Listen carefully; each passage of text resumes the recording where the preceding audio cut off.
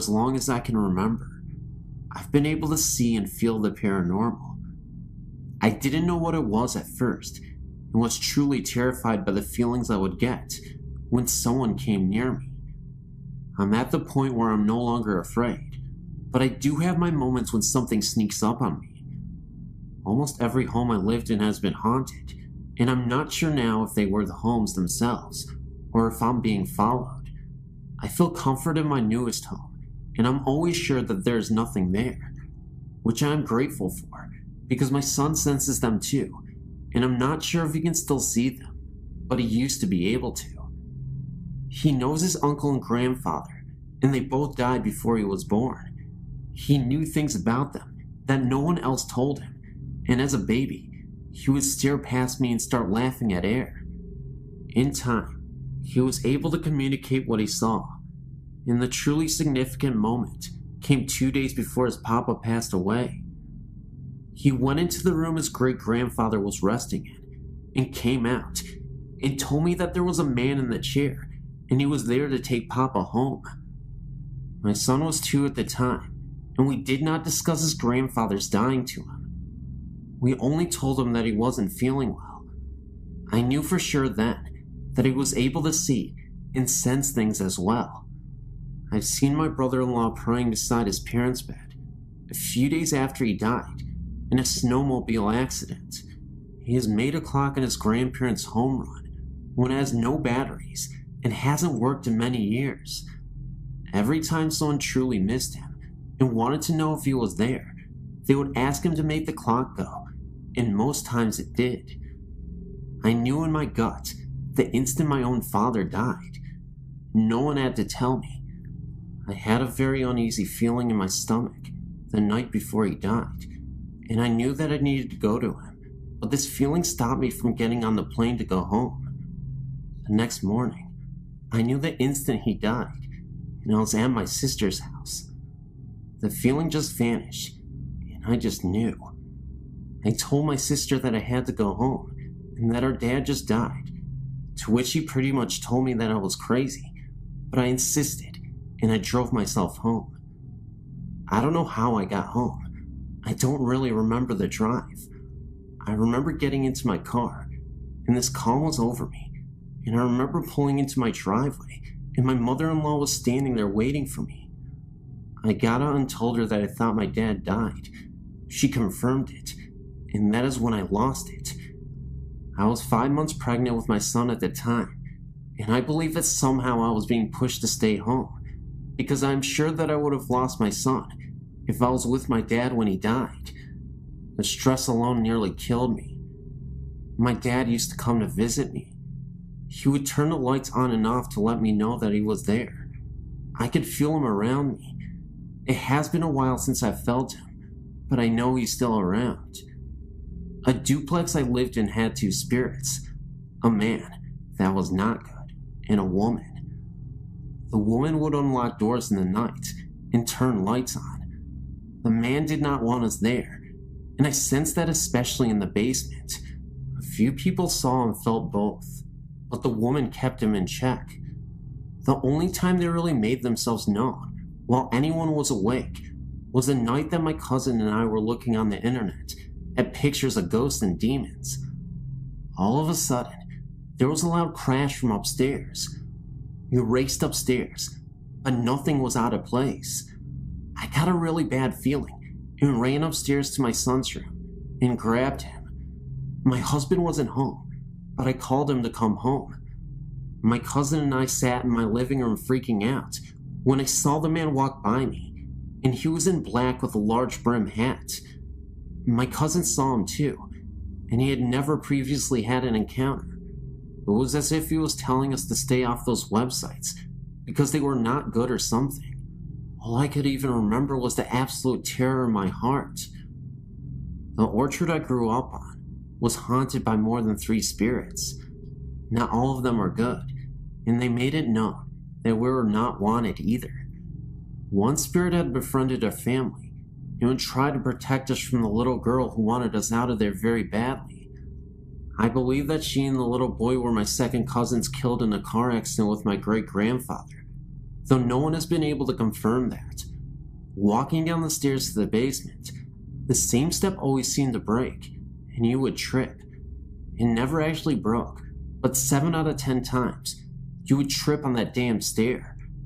I mean, anyone would trip too. Faces would appear in windows. Gunshots would ring out behind our house, and no one was there. My dad even checked for footprints a few times, because the shots were that close.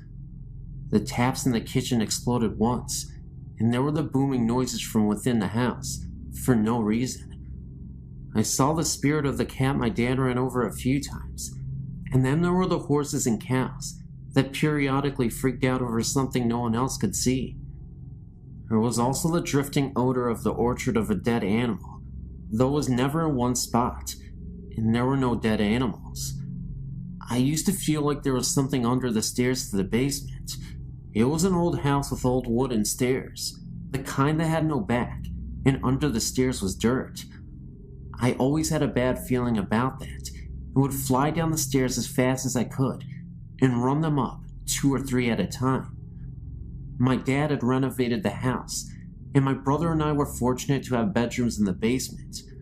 I got locked into my room one night, and we ended up having to take the hinges off to get me out. No lock on the door. When we were moving, I was sitting on the floor in my room packing, when all of a sudden, the mirror on my dresser came crashing down, shards of glass missing me by centimeters. My friend's family rented the house for my dad for a short period of time, and one night, my friend had fallen asleep in the area of the basement by the stairs.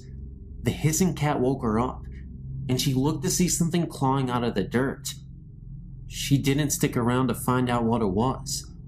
A few days later, her brother came bolting into the room she was sleeping in, my old bedroom, and grabbed her arm and demanded to know if she was practicing witchcraft or something. She didn't, because he had 2 perfect bite marks on his wrist, and when they looked at her arm, she had the exact same marks as if they had been bitten by fangs or something. Of course, they left shortly after, but not because of the things they experienced. I didn't find out about any of this until after they moved.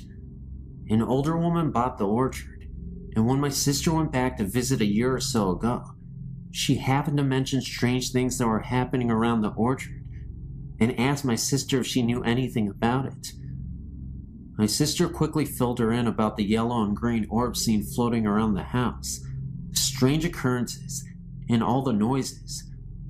The difference of what she had seen and felt was that she saw a cowboy, and we were told there was an Indian on the orchard protecting our family. Apparently, the land that my great-grandparents had settled on was once a battlefield, and our family had been told the Indian warrior died there in battle. The house we moved into after we moved off to Orchard had its own spirit or two as well. My parents didn't believe me until a few years after I moved out, and my mom had been home alone, and the front door unlocked, opened, closed, locked, and she heard footsteps move around the house and up the stairs, and then they stopped. She also heard the kitchen cupboards open and close, and kept calling out to my dad. They lived alone by this time, but no answer. This continued like this for about half an hour. My mom got scared and refused to leave her bedroom until my dad actually came home an hour after that. She blamed him, but it couldn't have been him. He was at work. This was a frequent occurrence, but previously my parents blamed my brother or myself or the other until my brother and I moved out. There was also the time my friend and I thought we would play a trick on my brother and pretend that the house had been broken into.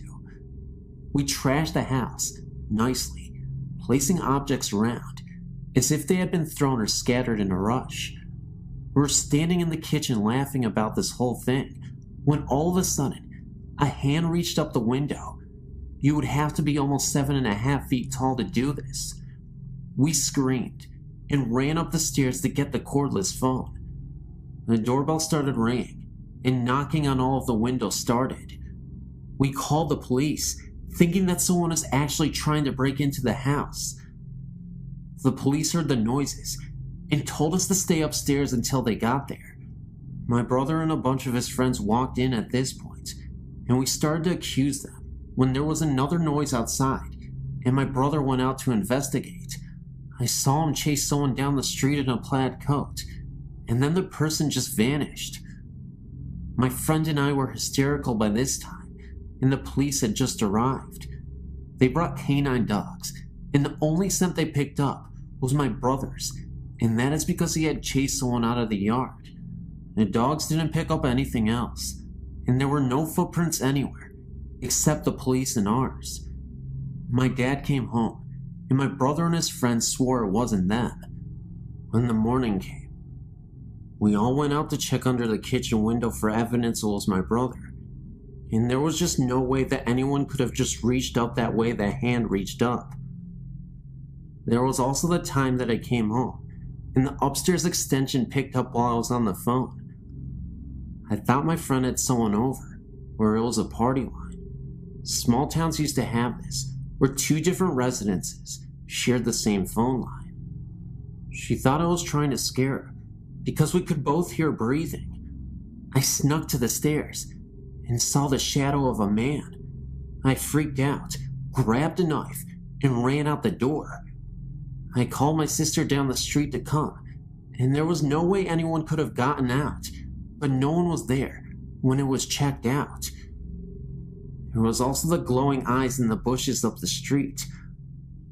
I used to see those frequently at night, and once in a while, was brave enough to go and check it out, to see if there was a dog in the bushes, peering out. There never was, and the hairs on my neck would stand straight up on end. I wasn't the only person to see this or feel this way about those bushes. Quite a few houses in the area were haunted as well. I would hear a man's voice in the house where I babysat, and so did the girl I babysat. It was detached and floating in the air. You would feel tugs on your shirt when your neck was turned, and lights in the basement would flick on and off. A friend of mine who was completely skeptical lived in the house previously and had confided in me that she thought something weird was going on in the house. She slept upstairs, and every day she would look in the cubbyhole in the wall, and there was a sleeping bag unrolled and an imprint of a body on it, and every day she would roll it up and put it away, only to find it there in the morning again, or by the time she got home from school. She showed me this one day, which made me uneasy, talking about the babysitting job there when new people moved in. There is so much more, but honestly, I'm getting tired and drained out. If you want to hear more, let me know. There are some stories that my family and friends have passed on, and I think you might find them quite interesting. I'm a great fan of your website. I've some stories that I've heard from family. Here's one that my grandpa encountered. His father had recently died in 1993, and the night of his funeral, he was awoke by something. He didn't know what it was. He was just awoken by whatever it was. He looked over, and his father was standing there, saying, "I'm okay. Please do not worry." My grandpa got a drink of water, and his father left. He went right through the door. Then, I have one from family friends. This was when friends Steve and Rita had moved into a new house. They had seen several apparitions that they have not really explained, but really just blobs. Then, here comes the scary part. Here are two stories that I've also inquired from the same person. Rita and her husband and two friends were in the family room in the middle of the day, talking, and all four of them saw a shadow jump from the balcony, slide across the family room, and go under the couch. Steps have also creaked, and toilets have flushed for no apparent reason. This was also a new house, with no history of violence on the property. Now for the second story. A couple of nights later, Rita was sleeping and woke up to feeling like someone was sitting on top of her, trying to choke her. Steve woke up to Rita's screams and flipped the lights on. She told him there was a man with a plaid shirt in the room, trying to choke her. no one was in the room. She got up out of bed and went to the dresser, looked in the mirror, and he was behind her. A lumberjack-looking man in a plaid shirt standing right behind her. This also might sound kind of weird, but my mother, Bernadette, lived in a new neighborhood when she was little. Outside of the development was a field with a very small house, almost a shed. Whenever my mom took a walk with her grandma, a little girl would come running out of the house and shed and talk with them. She was always dressed old-fashioned with a dress on. She resembled a little girl like Shirley Temple. She said her name was Judy. My mom saw her several times. Her grandma also did too. Years later, when she mentioned Judy to her mother said that nobody had ever lived in that house. It was used for storage, a shed, and said my mother was making it up, and that it was a story. We have never figured out if it was a ghost or not. My great-grandmother remembered her too. As a side note, I've passed this particular field many times, and have seen the shed, but have not had any strange things happen to me when passing the area. Like my grandmother has said, no one has ever lived in that shed, so I don't know.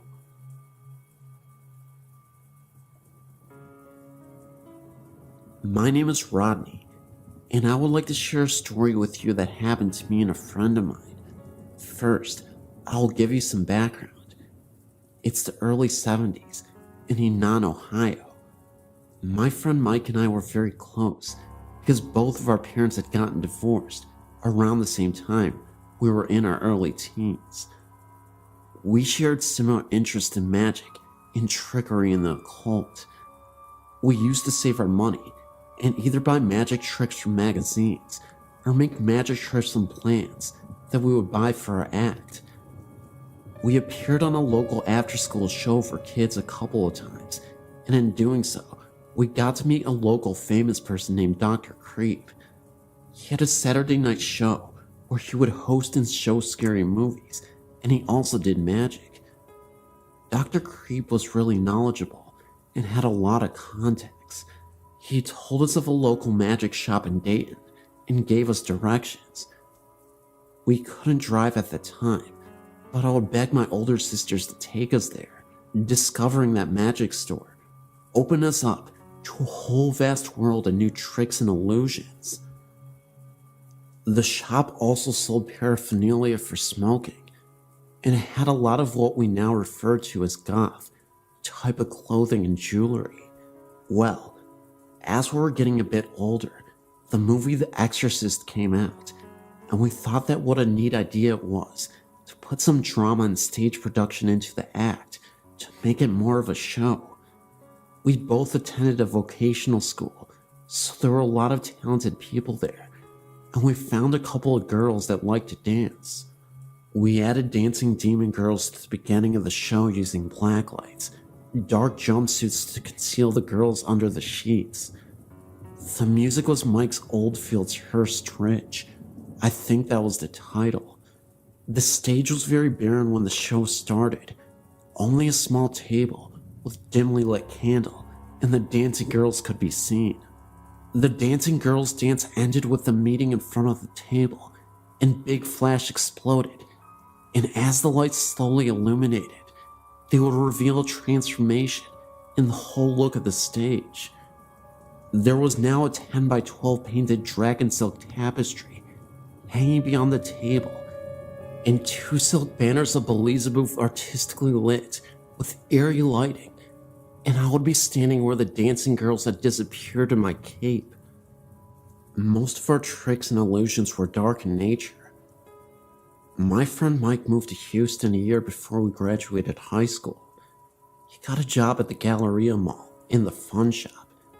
After I graduated, I moved to Houston and stayed with Mike at his mother's house. I also got a job at the fun shop. Eventually, we pretty much ran the place, and again, we found a lot of new outlets for magic and the occult. Eventually, we moved into an apartment together as roommates. Our interest in the cult grew, but only out of curiosity, and it gave us an air of mystery to other people.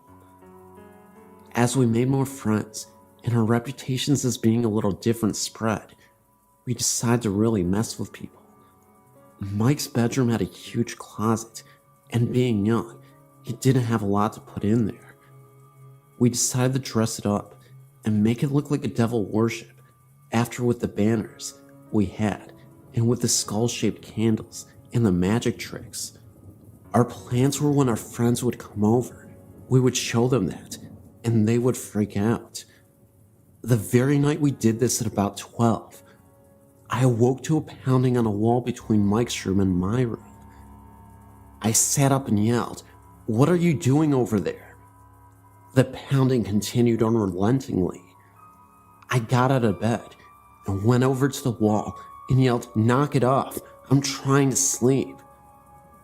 The knocking got louder and didn't show any signs of stopping, so I went over to Mike's bedroom door and knocked and said, "Mike, stop it." The pounding continued, so I opened the door to see Mike sitting up in his bed, looking at the closet. My eyes went across the room towards the closet, and as my vision passed his dresser, I saw the door slowly closing. I asked Mike what he was doing banging on my wall. He said it wasn't coming from the wall between our rooms. It was coming from the closet. I continued looking onto the closet. As I saw the door, it was breathing and jostling, as if someone was trying to get out. Then it stopped suddenly. We were scared witless. We gathered up enough courage to both walk over, and we pulled open the door with ease. The closet was freezing. We looked around and saw no one or anything. The apartment we lived in was brand new. No one lived next door. Our neighbor downstairs was gone for the weekend. We asked the people behind us the next day why they were banging on the walls, and they said that they hadn't, and that they didn't hear anything the night before. We immediately started ripping all the decorations down. I'm still very much fascinated with the paranormal, but I will not invite it in. I have another story I will share with you later, but as for now, I hope you enjoyed what I gave you.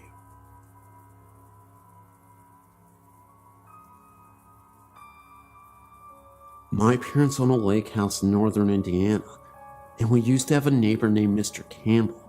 Sadly, Mr. Campbell was quite old and depressed, and one day he left a note and enough food and water to last his dogs at least a week. He said his body could be found in the lake. I couldn't remember if it was ever found though.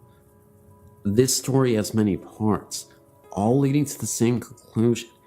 Mr. Campbell's ghost haunts this property, but he seems to be quite calm and docile. The first instance, a rich man, Richard, bought his property, tore the home down, and built a $2.5 million house. Richard was extremely nice and was always coming over for dinner. One day, he told us that he thought his house was haunted. He had an entertainment system installed that requires him to climb a ladder to fully turn it on or off. For that reason, he always left it on and left the ladder in the garage. One day he had guests over and was going to put on the Indy 500, but the system was powered down. He said he watched TV the night before and no one had been in the house. At first he just assumed it was a power outage or something. He got the ladder and turned on the system. However, all of the settings were messed up. The volume was turned down very low, and the radio was on and set to a 50s station. The TV was off because of the radio. When he turned on the TV, it was tuned static rather than the Discovery Channel Richard had been watching the night before. He said he played it off as an accident to his guests, that it kinda spooked him. Later, after this happened, Again, Richard assumed Mr. Campbell wanted to listen to music, but didn't want to disturb anyone, because no one had heard the music. Richard also had a roommate named James.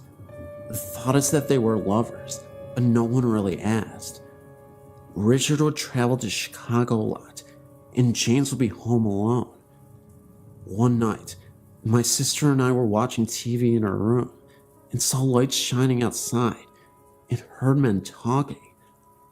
We looked out our window and saw about 3 police cars and about 6 policemen walking all over the house, looking at windows and knocking on the door. We went outside with our dad to see what was going on, and the police asked if we had heard or seen anything suspicious. We said no. Why? They told us someone had called 911 from the house, but only breathed into the phone for a couple minutes and then hung up. We told the police that Richard was gone, and usually when he was gone, James would visit his mother down the street. My dad called James' cell, and he was at his mom's for a dinner and a movie. He said he was planning on leaving soon anyways, and came to talk to the police. James let him in, and they searched the whole house, but no one was there. However, in the kitchen, a burner was left on high. James said he made pasta to bring to his mom's and must have forgotten to turn off the burner. After the police left, James said he sometimes got a strange feeling in the house, like he wasn't alone when he knew he was, but that he never got scared. It was more like being watched over than stalked. My sister and her friend were sitting on our screened-in porch one Friday night after we got to the lake house late. They saw a man walk from the pier to Richard's house, and my sister called out, "Hi, Richard," or James, whoever it is. But the figure didn't stop or reply. He just walked up to the house and disappeared.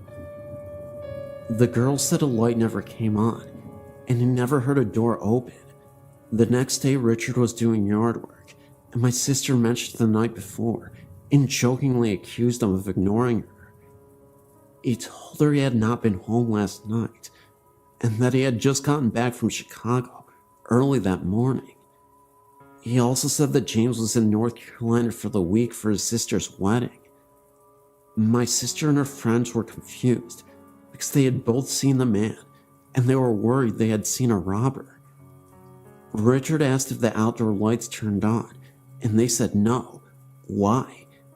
He said he has motion detector lights, so if there was a person by the house, the floodlight should have come on, and his alarm didn't register entry last night. The next incident, Richard had to move to Chicago. It had gotten to be too much for him to constantly be driving back and forth, so he bought a flat in Chicago and put the house up for sale. James left too. The new owners are really quite annoying and full of themselves, so no one ever told him about the possible haunting or the house's past. One day Janet came over and asked us if the house had a story. I asked why. She said she had been in the shower when she saw an old man staring at her. She screamed and he just disappeared. We told her about Mr. Campbell and everything, and she sort of freaked out. They tried to sell the house, but couldn't. She still says the old man watches her every now and then. The housekeeper says she has never seen the old man while she was showering, but that she thought she saw him one day while she was cleaning. He was in the entertainment room, listening to music.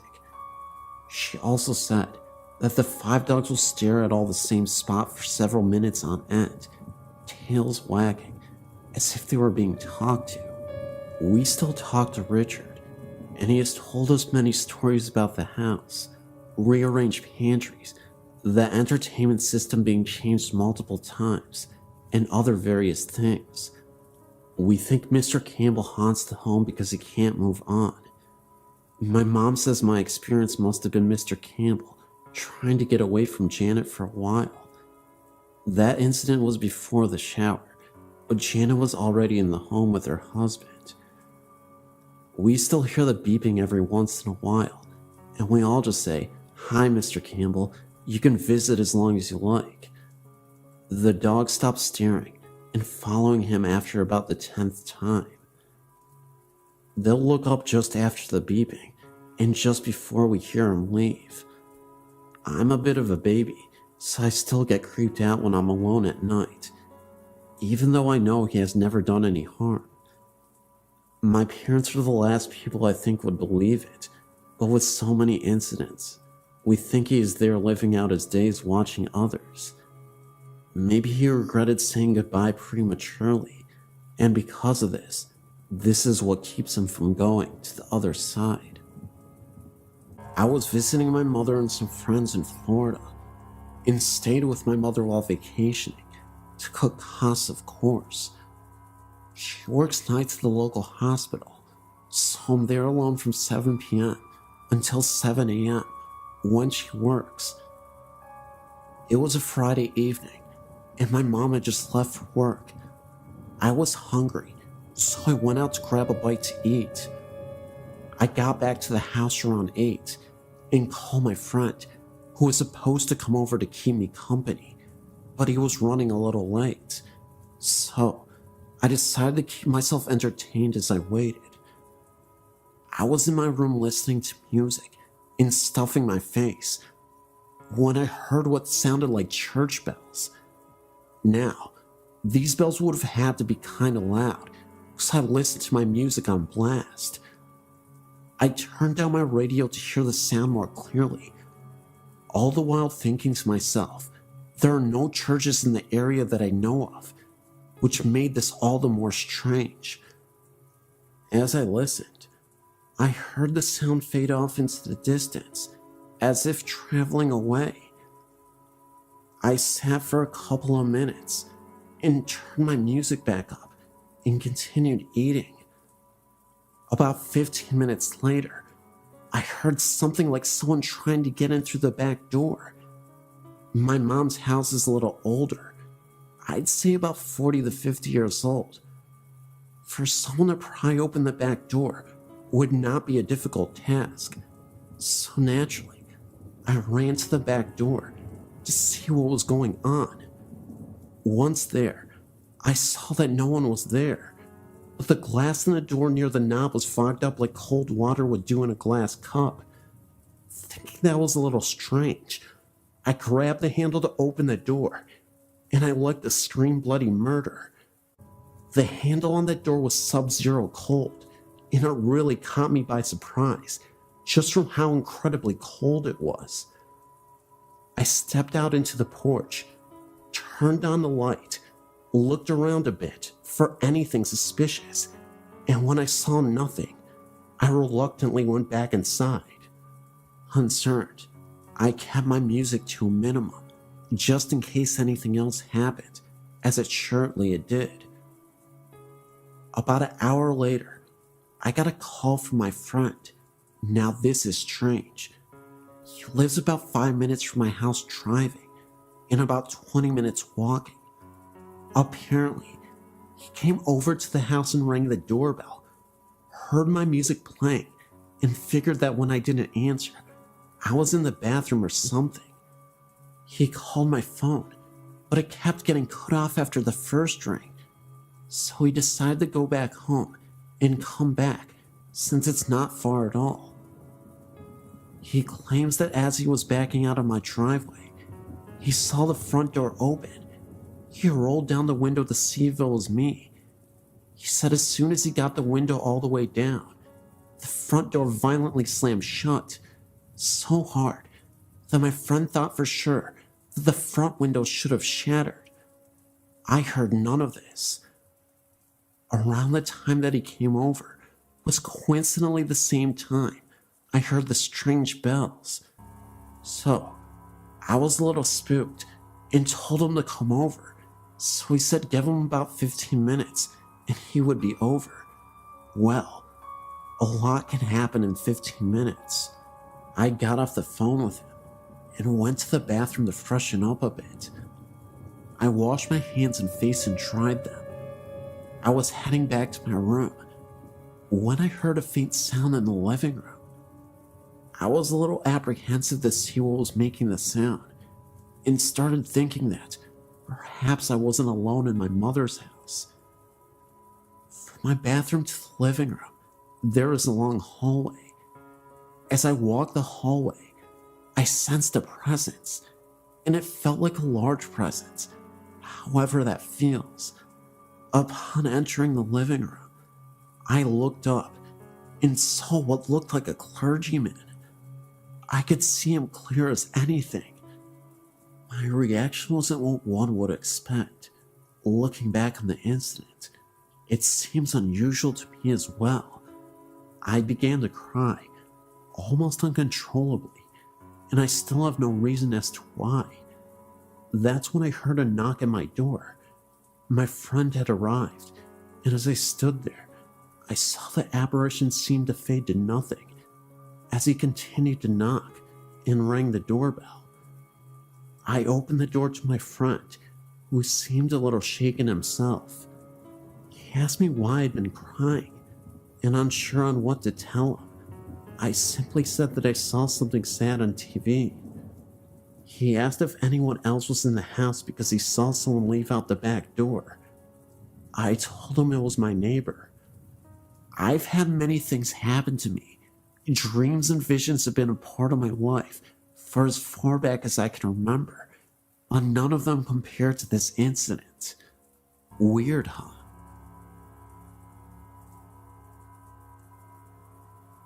I was only about 3 years old when I first started seeing things in my old house.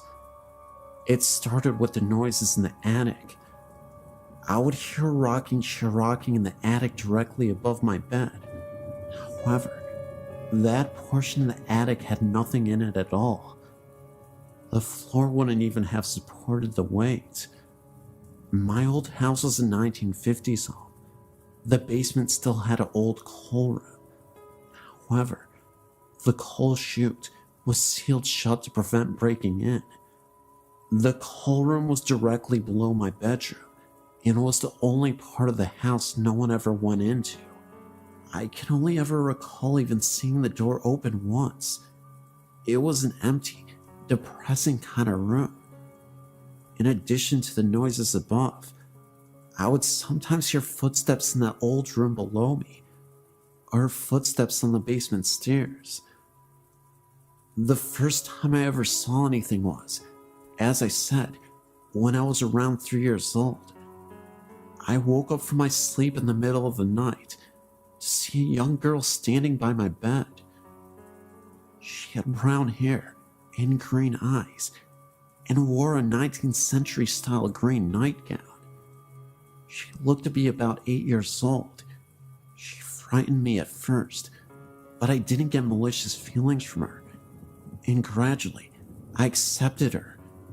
She appeared to me often throughout my childhood, and even now I see her occasionally. The other ghost I saw was much scarier. I wasn't the first one to see him. My younger brother was. He was a tall man who held a knife in one hand and wore black. My brother began seeing him when he was about 5 years old. The man would appear in his closet, began to walk towards him, and then my brother in his fear would scream, and the man would disappear when my parents came running.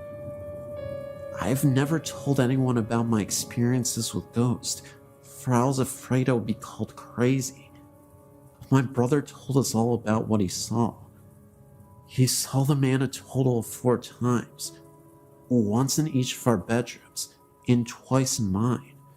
I saw the man twice, but I didn't begin seeing him until I was much older, around 9 years old. I always got a fairly bad feeling from the man, and Victoria, the name I gave the little girl, would always disappear before he appeared. I got the sense that she was scared of him for some reason. In addition to this, when my great-grandma passed away, I inherited her jewelry box. The first night I had it, I'd left it sitting open on my bedroom floor when I went to bed. I was around 6 years old. I was lying awake in bed when suddenly the movie in my VCR fell out of the VCR and onto the floor. A few minutes later, my TV turned on. There was no one else in the room at the time. As I got up to turn it off, it turned itself off. A few nights later, I'd once again been playing with the jewelry in the jewelry box. I awoke to find my basketball bouncing itself repeatedly against my dresser, sideways. There was no one else in my room at the time, and it kept it up for over a minute.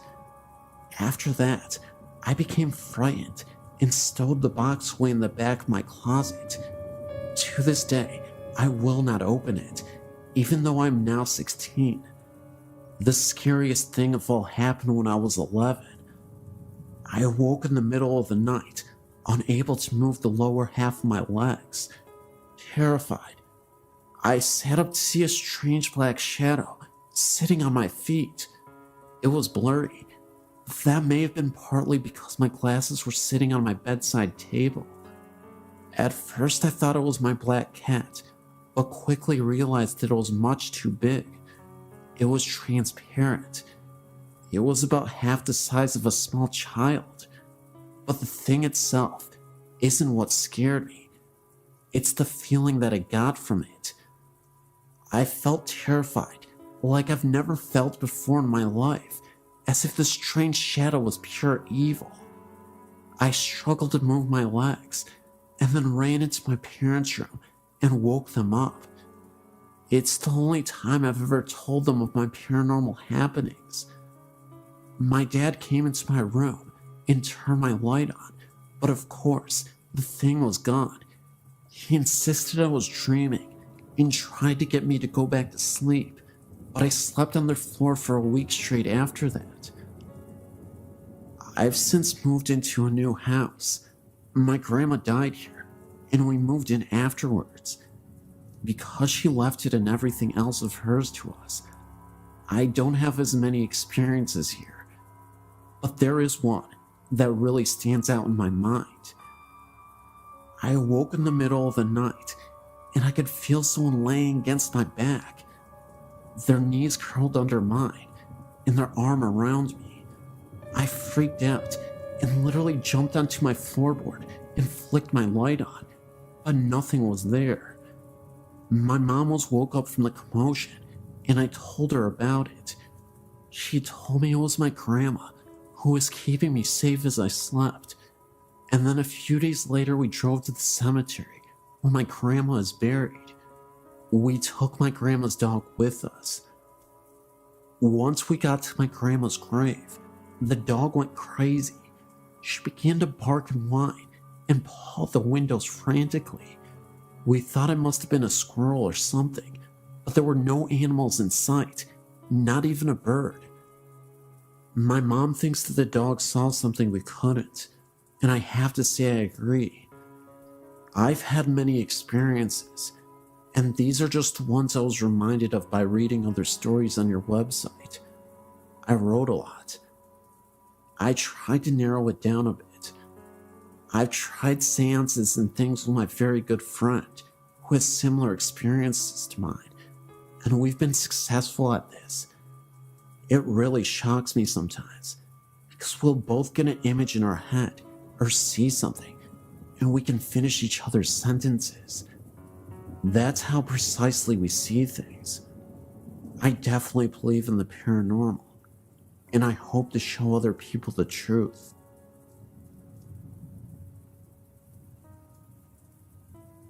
I lived in this area for over 30 years. Robinson Woods is the home of the Chief Chichi Pinque, as it is spelled on the sign, in the site of his burial marker. He was the last chief of the Potawatomi Indians, and he was related to the Robinson family. He died in 1953. There have been numerous ghost hunting expeditions conducted here, with reports of drums and shadowy forms of an Indian in pictures in the woods surrounding the memorial marker. These woods are connected to Catherine Woods, west of East River Road, south of the Kennedy Expressway. There's a trail that leads from behind the Chief's memorial marker, going to a small branch of the Des Plaines River. It is along this river that John Wayne Gacy buried several of his victims. Additionally, there have been numerous bodies found here over the years. In the late 1950s, 2 brothers went missing and were killed, and their bodies were discovered here. The area of these woods, more towards the Catherine Woods side, just south of the expressway, is where the American Airlines flight went down, killing all on board.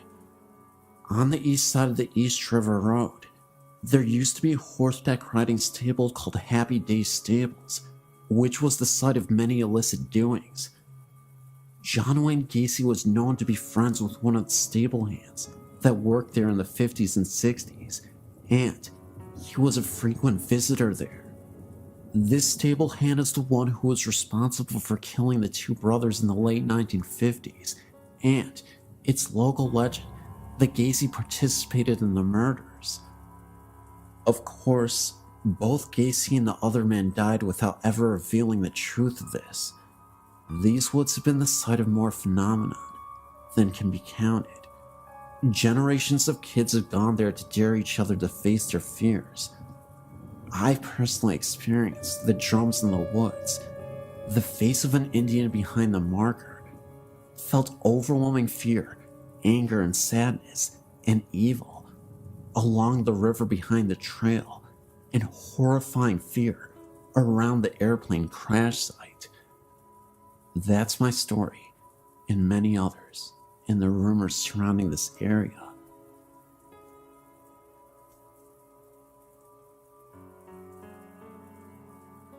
When I was around 7 or 8 years old, I lived in Norwalk, California, with my mom and my soon-to-be stepfather in a 2-bedroom apartment.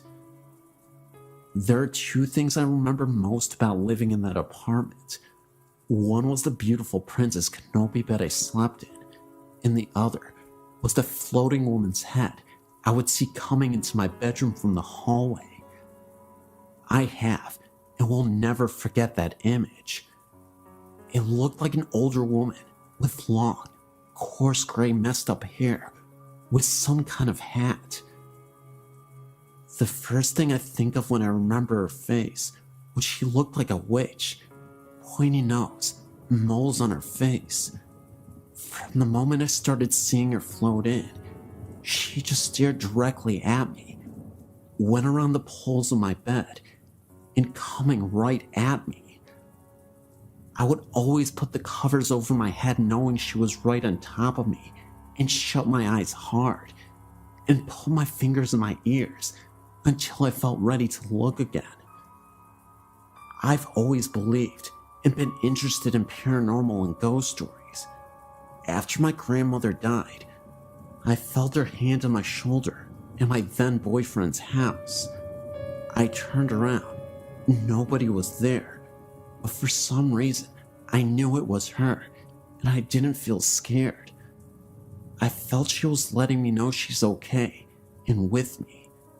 Lately, my sister and I have been looking at paranormal sites and researching videos and pictures of ghosts, paranormal stories. Your site is my favorite right now.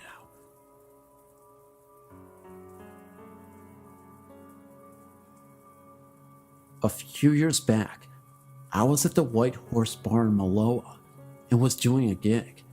When I was done, I left the back room and walked through the kitchen area, passed by a guy in a white outfit who was preparing food, or so I thought.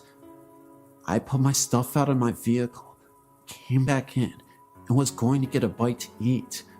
I asked for a menu, and a barmaid gave me one. I ordered food, and the barmaid headed back to make me my food. After a while, she came back with my food. Her and I talked, and we started dating shortly after that. Well, a week or so later, I met the whole crew, 3 girls and the owner. I asked where the chef was, and the owner told me they're right here.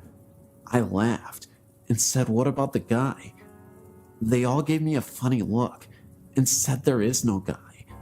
I had explained the guy I'd seen a week back that appeared to be a cook, dressed in white clothing that's similar to a chef, and was facing the kitchen stove that I walked by.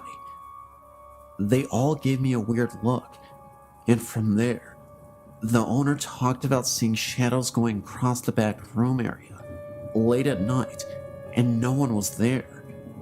He told me the owner prior said a ghostly head was said to appear down from above the bar one time in the past. There was a time that I had to change the light bulb, and it had to be replaced. The old one was loose and burned out. I tightened the new one in place and tightened down the fixture, and we were sitting down my girl at the time, and the owner and another of the bar ladies and I joked, the ghost will probably be here to flicker the lights, and the light will burn out. The crazy thing is, a couple seconds after that, the light flickered and went out. The owner got another light bulb, and I took the fixture enclosure off to find the bulb loose, but still good. One of the barmaids researched the property and told us the place a long time ago, back in the past, was a feed store, and that a guy in his teens got crushed to death from fallen feed sacks. I was born in Singapore in 1951 to British and Australian parents.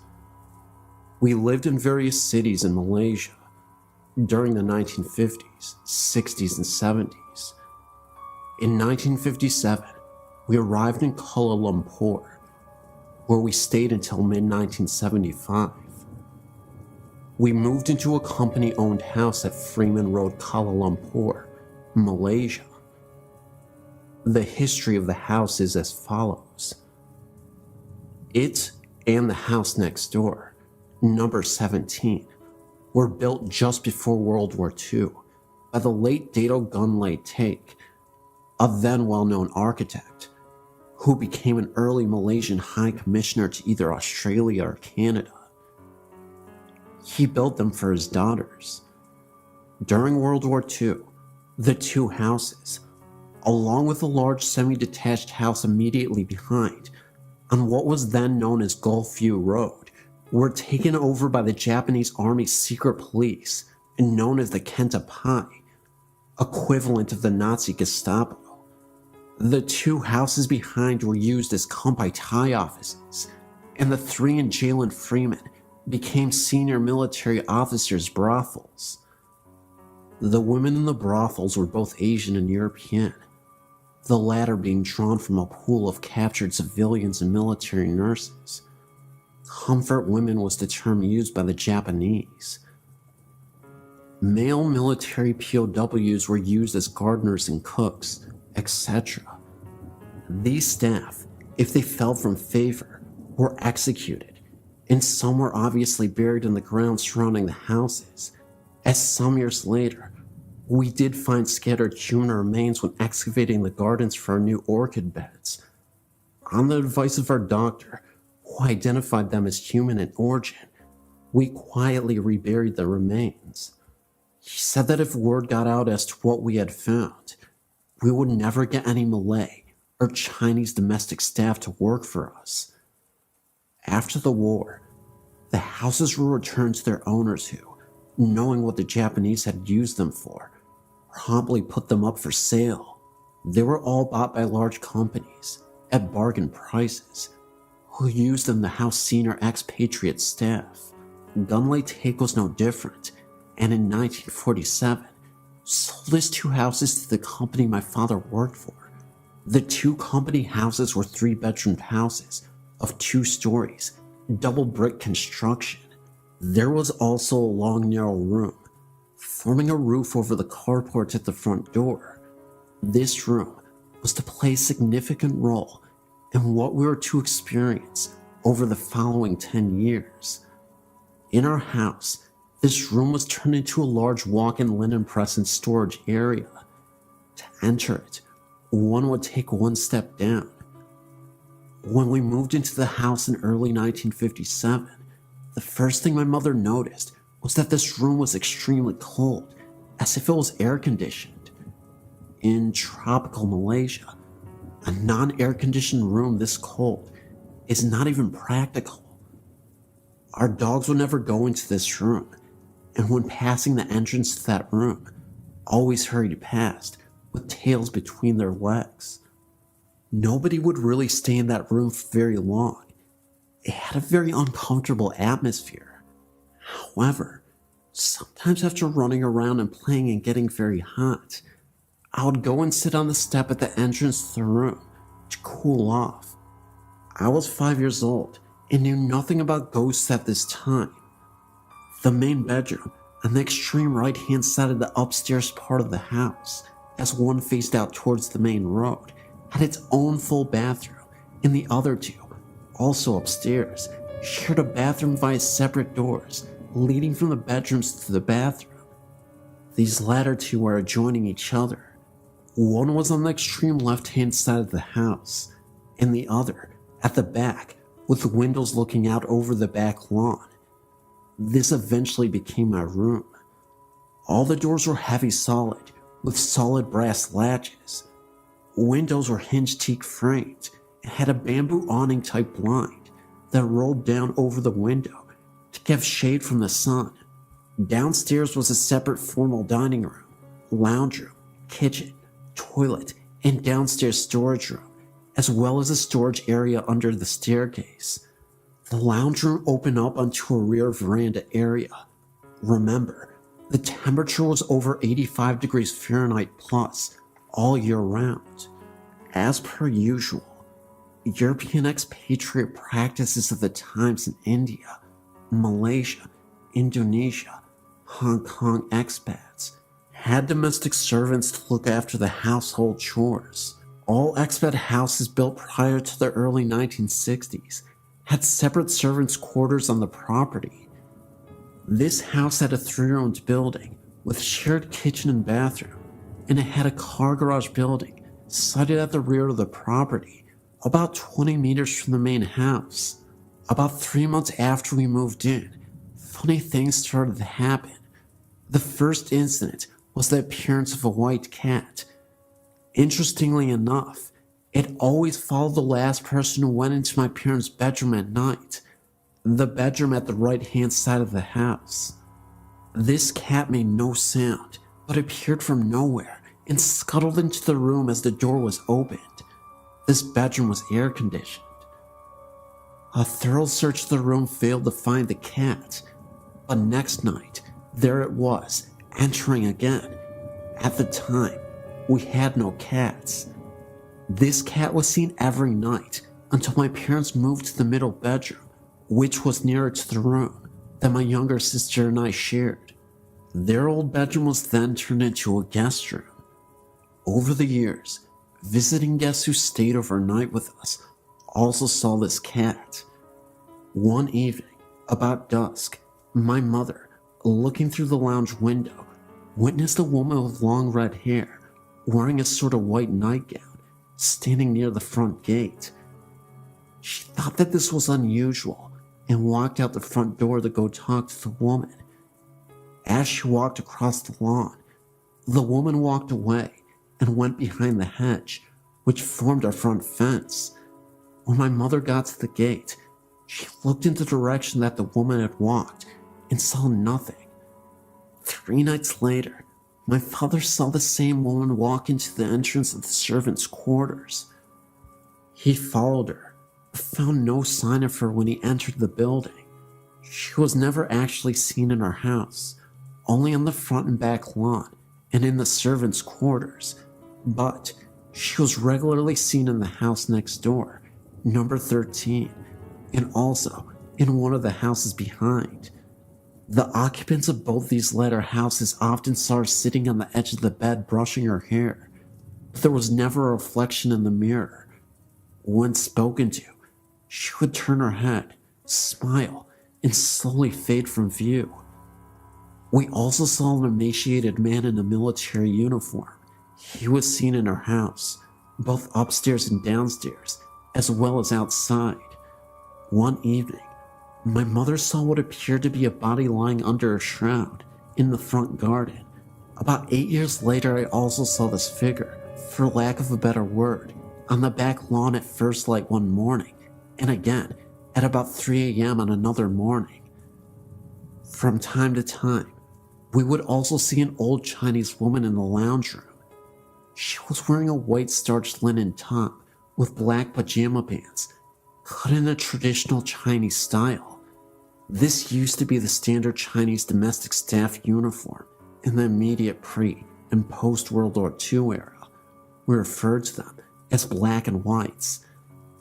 By the 1960s, the next generation of Chinese female domestic staff had abandoned this tradition for more colorful pajama suit type clothing. One would look up from reading a paper or a book and see this old woman standing in front of you smiling. She would then fade quickly from view. She was only seen in the lounge, in broad daylight, but never when there were a lot of people around. One evening when in my mid-teens, I arrived home from visiting a friend. As I walked down the drive, I noticed that the lounge room was lit up and a man with shiny, neatly combed black hair and wearing a khaki uniform was sitting in a chair with his back to the window and reading what appeared to be a newspaper. I got the impression that he was Asian and thought he was a friend of my father come to visit. Later, I recollected that the furniture in the room was different to what we had in there. When I entered, I found the whole house, including the lounge, to be in darkness, the rest of the family having gone out and the servants retired for the night. Thinking back, I think this man was probably a Japanese military officer.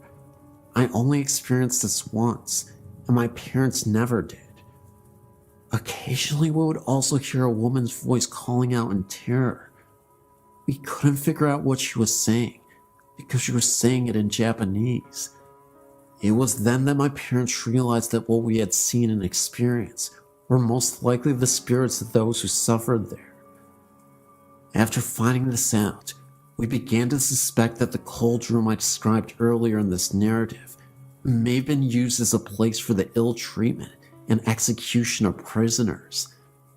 My father learned that after the war, health authorities advised that the original septic tank was too close to the house and a new one had to be installed.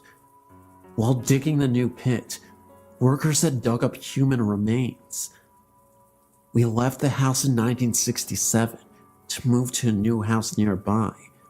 The next occupant, also working for the same company, also experienced funny things, but didn't actually see anything strange. This family's dog on several occasions also dug up human bones from the gardens. In the interest of preserving the local peace, they also quietly reburied the remains and said nothing. I didn't find out about what they experienced until many years after they had left Malaysia and returned to England. The company sold the houses in the mid-1970s after my family had left Malaysia. The houses at 15 and 17 were torn down, and a large mansion was built across the boundaries of both properties. However, this was demolished after a few years, and since then, the 2 blocks have remained vacant. In 2008, they are still vacant. This is a prime land in an inner suburban area, but the land is still vacant.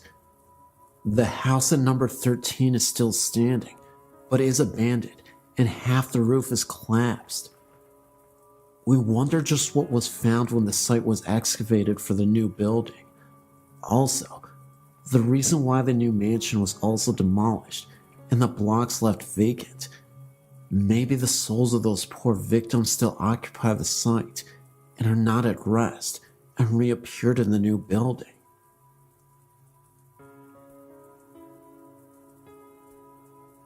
I was shocked to see that in Lovejoy, Georgia, there were apparitions.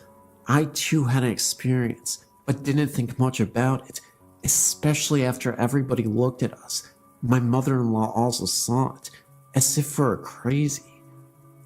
We used to live in a new apartment complex. One day, I was sitting on the counter eating lunch, and my mother-in-law was in the living room. As she came towards me to get to the kitchen, we both saw a man going towards the room at the end of the hall. Our first instinct was that one had broken into the apartment. We did get a chill, but at the same time, we didn't seem it was a big deal. We just figured it was the fact that we had gotten scared. I grabbed the phone and we walked towards the hallway. When we looked, we saw nobody. We thought they had gone into the bathroom or the laundry room. When we saw nobody, we looked in the closet of the room, but again, didn't see anybody. After we came to our senses, we realized that nobody could have entered, because we would have heard the door and the alarm would have went off anyway. Two guys that slept in that room told us afterwards that they would have trouble sleeping for a long time. On occasion, they would hear the water running, but they thought it was the other one. After sharing these experiences, we have come to the conclusion that this was in fact paranormal. We called the leasing office and asked them if anything had happened in that apartment, or if they knew of anything of this nature in that area.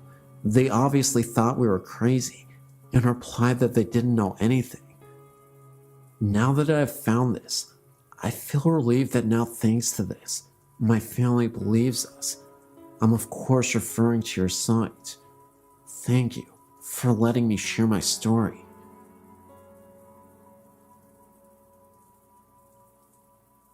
There's a lot of things in my life I've seen over the years, but nothing has disturbed me quite like this. It was the weekend of break for myself and my mom, and we decided to go up to Oklahoma City to see my cousins. Everything was great. I got to see some relatives, and nothing seemed quite out of the normal. That is as far as normal went that night. While taking the 4-hour drive back, I noticed that the moon was very huge and blood red. Of course, I didn't know about the eclipse that day, so it was cool to watch as we drove to Ferris, which is a tiny town between Lane and Antlers. I remember that my mother pulled into the Veterans Bridge in Aloka when a couple miles down the road, I happened to look up, and an elderly couple was standing on the side of the road, staring across as if watching something. It reminded me of the Grant Wood painting of the farmer. I remember looking at a clock a moment before and saw it was midnight. The moon was still out and still red. What makes it even worse for myself is that my mother also caught a glimpse of them. I turned around shocked, and I felt like if I turned around, they would be flying behind us screaming. I've passed by several times since then, and every time I get a shiver up my spine, remembering what happened that night. I still get teased a bit about it, even to this day, even though my mom was pretty spooked out herself. My dog and I have been traveling the mountains of upstate New York and Pennsylvania for 17 years. So when he left me last February 2007, I brought him to his favorite spot. There was still snow on the ground, and tracking through the woods at this time was very difficult. I tried to pick ground with the pick that I carried, but the ground would not permit me. I found a nice spot and laid him under some brush beneath some trees. I told Dylan I would be back. 3 weeks passed before I was able to get back to him. When I was driving up the dirt road, all I could think about was how I was going to find him. Being where I'd laid him down, I thought I'd find him in pieces. Was getting sick to my stomach. He was my boy, and this had to be done. When I reached him, it was just like I had laid him down. Thought this was weird. He wasn't even stiff. It was like he was waiting for me to come back. It was nice being with him, even though he had passed. The rest of the afternoon, off and on, I dug his grave, going very deep so the wild animals couldn't dig him up. I took off my coat and wrapped it around him and laid him in the grave. Dusk was setting in, and all of a sudden, I heard children moving all around me, laughing and giggling.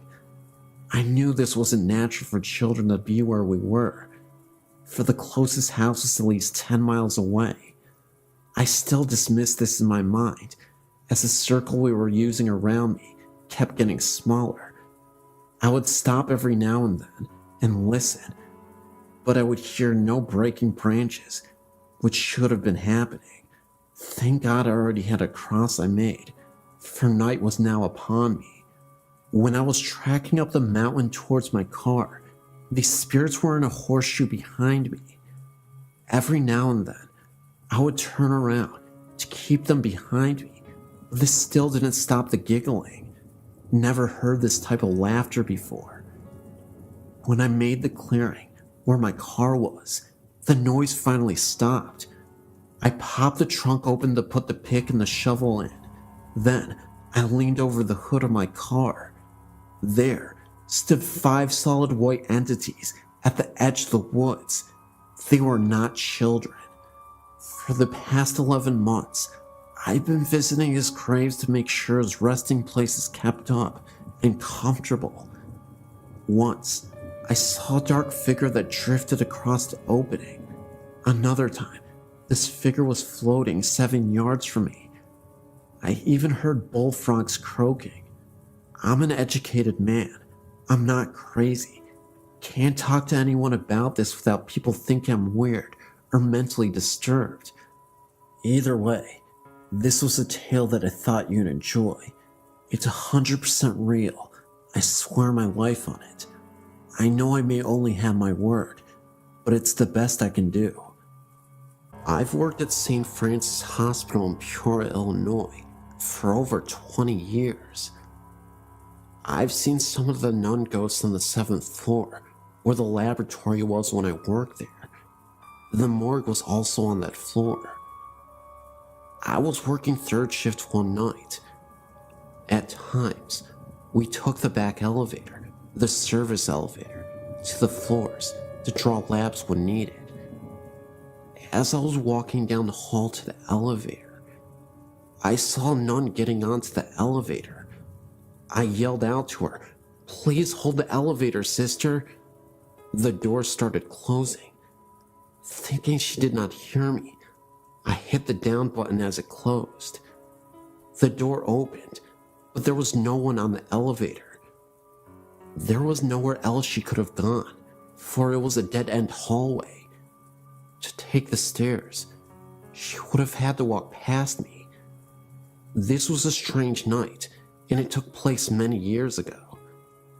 Another moment, it was fairly late, and I was again on my way to the elevator. This time, I made it inside alone, and as the elevator was closing, I saw a man in a white lab coat standing all the way at the end of the hallway. At the time, the hallway was pretty dark, but there was just enough light that you could see down it. I knew for a fact that there was absolutely no one else on the floor at the time. The image of the man in the lab coat, and also the nun, will always be engraved in my mind. This hospital has always had a reputation for having had ghostly visitations from previous employees who used to work there. Some of my coworkers have experienced this as well. When I was describing what I had seen to a current coworker, she was a bit startled from the revelation. That's because one night, she had taken the elevator to the morgue, and when she got down to it, she could have sworn that she saw a figure or dark shadow in a praying position, kneeled over. She said the figure was an outline of a person. No distinct features, almost cloud-like, but could definitely tell it was made to be some sort of person. My theory is that the nun appeared once again to help with the newly deceased transition to the other side. I'd also like to think that the man in the lab coat was a former employee of this hospital. Either way, there's quite a bit of haunted history here, and I'm not sure how to deal with it at times. Since I'm fairly used to creepy happenings, it no longer frightens me like it used to, but there's always a bit of excitement in telling these tales to those who haven't heard them before. I believe there is a portal to the other side that humans have access to, and eventually we'll transport ourselves to this world. As for now, we're just getting a glimpse of the afterlife.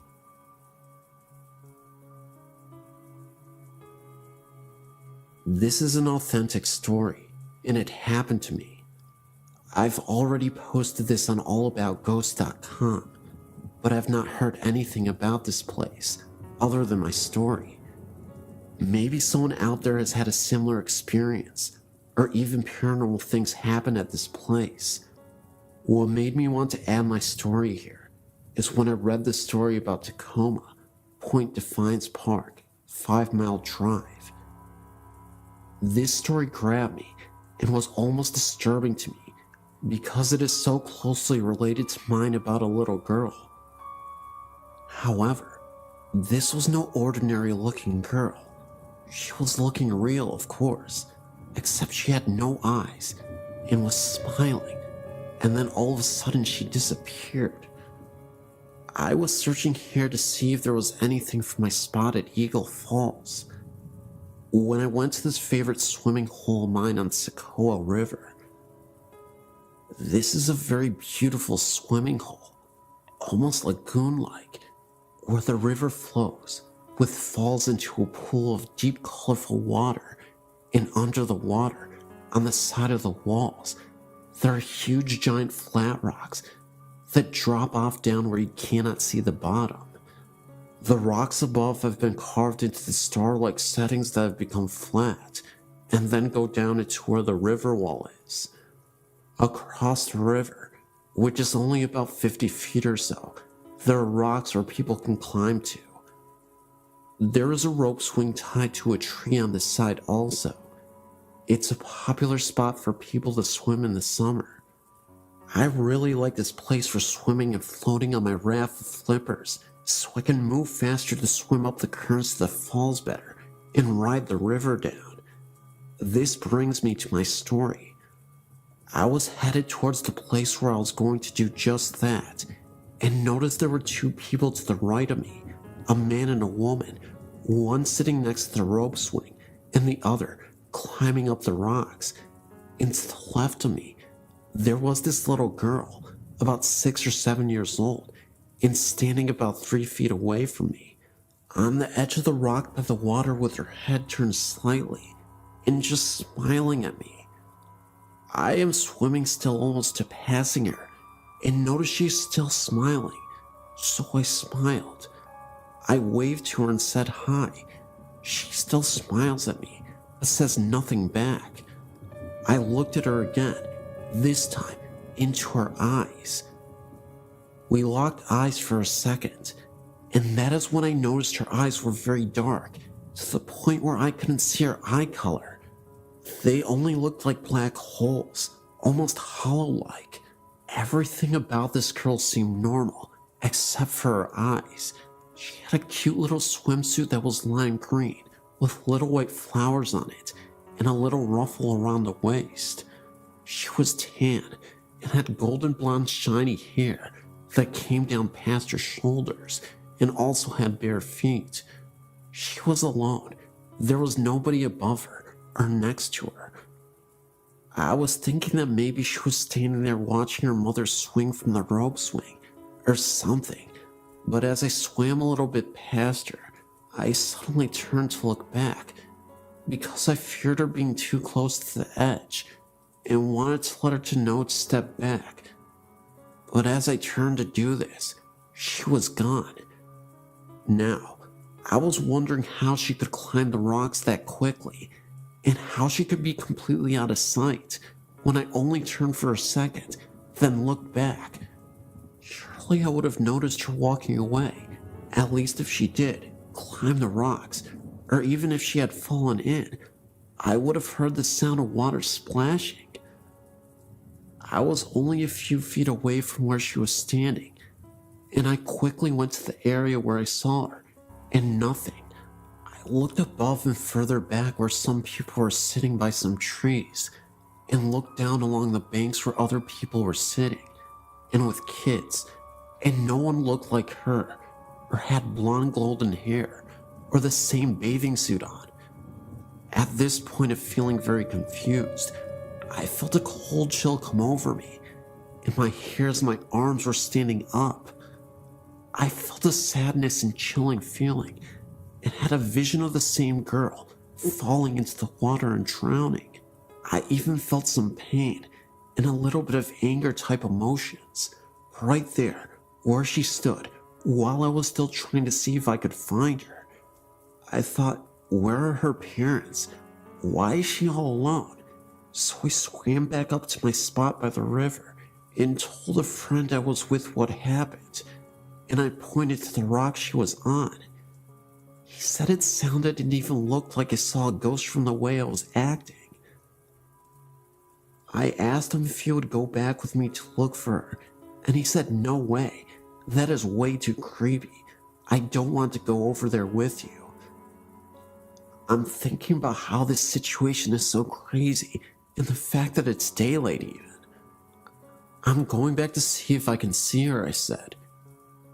Determined to find her, I swam back to the spot where it happened and looked all over the area where people were sitting, and still, no little girl in a green bathing suit. I started looking in the water to see if I could see anything from down there. Nothing.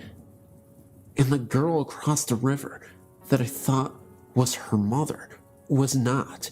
She was with the guy on the rock still. Then again, I get the chill, and I'm feeling sad, and start becoming afraid of the spot, and even swam away from it again, thinking this doesn't make any sense, then wondering if I'm the only one who saw her. Did the people across the river even see her? This is a wide visible area where you can see everyone around you. Am I losing it? Then I remember those eyes she had were actually hollow. The smile she made, and just kept smiling at me. How she didn't even move from the time I swam towards her, stopped, made eye contact, and said hi, then kept swimming, only a few feet further, then turned around to say she was close to the edge, or, where is your mother? Somebody should be with you. I truly believe what I saw was an entity of some sort, and perhaps this little girl might have fell into the river and drowned, right where she was standing. I've heard some stories from here of people dying at the spot by swinging from the rope swings and jumping from the high cliffs, which happened right across from where she was. I also believe I wouldn't be so disturbed by this if it all seemed normal, but it didn't, and for some reason, she didn't seem to fit in. I wrote to ease my mind, and maybe to just get it out somehow. If anything at all, I will probably never know why she picked me to see her, but I will never forget what she looked like, or how she stared at me and smiled for so long. Maybe she was looking out for some people swimming in the river. Who knows? Well, this is the end of my story.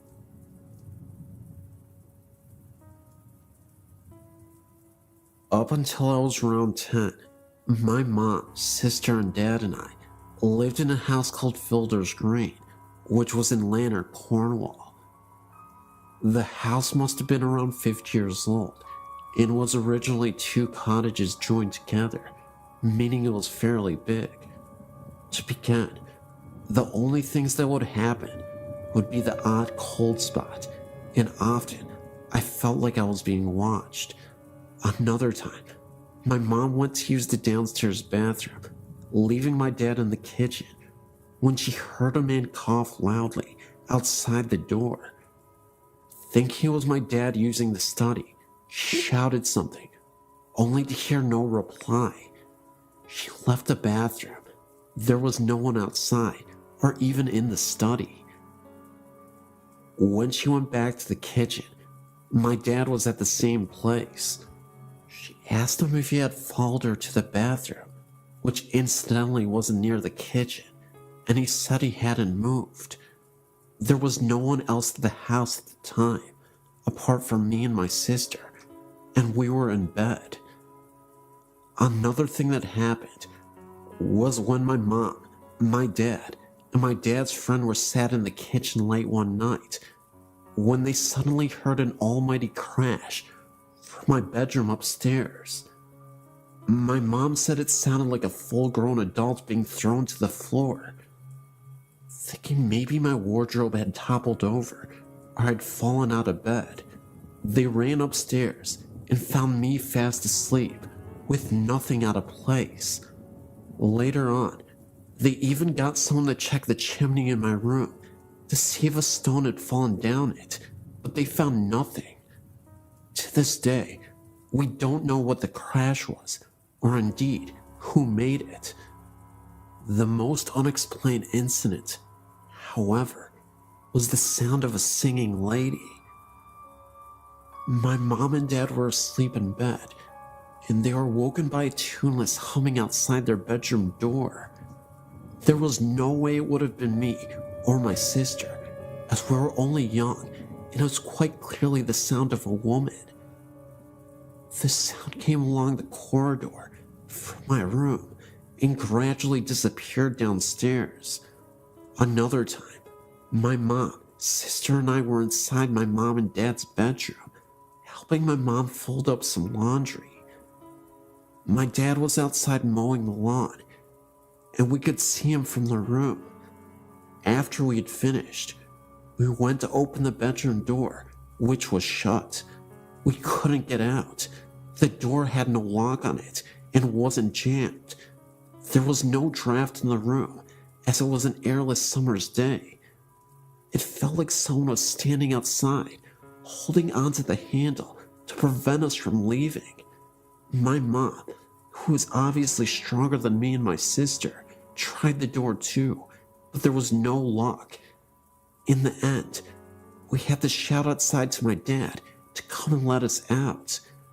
He opened the door easily, and there was no sign of it ever being stuck. We left that house when my parents separated, and I found out from someone that knew the current inhabitants that they too were experiencing strange things, such as their child's toys being turned and turned off during that night.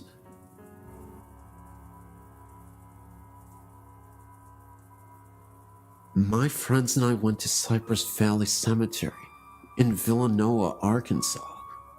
We come to your site and have tried out some of the places and have gotten good responses. We parked our car out front and went into the gates around 3 in the morning. There were 4 of us. There were 2 guys, and then my best friends and I, who are girls. The guys went in first, and we followed them soon after. Immediately entering, we all had a very strange feeling come over us.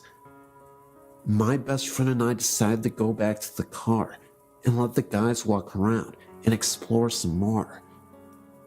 We were alone in the car for nearly 20 minutes with the windows rolled down because we were smoking when we started hearing screams from the distance. They sounded like they were coming from a woman. We saw no one else there. Then a few minutes later, my best friend saw the outline of 2 men walking on one end of the cemetery. She assumed it was our guys, so she called their cells, which when they answered, the lights from the phone showed us that they were on the complete opposite end. There is no way that they could have made it over there that quick. When we finally decided to leave, they got in the car and we sat for a minute. We had the windows rolled down, but it was about 68 degrees outside, so it wasn't cold at all. We all felt as if the air conditioning was blasting on us, but there was no source of air. It was very strange. Strange things kept happening to us later the next day. We go ghost hunting almost every weekend, and have been to many places, and this one was by far the scariest place. It just felt very uneasy, very dark. Just thought I'd let you know.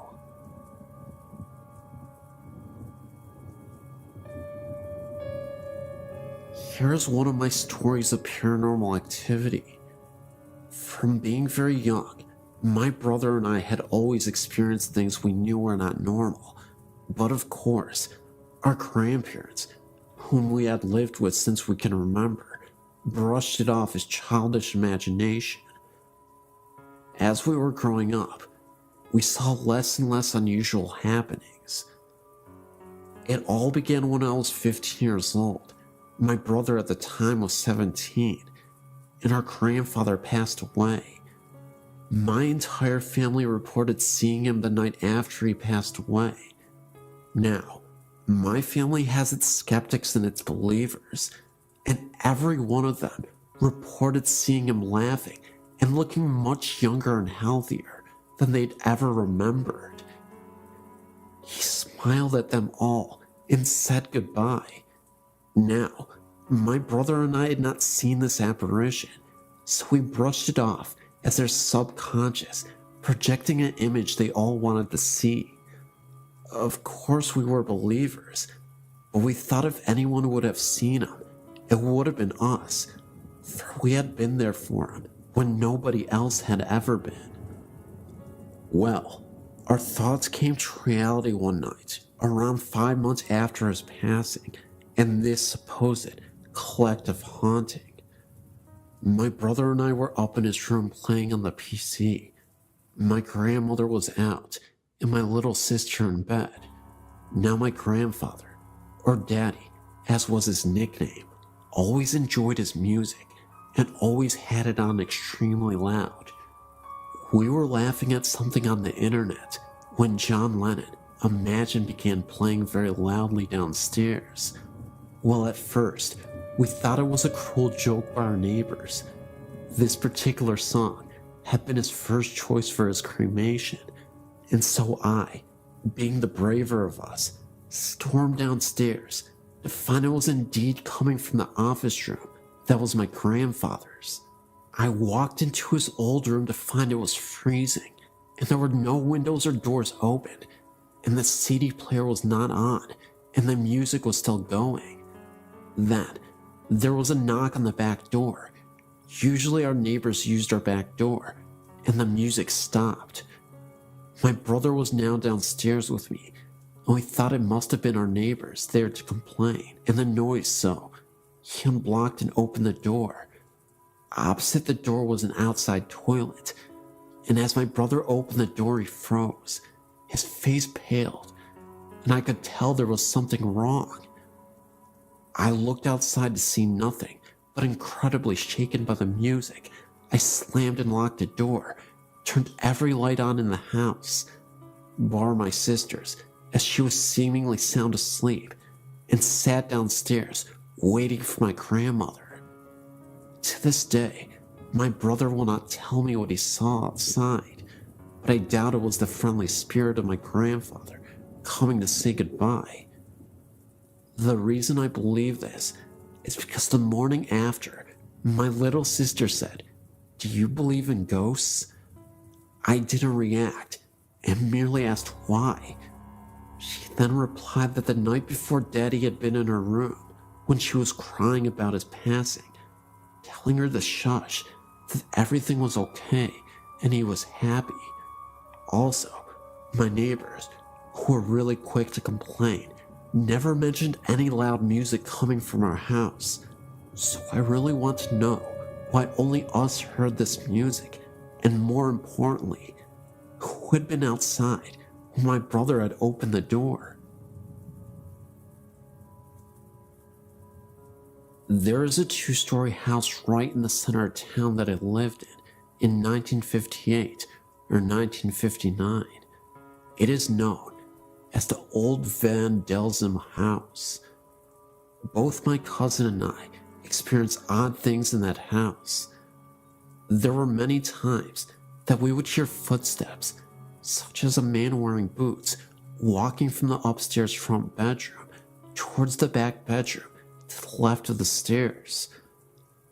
My cousin also said that she saw an old apparition in the backyard. I went to see the psychic Carol Pete this week and showed her a picture of the house.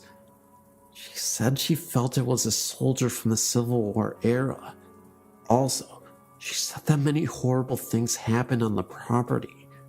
No one ever died in the house, so it is connected with the land it sits on. We stayed there only about 2 or 3 months and moved to another location in the same town. I also found out that I am a psychic medium, have had many unexplained things happen through the years. This soldier is not threatening. He does not know he is dead. Wish the house was mine so I could try to help him. All this has been burned in my memory for nearly 50 years. Hi, my name is David. I'm a French student, and I wanted to share some eerie things that happened to me and to some of my friends with you readers. My grandfather died last year. He was a total atheist and believed that supernatural was just some bullcrap, and that people who got interested in it were pitiful fools.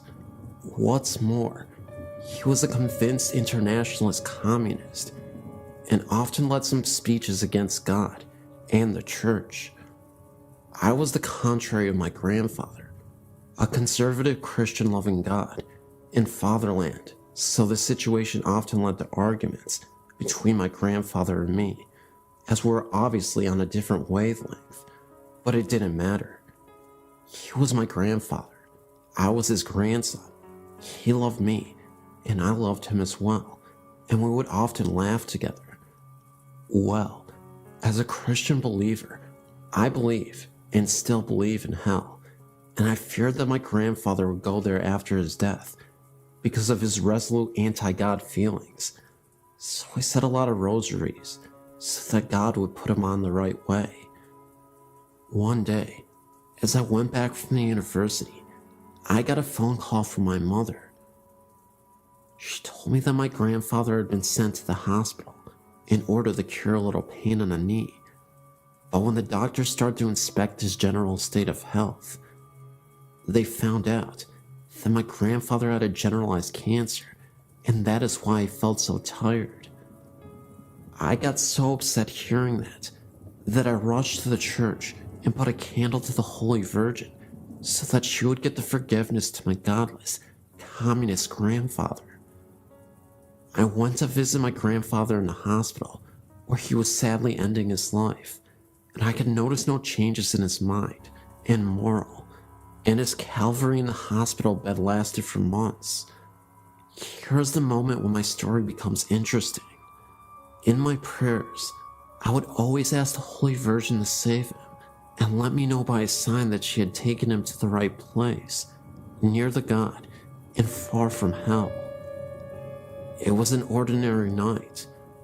I was reading in my bed with my bedlight and listening to the outside noises as usual, and I closed my eyes to sleep afterwards. Oh God, I can never forget what I lived this night. It was about 5 a.m. because it happened just a moment before I woke up. I had a very powerful dream, and it looked so real that it is still sculpted in my memory. I dreamt about a giant curtain of red velvet with a portrait of my grandfather hanging on it. I looked at this picture and my eyes looked leftwards and saw that the curtains were open like on a theater. Behind these velvet curtains, I could see the sky filled with orange clouds, lit like on a wonderful sunset or dawn, I don't know. And suddenly, I saw a boy kneeling in the darkness in front of the scene, and I recognized myself. I can't figure out why, but I know that the boy in this dream kneeling was me in person. A short moment after, a young woman went out from behind the curtain from the lit side. She had a blue dress and a blue veil. Both were blue, one dark, the other clear. She looked like Raphael's Holy Virgin in the painting. I remember her peaceful face that made me feel peaceful and tranquil. The lady sat in front of the kneeling boy, me, and started talking to him. I would see the lady's lips moving, but no sounds coming from her mouth. But I distinctly remember her beautiful eyebrows. After talking, she showed me something behind her. It was a ladder, a beautiful multicolored ladder that went in the orange clouds. The ladder went through a hole in the clouds, and this hole had incredibly powerful light coming right from it, and it throwed rays of light.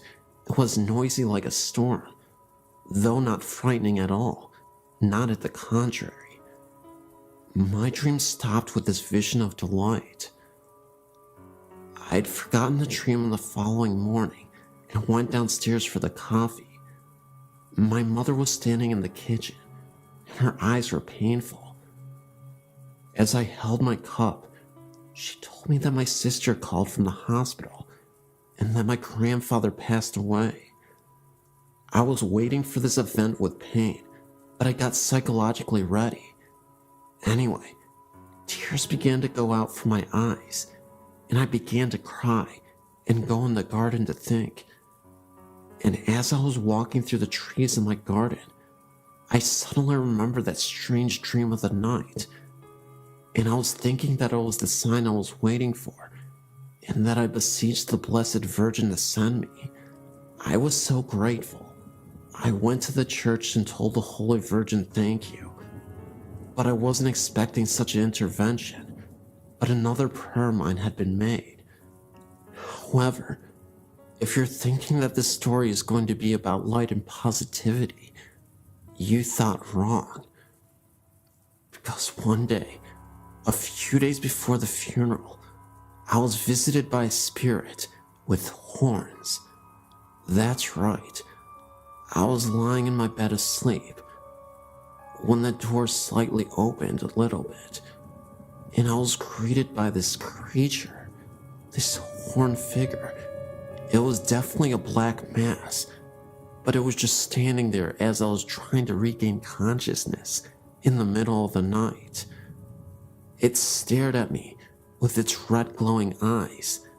That's all I remember, the dark outline of this dark mass and the horns protruding out of its head. It was there for about 40 seconds, and I'll never forget the sight, and it just slowly disappeared.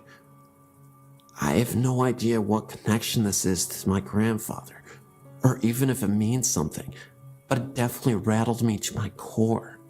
I started to get a lot less sleep, and on days that I would get sleep, I would have these terrible nightmares of the same horned figure.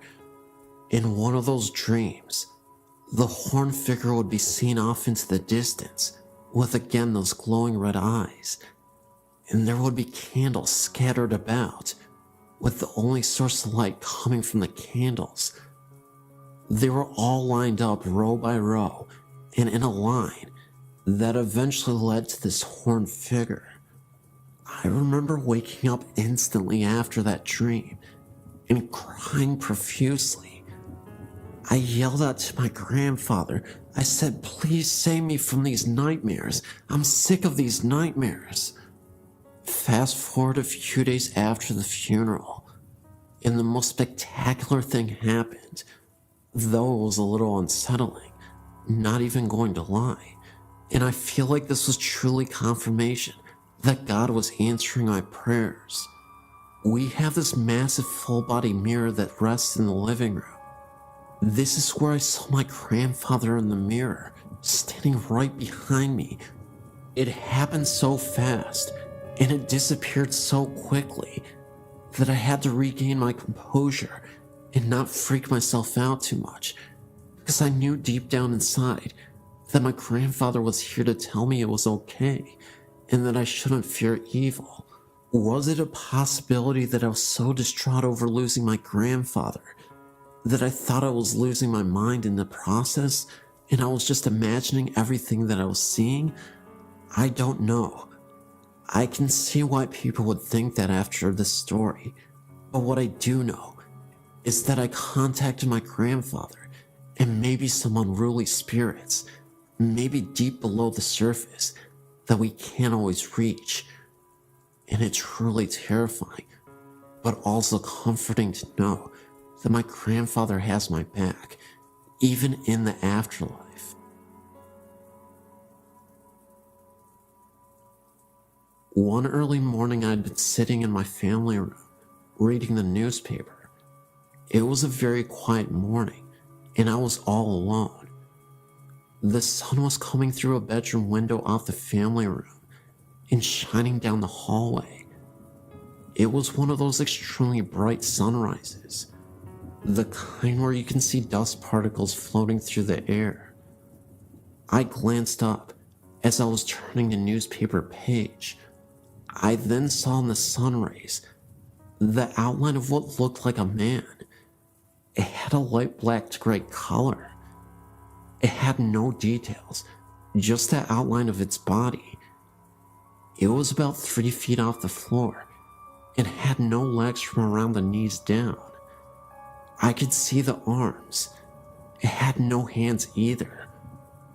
I just remember telling myself, wow, it's a ghost, and I took it all in. I told myself not to turn my head or blink. The ghost appeared to be looking into the bedroom.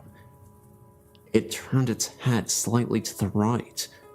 At that point, I had to blink. My eyes were drying out. When I did that, it was gone. I then got up and put my hands through the spot where it was. I guess I wanted to see if it would be cooler or something, but it was the same temp. I just stood there in amazement of how cool that was. I also needed to add, it was no one's shadow, and it's hard to describe, but it was not a shadow. I could see the dust particles going through the figure, and the figure was in the middle of the hallway. It was 3-dimensional. It actually looked like a hologram. I really love those rare ghost encounters.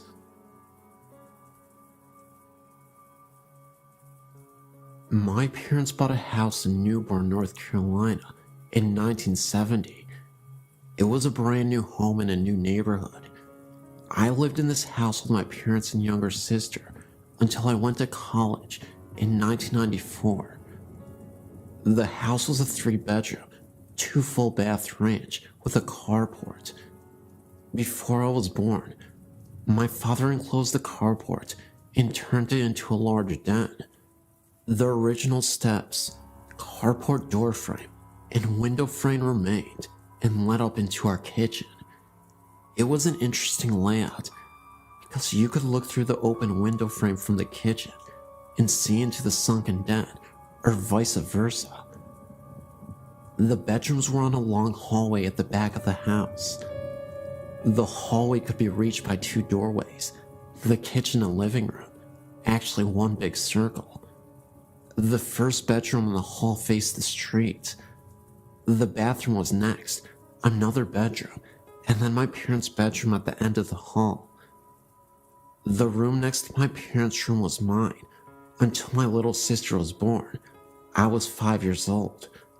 I was moved down to the first bedroom. This room gave me the creeps.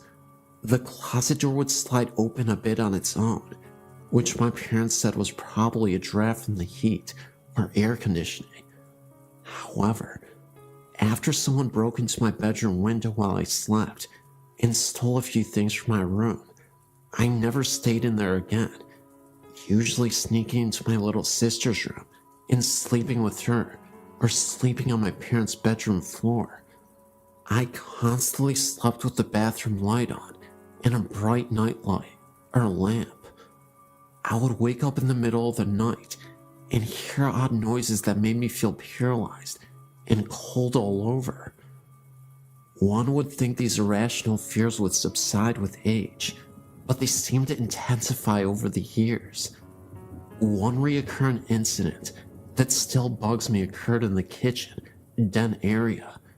Whenever I would be sitting on the couch watching TV, I would see the silhouette of a person walk by the window frame from the old carport. I would assume it was my mom or dad because the shape was tall. What would scare me to death was the fact that no one would appear at the door leading to the steps after I would see the shape walk by. Many times I would call out to my parents, thinking it was one of them, but no one would answer, and then I would walk up the steps and look into the kitchen. There was never anyone there. Most times, this would happen when I was home alone. On numerous occasions, my parents would come home to find me sitting on the front porch steps or sitting in my car with the doors locked. This went on for years, and I was very excited when I moved out to go to college. Years later, I went to visit my little sister and stayed with her in her college dorm room. We were telling ghost stories with some of her friends when I told her my accounts of the shadow. I was in mid-sentence when my sister finished my thought and described the incident in perfect detail. I had never told my sister about this because she was much younger and I didn't want to scare her. Needless to say, we were both shocked and had goosebumps. We compared stories, and it seems we had very similar experiences in that house. My parents eventually built a new house about 10 miles away and sold that house. I wonder to this day if the new owners have ever experienced any of the oddities that my sister and I did.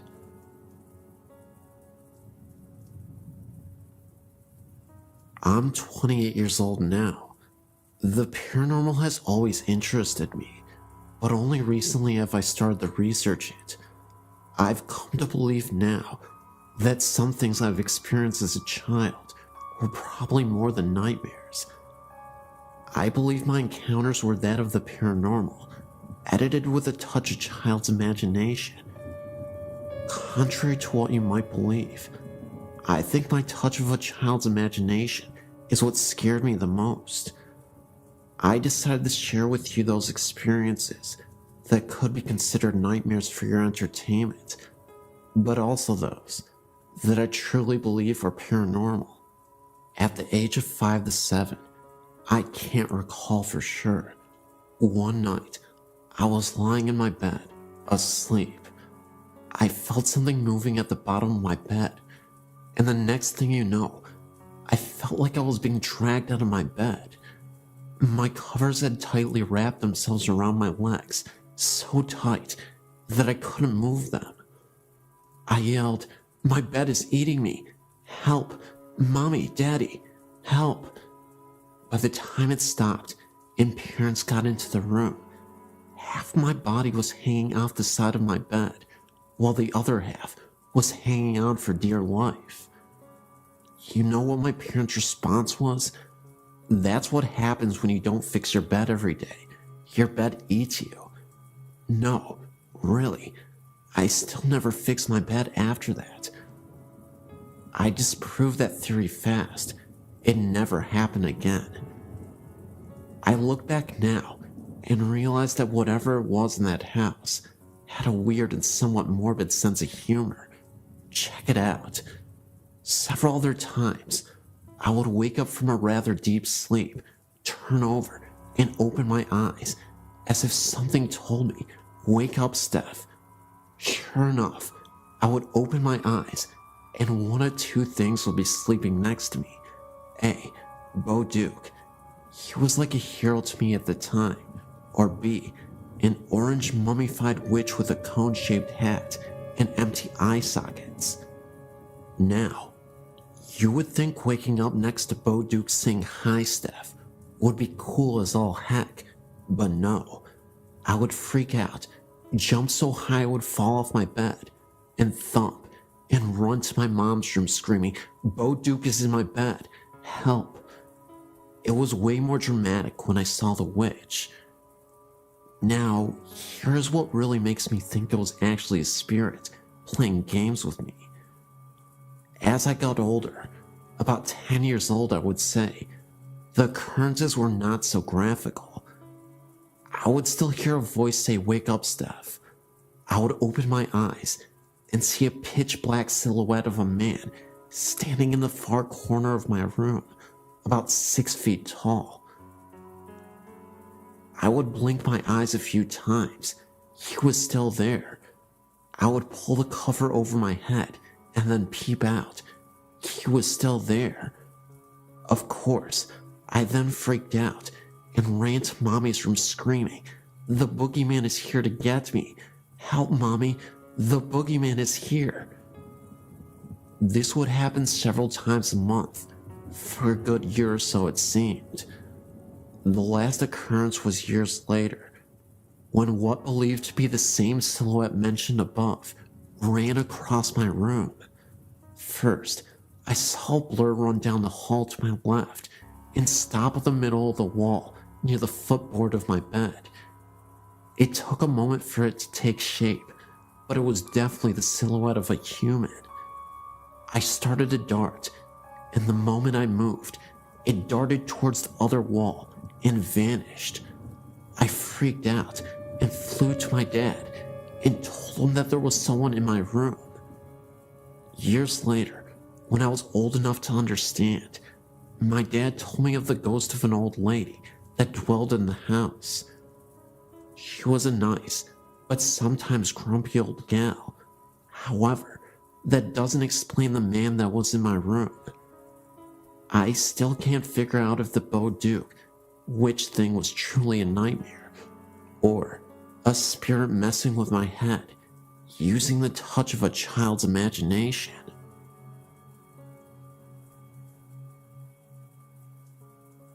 I've been to Gibbs Bridge twice, and we have seen something every time. The first time the signs kept changing. There would be a lot of writing on the signs, or none, every time we came around. I looked back and thought that someone was messing around with us, and I saw a figure standing alongside of the road, ran by the guardrail, and disappeared. Then, I kept seeing something black out of the corner of my eye. My cousin was with me, and she started to scream, and me and her both heard moaning over her screaming. Then, it was me and my sister and her friend. The signs again kept changing, but only a few, not at all like last time. We took pictures and got orbs. Then, we saw a figure again by the sign and disappeared. We went all the way down the street and turned around and saw a big bright light. I told my sister it was probably a car, so flash your lights to let them know that you're coming. She did that, and the light was gone. It kind of looked like a motorcycle light with handlebars. I know the whole story about it. Then, we turned around again and saw it again. It was not the street light at all, because we turned around going back to the bridge about 10 to 15 times, and only showed up about 3 times. The weirdest part of that night was we left, and my sister's phone was in the center console. Nobody was touching it. Somebody that we know called us and wondered why we called. Nobody did it. It was in the center console the whole time. My sister looked down and saw her phone hanging up, and they said we left a message. It was all 3 of us talking, and it was muffled. Tell me what you think, and go out there sometime again. Thanks for reading my story.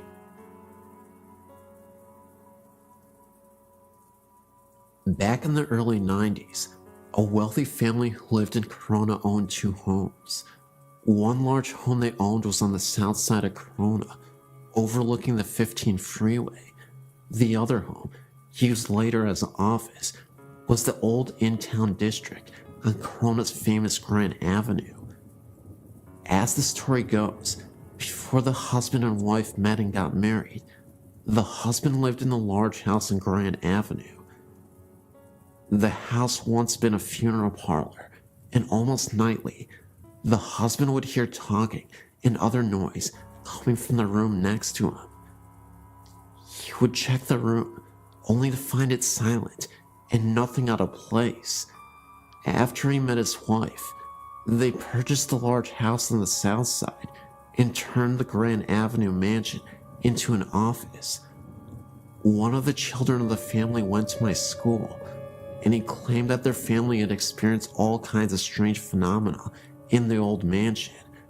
One instance, a soda can was completely knocked off of a nightstand right next to a bed that he was sleeping on, and constantly they would hear footsteps upstairs. And the mother once said she was in the bathroom and the door suddenly flew open. All of the windows were closed, eliminating any chance of a drift. Another night, the family drove past a mansion, as they often would, to make sure it was secure. Remember, nobody lived there at this time. It was only used as an office. As they drove past the house, they noticed every single light in the house was turned on. They went in, turned out the lights, and left. They checked with everyone who had a key to the house, and everyone assured them they had not turned on the lights. It is claimed that the atmospheric pressure in the backyard is different from the rest of the area. These stories were all interesting to me, but I still had some skepticism until one year, the family was going to go on vacation to visit relatives in Texas, and they asked my mother and me if we would watch the mansion for them while they were gone. Keep in mind, neither my mother nor I knew anything about the house, including the strange phenomena. So Monday morning, we got to the house and settled in. My mother, a school teacher at the time, was grading some homework assignments, and I, only about 5 at the time, was fast asleep on the couch.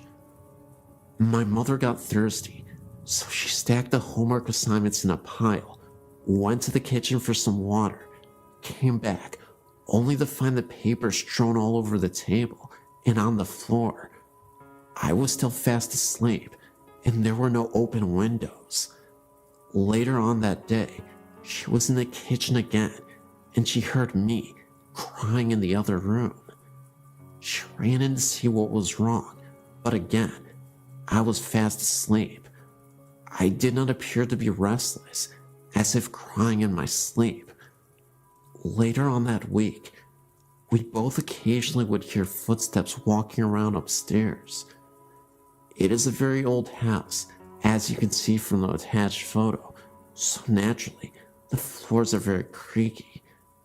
These were definitely solid footsteps. We constantly went upstairs after hearing the steps, only to find the place empty.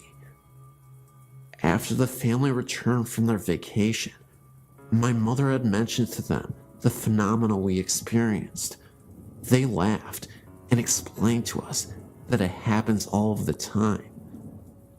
They described the entity as a friendly ghost who likes to play pranks on people, hence the bathroom door flying open. The family eventually moved to Texas and sold the mansion to somebody else. I never returned to ask the new owners if they have experienced anything. Perhaps somebody around this area might want to. My name is Prenta. I lived in Hamtramck, a suburb of Detroit, Michigan, in a 2-story flat on Grayling Street. The apartment itself has a long and bloodied history of violence and death. Not only did I experience multiple ghostly apparitions, such as a man in a long beard that resembled Abraham Lincoln, but demonic possession, as well as poltergeist activity. The demonic possession was incredibly startling. It wasn't something that occurred inexplicably. I had a boyfriend who was connected to negative energies, and an evil spirit named Harold latched onto him. My boyfriend had never been once an aggressive or temperamental person. However, after staying together in that apartment for a lengthy period of time, our relationship began to sour. He would often talk in his sleep, which was something he had never done in the 7 years previous, and we had lived together for a long time. One night, he was sleeping right next to me. For some reason, I remember I had a difficult time trying to rest, so I was tossing and turning in bed. My boyfriend was dead asleep. Not a second later, he starts whispering. He keeps repeating, "Harold's here. Harold wants to play." Although it scared me half to death, what he said after that truly shook me to my core. He uttered some unnerving words, something about how he was going to take care of my suffering soul. At that point, I couldn't take it anymore, and I woke my boyfriend up. He was in a pure state of delirium. I told him he was talking in his sleep, and when I told him what he said, he looked at me as if he were terrified. That's because he said he had a dream about a man named Harold. My boyfriend told me that in his dream, he was in the mafia, and Harold was his mob boss. He wore a pure white suit and looked like a traditional mobster from the 1920s. Well, a couple days later, I was cleaning my apartment when I discovered a secret room that I never noticed before. It was basically a walk-in closet. The room was empty except for a small cabinet with a drawer. I opened the drawer, and in it was an old newspaper from the 1930s. I kid you not. In this newspaper was an obituary about a man named Harold. The obituary didn't say he was part of the mafia, but he was a World War I veteran. I believe that Harold used to live in this apartment. My boyfriend told me that Harold appeared once while he was in the shower, and I was away at work. I often worked a night shift at a hospital, so I'm often away at night. He heard a crash coming from the kitchen that startled him. When he went to investigate, the dishes that were on the countertop somehow fell to the floor.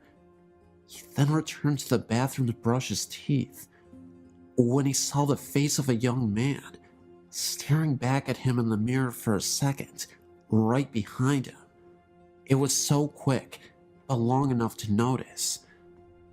He then had an idea to photograph the bathroom, a picture directly facing the mirror, and then the bathroom itself while standing from the doorframe. What he saw was incredible. It was an orb, clear as day, appearing right in the mirror. Either way, I was convinced that later on, my boyfriend was possessed by Harold.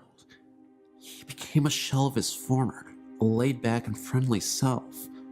He transformed into a vicious, aggressive, and easily agitated person. We eventually had to have a priest come over to bless the apartment and to perform a prayer on my boyfriend to release the spirit who could be inside of him. After we moved out of the house, the feeling of intense rage and negative energy seemed to subside almost entirely. He stopped talking in his sleep. He was more easygoing, and he started to become the man I fell in love with years ago. Still, there was one experience that I had while in that apartment that I'll never forget as long as I live. It was the evening, and I was starting to settle down on my first night off from the hospital in days. I walked to my bedroom to change. In the bedroom, there is this huge mirror that I often use. As I was walking through the bedroom, I was looking at myself in the mirror. That's when I saw a woman dressed all in black with a scarf. It must have been some kind of babushka woman.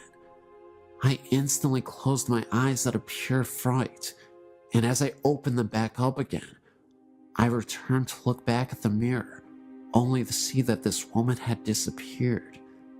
I only saw myself. All of these events are 100% true. I know sometimes when people tell these types of stories, they are often met with a high degree of skepticism. I should mention, though, that I have high integrity, and I think it is foolish to tell pointless lies just for attention or to have a good story. The possession, Harold, the poltergeist activity, and the babushka woman were all signs that something awful wouldn't leave that apartment. At this point, I'm just thankful that I don't have to experience that ever again, and that my boyfriend isn't being used as a vehicle for paranormal entities. I would say this is a story of a haunted house, but it isn't. Until about 10 years ago, it was just a haunted house in my book. I met my husband over 30 years ago. He told me about a house that he used to live in that had some very strange things happening in it. It was local, but he never wanted to go anywhere near it. He said that it was very old and had been built by a young person who had some of the wood and granite that made the fireplace sent from Ireland. Anyway, the story is that when he married his wife, she came with her mother, a real shrew. She harped at him and distressed his wife to the point where he went mad and killed them both, then ran screaming that the demons of the house had made him do it. My husband's family moved into the house in the early 60s. During the years they lived there, they heard doors closing and footsteps on the stairs, as well as the smell of coffee and frying bacon in the middle of the night. His mother was quite a gardener, but could never get flowers to grow in the yard. He said the whole family was quite uncomfortable in the home and eventually moved. We had been together for a few years when we heard that the property had been sold for a mini storage lot. We were talking about it with my sister and some friends when my husband told the story. The friends asked to see the house. I'd never seen it to this point, and I'll admit, was more than a little bit curious. We finally talked him into going, and away we went. When we turned onto the street, we got a really creepy feeling, but when we pulled up to the house, I was absolutely terrified. There was not a living blade of grass or anything else on that lot. We live in Washington State, and this was March. The house was dark and very ominous. I refused to get out of the car. So did my sister. The guys, 3 of them including my husband, took a flashlight and headed around to the back of the house to see what they could see. After a few minutes, we saw a flash of light on the 2nd floor. A few minutes later, we saw the front door open, but nobody came out. After a few minutes more, they returned to the car. We commented on the fact that we had seen the light, and they told us that they had never turned it on. Then we asked them why they didn't come out the front door. They told us it was locked, and that they tried it before going around back. I was always skeptical about the stories connected with the house, but after they tore the house down, the mini storage was plagued by problems and eventually went out of business. The property sits abandoned and barren. Still nothing lives there, and it's still as creepy as it was years ago.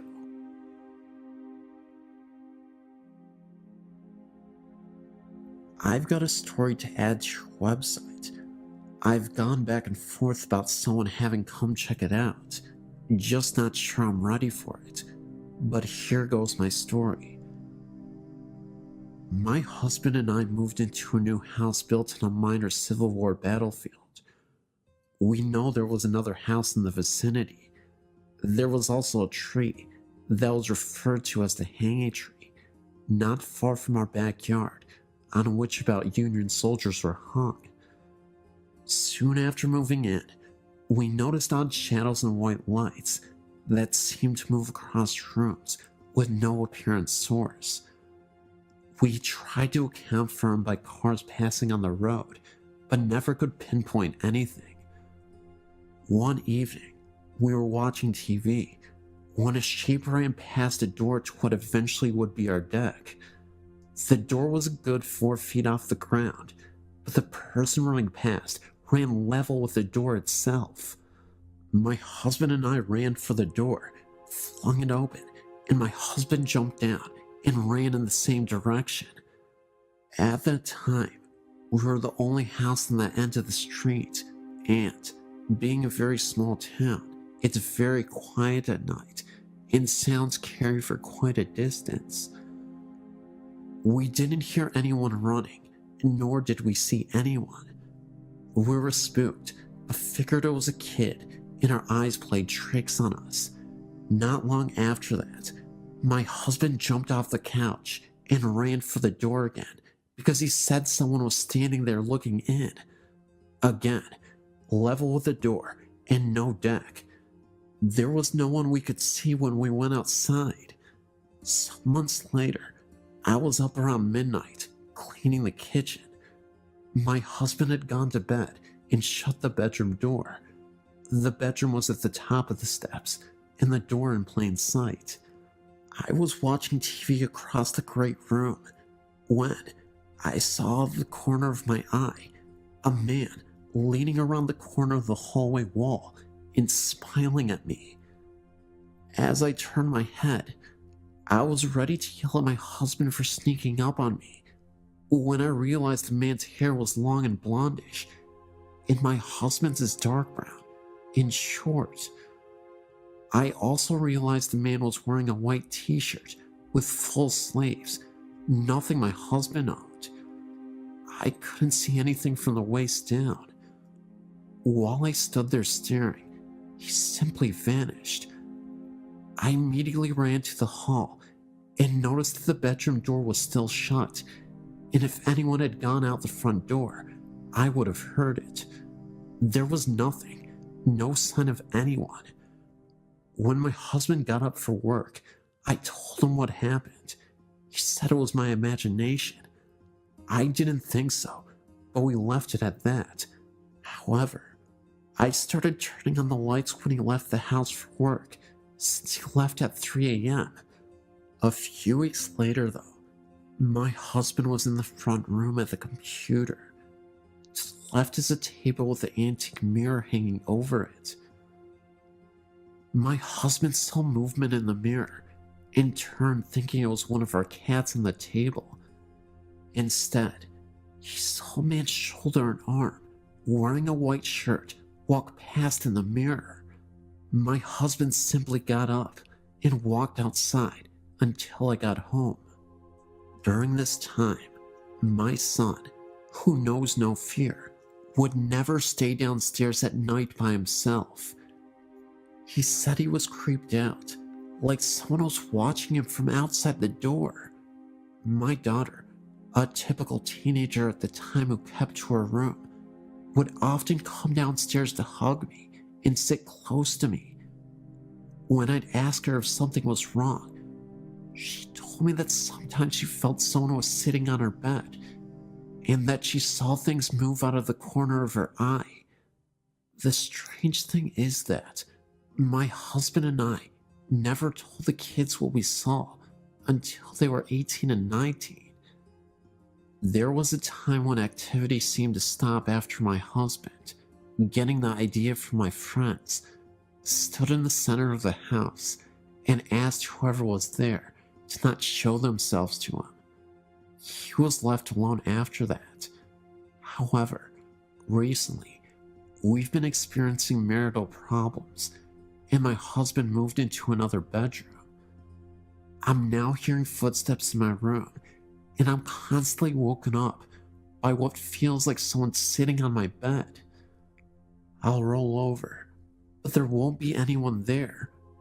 One night was unusually bad, and I had to get up earlier than normal the next day for a class.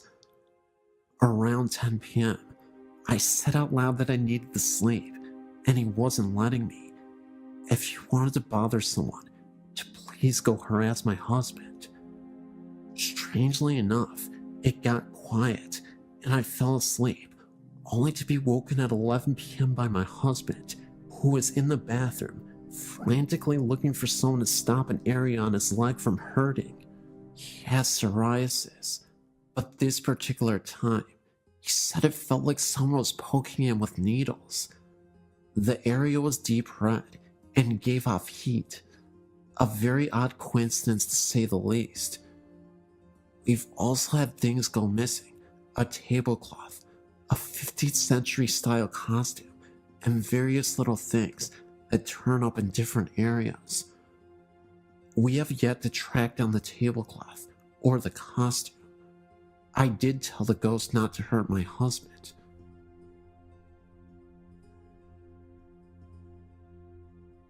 My uncle and aunt now live in a house near the bank in Auburntown. When I was a little girl, my best friend Stephen and his family lived there. They bought the house and were told that the previous owner, an elderly lady, still haunted the house. They put little faith in the story and never let it bother them. I remember playing in Stephen's room and smelling an old lady smell, like medicine and lilac perfume. We never felt threatened by a presence at all. The smell would usually fade away just as quickly as we smelled it. However, one night, after the family had gone to bed, Stephen's mother was awakened by the sound of toys making noise in Stephen's room. Stephen had one problem: he was highly susceptible to nosebleeds. The slightest bump would set off a massive flow of blood. Stephen's mother thought it was strange that he was awake and playing with so many noisy toys at once in the middle of the night. Also, the rocking chair in his room, where she would often read him bedtime stories, was rocking so hard that it was banging against the wall. She ran down the hall to his room, and when she opened the door, the toys went silent. The rocking chair slowed down. She looked at Stephen in his bed and saw that his nose was bleeding very badly, and it was going down his throat. He might have drowned in his own blood if the very sweet lady's ghost had not raised such a racket that night.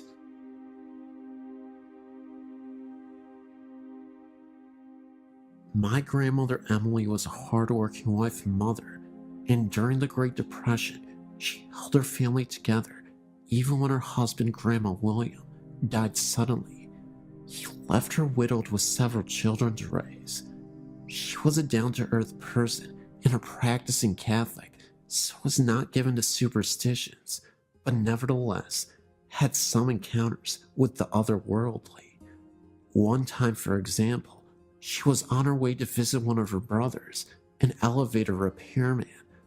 On the way there, getting off the train, she had a sudden premonition of his death. She got a hold of herself and rushed to where she was supposed to meet him. It didn't take long for her to arrive at his workplace, an elevator station, where he had to do a repair job. She saw a noisy crowd assembled there, and she inquired what was happening. She was told that a repairman had been killed in an accident.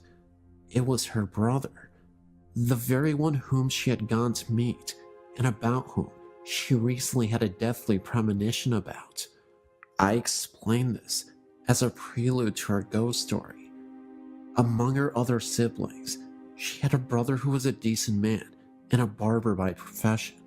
Unfortunately, they had a disagreement, which escalated into a parting of ways. He uncharitably held a grudge against her all the while. Time passed, and one night, while she was asleep and her husband were asleep in bed, she was suddenly awakened out of a sound sleep and noticed a person kneeling near the side of the bed. It was her estranged brother, garbed in his brother's smock and weeping bitterly. He was apparently suffering. She was startled and confused and didn't know how he got in her house and bedroom in the middle of the night and why he suddenly showed up after choosing to cut himself off because of a silly grudge against her. She began to speak to him and ask him what was wrong, but he interrupted his sobs to say, "I'm sorry, please forgive me." And with that, he completely vanished. She was amazed and woke up her husband, relaying to him what had just occurred. As they lay there discussing it, the telephone rang. Her husband answered, and it was for her.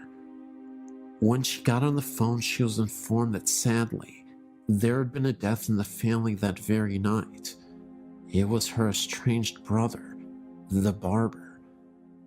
They understood this ethereal visit from beyond the grave to be the soul of the departed brother, and that he was given the grace to appear from his purgatory to his sister in order to make up for his uncharitable bearing of a grudge. A requiem mass was offered for him, and they prayed for his soul. He never appeared again.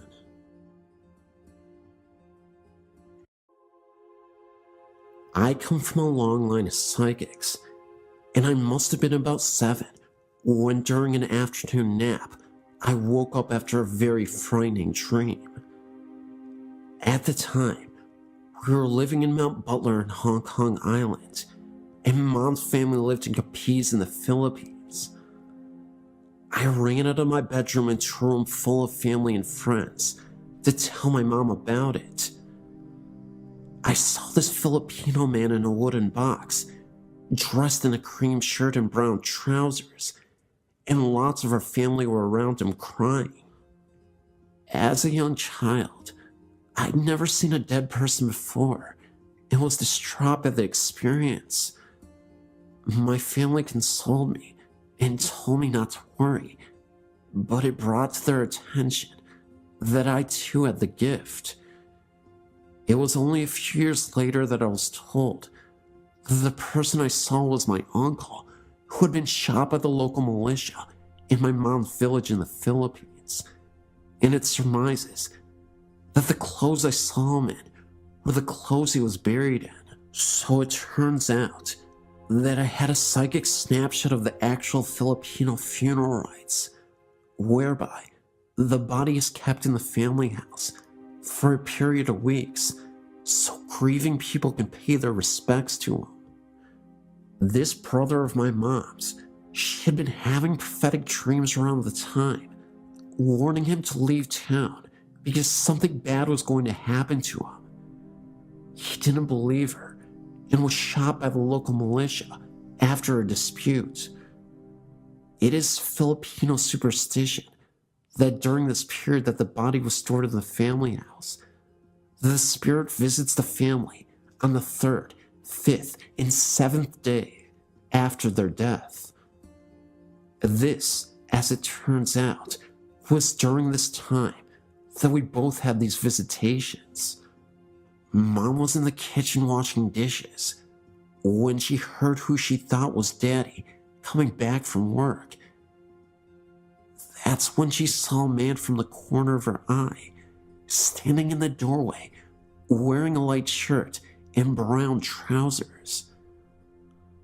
So she chatted to Daddy for about 5 minutes about his day and what he had been up to, when it occurred to her that he didn't answer her back once. She turned around to ask him a question, and then she realized that there was no one in the doorway at all.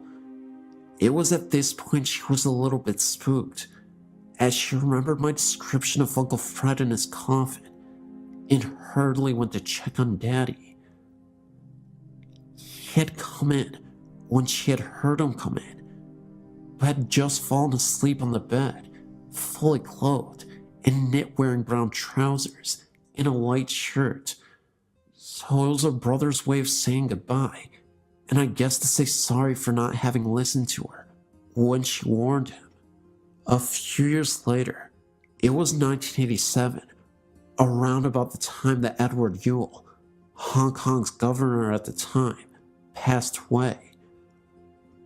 We were still living in the same flat in Mount Butler, but my sister and I had moved from the room we were in, as that had been converted into Mom's nursery, where she looked after preschool children during the daytime. We were now in the room where I would have my bedroom until we moved over to the new territories. I must have been about 9, so my sister would have been 4. We shared a bunk bed, and her being smaller stayed on the lower bunk. I awoke to pitch black and the sound of flip-flops walking up and down our corridor. I thought, this is strange, as it is custom to remove your shoes at the front door and to wear slippers around the house. As I heard these flip-flops getting closer and closer to my door, sheer terror took over. I whispered to my sister, "Chris, can you hear that?" No one answered back, so I was trapped on the top bunk with nowhere to go, with this noise coming closer and closer. I hid my head under my blanket, like most kids do, wishing it to go away. I said this time, more incessantly, "Chris, can you hear that?" And something hissed back at me, "Yes." That did not sound like my sister at all. At this point, I was terrified. I tried to gather all my strength to get out of the bed, but I was too scared. After what felt like a millennia, I eventually gathered enough courage to jump off the top of my bed, ensuring by no means that I touched the lower bunk, and charged into my parents' room across the corridor from our room. I was so embarrassed being so old and being scared, I didn't actually get into their bed, but spent the rest of the night curled up in a ball at the foot of their bed. It turns out that my sister wasn't in our room at all that night. My question was, what was that in the corridor and in the bunk bed with me? The strange pink light. Around this time of the strange occurrences with the flip-flops, we were still living in flats in Mount Butler. My daddy, a complete atheist, had an experience of his own. Daddy does not believe in the supernatural, and if God actually spoke to him, he still wouldn't believe it. He was lying in bed one night when he woke up for no reason to this pink sphere to appear on the wall opposite their bed.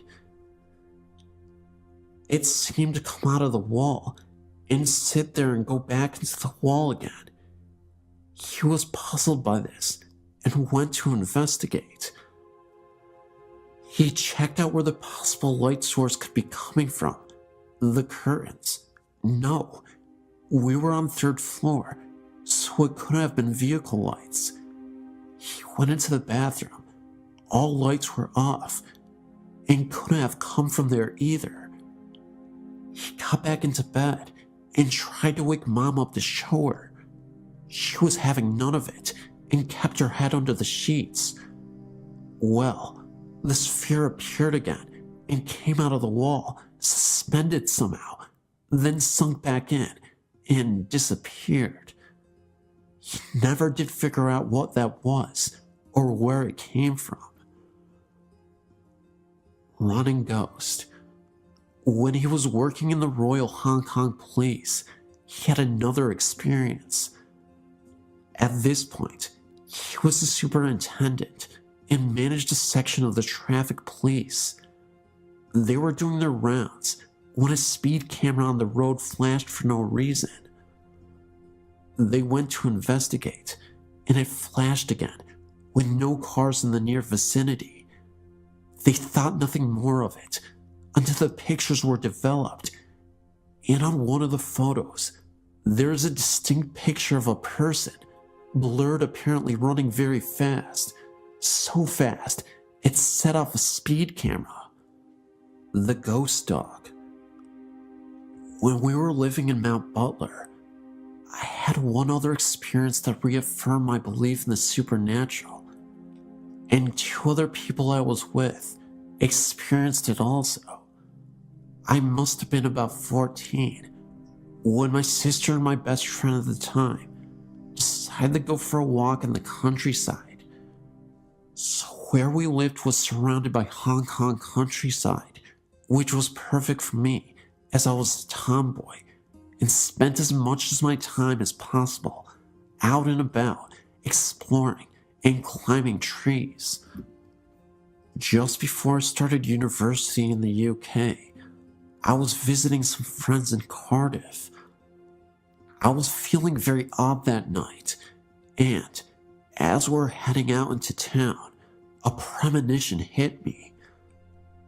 I turned around to my friend and said, "Something very big is going to happen tonight." He just looked at me like I was stark raving mad, so I dropped it. So when we went out and had a lark and came back, thinking nothing more of it, imagine our surprise when we woke up in the morning and splashed all over the news was coverage on Diana's death. This, of course, being the famous Princess Diana of Wales, who died tragically in a car accident. But I predicted it the day before. At least I feel like I did. Could be a coincidence, but I don't think so. Oodalexer Cemetery experience. So, I started uni in Derby in the Midlands, and where I was living was student digs on Oodalexer New Road. I was heavily into my goth influence back then. Not so much now, but I still love old cemeteries and dramatic clothing. There was this beautiful one on our road that I used to visit regularly and read and draw, with many beautiful statues and old gravestones. One day, my ex-boyfriend and I went to visit it, as it was a lovely day turning to evening. So I wandered around looking at all the gravestones and the statues, trying to find the oldest tombstone we could find. It must have been coming up to winter time as the sun set quickly, and we realized in a panic that the gate had been closed, so we were locked in, and had to find another way out. So we walked along the perimeter, looking for a likely tree to help us over the wall, when the sun just disappeared, and we were pitched into almost complete darkness. Then, for no reason at all, the mist appeared over the headstones, so it was hard to avoid the graves themselves. So it suddenly looked just like a horror movie set, trying to avoid broken tombstones and holes in graves and that danged mist in the dark. By this point, I was pretty panicked, frantically trying to get out, with this feeling of overwhelming dread descending over me, and all cells in my body telling me to leave right now. We eventually scrambled over a wall into the student bar, and that feeling just lifted, just like that. It's only a few months ago that I was looking online about ghosts in Derby that I found out that very cemetery is haunted. Brilliant. My dreams. I thought that was the end of my experiences, but looking at the dreams section, I've remembered some more I want to share with you. I've always had very vivid dreams, some not necessarily all coming true, but all seem to have symbolic importance in the coming days, weeks, or even sometimes years. I more often than not have deja vu experiences, even if I haven't ever A, done this before, or B, seen places or people before, or C, really ever thought about these things when I am conscious. I haven't really wanted to tell people about them. As most people, I worry that most people think I'm quite mad. Haunted house. So this also happened just before I finished university in Derby, I think. It was just before my ex-boyfriend and I broke up. The importance of this dream is one that I've been able to break it down and understand it in its composite parts. So both of us were walking around this dark woods, and I was taking all that I had learned from watching horror movies into mind, and was very careful of not wandering off on my own. Made sure I had a weapon in hand in case anything happened. We eventually came to this clearing where this ominous house stood at the end of this garden. However, I needed the bathroom, and even though we knew it was a haunted house, I was not one of those people who would go to the loo in a haunted forest. So we walked in, and there were people there. Thankfully, none looking like psychopaths or zombies. Strangely enough, they were people we knew too. There was a feeling of dreaded sadness throughout the house though, and I refused to go anywhere by myself. We are directed to the bathroom, which was at the end of this corridor. He decided to sit and chat with people whilst I did my business. So, I started walking, but the corridor was like the one from the poltergeist. It just kept getting further and further away, until I had to break into a run, desperately needing to go and leave this house as soon as possible. I eventually made it and threw the door open and did what I needed to do. Then I woke up and realized that I still needed to go, so I ran for the loo. Luckily, I had the foresight to write this dream down once I had gotten back to bed and knew that we were doomed. The haunted house was a reflection of our relationship, being hounded by our mutual bad doings, and that the end was near. It was just a matter of time, and so it was. Finally, before I finish another of my epic storytelling sessions, I have one more prophetic experience to share with you, but not one from my dreams. It has to do with my pet dog, Sophie. Her name was Sophie. She was lovely, with her white and black patch over her eye and black patch in her back. She was only 6 months older than me and had been with her family for 16 years. She was the loveliest, sweetest dog in the world, apart from having a penchant for biting socks, eating tissues and rubber bands, and attacking the Hoover. She was suffering from basically her insides giving in. She had serious kidney problems, and she couldn't walk very well because of arthritis in her back legs. And because she couldn't help herself anymore, she was kept outside. So one evening, when her parents were out, my sister and I were playing with her in the garden, and I had this weird feeling come over me. I seemed to be able to predict death, unfortunately, amongst other things. I turned to my sister when I saw this shadow fall on her Sophie that looked like a cross.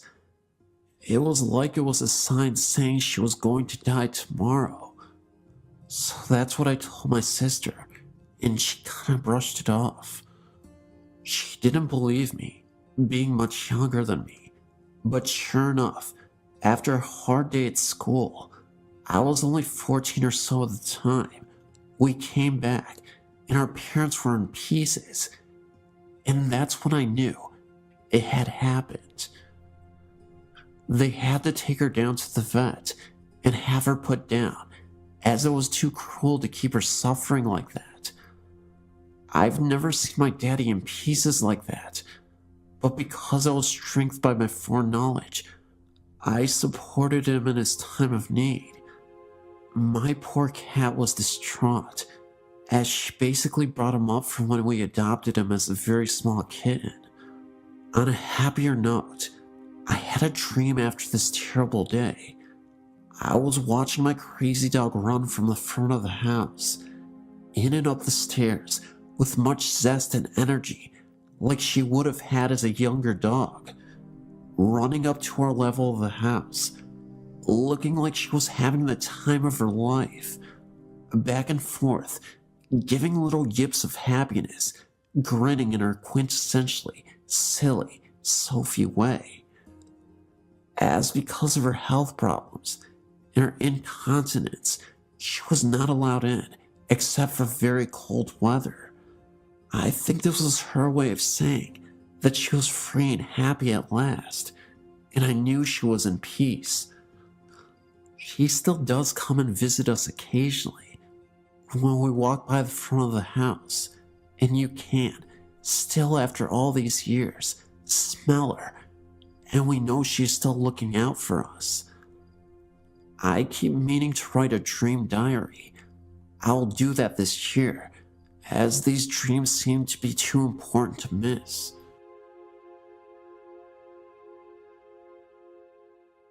My husband and myself and my brother were all watching our mother's house while she was out of town on vacation.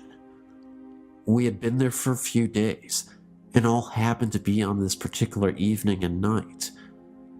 Well, we had finished dinner, and we were all just hanging out in the living room watching TV. My brother said he was just going to sleep on the couch, and my husband and I said goodnight and went to bed in my mother's bedroom, because that's where we had been sleeping. We kissed goodnight like usual, and turned off the bedside lamp. I myself just can't close my eyes and go right off to sleep, so I was just laying there, looking off into the darkness and trying to wind down. Suddenly, I noticed a very dark black mass right by the bedroom door. I blinked my eyes a few times, trying to make them adjust to the dark better, but realized they already had, because I could make out the mass that was so much darker than the dark. I began to feel afraid when I saw it moving. I laid there and watched it approach the bed over our bodies. It looked larger than it had by the door. I began to nudge my husband, but I decided to lay there a little bit longer to see if it continued to move or even get larger. I laid there and marveled at its darkness and its extremely dark color as opposed to regular darkness. It was pitch black and just floated there above us. Unbelievably, I fell asleep. The next day at lunch, my brother said, "Hey, last night I saw the weirdest thing when I was trying to fall asleep. A large black mass was hovering above my head and scared me half to death." I stuck my hand in it, and it was freezing cold. Before I had a chance to speak, my husband said, "Me too. I thought I was seeing things." I spoke up, and I said I saw it as well, and was frightened by it. They both said, "Wow, I wonder what it was." I had read somewhere that these could possibly be evil. Needless to say, we didn't spend the night there again.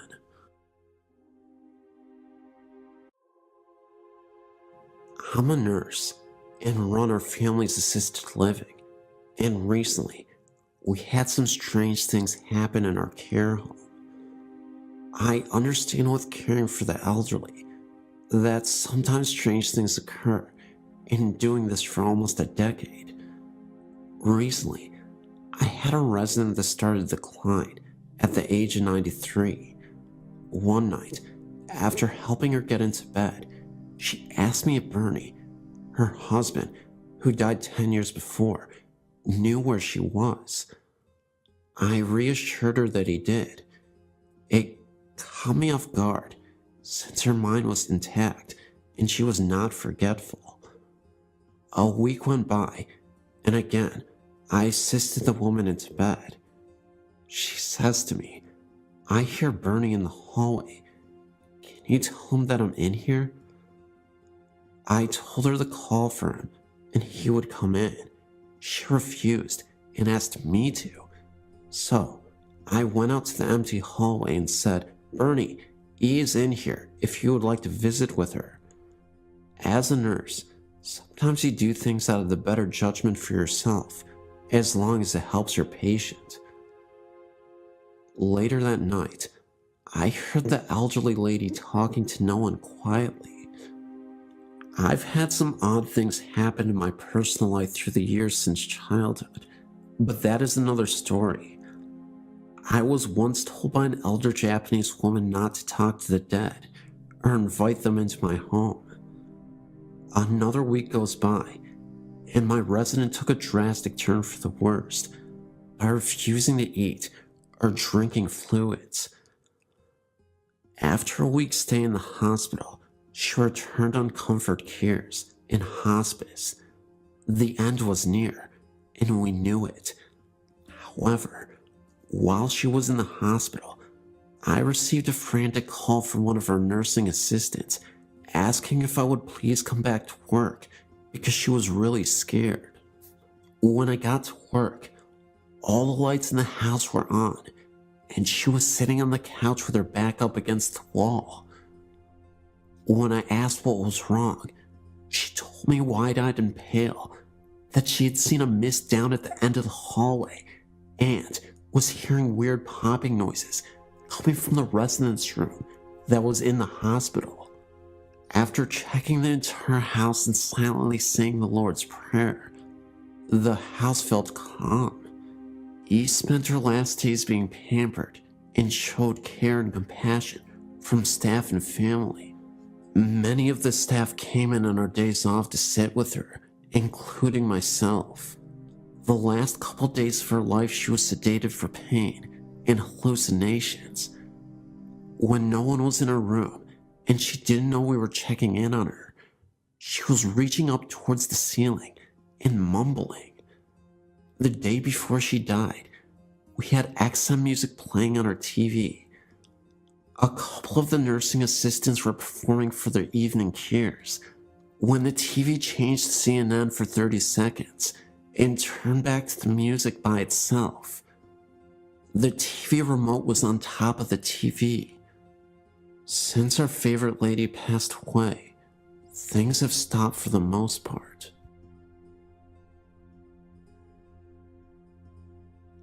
My mother passed away June 5th, 2007.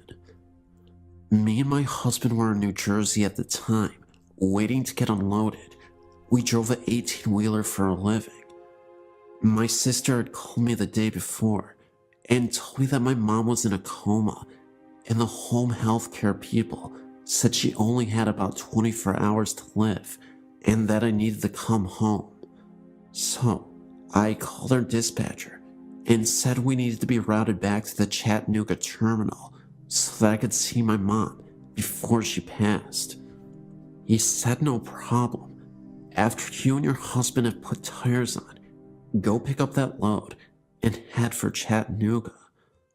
Well, while they were putting tires on our trailer, we decided to get some sleep.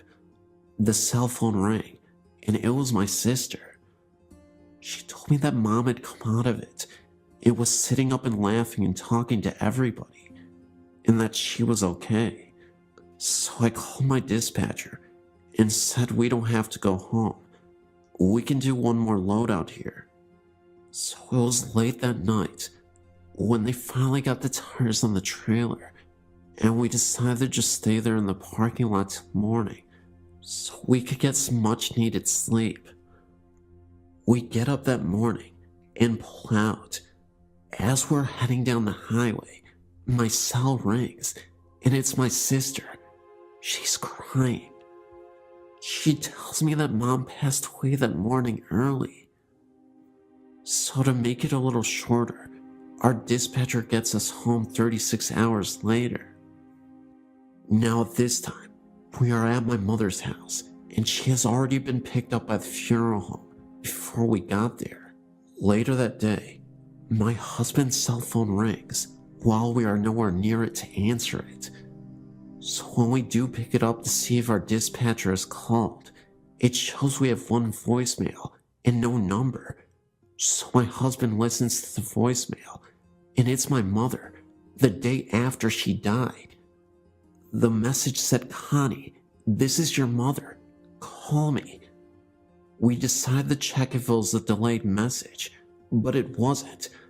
I even took it to the cell phone company, and they said it was June 6th at 1:25 in the afternoon. My mom died June 5th, 2007, at the times between 1 a.m. to 3 a.m. It has really bothered me that we missed the call, even though she was already dead. She might have been trying to say goodbye to us. A few nights ago, a friend and I took a drive up Angeles Crest Highway. It was a clear night, and it wasn't too cold. As we entered the parking lot, we noticed there were no other cars there. As I made a U-turn in the lot to face the small building, there, we saw a man walking. What got my attention was the fact that my headlights shined bright on the building, yet we only saw the person from the waist down. The rest of his body was a shadow. The man was walking around as if he were looking for something. It appeared he had a flashlight in his hand, the way he was moving, but there was no light coming from it. The closer we got to him, the smaller the image got. When I shined my brights on him, it looked like he went down a small hallway. Even then, we could not see his upper body. We went back the next day to see if we could find anything. One thing we did notice was the hall we saw the figure walk through was now a wall. Not a wall that was just put up, but one that looked like it was part of the structure since it was built. 3 separate spirits are said to walk the halls of the soon-to-be abandoned Middle Tennessee Medical Hospital in Murfreesboro, Tennessee, as a new, more modern hospital is being built right across the city. In the older section of the 3rd floor, one room is said to be haunted by the ghost of a mental patient who jumped out of a window in the 1960s in the psychiatric ward. 30 years later, in that section, administrative offices were constructed, and employees reported hearing running down the hall of someone with bare feet and a light outside the room where the man was said to have jumped turns on and off periodically on some nights. The switch that turns that light on can be found only inside the room, which was not even in use at the time. When the lights were checked by maintenance, they seemed fine. Later, some orderlies enjoying lunch on that same floor reported seeing an IV stem being rolled up the same hallway. They left their food there and didn't return. In what was the pediatric area, the ghost of a red-haired girl in her early teens in a white hospital gown has been spotted at one point by a nurse who also had long dark red hair when the room was used for pharmaceutical storage. She claimed to see the spectral image of the girl staring at her through the glass observation window of the room. The nurse was also a redhead. Finally, the 3rd spirit has been chronicled by the hospital's own sad history and has been spotted in a newer section. A young nurse who had just started was leaving for the night to go out with friends. As she hurried down the stairwell, she dropped her purse over the guardrail, a lunge too far, and fell down the center of the stairwell, landing on her head. She died 3 days later due to massive brain trauma. Ironically, one of the hospital's employees who had the task of cleaning up the bloodstains was the son of the woman who had seen the red-haired girl's ghost as her family worked in the hospital. It is sad that sometimes you can see the girl repeat her fatal fall.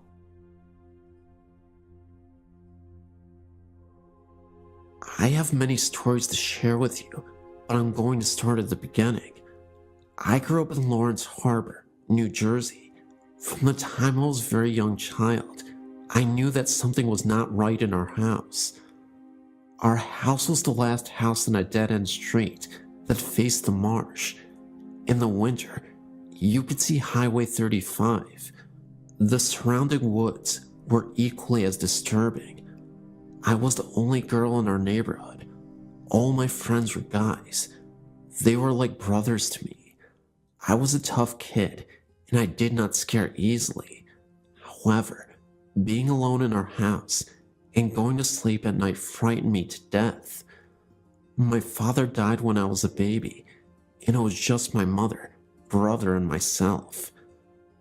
There was quite a difference in age between my brother and I. For years, I kept my experiences to myself because I thought it was my imagination, and I also thought that if I told my mother and brother, that they would think I was crazy too. It took me a long time to realize that I wasn't crazy. It was not my imagination, and the hard part was that I was a gifted child whose family could not relate to me on that particular level. These are my experiences while I lived there. My mother and father bought the house in 1962, and I was born in 1963. We owned the house right up until 2005. To this day, the events are burned into my memory.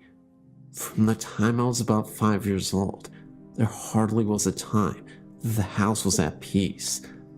I would lay awake in bed at night and watch orbs dance across the walls and ceiling. Then, I could feel someone sit on the corner of my bed. It was not a faint feeling either. In retrospect, as an adult, you could actually see the corner of the bed being pressed down. My heart would pound in my chest so loudly that I couldn't hear anyone else, and I could feel every hair stand up on my entire body. I would pull the covers and pillows over me in such a way that only my eyes and nose would stick out, even in the summer with no air conditioning. Shadows were commonplace everywhere in the house. You could smell flowers in the middle of the winter as well. Then, just as I would start to fall asleep, I would be jolted awake because something pulled the covers of me so violently that they were on the floor at the foot of the bed. That would send me screaming out of my room to my mother. There wasn't a time that you didn't feel as though you were being watched, or that you didn't feel that something was following you from room to room. If you came home and put your car keys down, turn your back for 2 seconds, they were gone, and then after searching the entire house, they would suddenly reappear where you originally put them in the first place, and you were the only one home the entire time. When I was in high school, I would come home and shower because I played sports. I always locked the bathroom door. Every time I would pull the curtain back when I was finished, the door would be wide open. Once again, no one was home, and our interior doors had no keys. Until now, I've been very vague with you about my experiences, but now I will tell you in detail my most frightening experience. I was engaged to Mitch. We were just both out of high school. My mom was out, and so was my brother. Mitch and I decided to go to my house, watch TV, and eat some pizza. From the time we entered the house, I could feel that something was really wrong, really out of sync. The air seemed electrically charged. It was as though us being there had interrupted some unseen gathering. I ignored it, even though I was goose flesh from head to toe. Even with all the lights on, my mother's house always seemed dark. Mitch was sitting in the room watching television, and I went into the kitchen to heat some frozen pizza. We were having a conversation as I did so. My back was to the living room as we were talking, and I was placing the pizza on the baking sheet. I heard what I thought was Mitch leave the living room and walk into the kitchen. I became aware that he was standing directly behind me as I was still talking. I turned around to ask him something, but to my shock, it was not Mitch standing there. I felt all the blood drain from my face. My knees went to jello, and I gasped and screamed at the same time. Standing face to face with me was a huge black solid apparition. I could make out a head and shoulders, but the rest became more see-through as it went towards the knees and feet area. It felt like slow motion. I think that when I turned around and screamed, I scared it as much as it scared me. As I stood there screaming, the black figure literally whooshed through the kitchen wall. Mitch ran into the kitchen. I was shaking and white as a ghost. It took me a while to collect myself. I shut the oven off and we left and went to the local pizza place where I told them what happened. We didn't spend much time at my mother's house after that. This is just one story out of countless stories that I'll be glad to share with you. I'm now 46 years old. My entire life has been one foot in this world and the other in the spirit world.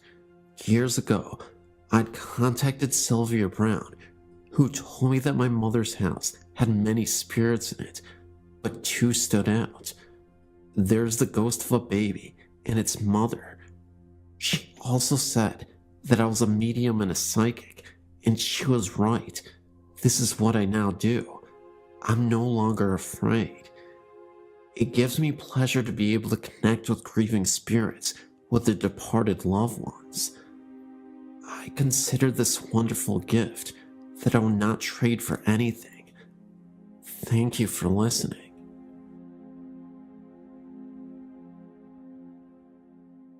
All of my life I had reoccurring experiences of the paranormal, starting at age 7, as far as I can remember, when my father died. I used to believe the experiences were dreams or imagination until recently. I was telling my fiancé of my experiences, voices, mists, noises, marks in my body, being touched, shirt tugged on, hair pulled, etc. His suggestion was that maybe I am a sensitive, so I started thinking about this possibility and decided to explore it further. My fiancé and I previously tried going to paranormal meetings, which would go on ghost hunts. There was one in particular that appealed to me, and we signed up. The building the group was going to was in Newcastle, Pennsylvania, at an old building that was previously the Elka Club, built in 1914. This information was given to us by the leader of the hunt. When we arrived, we went into a room to get the speech about which rooms to be careful of. They would be marked by the yellow tape. Nothing else was told to us about the history of this building. But as I stood there, a name entered my mind, and it kept repeating itself.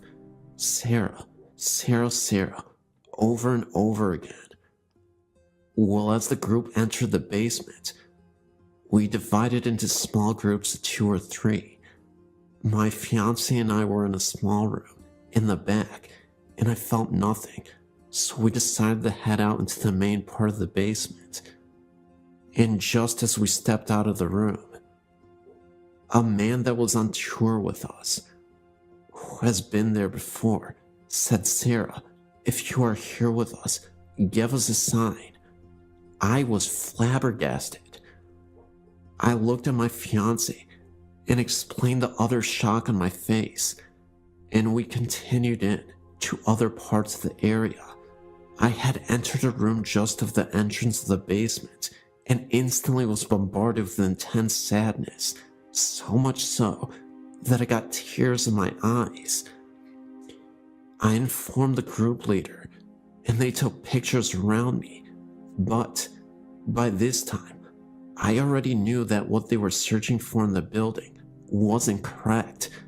I knew that what I was feeling was the past, and the child Sarah intended on proving just that to me. She, in what I would call it, attached herself to me. She started flashing images in my mind about what the building was before the Elks had been built there. It was her home. It was a beautiful Victorian with a large porch, parlors, a library, you name it, she showed me. She told me that she was sad because of the remodeling that was about to happen in the building. She got her point across by telling me certain rooms did not belong. I also picked up a persistent man in a room on the first floor. I was flashed an image of a podium and people sitting and listening intently to this man. In the ballroom, I was given images of people dancing, only black shadows of such. And at last, the third floor, I approached the end of the main hall and was shoved by something not seen. I took a moment and continued on into a grand circular room with benches attached to the circular walls, and had the feeling of being watched. And I kept saying, this feels like judge and jury. It was like you were being persecuted, watched, and the spirits were getting angry. So I wanted to step out of the room for a moment, and I took a step forward towards the door and received a sharp blow to my middle back on the left-hand side. I went out of the room and was telling the group about the incident and decided to give it another try. And as I entered, I again got another blow to the right side of my back. At that point, I wanted out of there for good, so the group agreed to leave the third floor. And as I entered the hallway again, I got pushed in the same spot as the first time, which happened to be in front of a very large window. The interesting part was, I said before, I knew nothing of the place, but when we were leaving, I told the owner all the stuff Sarah had told me. I told her of the man in the room that in my mind, I'd seen the podium. I told of getting pushed and hit in the back. Well, she surprised me, not only, but many in the group as well. Come to find out that this is where Sarah's home was. The rooms I was seeing were the rooms in her home. The man at the podium would have been the black preacher that occupied that room after the Elk Club closed down. That night, I came home exhausted. I fell asleep and dreamt of Sarah. In the dream, she told me her last name, so I searched for her on the internet. I then found something more shocking. Not only did I find her, the year she was born, but I also found the names of her parents. Well, I'd spoken with someone that has been to the club and knows things about it, but they never knew her parents' names, which happened to be the same names I came across. And as far as the room on the third floor, the owner informed me that this room was the judging room for the Elk members, and where they would hold their remembrances to the dead brothers. The interesting thing was, the women were not allowed in this room, and there was also an EVP that picked up stating, "You are being judged." So needless to say, I'm no longer doubting my ability, and I'm more open to my experiences, which have been many since that night. Growing up in rural Michigan, I had several what the heck was that experiences. Most were minor, a moving shadow or an uneasy feeling, but one stands out. I was 8 to 10 years old in the mid-80s, and my family had just returned from a vacation. When we got out of the car, my dad headed to the mailbox, my mom to her garden, and I lugged my suitcase inside the house. All of the windows were shut, and I pulled the garage door closed behind me. Walking through the house, I passed the bay window, from which I could see my dad still on the road, and my mom picking some vegetables. The house was silent, except for my footsteps on the carpet. I walked into my room and put my suitcase down in the corner.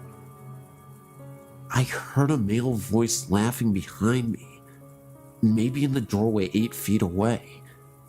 It was a hearty laugh, loud and clear. I spun around, and there wasn't anyone in the doorway. I ran back to the garage, through the door, and outside. My father was just grabbing his suitcase from the car, and my mother was pulling weeds. I wasn't scared when I heard the voice, but not having a tangible body to put it with did unnerve me a bit. Following the event, I was able to forget and had no issues in the rest of the house. It was only after I got older and interested in the paranormal did I realize that I must have had a run-in with something. About 2 years ago, I bought a 126-year-old, 8,000 square foot mansion in Missouri, just outside of Kansas City where I grew up. My mother had owned and lived in the house for the previous 15 years, slowly maintaining it. She had done a great job maintaining its mid-1800s character, slowly bringing the woodwork back to life, adding insulation, and replacing all of the plumbing and wiring. I mention this because I've heard that a disturbance in the environment can cause spectral activity to begin. I'd seen the house only once, as I live over 2,000 miles away, but I fell in love with it immediately. The first night I stayed over, I woke in the middle of the night to huge blobs, about a dozen, from golf ball to basketball size, floating around the room I was sleeping in. This is the one and only time I've ever experienced anything like that. I closed my eyes, said a prayer, and fell back to sleep in time. I said nothing to my mother the next day until she asked me, "Well, did you see the blobs?" One of the workers stayed down there the other night and said he wouldn't stay in the house after dark because of the blobs floating around him. She had not seen them, and still hasn't. However, the previous owner told my mother a few years later that he loved what she had done to the front room, but he could never stay in there while the house was his because of the blobs.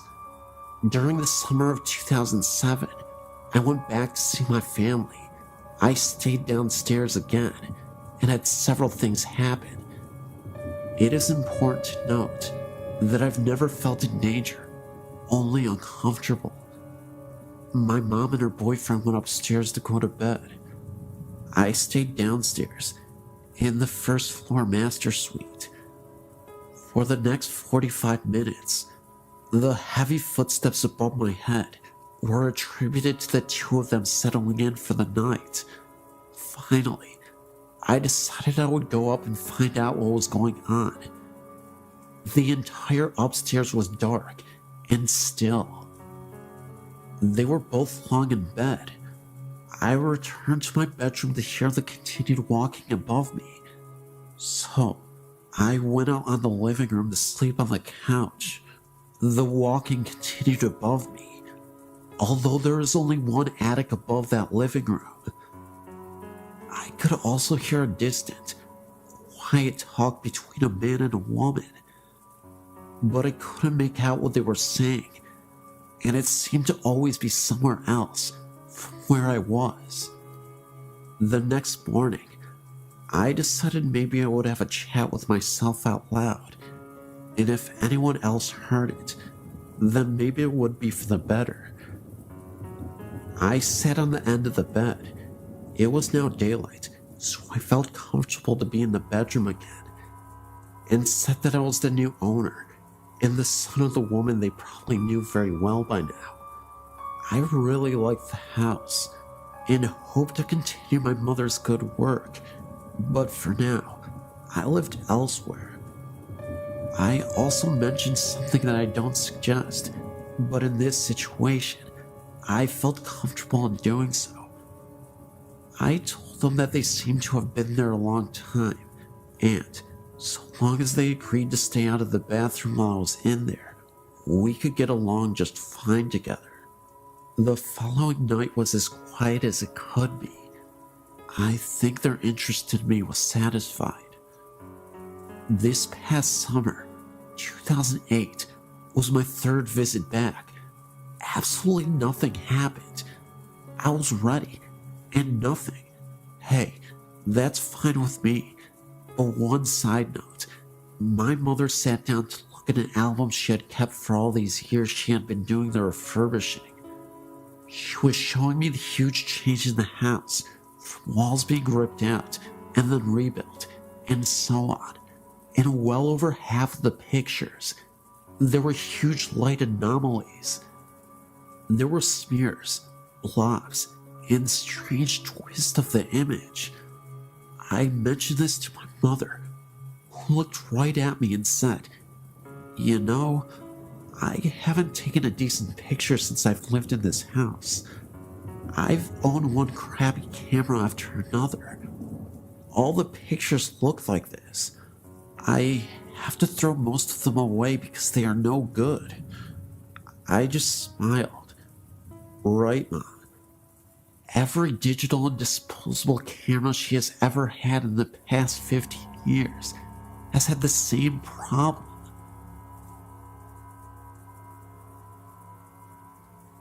I grew up with a mom who is wicked, and she is very psychic. She has told me accurately if a lover and I will break up, when, if I'll meet someone new, and accurate descriptions of people I'll meet. My mother told my roommate that the child she was having would be a girl, and she was correct. My mom, to my amazement, is the real deal.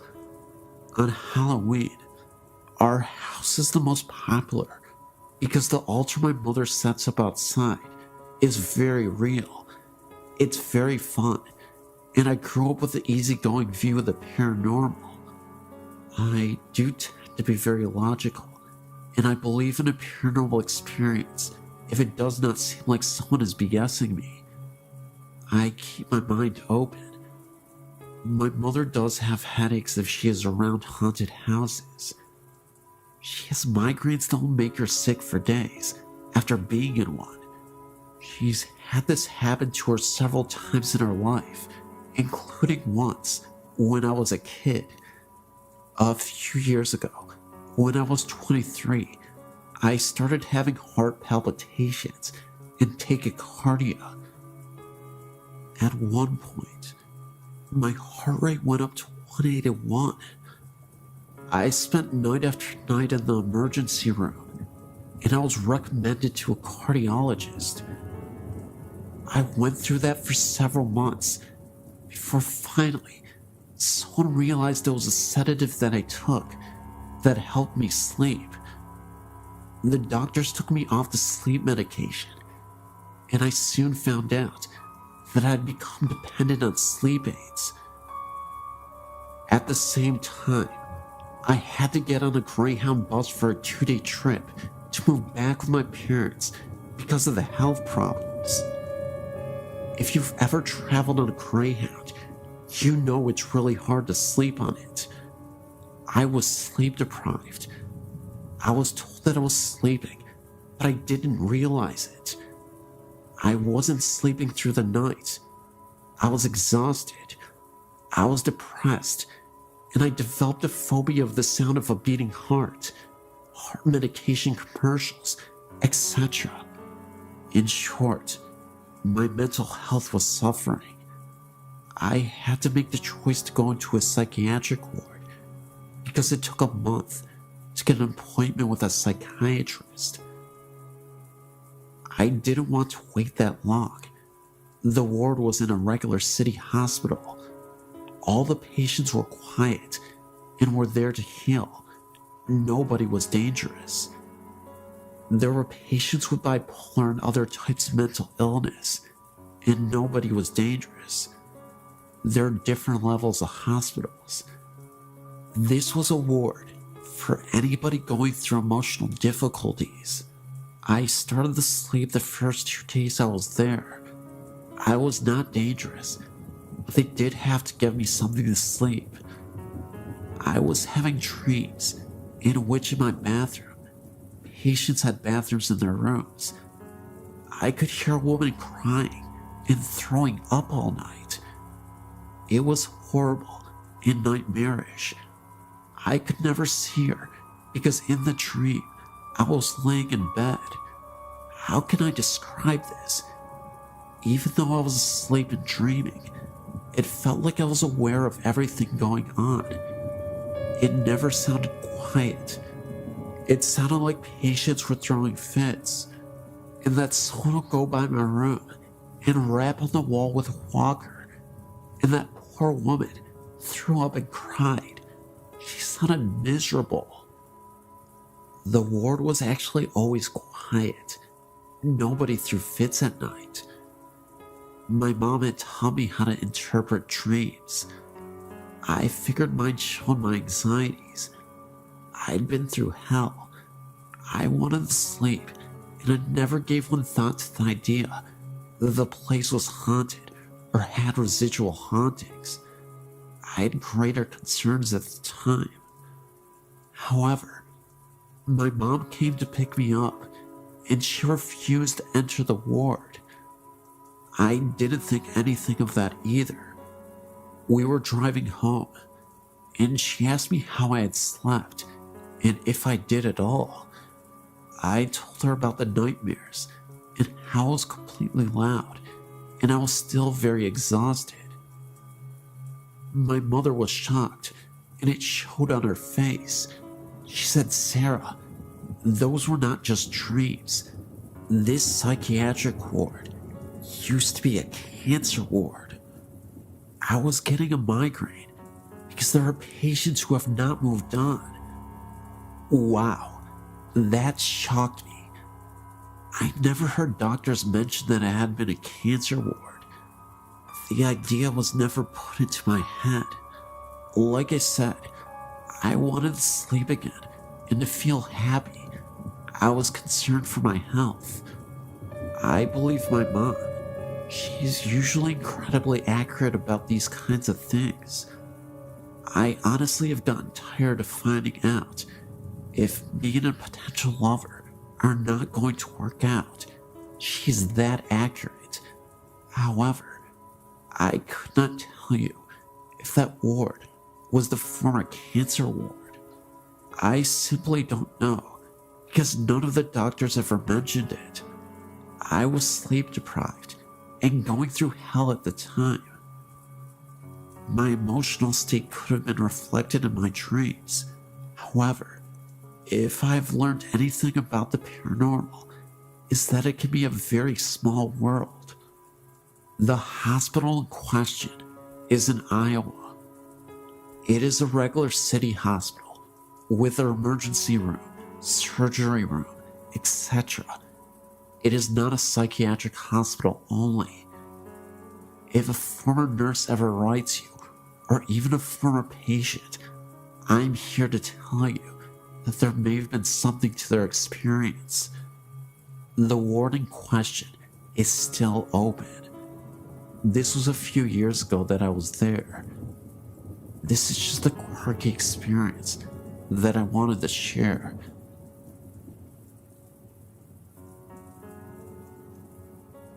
My story has been going on for a couple of years now. When I was 9, we moved into our house. It's a nice little place, backed by a large ditch. Behind the ditch is a large forest that I used to play in. The house itself is unremarkable. It's 3 bedrooms. The master bedroom is the first room you come to when you open the front door, straight in. To the right, there's a door to the garage, and to the left is the room we use as our living room. To the right of that is the dining room, with the entry into the kitchen. From the left of the living room is the hallway, with the bedrooms and the bathroom. From the time when I first moved in, I've never liked the bedroom at the end of the hall. It has a window that looks out into the front yard. The room I shared with my sister has a window that looks out into the backyard. I'm not sure what it is about the room, but it's a creepy feeling. I was around 11 when my older sister moved out.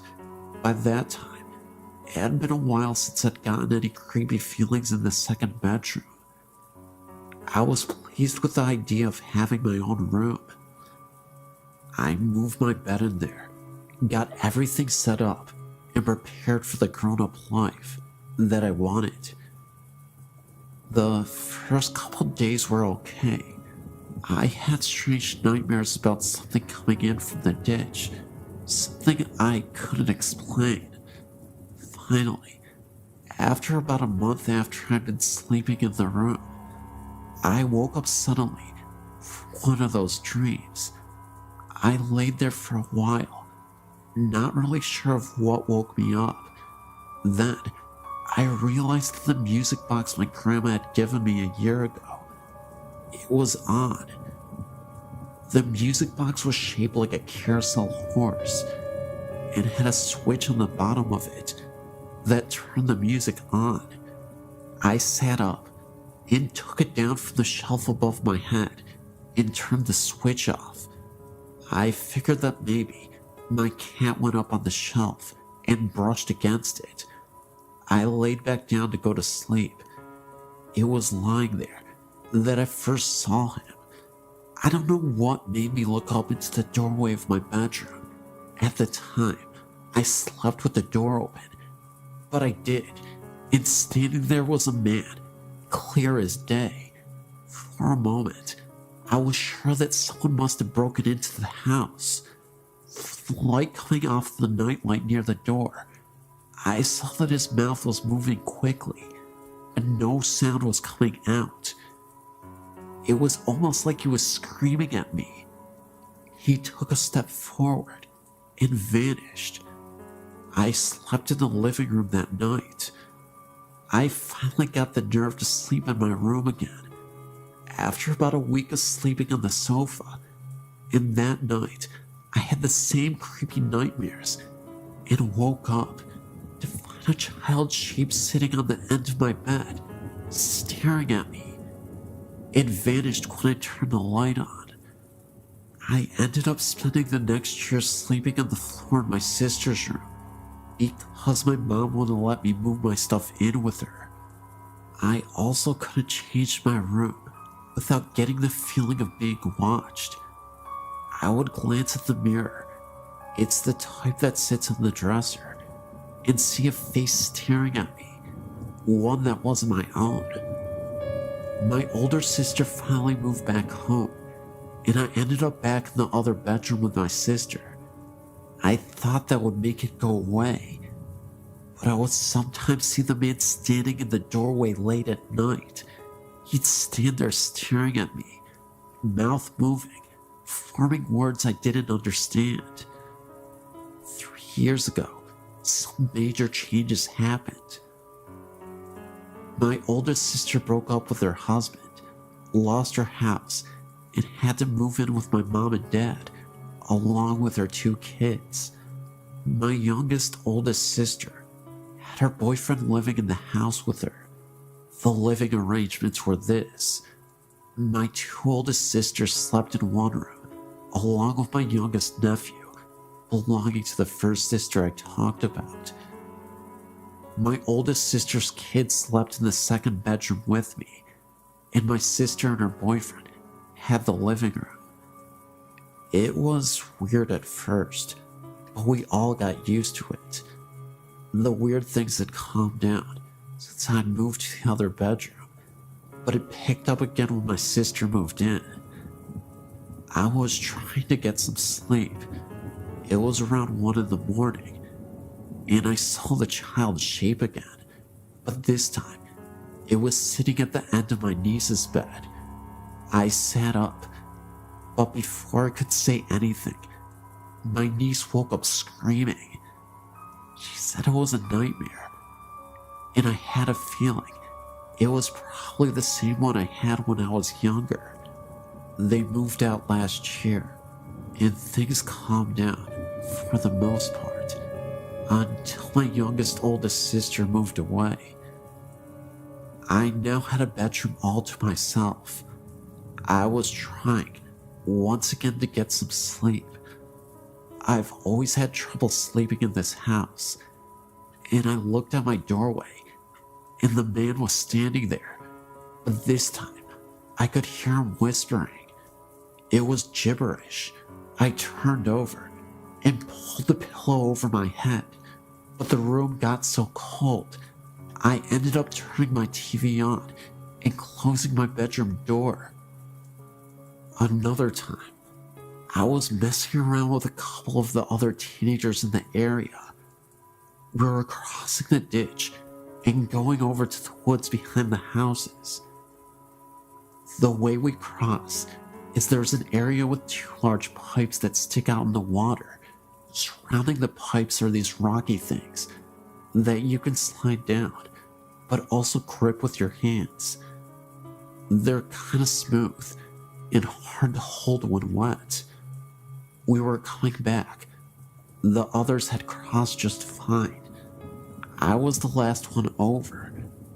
The first thing that happened that was really odd was my hand slipped and I started sliding down.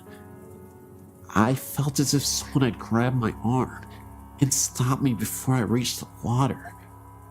I was about to step down into the water to get across when I heard someone yell my name and say very loudly in my ear to stop.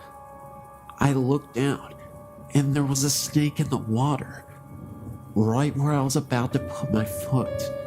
My friend came back across and got rid of the snake. I got home okay. When I went to take a shower later that night, I looked at my arm and I had a hard handprint bruise on my arm. I don't know if it was one of the ghosts from the house, but something stopped me from falling and from getting bitten by the snake. So, I guess even if the ghosts scare me, they're looking out for me too. Bonito City, a rather grand name for the cluster of log buildings that housed a saloon, post office, schoolhouse, church, general store, a hotel called the Mayberry House, and a number of comfortable residences. Set amid lofty peaks 12-mile northwest of Rizzuto, apple orchards and livestock of the Bonito settlers flourished in the 7,000-foot meadows at the edge of the forests. Trout fishing was excellent in the Bonito River. God was in his heaven, and all was right with the world, or so it seemed, when two events took place that would cause the serene and pleasant community to literally disappear. The centerpiece of Bonito City was the two-story log hotel called the Mayberry House, operated by Mr. and Mrs. John Mayberry. They had 3 children, John, Eddie, and Nellie. On the night of May 5th, 1885, the Mayberry House leaped into the record books with one of New Mexico's most bizarre crimes. Earlier that evening, a number of miners ate supper there and left. Only 2 guests had rooms, Dr. R. E. Flynn from Ohio and a youth named Martin Nelson seemed to be pleasant and inoffensive roomers. All were in bed by 10 o'clock. About 1 o'clock in the morning, Nelson arose and knocked on the bedroom door of the 2 Mayberry boys. John awakened and opened the door, at which point Nelson fired 2 rifle shots, killing him instantly. He then turned on the 7-year-old boy Eddie, who was screaming in bed. Nelson killed him with a single blast. Dr. Flynn, hearing the shooting, rushed from his room and was shot through the head. John Mayberry, after hearing the screams, was making his way up the dark stairs from the first floor when a shot through the heart dropped him on the landing. Blood was everywhere. Mayberry's daughter, Nellie, appeared and was shot through the side and left for dead. She later recovered. Miss Mayberry ran upstairs where Nelson shot her in the chest, but failed to kill her. She stumbled downstairs with blood streaming all the way to her feet, leaving bloody footprints visible on the stairs, even years later.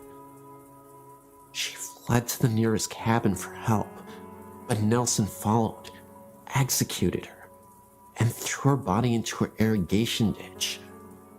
Nelson, the saloon keeper, no relation to Martin Nelson, appeared on the scene, grappled with the youth, who was no match for the murderer. Mark Nelson shot him to death and left his body bleeding in the sandy street. The next victim was a storekeeper, Herman Beck, who came out to learn the cause of the gunshots. Nelson killed him with one bullet. Bonito's terrified citizens locked themselves in their homes until morning, while Nelson roamed at large, finally climbing up a nearby mountain. Next morning, as Charlie Berry, Rudolph Schultz, and Don Campbell were standing in the street discussing the murders, they sighted Nelson returning down the mountain. He saw the man, brought up his rifle to fire, but was an instant too late. Berry failed him with a bullet through the heart. Nelson's last shot went harmlessly into the air as he fell. Total fatalities were 8 killed, including the murderer, and 1 wounded. It was years before the people of Bonito City recovered from the shock, and for 15 years, nobody set foot in the log hotel. Folks said it was haunted, told stories of shrieks and groans in the dead of night, of seeing lights flicker from room to room, or hearing muffled shots. Those who peeped through the dusty windows could see the bloody footprints left by Miss Mayberry's feet. The murderer was buried at Bonito, with his head pointed down. Folklore say that this custom was to prevent the buried persons from walking as a ghost. The victims were also buried in Bonito, side by side of each other, and a reasonable distance away from the murderer Martin Nelson. Gradually, Bonito City died. The final blow came when the railroad arrived in the desert below and took a business-like approach to acquiring water rights in the Bonito Valley, and later on, buying out the land in which the remaining residents of Bonito City lived. In 1930, Bonito Dam was built by the Southern Pacific Railroad. The remains of the victims were moved to Angus Cemetery. A large stone marks their resting place, and as for Bonito City, it is presently resting under 75 feet of water that is now known as Bonito Lake. Since then, Bonito City has become an old memory and a murder mystery of the past. Some people have claimed that during a well-moonlit night, they can see the top of the church steeple shining below the serene resting water of the night. Is it really the church steeple being seen 75 feet below the water's surface? Or is it a haunting image, reminding us of the presence of the city below? You decide.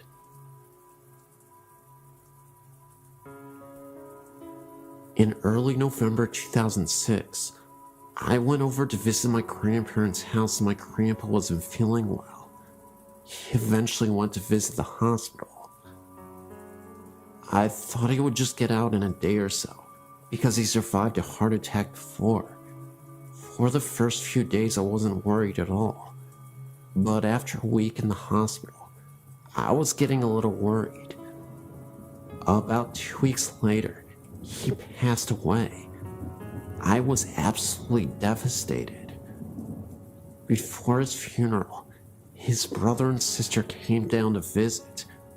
While they were sleeping in my grandparents' house, this is 2 days after he had died, my uncle was leaving. He looked back to see if things were alright, and saw a rather tall figure, wearing a hat, walking in our room. At first he thought it was my grandpa's brother Robert, but he was fast asleep in a different story of the house. He went looking in the room, and the ghostly figure was gone.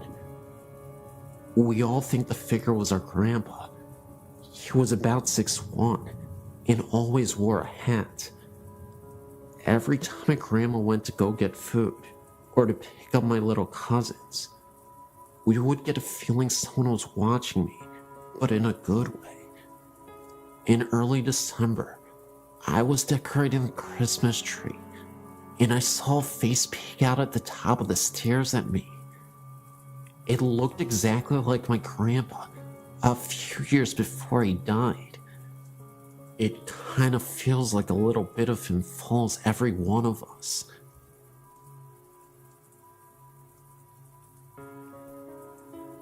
All of these accounts have happened in Lake Havasu, Arizona, each in a different house.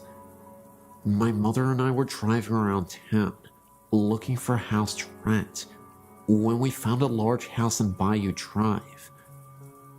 This house was an old bluish color, with vines creeping up the outer walls and into the fireplace, with a large overhang on the front porch. As soon as we started walking up the driveway, a very strong feeling of dread started to creep through my body. I really liked the house, so I ignored the feeling and continued into the backyard. As I entered the backyard, I remembered a dream many months before. The exact backyard was in my dream, and the images of death and demons filled my mind. My mother had the same feeling, so we left without another word, deciding that a door had opened and a demon was dwelling inside the house. We moved into a different house where everything felt normal at first. We lived there for 7 years. I soon felt eyes watching me in the shower, which then let gusts of freezing angry wind rushing past my face and arms. Later I learned my mother was going through the same events, only she experienced only one of the gusts of wind. When we started talking about moving out of the house, things got worse. My mom once felt a figure sit down on the bed beside her, and saw the indentation of the person on the bed. There were no dogs in the room, and the entire house was asleep.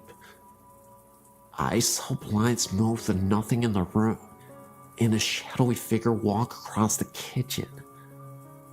I was cleaning out a house, just about to move into it, when I repeatedly saw a figure of a little girl out of the corner of my eye.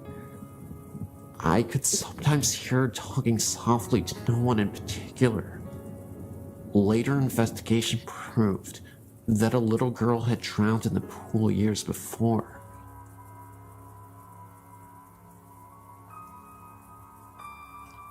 I've had a lot of things happen to me in my life, from seeing eyes in the corner of my room to being slapped by something I couldn't see, so I'm very open to anything and everything that someone would think was weird or crazy.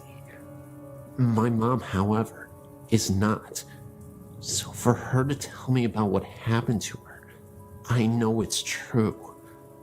I'm 28 now, and this happened a few years before I was born. My mom was an FHA teacher for 15 years, so she went to FHA meetings a lot. One night she was at a get-together for school, and it was getting late, and as she was getting ready to go, one of her friend's cars wouldn't start, so my mom said she would take her home. As they were driving, her friend and her were talking, not even thinking about how far out in the middle of nowhere they were. Finally, they got to her house, and my mom dropped her off and started home. It was a very calm night and very dark, almost eerily calm.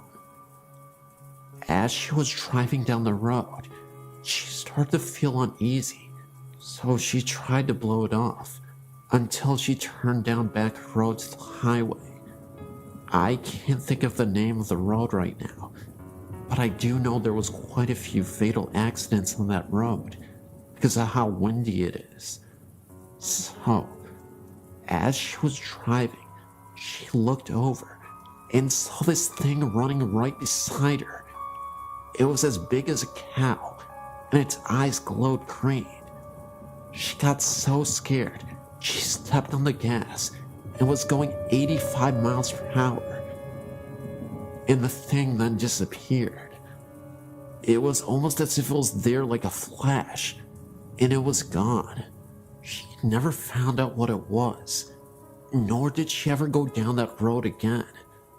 But she figured it might have been a banshee or something, after a long look at things. She has only had 2 things ever happen to her in her life that she definitely couldn't explain, and that was certainly one of them. The other was when she went to bed one night, when she was a teen. She just got into bed and looked over at her closet, and there was something that looked like a man floating with a glow around it coming at her. She ran and told her mom, and her mom told her it was nothing. So she went back to bed, and she saw it again, and ran out and slept on the couch for the rest of the night.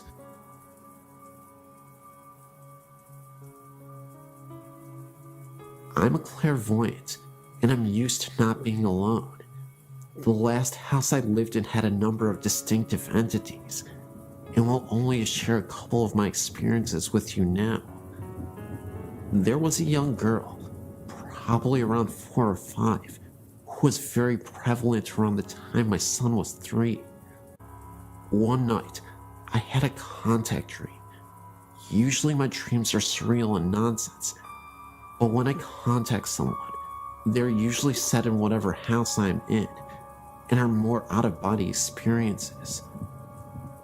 I walked to the end of my hall and looked through the dining room into the kitchen, and there was a small girl with waist-length dark brown, not black, wavy hair.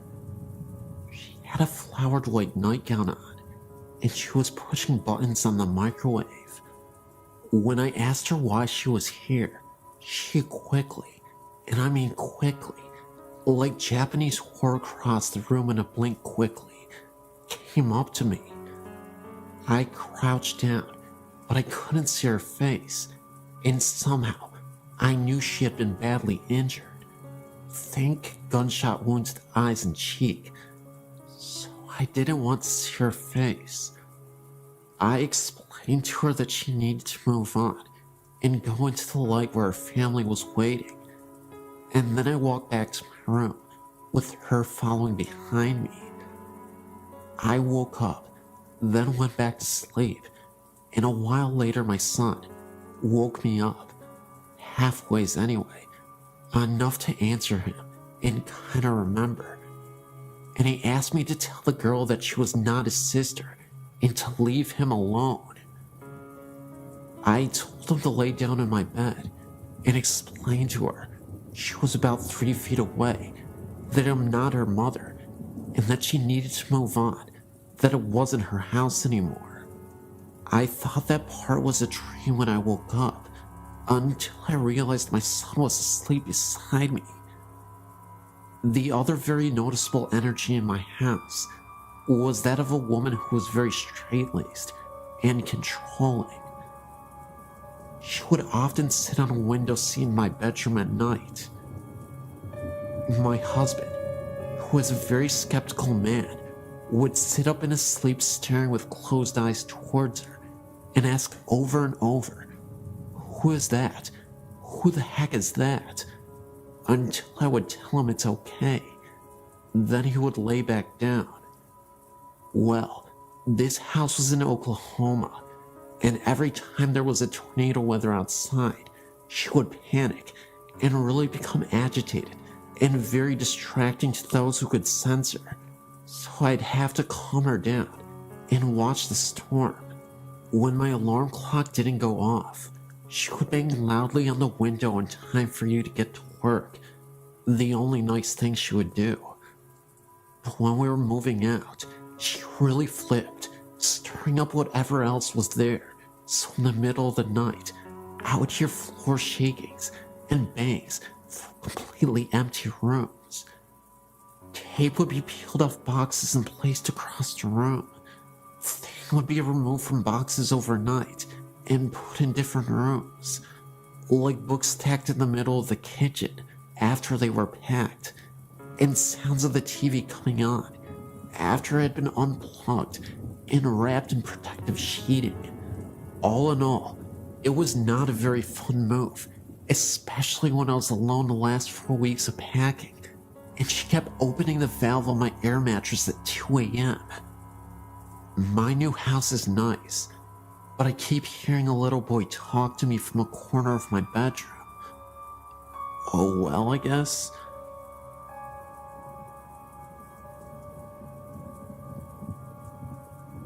I'm 25 now, and have had strange experiences which, though I'm very analytical and skeptical, can't seem to find out how, or why, or what these things were.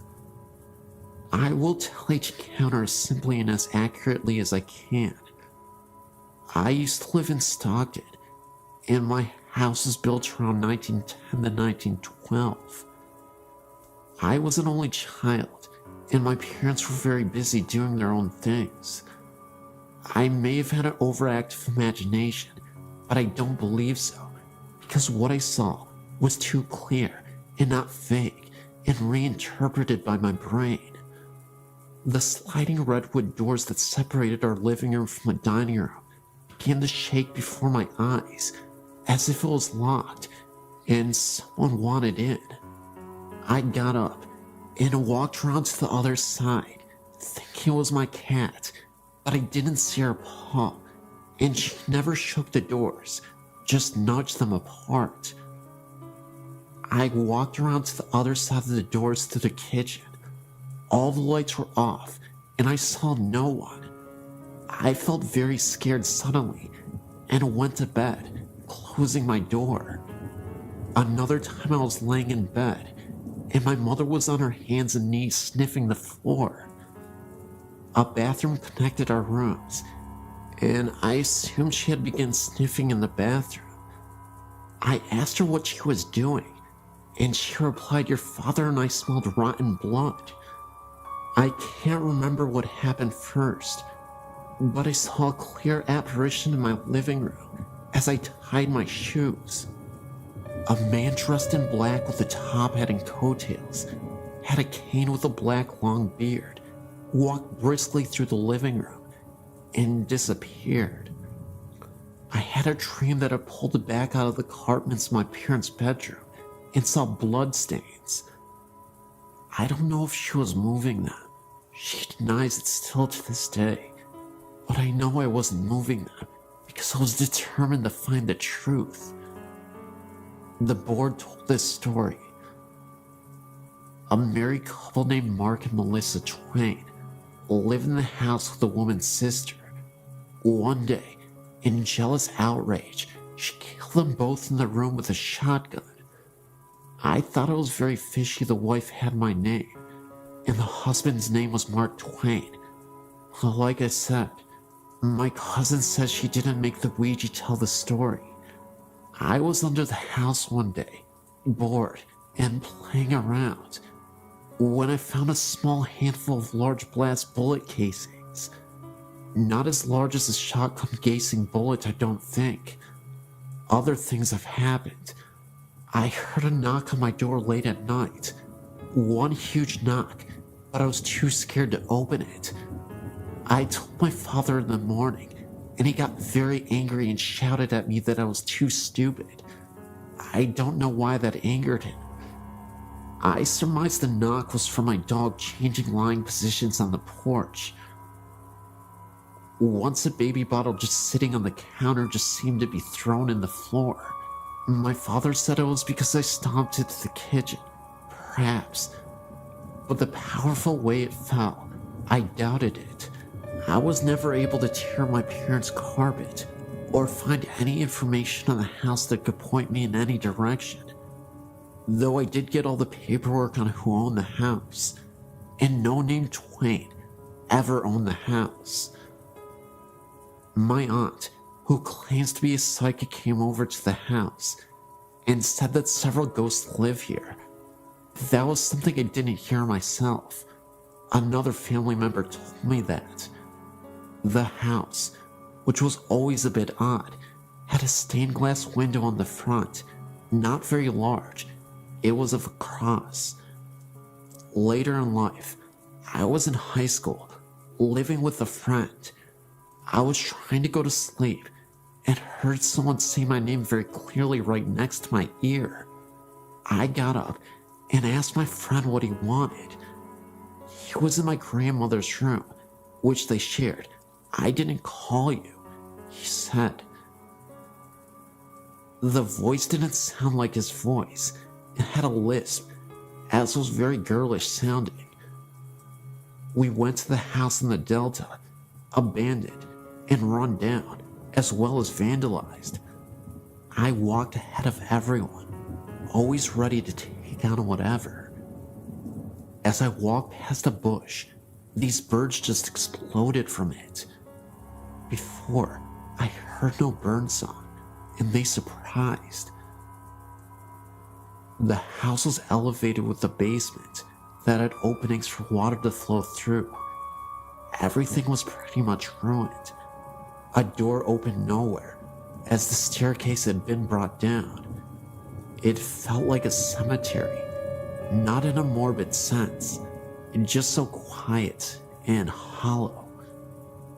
We went to the basement, where trash was everywhere. On the door, which had been removed then, placed back up, was a crude black painting of a devil or satyr. Being mischievous, I took a wooden bed frame topper. It was painted brown with a carved flower on each side, and it was painted red as well. After I took it home, that's when I heard the voice. My room was cold, and I saw something in the garage, and I had a really weird nightmare. The kitchen was being renovated, so we had to wash and get dishes in the garage. I went out to get a cup and felt very nervous in there. As I was walking to leave, I heard a loud boom in the wall to my right. I looked, not too long, but long enough, and this will be a very hard to explain situation and sound crazy, but this energy waved and glistened in the shape of something human, turned its head and looked at me. I ran out, scared for my life. I'd never been so scared. I took the bed knob back, and nothing happened like that again. The site has long since been destroyed.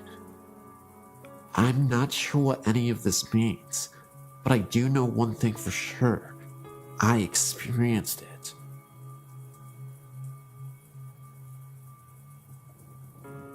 Both of these accounts took place within the same week of each other, happening to my brother and I when we were on vacation in London. The Hyde Park Ghost. I was on vacation with my family in London for Thanksgiving, 2001.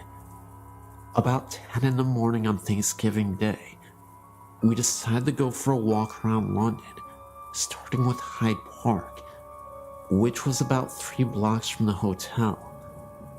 The park was beautiful against the autumn sky, and both my brother and I found it strange how time seemed to skip, as the park just lay kitty corner from a highly modernized tourist strip. As we waited on the corner for our parents to catch up, I turned to see a great black carriage standing behind us, pulled by a glamorous looking brown and white Clydesdale. I tugged on my older brother's jacket and pointed, and we watched it for a while, thinking it was the coolest thing we'd ever seen. Others in the park didn't take much notice of them at all, walking by in a hurry to get wherever they were going, or that's what we figured. My brother, having his camera with him, took a picture of the carriage and the driver, a slightly portly man with a contented smile and a formal air. He looked at us as my brother snapped a picture, and I felt an unexplainable tingling. Shrugging it off as the autumn weather, I continued to watch the driver. Our parents called our names, and we turned back to look at them, agreeing that we should all go for a ride in the carriage. My mom asked what we were looking at, and I turned back and pointed. What happened next is the strangest thing I've ever experienced. There was no carriage standing on the corner with us. My brother just looked as puzzled, and we continued to search about the corner, thinking it must have driven off after we turned to look at my parents. The carriage, driver, and horse were nowhere in sight. I found it odd also that we had not heard them drive off, as one would think a horse walking on stone could not be terribly quiet. A week or so later, we got the film developed. My brother and I searched through the pictures at least 3 times, trying desperately to find the one he had taken off the carriage. But though all the exposures from his camera were present, we could not find the one of the gleaming black carriage, Mary driver, and the magic Clydesdale. We did, however, find a startling shot of the corner it had been on, with a little glowing orb just right center.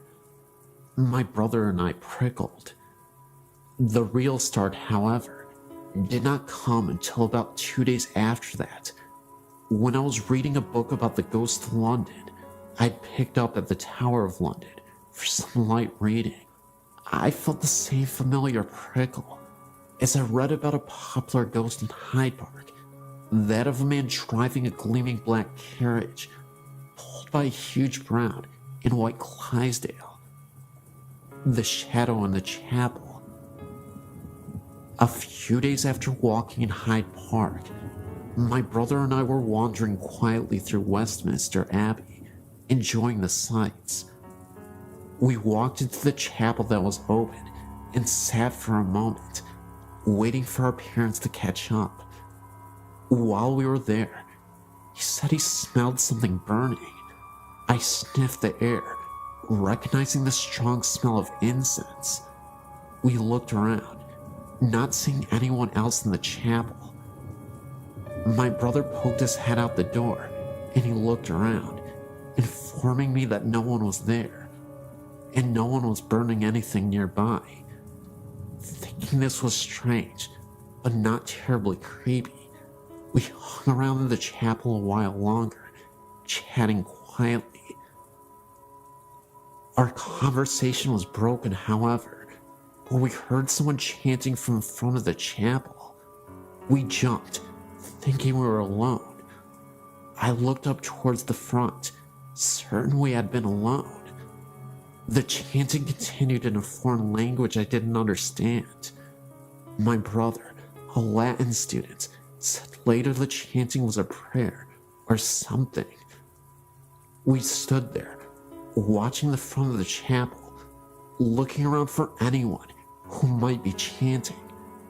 I nearly fell over when I saw someone flicker to my left, a figure wearing a dark robe and moving slowly, walked in front of us at the head of the chapel.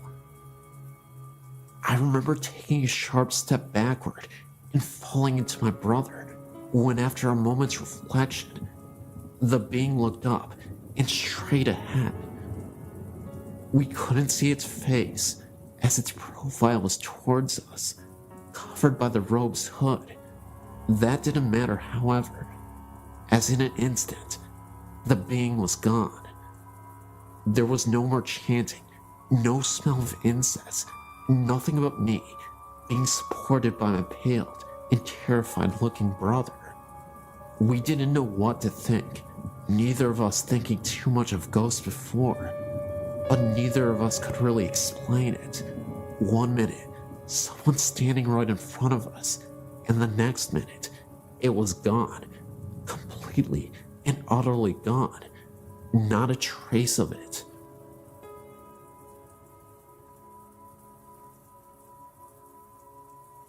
First story. I was 11 when this happened. I was spending the night at my best friend's house. It was a pretty Victorian house. It still had the original barn. It was in the back.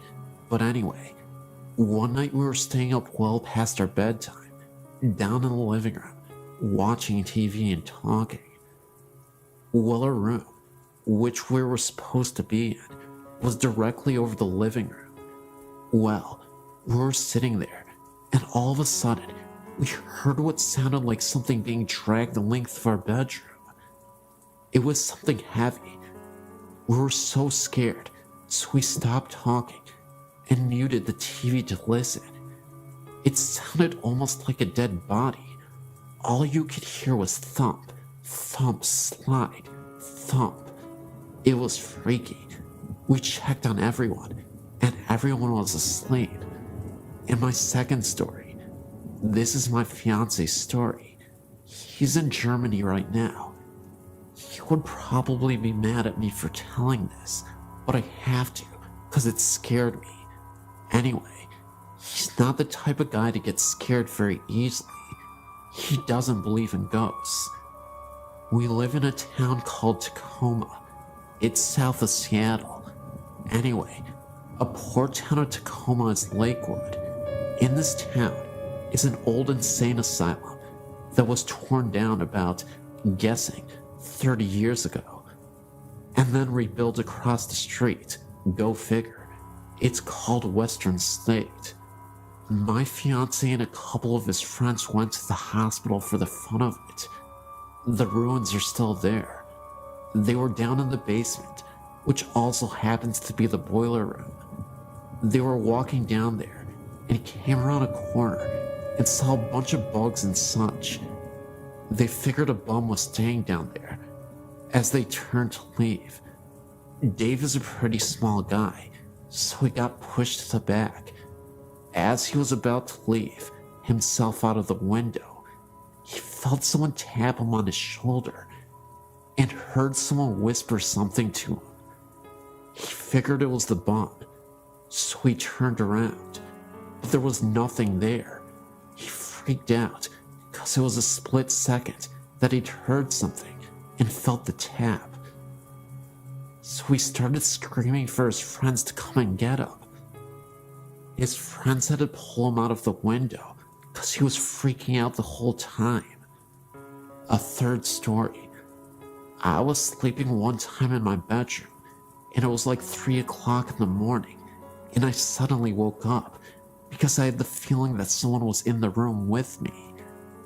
I had my own room at the time, and it was pitch black in my room, but I looked in the corner where my door was, and I could just barely make out the outline of a man. He was just standing there and watching me. I couldn't breathe or think. I just stayed there for about 2 minutes, trying to figure out what to do. I finally got the balls to reach over and yank on the lamp. When I did, nothing was there. Fourth story. Me and my sister were at my grandma's visiting, and recently, my uncle had passed away in the house. He had gone missing for about 2 weeks. My grandma didn't think anything of it, because he did that sometimes. She went in his room looking for something, and there he was, lying on his bed, half decomposed. She said it took forever to get the smell out.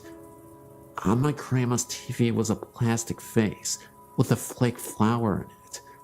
The TV was off, and my grandma was at work, so me and my two sisters was sitting around and talking. I believe we were talking about my uncle, when all of a sudden, the vase went flying off the TV. When I say flew, I mean flew. It flew like 5 feet. We all stopped and decided to go to bed. This story. I was spending the night at my best friend's house. I was like 15 or something. My godmother had just told us to go to bed.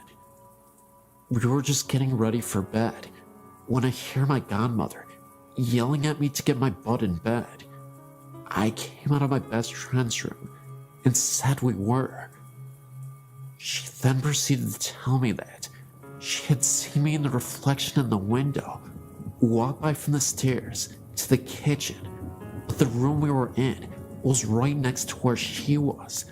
Freaky. The 6th and final story. I was babysitting my nephew one night. I was sitting on, listening to music and relaxing, when I heard my sister laugh. Thinking that was weird, because I hadn't heard them come home, I got up to check. There was no one there. I know my sister's laugh. About 30 minutes later, I heard my sister cough. Again, I got up to check. Nothing. I don't know much about this house. I've only been here about 8 months. It's my brother-in-law's house. This house is kinda weird though. When all sounds have died down, you can hear clicking, and sometimes even what kinda sounds like walking sounds. I sleep with my door open, so I'd hear if my sister had opened her door. But they're like soft walking sounds. Odd. Anyway, I have tons more stories. I'm a very strong believer in ghosts, so if you want to hear more stories, just email me and let me know. I was reading your site around Halloween and noticed Green Man, and instantly knew what the reference was. I had heard this story dozens of times by my dad who visited Raymond. Then, I realized the legend was not correct. The legend states that late at night, you could witness a ghost wandering around the tunnels and bridges around town. There have been numerous reports over the years of a man with a green face walking after hours. He is known as the Green Man. This is because when people have seen this figure, the apparition has a terrifying green face as he floats by the local tunnels and bridges of the area. The real version is extremely depressing, but the real version in the least. The horrible accident occurred in Evans City. Raymond, unsure of the last name, and his older brother were flying a kite near some electrical wires next to a tree. The kite got stuck, and Raymond followed his brother up the tree to retrieve it. When Raymond's brother grabbed the kite, both brothers got electrocuted. Raymond's brother was killed, and Raymond was severely burned. He was extremely disfigured, and it was extremely hard for him to walk because of the accident. The residents of Evans City collected nearly $30,000 for the boy for his care. His older sister and her boyfriend ran off with the money, leaving Raymond without the money he needed to get well. From then on, the townspeople took him under their wing and took care of him the best they could, but without the funds to do it. My dad's grandmother, who lived in Suiki, told my dad and his brothers and sisters the story of the Green Man when they went to visit her. Raymond, now an adult, walks down the road to and from the tunnel every night. The sun would hurt his eyes, since it only had a thin sheath of skin to cover them, so he did not go out in the daylight. He could barely walk, but did so every night regardless. People from all over came to bring him money, gum, and cigarettes, even while he was on his nightly walks to the tunnel and back home. The Green Man came from the color his skin looked when the headlights would hit him. He had been charred so badly, he was gray, so the headlights actually made him look a greenish-gray color. Unfortunately, my dad couldn't confirm this because he is colorblind. Raymond had a hole for a mouth, no nose except for a hole, and holes for ears. My great-grandpa and my Uncle Carl, then a teen, got out and handed Raymond a pack of Lucky Strikes and a pack of gum. Raymond talked to them for a bit, though you could barely understand what Raymond was saying. Behind my great-grandma's car were many more cars, waiting to see Raymond, as there were more every night. At this point, Raymond was a bit of a celebrity. Raymond was watched by the town and the police, and he never had any trouble with the visitors. My family left, and the next car pulled up to visit. My dad recalls hearing of Raymond's passing some years later. Must have been about 1985.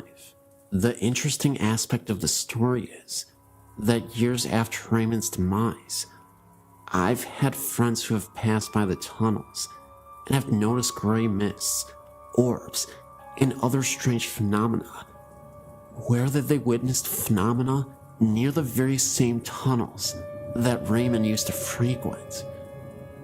One of my friends is a non-believer and a true skeptic of the paranormal, and he had experience where he saw the Green Man years after his death.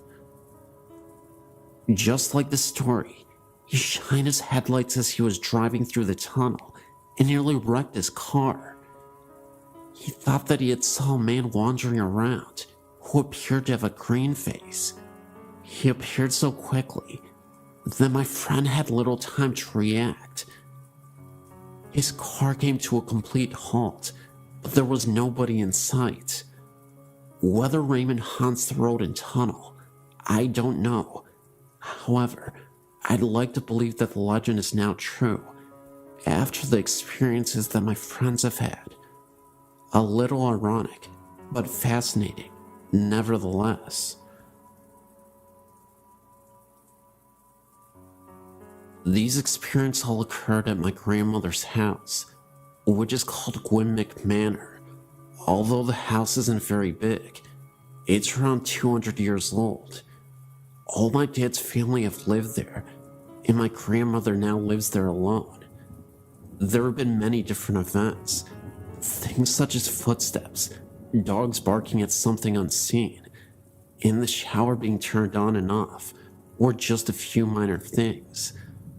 One time, my uncle fell asleep in the kitchen at night, and the door he was sleeping next to was flung open, waking him up, even though there was no draft, and it was an airless night. The same uncle also had experiences as a young child. When he was younger, he would hear footsteps from outside his window late at night, as though someone was walking hurriedly over gravel. At the same time, he would see two big black dogs sitting by his bed. Another time, my grandma was walking upstairs with some laundry when she dropped something and bent down to pick it up. As she was retrieving it, she saw a pair of shoes on the steps in front of her, as real as a human's. She looked up and saw a long skirt and the start of a shirt, and then the figure disappeared. My grandma swears to this day that the story is true, and says although she didn't feel threatened, she certainly wonders who this woman is. There was no one else in the house at the time, and the stairs are curved, so if someone had walked down them, you would have seen. Most recently, my sister and I were in the corridor opposite the dining room, which is locked when it's not in use. There is a key on the outside of the door. We were standing there talking when the key started to move, as if someone was trying to get out from inside. We thought maybe someone was in there at first, but then we remembered that the key had been moving from our side of the door. Most recently, we were sitting on the lawn whilst my dad and uncle played badminton on the court behind us.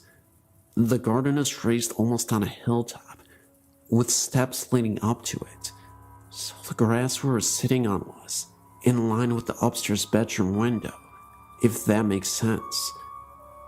We were facing the window, talking, and looking in at my grandmother's 2 dogs, who could have been sitting on her bed. My grandma had gone out shopping and had left her dog shut in her bedroom. First, we saw one of the dogs start barking urgently at something in the far corner, which was out of sight from us. This continued, and the dog then jumped onto the bed again and started barking directly at us. We thought this was strange, but what happened next couldn't be explained. A white mist, almost in the form of a hand, passed over the dog's head as though we were stroking her. She then stopped barking. We both looked at each other in horror, knowing that we both had seen the same thing. There was no sunlight that could have reflected through the windows, and I honestly can't think of another explanation for the hand we had seen. I still feel scared when I go into the house.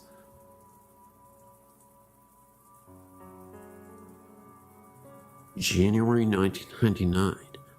I'd been working for an American company in Evesham in the UK. The company was based in a small industrial estate called Briar Close End East. On the edge of this estate is a small pub called the Oddfellow Arms. We all used to go to this pub now and then for a quick pint of a lunchtime. I personally used to have a pint, perhaps once or twice a week there. Anyway, as you go in on a fairly regular basis, you tend to get to know some of the locals.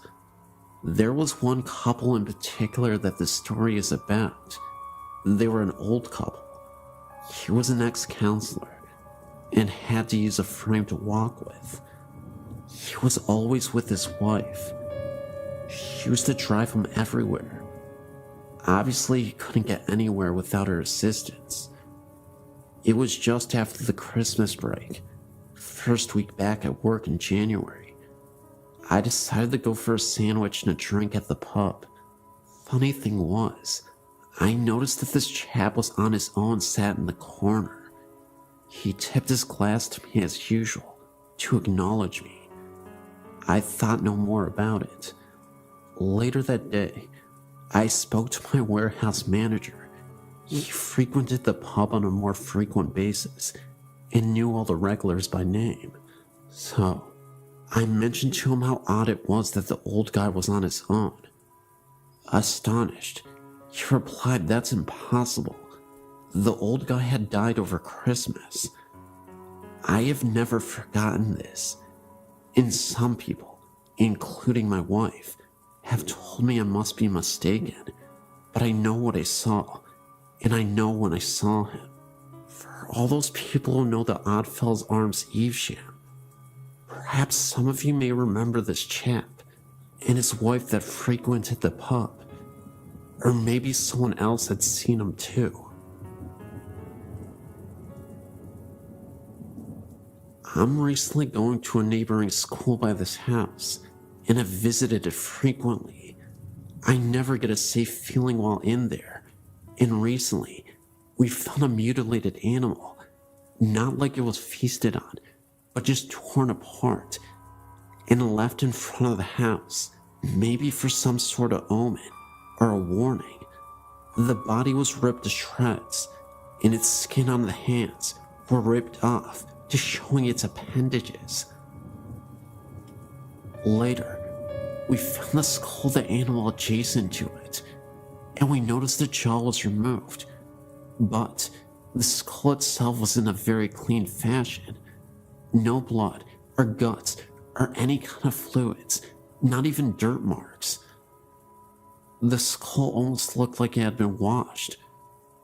That not being the strangest thing, I have a friend of mine who is a female who is as well as extremely interested in the paranormal, and she has recently gone to the house, and the first encounter dealt with her and her best friend going into the house and just walking around. The problem was that they did not even get to enter into the house. Right before stepping on the yard, the house is surrounded by large bushes. They heard a sound coming from one. Other times that I've been with her, we swore we heard footsteps beside us in the bushes, as if being watched. Her best friend saw a shadow and became very frightened and began to flee. My friend was not as scared and refused, and her being the determined person that she is, continued to go forth. The sound was continuing this whole time. Her friend left sprinting, and so just to be a good friend, she decided to go catch up. She was not running so fast, and in her light jog, she turned around and noticed a woman with bright blonde hair, this being the only thing sticking out, chasing after them, and even got off the yard and continued in the pursuit. When seeing this, my friend began to run even faster and eventually ran to the church where they parked their car. She called me while this was happening, I guess to help us believe, and also she knew I was very interested, and I could hear the fear in her voice. When she returned, she told us the story, and one of the girls who was a local asked about what she had saw, and when she said the thing chasing them had long blonde hair, the local freaked and admitted that the woman who was murdered did in fact have long blonde hair. This scared and excited all of us because my friend who was chased had no idea how the woman looked or anything of that sort. Not being enough for us, we decided to go back with another group of kids who swear they know much about demons. We weren't allowed to go on because the demon group refused to get on because they swore they could just feel the evil. Well, they went back, and we ended up going another day with other friends. We just heard small sounds and footsteps. Other friends' stories deal with the chair in the living room that has two missing legs would be dragged across the living room. But one day, my friend, being the brave girl that she is, went into the house by herself one night, and she was walking around and really did not notice anything. She made a comment expressing how upset she was that nothing was happening, and a few minutes later, she heard a high-pitched shriek, and right then she was pushed, what she guessed to be about 4 feet, and pinned to the wall. She stumbled out of the house, and when she got home, her best friend noticed the scratches on her forehead. She still has them right now. This incident is very recent. That same night, her friend later called me saying that she had fallen asleep and was not responding, and that she was breathing normally, but her body was extremely cold. We haven't gone back yet, but we noticed that activity is much higher when fewer numbers are around. I look forward to giving you updates. Also, I'm from McAllen, Texas, and there's a building in that area that is rumored to be haunted. There's this building, and it is extremely haunted on the 3rd floor. I'll go ahead and check that out as well, and I'll give you an update as soon as possible.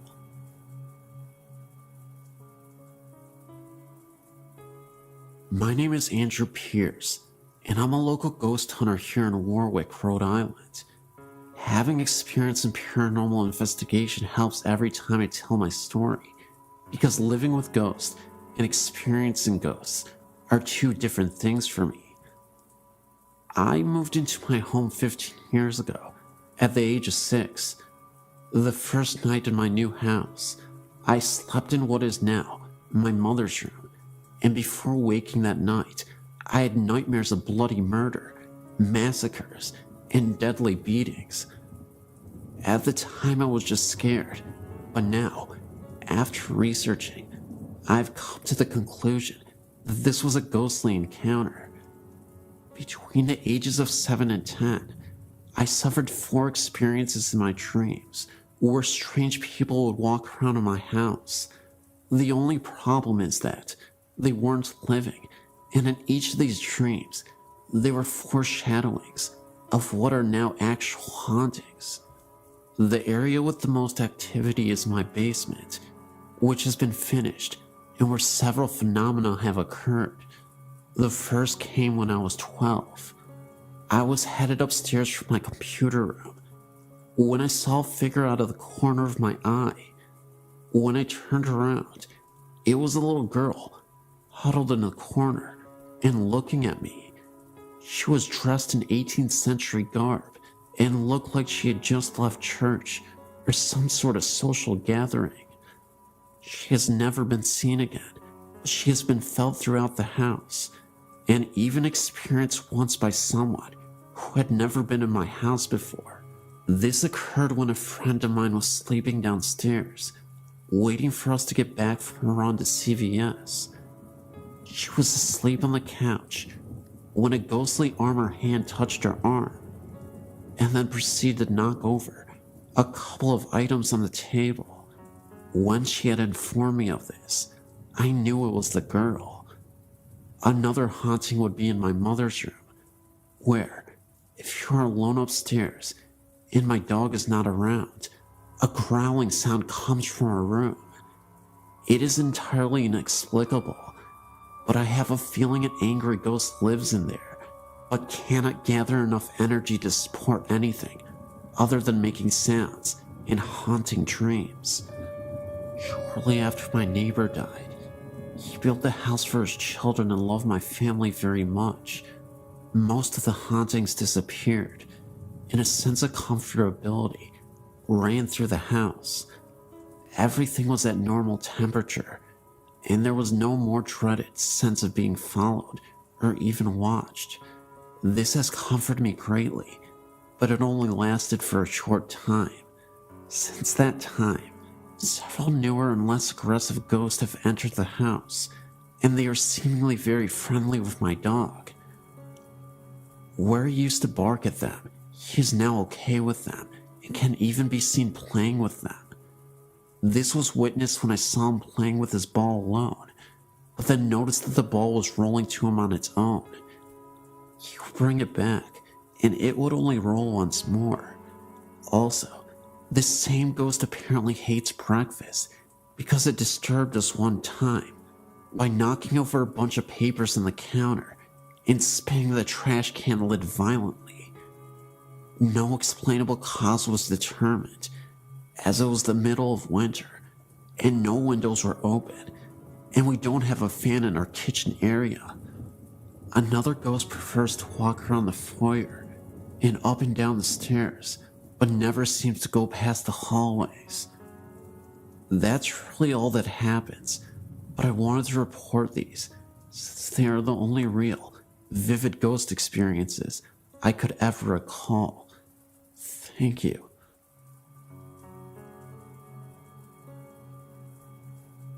We bought a house in Yucca Valley in 1988, built during World War II, from what we were told, 2 bomb shelters. House added on to the years to come. Interesting old place, but nothing special other than the fact we thought we could turn it into our dream house. 2-story, white picket fence, etc. A couple weeks after moving in, my husband and I were in the kitchen, talking, when I thought I saw something. A fog, an image of a lady going through the dining room, not saying a word, thinking my husband would think I was nuts. He said to me, "Did you see that?" My husband and I choose to sleep in the downstairs bedroom, and the girls upstairs at that point. We were in a king-size waterbed, framed firmly on the floor, so it's not logically possible for something to be placed underneath it. After we began renovating the upstairs, we moved our bed up there and the girls had the downstairs to sleep. Full-size beds, sitting on regular bed frames. There was nothing on the floor when we moved our bed out. A few weeks later, one of my daughters informed us that something was under her bed. My husband investigated and found a black and white photo as well as some silk scarves. We called the former owner to ask if he knew who or what it might be. He came to look, said the photo was of his dead wife and the scarves had belonged to her. A few months later, my husband found a painted portrait of a young man in his workshop. Again, called the former owner. He said it was of his dead son. A year or so later, one of my daughters saw the same image, the fog, image of a lady. He or she never caused us any harm, except for the fact that money we hid in one place or another had disappeared. After living there a while, we met the neighbors. They informed us former owner's wife had died from cancer in the bedroom photo, and scarves were found. His son, portrait found, had offed himself at the Yucca Valley Inn. Ashes had been spread on the property, according to them, the neighbors, but these facts were not disclosed to us at the time that we bought the house. After living there some 19 to 20 years, we decided to move, not because of spirits, just now that the kids have grown up and moved out on their own and wanted to downsize.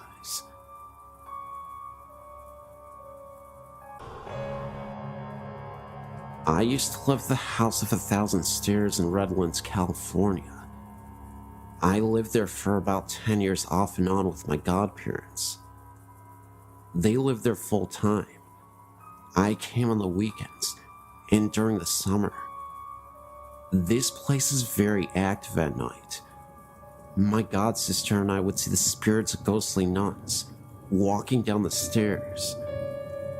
They would stop to ring the bells in the bell towers and then evaporate into a mist. After a while, we removed the bell that connected to the stairs. There were other spirits as well. Some were pleasant, while other spirits we believed were demons.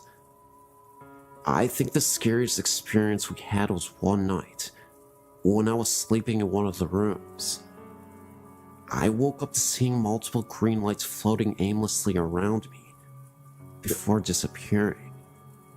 They had to have been orbs. I remember there was a closet which was slightly open. When I looked at the closet, I noticed the head of a figure peeking out with red eyes. If you've seen the famous Amityville horror picture, that's how it looked to me, except with red eyes, of course. There are tunnels that run under the property, and rooms as well, all made out of dirt. Some of the rooms' doors have been covered over with dirt and rocks, so that you cannot get in. If you stay down there at night, you will see nuns going in and out of these rooms that have been covered over. I'm not sure what the nuns did in this house, but there are many restless spirits here. I also believe this place draws mentally unstable people to it. While we lived there, on multiple occasions, we had to call the police because people would break into the property, knocking at our door, telling us the spirits told them to come here. There are so many stories I could tell you, but it's a very unusual place after a while. My godsister and I would sleep in the game room next to our parents' room because we were too scared to stay in our room. That's about all I'm willing to share for now, but I hope you enjoyed these stories.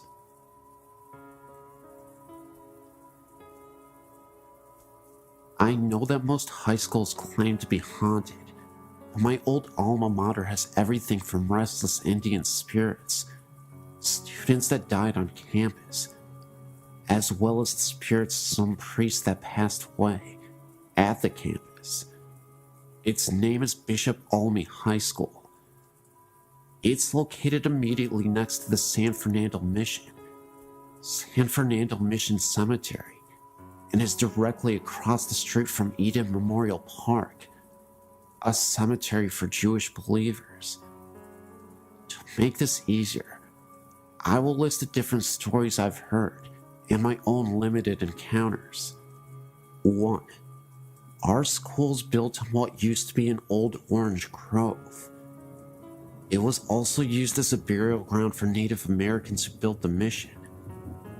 Several different faculty members have heard the sounds of an old woman crying right inside our alumni hall, and one claiming to have seen her pacing back and forth. I myself went there late with 3 friends one night in an attempt to see if we could prove anything for ourselves.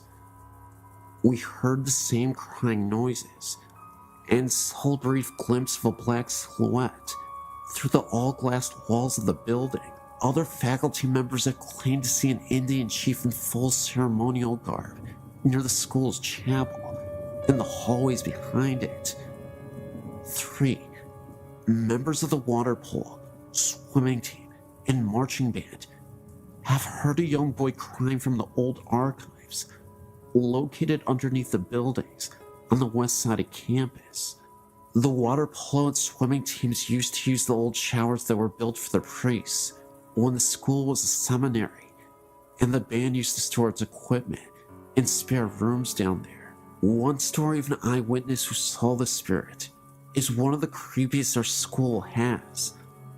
A few of the girls on the swim team went down to the showers after practice and found all the shower heads on and a little boy standing in the middle of the room. The boy didn't respond to any attempts at conversation. The girls left to get a coach to try and get the boy to talk. When they got back, all of the shower heads were off, and the boy was nowhere to be found. This part of the school is directly next to the graveyard. Only a chain-link fence separates the two properties. Our pool is technically rented space from the graveyard.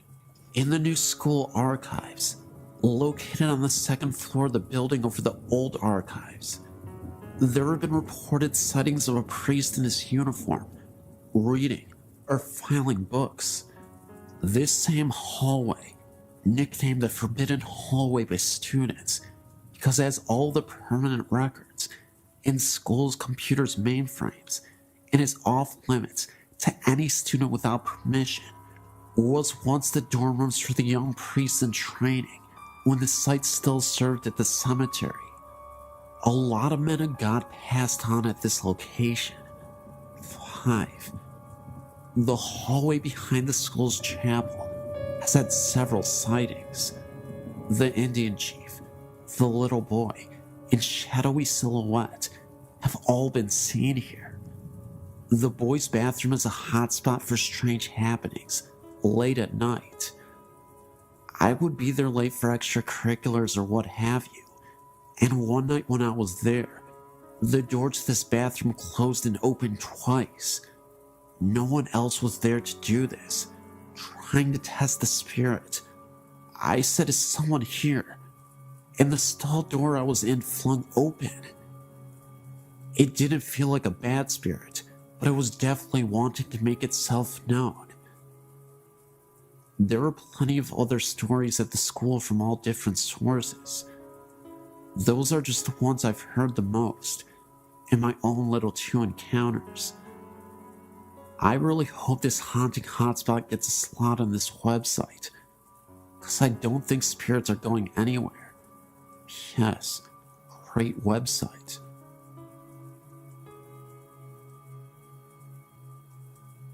When I was a little girl, about 4 or 5 years old, I remember this clearly as if it happened yesterday. I did something bad to be sent to my room as a punishment. I was laying in bed, not sleeping, mind you, just laying there, looking up at the ceiling.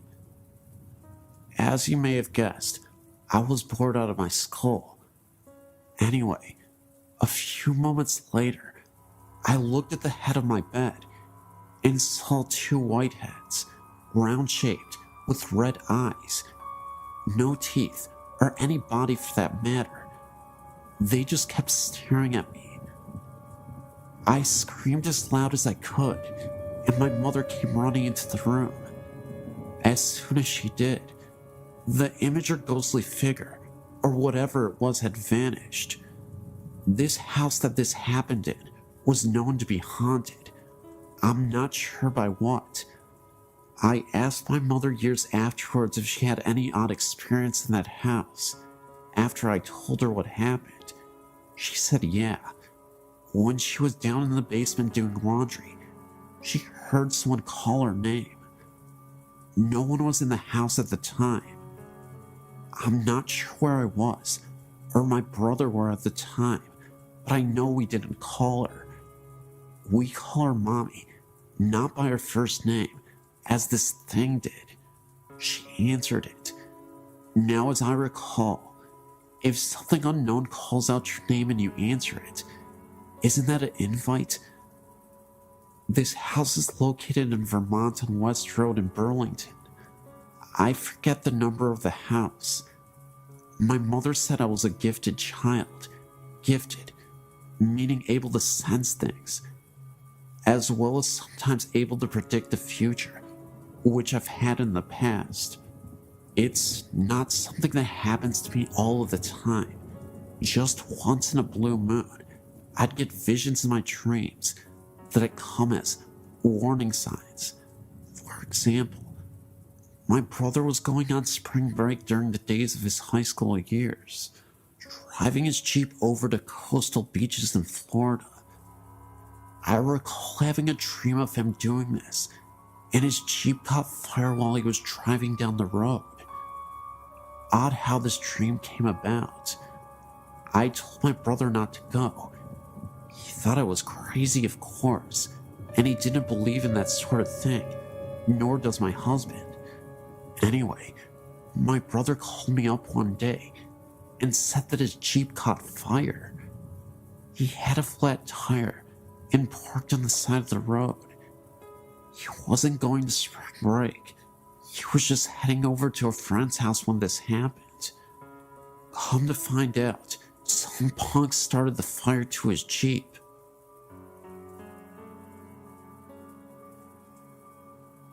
In 1977, my friend and I were driving on Old Pleasanton Road during the night.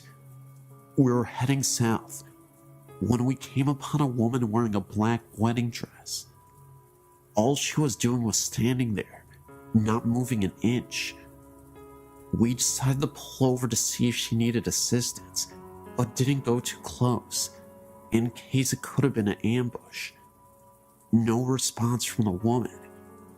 We didn't see that she had a vehicle anywhere around. It was beyond sketch, so we ended up not helping the woman out and continued to drive down the road. As we were driving down the road, we could have sworn we saw the lady through my rearview mirror. She was following us.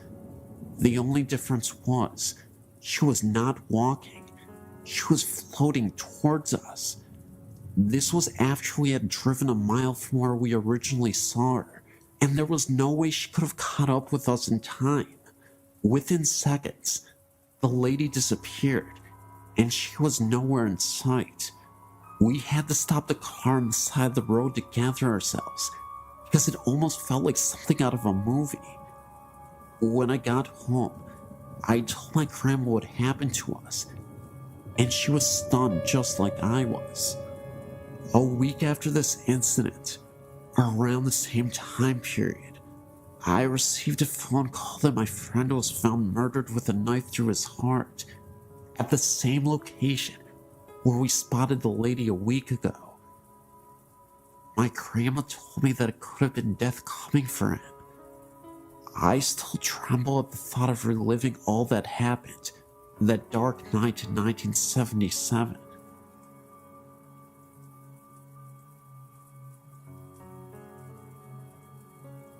Great Aunt Amy. She lived in a small 2-room shack in the middle of a very remote wooded area in northern Michigan, next to her brother and his wife. I remember her writing to me in the mid-60s and telling me they had a road name and a sign now. My younger sister and I loved going there to visit. We would walk in the woods and explore an old cabin and trailer in the woods north of them. They lived very primitively, an outhouse with magazines for toilet paper, and slaughtered their own pigs and cows. There was a great green apple tree down the road, and we always stopped to get our pickings before heading home. One time, we heard a weird noise, and my mother told us to hurry up and get in the car. We had to get going. It was a bear calling for her cub, and we were downwind. Mom feared we may have been between the mother bear and her cub. Whenever we went to visit, we went to see the uncle and his wife first, then great aunt Amy. Although we would see her peering over the tiered kitchen curtain when we arrived, great aunt Amy was very short and stout, and you could just see the top of her head from the eyes up, over the lower curtain, and I'm sure she was on her tiptoes at that. But she was always so surprised to see us, and just happened to have cookies or rolls just out of the oven. The day of her funeral, the late 1970s, my sister Kathy and I got out of the back seat of the car on opposite sides. I looked at great aunt Amy's cabin and then looked over the top of the car at my sister. I knew she saw her too. Great aunt Amy's little head, eyes peering up over the curtain, as she always did when we came to visit. I could almost smell those rolls baking that she just happened to be making. Recently, my sister and I took a random trip to the area and went by to see the little old cabin again. But this time, it was gone. A new home stood just to the east of its location. I was very disappointed. My sister turned to me and said that's alright. She's still there. Can you feel her? I could.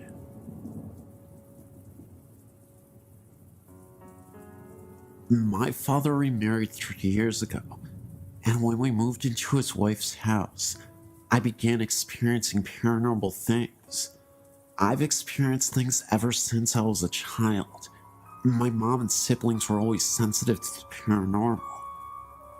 My siblings were pretty used to it, but I'd never seen anything significant until we moved into our new home.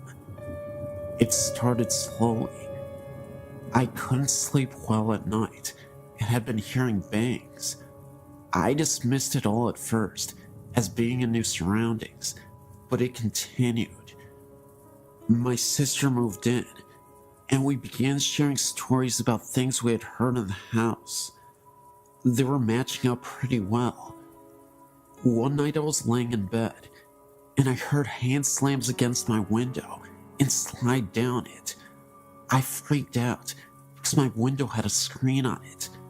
So I went into my sister's room to sleep with her and kept hearing banging from my room. There was no one in there.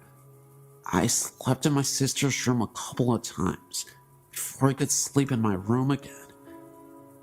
I began seeing black masses for brief moments after a while, and my sister had one in her room that was about 8 feet tall and human-shaped. We began doing all that we knew, which was praying. After a few years of this, I got a little used to it, but couldn't wander the halls at night without being terrified. One night, I was playing on the computer and heard a very loud bang like a door slamming, so I went to my room. I shut my door and leaned against it and heard running up and down the hallway. Things like this began happening on a regular basis, and at the time, I felt like my sister was the only one I could talk to. Then one day, something on a different level happened. I was in bed at night, and I had a bunch of glass carousels on my dresser. I'm a firm believer in 3 a.m. being the witching hour, and at that time, all my carousels went off playing music, and a couple fell off the dresser. Once again, I played and slept with the lights on. I had one final major experience before I moved out. My dad's room stayed locked during the day, so when we heard scratching on the walls, it sounded like something was scratching the walls and the ceiling. I ran to the bedroom door and it stopped, but could see a shadow moving around under the door. The scratching then continued, so I went outside. I moved and don't experience things like that anymore, but sometimes hear noises in my apartment. I just ignore it because I know my family and I are skeptical to these kinds of things. Just keep my faith and know that I know it's human in my apartment.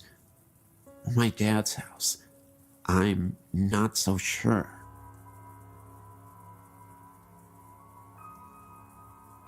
This happened to my mother's uncle in the 50s. Her aunt and uncle were coming back to San Antonio, Texas, on Highway 87 when their car broke down during the night. Uncle Steve went walking during the midnight hour to get help before he told my aunt to lock all the doors.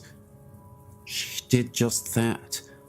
About 3 a.m., 3 men in a car stopped to help her. They told her that they would help her, but she told them that her husband had gone to get help, and he might be coming back. So, the men told her that they will leave, and they were going to leave her some food in a brown paper bag, which they left on the hood of her car.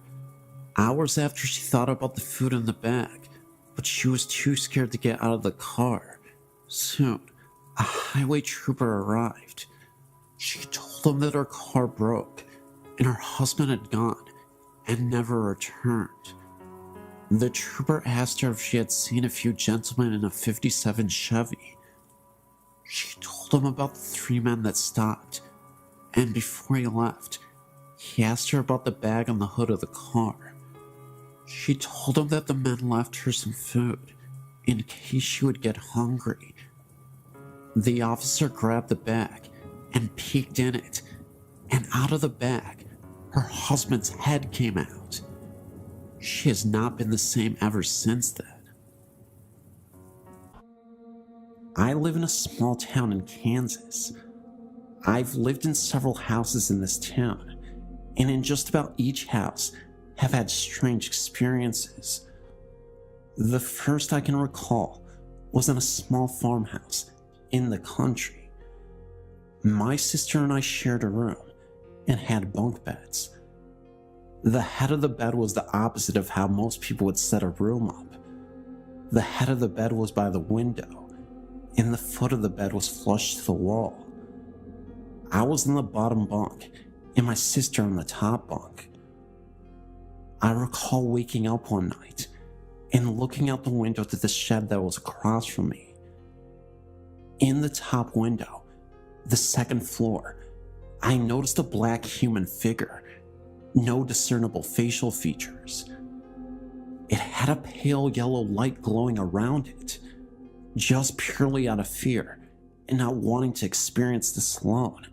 I asked my sister, who was supposedly asleep on the top bunk, if she was seeing what I was seeing, not expecting to hear her to really answer me, and she said yes. We still joke about our psychic connection. When I was in high school and living in a small town as I do, my friends and I would drive around the countryside, mostly because we heard that there was some scary haunted place outside of town, and we always liked to investigate.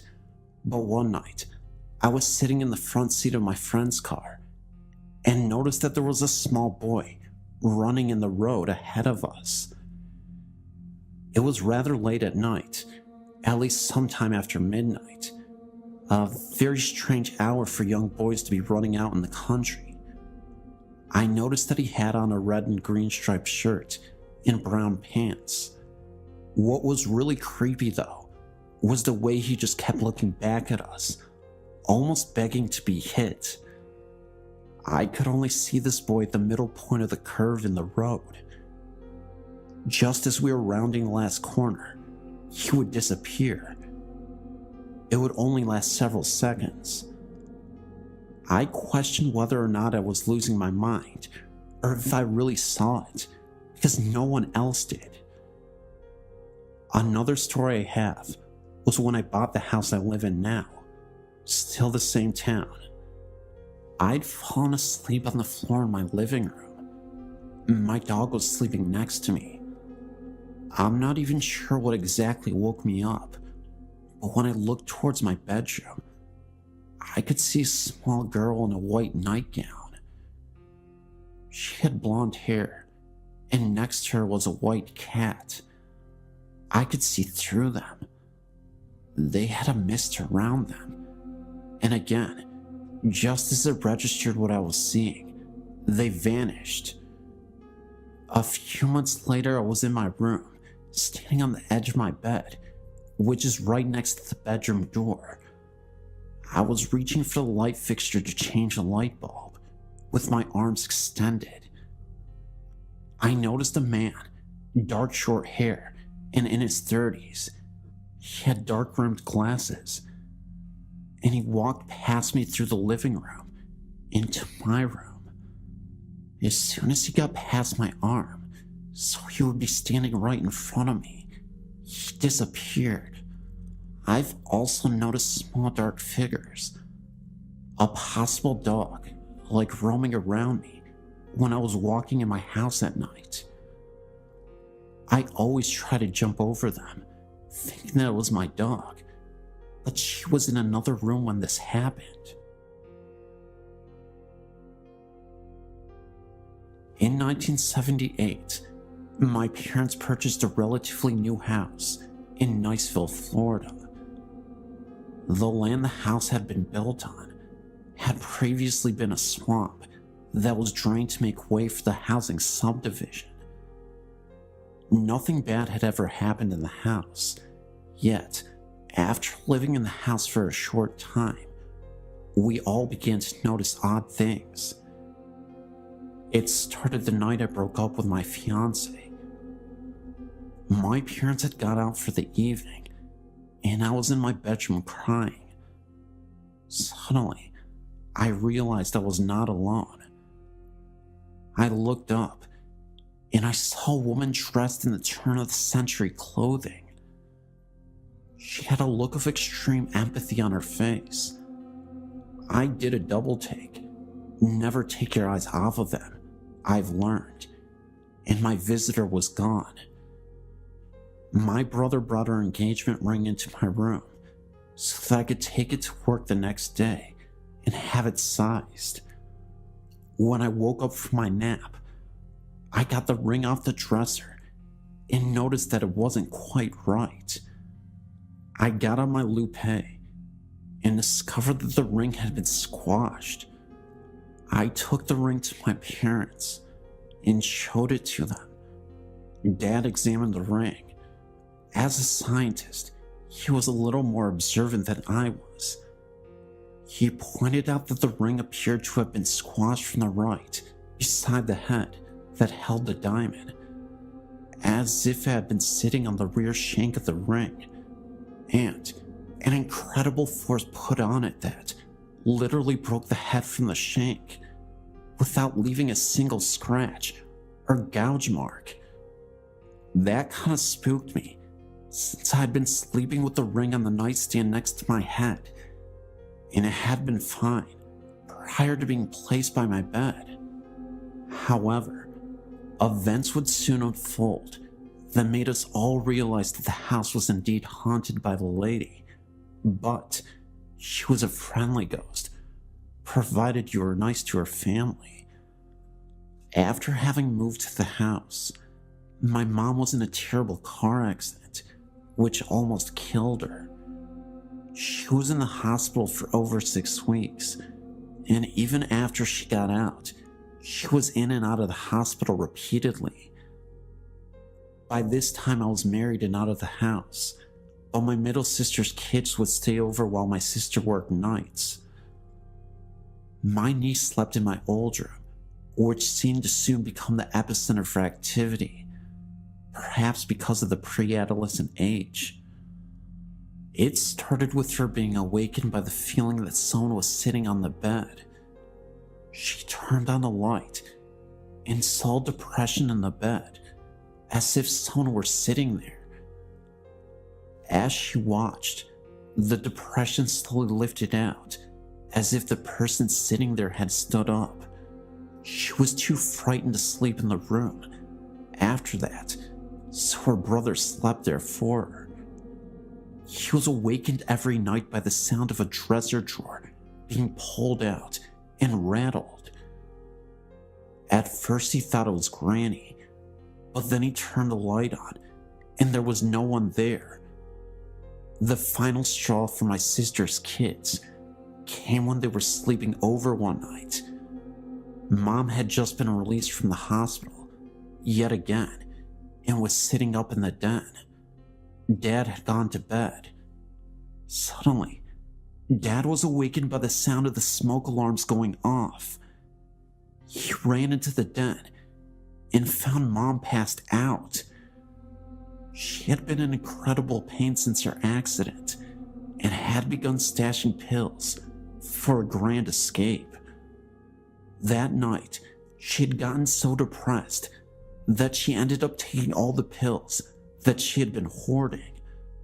There was no evidence of smoke in the house, not even Mom's usual cigarette smoke. By this time, the smoke alarms had stopped blaring their alarms, but Dad stood there, surveying the scene and thinking about how much pain Mom was in and how horrible her life had been since the accident, and even going as far as to whether it was even right for him to decide that Mom was not entitled to escape the horror her life had become. Then the smoke alarms went off again. Dad figured somebody was trying to tell him something, and he called 911. The next day after we had all been to the hospital to make sure that Mom was going to be okay, we all gathered at my parents' house. I asked Dad why he had called the paramedics. I felt like the doctors who had saved my mom's life after the accident had not taken into consideration the lack of quality of life she would have, and I felt like Mom was entitled to a reprieve from the constant torment she was in. Dad looked at me kind of funny and explained about the smoke detectors. Then he said that when he had gotten home later that night, he had torn each of the smoke detectors apart, and there was nothing wrong with any of them, nor was there any reason they should have gone off in the first place. Once Dad told us this, we all sat there with odd looks on our faces and started talking about the lady. By this time, I'd seen her twice. My older sister had seen her once, and my skeptical scientist dad even admitted to having seen her. We began comparing notes and found us finishing each other's stories and descriptions. We had all seen the same lady dressed in the same clothing, and none of us had mentioned it to the others for fear of being ridiculed. As time went by, the lady continued to watch over her family. After my dad's death in 1998, my then husband and I were in the den of the house after we had cleaned out the possessions and cleaned the house up. I'd left a book on the counter and X went back to get it. Our marriage was on the rocks and he was becoming increasingly abusive to me. Something that the lady didn't seem to care for. He had always laughed at our family ghost stories, up till the day. But when he went back in the house to get my book, he came out of the house shaking and white. He had felt a cold hand brush across his face. Then, When he didn't leave fast enough, he felt the same cold hand pushing him in the back, propelling him to the door. The lady was trying to tell him that she did not appreciate the way she was treating one of her kids, nor was he welcome in her home. After that, the lady began dropping by my house. I always knew she was around because the stove timer would go off for no reason and the dresser drawers would rattle. After I left the abusive hubby and moved to the Midwest, the lady would come by and visit me there from time to time, always setting off the timer on the stove, rattling drawers, playing tricks with the blinds, anything she could do to let me know she was keeping an eye out for me. I realized that this is unusual for ghosts to leave their primary residence and to actually follow people from home to home, but I talked to some friends who all felt like the lady was probably a female ancestor who had died in childbirth, so she felt responsible for looking out for her family. After going through the family archives, we found a photo of my great-grandmother. She had died of appendicitis when she was pregnant. The baby also died. The woman in the photo looked like the lady. My sister is now living in the house. When she first moved in, she put some pots in the cabinet, then went to the bathroom for a minute. When she came back out, the pots were sitting on the floor. Earrings and rings that had been lost for years, some in different houses that we lived in, suddenly appeared on the cabinet or in my sister's jewelry box. Unseen hands frequently pull back the curtains to look outside, and my sister's dog loves to romp and play with the unseen visitor. I could go on and on about all the poltergeist activity, some that seemed to be coming from the lady, others that seemed to be coming from my deceased dad.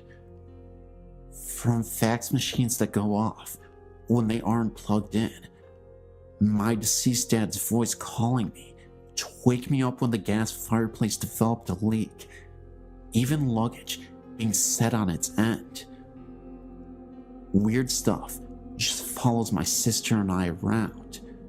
Just 2 nights ago, while laying in bed, I was awakened by the bed shaking. I sat up and looked around and found my husband sound asleep and the door securely closed against kitty visitors. I laid back down and snuggled up to my hubby, thinking that he just had a chronic jerk that shook the bed when it suddenly hit again. The whole bed kind of went whomp, as if a 20-pound weight had been dropped on it. This time, I knew that there were no cats in the room, and since I'd been snuggled up to my hubby, I knew he had not jerked in his sleep. It's nice having your own guardian spirit to watch over you, but it can really interfere with your sleeping. I know that some people think that we're all nuts, or engaging in what shrinks call magical thinking, but every time I start to question my own sanity, I get another visit. It should be interesting when we move to my dad's hometown this spring. I imagine the visits will become a regular thing.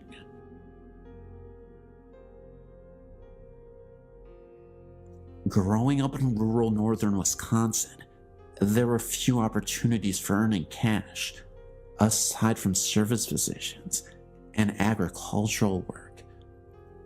Coming from a farm family myself, as a youth, I would hire myself out to farmers to help with the work on their respective farms, mostly crops and dairy cattle. If you never have this experience, it may come as a surprise that these farms are usually isolated and could be quite unfriendly, creepy, and sometimes dangerous. Physical injuries like losing an eye or a limb or even a life are not uncommon. This is the setting for my story. One January, I was a hired boy at a dairy farm owned by an elderly couple with whom I was acquainted with through our parish church. The farmer's house was heated by a wood furnace in the basement where I was lodged, and among my other jobs, I had to bring in the wood and tend the fire. One day, while carrying wood down the steps, I felt pushed, which caused me to slip and fall down the stairs, landing on the concrete floor, which knocked me out temporarily. I must have been out only a minute or two, as I woke in pain and found the wood scattered all over. The farmer was very stern, and I feared how he would react to a mess and me not being busy with the work to which I had been assigned. When he did see me, he asked where I'd been and what I had been doing, and so I explained it to him. As I suspected, he was cross with me. Later that night, over supper, he told me a story which made me rethink my staying there. He related that some time ago, his wife, although a Catholic like me, had been dabbling in the occult, things like divination, astrology, cards, etc. Odd things began happening around the farm, and it was no longer prospering. He told me that the last straw had been when he awoke to find her levitating above their bed in the middle of the night. They decided to call the parish priest. The priest, whom I will call Father X in the story, was a mature, spiritual, and virtuous man whom I knew and respected. His brother was likewise a priest and an exorcist. The couple explained what was happening on their farm and house. Father X had to get rid of the occult books and the paraphernalia, and after hearing their confession and absolving them, offered to bless and cleanse the house with a kind of minor exorcism. Before getting out his handbook of rituals and his stolen holy water, he had them close and lock the doors and windows. For some reason, he went through the residence, leading the couple in prayers and reciting the house blessing and minor prayers of exorcism, all the while sprinkling each room with holy water. When they reached the last room, which was the kitchen, Father X was finishing the prayers, and after everyone said amen, the kitchen door, which led outside, unlocked by itself, opened and then slammed shut. Father X then explained that this is why he had locked the doors previously, to make sure that by the door opening and closing by invisible force, he could tell by that sign that the spirit had really left. The farmer went on to explain that he liked the instruction that Father X had left him with, namely, that the devil is like a dog on a leash. The demons are all restrained by the power of God, he said, chained, as it were, and they cannot really hurt you directly unless you come within their reach. Occult practices, blasphemies, and even grave sins can put people in places within the perimeter of the influence of evil spirits, and so if you want to avoid being harmed by them, don't come near them any more than you would approach a vicious dog that has been chained. I asked the farmer if the basin where I was lodging was also blessed. The farmer thought for a moment and said he did not recall that it was. The door to the basement was right outside of the kitchen door. After the experience with my fall that day, and the story that the farmer told me about what had transpired, I determined that I would not stay there another week. I left and didn't return. I didn't explain why, except to say that I wanted to be closer to the parish church and I wanted to go to daily mass. I did not have my own transportation at that time, except my bicycle.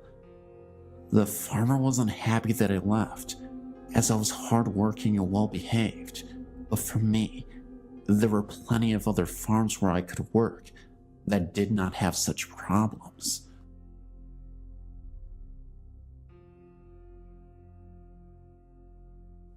Throughout my life, I'd seen and experienced a few things that I can only describe as supernatural. Everything I'm about to tell you about actually happened, and I will describe each experience as I remember them. The first thing I can remember happened whenever I was only a young boy, growing up outside a village in Northern Ireland called Besbrook. It was during the winter because we had a heavy snowfall the previous night, and I was outside playing with my two brothers. After a while, I went inside to warm up because my hands were frozen. My mother told me to take off my boots so that I wouldn't tramp snow all over the house.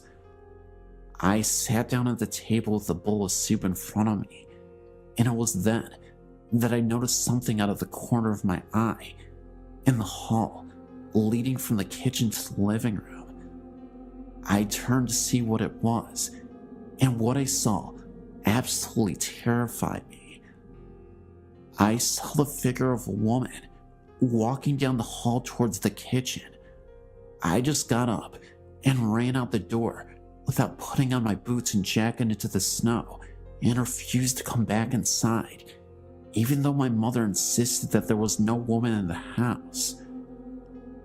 Over the next number of years, nothing happened except what sounded like somebody walking around the house, even when the rest of the household was in bed or away.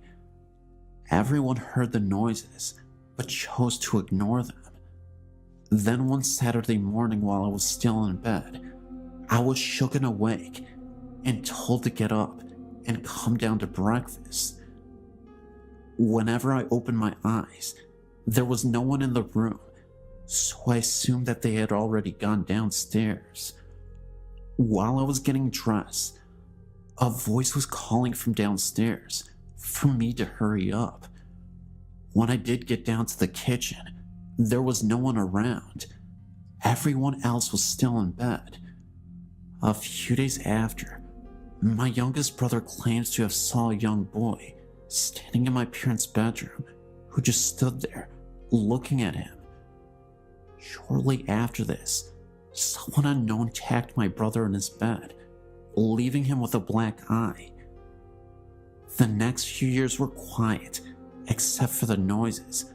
Nothing else that I know of has happened in that house, except for the noises. But I did tell you that I lived outside a village. The best way to get to the village is through a wooded area, and this place is a very strange place. I could distinctly remembering a moment when I had to walk through these woods to get to the village, and all of a sudden, in the middle of the night, I saw a circle of people in white robes just standing in a circle and holding hands. I was so scared about what was happening that I ran the other direction and no longer wanted to run through those woods ever again. I actually had a friend of mine who was walking through the woods, and he swears to this day that he saw a woman just flying from the distance from one side to the other. Looked like a witch, but she was floating, had really dark black hair, and it just looked like she faded out. These are the only things I've seen in my life, and with that last story, my friend has seen, but I've heard other stories by people I know. The shop at the bottom of the road is said to be haunted by the ghosts of the 7 British people killed there in the 80s whenever the original patrol station was blown up. I mentioned earlier, I'm from Northern Ireland. There is a high viaduct in the area, which is used as a railway line. 18 people died constructing it, 1 for each arch, and numerous others have offed themselves off of it. The stories are that at times, you can see these people, and they all look sad. There's also the blood on one wall in a friend's house, and no matter how many times it is painted over, the blood still comes through. All this is true, and has happened within a square mile of where I live.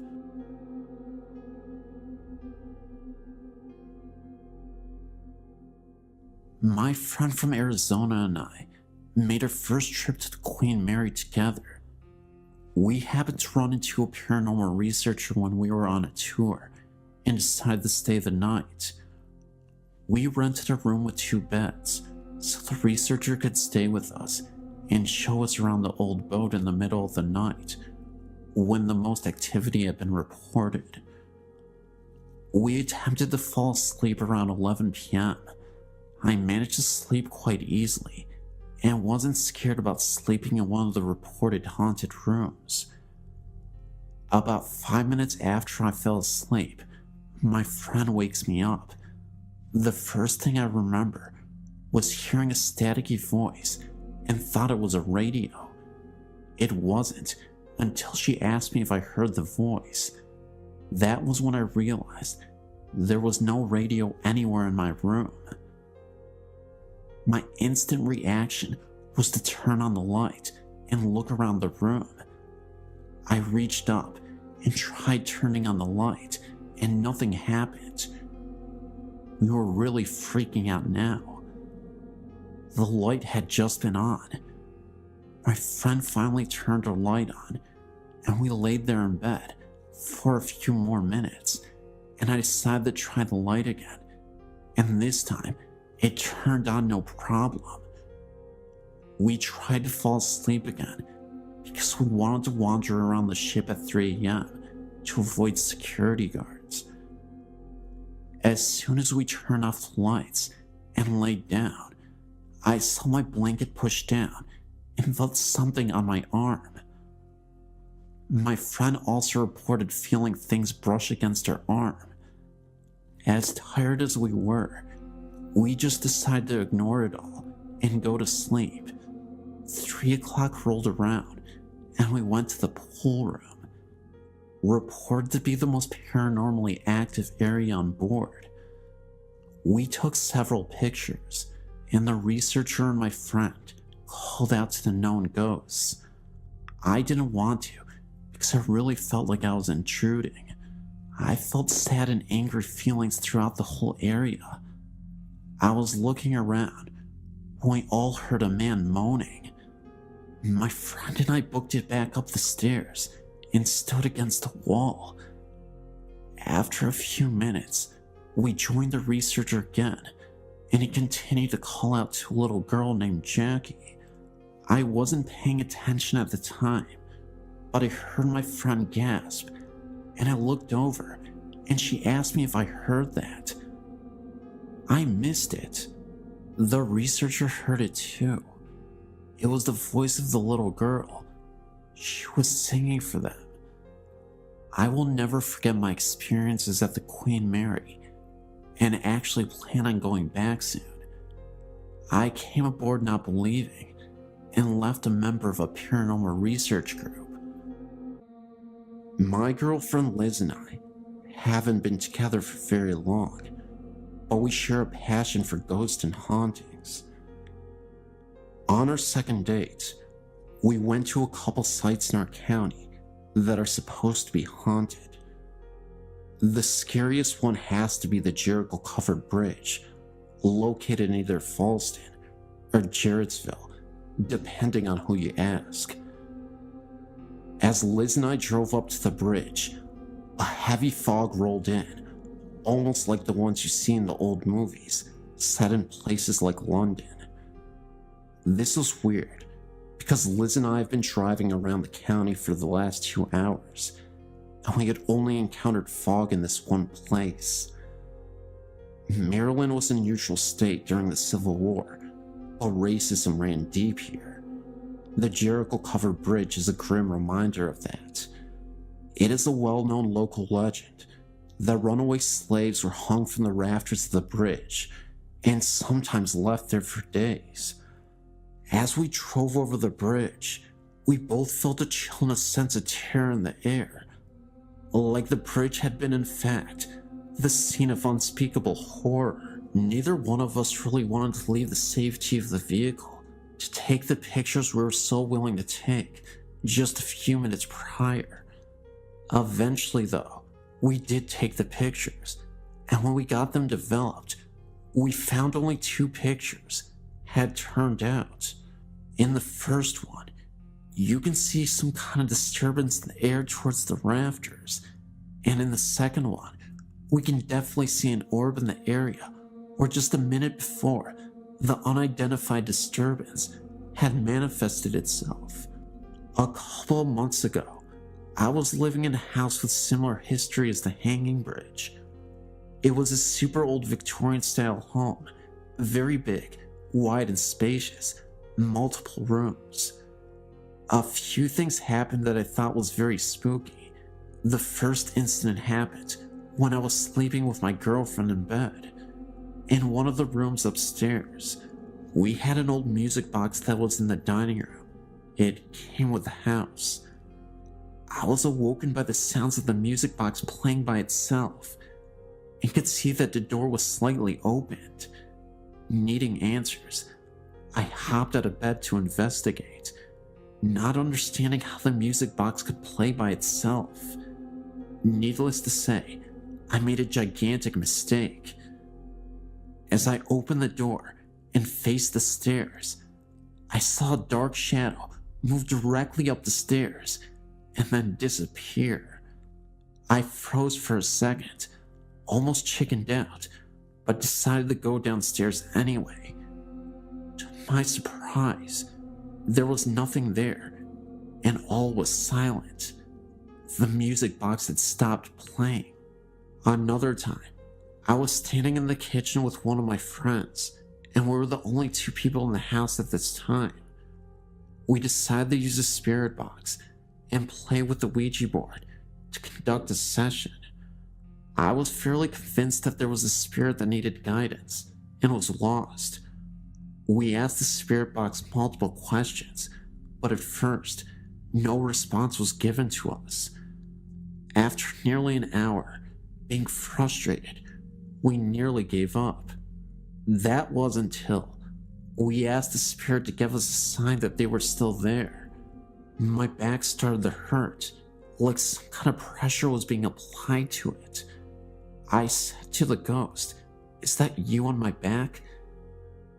Now get this. The spirit box sounded like it said death on the bridge. This immediately startled us, knowing that down the road was the hanging bridge. We tried asking it follow-up questions after that. The spirit didn't say anything, and just like that, the pressure on my back disappeared. I was starting to think that the ghost was trying to tell us that they were one of the ghosts that tragically passed on the bridge. The last incident happened in the kitchen. The kitchen door was slightly opened, and all of a sudden, I heard what sounded like a girl's whisper in my ear. As I looked towards the door, I saw a lady, I think, walk past the door. At first I thought it was my friend Laura, who always used to wear jeans. So I popped my head around the corner to try and scare her, but there was no one there. I wasn't scared because it was in the middle of the day. I actually found the experience quite exciting, but also unexplainable. To this day, I've always thought these incidents were all related to the hanging bridge. The Job Corps in Albuquerque, New Mexico. I was a student there in 1973. Since then, there has been a lot of renovation on the buildings, but when I was attending the Job Corps, it was pretty much the same as it was when it was an orphanage. One night, actually at 2 a.m. in the morning, when I came back to the dorms after babysitting, I had to walk across the campus to get to my room at the far end of the campus. While walking down to my room, all was very quiet in the dorms. Out of nowhere, I hear what sounded like children laughter in the distance. It was very faint, but I could definitely hear something. Yet, through the faintness of the sound, you could still hear shouts of glee and anger, as little children would do on a playground, if that makes sense. This happened behind the little chapel that was there, but the sounds came right there from behind the old chapel, and while I looked and squinted, I didn't see anybody there. I thought to myself at the time, why would parents allow their children to play so late outside? It was cold, and it was dark. Meanwhile, my hair was standing on end, and I tested the wind to see if the noise was carried from another place. Noises can carry long distances. There was no wind at all. At the time, I didn't know that the Job Corps used to be an orphanage until the next morning, when I was talking to my friend about hearing those children. This service worker told me that she used to work there as a service worker for the orphanage. She told me the voices I heard were probably the little children that died of broken hearts while she had worked there. Her face went pale as she told me that the children she thought were treated cruelly.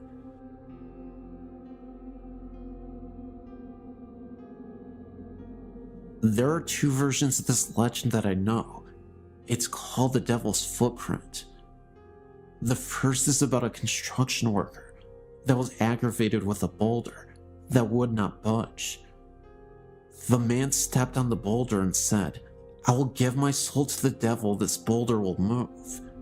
By the next day, the boulder had moved, and there was an imprint of a human foot and a hoof print of the devil. The man was never seen again.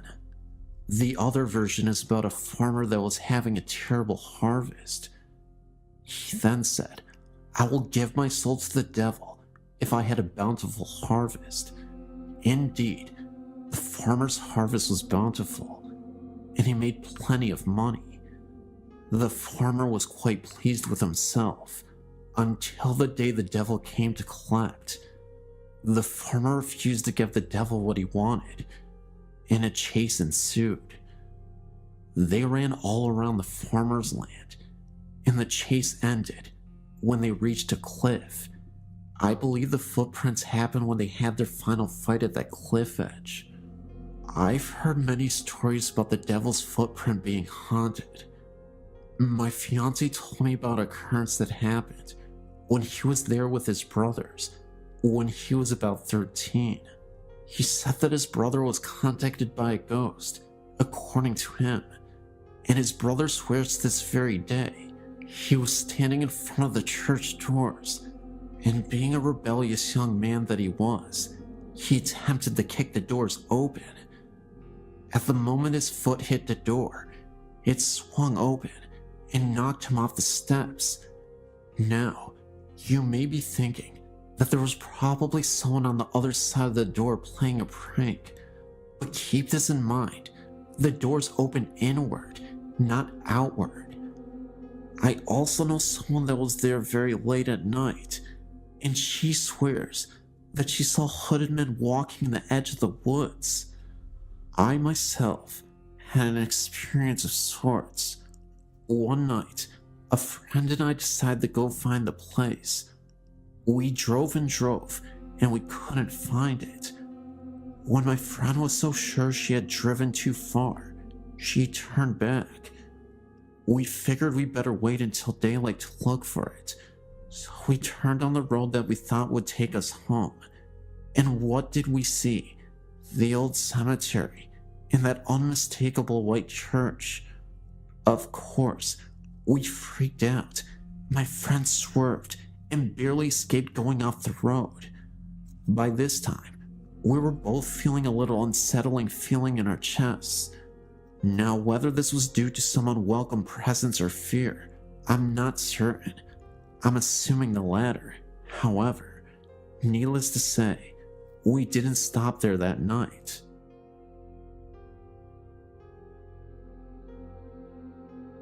My name is Bobby, and I was checking out your website, and I decided I should send in my own story. We live in Grosse Pointe Shores, Michigan. This event happened on Monday, August 15th, 2005. One day, my brother named Vince was on the computer at about 4 o'clock when he heard a scream. He ran upstairs to find me and my older brother named Sam. Vince asked what was wrong, and we asked him what he was talking about, and he said he heard a woman scream, and we said nobody screamed. We were also the only ones in the house. We got scared, but eventually thought that Vince was probably hearing things and forgot about it. But a week later, me and Sam saw this website and decided to check if something was haunting our house. We checked everywhere, but found nothing. But just as we were about to give up, Sam said to me that we never checked the attic. This was the first time that anyone was up there in the attic in a very long time. We got to the attic door and opened up the hatch, and a ladder came unfolded from the top of the door. We started climbing up the ladder and got to the attic, and it was all dark. I felt the wall right behind me and found a light switch. I flipped the switch, and a dim light turned on.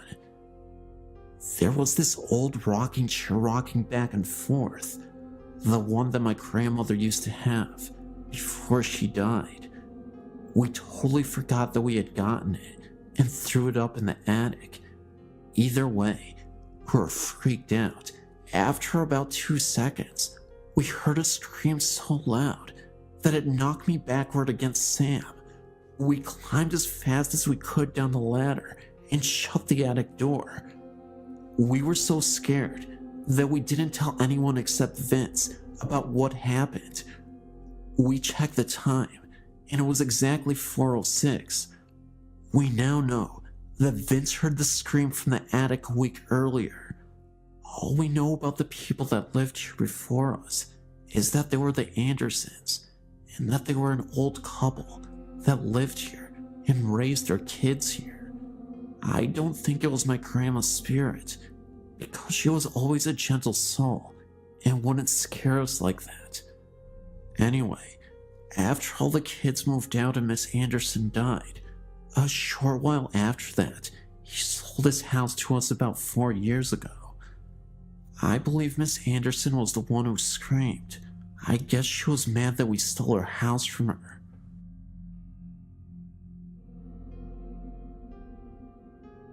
When I was a freshman in high school, my parents moved us from the city in central New York to a big, empty house in the country.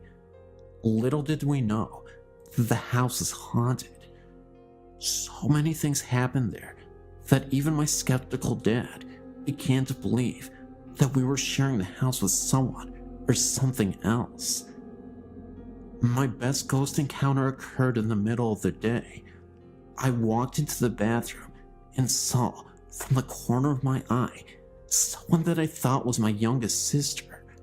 I said, "Hey, Lori," but she didn't answer me. Annoyed, I turned to find out what her problem was, only to realize that it wasn't her at the sink. An old woman with gray hair up in a bun, a pink flower dress, and a white apron was drying her hands. She turned to look at me, and then she disappeared. We weren't often frightened of the ghosts, and missed them when things seemed to be quiet for too long. We would lament that they didn't like us anymore. One day, I was in the house, and I went into the shower. All of a sudden, there was a huge noise. I thought a plane hit the house, or at least there was a terrible car accident outside. I jumped out, grabbed my robe, and went to investigate. I found nothing out of order at all, so I got back into the shower. Not 2 minutes later, I heard that huge noise again. I jumped out, shaking this time, and checked everywhere, but again, there was nothing to find. I decided to skip my shower. I had a ghostly nightmare about this house before even moving in. My family moved into the house, and from day one, things were creepy. People before had moved out in a hurry, and their family broke apart almost instantly in 4 months. They all spread to 4 different places. When we moved in, we all got terribly sick within the first month. My mom had a life-threatening experience. My sister ran away.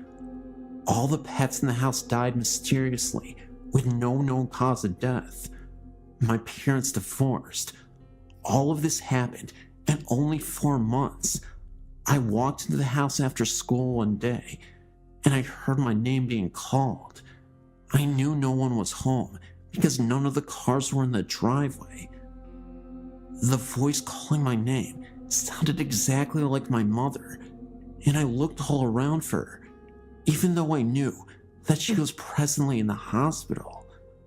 Within the next few days, and a few more creepy paranormal events, all 4 of us left in just as much of a hurry as the one before us, leaving most of our personal belongings. We all split, each of us in a different car, to different places away from each other and away from the house. I will never go back to see it, nor would I wish the haunting of the house on anyone else.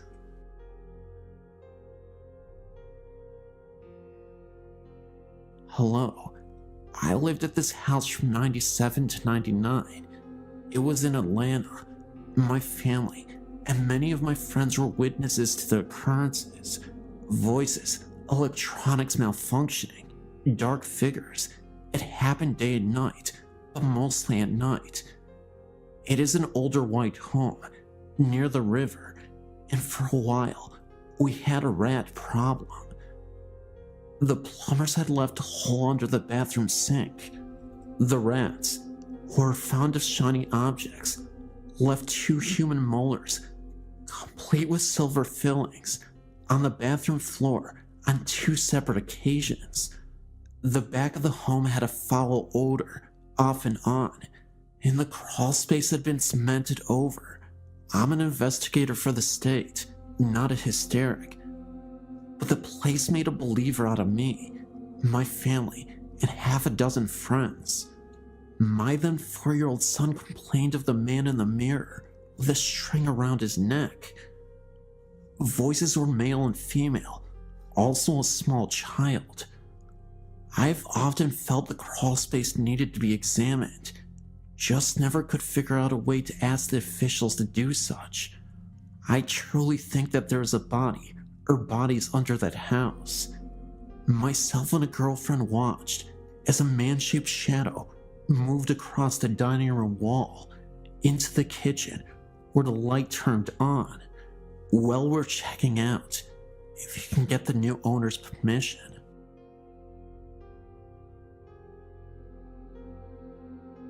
So when I was about 17, my family had just moved back to Canada from living in the USA. It was a bit sudden, and being a family of 6, it was a little bit of a scramble to find a place to house all of us before the snow hit. So, my mom and dad decided to live in an old house that my grandpa had on his property, just for the duration of the approaching winter ahead. The house was my great uncle's, and my grandpa skidded from my brother's property to his place. Now my grandpa has 2 quarter sections, and this house is tucked way back away from the main house, so the powers ran from the main house, and with it being so far away, there is no running water. This house is old, so to add to the running water, there also isn't heat, only a wood stove. Just to give you an idea of where we were living in. Me, being a 17-year-old, I often stayed in town, and didn't stay there very often. I specifically remember the first time it happened. I was in my bed. I was the only one who would stay downstairs. With the wood stove, everyone wanted to sleep upstairs since it was warmer. So I was just starting to fall asleep, and I started to feel the room get really heavy. I remember the feeling of not being alone. The doorway didn't have a door on it. It only had a beaded curtain, and I could feel it standing there. I then remember having the feeling of total fear rush over me and frozen to my core with it. Then, it moved closer, and I felt the bed move and someone crawl right beside me, not in a way that was super noticeable, but in a sneaky, slow, sloth-moving type of way. I specifically remember wanting to vomit with fear. Then, I felt it, the feeling of an unshaven face rub against mine. I scrambled out of bed, holding my blanket, and ran up the stairs to my parents' room. I was so out of my mind with fear that I couldn't even scream. I slept on the floor with my dad's side of the bed. The next morning, Mom was wondering why her 17-year-old daughter was curled up at the foot of her bed, and I told her what happened. Later that morning, we walked over to my grandpa's house to have breakfast and go chat. My mom brought up my wild story. My grandpa and grandma silently listened, as my mom was laughing at the last bit of the story. My grandparents got really serious and turned to each other. Apparently, this has been an issue in the old house, and they didn't want to tell us, hoping we didn't acknowledge it, then it wouldn't bother us. I can honestly say it didn't feel angry or upset. It just wanted to cuddle. I didn't stay there much after that. I moved in with a cousin in town. Ghost stories are the most popular types of stories to talk about in the curious world that we live in.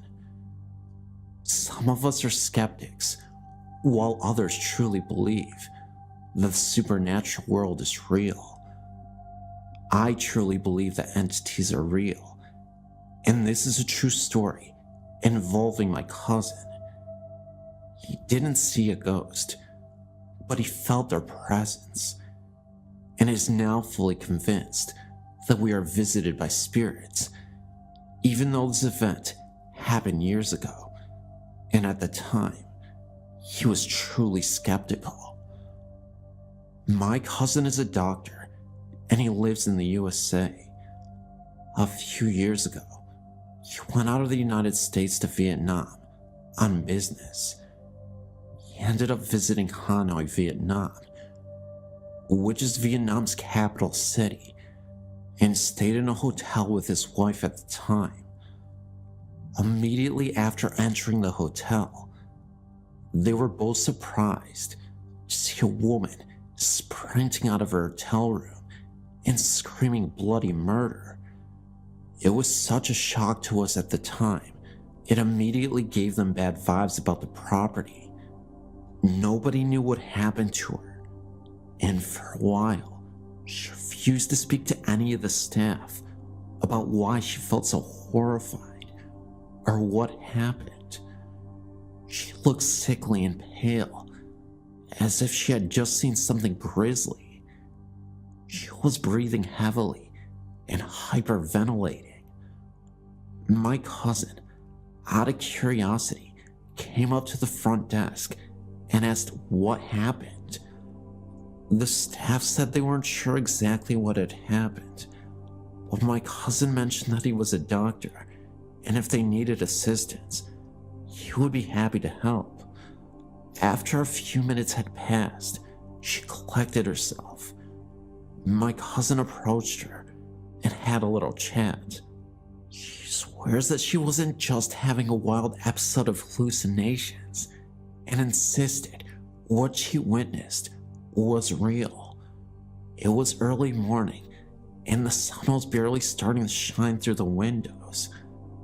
The room was still dim, and the light was off. The woman had just woken up from her sleep. Again, still dark, but light enough to see the room. The hotel room she was staying in was massive, and she was in the kitchen making tea. From the kitchen, you can see into the living room. That's when she saw a man standing right next to the bed. It was the ghost of former President Nguyen Dim Dam. He was president of South Vietnam in the early 1960s, who passed away in a very terrible way. She also said that the night before, she saw a former Vietnam soldier staring at her from the window during the evening. My cousin, being a practical person, kinda dismissed it and advised her to just go home, take some medicine, and relax the rest of the night. Even after she had just calmed down a little, it was obvious she was still visibly shaken by this whole ordeal. My cousin and wife didn't take the room, but there was another couple that checked into the same room. When my cousin woke, he went down to the hotel lobby and noticed just outside the main entrance was an ambulance and a stretcher pulling two bodies into it. He asked the front desk attendant what happened. They said that the couple that checked in mysteriously passed away in their sleep, and nobody knew the cause. They suspected it was a heart attack. At this point, my cousin was starting to act a little apprehensive about staying the rest of the week there, but he continued to sleep at this hotel. His mind never let him believe that it was related to the last incident with the previous lady or tied to the paranormal. Until a couple nights later, all was silent. My cousin was a few doors down from the cursed room at the hotel. This is where it gets freaky. It was late at night, and my cousin was reading a Vietnamese book when the power started to go off and on. He looked out into the hallway to see if there was anything going on, and all seemed okay. He thought that maybe there was a problem with the electricity, so he called the front desk from his room. What he heard over the phone started to finally freak him out. He said that when he picked up the phone, all he could hear was heavy breathing, and someone hung up. Concerned, my cousin rushed to the desk. A woman was standing right there. He asked her why she didn't say anything over the phone after he had called. The woman said that he didn't make a call. My cousin insisted that he did, that he heard heavy breathing, and that someone else was on the other line, but the woman refused to accept his story. He also said that the lights flickered, and the woman began to grow pale. She urged him to bless his room, because there is something evil and it's disturbing the room. My cousin refused, saying that it was just a coincidence. Finally, a few minutes later, his wife screams. My cousin rushes to the room and asks her what happened. She tells him that she was walking out of her room when she heard voices talking, as if the chatter were coming from inside the hotel room where the couple had passed away. The doctor then demanded the staff open the room, but to their surprise, nobody was there. The staff even claimed that when they went into the room, the bathroom door was open and a dark shadow moved out of the bathroom and then disappeared. My cousin still dismissed everything. He said that things were just chaotic because of the first lady that stayed in the room, and everyone was on edge because of the death of the couple in the same room. He admitted it still creeped him out, but chalked it up to merely a very scary coincidence.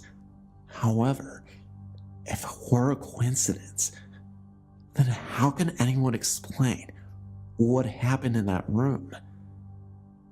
It seemed to be the only room having issues, aside from the one my cousin was staying in, where he heard the voice over the phone.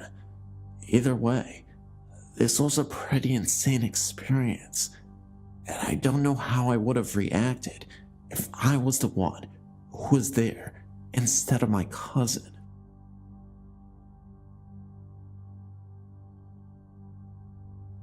I don't remember the year that this happened, nor the age that I was. I still remember it though, as if it were yesterday. So, my aunt just got a new computer. She was never a technology ace or anything, so she had no idea how to get it started. When all else fails, call my mother. My mom was a whiz at computers, so my aunt asked her to come over and hook up the darn thing. My mother, being the lovely lady that she is, agreed to do it within the week. It was actually that weekend that she decided to do it. So, Mom decides she wants to go over my aunt's house, kinda late for some reason. I was very young and couldn't stay by myself, so she took me along, since calling a babysitter at the last minute would be very rude. We finally got there. I look up at the house, admiring its large size. I did think it looked pretty scary though. We struggled getting inside because my mom couldn't see the keys. As soon as we did get inside, I was frightened. All of the lights were off and nobody was there. Or so I thought. My mom wanted to get started with her work since it was maybe 9 o'clock already. She told me to stay upstairs and watch TV while she was in the basement, hooking up the computer. After a while of whining and staying upstairs all alone in the large house, I totally agreed. My mother stayed with me for about 5 minutes, showing me how to work the TV. I begged and pleaded for her not to go, but it was her duty as a sister to fix the computer. She finally went downstairs, and I was left alone in the huge living room. I decided to turn on the cartoons, thinking it would cheer me up a little. I finally started to calm down, and even laughed at the silliness of the cartoons. Then, all of a sudden, I heard the loud noises in the kitchen. Apparently, my mom didn't hear it, and to me, she was God, so anything she said went. After she said nothing, I proceeded to ignore the noise. But then it happened again. I ignored it. It happened again. I ignored it again. It happened once more. By that time, I was so annoyed at the noise because it was disturbing my cartoons. I was so mad, I forgot my rule about my mom, and I jumped up from the couch, turned around, and almost yelled, "Shut up!" when I saw this mist in the kitchen. It seemed like it was in the shape of an elderly woman with a long white dress and long white hair. I was so shocked, I couldn't scream. So I ran as fast as my little legs could carry me, downstairs into the basement, and into my precious mother's arms. I didn't tell her what happened, as I was still in shock, awe, and amazement at the creature that had stood before me. I only explained about the noises. She said she was hearing little noises, not loud noises, around where she was. I stayed down there with her because she said I could, especially when she saw my little white face. As I was sitting on the couch, playing with numerous toys that were scattered about, I heard a soft bark. Then I heard a whimper, and then another soft bark. I knew it was coming from the room that held the water tank and such. I thought about the dog, Oreo. It must have been him. But then I remembered he died about a couple months before. My aunt and uncle at the time owned no animals, not even a bird, and it was way too late for someone to let their dog out. Besides, I don't think I would have hurt a dog, as I don't believe anyone in the community even owned one. What frightened me the most was that poor little Oreo, a dog that had been banished to live outside for no reason and was never fed, died on the ground right above where I had heard the noise. I told my mom about this. She said that she heard nothing. I told her to hurry up with the computer, which she did because she was hearing things too. We both ran up the steps and out the door. After we looked, we ran to the car and got in. I was scared because the car was not starting up. Then all of a sudden, it did. I was so happy to be out of there. My cousin had heard noises such as the one I had heard in the kitchen, except they were outside of the room. Also, my other cousin claims that he heard a noise in the oven, like something was in it. He opened the oven, and nothing was there, but he swears to this day he did hear something. Now, I mentioned in the title of this story that this was a traveling ghost. I say this because most, if not all, of that family's houses have had some sort of scariness to them. My cousin's current residence is just as haunted. Doors will open and close by themselves. One time, we were watching a movie. It was over, and I wanted to turn the lights on. When I turned them on, I heard a strange buzzing sound in the laundry room. It sounded like when the dryer is done drying clothes, only it was a steady, non-pausing sound. I walked over to the doors and started to put my ear up to make sure the sound was coming from that room. As I did so, all of the lights went off and the DVD player suddenly turned on, much louder than we had it on. But the thing was, the DVD player had been turned off the whole time. When everything came on, I jumped 5 feet into the air onto my poor cousin, where I proceeded to scratch her neck, holding on for dear life. I don't remember ever watching a movie down there ever again. Later, we asked his mom if she was doing laundry. She asked why, and we told her about the sound. She said she didn't even think about doing a load of laundry. To this day, I'm still scared to stay over my cousin's house.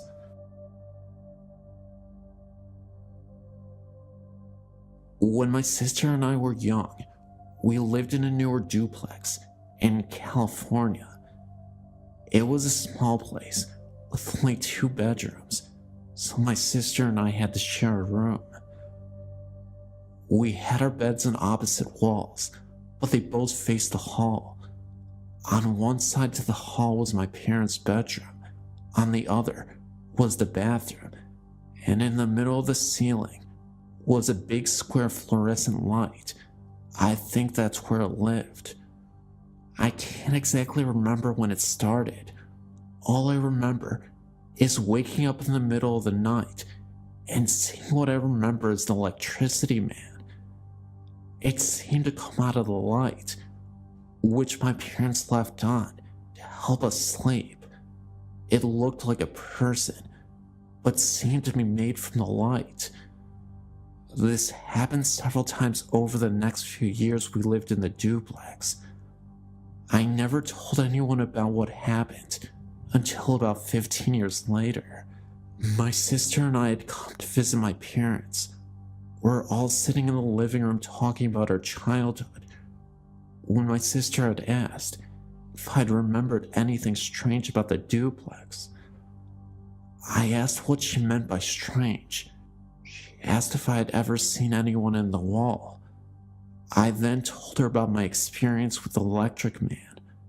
Turns out, she saw the same thing.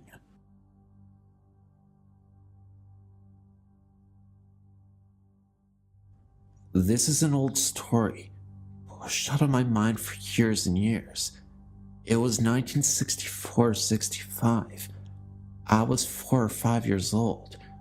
Our family, because of my mother's recurrent mental illness, bounced around from apartment to apartment, from shelter to shelter, with or without one or both of our parents in tow. There were 4 of us, and I do not recall if any of my siblings were with me when this happened. It might have been at a foster parent's house. I just don't know. I remember sitting on the side of a small cot in the waning light of a Chicago winter. There was an odd, really dark shadow on the wall to the left of me.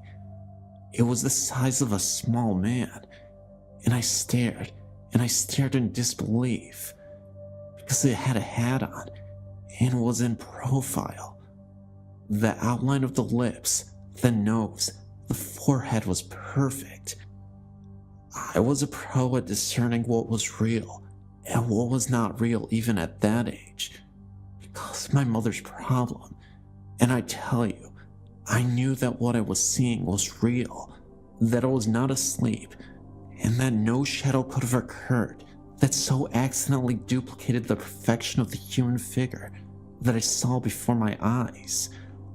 We stared at each other for a very long time, the figure never moving. I never told a soul, as I didn't want to be thrown in the loony bin too. This is the first of many encounters over the years. My mother had the gift. My sister really has it, much more than I.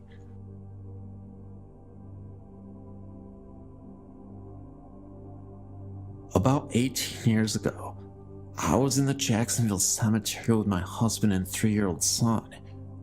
We were reading headstones. I believe it was in June or July. The sun was out, and there was not a cloud in the sky. As we were walking through the headstones, we saw a woman walk through the trees. Both my husband and I saw her. We thought there was something odd about her, but couldn't figure out what exactly though. We were walking towards her, and she was probably about 80 yards away. She was walking away from us and stepped behind a tree. Then, we didn't see her again. I said to my husband, "Where did that woman go?" He said, "She stepped behind the tree."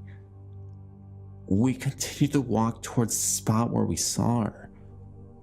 All of a sudden, rain poured down on our heads. We both looked up into the blue sky, and water continued to drench us. We ran back towards the car, and it was like the rain just disappeared. We got back to our car, and we were all soaking wet. The sky was still blue. We left right away.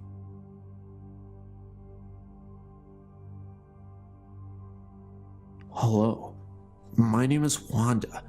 I've experienced a few things in my lifetime. This one recently, not scary or anything, but just strange. I lost a pet 2 years ago when he was still a puppy. Bernie got hit by a car and died all alone on the road while at my mother's care. I came home from work and we buried him. My brother and I loved him so much, I painted a stone on his grave that I'd done 1 year. Well, like I said, that was 2 years ago, and twice recently, I've experienced the oddest sensations. Both times I was laying in my bed trying to fall asleep, when I felt something, like little feet walking up my leg, and settling in down around my knee area, like a cat curling up, or a small dog. It felt so real, but I tried to explain it away, thinking maybe my circulation was doing something weird in my leg. Then a couple weeks later, it happened again. It walked up my leg and curled up on my knee area. This time, I had no delusions. I was sure it was Bernie, came back to lay down and be with me. Since then, I shared my experience with a girlfriend, and she claims that when she spent the night here on my couch, she felt the same thing. We even got a ghost picture. My sister's dog was here, and my friend Yuri took a picture with her disc camera of the dog, and there's a big white circular mass over the dog with what looks to be a foot appearing, or taking shape rather. I've no doubt it's Bernie, and he's been playing with that dog even as spirit. Sign me up as a believer. Yours truly. My story is not very complicated. My husband, my son who is now 8, and of course me, moved into our current house a little more than 2 years ago. Once when my husband and son were spending a weekend at my brother-in-law's, I told my husband I was afraid of being alone in the house, even though I am reclusive by nature. He said to ask my guardian spirits for help. So, not really expecting anything, I said aloud before I went to bed that I would appreciate my guardian spirits for a sign they were present. Later that night, I was awakened by the sound of the doorknob on the bedroom door being turned. I looked over and actually saw it turning. I was terrified. Nothing came in, and there was no way I was going looking for the doorknob turner. At best, it was an intruder. When my husband came home, I told him all about it, and he told me that I asked for a sign, after all. About a year after we moved in, our then 2-year-old nephew came to live with us. He was very delayed and could only speak at about a 1-year-old level. We made a playroom for the kids in the basement. Josh, our nephew, refused to play down there alone. I didn't blame him. We had to totally run out of clean clothes before I'd go down there to do laundry. It was creepy, not dark at all, but there was always a feeling of being watched or someone standing close behind you. We also heard footsteps down there and water being turned on. That fall, Josh threw one of his little boots down the stairs, and my husband ordered him into the basement to pick it up. Josh reached the bottom of the stairs, turned to look into the basement, screamed ghost in mortal terror, and ran back up the stairs and shot into my husband's arms.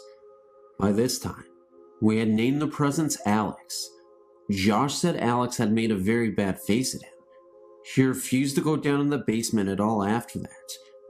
We also had an incident where a broom was totally missing from our house for almost 2 weeks. I searched every inch of the house, including the basement. It wasn't in our house. We thought someone had borrowed it. No one had. Finally, I yelled down into the basement, "Alex, if you have the broom, we need it back." After a couple of minutes, and another good search of the upstairs, I went down to the basement and found the broom leaning against the wall, right by the stairs. I thought I was doing pretty well with the whole having a ghost experience.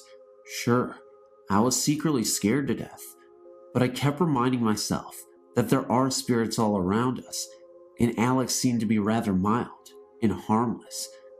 He even listened to my husband when Mike ordered him to stop scaring the kids, and later to stop coming upstairs. And surely, Alex had as much right to be there as I have. However, I changed my mind after taking a nap in the extra room downstairs. I was awakened with a jolt by the distinct feeling of a hand slapping me in the face. That was it for me. While we were in the car, away from the house, I told my husband Alex had to go, and since he seemed to have some authority, he had to tell Alex to leave. Mike said he'd probably have to talk to a medicine man. Luckily, however, perhaps after overhearing a similar conversation at the house, Alex left on his own. No more noises from the basement, missing household objects, or eerie feelings. In fact, after a while, my husband and I even moved our bedroom downstairs, and we never had a weird experience down there. Josh was more than willing to come downstairs, although he still does talk about Alex occasionally. We did have to move back upstairs, but that only involved a mundane little mouse running around down there.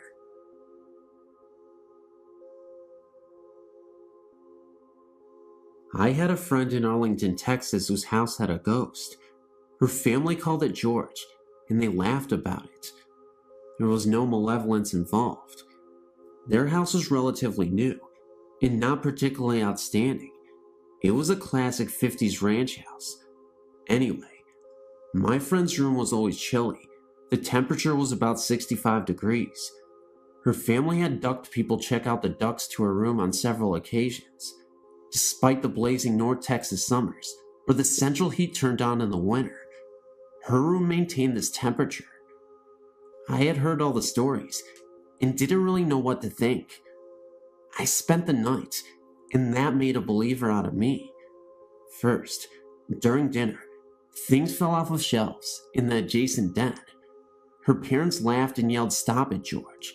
Later, when I went into the kitchen for some water, the reflected view in the kitchen window started spinning. I was somewhat entranced, and then realized that the center of the spiraling image was the figure of a man. The figure was getting closer and larger. I ran into the den before I saw any more. As we went to sleep in the sleeper couch in the den, several books in the shelves opposite the couch slowly pulled out from their position on the shelf and almost fell to the floor. George is one of my fondest memories.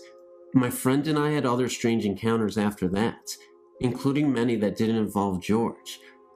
I think that some people are more receptive to energies and have more of these events than other people.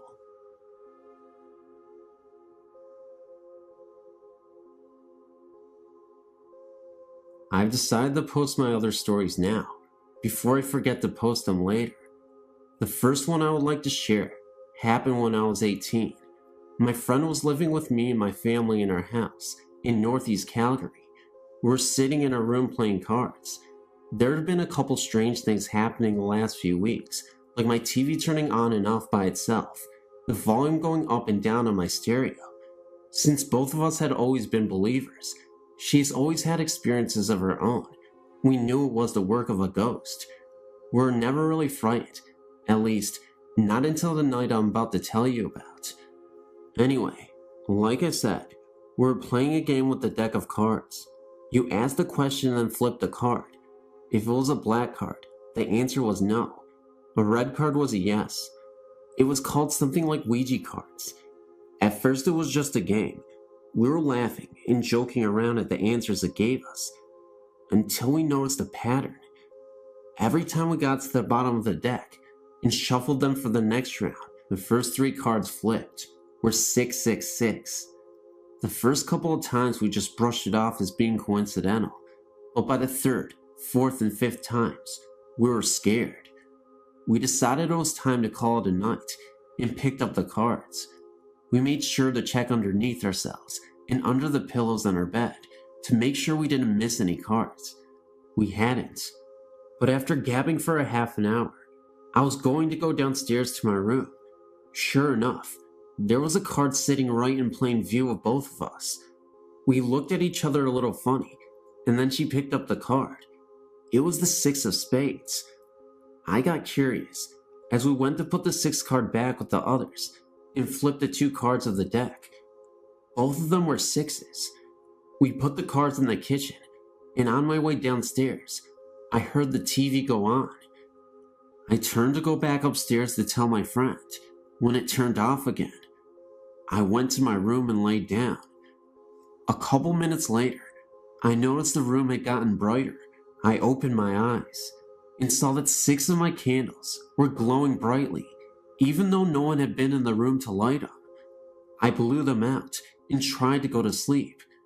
It happened again, but this time they lit, one by one.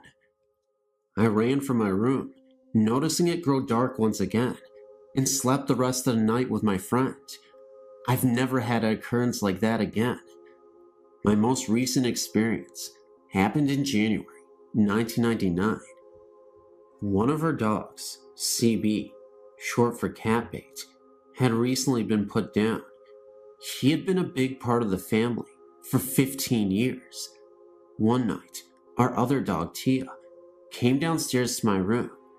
This was extremely odd, since the only time she ever came down was if I had food, or if she was with my mom. But she never came down in the dead of night. I was fast asleep when I was awoken by the sound of her barking at the end of my bed. I told her to go away and to shut up, but she persisted. I sat up and found her jumping at the end of the bed. I asked her if she wanted outside, but that's not what she wanted. She wanted me to get out of bed. Irritated, I did just that. We walked out of my room, and she started barking at the corner of the basement. I thought maybe she had found a mouse or something. But upon turning on all the lights and investigating, I found nothing.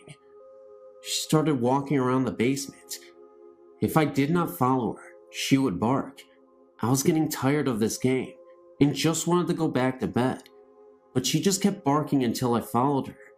Finally, she led me into the laundry room and went over to the pile of blankets laying on the floor and started barking and switched between looking at me and staring at the sheets. It then occurred to me that the pile of blankets were one of CB's favorite spots to sleep.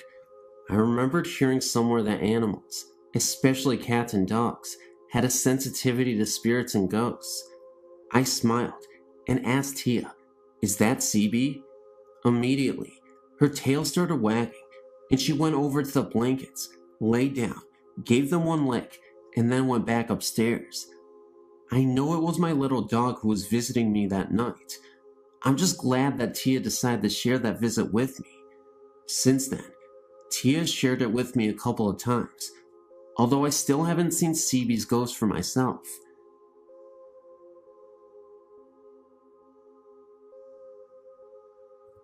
This story has several parts. It has taken me months to put this together in a way that makes sense and takes all the known facts into account. I awakened suddenly from deep dreamy sleep one night in December or January with the terror that someone was in my room. I've heard that in most people, there is a reflex that literally prevents them from moving when they are in a deep state of sleep, and the frozen, unable to move state described by many upon first being awakened is simply that reflex still working, not fully in sync with sudden consciousness. I'm in a different category. However, I'm a sleepwalker and capable of vigorous movement, even when not awake. To get on with the story, I felt an intrusion in my dream that had nothing to do with what I was dreaming about. It shocked me awake, and I sat up straight in my bed. I was treated to the sight of an apparition standing near the foot of my bed. It was quite tall, over 6 feet I would guess. I couldn't tell if it was male or female, but my sense was that it was female. It had short dark hair, parted in the middle and brushed back on either side, and wore flowing white garments. It emitted no light. What I could see of it was illuminated by the yard's light shining in the bedroom window. I apparently surprised it because for a fraction of a second, its right hand was raised to its temple in a gesture that seemed to indicate I was not supposed to have awakened or have seen it. Immediately, it was gone, leaving me to wonder if I had really just been dreaming. It all happened so quickly. In January, I visited a psychic who told me that in addition to the spirit of my grandmother, which I knew about, I had the spirit of a young girl strongly attached to me. She was not able to give me any details as to who the girl might be, and I thought about this for a great deal. For months I pondered whom this might be and got no enlightenment. Finally one day, the face of a child I used to babysit for many years ago sort of popped into my head, and I knew who my little girl attachment was. She was a tragic little figure who was a foster child in a home that cared for her, but most certainly did not love her. Even as a teenager, my heart ached for that child, and I told my mother that once the lifeline on her left palm was extremely short. I always felt she would die young. I really didn't know any facts about her, since I lost touch with her foster family after I went to college, but I had no doubt that she was my attachment. A few days after this, I went to another psychic who told me that the girl had not been ready to die when it happened. It had surprised her. For that reason, she was unable to find the lights that souls are supposed to go to when they pass.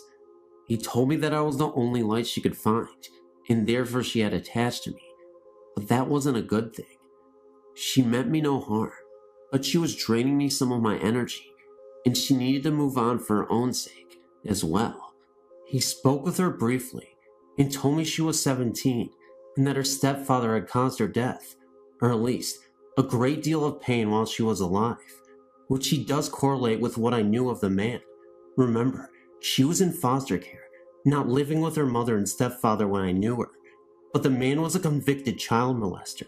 The psychic told me he would go help her to the light, and I presume he was successful. Tonight I was reading some of the articles on the site about why spirits tend to manifest at night, to get a glimpse of someone they loved, perhaps, or to try to communicate, and what the best reaction to an apparition is. And I realized that 1, probably my apparition was my young friend, who I wouldn't have recognized because I hadn't seen her for about 7 years before she passed, and 2, sitting straight up in bed was a good way to scare it off, because it disappeared in the blink of an eye. If I had realized who it was, I would have tried to make things easier for her, but for both of our sakes, I hope there is no next time.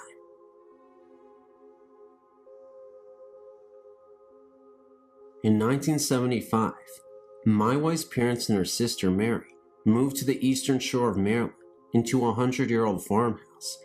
What made them believe there was a ghost was little things disappearing and reappearing in different places, doors locking by themselves, being touched by someone who wasn't there.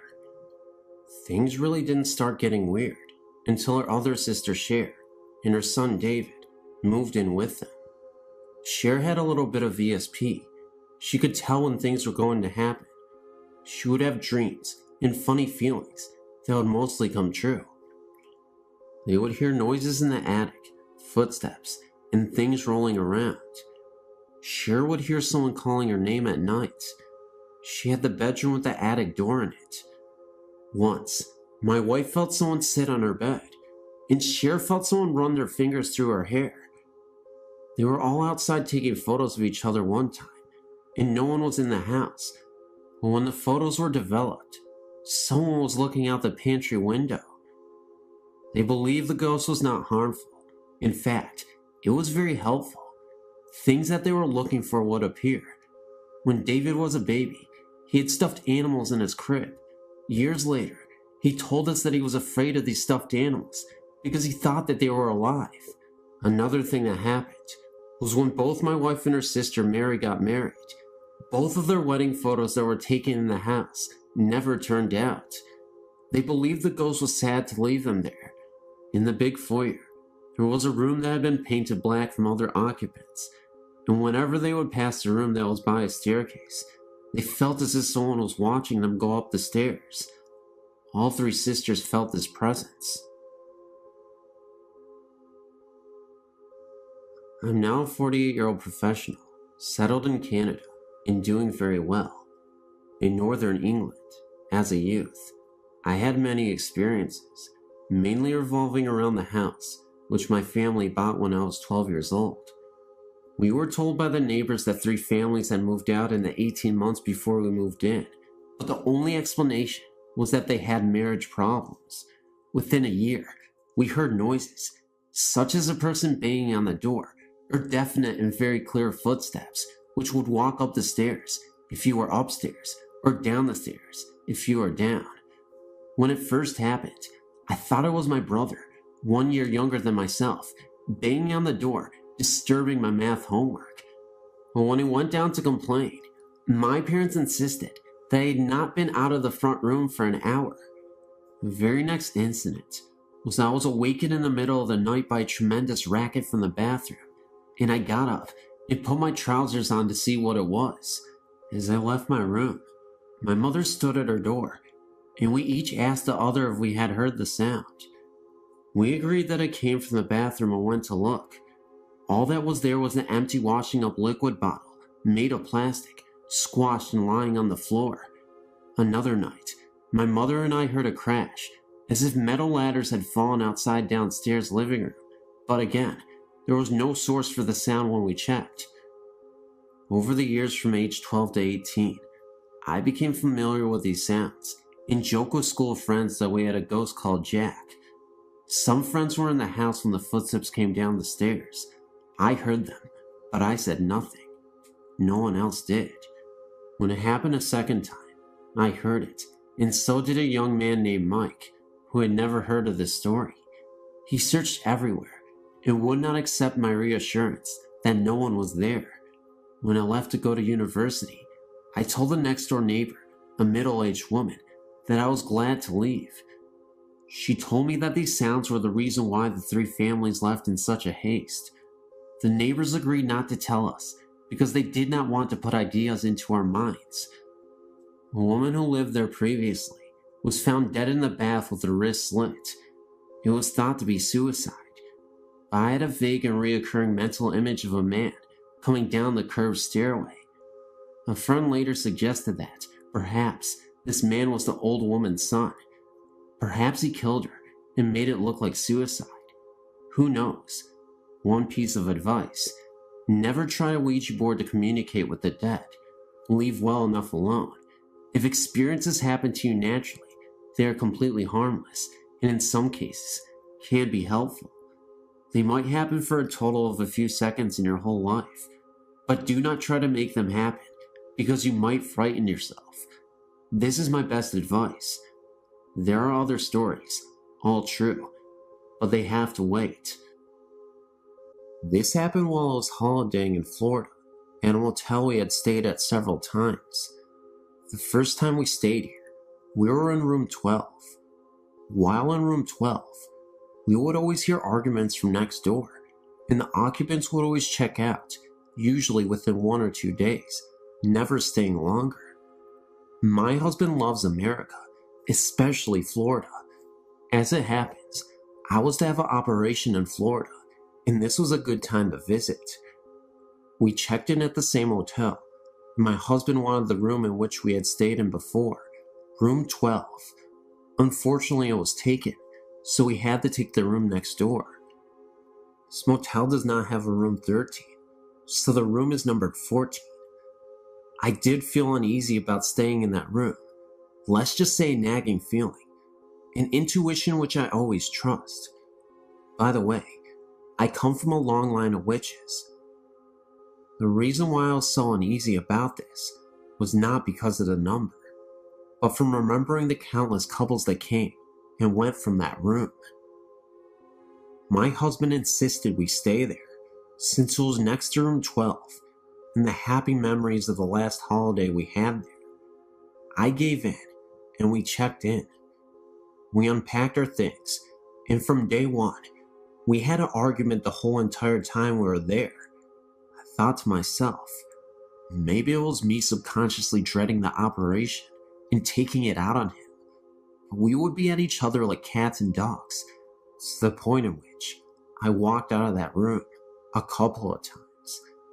The atmosphere would be charged and depressing, and as soon as I walked out, the sun would lift my spirits.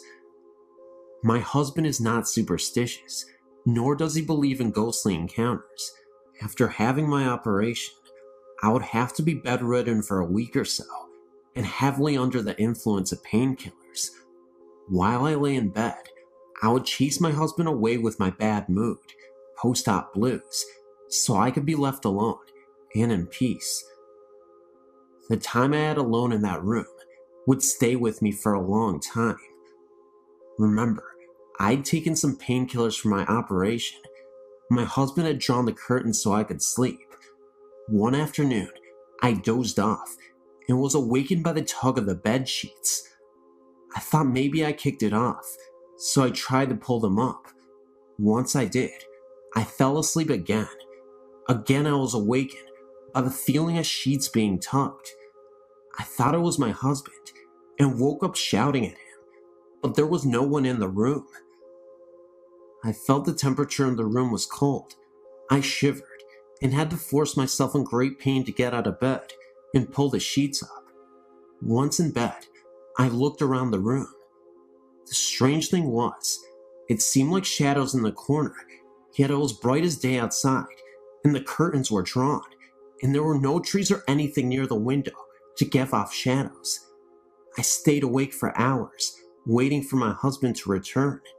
He walked in and got a shock, seeing me all wide-eyed, and thought he had left the air conditioner on, as it was very cool. He walked over and noticed it was off, and blamed that the damn thing was broken. For the whole week while I recuperated in that room by myself during the day, my bed sheets would come off. I would wake up in cold sweats, looking around the room. There was no one there. I felt something brushing my skin, and always felt the shadows in the corner. I put it down to painkillers.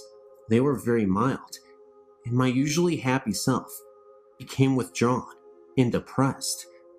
I noticed that my husband would come back smiling and was trying to cheer me up, but as we stayed longer in that room, it seemed to have an effect on us. He became mean, and sometimes he would jeer at me. I had enough by this time and wanted to leave.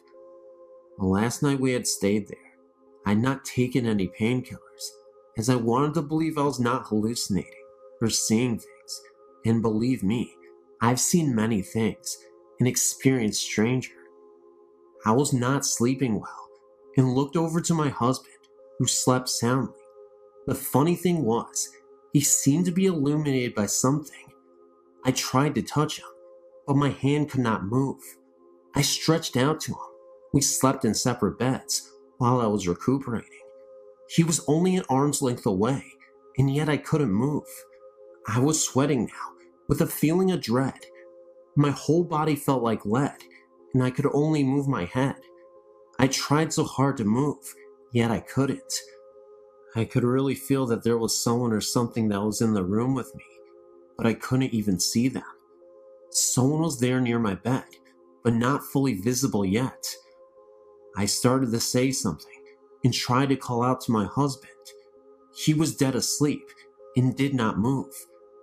As I turned my head to the foot of my bed, my sheets were being tugged off. I really screamed, but nothing came out. I was forcing myself to say something, but nothing came. At the foot of my bed appeared a tall black outline. The figure seemed to be wearing a hooded cloak, but I had a profile view. It had its outstretched arm on my bed. I'm 6 feet tall, and my feet are slightly stuck out over the bed. I tried to move my feet to kick out, but my limbs were like dead weights. The black-garbed figure turned to me and began to walk towards me. At this moment, I was desperately repeating the Lord's Prayer. I'm not religious, but it came to mind. Over and over, and as it began to walk to me, I remember the eyes started to glow red. At this stage, I was turning my head to and from the figure to my husband, as well as stretching my arm out, trying to touch him to wake him up. I remember him sleeping soundly like a baby. As the figure approached, and I was sweating buckets, and repeatedly said the Lord's Prayer, I yelled out, "Stop," and that I worshipped only God, and that I belonged to Him. That's when the figure was no longer there. I blinked a couple of times, thinking it was a nightmare, but I noticed that my arm was still outstretched towards my husband, and he was still in the same position, sleeping soundly. I started crying and busted open a stitch. My husband woke up and said that I just had a very bad nightmare. I said I'm glad that we were leaving that very morning. We still go back to the motel, as my husband loves it, yet I insisted we do not stay in that room. Thanks for reading.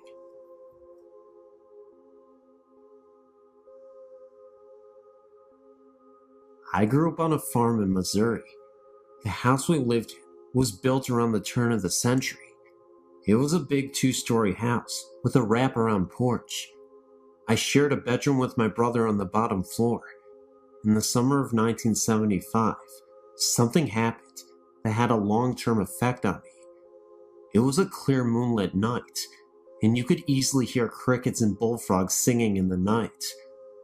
I was sleeping very soundly when something woke me. I had the impression that someone was pushing down several times. on the foot of the bed.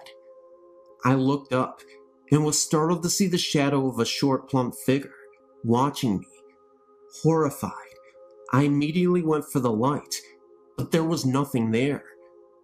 The figure I'd seen had no face, but seemed to have a soft glow. It was definitely trying to get my attention. I never went to sleep the rest of the night, leaving the light on and reading. The next night, about the same time, I was awake and witnessed a small ball of light zipping around the room. This time I left the light off and watched a tiny orb for about 15 seconds when it finally zipped out of the room. I talked to certain family members later and found out that apparition that I had seen was probably my great-grandmother. She had died in the same corner that my bed was sitting. In her later years, she began to lose her mind, and instead of putting her in a nursing home, the family decided to take care of her at her home. They hired a male nurse to help her, and at night, the night I saw her, my uncle said she was probably looking for him. The incident disturbed me deeply, and it was years before I could finally sleep well at night. I'm now married and live in another old house, but this one seems to have no past to disturb me. Thank God.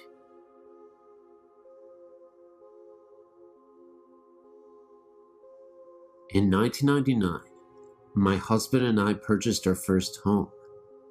We had two very small children at the time, and soon found out we were expecting our third. We had purchased an old Queen Anne Victorian. It was very large, and all the homes around it were large as well. We had looked at many houses before we purchased the old home. In fact, I drove past the home to go to work every day. I'd never considered buying it, but always felt drawn to it. Things seemed fine. I was alone in the home when I heard what seemed to be a child laughing. I thought maybe our family had come home early, but no one was there.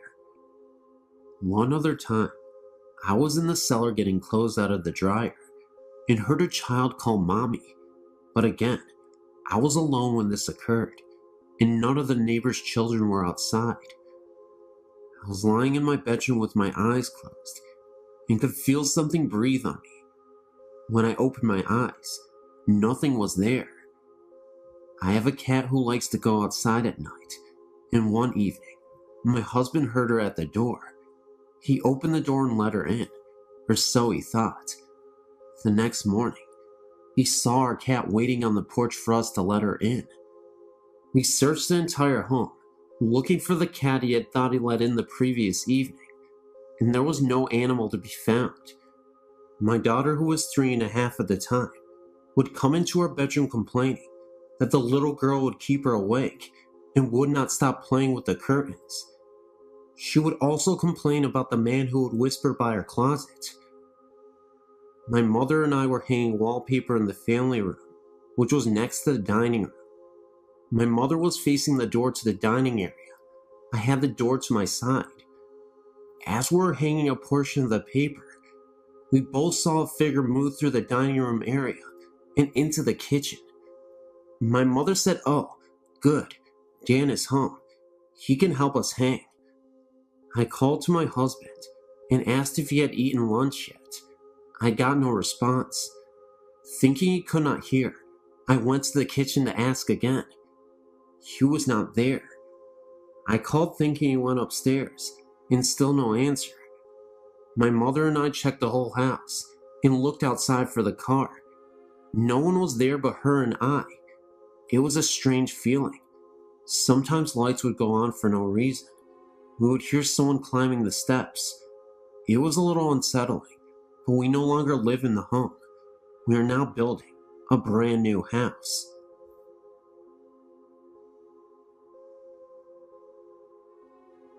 The story that follows is a true account of an 11-year experience that I will never forget. When I was 6 years old, my family moved into an old Victorian home in Pontiac, Michigan. The house still stands today. It has changed owners several times, but is in a state of disrepair. The house had been built in 1892 by Mr. Newsbringer for himself, his wife, and children. My parents had purchased a home from Clara, the last living daughter, in hire. I remember moving in that day because even as a young child, I felt a sense of uneasiness. That feeling was soon to be validated. At first, it was more of just an uneasy feeling throughout the whole house. Soon I discovered, though, that the feeling intensified while in my room. It was a large, 4-bedroom home, and us 3 girls all had the luxury of having a bedroom all to ourselves. Mine was in the back of the house, next to my parents' room, and across the upstairs foyer from my other 2 sisters.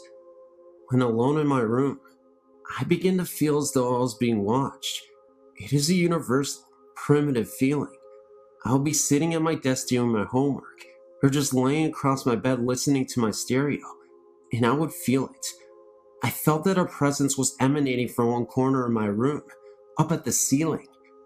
I had not seen or heard anything up until this point, but that was soon to change. As I was alone in my room again, one day after school, I heard a voice call my name. It was a male voice, and I thought it was my father. I went into the foyer to answer his call, but since he was not home from work yet, it could not have been him. I went back into my room and soon heard the voice again. I say that I heard it, but it occurred to me several years after the fact that I only heard it in my mind. A sort of telepathic communication, I think. It wasn't long before this voice became an everyday intrusion into my life. It would call my name repeatedly. It would assure me that it was okay, and for me not to be afraid. It also told me to come closer to the corner from where it was coming. I remember now that I would be so drawn to it, and would just stand there transfixed, staring at the corner. I never went close to it. Call it instinct, fear, whatever, but I somehow knew better. As I was staring at the corner one day, a huge void opened up in the corner. It was the blackest black I'd ever seen. I saw nothing in the gaping hole, but it seemed to go on forever, and I would grow lightheaded and lost blocks of time staring into it. Now, I had told my younger sister all about this, but she never saw or felt anything until we actually moved out of the house, but I'll get to that later. I was afraid to tell my parents, and had been warned by the voice that this was our secret, no need for me to tell. The voice began to torment me. Even at night, as I lay in my bed sleeping, I could feel it there in the dark, beckoning. It invaded my dreams, becoming ever more insistent that I succumb to its wish, that I come into the void. It was angry at me, growling insults and obscenities, but I never would give in. Towards the end of the stay in our house, I began arguing back, telling it that I was stronger than it and would not be overpowered. Strangely enough, over all those years, I'd come to accept its presence as a normal part of life for me. No one ever saw or felt it but me. I'd even confided in my best friend Shirley, who would frequently come for sleepovers. I think she slept with one eye in the corner. The day we moved out, I experienced the most intense terror I will ever feel for the rest of my life. I was then 17. I was in my room, packing up the last few items. I felt the familiar goosebumps and tingling of my skin as the hair on my back of my neck and arms stood up. The voice was at a fervid pitch now, threatening and cursing me. I turned around to face my enemy, stared into the blackness, and was mesmerized to see the most evil eyes I had ever seen come out of the darkness. I could see the whites of his eyes, and the center was like black coal. The whole began to turn, and I heard a deafening roaring sound, not unlike that of a huge waterfall, in close proximity. I dropped what I was doing, ran down the steps, and got into the family car. I left the rest of my things in that room and never looked back. I never heard or saw anything like that again. After we had moved out, My younger sister began having nightmares about something dark and heavy chasing her in our old house. No coincidence, I think. I still get the chills when I think about this. I assure you, this was real.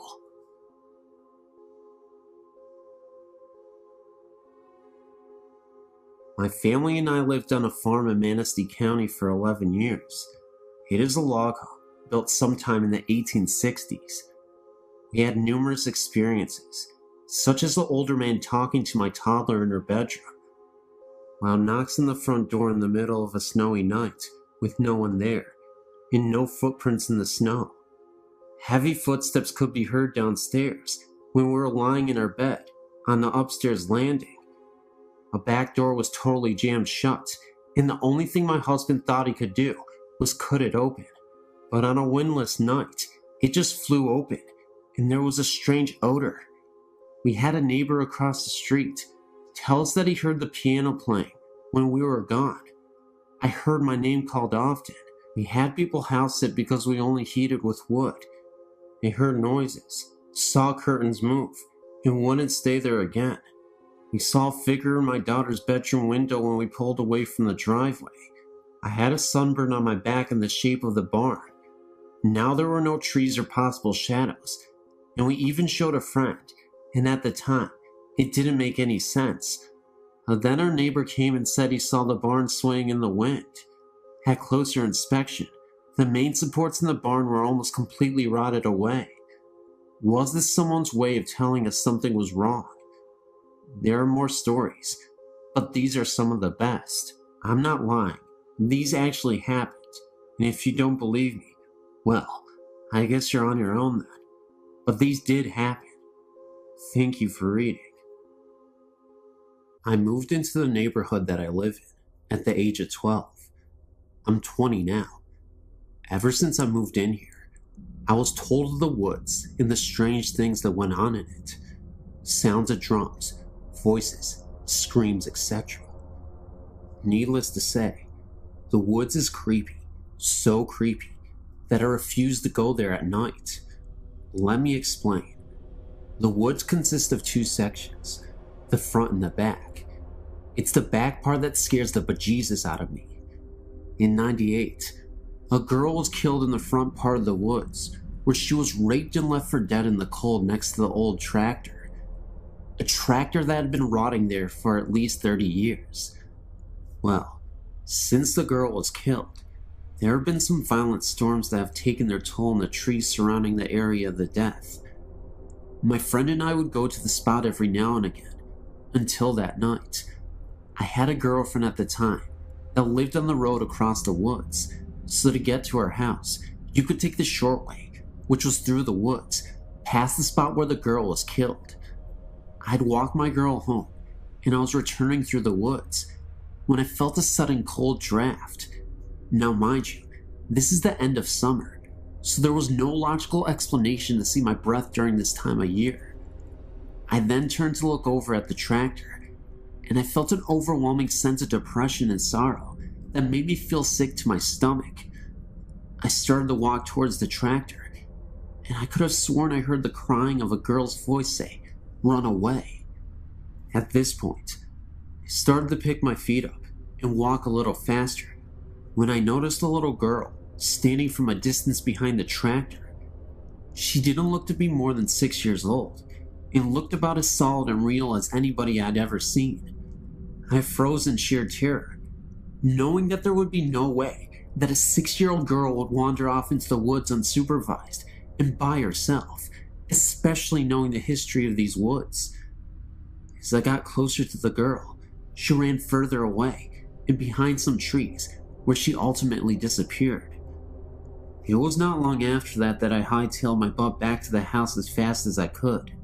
The next day I told my friend about what happened, so from then on, he walked with me each time I dropped my girlfriend off, hoping to hear or see something. It never happened to me again, but months later, I was talking to a friend who still hung out in the woods, and he told me he was sitting on one of the fallen trees, and he heard a girl crying. He said it startled him, so he went to go and leave. Just as he got up, he heard a louder voice say why. He said he felt depressed and ran the rest of the way out of the woods. The woods has had a lot of strange things happen to it, like fires that start and go out by themselves, houses adjacent to the woods that have their backyards vandalized, and the sounds of someone knocking on the back doors. Interestingly enough, I found out that there was a forgotten cemetery somewhere back in the woods that had been neglected for years. I don't know what kind of paranormal energies take place in these woods, but I don't want to discover more of it.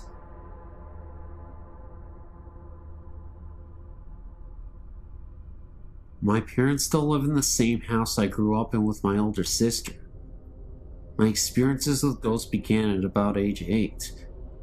One night, I'd just gotten into bed and was waiting for my dad to come tuck me in. The lights were still on, and the whole family were upstairs. I wasn't alone or anything. I was wearing a nightgown. Suddenly, I felt 2 hands run quickly underneath my nightgown, up my legs, and over my body. I screamed bloody murder, and my parents came running in. I don't remember if they believed me, but I never slept in that room again. I traded rooms with my sister. Once she had begun sleeping in that room, she would tell us in the morning that someone would sit on the bed and say her name while they rubbed her head. But she never opened her eyes during these encounters. A few years later, I was getting my dad and I some ice cream in the kitchen. There was a new big bag of candy on the counter in front of me. Suddenly, it flew across the counter. I ran and told everyone. They believed me when they saw the candy on the other counter. Another time stayed home sick from school. I was lying in bed watching TV, and I kept hearing what sounded like marbles being dropped in the attic right above my bedroom. I was so scared, I called my mom, and she sent her friend over to stay with me.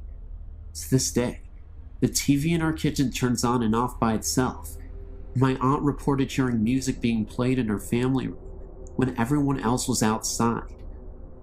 Last weekend, my family gave me a bridal shower at my parents' house. When I got the pictures back, almost all of the pictures have orbs in them. I could not believe it. Whoever it is still there and still trying to be a part of us.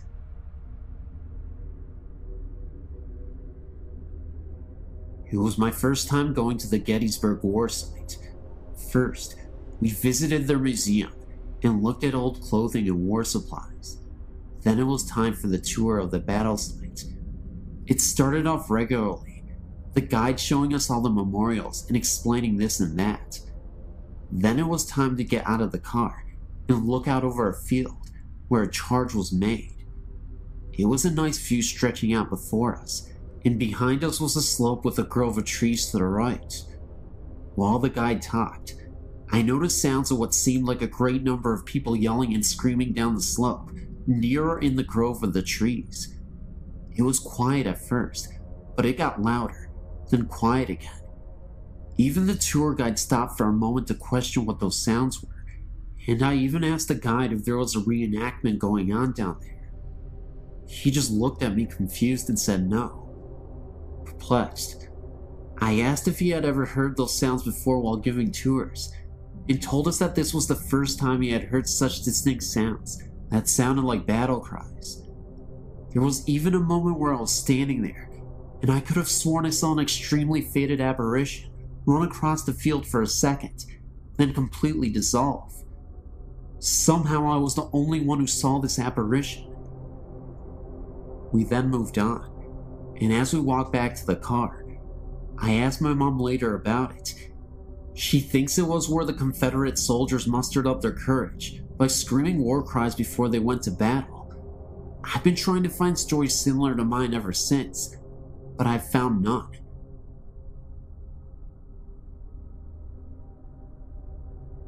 My name is John, and I've been a Civil War reenactor for about 4 years now, attending living history events and reenactments throughout the mid-Atlantic states.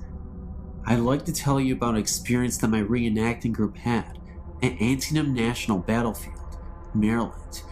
My company, Company G, 96 Pennsylvania volunteers, annually has a living history event at this famed Civil War battlefield. It was here that in September of 1862, one day's casualties amounted to 23,000, more killed, wounded, or missing in one day than the casualties in America's previous wars combined. At one point during the battle, one American was injured with every second ticked by. I'd like to note that this was the ground upon which we were camping on. To continue my story, we traditionally take a walk into the battlefield to a small lane known as the Sunken Road. Here, Confederates hunkered down on a road that had been worn down by years of wagon travel, holding off wave after wave of heroic Union soldiers advancing upon them. Eventually, the Union forces swarmed over the Confederates' right flank and fired into the rebels from down the road, driving them off. This is where we annually took a midnight tour, hoping to catch a glimpse of energy left from 1862.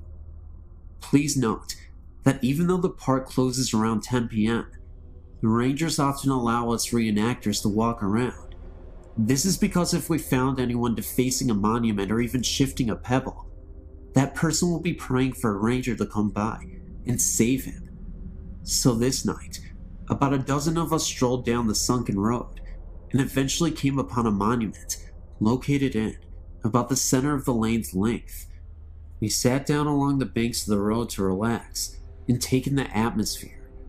About 20 minutes passed with silence and a few pictures taken here and there of us around the monument.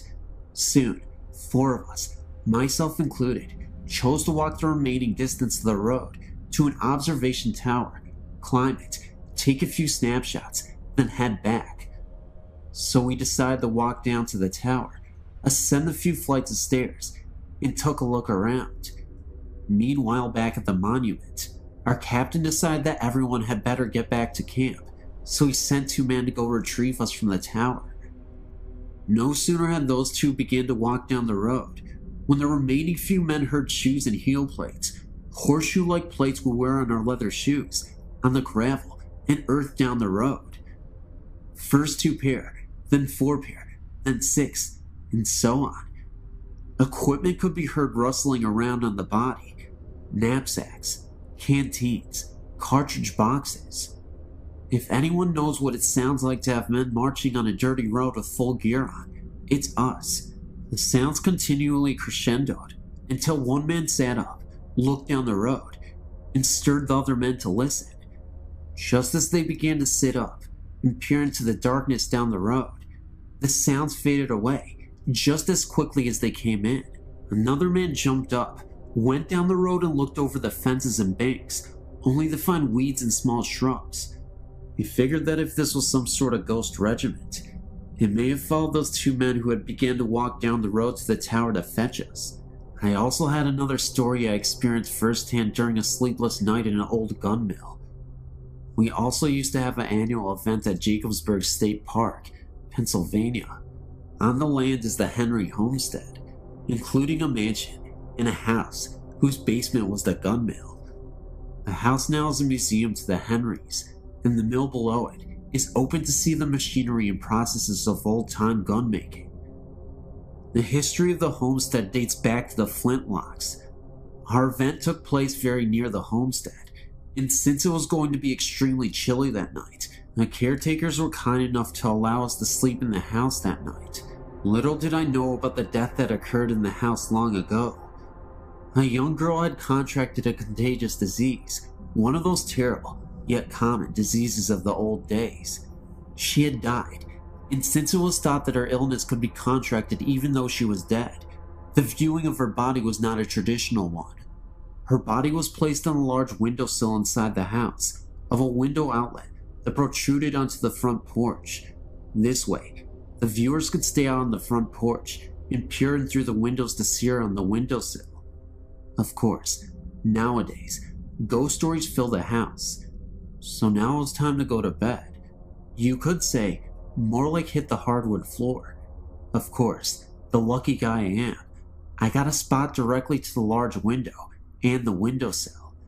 I laid there half the night, listening to each hour tick away on the clock in the next room. Eventually, I had enough, so I moved to a spot further away from the sill. I laid there for some time, and then heard something. The noise was coming from. It sounded like the downstairs. The best description I can give is that it sounded like an older lady mourning, or crying, possibly over the recent death of her daughter. It was not the house settling or creaking, as it continued for what seemed like years. Okay, well, maybe a few minutes. My house also creaks a lot, and it sounded like nothing I had ever heard before. Scared out of my wits, I frantically tapped on the leg of my first sergeant, laying just a few feet away from me. He awoke, and I told him to listen. He heard the sound too, but not even wanting to ponder over it, he nervously said, "Wonder what that was," and quickly laid back down. The sound soon died off, no pun intended. Sleep was pretty much out of the question now, so I laid there another hour or so, until I heard something else. This one is easy to describe. Imagine being outside, and two other people are far away from you having a conversation. You can make out murmurs, in tones and voice, but not individual words. Almost like being underwater, and someone is talking above surface. That's what I heard. Only it seemed to be between a lady and a child, probably a young boy. Again, the sounds came from below the floor in the basement. These didn't last as long, possibly because God answered my prayers for them to stop. That night, I heard every single hour chime by, and every minute crawl past, every second tick by on the clock. Needless to say, the next morning, I wasn't a happy camper. Hope you enjoyed my stories, and yes, they're true. I told them just as I know them. Have a good one. I was in an infantry company in Germany back in 1989 to 1991. We used what is called a Bradley fighting vehicle. It weighs about 51,000 pounds and looks like a tank. We were doing live fire exercises at night, and we finished about 2 a.m. I was driving a Bradley in a convoy of about 10 other Bradleys, returning to the motor pool. The drivers used a large night vision scopes to see by. It's like watching green TV, and the Bradley commanders use that one that attaches to their helmets. While driving, a commander is to stand on his seat so that half of his body is outside of the vehicle, so that he'll have a better view of the surroundings. At about 3 a.m., I saw a man standing by the dirt road we were traveling on. I figured he was one of the German range patrolmen, and that he was just waiting for us to pass. Right after the Bradley in front of me passed, this man walked right out into the dust of that Bradley. I hit the brakes to avoid hitting him. At the exact moment, my commander said watch out, but it was already too late. I knew I must have hit him. I didn't even see him come out on either side. My commander then asked me if I'd seen a man walk out in front of us too. I said yes, and then he said that he had too. But when he turned around to check for a body, there wasn't one anywhere on the road. This dirt road was about 50 feet across, and when we returned to the motor pool, we took a flashlight and checked the whole front end and found nothing. No blood, no piece of clothing. There was nothing.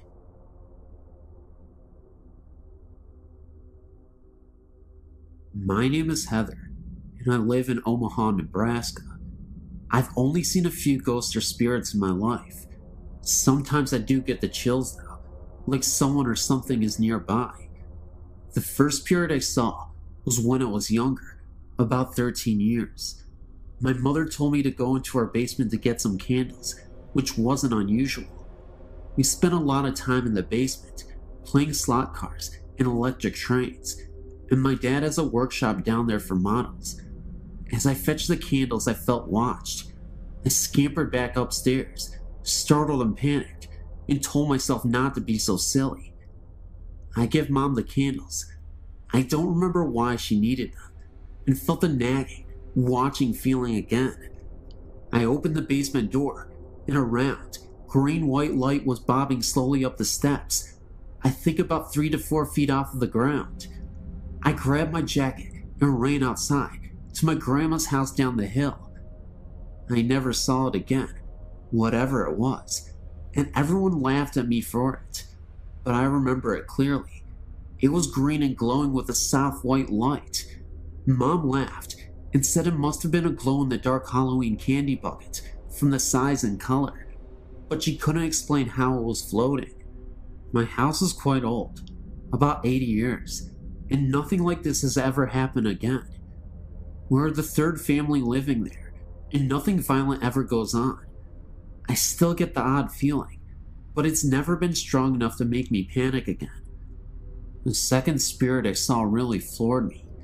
I was 14 and was riding my bike around town since it was a nice summer day, and I ended up on 2nd and 22 in Q, about 3 miles from my house. There's nothing there but cheap houses, and it's not a bad neighborhood, but it's not the richest in the world, but it's not a cheap, run-down area. Just relaxed, second-hand. Nothing violent ever happened there before. It's become a run-down area now, and there was no graveyard or ancient Indian burial ground or anything that I or anyone else knows of. I wanted to go to Dairy Queen on 24th and Q, and I was behind it. As I came to 22nd, I saw a flat field where I knew there should be houses. It was filled with what I can now describe as short, rectangular tombstones. I saw a woman standing there, dressed all in browns and earth tones. I couldn't even see her face or hands. She had a headscarf on, and her hands were held in front of her, covered by her sleeves. I think she had on brown shoes, but I don't really remember her having feet or not. I'm inclined to think not. I asked her what this was, but she didn't answer. I turned back to the graves, which had vanished and replaced with the things that should have been there. Streets, houses, sidewalks, trees. I turned back to the lady, and she was gone. I had a very chilly, uneasy feeling, and a few dead leaves fluttered by. I rode away, as fast as I could. I once saw a strange figure in the mirror, a girl my age, 13, but with dark brown hair, with thin bangs, and braids past the bottom of the mirror frame. She just startled me, but caused me no harm. The last one I saw left me breathless and thrilled. I was staring out the window to our front window when I thought I saw something in the clouds. It couldn't have been lightning because it wasn't fast enough. It resembled very slow lightning. It was white and long and crooked. I got up and tried to stare out by the light. It was at a bad angle, so I stood up and walked to the front door. As I peered out the glass, I saw a flash of lightning and a giant pair of silvery white eyes, rimmed with blue, which then vanished in a flush. The outside of the window was covered with condensation, like breath, which smelled really sweet, like milk. I wiped it away. I've come to the conclusion that the first 3 were just random encounters, but the last one was a kind spirit, one that was looking in on me. I haven't seen anything so clearly after age 15, but sometimes I see holes in my vision, weird things. After rubbing my eyes and refocusing, they're gone. And sometimes I can hear odd noises and voices no one else can. I don't think I'm psychic or anything, but I do think I'm a little more sensitive than the people around me. I know, you may not believe this, but it happened. It's true. Thank you. When I was around 5 or 6 years old, I remember seeing a figure of a woman standing outside of my room. The living room was the next room from mine. I always thought it was just light coming from outside the windows in the living room. But when I went up to the light fixture and tried blocking the light with my hand, nothing would happen. The light would still be there. I wasn't scared, because I wasn't aware of ghosts when I was around that age. But as I got older, maybe around 9 or 10 years old. I sometimes would sleep in the living room, on the couch, because my room would get really hot in the summer. Well, as I would lie on the couch, getting ready to fall asleep, I would hear things in the kitchen, like the sound of someone placing a glass on the table. I would sometimes go to see if anyone was there, but nothing would be there. I still hear the sounds in the kitchen sometimes, and when I would be home alone, I would sometimes go into the basement and watch TV or exercise. As I would work out or watch TV, I would sometimes hear footsteps above me, seeing how the TV was right below my room. But what happened to me 2 months ago terrified me. I'm 17 years old now, and it was raining harshly in the middle of April, and I was working on an art project in the dining room, which was the room after the living room. I was home alone at that time. My mother was picking up my sister from work, and my father was working. As I was working on my art project on the table, the lights went out, and as soon as they went out, in front of me, I saw a woman sitting across from me. I couldn't see her clearly, but she seemed to be smiling. About a second later, the lights turned back on.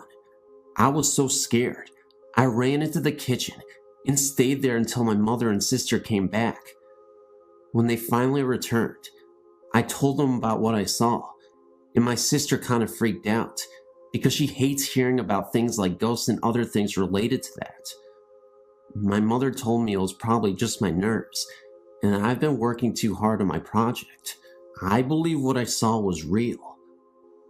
I don't know what this ghost lady is doing in my house, but she seems to bring attention to me only.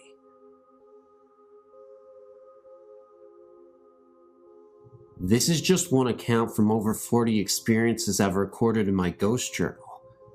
It was a very unusual day in Chicago, only 4 days to the new year, and in the middle of winter. It was 63 degrees, yet the skies were dark, but there were tons of fluffy clouds. My friend Christine and I decided to enjoy this rare day and go walking around the park. We watched as the clouds seemed to spread across the sky and realized the storm was near. Somehow, the conversation switched to cemeteries. She told me of an old German cemetery that was near the park that she had gone to. They have a section of infant graves from the late 1800s to early 1900s. She knows the babies died in groups around the same times. After hearing this, I wanted to go see for myself. She told me where to go, and as I drove into the cemetery, I pointed to a corner and asked her if that was where they were. She said yes. I'd never been there before. I don't know how I knew. We parked on the road, got out, and looked around. Some of the graves were old and worn, the names and dates hardly visible. The baby section was so sad to see, and we figured there must have been a plague of some sort in the area. It was beginning to get dark, even though it was about 4 p.m. in the afternoon. The cemetery closed at 5, so we wanted to hurry and see everything before they closed and before the storm came. We were walking through the cemetery when it felt like the temperature had dropped 20 degrees in a few minutes. I stopped in my tracks and noticed a familiar smell. The scent became stronger, and I realized it was roses. I asked my friend if she smelled anything. She said yes. I asked her what she smelled, and she said roses. I was bending down to smell the flowers on a grave, which were not roses. I wanted to figure out where the smell suddenly came from. Suddenly, my friend told me to look up, and in the distance was a flower girl. And you guessed it, she was holding onto roses. Both me and my friend were in disbelief. We couldn't even fathom what we were seeing, but yet here was this flower girl holding onto a rose, which had a strong perfume smell. Her attire was in a Victorian-style dress. She looked absolutely beautiful, but it was also really scary because it was in the middle of a cemetery and we were really spooked. Even though it felt like forever, she momentarily appeared and then she was gone, just like that. It must have been about 15 seconds, if that, but we both saw her, and we're not making this up. We're totally sane individuals who actually go out and try to see these things on purpose. I know that sounds crazy to some of you, but we get such thrills about ghost hunting. Anyway, we're not even done with the story yet, because right after, we heard the most blood-curdling scream I've ever heard in my entire life. It was a scream right after she disappeared, and I'll never forget it for the rest of my life. It sounded like a human trying to imitate a wolf, as in, a human howling, but in a wolf style. I know that sounds ridiculous, and maybe it could have been a real human being trying to play with us. However, we did not stick around long enough to find out, and we bolted all the way home. I guess the moral of the story is, yeah, you can be interested in ghosts and whatnot, but even if you are interested, be very wary, and just remember, ghosts can't hurt you. If that was real, I have no idea what to say, but if it was a human being, I guess you gotta stay clear of the cemeteries. I'll tell you what though, the roses, the girl, and the scream, they were all very real to us. We did not hesitate to leave, because we did not know what to expect if we stayed longer there. Just remember to be very careful. Ghosts are crazy, but humans can be just as crazy.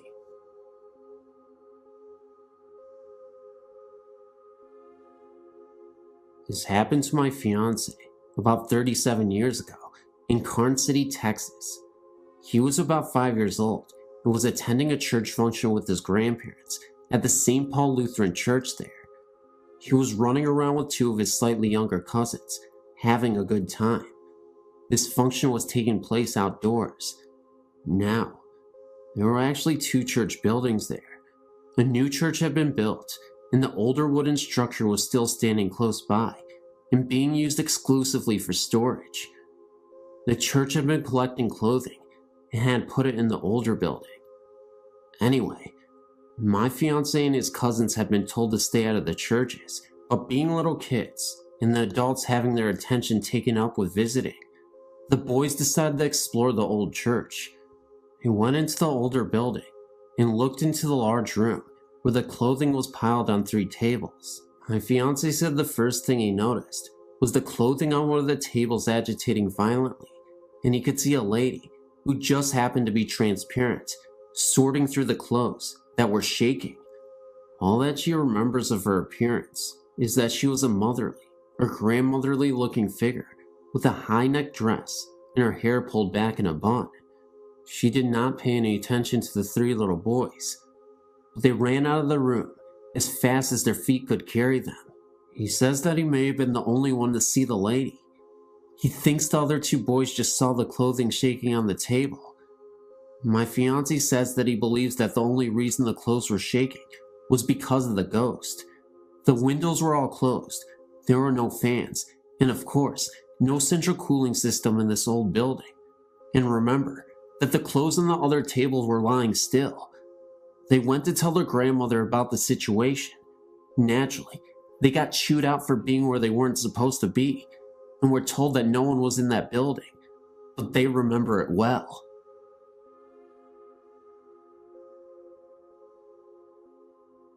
This story is one that may or may not scare you.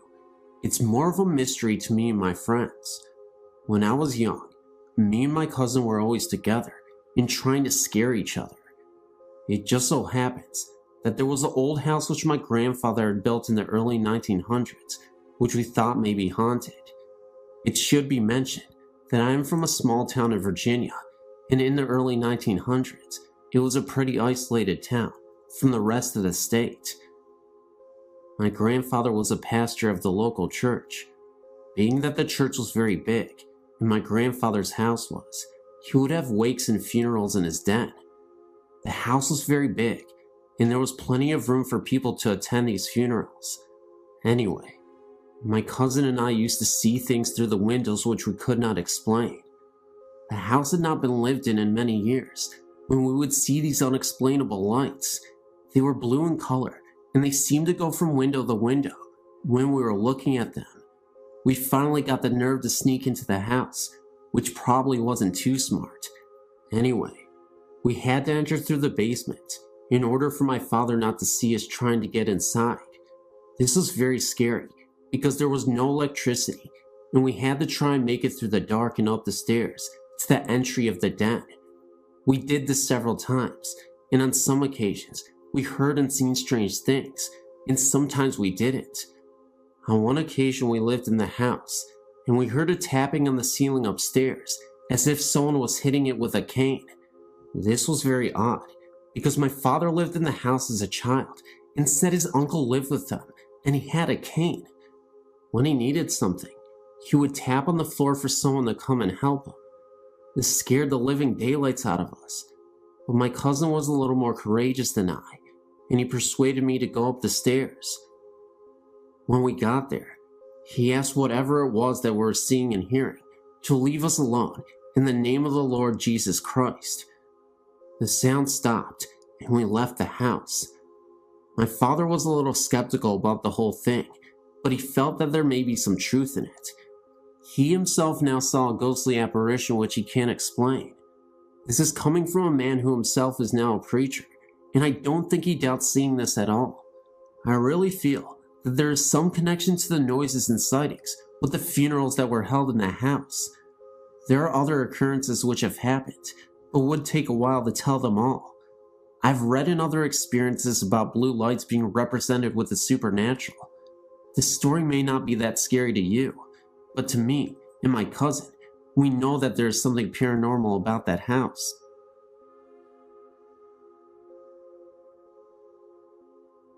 Myself and a friend recently moved into a house in Belmont, Massachusetts, right outside of Boston.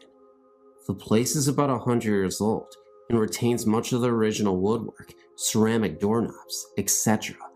I even found an old ceramic liquor and med bottle in there. It's a third-floor apartment with an old aluminum speaking tube to the second floor, which leads us to believe this may have been servants' quarters at one time. We never get anything but good vibes from the place, but a few things have happened which make me wonder, and I write asking your opinion. Firstly, the former tenant was an elderly alcoholic who, according to the landlord, used to heat only one room in the house, the dining room, with a space heater. She kept the whole place closed up, according to Miss Richardson, who also tells us the former tenants didn't die, but moved to a nursing home. We aren't sure if we believe her.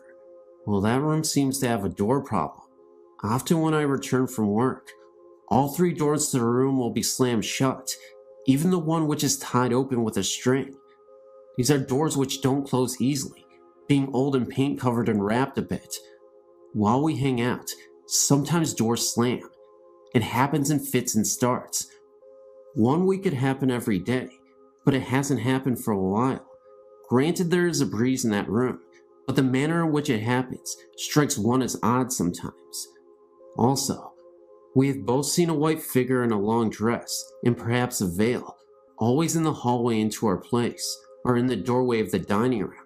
It is a peripheral vision thing, which leaves one looked at directly. I've seen it standing in the door several times, and I saw it seemingly walk down the hall once. It kind of bounced up and down like a person would were they walking. Mike tells me he usually sees it moving past the door, either coming into or exiting the apartment, and he has used the words wedding dress to describe its clothing. I didn't get that detailed a look, but I've definitely seen the shape. Visitors have seen a similar shape, but hesitate to call it a ghost.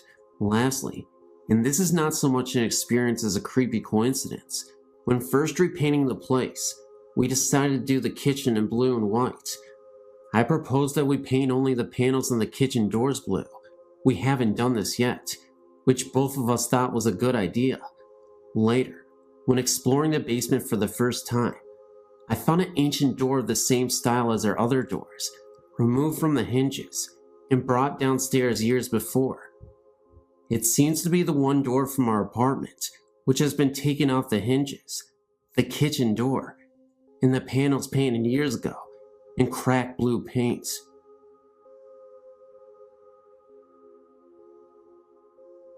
Yesterday, my husband and I toured the Whaley house in San Diego. I think I may have been present to a supernatural occurrence of sorts, but I wanted to ask you about it. Initially, I started out on the first floor, not part of the tour, and I felt a markedly weird sensation in front of the dining area that I can only describe as having a sinking feeling that bordered on nausea. I felt fine walking around Old Town and coming into the house. I hung out in the dining room area for like 10 minutes, thinking what I was feeling was so unusual, and it dissipated. I felt fine again, so I looked around the rest of the house and felt okay, until I came to the first upstairs bedroom, directly right of the stairs. I again felt that same feeling, and I stood there, just looking about the room, and that is when I think I saw something in one of the mirrors, the mirror closest to the hall.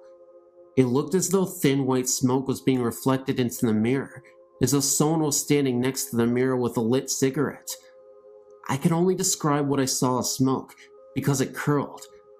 I also smelled a very faint smell of cologne that reminded me of violet water.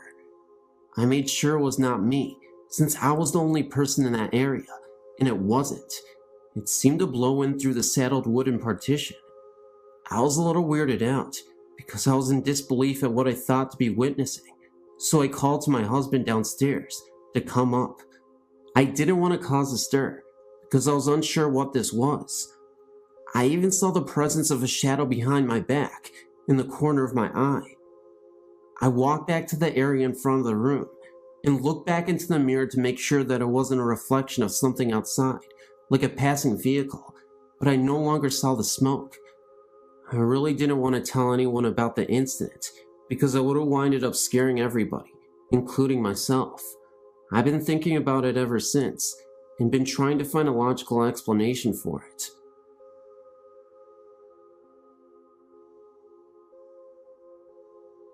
I've always been very interested in the subjects of ghosts and the paranormal, but never thought I would have a direct experience with them. Although I'm currently part of a theater group that is renovating an old theater, and we definitely have some spectral energy in the place, but that's another story. This story is about the first time I had something strange happen to me. I'm originally from a small island off the coast of Italy.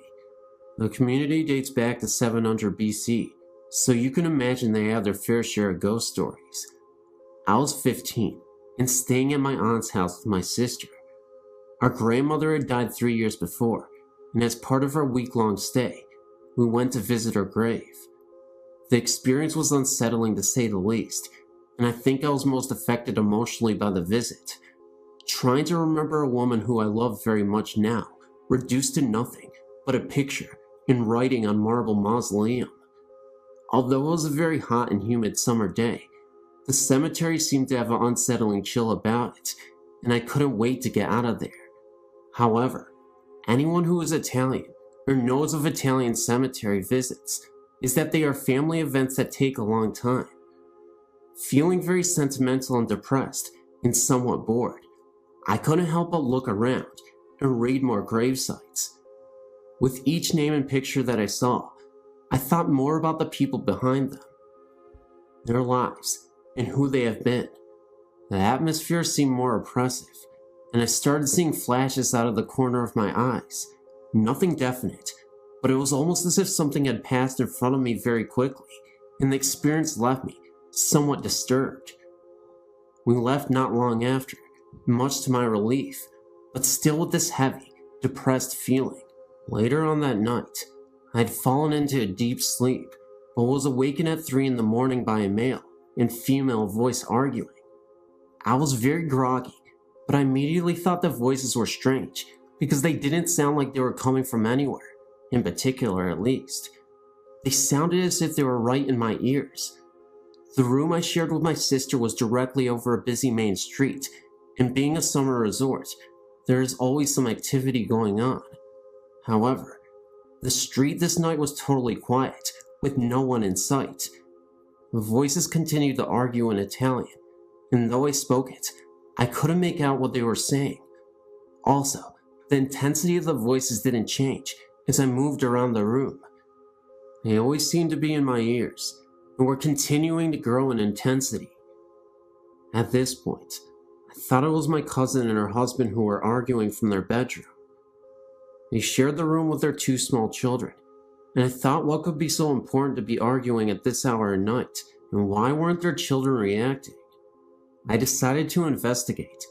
As I slowly opened the door, the voices suddenly stopped. Not a cutoff in conversation or a conclusion, but as if someone had switched off a radio.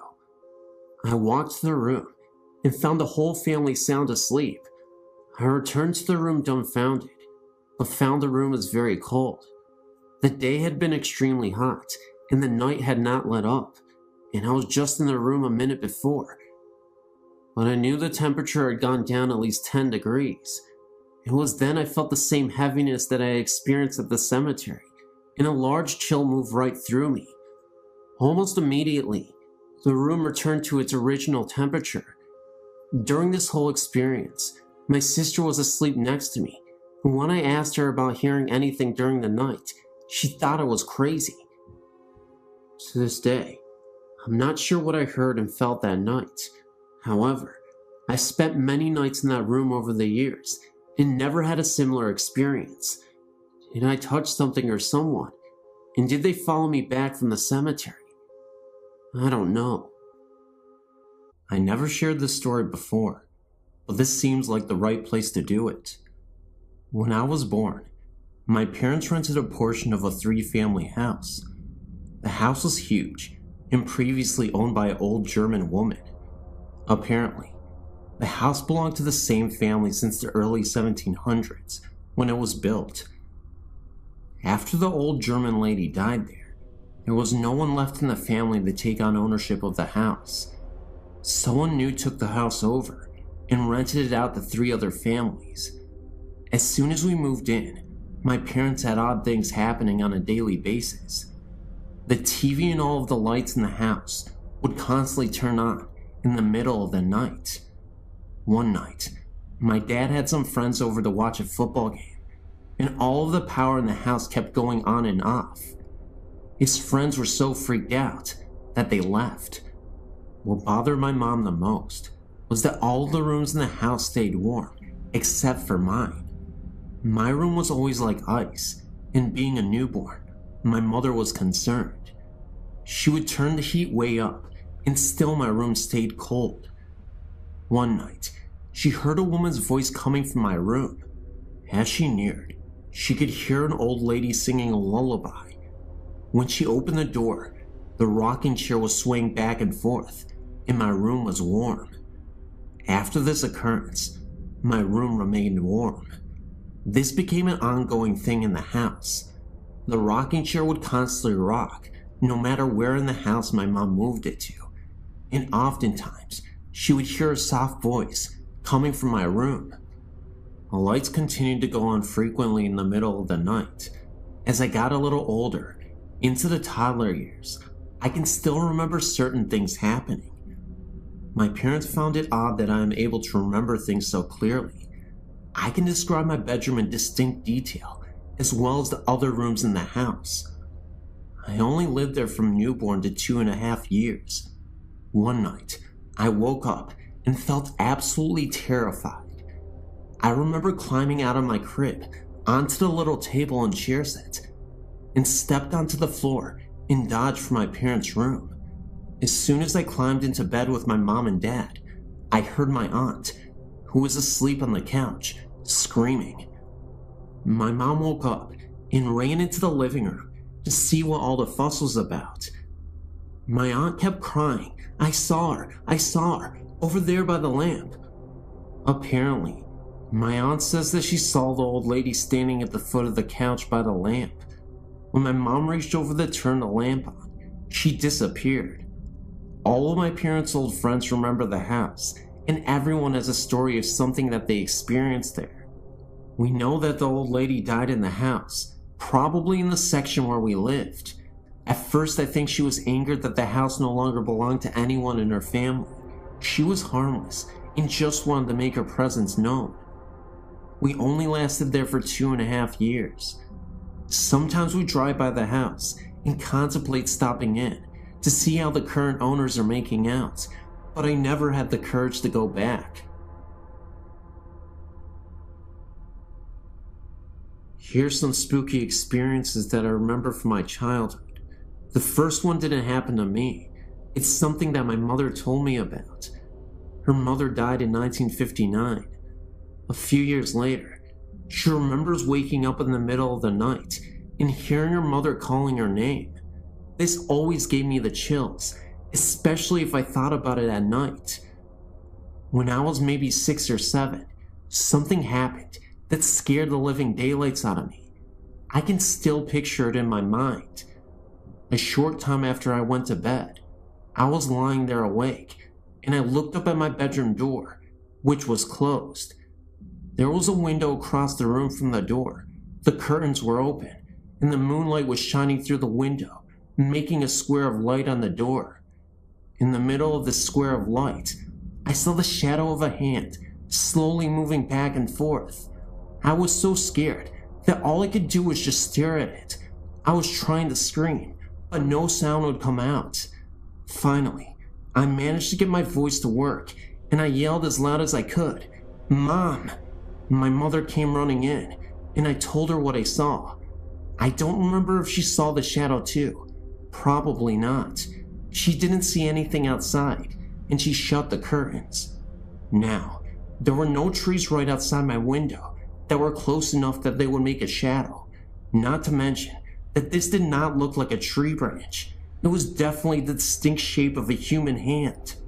Looking back on this as an adult, I realized that this was most likely not anything supernatural at all, but someone actually trying to break into our house, which, quite frankly, is more scarier than a mere ghost.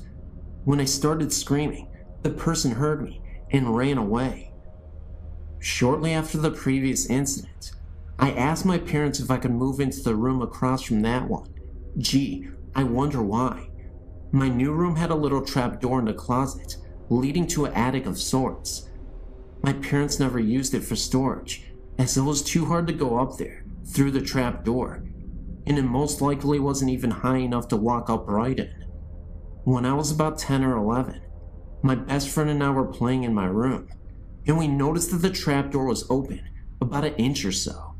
We slid it closed. Every once in a while, I'd look up there and find that it was open again. I'd keep sliding it closed, and then a few days later, it would be open. My friend and I naturally assumed that we had a ghost in the attic. I really don't remember if I actually heard anything up there or not. Around the same time, this same friend would occasionally spend a night with me. Several times, we'd be lying in bed and hear the sound of a newspaper or some sort of paper being crumpled up in the living room when we knew no one else was up. We called this the newspaper ghost. Another time, I think I was about 7, I was riding my bike around in circles in the street.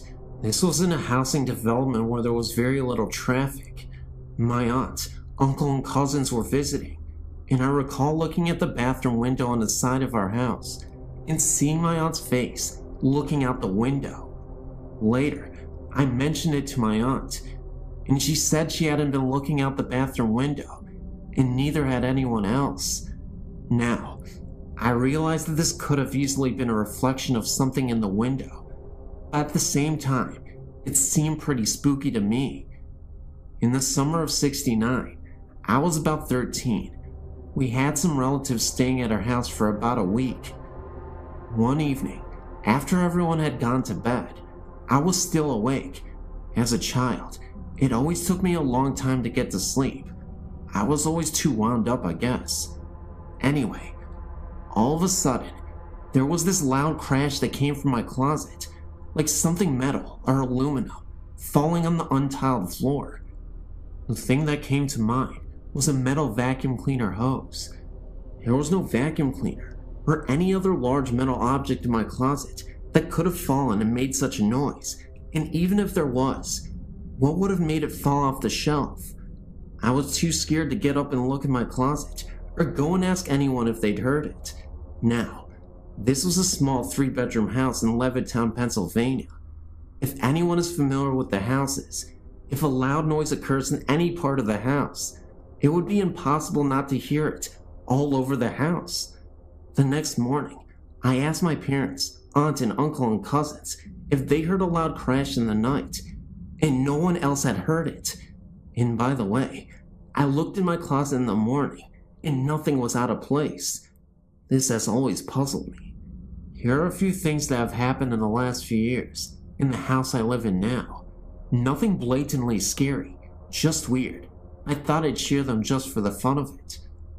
One night, I was asleep, and all of a sudden, I screamed and woke myself up.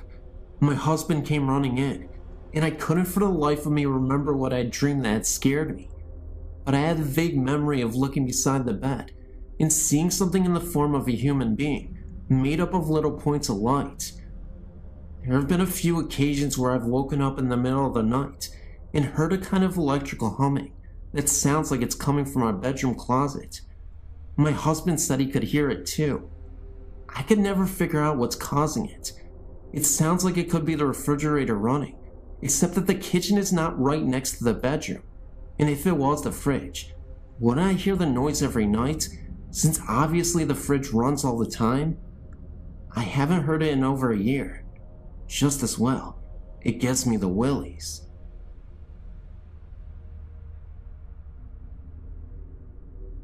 I want to say that I can sympathize with your situation, although other than apparitions, my experience varies greatly from yours.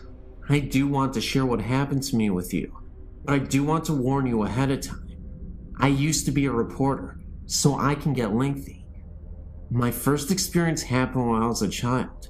I was 7 years old and lived a completely normal life. My parents didn't smoke dope or dabble in the occult, so I really had no knowledge of ghosts, other than the traditional Halloween experiences every child encounters. When I turned 7, my family moved from Metro Memphis, Tennessee, to rural Independence, Mississippi. We moved into a house that my father renovated. Rather than trying to draw a diagram that may get scrambled in transmit, I'll try to describe the layout of the rooms involved. The way the home was originally laid out, you walked in the front door into the living room. To the left was the kitchen, open without walls to the living room. To the right was a bedroom door. Straight ahead was a hallway leading to other bedrooms, laundry room, and bathroom. After my father was finished, the front door was added onto a new wing of the house. The living room was enclosed into a bedroom. The bedroom now directly led out into the hall, which now led to the kitchen also, and had a new doorway to the bedroom that previously opened up to the living room. Is that confusing enough? We moved into the house, and I immediately was terrified of my sister's bedroom, the one that had previously opened up into the old living room. I just felt that something was there, and it was watching me. I felt like it wanted to possess me or something stronger than a mere presence. Also, I never found out why, but hers was the only room with security bars on the window. No other family member noticed anything strange in the house. I ended up in the new bedroom, and sometimes at night, I'd hear noises. Being so small, I don't remember exactly what they were, but frequently, I'd see an incandescent, glowing form in the shape of a human walking across my room. What made me know that it had to be a previous occupant of the home was that it would walk from the bedroom I was so scared of, through my room, into the kitchen, the way the house used to be laid out. Once when my grandmother came to visit, my parents forced me to sleep in my sister's bedroom. I was so terrified, but I finally went to sleep. When I woke up, I saw what appeared to be an ectoplasm swirling above my head. I spent most of my childhood years terrified of sleeping. Being a middle child of an older sister and a younger brother, I'd hide my prized possessions, jewelry, money, whatever I thought I didn't want them to get a hold of. Almost every time I hide something, it would disappear and reappear later in a different location. Thinking my siblings had discovered my hiding place, I'd find a new one, each time to have them disappear and reappear once again. The really strange part came later. We sold the house when I was 13 to another girl's family I went to school with. After she'd moved in, I'd asked her one day if she noticed anything weird in the house, and she said no, but her sister refused to go into the bedroom that scared me. Sister's explanation was that someone was watching her, and she was a middle child also. I guess there must have been some connection to middle children. I said something years later about the house being haunted in front of my aunt. She said she'd always had a feeling that something was wrong with the house. I'd appreciate your input as to what you think my experience meant. I had a person tell me one time I was a demon that wanted me, but I'm not even sure. While I lived there, although I was the only family member that had strange experiences inside the house, I wasn't the only one who had strange experiences in the area. In the fall, between the hours of 10 p.m. and 12 a.m., my mother would see balls of light floating in the field and wooded areas across the road from my house. She would always ask me to come look, but I had enough terror inside the house, and as far as I was concerned, the woods were my only safe haven while at home. So I never looked and never witnessed the lights myself, but both my sister and my mom did. When I was 19, I started dating this guy who was friends with a neighbor from that house I'd lived in. Basically, he lived catty corner from me, with their house backing up to the woods mine faced. My new boyfriend asked me if I ever saw anything strange in the woods. I said no. He told me that his neighbor's kid, who was a friend of his, told him that he'd seen balls of lights in the woods. I then told my boyfriend about my mother and sister's experiences. So apparently, it wasn't just restricted to my family. Another experience I had was when I was in my early 20s, when my grandfather passed away. We'd always loved each other very much, but didn't have a close relationship because of my grandmother, whom I didn't get along with. I was present when he passed away and was devastated. 3 months passed, enough time to allow me to grieve and get on with my life. I was asleep one night and awoke to find my grandfather sitting on the side of my bed. He told me not to be scared, that he had a message for me. He told me I needed to get my life straight, or I was headed for trouble. I remember he held my hand and told me that he was going to tell me what heaven is like, but I'm not allowed to remember what he told me. I remember him being present for a while longer, but can't remember a word he said. Now that I'm an adult and have some time and distance between me and this experience I had as a child, I'd like to try to discover what these experiences meant, or why I was chosen to have this one. Do you have any suggestions? Also, even now, I can drive by a place or house and tell that it's haunted. Does that mean that I'm psychic or paranormally gifted? Usually I just get kinda jumpy and frightened, but one night, I was out repossessing vehicles, something I did part-time for a while, and my partner pulled up to this house. I was so terrified of that house that I told him he better turn around immediately, or I was getting out of the vehicle and running. Please help me to understand what is going on with me. I'm finally getting to a point I accept it and want to understand it, rather than how I've been so terrified in the past that I didn't even want to talk about it.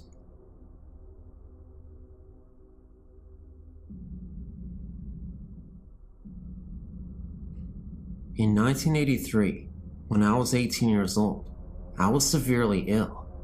I woke up one morning and my face was badly swollen. My mother took me to the emergency room.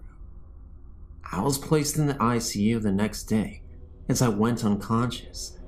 It would take a team of doctors over a week to finally diagnose me. It was a rare disease. There was only 2 case histories. They both died from it years before. That's why my doctors had no idea what it was. It was from a sinus infection that had backed up behind my brain. From this, I developed a brain abscess. The night before they would make the decision if I needed brain surgery to remove the abscess, I was lying in my hospital bed, praying that the abscess would have shrunk a little. I felt someone standing beside my bed. I was sure it was a nurse, as it was very late, too late for visitors. When I turned to talk, it wasn't a nurse at all.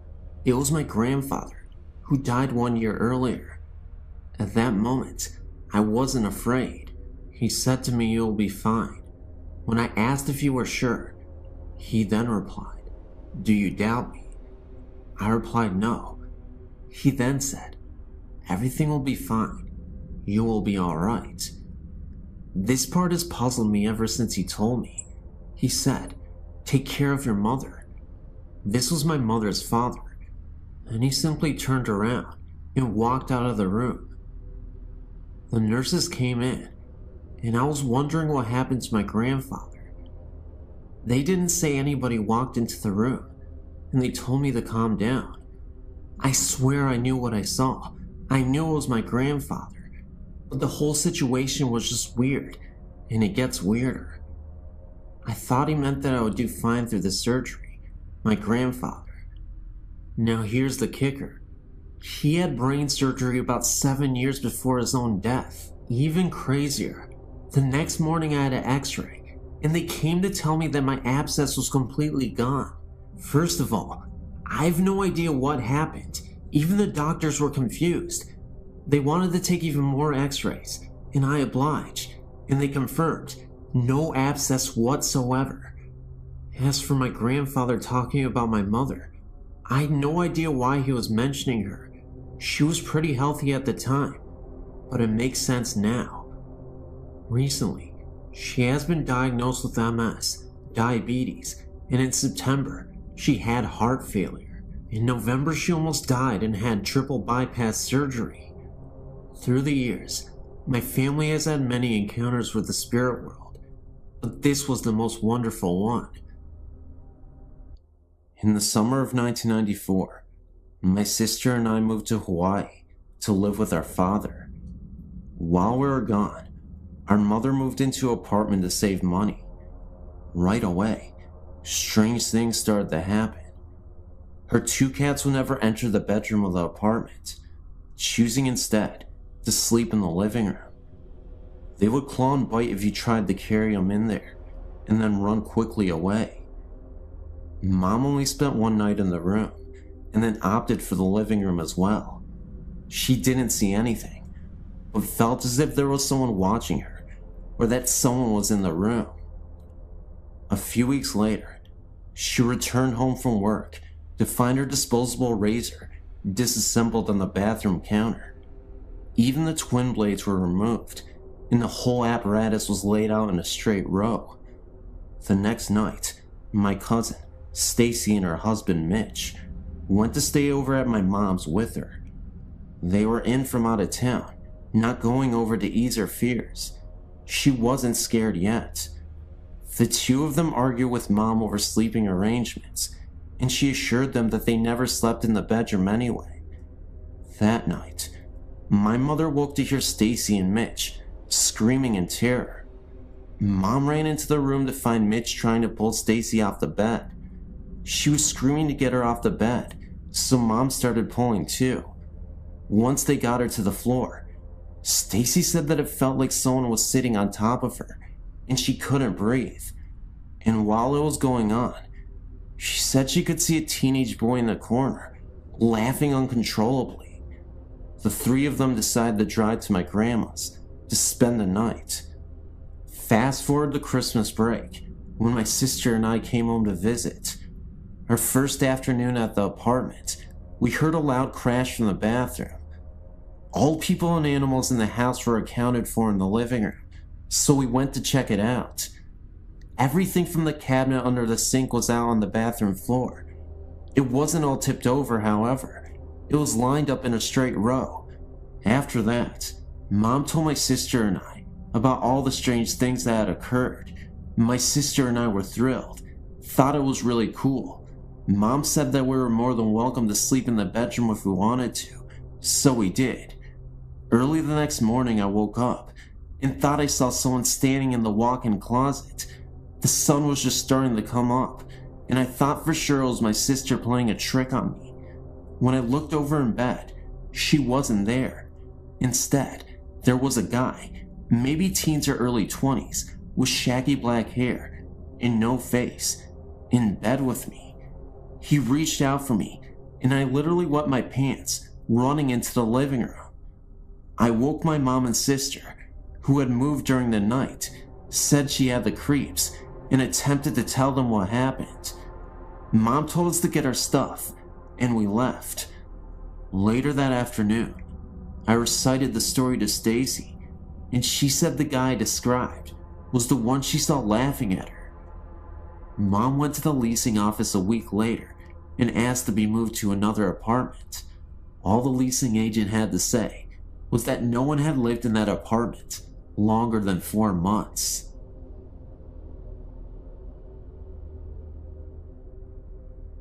It started some years ago, and I'm happy to say that it's been over for some time now.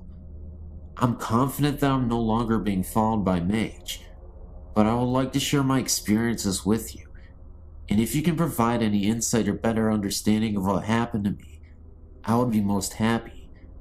Some years ago, I was sleeping over at a friend's apartment. I went to bed and lay there alone with my thoughts until I think I fell asleep. I was awoken by 3 sharp knocks, similar to someone knocking on a solid wooden door, and turned my head to the bedroom door, which was 3 yards away to my right. The door was closed, yet within the doorframe was a figure.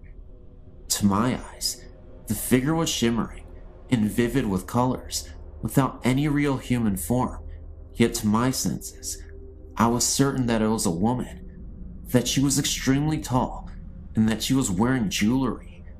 I perceived her with the absolute clarity that my eyes were unable to support. I opened my mouth to yell, but could not. It lasted only a few seconds when the door opened and my friend entered the room. The vision was gone. I said to my friend with a detached calmness that I had just seen a ghost, but this of course was met with indifference. I did not press the matter, as I was already beginning with self-doubt.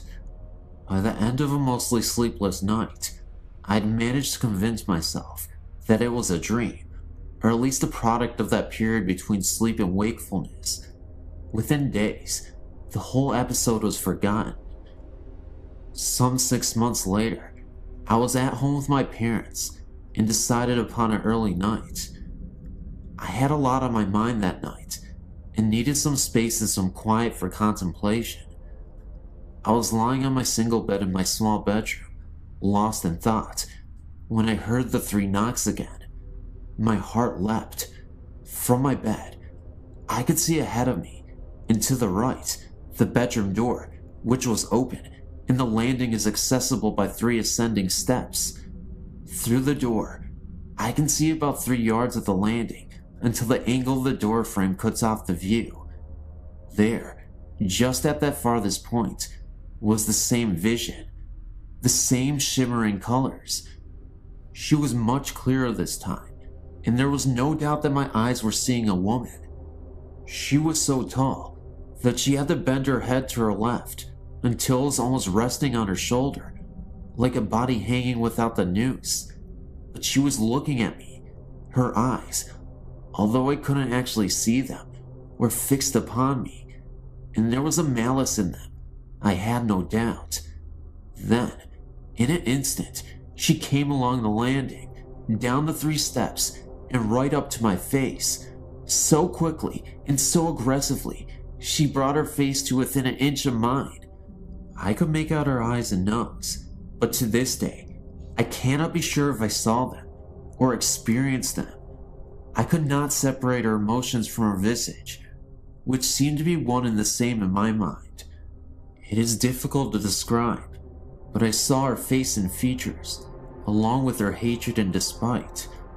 I opened my mouth to scream, but nothing came. Eventually, she disappeared. I've never been so terrified in all my life. Never has fear removed any capacity to utter or to move a single muscle. And yet this was the case. I lay rigid for some time, at least until the room was light from daybreak. I was absolutely sure that I had not fallen asleep, but yet over time, I managed to convince myself that this was indeed the case. This is how I came to terms with it. Over the next year, I saw no more of her, and she was reduced to an entertaining story for friends. Then I married and moved to set up house with my wife. The third, the last, and the unequivocal sighting was during the early days in my new home. It was a bright, warm Sunday afternoon, and I was sitting on a chair to watch a television program, an old episode of Bonanza, as it happens, when I became aware of another presence in the room. I turned to the door behind me, fully expecting my wife to be there, but she was not. As I turned my head back to the TV, to my right was a settee, and, sat in the middle, was the woman again. This time she was sat on the edge of the settee, with her hand forward, cupping her chin in her hands, and her knees were also together under her chin. She was leaning forward in this position, contemplating me amusingly, or mockingly. I cannot decide. There was so much clarity about her features, and the room was bright, which she seemed to reflect. There, in front of me was a woman, about 25 years old, very sharp features, very tall, and very thin. Her bright colors, her hair and her jewelry, reminded me of a punk rocker, although this was not so. I'm sure she was from a long time ago before that era. I was not afraid, and emboldened by the daylight, I simply and calmly asked her what she wanted. There was no response, no answer. She simply faded away, and I have not seen her to this day. Compressing my research into a short paragraph, I went back to the place of the first sighting and asked my friend some questions. It transpired that she was haunted by a spirit many years previously who would disturb household objects. An expert was brought in, who ascertained that they were being haunted by a malevolent spirit who was called Mage. It was not possible to get rid of her, but to hope that she leaves of her own accord. This happened in my friend's hometown, some 300 miles from where I live. My theory is that Mage came with my friend to my hometown and took a liking to me, thereby following me to both my parents' home and onward to my married home. I don't know who has provided the vehicle for her to leave my house, but I hope that she has been gone for good.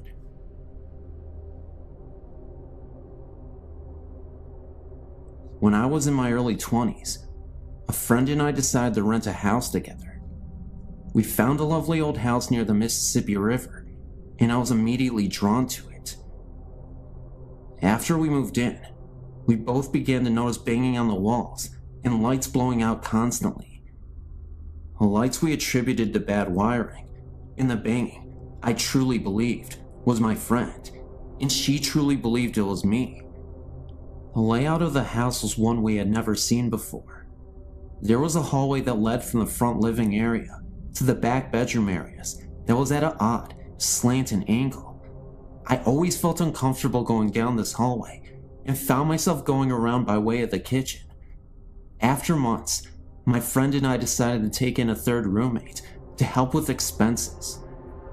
During the next month or so, after this third roommate moved in, we noticed an increase in frequency to the noises, banging, and lights going out. We also began to notice that every month, and this is really weird, right around the time that all three of us began our menstrual cycles, a very large stain began to appear in the middle of our living room floor. We tried constant shampooing, but it would always reappear immediately. Then after our cycles were finished, the stain would disappear on its own, only to reappear the next month. Our third roommate then became very withdrawn after only a short time of being in the house. She began to go directly to her bedroom and never came out except to go to work. Her personality has also changed drastically. She went from being very funny and outgoing to a complete loner. She would also say very inappropriate, weird things to us. We had known this girl for some time, and her behavior was quite unsettling. She finally told us that she was not comfortable in this house and was moving out, and she did so that very day. Shortly after she moved out, the banging noise began in earnest, and we started noticing our things being rearranged. We began to laughingly and nervously admit to each other that something was not right in this house. However, neither one of us felt threatened by any kind of the weird happenings, and in fact, I personally actually felt almost protected by it. We started to call our ghost George, and would talk to him whenever the banging would begin. We were trying to watch something on TV, and George would start banging or knocking. We would say, "Please, George, not right now. We're trying to see this." And he would actually stop, at least until the show was over. Unfortunately, no matter how much we begged him to stop putting the stain on the floor every month, that never ended. In fact, it got bigger and darker the longer we lived there. One kind of amusing episode happened to us one memorable evening. I decided to let my boyfriend at the time stay overnight with me, although I usually didn't do this. Just as we were dozing off, a very loud bang sounded, coming from the hallway. My boyfriend sat up and asked, "What the heck was that?" Immediately, a knocking began at the far end of the hall and rushed towards my room very fast, knocking louder and louder the closer it came. My boyfriend said, "That has to be your roommate being funny." I just laughed and tried to explain about our ghost, and that I thought he might be angry that I had a male friend overnight. He said that was bull and got up to investigate. Just as he came to the hallway, the knocking began again, all around him. Needless to say, my brave 6'4" boyfriend ran straight out the front door and never came back in the house. Anyway, after a few years, my roommate and I decided we were going to move to a cheaper apartment, closer to where we worked. As soon as we started packing, the noises, and especially the lights going out, began to get really bad. I was even starting to get a little frightened. One day, as we were finishing up packing, we decided to go check in the basement and see if we had anything left down there. While we were down there, we decided to go in the old fruit cellar, since neither one of us had actually looked in it. We found some old fishing equipment. We also found an old shirt box that was sealed with tape and felt kinda heavy, so we brought it upstairs and opened it up. Inside was a bunch of old pictures. Most of the pictures were of a young man of about 25 or 30. In many of the pictures, he was in our house and standing on the porch of the house. There were also some antique glass slides with pictures of him in the military uniforms. We dated the stuff around World War II. We decided to call our landlady, an elderly woman, around 80 years old, to tell her we had found the box. When we called her and told her what we had found, she hung up on us. We called back, and her daughter answered and said that they didn't want that stuff anymore, and we could have it or throw it away. We thought it was very strange, since normally our landlady was a sweet old lady, so we decided that some of the stuff in the box might be worth more money, and we would sell some of it. Some war medals, and even an old stock certificate. That night, I put the box on the kitchen table, and we went to bed. In the morning, we were going to move the last of everything, and as we were preparing to go, I asked my roommate what she had done with the box of stuff. She said she hadn't touched it. We looked everywhere and couldn't find it. Finally, around lunch, we got hungry and decided to cook a frozen pizza. We turned on the oven and immediately began to smell something burning. When I opened the oven, there was the box. Okay, I swore my roommate did it, and she swore I did it. So we left the box on the table again and left to move some things to the new place. When we got back, the box was gone again. This time, we found it immediately in the kitchen pantry, so we kinda laughed it off and put it back on the kitchen table. About 10 minutes later, I walked into the kitchen and it was gone again. I decided the heck with it and decided to just go finish the bedroom closet I had just minutes before been working on. When I stepped up on the chair to wipe off the upper shelves, there was the box. That did it. I said out loud, "Okay, George, we promise not to take your stuff," and put the box back in the fruit cellar where we had found it. We left that day and have never been back, but I've always wondered if the next tenants ever heard from George.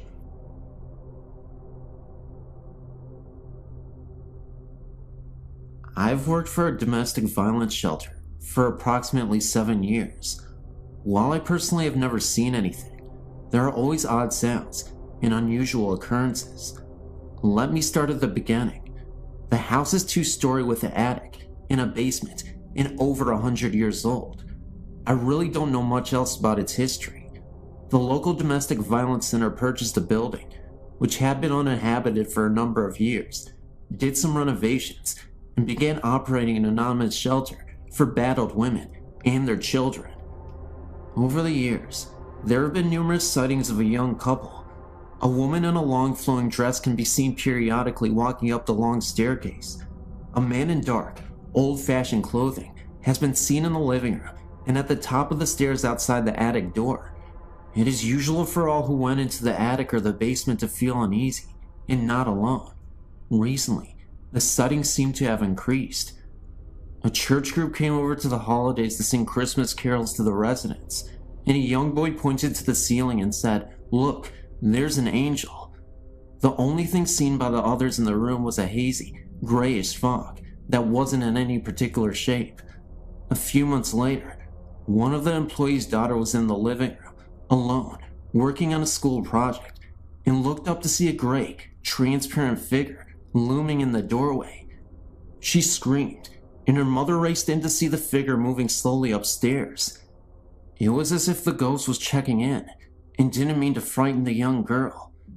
Perhaps the most interesting aspect of this haunting is that the couple together, fitting the same descriptions of the man and the woman seen in places of the house, have been seen in one bedroom upstairs. To my knowledge, at least 3 residents in the last year have been awakened at night to see the woman sitting on the edge of the bed with a man standing behind her. The couple has been described as comforting and reassuring to those who have seen them in this manner. And these apparitions have seemed to know when these residents were about to face a particular trying experience. One woman was going to court the next day for an order of protection. One lady was facing a decision about the custody of her new little baby, and one woman was about to embark on the dangerous underground trying to change her identity in order to hide from the husband who tried to kill her. All 3 of these women felt as though the ghosts were trying to tell them that everything was going to be alright, and, as it turns out, the dire situations facing each of these women worked out in their favor. I personally find their presence reassuring as well. Women and children who came through the shelter are very often depressed, sometimes hopeless, scared, insecure, and anxious. I think that the fact that they are comforted by these spirits is a sign that these are good spirits who seem to approve of the work being done in their house. They've never tried to scare anyone. Sure, lights turn on and off by themselves, and the dishwasher is forever turning on by itself. Maybe they are just trying to figure out what these gadgets are. I do not know anything about the history of the house, but I assume these spirits were once residents of this house. Based on their actions, they seem to be good and well-wishing. I hope they continue to watch over the shelter and help the current residents. Hi, my name is Tariq, and this is my supernatural experience. It happened to me when I was about 5 or 6 years old. I seem to remember it was quite a sunny afternoon. Nothing particularly unusual about that day. My mother asked me to go upstairs and wake my father, who often took afternoon naps. I remember feeling quite lazy, and I could not really be bothered going all the way upstairs to attempt to wake my dad sleeping. However, my mom insisted, so I did. I was about to walk up the stairs when I suddenly was overcome with fear, as what I had saw made no sense to me. There, at the top of the stairs, was the biggest dog I'd ever seen in my life. It appeared to fill the whole space of the landing and was near the height of the ceiling. The dog appeared to be aggressive and was barking and growling so loud that it could have woken the dead. I was so shaken and scared that I just froze in the spot. I shouted for my mom. I said, "Mom, I can't go upstairs," and she told me not to be lazy.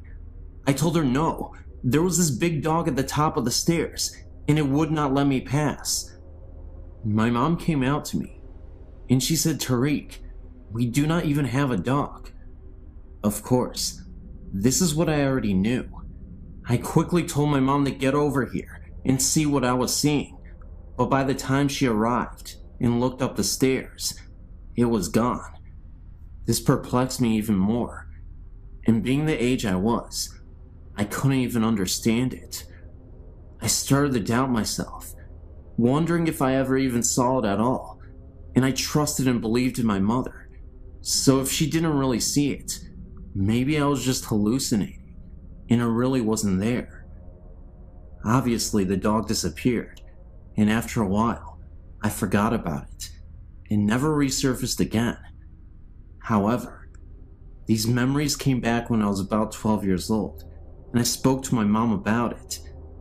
Looking back on it, I do believe I saw something paranormal, but any ideas on why my mom or dad could not see it or hear it, and why was the dog being so protective, beats me. I don't know, but it was sure a scary sight. It just sucks that I feel like I was the only one who had saw it, and it makes me crazy. But what can you do? I don't know.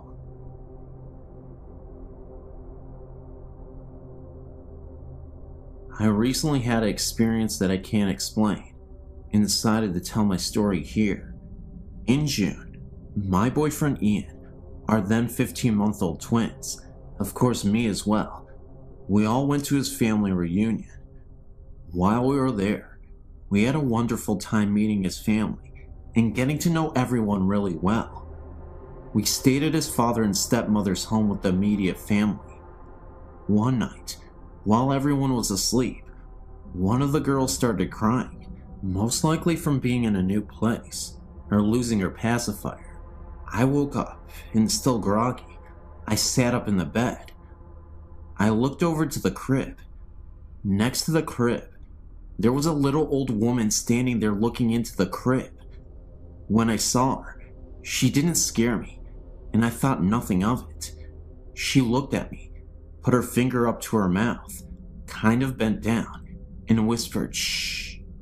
So I laid back down and fell back to sleep. Brianna slept through the rest of the night. The next morning, I got up and remembered what I saw. Not sure if I dreamt it or not. I pulled Ian away from the family and asked him if he had a picture of his grandmother. The family had spoken a lot of her the previous day at the reunion, but I had never met her. Ian was very close to her and was very upset at the time of her death. It would have been almost 9 years ago. They found one, and after I saw the picture, I felt this warmth, the only way I can describe it, and it filled my body. It was the lady I saw the night before.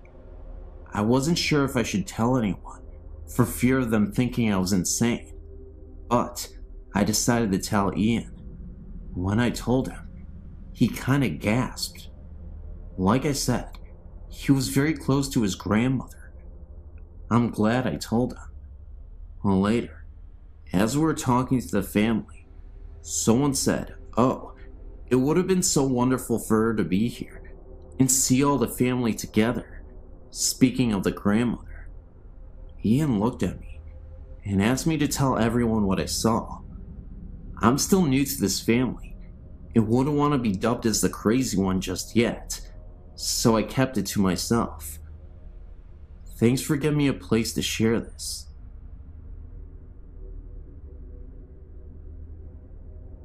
In 1983, we moved into a home that had suddenly been vacated by the owners. The man had suffered a heart attack at the front door and died. His wife went into serious shock and suffered some emotional distress. After the funeral, her children decided to take her back to Missouri. I'd personally known the couple in 1971, as I had lived in a house on the connecting street. Our backyards were contiguous. Mr. Williams had been the water superintendent for the city for many years. He was an upstanding citizen, a loving family man, and a friend to many people. Shortly after moving in, he got the feeling that Mr. Williams had never really left his home. At night, after everyone had turned in, footsteps could be heard throughout the home. It sounded like heavy footsteps stomping up and down the hall, outside the bedrooms. I would get up and check to see if the children were awake, and would find them sleeping soundly in their beds. Once in a while, doors would open up wide, as if someone was entering a room, and then the door would slam shut. One night, my wife at the time awoke to see the form of a man standing at the end of our bed. He woke up on her side and leaned over a little. She laid there terrifying, knowing that I was very hard to wake up, and that if this were a burglar, I would not suddenly spring into action against the intruder. She maintained her position and just peered through her eyelids. Suddenly, the figure just faded away. These occurrences persisted for about a month. One morning, at around 2:30 a.m., we were suddenly awakened by the bedroom door slamming open with a violent force. We were very tired of Mr. Williams' nightly tirades, and I was running on my last nerve. I got up and decided to try to talk with this confused soul. I addressed him as Mr. Williams and told him that he had suffered a heart attack and had died. I told him that his wife had gone to Missouri to live with his children. I told him that we were paying rent to his children to live in this house, and we worked hard for our money. I started to get angry with him and told him that if he wanted to rant and rave and stomp about the house, he needed to do it when we weren't there, as he was disturbing our sleep. If he continued, we would be forced to move, and his children would have to find other renters. I suggested he go to Missouri, because that is where he would find his wife. After that, we never heard from Mr. Williams again.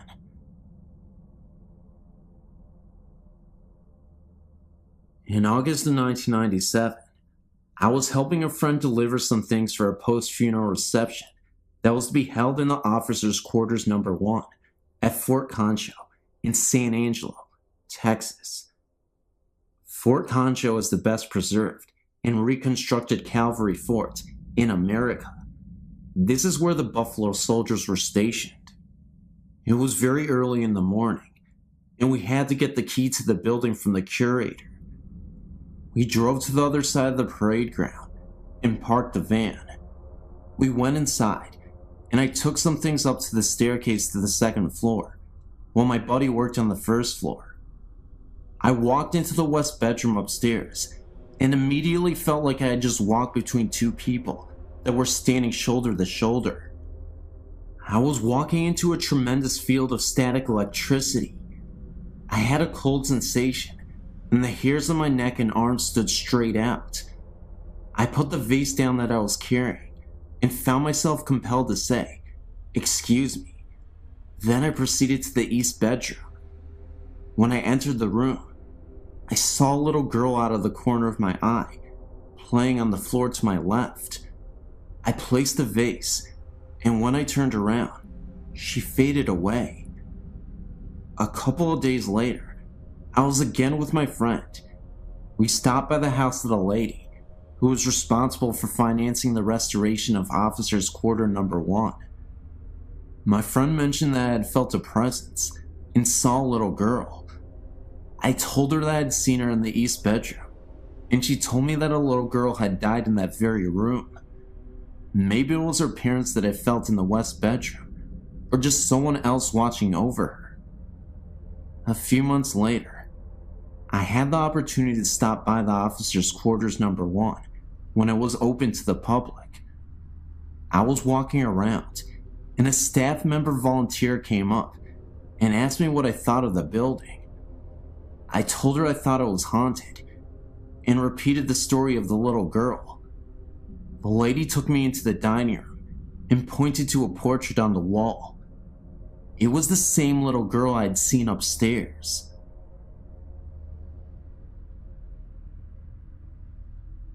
I would first like to say, I was not a believer in ghosts or spirits. I was in the Navy at the time, and had been just transferred to Japan. My family and I arrived there in August of '91. I felt very lucky, because the Navy had just opened Harrio, a new housing complex about 9 miles from the naval base. This meant that my family and I would not have to live off base. My wife and I were taken out to the area to pick out a house. Being newly opened, we basically had the pick of the litter. My wife and I chose a nice 3-bedroom room townhouse in the center of the housing complex. We moved in within 3 days and began to settle down. Nothing much happened for the first month or two. Then one night, my daughter, who was 3 at the time, started waking up at night crying. She would point at the wall and tell me to make the snake lady go away. This happened about once a week. Of course, I thought she was just having bad dreams. We would let her sleep in her bed when this happened. My wife became pregnant at the time, and we were allowed to move into a 4-bedroom house. I was hoping this move would solve the snake lady problem. As we moved into the new house, I assured her the snake lady was gone forever. Boy, was I wrong. It was about 2 weeks before our encounters with the snake lady started again. This time my wife and I could actually feel some sort of electrical charge throughout the house. These encounters intensified, and my daughter started to see more and more apparitions. She would tell me that the snake lady wanted to take her away. I, being a skeptic, thought the electrical charge was sort of funny, but never gave much thought about my daughter's nightmare being real. Then one night, my wife and I were awakened by my daughter screaming at the top of her lungs. We rushed into her room to find her pressed against the far wall, her feet approximately 1 foot off the ground. My wife and I both grabbed her arms, and with one of my feet pressed against the wall, I pulled with all my might. She wouldn't budge. I'm not a small man, 5'10", 191 pounds, and I worked out all the time. I could not get her off the wall. All the while she was screaming that the snake lady wanted to take her away. Scared to death, I started praying in my head. My daughter started to slide down the wall, and she fell into our arms. I don't know what it was, but I believe there is something out there that we don't know about. The next day I blessed every room in the house with olive oil. This seemed to do the trick, because my daughter never had another experience. My wife is Japanese, and she did some investigating of the area's history. Harryo was once an internment camp for the sick and dying Japanese soldiers of World War II.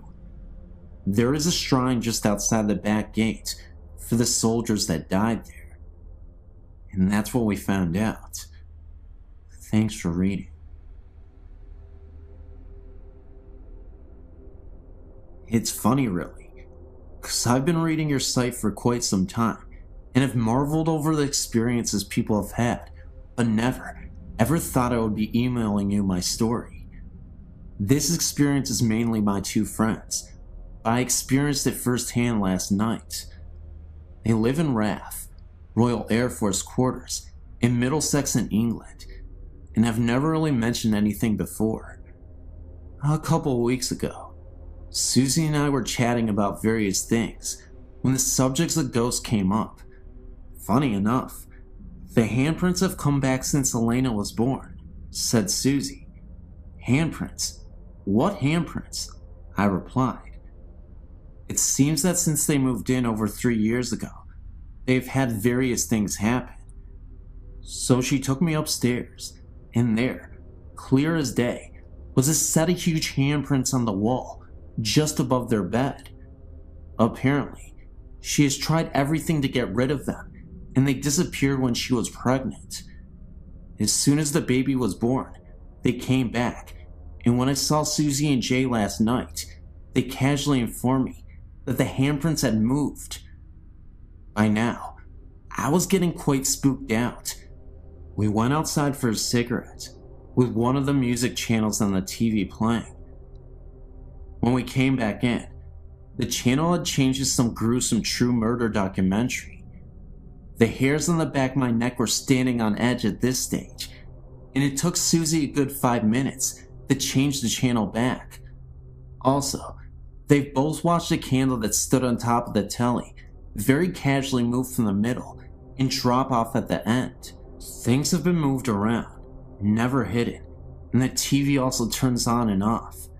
Susie and Jay were very relaxed about this, and the ghost obviously means them no harm.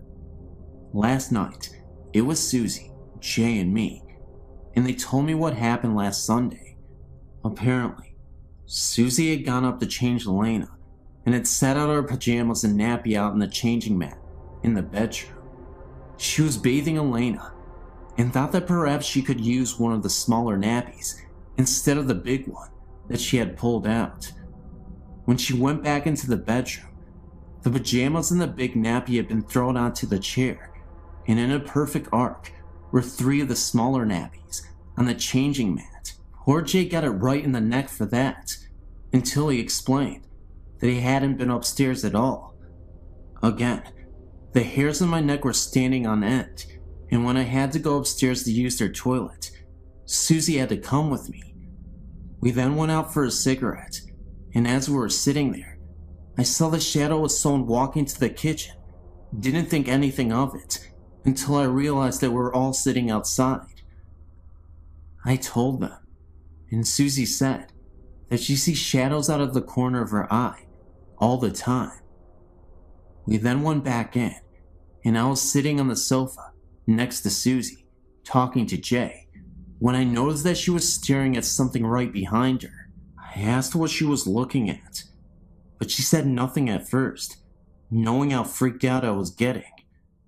She then began to tell me that she noticed a transparent man with an axe lodged into his forehead casually move from the room we were in and into the kitchen, then disappear. She had told me that when she was alone in the living room another time, that she also saw a man sitting down at the kitchen table, as if he was writing on a piece of paper, then disappear shortly after. Apparently, they are not the only ones to experience things. It seems that quite a few people in the row of houses had strange things happen, and the couple on end have seen a shadowy figure. She asked me to babysit Elena next week. Must admit, not too keen on having the extra company though. When I was about 10 years old, my family lived with my great-grandmother and me, and my brother had to sleep in the basement. Half was for storage, half was an extra room. So one night, at like 3, I had to walk to the top floor to take a pee. On my way down, I hear the voice of a little girl say goodbye. Then I noticed that same voice, and it said die. I immediately freaked out and ran back into my room, absolutely terrified. There was another incident with my brother. He was in the basement, and he heard the same voice coming up the stairs from it. It said die as well. And he turned back, looked down the stairs, and the apparition of a girl was standing right there, and then materialized and disappeared in an instant. When I was 15, we moved out to New Jersey. When I was 16, I heard horribly violent screaming. It sounded like a woman, and it sounded like it was coming from behind me. 3 days later, my brother, he was 19. He heard the same screaming coming from our bedroom closet. Nowadays we don't hear any mysterious voices, but we both know they had to be ghosts. And not only that, they had to be evil. And I don't want to experience that ever again. I'm sure my brother doesn't want to either. Thanks for listening. I first became aware of a presence in our home when I was a child of 4 years. When I was 4, my brother was born, and my parents moved him into the bedroom next to theirs. I was moved into my very own room, upstairs. My older sister occupied the room next to mine. It did not take me long to realize that there was something odd about this new room I was in. I would wake up in the night, chilled, with the overwhelming feeling that someone was watching me. Sometimes, I caught fleeting glimpses of what looked like a shadow on one particular wall. When I mentioned the shadow to Mom, she attributed it to light play from the moon and other rational explanations. I tried very hard to believe her explanations and to make the shadow sightings go away, but I simply couldn't take the vision of a man in an overcoat, wearing a fedora. I could never actually see this man, just an outline, a shadow, but I knew he was there. I can't even say I felt threatened by this figure. I just felt watched and not alone. I suppose I should describe our family home. It is a large, Cape Cod-style home, built in the 1940s, just after the war. The family that built the home were obviously influenced by World War II, as was the world, I would think, and they built a secret room, which I would imagine was designed to hide the family if war ever broke out on home soil. This room was only accessible via a trapdoor in the kitchen floor, and it led to the secret room in the basement. My dad sealed this room off before I was born, although I know exactly where the trapdoor is. There is also a secret passageway that leads between the closets of the two upstairs rooms. This passageway has been sealed before my parents bought the home. This house was the second built on the foundation. The first was a farmhouse dating back to the late 1800s, which burnt when my mother was a child in the 1930s. The family that originally built the Cape Cod didn't live there long, and it became a rest home for the affluent elderly in the community for many years. My parents bought the home in 1954, and I was born 11 years later. There were other strange occurrences in the house in my younger years, such as doors opening and closing by themselves, and doors locking when there were no locks, and the piano playing by itself. But I'll fast forward to 1974, when my older sister got married. I took the opportunity to move into her larger room, and that is when the strangeness went into overdrive. I hadn't actually even moved completely into the room when the weirdness began. I'd moved my record player into the room, along with a student desk. I was showing the room to a friend one afternoon when the door slammed shut behind us. When we turned to look at the door, the shade in the opposite window flew off the hinges and landed at our feet in the middle of this room. We both screamed and ran to the door, only to find it locked, and there wasn't a lock on the door. We managed to finally get it open and run down the stairs.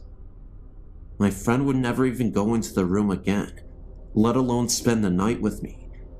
I didn't let it bother me, however, and moved the bed into the room and took up residence. The room always stayed incredibly cold, even in the heat of an Ohio summer. My dad installed triple the insulation into that room to try to help with the chill, but it remained downright cold. There were countless nights when I would awaken to knocking on the walls.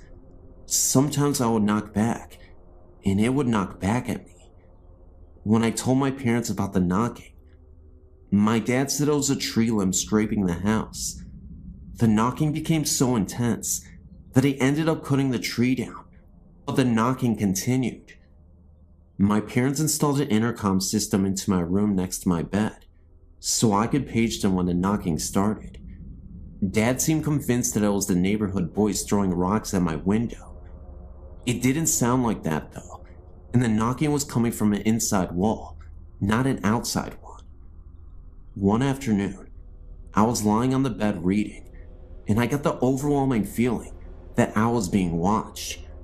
I sat up on the bed and said out loud, "Stop it! There's no such thing as ghosts."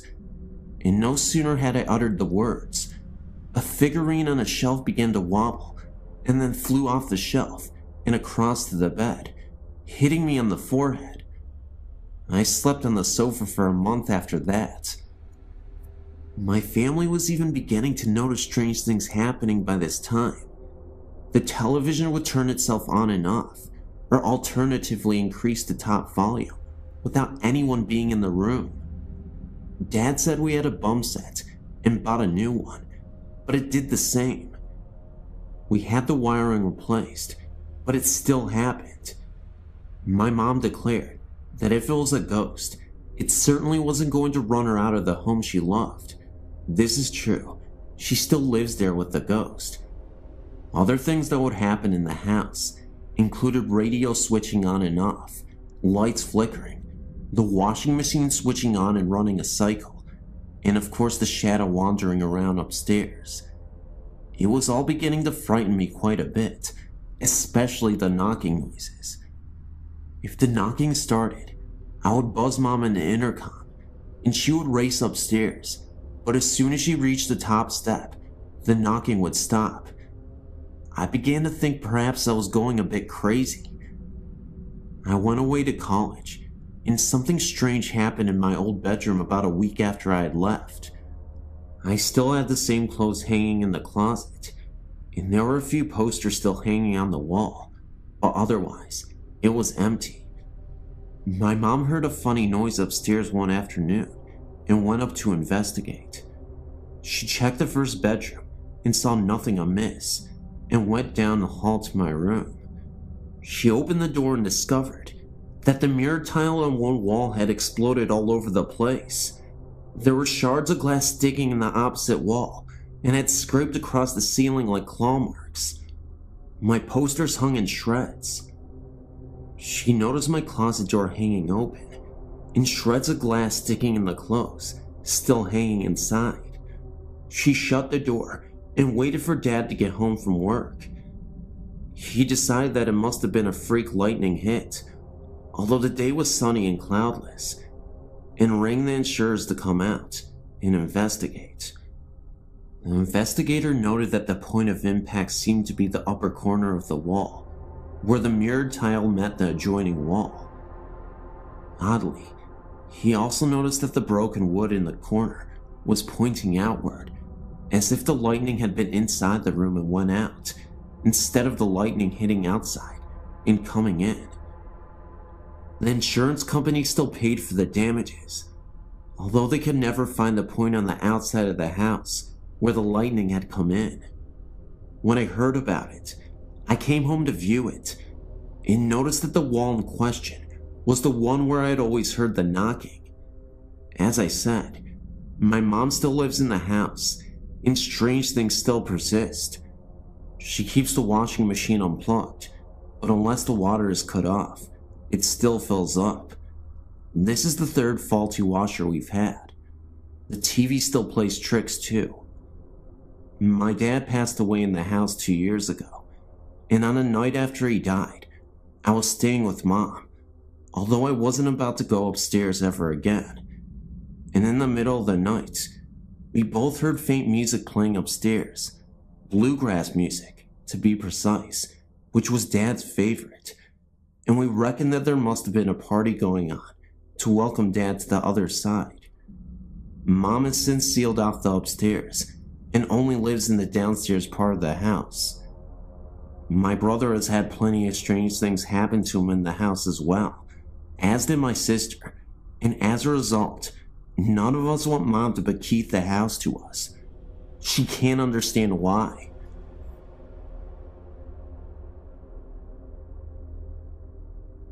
Every single night in my home, when I was 4 years old, my parents would come in and put me in bed. Mostly my mother, because my father wasn't home much. I never liked to sleep in the dark, and there were no outlets in my room for a lamp, or none that wanted to work at the time. As I laid in bed, almost every night, I'd look out into the hall, and I would be able to see the hall light on.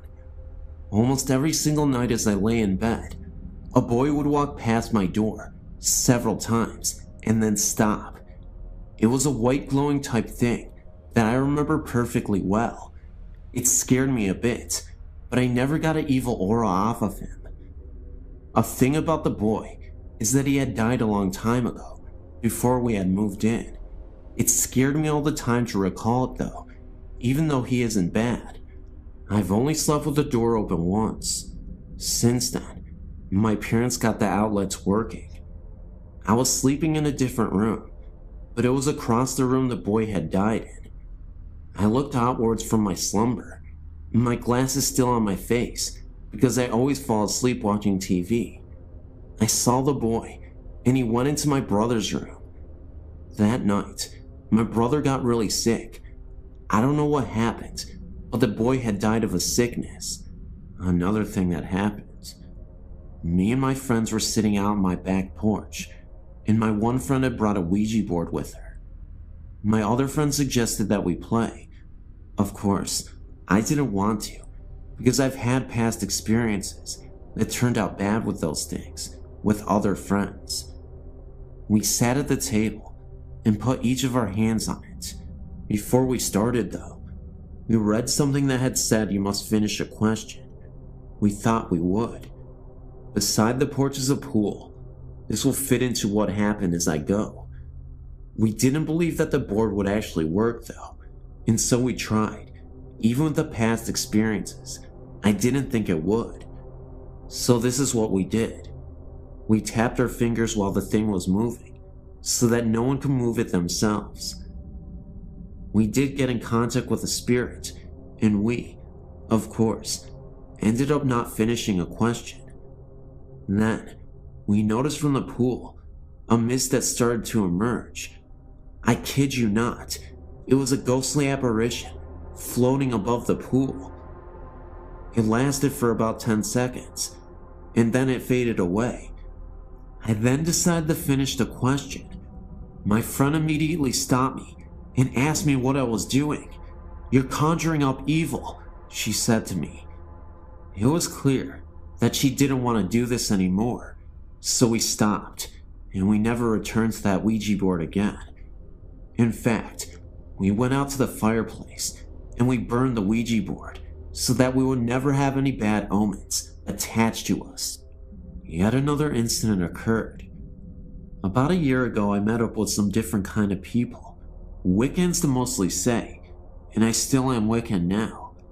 I took it in, because God actually hadn't helped me one slight bit with my life, so I started to believe in gods. I learned some good spells, and some bad. The ones I used most were the exorcism spells for haunted houses around here. My house I knew had quite a lot of ghosts in it, and I decided to get rid of one particular one that would scare the entire family as we slept. At night, if you were to turn the light off in the living room, the room would turn a deep dark blood red, and the windows to the place would disappear. When you looked to one corner of the place, you could see a black figure walking out of it. This is the ghost I decided to rid the house of. It never spoke during anything. It would only appear, and nothing more. My sister and her friends hadn't believed me when I told them of what was going on in the room, and they tested it for themselves.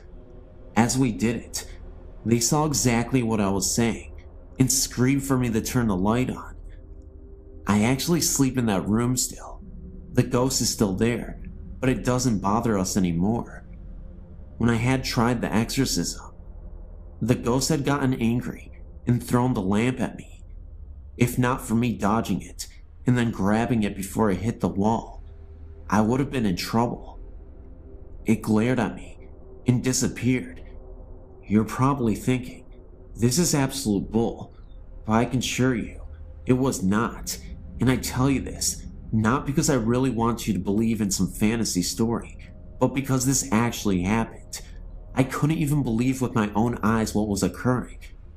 When I returned to the room that night, and from then on, the ghost never came back, or didn't bother us anyway. There are other ghosts in my house, ones that are in the cellar, but I've only heard them, not actually seen them. Anyway, this last event occurred outside of my house. Anyway, one night I was out with my friends, against my parents' will. We had left when they were asleep. It was around 3 a.m. in the morning, and we wanted to see what was around the area. We went up to the graveyard near, and sat down by some of the older graves, deeper into the graveyard. As we were sitting there, I looked up to see a dark and black figure standing by one of the trees.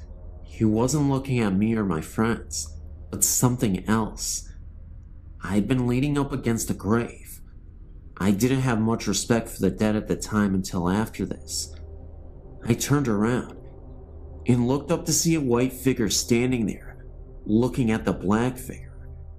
They then turned their eyes towards me. I tugged on my friend's arm, but she didn't reply. She was asleep, along with the two other people that were there with us. I backed up off the grave as the white one glared at me. When I got completely away, they had turned their eyes back to each other and had vanished.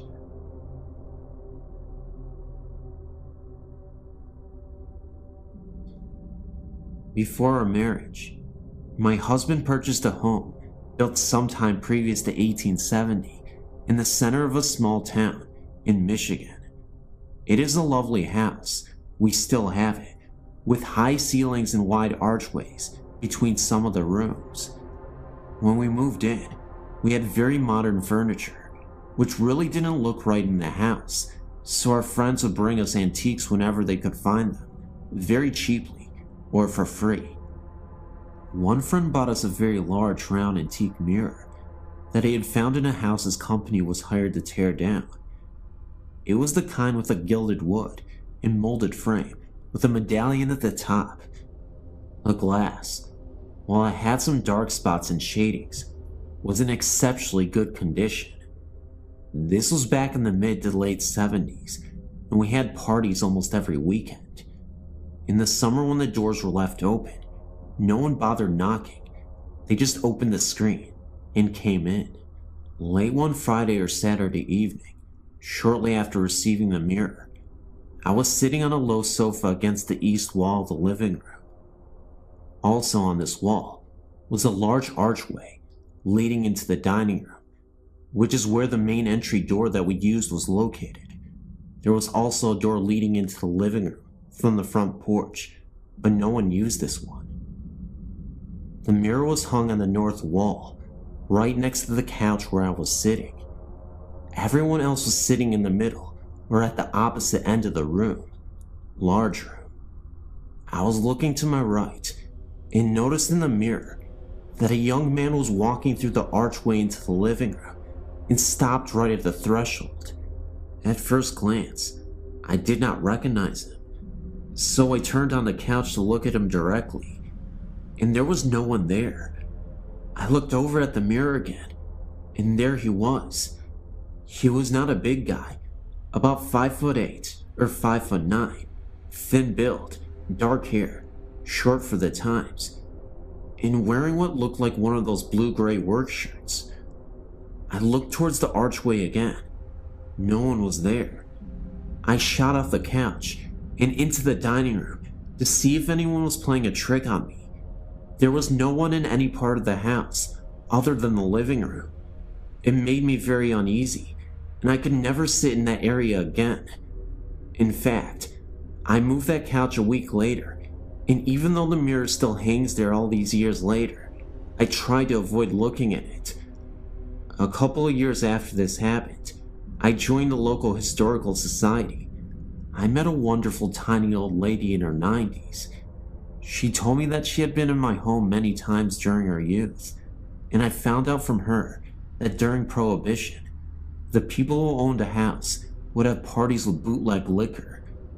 There was an argument late one evening, and a young man was killed by a blast from the barrels of a shotgun at close range in the area of the front entrance to the dining room. I'm not sure if it was him or not, but for 3 or 4 years after that, every night at 3:10 a.m., I would hear slow but steady footsteps on the creaky wood floors walk from the archway through the living room and up to the bedroom door. They always stopped right there, thank God, and I tried to make sure they would come no further by hanging a crucifix on a hook inside of the bedroom door. After a few years, it either stopped or we grew so accustomed to it that we didn't notice it anymore. So, do you think my spirit came with the mirror, or that the mirror just enabled me to see him? I don't know. I guess we'll find out sooner or later. Early March last year, my husband and I had the most terrifying night of our lives. Avid campers, we had never been scared sleeping out in the middle of nowhere in our tent. We went to a campground called Weldon Springs in Illinois, about 45 miles from our home. We stayed at the backpacking area, which at that time of year is isolated except for a few deer and birds. I felt fear the minute we walked into our spot. We had camped in that spot several times before, with no weird occurrences. I felt like we were being watched. I tried to pass it off as dead trees and grass, and a lack of other people around. By evening, sitting around the fire, I was scared. Our friend came along to stay with us, had a sleeping bag with him, ready to camp. Oddly, he decided not to stay. When we got settled in our tent, hell broke loose. We laid there a minute, and I heard an odd stomping noise in the trail leading to our site. It got louder, like it was getting closer. I asked my husband after we discussed it ourselves, and he said he felt an evil presence there. Even though we were absolutely terrified, I told him to take a peek outside the tent, just so we could ease our minds about the situation and prevent our imagination from running wild. This was a terrible mistake. He told me when he looked out that he saw the ghost of a hunter with red eyes staring right at him, and then he floated off into the woods and then disappeared. It didn't last very long, but he could still tell that the man was wearing hunting gear from a different era. It definitely didn't look like the attire you would see today, according to him. He told me that the clothes that he wore looked a lot like the people in the Wild West would wear in the 19th century. My husband even said that it looked as if he didn't want to be seen, like he had the look of pure shock on his face. In a way, I wish I had seen it myself, but I know I wouldn't have been able to handle that. We know that there was something strange out there that night, and we'll never forget it.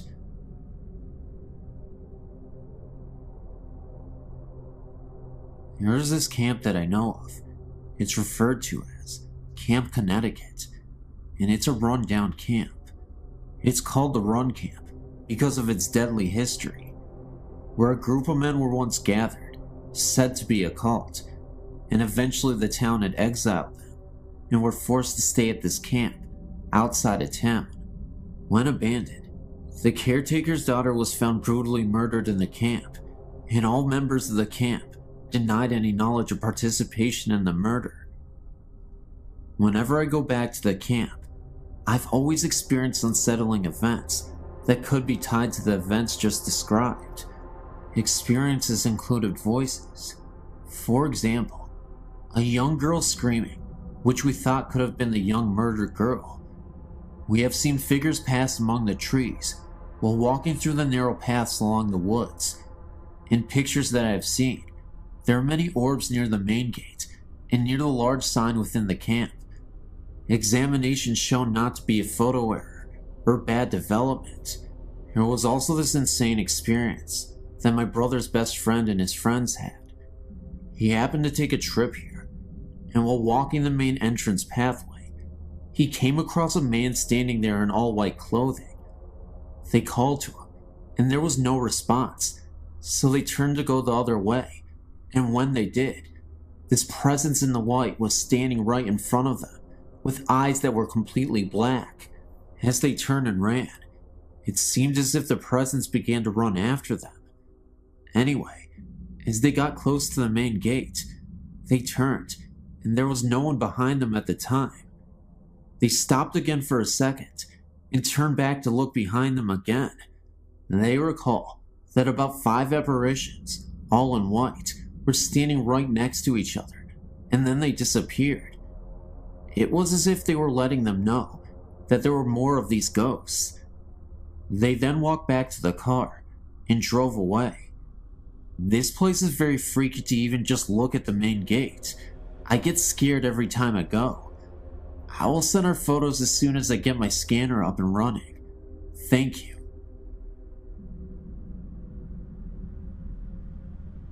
I've been tempted to write about what happened to my family many times, but it seems far too unreal.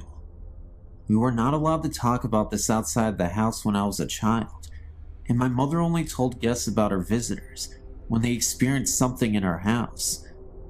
Our childhood home was built in 1898. My parents bought the home in 1974, when I was only 6 months old. The house was very large and had been converted into a double. My grandmother moved into the upper level. Strange things began to happen shortly after my family moved in. My mother had her first experience one night after she had sent my older sisters to bed. From her bedroom door, she could look out and see into the kitchen hallway and into the bathroom. My family had only lived in the house less than a month when my mom saw a little blonde-haired girl walk into the bathroom. All of my sisters have very dark brown hair, and this was clearly a blonde-haired child. My mother panicked and yelled to the little girl, but the door shut. My mom jumped out of bed. In her mind, she was thinking that this little girl was a neighbor's child, that my sister must have snuck in the house. When she opened the door, there was nobody inside the room. My mother nicknamed the little girl Jessie, and I have no idea why. My mother had many experiences in the house, and with the younger children, myself, my younger sister and younger brother, when we were very small, it was as if we were playing with someone else. I don't remember this, but my mom did, but I do remember that in my oldest sister's bedroom in her closet, there was a paneled off section that led under our hallway steps to the second floor. I remember talking to someone that we called the lady under the stairs. I always thought that it was my mom or grandmother, but I later learned that this was not the case. When we told my mom about this, she would not let us play this game anymore. I do not remember being scared at all. My younger sister and I would also go into our hallway and play with the lady on the stairs. I have very little recollection of this at the time. I would have been about 4 years old, and my sister would have been about 3. When we described the woman to my mother, she forbade us from being in the hallway alone. I never took the ghost stories to heart and was very carefree as a child. I always felt safe. However, I did finally have a bizarre experience that I could not explain or rationalize away. My grandmother had a stroke when I was 15, and my mother gave my older sister's bedroom to my grandmother since it was on the first level and was safer for her. She had no control over what she was saying and was rapidly deteriorating. My parents didn't lay any ground rules down for us kids that summer, as things were in havoc, and my brother and I had stayed up all night, watching Nick at Night in the living room. I could see into my grandmother's room, and we also kept an eye out for her, should she use the bathroom or want something to drink. I was just starting to doze off when I thought I saw someone in my grandmother's room. It was a blonde-haired girl who might have been 10 to 12. I have no idea the age.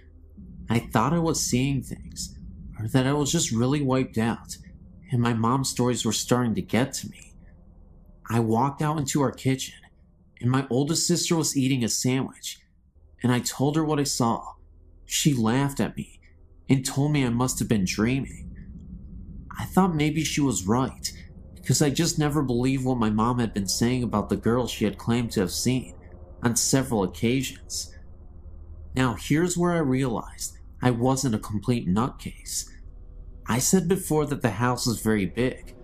Well, my grandmother started screaming, and my sister and I ran into the room. My grandmother was up and headed for the front door. She was screaming about fire and the little girl. We could barely make out what she was talking about, but she kept repeating, "The little girl said I was going to hurt the baby, and I have to go before I cause a fire." That was the most intelligible sentence that my grandma had said in over a month. My sister kept saying, "What little girl?"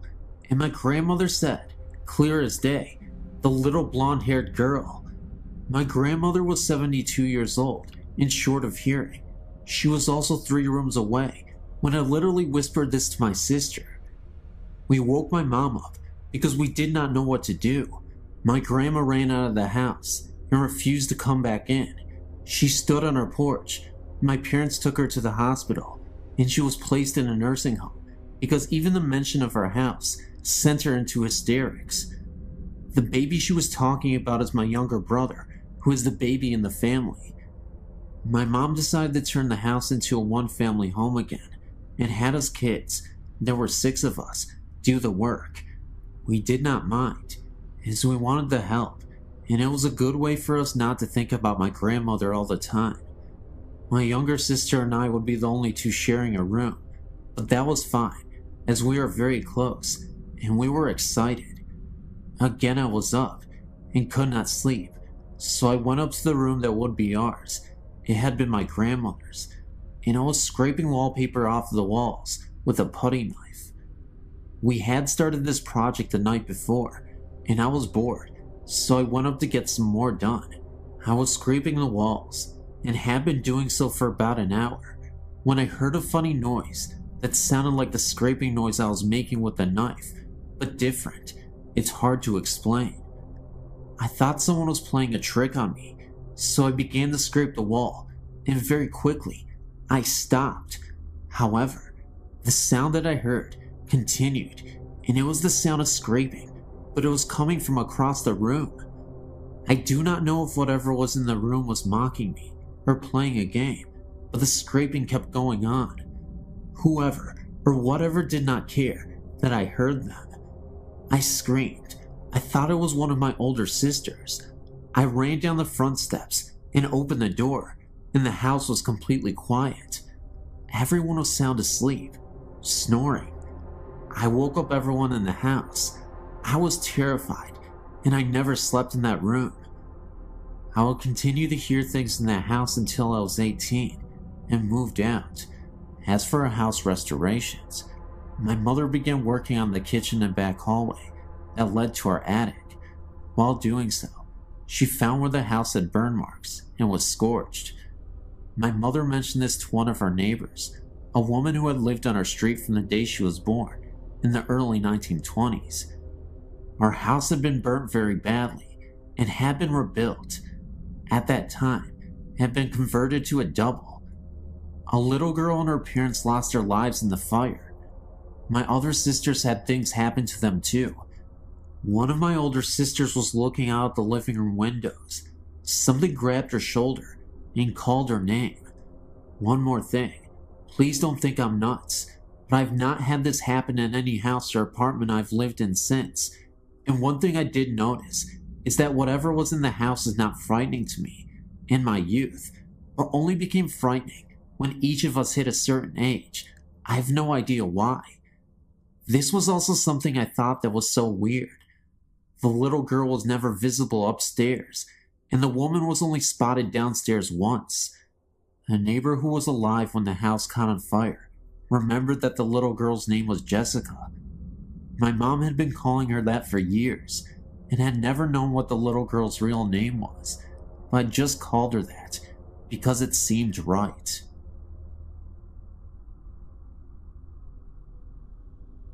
Hi, I just thought I'd write to you guys to tell you what happened to me when I was about 12 to 13. I'm from northwest England, in a county called Cheshire. I was staying with my father in a small village called Wrenbury. He used to live in a large country house that has been around for many years.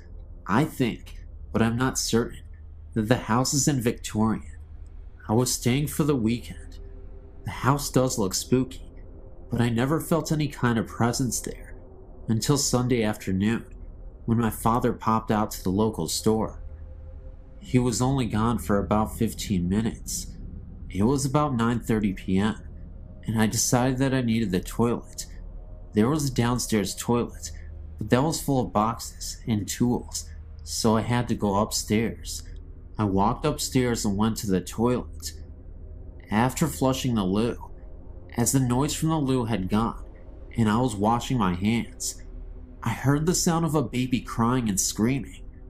Sound was coming from a nearby bedroom. This scared me a lot because I knew there was nobody in the house, and it was not coming from the outside, because the house is stuck in the middle of nowhere, just miles of farm fields around. I walked out of the toilet and headed towards the direction of the crying. As I opened the bedroom door, the sound flew past me, but no one was there. It was almost like the sound traveled through me. I was rooted to the spot with complete terror.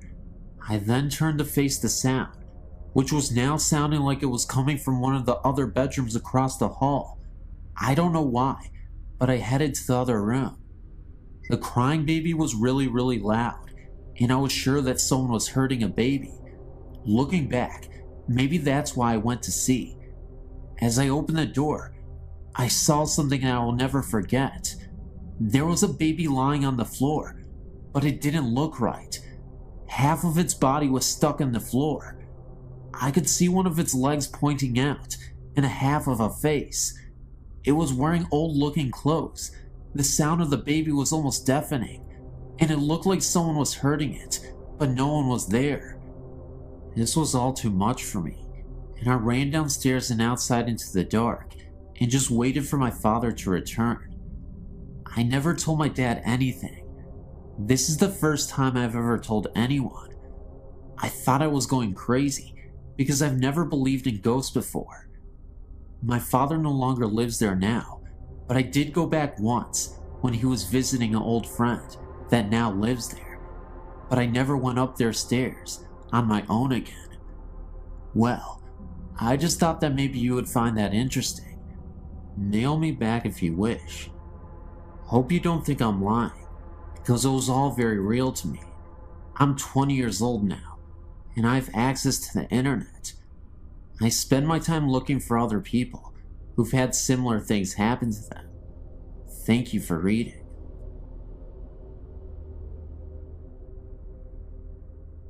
Many years ago, my family and I lived in a lovely Queen Anne style home. We lived in it for 13 years, 11 of which we experienced paranormal phenomena. 2 years after we moved in, we had a first of many odd occurrences. My daughter was in the kitchen and I was upstairs when I heard her call out that the upstairs toilet must have overflowed because water was running down the outside of the staircase. I ran to the top of the stairs in bare feet, only to feel water on the surface of the carpeting. I looked over the top of the railing to assure her that the toilet hadn't overflowed, and that was when I felt the wetness on my feet, but there were no water pipes in that part of the house. When I got down the stairs, I found the water running in rivulets down the wooden molding. My daughter reached up to turn on the light under the stairway alcove, and as soon as she did, the water stopped. We had to wipe the trom down, and we never found any reason for that activity. Months later, while preparing for bed one night, I heard footsteps running down the attic stairs. The door crashed against the opposite wall, and then nothing. I was terrified, thinking that someone was there. They would have to pass my room to get downstairs, but nothing happened. When we finally went to look, the door was against the wall. We even thought that maybe a ball had bounced down the stairs, sounding like footsteps, but there was nothing. Strangely, when we started to think our house had unseen guests, we were no longer frightened. As time passed, we had many more experiences. I heard a woman crying softly, but pitifully. 2 of my daughters saw images of old-fashioned children, dressed in long white nightgowns and mob caps. A visitor to my house saw the same thing, and asked me who the little girl was. On another occasion, my nephew was spending the night, and thought he saw someone standing at the top of the stairs in a long white old-fashioned nightgown. My nephew was 16 at the time, and we hadn't told him about the house. My husband thought we were all crazy because he didn't believe in this sort of thing. My daughter came home late one night and was just lying in bed, going over her evening, and looked up to see a male figure suspended over the bed. She watched the image dissolve from the top, as if it were sand falling. There were other things that happened there, although nothing dangerous, and finally, we sold the house and moved down. It was several years after we moved on from the house that we met a family that had lived there years before we did and had very similar things happen to them. When they said their experiences were very frightening and mean-spirited. I sometimes think our guests moved with us because from time to time, we still get very strange sensations in our present Victorian home. I've had quite a few ghostly experiences over my life, all of which have been rather benevolent, except for one that happened a few years back. I was 24, living with my mother, my sister, and my 2-year-old niece. One night, I woke up and looked up into the darkness. This thing flew down from the ceiling, straight at me with its arms out. I can still see it. It looked like a cross between a gargoyle and an alien. It looked so evil. It sounds silly, but I was so terrified that I ran out of my room screaming into the living room to be with my mother. I was shaking uncontrollably, and I sat with her for quite a while before I could convince myself that it was just a dream, and I went back to bed with no further problems. Well, a few months down the road, my sister was at home with her friend, Kelly, who seems to have some sort of connection with the paranormal, like her mother, and she sent her down the hall to get a towel for my niece. The linen closet is down the hall in my mother's room. Kelly came back a couple minutes later, white as a sheet. Now, my sister and Kelly are always talking about stuff like this, but this is what really freaked me out. She said that there was something in my mother's room, and it was a threatening presence. She then went on to describe it. About 3 foot tall, gray, kind of a cross between a gargoyle and something. I'd never mentioned anything to my sister, and the only thing I had told my mother is that something scared me. I'd never described what I saw to anyone. In another related incident, prior to my sighting, my mother was trying to sleep one night in her room, and as she is about to fall asleep, something breathed near her, kind of like a sharp exhale, right into her ear. She woke up the next morning with scratches in the middle of her back, and the freaky thing is, she slept alone, and there were only 3, long, about 6 inches thin, scratches on her back. Needless to say, I'm very happy to be out of the house.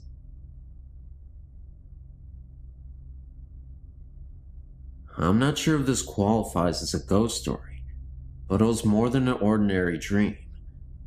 My cat Johnny, my sweet silver bad boy for 10 years, died at home of aggressive cancer in March. During the month between his diagnosis and his death, I showered him with even more attention than usual.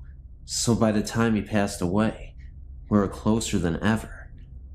On several occasions, including at his grave just before burying him, I invited him to come back and let me know he was okay. A few nights after his death, I was aroused by a dream by the sound of Johnny's meow, coming from the direction of his special spot at the foot of my bed. Coincidentally, his grave is about 30 feet further in the same direction. I waited with a mixture of hope and anxiety to feel him walking up my body to my face, but it didn't happen. Instead, I became aware of something tickling my left ear and tried to reach over to pet him, only to find that I was paralyzed. That's when I panicked, remembering all the scary ghost stories involving a period of paralysis. That was the moment where I woke up, and I suddenly saw something in the corner of the room. It was a dark, small figure, but I couldn't really make it out. It was a dark shadow, even though it was a very dark outline of something. I'm assuming it was a kid or something. It was very terrifying. I couldn't even believe what I was seeing. And then all of a sudden, it seemed like 2 Grim Reapers were standing right behind him. So this humanoid ghost, this figure, this creature, this child, was hunched over and was absolutely mortified himself, and these Grim Reaper type ghosts came to take him away. And just like that, within seconds, they were all gone. I guess you can say that my cat didn't return. In fact, I think a demon actually returned, but I guess that's up for debate. Thanks for listening.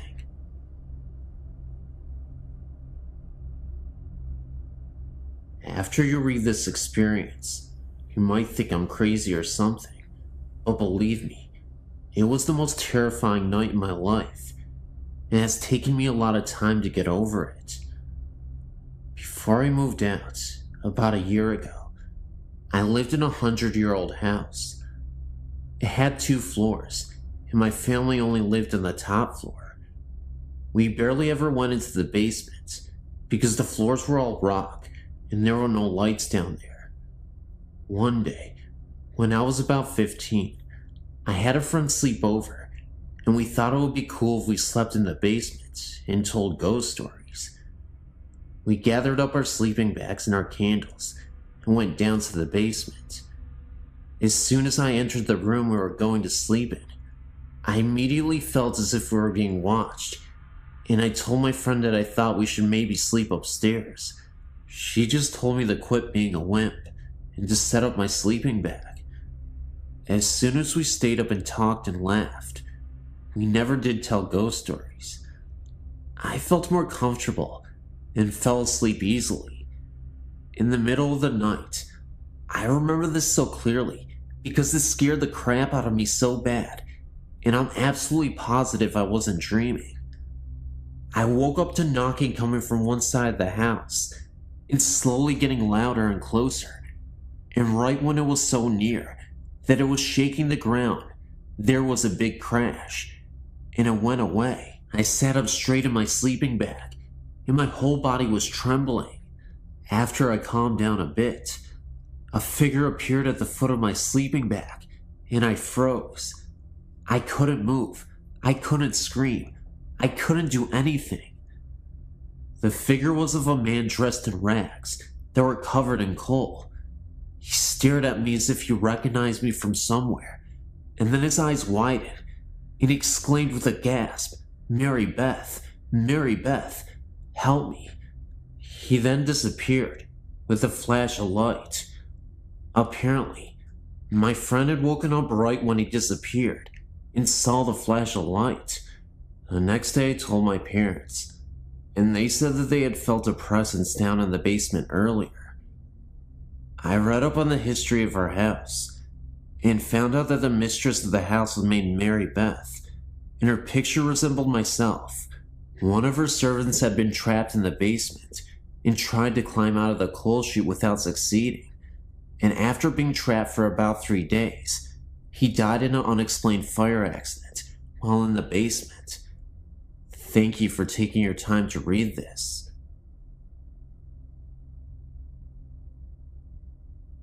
Hello, I have another ghost experience for you. In March of 1994, my husband, my oldest daughter, and I, we visited Venice. We booked a room at the ancient Palazzo. We were assigned a room on the 2nd floor, overlooking a canal. The view was accessed by opening the heavy wooden shutters, which opened into the room. These had a metal rod, which fit into a U-shaped hook on the other window. Opening out were double windows, also heavy, with numerous panes of glass.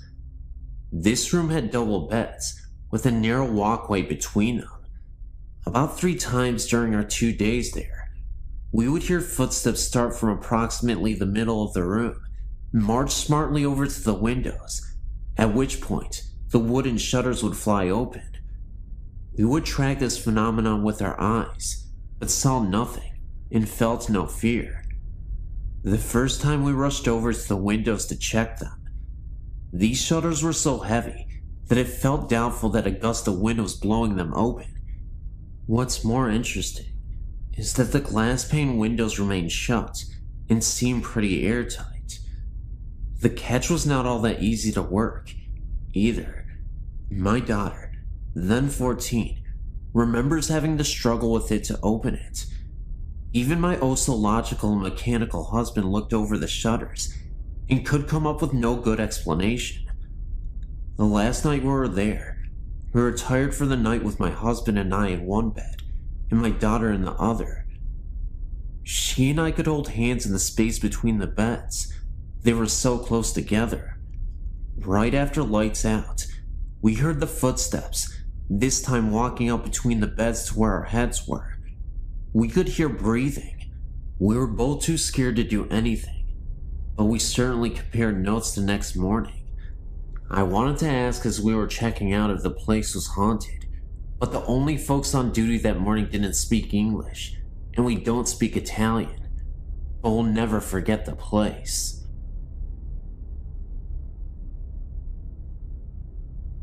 About 10 years ago, when I still lived in Pennsylvania, a group of friends and I took a joyride out to the Quaker cemetery, just for a good night scare. It was a chilly, full moonlit November night, and there were 6 of us there, 5 guys, and me, the only girl. It was the perfect setting for a ghost. Now, I don't know how many of your readers have ever been to this cemetery, but to describe the first time I saw the place, I screamed and just about curdled my boyfriend's blood. The crematorium scared me the most. I don't know, something about the way it looks and what it was used for. Anyway, back to that night. 2 of the guys were acting like morons and jumping all over the place and around the markers inside the cemetery. I was angry at their pure disrespect for this old place, and so I tried telling them to stop. But of course, as excited as they were getting, they wouldn't listen. Me and this other guy were too chicken to go along with them, especially because of the way they were acting. They were bound to disturb peace in the cemetery, so we stayed by the car. We kept hearing a fake bird call coming from the trees along the opposite side of the road. And then I started smelling the lilacs. The lilac scent somehow wasn't disturbing, even though it was November and none were blooming. And also, there weren't any fresh flowers placed on any of the very old graves. The fake bird call almost scared the life out of us, because it just sounded so unnatural, and with each chirp, sounded closer and closer. We decided that we really needed to get out of there, so we both sat inside the car, waiting for the others. I got myself in such a worked up state that when I found a quarter on the ground, I swore, "In blood we trust," was written on it, rather than the usual "In God we trust." My friend just laughed at me.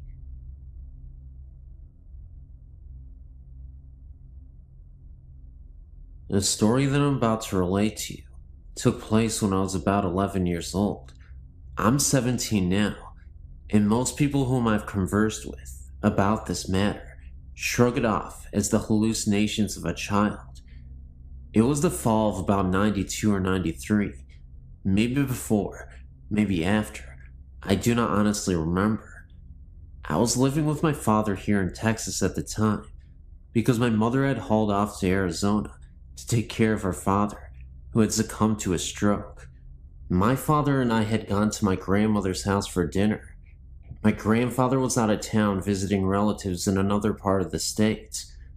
My father, my grandmother, and myself were in the kitchen conversing about things that I can no longer recall, because my memories of this occasion are starting to fade and jostle in my mind. My father told me to go wash my hand in the restroom, as my grandmother had just finished making dinner, and we were about to sit and eat. I walked out of the kitchen and into the dining room. As I looked in the general direction of the restroom, which was about 15 feet from where I was standing, I noticed 2 things immediately. The toilet was making strange noises, which isn't uncommon in houses, and there was what appeared to be a man in a shroud, standing in the restroom, with his hands under the faucet, staring at me. I don't remember exactly what my feeling was at the time, except for a bit of fear and a bit of awe at the supernatural. I'm a big reader, and around that time in my life, I was getting into ghost stories and other paranormal phenomena. I then walked back into the kitchen, and my father asked me if I'd washed my hands.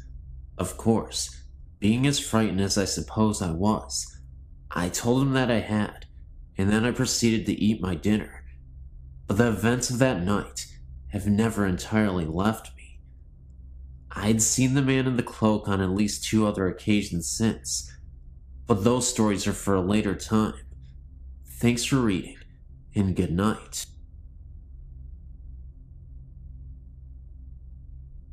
This story was told to me by an ex-boyfriend, Mike, when we first started dating.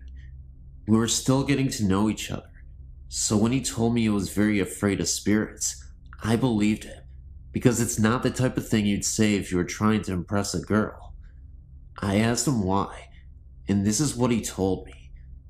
Mike's first encounter with ghosts was about 10 to 12 years ago, when he and his family, mom, dad, little brother George and Mike, were living in a house in the northwest side of Chicago.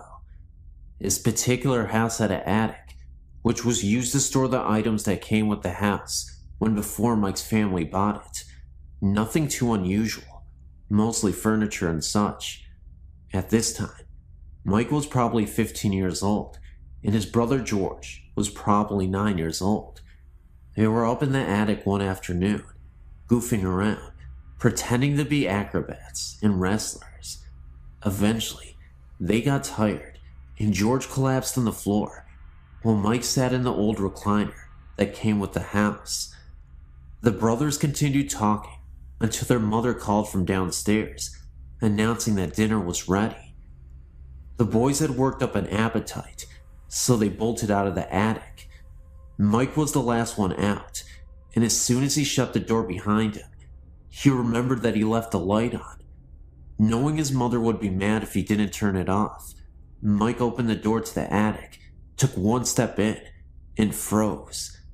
The recliner that Mike had been sitting in was slowly turning towards him. Mike tried to command his body to run, but he was so scared he seemed rooted to the floor. The recliner turned enough so that Mike could see the form of a knee, and it was at that point that Mike got the strength to bolt out of the room and down to the kitchen. He told his parents what he saw, and of course they didn't believe him, but Mike refused to stay in the house any longer. He was so upset that his parents made arrangements for him to sleep at his aunt and uncle's house that night. Furthermore, this was the last time Mike ever stepped foot into the house. He stayed with his aunt and uncle until his family sold the house a few months later. Of course, his parents objected to his imposing on his relatives' hospitality, but they were too afraid to force him to come back, fearing he would have some sort of breakdown.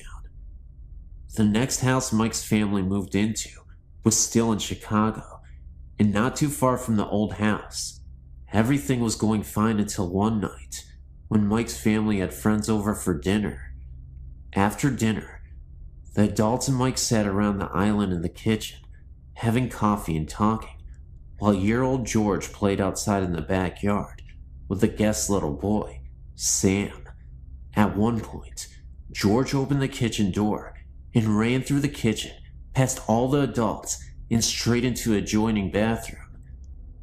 Nobody thought anything of this until about 10 minutes later, when Mike's dad questioned why George was taking so long in the bathroom. Mike's dad knocked on the bathroom door, asking George if everything was all right. No answer. Mike's dad tried to open the door, but it was locked from the inside. Everyone started getting concerned until the kitchen door opened again, and in came George and Sam. Mike's father asked George how he snuck back out of the bathroom without anyone seeing him. You see, there is no other way out of the bathroom. If George came out, or even opened the door, he would have been seen. In order to get back outside, he would have had to go through the kitchen again. George swore up and down that he had not been to the bathroom at all. He was outside playing with Sam the whole entire time.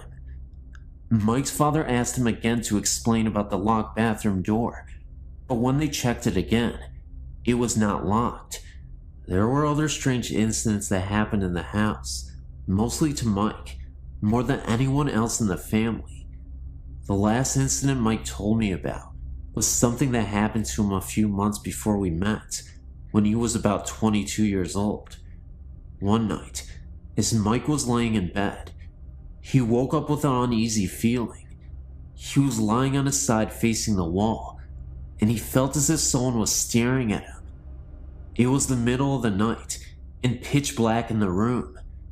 Mike turned over and opened his eyes and saw a black figure standing next to his bed, staring down at him. Mike shut his eyes and screamed for his mother repeatedly. When she came storming in the room, Mike told her what had happened. It seemed as if such occurrence happened sporadically, strangely enough, when Mike was getting to the point of forgetting them. Seems as if the spooks recognize this and remind them of their presence every now and again. I was kind of skeptical when Mike told me the story, mainly because I was just getting to know him. I couldn't tell if he was a habitual liar or something, but the way he acted and the way he told me the stories was enough to make me wonder if he was a spook magnet.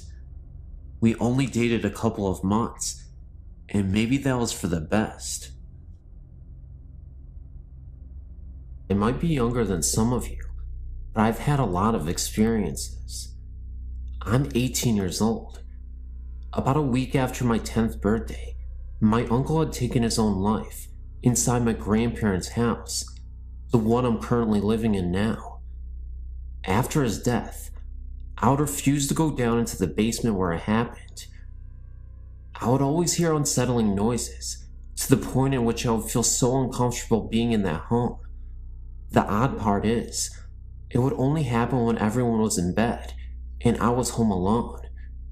As creepy as it was, I still had somewhat of a morbid curiosity to go down there. Though, of course, I could never bring myself to do it. There would be times I would hear very faint snarling and growling sounds. Other times, I would hear weeping. It was very disturbing.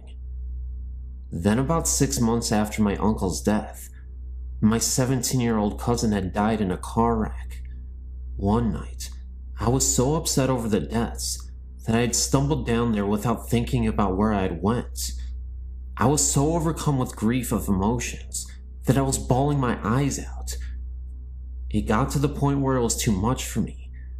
I was sitting on the couch thinking about ending it all so I could be with them. Just when I was about to, I felt a hand on my shoulder, and I knew instantly that it was my uncle. That moment made me realize that it was okay to continue on. That may have been a positive experience, but I assure you, it didn't get better in that basement, in the house moving forward. One evening, I was up in my bedroom. My parents were again fast asleep, when I heard a disturbing wailing again coming from the basement. I have a vent in my room, and it connects directly down to the basement. I could hear these cries coming from the vent.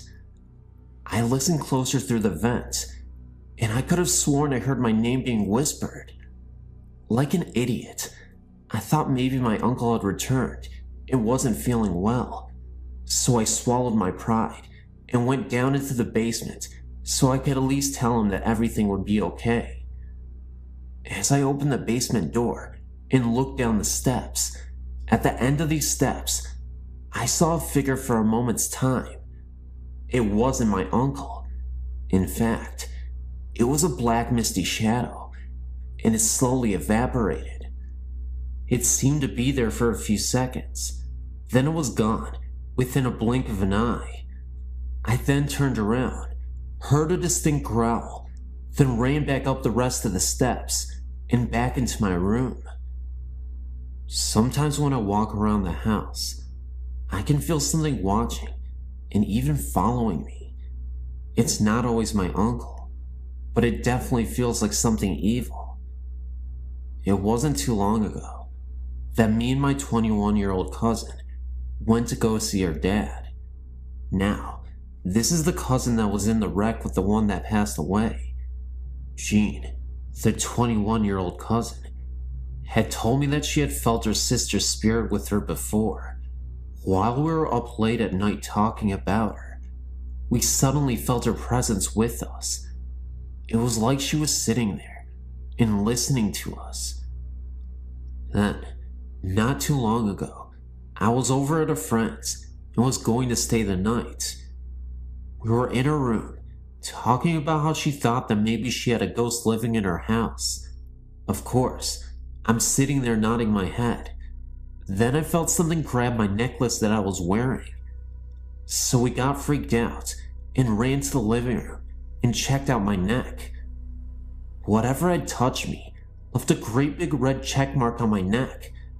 Then about 5 to 10 minutes later, it felt like something was grabbing my legs.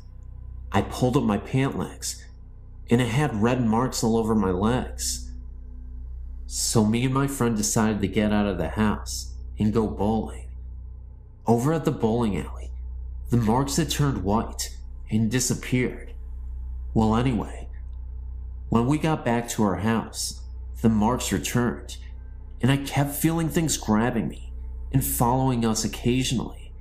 But the weird thing is, nothing was happening to her, and she told me that nothing like this has ever happened to one of her friends before. I was beginning to think that this bad presence at my home was starting to attach itself to me. So we decided to go to bed. While we were laying there, it felt like someone had come up and sat down on the bed between us. So I looked over, and no one was there. I haven't been over to my friend's ever since.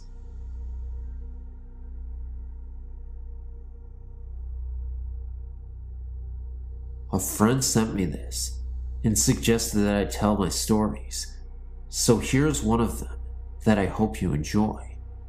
I have more if you'd like to hear. I live in Clinton, Illinois, which is a small town. We have a lake, and that's pretty much about it. One night, I was out joyriding in the cemetery with a friend, as I like to do from time to time, and I had to go to the restroom. So, I went to this accessed area that is out in the country. I went to the restroom and then walked through the pavilion to look at the lake. I then came back to my car and then crawled into the driver's seat. I looked up, and there was this little boy ducking behind a garbage can. He had red eyes that glowed like a demon's and teeth that were jagged and white. A black figure that looked like a medium-sized dog was beside him, and it was black.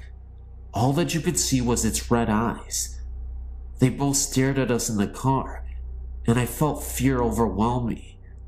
I quickly started the car and left. The next day I told my mom about it. She grew up in the area, and she said that they often had Satan worshippers out there, and that rumors were that a little boy was drowned and used as a sacrifice many years ago.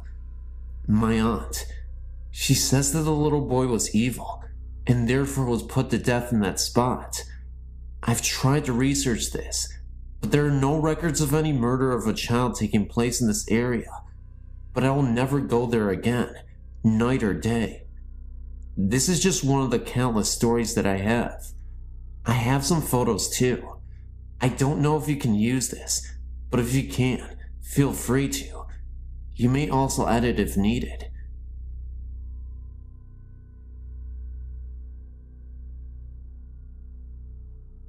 Have you ever stayed at the Holiday Inn? You should, because this story is outrageous. In early of July 1999, I spent a work week there for a regional curriculum camp. I had originally been slated to share a room with other teachers on the first floor. However, the room was a smoking room, and the odor was causing my asthma to flare up, so I was transferred to a room on the 4th floor. Buggered if I can remember the room number. When I retired on Monday night, I had not heard yet of the ghost or any legends. I was awoken 3 times during the night by the phone ringing. I was really ticked because no one was ever there. I vowed to speak with someone at the front desk about it. In the morning I learned about Tanya, the ghost. We all laughed at the story, thinking it was something to amuse tourists. Being WNY natives, we weren't going to be suckered by any such nonsense. I forgot to talk to anyone about the phone, and decided not to bother. I fell asleep very quickly that night. I was awakened that night by the sensation that someone was staring at me from the left side of the bed. I have small children. My son often wakes me using the stare method. Now, I might have thought the ghost story was crap, but I wasn't going to test the theory by looking to see what was next to me. I said, "Go away. I'm not going to look at you. I need my sleep." The sensation immediately left me, and I slept the rest of the night quite peacefully. I awoke and went to my morning sessions without anything remarkable happening. However, I had to return to my room mid-morning to fetch some papers I needed for the next session. The curtains were open on the doors leading out to my balcony, which was not unusual. Housekeeping always opened the doors after cleaning.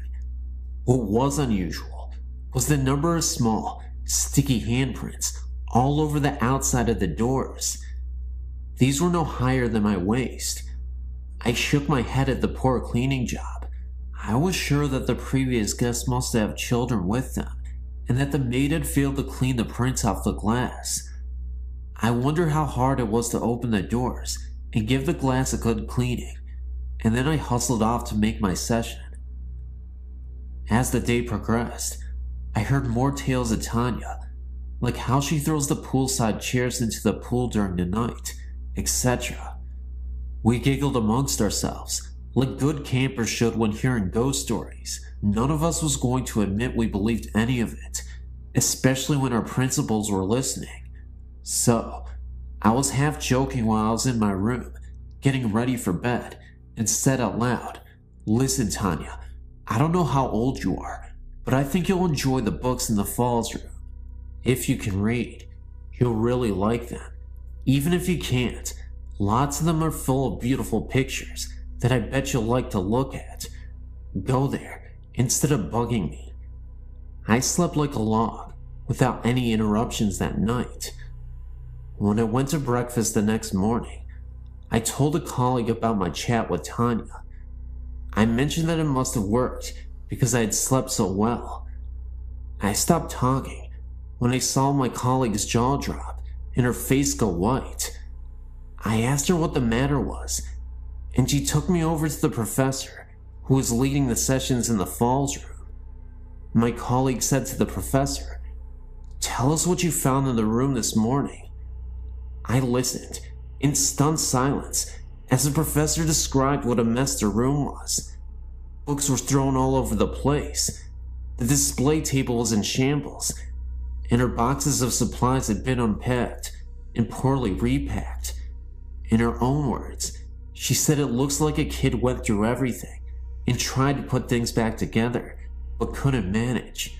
The professor had questioned the hotel staff about who had access to the room, and all swore that no one had been in the room after we had left, and that the door had been locked until the staff let the professor in the morning.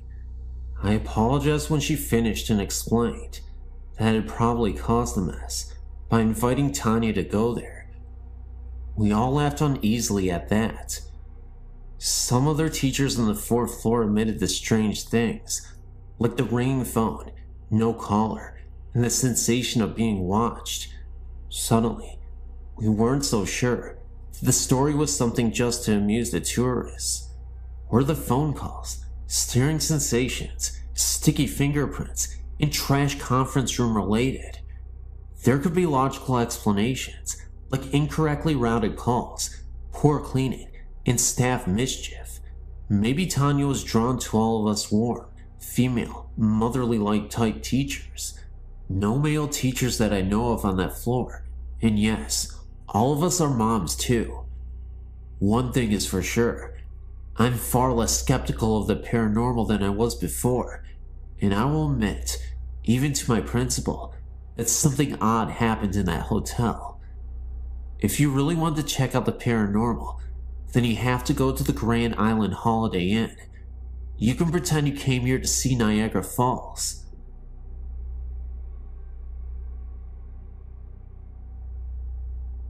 I've had many experiences with ghosts and hauntings, all beginning around age 3. I'm now 28, and my connection to ghosts and spirits has only grown stronger with time. I suppose I should start with my earliest haunting. I was around 10 years of age. My parents had just divorced, and I was feeling alone and angry. I don't like to sleep with my bedroom door open. When I did, I felt I was being watched. One summer night, the air was hot and humid, and I had no choice but to sleep with my door open to get a cool cross breeze. I remember waking up sometime around midnight or shortly thereafter, feeling I was being watched. When I looked out my bedroom door, I saw a frightening sight.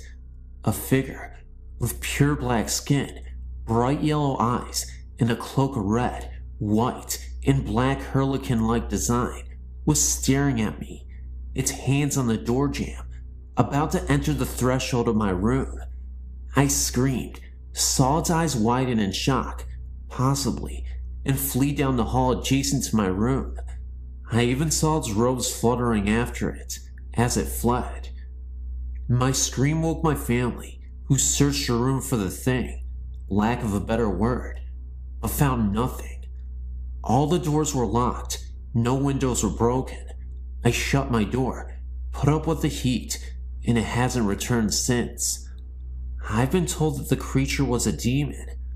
I also found out that I was depressed at the time, and that may have been drawing it to me. I can still feel its presence when I think about it. I feel very frightened just remembering the experience. Thank you for letting me share my experience here.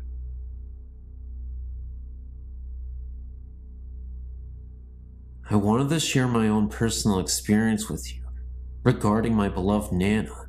She passed away in 1984. I took her death very hard and would go to visit her grave often. After my now ex-husband and I married in 1998, I became pregnant within the year. Since I knew that my ex and I would not stay together for the long term, and since our marriage was so troubled, I found myself up at Nana's grave many times, sometimes just to talk to her and ask her to guide me and to watch over myself and the baby. The first time I went to see her grave, I hadn't been there for nearly 2 years at the time. I was pretty certain of what row her stone was in, but not completely sure. I asked her out loud to help me find her, and so help me God if I'm lying. I ended up parking directly in front of her row. I thanked her and walked over to her grave, placing a single rose on it and crying.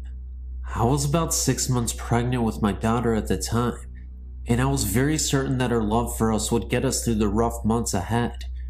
Shortly after our daughter was born, my ex-husband and I were having major problems, major fights. It was obvious to the both of us that we would eventually split up permanently.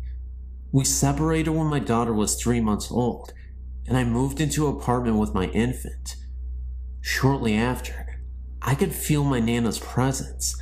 I never saw anything.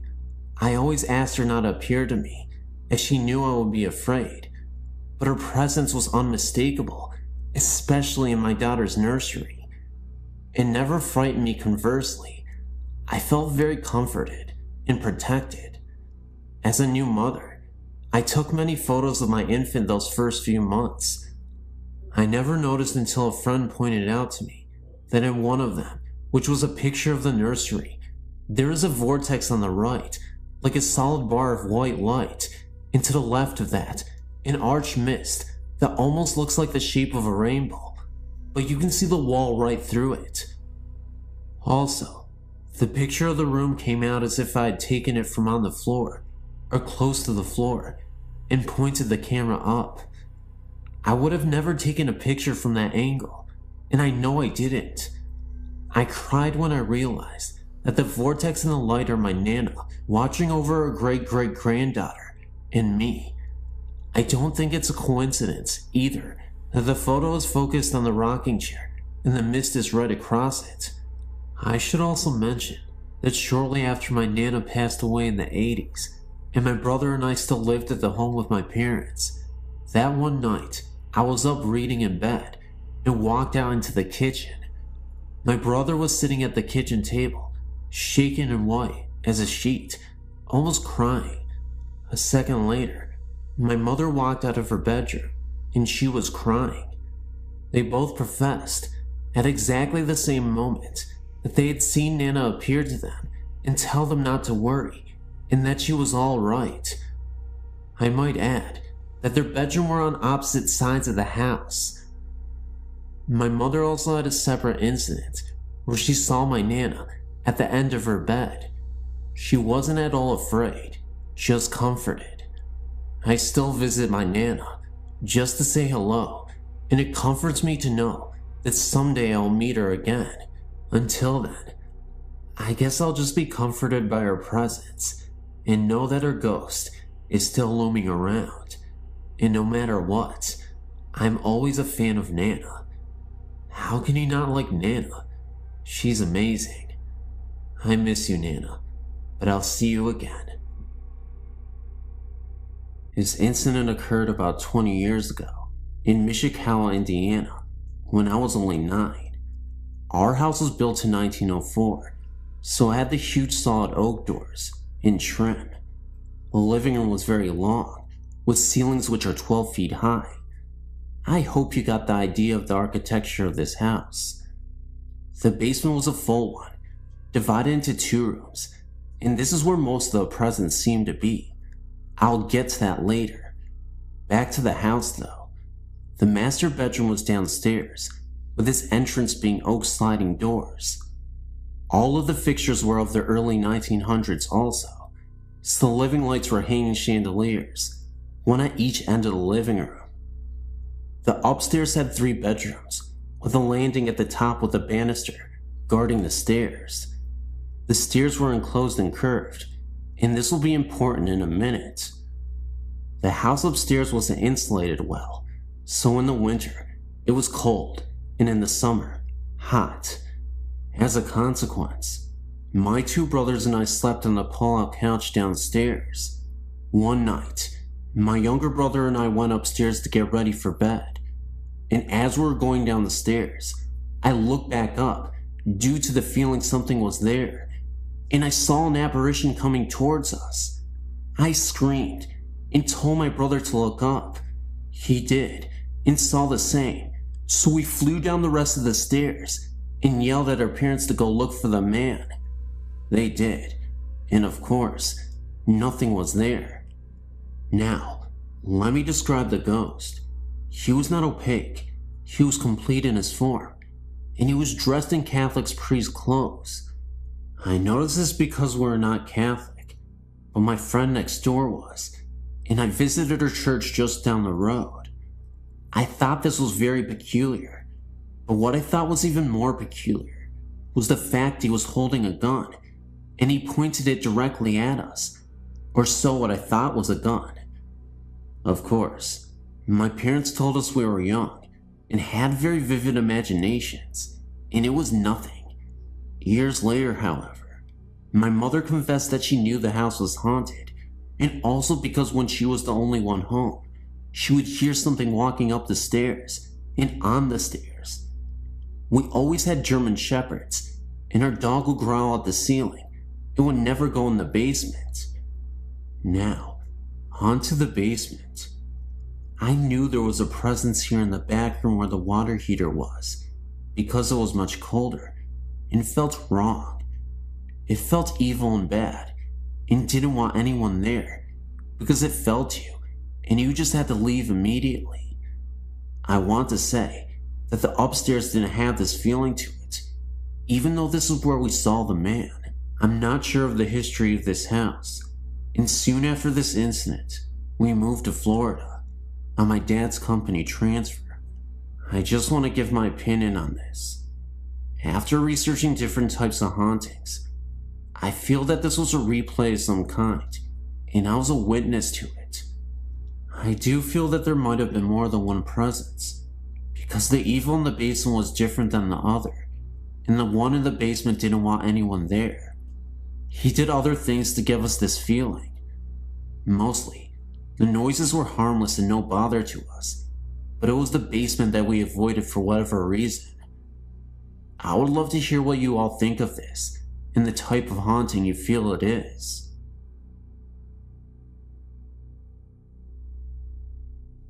I used to spend a lot of nights driving around in my youth. I was young and reckless, and had no clear direction in life, so I'd often find myself aimlessly driving, late at night. I'd spent a majority of my adolescent years dependent on drugs, and unfortunately, almost succumbed to an overdose. I was harming others, but most importantly, I was on a path to self-destruction. The night before my overdose, I had a creepy paranormal experience that, fortunately for me and those around me, changed my entire life for the better. It was another one of those late night drives. I'd gotten into a verbal altercation with my parents. Words that weren't meant to be said were exchanged, and I ended up running away from home. I took the keys and headed out driving for hours until I ended up in an unfamiliar town. I was starting to get a little exhausted, was 6 hours away from home, and was running low on gas. What happened next will always be embedded into my subconscious for the rest of my life. I pulled up to a gas station in the middle of nowhere. Now, like I said, this area was completely isolated from the rest of the world. It had a last house on the left kind of feel. Until I ended up at the gas station, I'd driven past miles and miles of just cornfields and farmland. Woods all around, nobody in sight. I ended up walking to the gas station and bought myself a pack of cigarettes from the station attendant. He noticed I looked a little confused and asked if I was lost. I said yeah, I was. This was before GPS and cell phones, and I didn't have a map with me. He told me there was a bridge in the distance that was visible from the gas station less than a mile or so away, but said if I crossed it, I could pass another town nearby and find a highway that could take me back home. I thanked him, pumped my gas, and went driving towards the bridge. As I started to make my way through this road, and on my way through the bridge, rain started to pour down, and I could barely see through my windshield. It had rained so much that it almost obscured my vision, and there was no source of light anywhere along the dirt road I was traveling on, except for my headlights. The guy at the gas station told me the bridge was very close by, and even though I could see it in the distance before it started raining hard, it felt like it had been forever before I could see it. Just then, I finally came across the bridge, despite the downpour. This is the part that really startled me. I was driving across the bridge, absolutely nobody in sight, no other cars. It was late at night, 3 a.m., and nothing but trees and bushes scattered around the bridge. I kept driving across this long bridge, and that's when my headlights shined onto this small child who suddenly appeared within my field of vision. All I could remember was that his eyes were glowing, almost like an animal in the night. I was unable to stop in time, and I thought I had hit him. I immediately panicked, stopped the car in the pouring rain, got out to check to see if he was okay, and the kid was nowhere to be found. It confused the hell out of me, because again, what kid would be playing around in the middle of the night, in the middle of nowhere, and in the pouring rain? I didn't even hear a thud, or any noise besides the sound of the rain falling down on my car at the moment of impact. I looked under the car. It was as if this child didn't even exist. I remember distinctly that the boy was wearing overalls and a hat. It looked like a completely real boy. There was no mistaking that this was a human. Now, I mentioned my recklessness and drug abuse because this incident caused me to turn my life completely around. I was so worried that I accidentally hit a child, and it may have ran off into the woods, that it made me swear to always be alert and never fight with my parents again.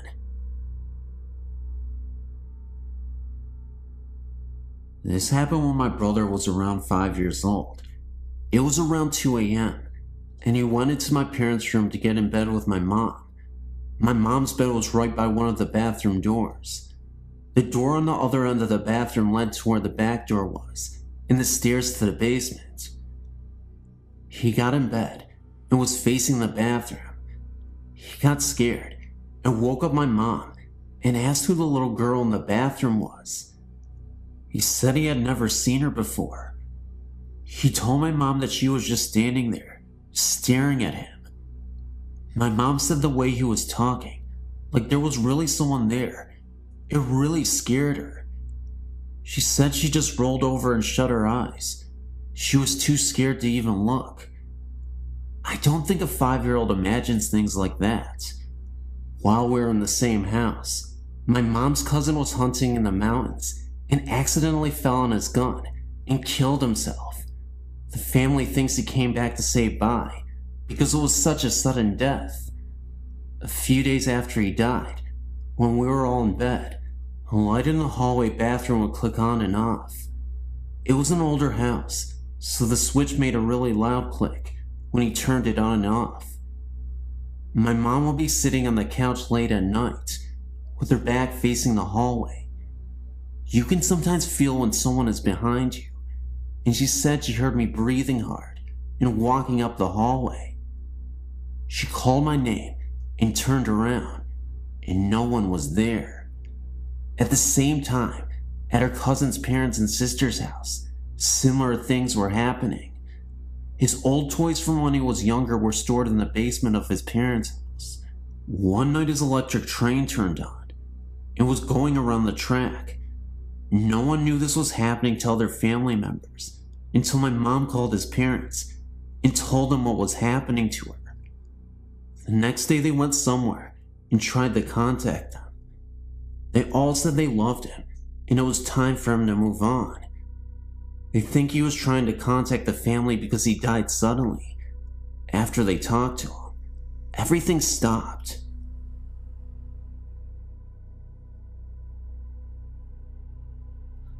The following happened back in July 1995. Me and a friend traveled around the UK by train. It was about 4 p.m. Then we checked in at a bed and breakfast in Manchester. All double room was occupied, so we got the 2 single rooms, which was located next to each other. We were quite tired after a long day trip by train, so we rest for a moment. Later we went out to eat something, had a beer in the hotel bar, and then headed up to the rooms for sleeping. The time was about 11 p.m. I closed the Vatican blind, turned off the light, and almost immediately fell asleep. The room was pitch dark. Then, after about 2 hours, I woke up and found the room bathed in light. The light almost blinded me. I had a strong emotion to walk towards the window, just like I was enforced to do so, and then I went up. I heard voices and music, like old folklore or something. The voices was only like a murmur, so I actually couldn't hear what it says. It was like being in a full-up restaurant or a pub or something. I was not actually scared, but it was an uneasy and confusing experience. Then, I reached the window and opened the Venetian blind. Everything turned to normal again, quiet and pitch dark.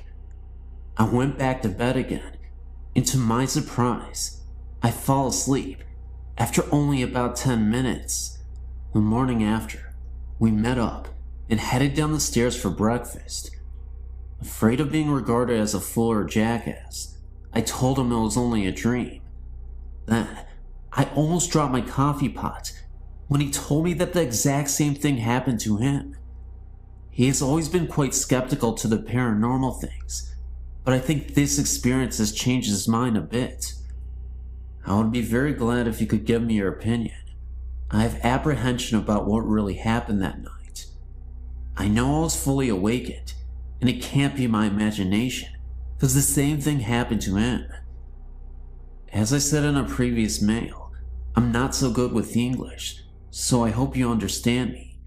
You may publish my story if you want, but you better circumscribe it before.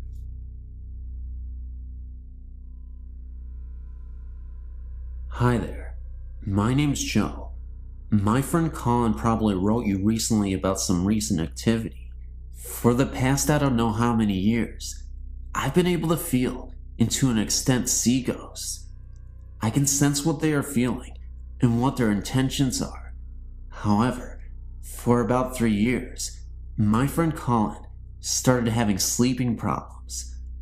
I already knew his house was haunted, but what was haunting it was the spirit of what I think is a 5-year-old child. For Christmas the year before, a friend of ours that lived in Thailand sent us all gifts. However, Colin was the one that received a house that you would leave tokens and gifts in to help ward off evil spirits. Over time, it stopped doing that. Trapped in the house was some kind of creature, like a demon. It was huge, dark, and very menacing. I still don't know how to use all of my abilities very well, but at the time, I sure as hell didn't, but I attempted this anyway. We attempted to destroy the house, and everything in it. It took 45 minutes just to get it to catch fire. During this 45 minutes, I was attempting to immobilize the creature inside the house. After 45 minutes, I was able to trap it, by pure luck. After I trapped it, I was able to see what was being stored in the house. It was a large field, fire everywhere, dead bodies on fire, blood everywhere. It reminded me of what hell would look like when described to you as a child. After that, I was drained. I couldn't do much of anything. I thought I lost all my abilities, but after 2 months they started coming back, very slowly. I knew this only because I was able to see the ghost in Colin's house again. While I was living in Korea, I encountered a few spirits, but they were by chance and left over from the war. That was when I knew my abilities were back to full, but I wanted to learn how to better use them, and I'm not having any luck. Well, to end the story on a bad note, last week my friend Jess asked about any ghost encounter any of us have had, so Colin and I talked about this one. So Jess got curious and wanted to see where it happened. Reluctantly, we took him there. Surprisingly enough, development has been going on in the area for the last 5 years, but at the spot where we destroyed the house, nothing is built. We went to the spot, and I was able to feel it out from residue from when we first destroyed it, but after a few minutes, it wasn't just that. The feeling I was getting became stronger until it made me sick. I almost passed out, and I doubled over dry heaving. It turns out it was still trapped there, until that night, somehow, it got loose. I don't know how or why, but now I have to get rid of it for good, and I don't know how.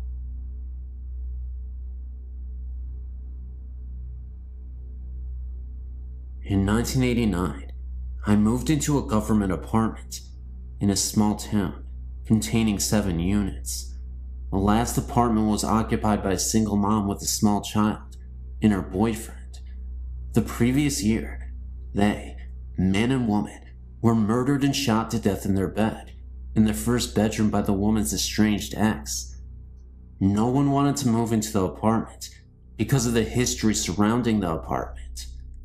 I was a young mother and had 2 children and needed a place to live, and thought nothing of this. In time, I was told of the strange happenings of the place and chalked it up to superstition or small-minded people with too much time on their hands. Things were pretty quiet for me and my little ones for the first few months. Then small things started to occur. Light over the sink area in my kitchen would mysteriously come on in the middle of the night. Being the only adult in the house, and the only person who would actually reach the switch, this had me worried that I had an electrical short or something, and promptly had it checked out. Nothing. Perfectly normal. Kitchen cabinet doors would be halfway open in the mornings when I awoke. I scolded my oldest daughter, 7 years at the time, for climbing the counters and getting snacks out, and she told me that she was asleep and she didn't do it. My youngest daughter, 2 years old at the time, was starting to make a habit of getting up in the middle of the night and getting into bed with me. Very unusual for her. She's a hard sleeper. At one point, I was having trouble sleeping, so much so, to the point I went to a doctor and got sleeping medication, all to no avail. I always woke up at 3 a.m. and had a difficult time getting back to sleep. Nothing worked until I rearranged my bedroom furniture and moved my bed from one end of the room to the other. Once, while my oldest daughter was visiting her grandmother overnight, myself and my youngest daughter decided to take a bubble bath together in the late evening. While we were in the tub, I heard jingle bells rattling around in the cup on a shelf not 5 feet from me. All of my windows were closed and no one else was in the house. Couldn't explain it at the time. After 3 years, I chose to move in with a man to a better neighborhood. My landlord chose that time to tell me the complete history of my apartment. He showed me the newspaper articles on what happened, and after reading all of them, I understood all. The ex climbed through the bathroom window and shot them both dead at 3 a.m. and took the child, which was sleeping between the two. Her bed was in the exact position as I had my bed when I couldn't sleep. The mom was a stay-at-home mom and was always in the kitchen fixing stuff for her little child, making homemade cookies, snacks, and such. She always left the kitchen sink light on for her boyfriend when he came in late at night. My daughter always getting into my bed late at night was quickly understood by me. The other bedroom was never used by the child.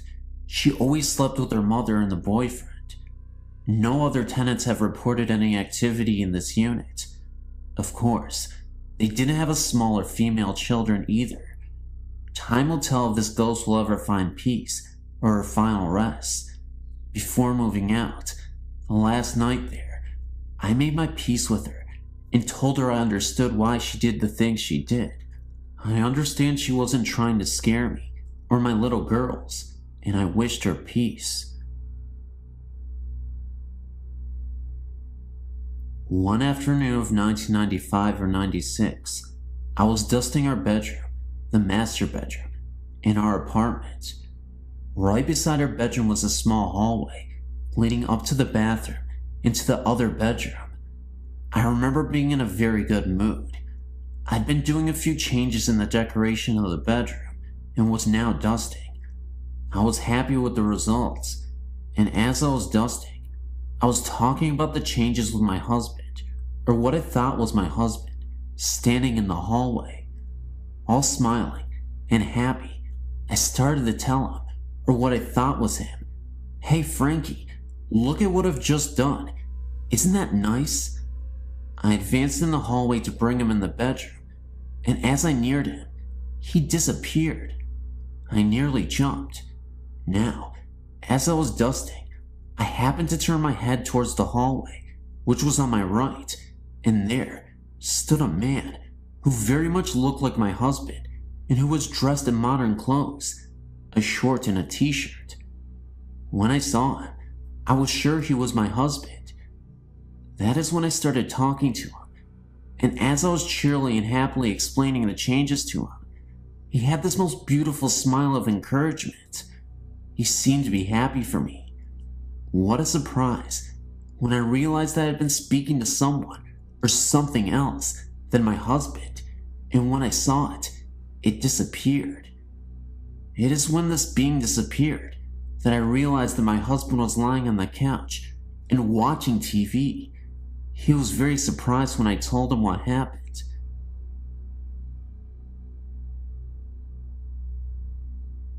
I live in Australia, and I've been seeing spirits ever since I was about 2 years old. My first experience was just after my grandmother's death. I was visiting her grave for the first time, and then all of a sudden, I started hearing voices. They were telling me to leave, that it was too dangerous for them and me if I stayed, that I had to run and never turn around. It is weird that I remember it, although my memory is not as clear as my mother's, but I remember most of the details. I know that this is pretty hard to believe, but I give you my word it is true. Although I think about it now and realize that I wasn't scared, at the time I knew that I had to leave, so I told my mom and dad, and we left. My dad didn't believe me, but my mom did. Since then, I've had many experiences with spirits, all of which have been good, except for one. This happened when I was 15. I'd been roped into a swimming carnival, and I can't swim too good, so I was practicing in my pool. The pool is down the very back, and you can't see the house from the pool, as it is behind a shed. I've often seen spirits down the back, but it has never worried me. It was getting late, and I've been swimming for a while, so stopped for a break. Whilst I was standing in the middle of the pool, I seen a baby sitting on the fence that surrounds the pool. I tried to look away, but I was in a trance. I finally stopped looking at it, but it was good, as I was suddenly dragged under the water. I struggled for about 2 minutes before it would let go.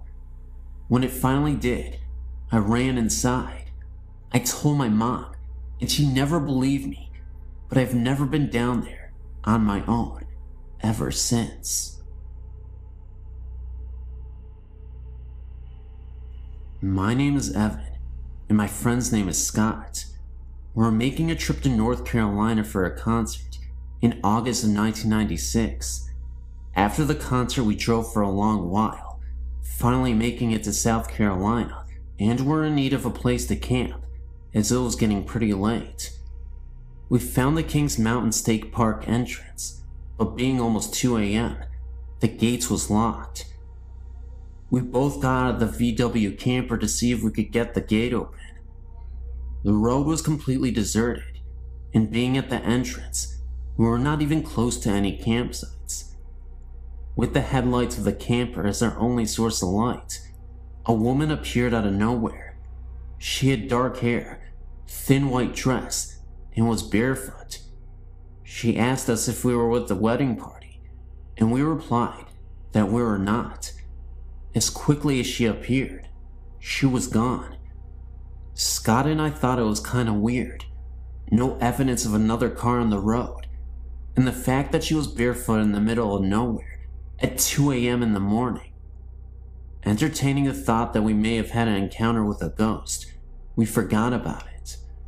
Recently, I was reminded of the incident and thought I'd surf the web to see if there was documentation of some similar experience when I found your site.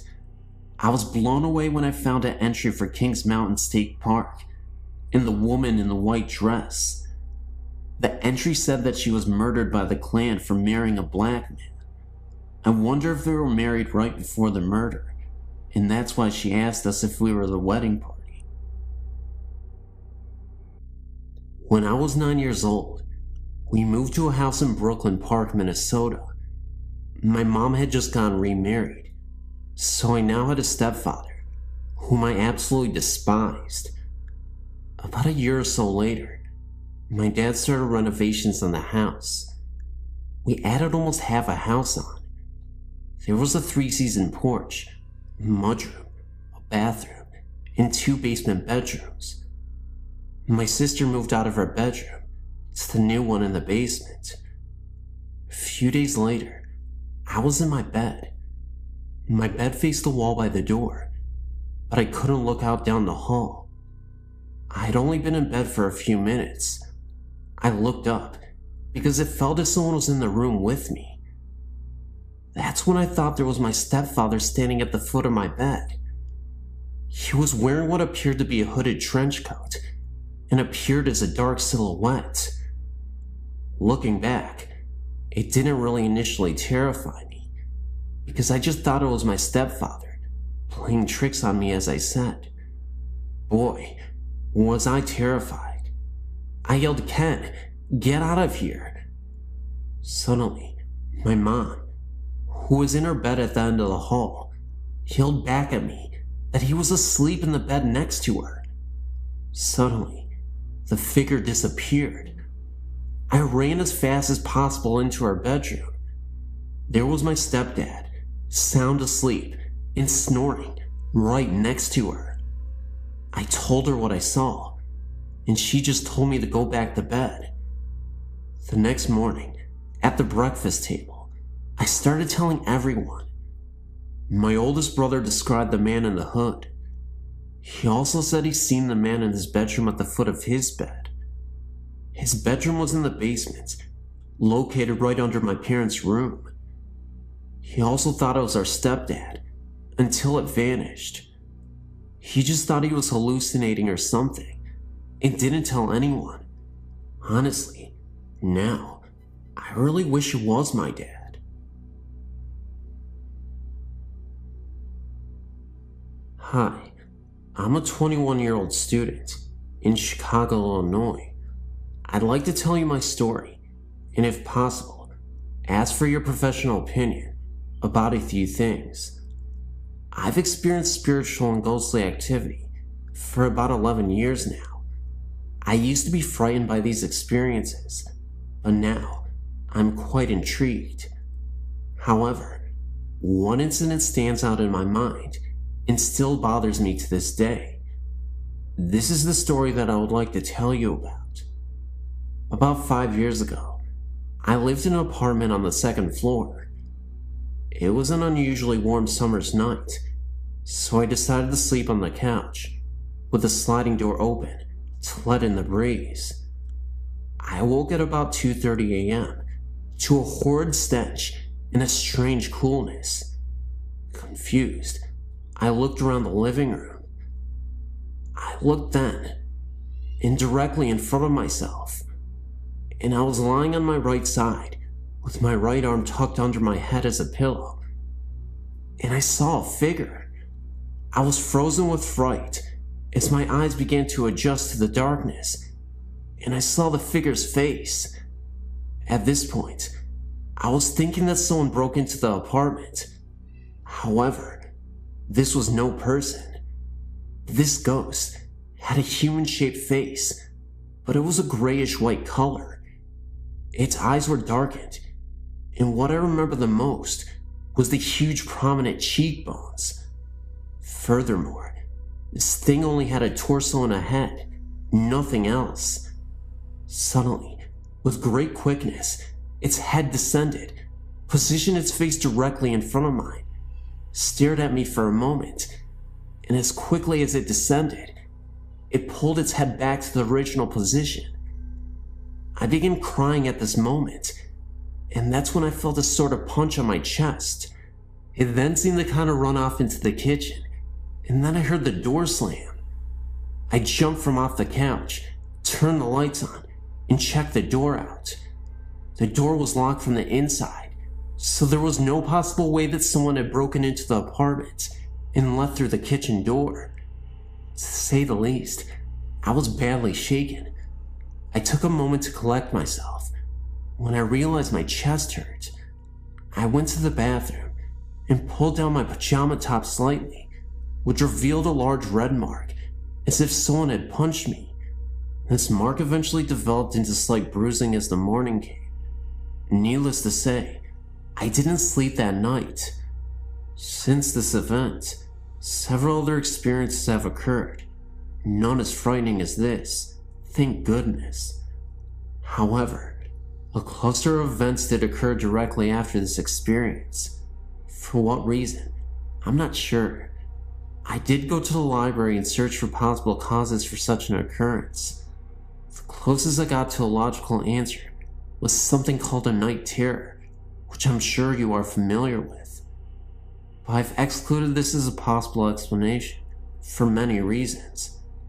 The only thing I can think of is that I had seen a ghostly entity. As to why there was a stench or a cold chill associated with the experience, I can only guess. Also, I've always been under the impression that spirits cannot harm the living, but I simply cannot believe this to be true anymore.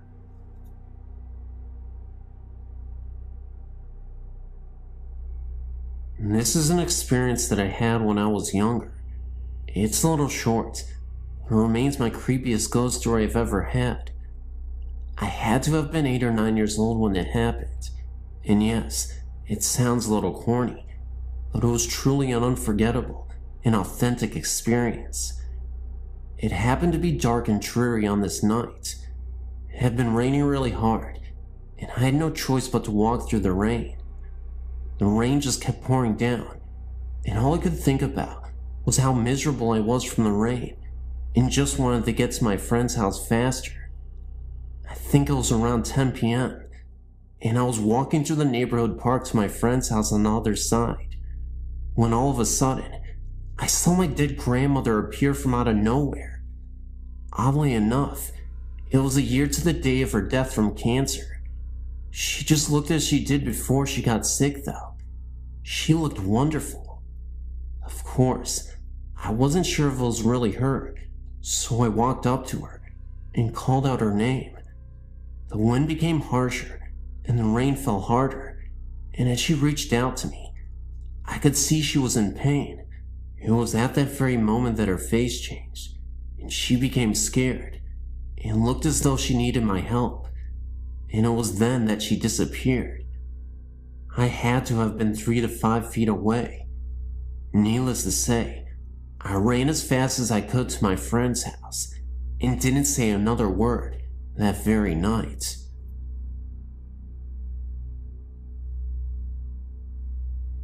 I was sent to live with my grandparents when I was 3 years old. I loved my grandpa with all my heart, and he and I became very close because he could not work due to a serious heart condition. We took wonderful care of each other. Even at the age of 5, I've always been very responsible due to my grandfather's ill health. One day, when I was 9, my grandma kept me home from school to look after Grandpa because he was not feeling well. About 9:30 that morning, he went to lay down because he said he did not feel well. I went in about 10:30 to take his temperature and discovered his fever to be 103.4. I rushed and called my grandma and mother immediately. In turn, my mother said she was going to call an ambulance, so I was to get Grandpa ready and wait for them. As I did this, my grandpa called me into his room and told me, "Pumpkin, I love you very much and you know this. Even though you are young and in time will forget different things about me, just always remember my love and the way you feel. I promise you this. I'll always be there with you, and you'll always be in my heart." I will always remember him saying this, because that was the last conversation he ever had. I never got to say goodbye, because he fell into a deep coma, and they wouldn't allow me into ICU to say goodbye. He then died on May 26, 1983, at 5:36 a.m. I know this for a fact, because he had given me his watch to hold on to while he was in the hospital, and it stopped at that very second that they pronounced his death. Now, while that is odd enough, the best part is yet to come.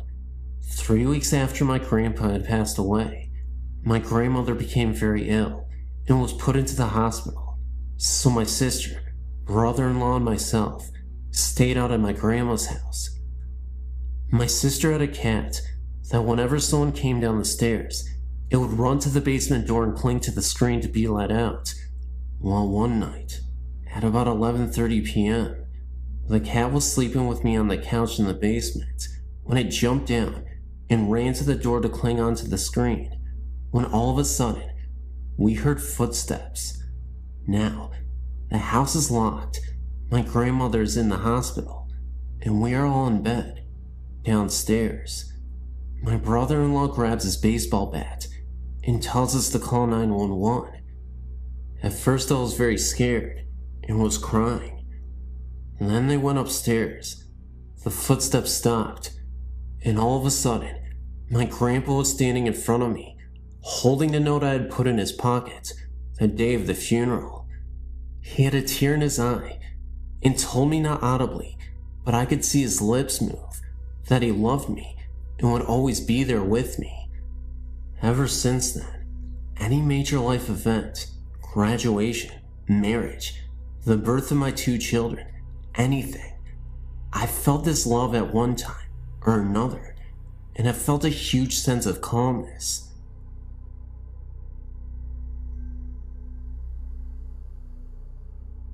I guess this would be a second account of a previously encountered ghost story. I had the same thing happen to me as in the story below on Denton Road, Ypsilanti, Denton Road Bridge. The story goes that a group of kids were playing chicken near Denton Road Bridge, and one of them proved to be Chicken. His car swerved off the road when they reached the bridge, and they crashed into the river below. Many people claim to see a light come out of the river and chase their vehicle to the end of the road if they stop at the center of the bridge at night. I'm a racer and have a very fast, very built up 1969 Dodge.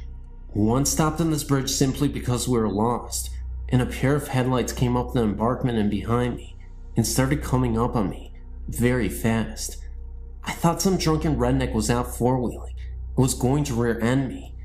The car was in gear and running, so I simply stepped on the gas, and the headlights behind me pulled up within a few feet of my rear bumper.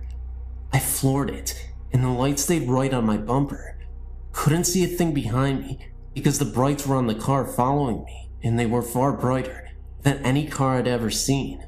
I had the speedometer buried past 120 miles per hour, and they were 2 feet off of my bumper.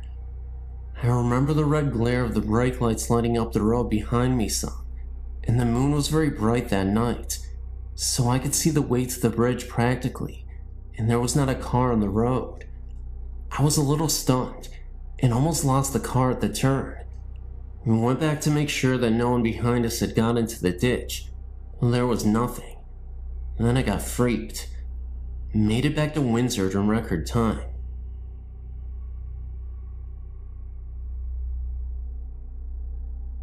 I don't know how to start this, other than saying several years ago, when my children were small, we moved out into the country on the Washington side and lived in a home that I feel has some strange paranormal or ghostly things going on in it.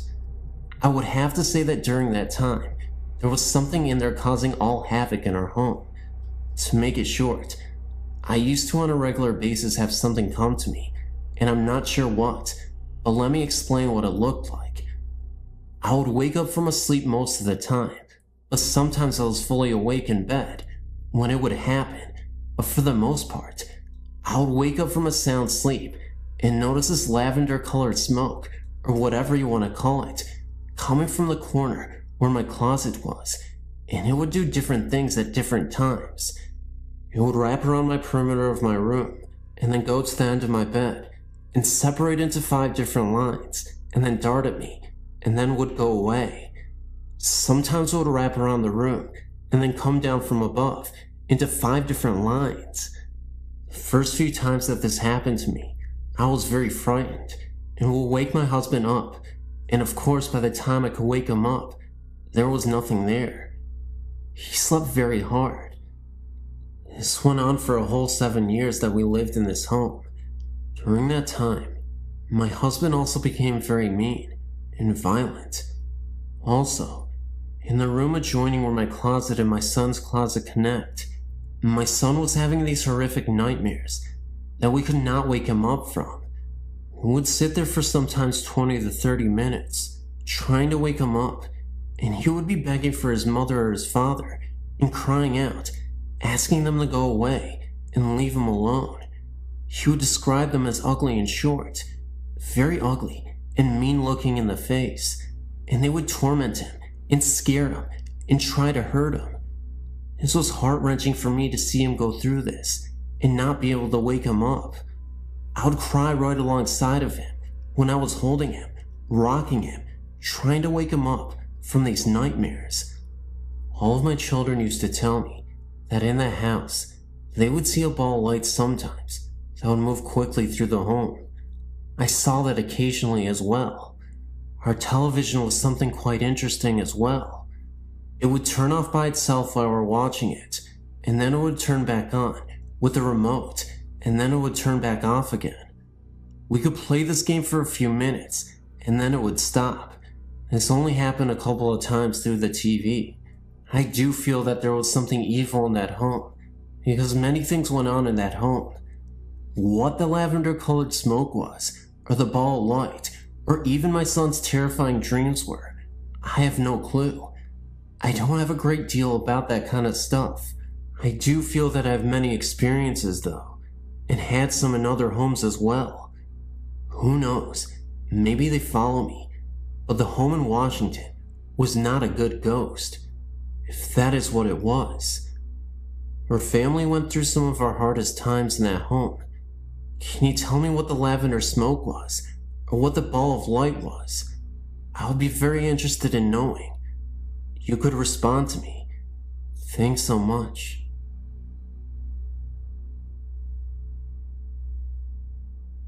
I'm from the Southern California area, so here's how it goes. I was born in the Los Angeles area, but my parents bought a brand new home in the Orange County area.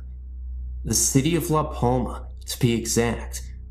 The house was located on some ranch of some sort, because our backyard faced a very large open but fenced field, with some cattle roaming around in it.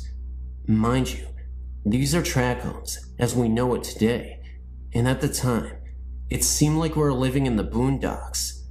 I mean, looking back at it now, it was a rather very lonely area, but it all had these new tract homes. You know, one supermarket, one library, one hospital, fire station, and police station. You get the idea. What the funny thing was, we were only 4 blocks west of Knott's Berry Farm. That is, if you stand at the main entrance, as you get closer to the park. Anyway, the house was well built, new carpet, plumbing, the whole works with upgrades.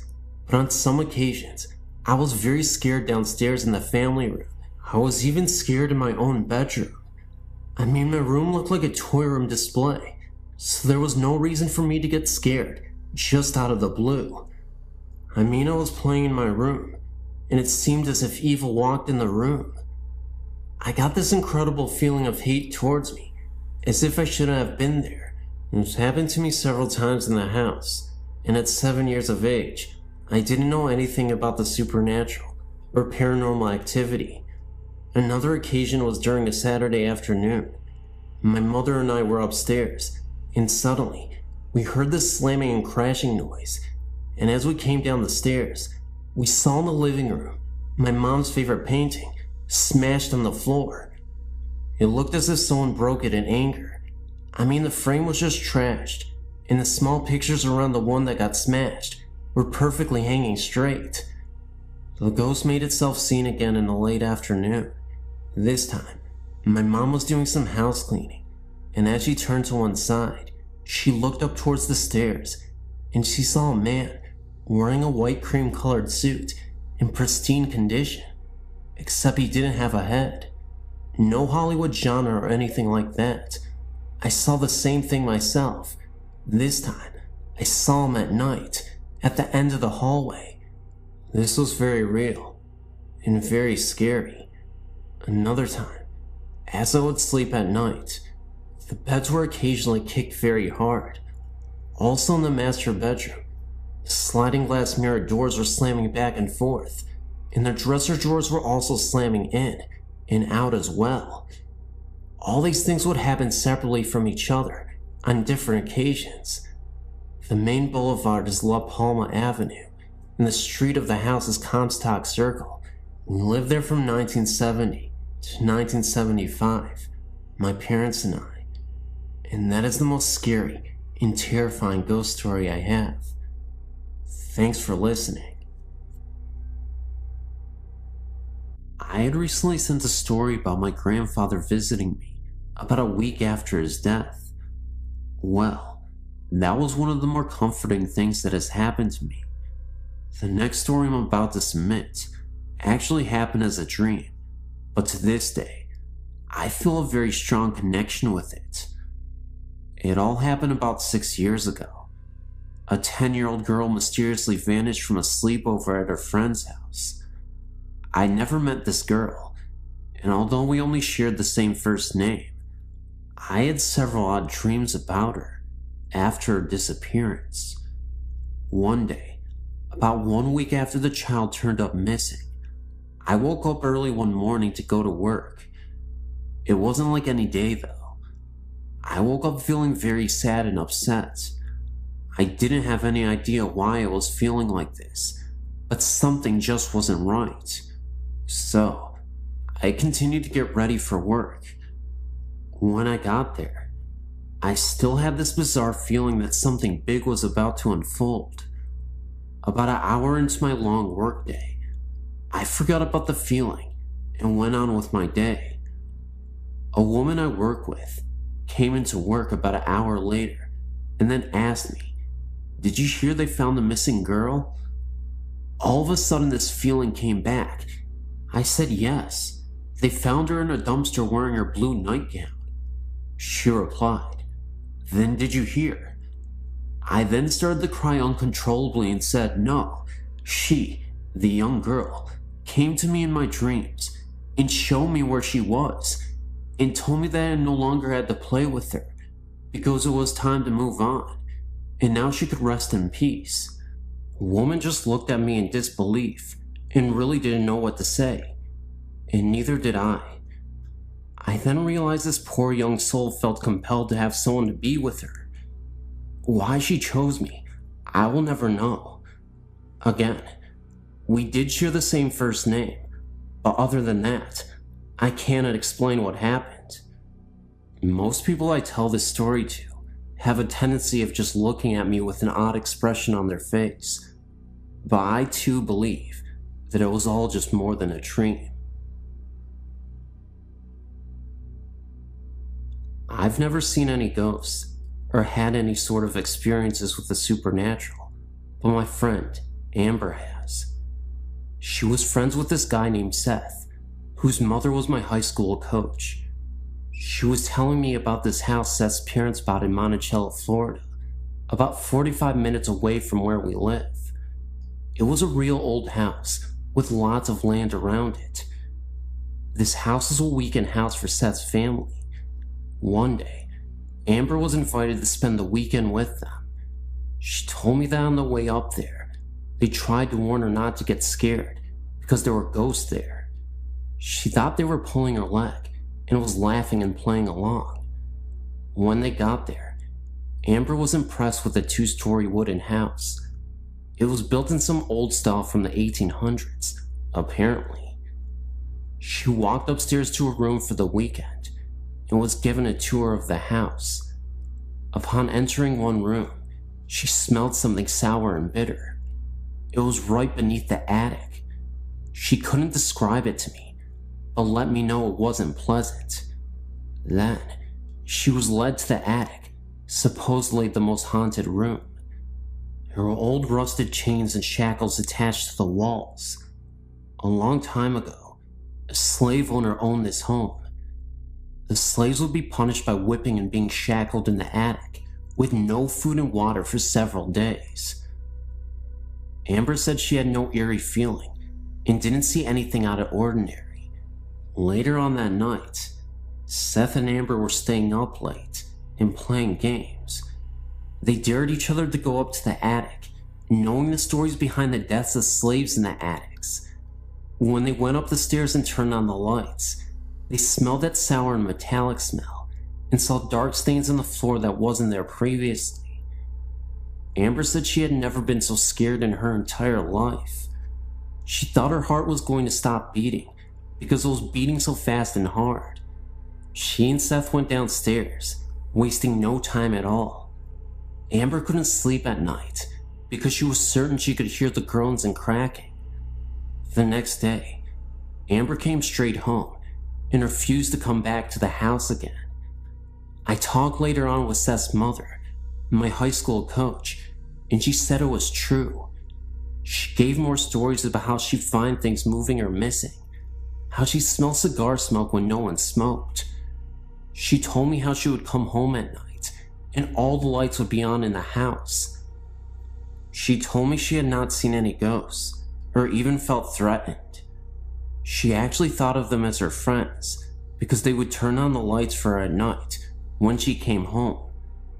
I wouldn't be able to stand it. Weird, huh?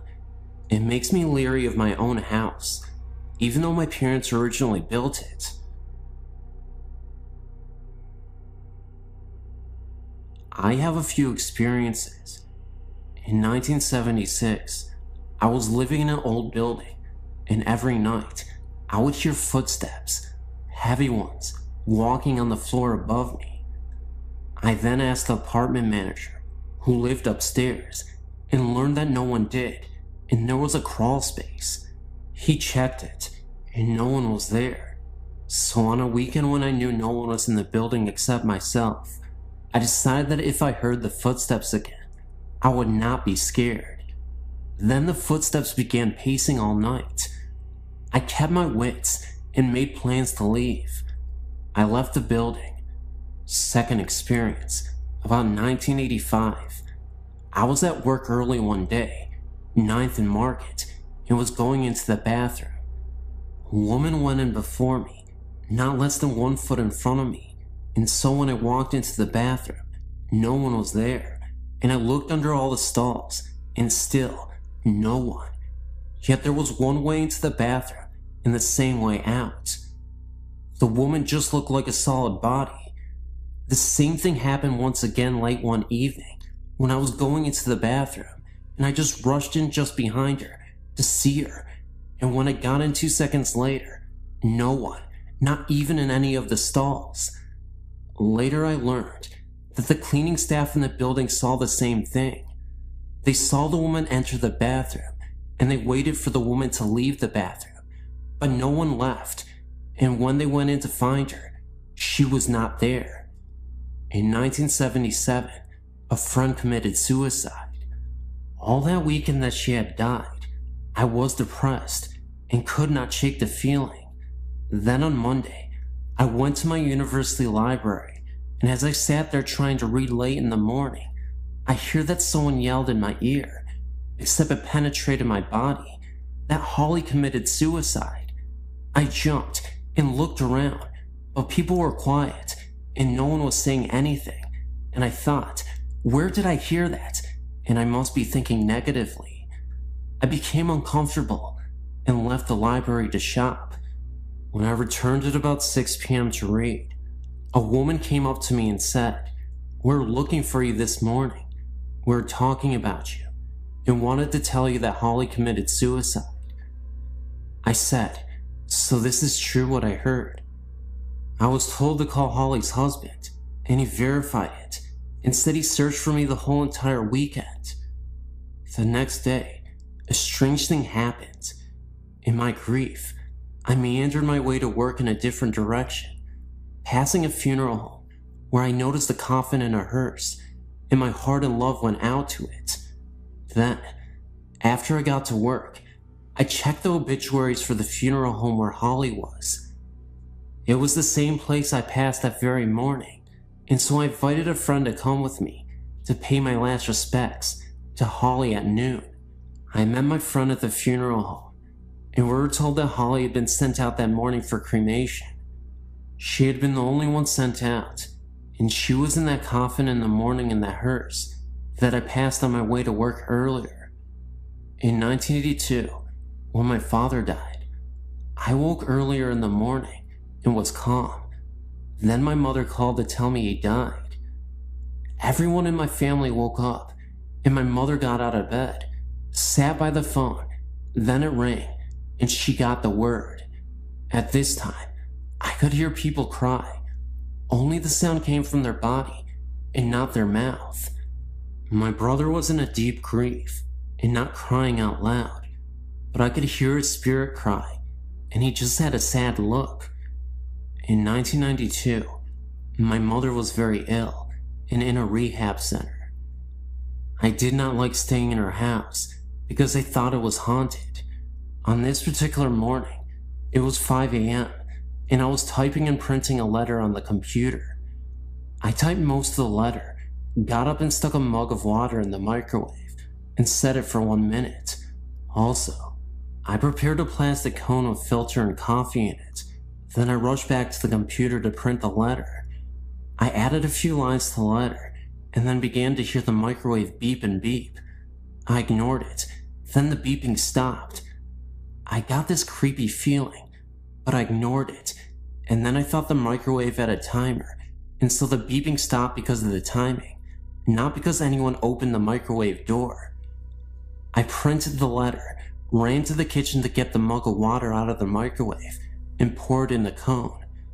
I found instead that the mug had been taken out of the microwave, and the coffee was made, waiting for me on the ledge of the kitchen counter. Yet I know I did not get up from the computer to make it, because I made a conscious decision to ignore the microwave and finish my letter. My mind worked overtime to figure it out. I grabbed the letter and left the house that morning, and told whatever did that it was taking the coffee. I didn't really appreciate it. Other things happened, like the rustling of papers when I was trying to sleep, etc., and I had to leave the house. Sometimes, I've heard other people think that they were not directing their thoughts to me, as what happens with schizophrenics. Enough for now.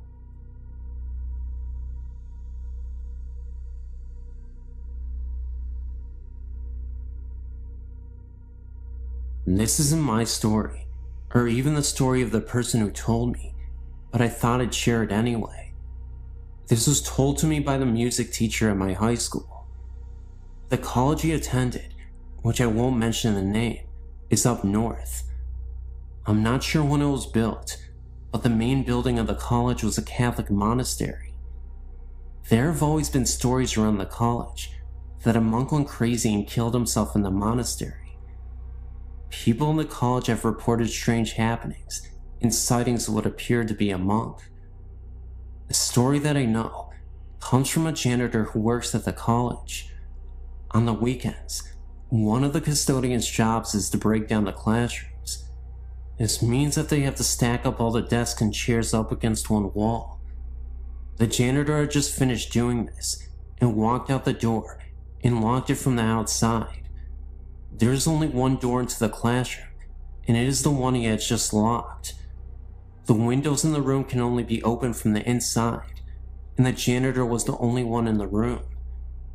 As he turned to walk away from the door, he hears loud crashing and banging coming from inside the room. He immediately unlocks the door and steps inside. What he finds is that all the desks and chairs have been thrown all around the room.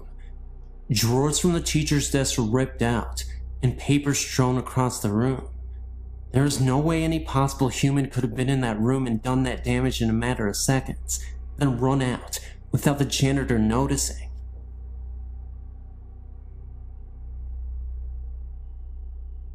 As I was reading your website, I was recalling my own happenings. None were ever harmful to me, but I do sleep with the light on most of the time.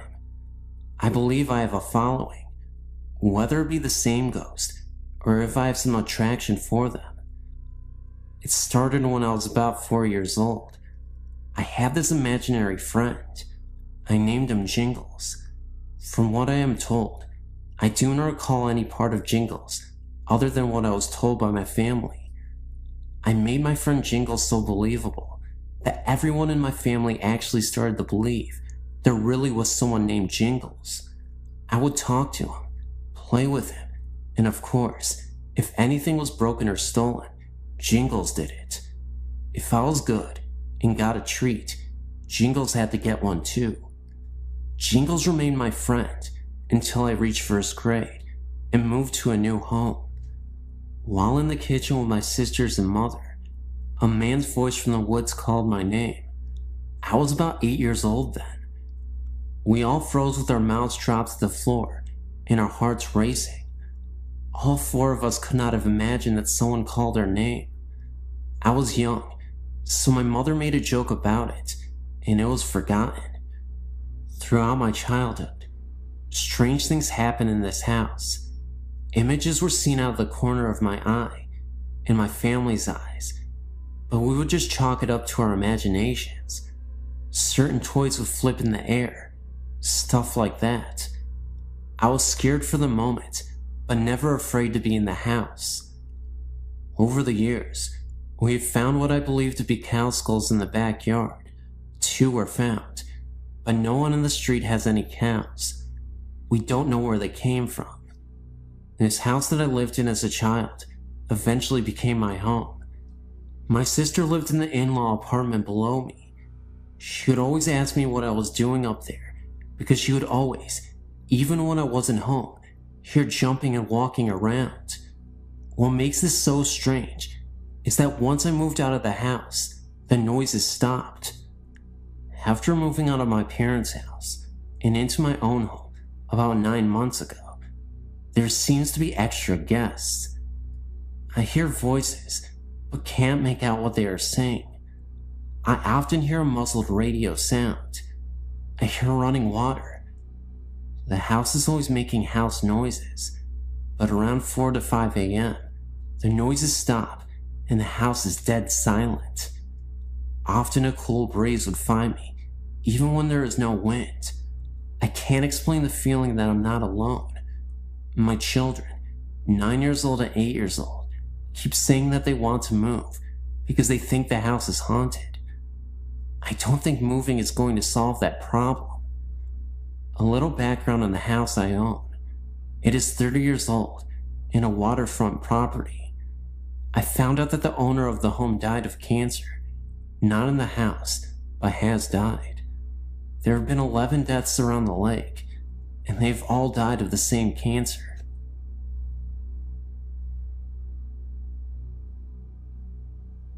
When I was 9, my grandfather died in the dining room of his house. It was not unexpected. He had been very ill and was bedridden. Shortly after his death, we moved in with my grandmother due to the fact that she was also ill. She was a very unhappy and hateful person. She blamed all life's injustices on my late grandfather and hated him for dying. After we had moved in with her, we realized how serious her illness was and took her to the doctor. She had Alzheimer's. As her illness progressed, my parents could no longer take care of her, so they placed her in a nursing home. Big mistake. She transferred all of her anger from my late grandfather onto my father. During the last stages of her illness, she would repeatedly tell us that she did not want to be buried near my grandfather, that she had spent all of her living years with him, and she did not want to spend eternity next to him. Well, as fate would have it, my grandmother passed away. Funds were tight, and we not only had to bury with my grandfather, but her casket was placed on top of his. We had no other choice, because all of the extra money we had for her funeral was used to care for her in the home. Anyway, on with the story. After my grandmother's death, strange things began to happen. During dinner, the back door would just fly open, or at night, the sheet would be tucked around my body while I slept. We always made jokes that say that grandfather was home, or he was looking in on us. Then, things took a turn for the worse. One night, my father awoke to the sensation of his legs being pressed into the waterbed mattress. Once he was fully awake, he realized he could not move, and whatever was pressing him into the mattress was continuing up his body. He glanced over to get my mother's attention, but could not speak. This entity was now cutting off his breathing. Finally, he thought, "Mom, I am sorry. I had nowhere else to put you." And then it all stopped, as fast as it started. The next morning at breakfast was when Dad told us about his experience. The next night I had a similar experience, but chalked it up to dreaming. I figured that I heard my dad telling us about his experience, and that I was just dreaming based on that. Now, let's jump ahead 9 years. I'm married, and have just given birth to my first son.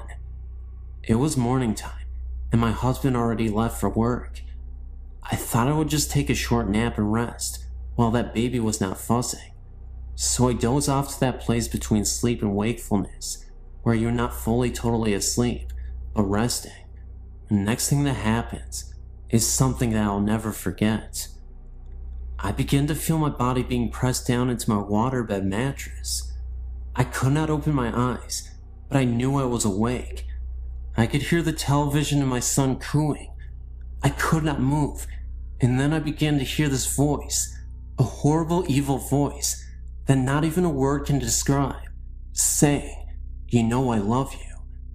This went on for what seemed like an eternity, but was only probably about 2 minutes. Then, in my mind, I thought, "Dear God, what is my baby seeing?" And just as quickly as it started, it stopped. I've not had many experiences since then, and that was just 2 years ago. My question is, was it my angry grandmother or something else? If anyone has any suggestions, please email me. I'm on your website because my boyfriend runs a theater in downtown New York City and has otherworldly occupants. The building has been around since 1897 and was a school until 1978, where a fire killed a little girl. Now, it's an arts community with theaters and artists that occupy the studios and occupy the whole of the building. My boyfriend and a couple other people who run the theater have seen and heard things. I myself have felt the cold associated with presence in a particular room. All my hair stood up on end, and in my gut, I felt we needed to leave the room. These are 2 particular events which solidify my suspicions. I got a call from my boyfriend one night to tell me he was coming home early. In the background, I heard male laughter, like someone was playing a joke on him and really enjoying it. I thought nothing of it. He works with a couple guys down at the theater. When he came home, he told me he had been dumping the evening's garbage. The dumpster is at the bottom of the stairs on the north side of the school. As he was going down the stairs, he saw a figure cut across the room at the bottom of the stairs. He called out, thinking it was the building's handyman. No answer. He reached the bottom of the stairs and deposited the garbage bag and headed back up the stairs to get the other bag of garbage. At that moment is when he heard what sounded like someone dragging the bag he had just deposited. He stopped, turned and called out. The noise stopped. He dismissed it and brought the other bag down. He headed back up, and the same thing happened. This time he did not go back down, but instead called to tell me he was on his way uptown. Later that night, in bed, he told me what had happened. I asked him who was with him when he called me, and he said he was alone. All my hair stood on end. "Who was that laughing then?" I asked. He said he was alone when he called. I think he thought it was my imagination or a bad connection, but now I know what I heard. Now last night, I was at the theater, some fashion show going on there. My boyfriend tells me what happened the night before. He'd spent the night at the theater in a pull-out mattress the guys kept there for late night work. It was around midnight, and he was not asleep. He was staring up at the ceiling, rethinking his day. He heard his name called out. Then the door to the office slowly closed, as if someone was closing it from behind. He responded and peeked out to his desk to see if somehow a cat had found its way into the building, which is ludicrous. One doesn't see cats around there. And of course, he found nothing. All the windows were closed, so no breeze blew in. He said he then heard what sounded like whispering outside the office door. Lots of whispering, stage whisper, of gibberish with some strong hissing sounds, almost like a snake. He called out again and banged on the door. He went back into the adjoining office and went towards the door. He then felt a cold coming in from under the door. He placed his hand in the crack at the bottom of the door and felt no breeze. Then, a scratching sound, fast repetitions, like a dog scratching to get in, started. This was too much for him. He packed up and calmly walked out. He said he was a little afraid to walk back once he left the theater office, afraid of what he might see. I think being a theater, and many actors who loved the space left parts of them when they died. The founder died of leukemia and loved and lived for this theater company. The little girl who died in the fire also stands my hair on end.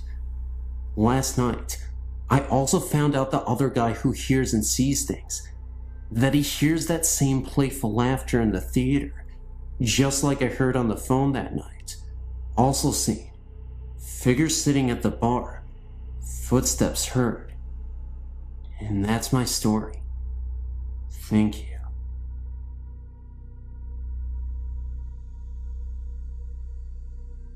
Hello. I'm writing about a few experiences I had at my home. The home is called Edgefield Manor. First, I want you to know that this may sound like the classic haunting in a big old mansion. Well, believe me, what lives in this house is no Casper. I moved in the fall of '86. The estate is huge, gardens and rooms upon rooms. It was originally going to be condemned. Well, anyway, here's a couple of my experiences. One day, I was in one of the parlors. I got up to turn the light on, and as soon as I did that and turned around, I saw a whitish figure glide across the other hallway. Another thing there is poltergeist activity. Explain this to me. The home has a ballroom. I went inside like usual.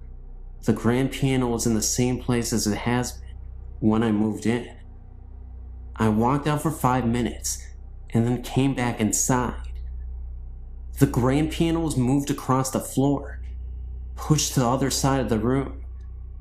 No indication of any noise. It was just moved. There are many others, and I have pictures. If you want more stories or pictures, just email me.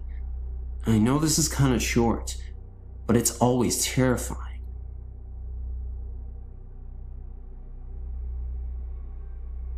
Hi, my story begins in Maine. Our family owns a cottage in Castine. We go there every year. We're going next week, actually. The house belonged to my great-grandfather. The house dates back to the Revolutionary War times. People have died on the front lawn. The house is a 3-floor tower. This is a story about a crazy lady who used to live in that house. She used to scream out of the tower at people. Well, I think I saw her in the tower one night. When my great-grandfather lived in the house, he claimed that he saw it a few times when he would read on his rocking chair in the living room. He said it would walk in front of him. 3 other people in my family saw the same thing. I never heard the story about the crazy lady until I brought up my experience to my parents after we got back from vacation. The funny thing was, this ghost, it was wearing a maiden's outfit. When my dad told my grandfather, he said that I experienced it exactly as he saw it. I've never heard the story until I saw it. I am no liar.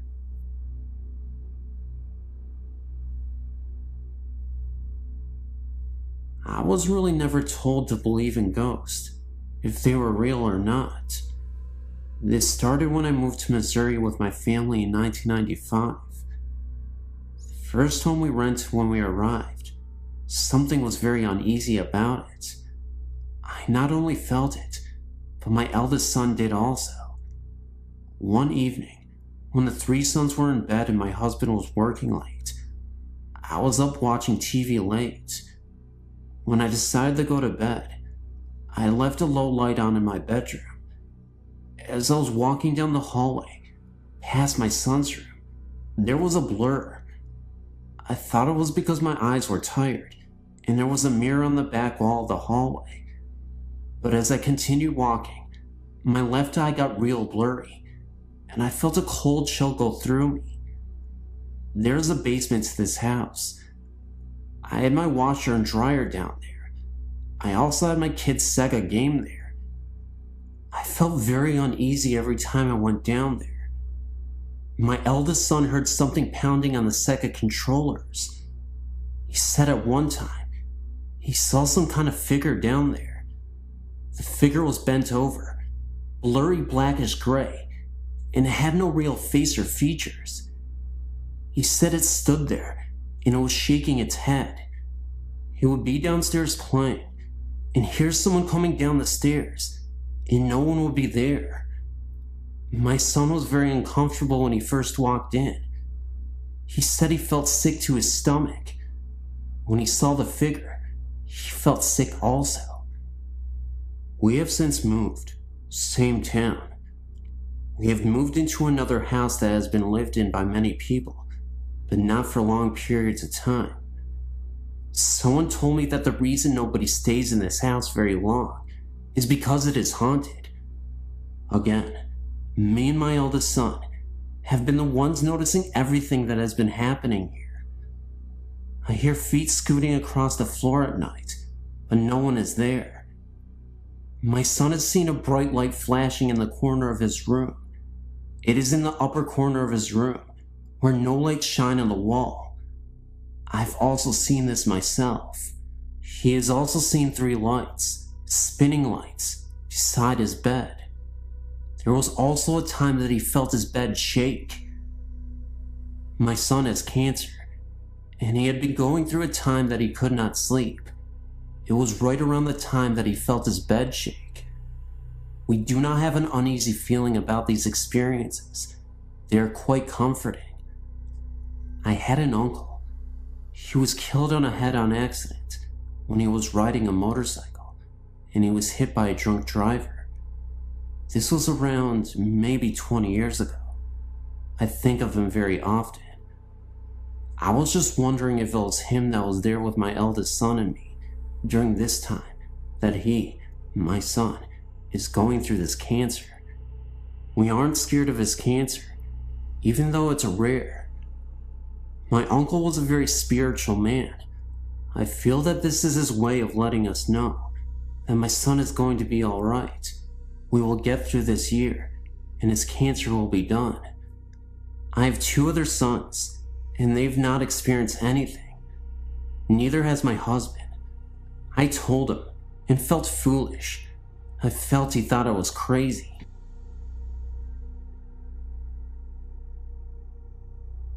To start my story, I've had these experiences for a good part of my life. It started long before I was born, in a house that has been in my family for almost a century. My oldest brother Mike, he was around 3 when he saw the presence of my great-grandmother in a corner in the attic during a visit to see our grandmother. This house is an old 2-family home with a basement and an old apartment attic that had been dismantled in the 50s. My family moved into the house in the late 80s. Since the house has been in my family for almost 100 years, the house has seen many losses, and a lot has occurred inside the home. The attic had a very high spooky factor to it, I guess you would say. The house had a very spooky feeling to it all over. A lot of 2-family houses, built in the 1900s, in the New England area, I've been told had a door that led into the living room. The door was for coffins to be wheeled into the living room, so the wakes could be done in the home. Knowing this always freaked me out. The doorway had been covered decades before my family moved in, but the eerie outline was still there, on the living room wall. Now that I give you a feel of my old home, I'll explain my happenings. I lived in the house for 10 years. I have 3 older brothers. My oldest brother, Mike, heard and saw a lot happen in the house. He didn't always tell the rest of us, for I guess reasons of his own. I started having things happen 7 years after we moved in. When I was younger, I thought they were just nightmares. June of '96 for my birthday, I received a dog. August of that summer, my parents were staying in our summer home, and my brothers and I were home. My oldest brother Mike and I were lying on my mother's bed when all of a sudden, my dog went wild. She went from a dog that never barked or growled into an attack dog. She started barking and growling at the wall, and when we pushed her towards the wall, she cried and whimpered and shifted herself back towards us. I, being brave, stood in front of the wall and tried to beckon her towards me. She just barked and kept at her growling. My brother Mike and I were convinced we weren't the only two watching TV and left the room. My brother and I kept what happened to ourselves, and later that night, my brother Joe came home and slept in my mother's room. I slept in the living room, and my brother Tom was watching TV in the room with me. At 4 a.m., Joe and I heard my mother's sliding bedroom door open and shut 3 or 4 times. The dog started going nuts again, and Tom jumped up and ran to see what was going on. Joe sat straight up in bed, terrified by what he had seen. That night, 3 of us slept in the living room. Mike and Joe and I have heard voices of 2 men talking to one another. I've heard the doors open and shut, and when I went to see who it was, no one was there. Mike, he once saw what he thought was Joe. Joe looks just like my uncle, who had died in the house. Mike said hello to the figure and went to his room. When he came out of the room to talk to what he thought was Joe, the figure was gone.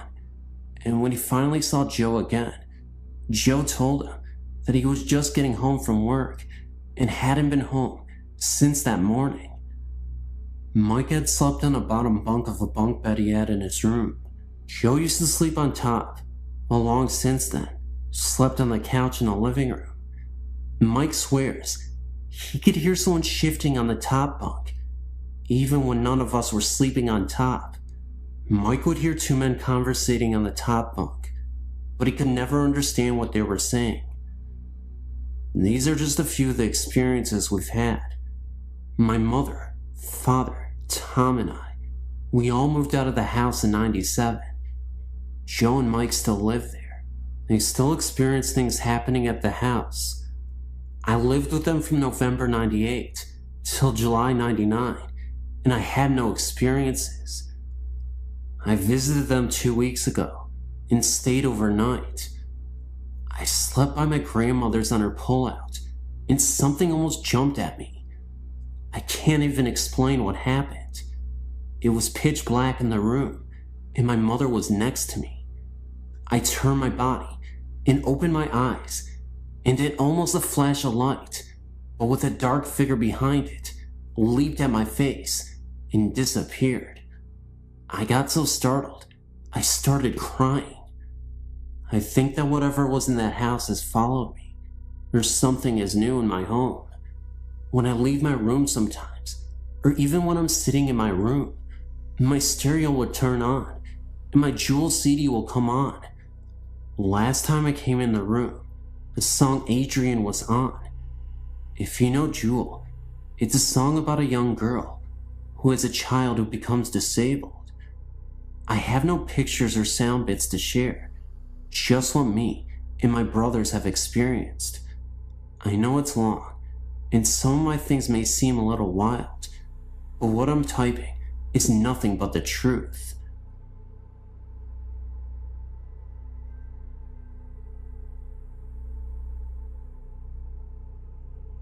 I don't really know where to begin with my story.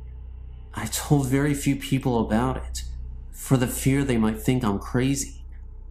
I'm glad to have found a place where I can talk about it freely. I'm 26 now, and have not experienced anything like this since I was a small child, but it changed my life forever. When I was around the age of 3, I was still sleeping with my mom and dad. There were several things that happened around this time. I'll start with the worst first. One morning, I'd just woken up, and I turned over like I always did. But this morning, I saw the most horrifying sight that no 3-year-old should have seen. Laying next to me was this terrifying demon. I know it was a demon because of its eyes. It had a human form of a woman and was nude. It was about 10 feet tall, had thin bony fingers, and the darkest eyes. It was like you could almost see through them. You could just feel the pure evil. It had the most wicked smile on its face, like it was taunting me. I stared at it for a few seconds, and then turned back, hoping I was dreaming. Then, I felt the bony finger poking me in the back, as if to say, "Hey, you." I turned back over, and it was still there, grinning that sickening grin. I watched it get up to go to the window, which was closed and about 20 feet off the ground. It turned and gave me one last grin and went out the window. It was also around this time that I awoke one night to see 3 demons. They seemed to be like children. They were standing in the doorway, laughing the kind of laughter like I've never heard before. This was the same room where I'd seen the other one. At the age of about 7, I awoke one night to see a Grim Reaper standing by my bed. Needless to say, these things have disturbed me all my life.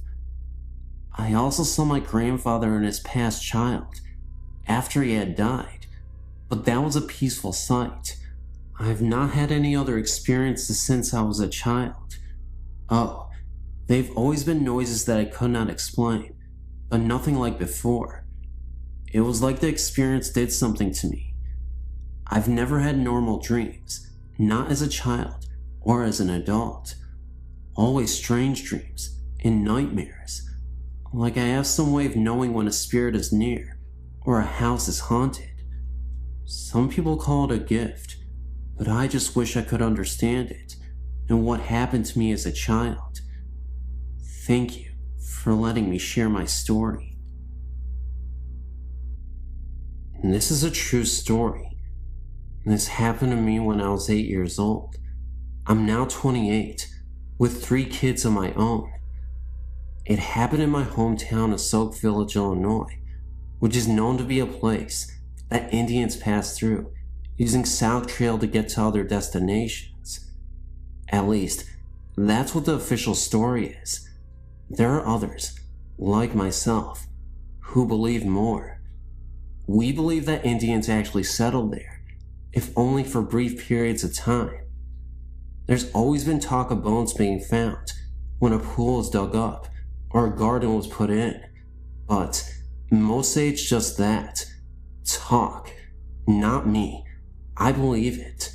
I also not only believe, but know that the ground the Soak Village is residing on is sour, cursed, beyond anybody's wildest dreams. And I have many stories to support that belief. But for now, I will start with my first story of proof. It was a cold, normal night in the season of autumn, cold enough to keep you inside your house and snuggled under a blanket. I was doing exactly that. An 8-year-old can only do so much during these times, and I chose to do my homework so I could read later. I'd been listening to a Rick Springfield album on 8-track. I was playing it on my 2XL robot toy. This was a toy that you could put 8-track cartridges in that was made by the company to be a sort of trivia game. You'd play the cartridge, and it would ask you questions and tell you jokes. It had 2 big red robot eyes that flashed red when you were correct. It had 3 buttons you could push to answer your questions. 2XL could also play normal 8-track music, and of course, its red robot eyes flashed in time with the music. So it was doing exactly just that on that cold autumn night, flashing its eyes to Rick Springfield, and I was quite contented. My bedroom was on the second floor of my house and faced north, along with my bed. I had a window north of me and east of me. Of course, it was dark outside, but it was so warm inside and so very comforting. Every now and again, I'd look up from my homework and just look out into the darkness. No reason. It was just something I did. Well, this was the last time I ever did that again in that house. As I was sitting there, all of a sudden, I felt instantly cold, and every single hair in my body was raised. My blood felt like it had ran cold and decided to just stop pumping through my body. My heart was racing. I was perfectly terrified, and I didn't even know why. Yet, my 2XL was suddenly stuck, and it kept playing the same verse from Rick over and over. Hole in my heart. And its eyes weren't flashing anymore. No, they were just burning, bright red, blood red. Then I felt this magnetic pull, like something was pulling me to my right. I turned my right head and looked out the east window and saw something that haunted me for the rest of my life. Sitting just barely outside my window, levitating, was the most horrifying image I'll ever see in my life. A creature about 2 feet tall, but sitting Indian style. His skin was snowy white, and you could see the outlines of his bones because he was that skinny. He wore some sort of white cloth draped sideways on his body. This is why I later named him Gandhi Monster. My young mind thought his skinny body and his white cloth looked like the real Gandhi's did. This creature's head was too big for his body. His two horrible, big dark eyes were piercing my soul as he stared at me. He opened his mouth and grinned a grin at me that haunted my dreams for years. His mouth was full of long, snarly, razor-sharp looking teeth, dripping with blood. I don't know how a mouth could fit so many nasty teeth into it, but it did. I watched as the blood dripped from his teeth and slid down his chin and onto his white cloth diaper shorts. He raised his hands and reached for me. The fingernails were at least 4 inches long, gnarled looking, and sharpened to points, also dripping with blood. I wanted to scream. I wanted to run, but I was locked into place by his piercing eyes. I couldn't breathe. I felt as if my brain was being scrambled and my soul was being raped. His grin became larger, and he opened his mouth wider. He kept looking at me as if he knew me, as if he had been waiting for me.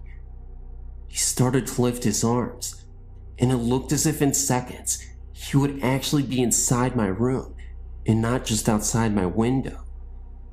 All traces of reason disappeared, and my mind snapped. I still don't know how I did it, but I managed to tear my gaze away and leap off the bed and out my bedroom door, screaming with every inch of my soul, all in like 2 seconds. I could feel him pulling me. I could feel that horrible stare penetrating my back as I screamed down the hallway to my mother. Of course, when her and my father and younger brother came back, it was gone. But they knew I saw something, and they did not try to tell me it was my imagination. They comforted me and taped up all the windows in my room. They actually had to pull down all the shades and seal all sides with duct tape. I couldn't even sleep in that room for almost a year. My brother even remembers coming into the room with my parents afterwards.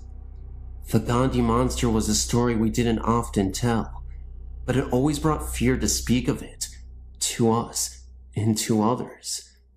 My parents never spoke of it again either. As I grew up, I tried to face my fear and sleep in that room, but never did I sleep with my back to a window, Never. 18 years later, I moved to Florida with my own little family, and I found peace within myself. But I'll never manage to forget that creature, and I'll never sleep or sit with my back to a window, and I will never forget the one thing I heard it say to me in my mind as I was running out of my bedroom door. Someday, I'm coming back.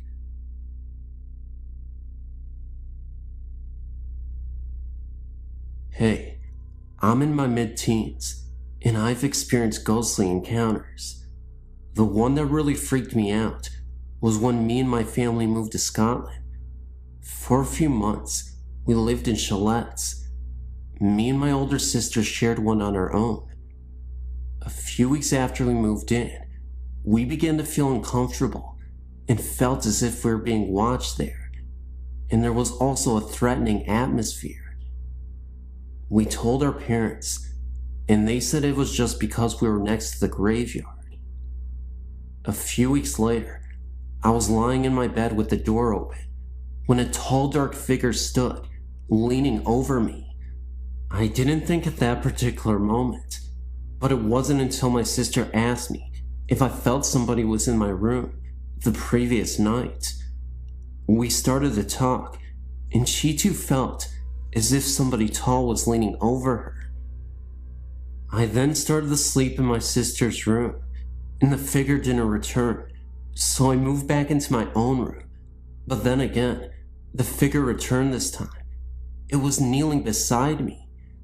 The next morning I told my sister, and again, she felt the presence of a tall man. Our dad told us that the large house next to us was where the Vikers used to stay until the house was sold. One night, my mom came in, and she was holding 2 necklaces with crosses on it. Me and my sister aren't religious, so her mom thought it had something to do with that. So we went to bed, holding the crosses. That night, it was very uncomfortable in both rooms. After that, we haven't felt the presence of the tall man. The figure that visited did so on a few occasions. Each time, it felt as though it was getting closer and more angry. When the crosses were given to us that night, the figure seemed very angry. Its face was literally pressed into mine, and it felt as if he was gritting his teeth at me. My sister also had this very uncomfortable, menacing figure who was pressed into her face. All you could do was hide under the guilt, closing your eyes really tight, and hope you'd fall asleep quick. Since that last visit, nothing has returned, and we've since moved then, and nothing. We don't even use the crosses anymore. Other things that we didn't think of as being connected at the time now do seem connected, such as the chalet that mom and dad were in, although the same, was different in feeling. Because mom and dad's chalets always had a comfy feeling, yet ours didn't. Whether it was because there was just me and my sister alone in there, and it was our imaginations or not, we don't know. Although in mom's and dad's chalet, there was only one more person over there. From the moment we stepped into the chalet, it was always cold, even with the heaters on. Plus, there was often a bad smell wafting around, a lot like fish, rotten. This was only in my bedroom, possibly me, my sister says. Also in my room, there was a strange noise of scratching, as if someone was sketching or writing. This noise accompanied the presence of another figure, smaller in stature and of the female sex. My sister also felt the smaller presence, but not the noise. She only came once, very different, not menacing, quiet in nature, and much older. She was almost a comfort, but it's still not nice to be watched over at night by ghostly figures. It's strange, because we didn't actually see anything, yet you get so much from these feelings, the sex, age, angry, happy, etc. Plus, we get almost exactly the same feelings, But is it just our imagination? Are we certifiably insane? Are we demented? No, we definitely feel we had a visitor. Previous to this experience, my sister had not really believed in it, ghostly visits and such, but now, I think she has had a change of mind. Me, myself, I've always believed. My mom's granddad often visits, a kind presence, bringing good luck, such as when she was having problems. He visits to let us know everything will be okay. He often visited when we were babies, watching over our cots. Our dad also saw what appeared to be him. Whenever he visits, we know him by the distinct smell of putty. He used to repair windows. So really, we are used to the visits, although my sister had never experienced any until now. Unfortunately, it wasn't a happy experience, one not to forget.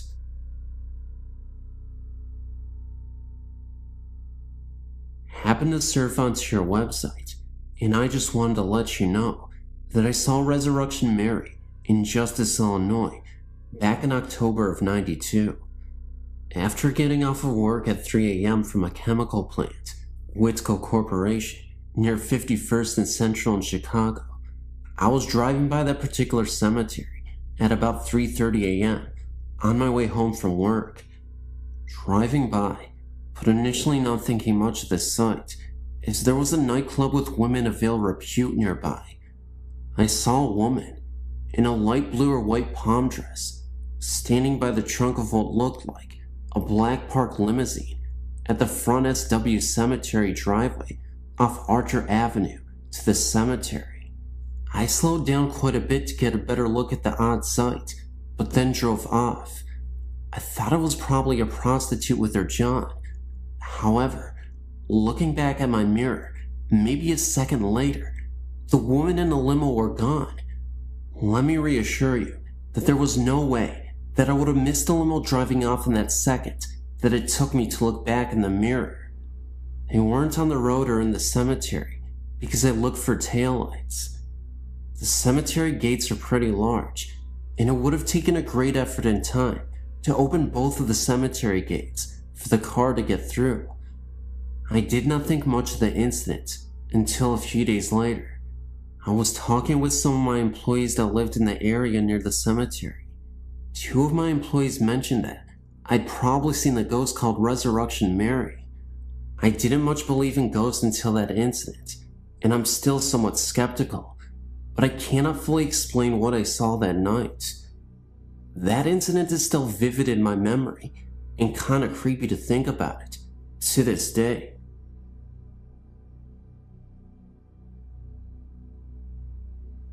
Ever since I can remember, I've always had an interest in ghost stories. That is why I'm writing you this letter. No, I don't have a ghost in my house. A friend of mine told me about this place at least 10 months ago. I was so amazed at this story, I asked if he would take me to this place. No one really ever goes there. I guess because it's so creepy and dark looking at night, but during the day, it is okay. Nothing strange happens. Well, first, before I tell you more about this place, let me tell you the story of why it is so unusual. The city is called Lake Forest, California, and they call it Canyon Creek, I guess, because it is nothing but canyon and wide open spaces of nothing but rocks and wildlife. The story goes back 30 years ago of a lady who was in her 40s. Nobody knew what her name was. She lived alone with her 2 Great Dane dogs. She was very rich and owned all of the canyon, which is like miles and miles of land. This lady never married and had no children. It was just her dogs and herself. She lived in this trailer park home, and it was not a pretty house by any stretch of the imagination. Well, about 6 years later, the story goes that a police officer got a call about the lady and her dogs. The officer went to the lady's home and knocked at the door, and no one answered. The officer ended up breaking down the door and what he found next was horrifying. It is said that the officer found the lady dead. Nothing was left but her decaying body, and her bones were visible. Worst of all, laying right next to her were her dogs. They had both died as well. Now, on to the paranormal part. People who have never been to this place don't know what to expect if they come into this place. It's unpredictable. Sometimes, when you go back to the area where she passed, you'll notice paranormal phenomena. Other times, you won't. A man was driving alone on the canyon by himself one night, and the story goes that he saw the presence of the lady standing at the side of the road with their 2 dogs. The man did not stop at all to give the lady a ride. He just kept going. This other story was told by my friend. My friend told me that his ex-girlfriend and her boyfriend went up there one night to check it out. They stopped where the lady's house was. They were only there about 15 minutes away when they were just talking and listening to music. Then, all of a sudden, they heard a knock on the side door of the driver's seat. They both turned to look, and they saw the lady standing there, knocking on the window. She was dressed in all white and covered in blood. They also saw the dogs nearby as well, far off into the distance, appearing as silhouettes. They sat there in shock for 3 minutes, horrified by what they just saw. For some reason, the lady was still knocking at the driver's side of the window, but in reality, it was really not that long. They both said that she must have been there about 40 seconds. After that, my friend said they never returned back there. That was not the only story that happened to anyone. There are far more. What I would like to know is, who is this lady and why is she doing this?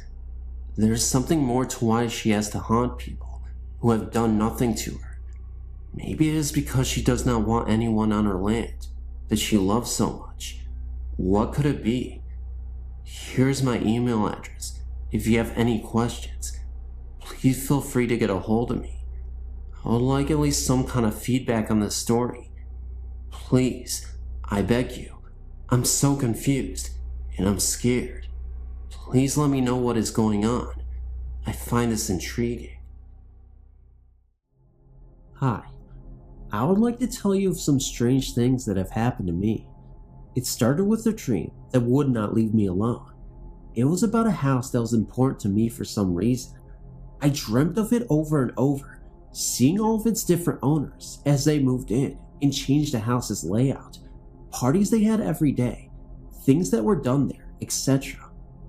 One early owner was an older female that did not like being there. I wondered about this house for years until I moved to my recent address and ran across the house on a drive. I was angry because they had moved my garden and replaced it with a pool. I was surprised by this feeling. Why did I feel angry about that?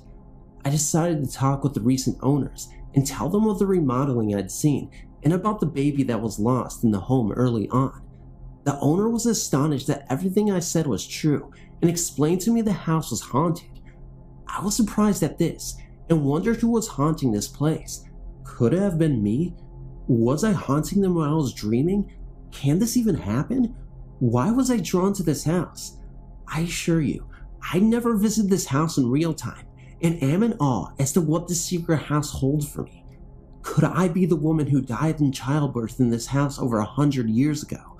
Also, the woman who I spoke of earlier who did not want me in the house, she turned out to be the original owner's second wife. The first died in childbirth. Please write back with any insight you may have on this subject. I've not dreamt of the house since finding it. Thank you.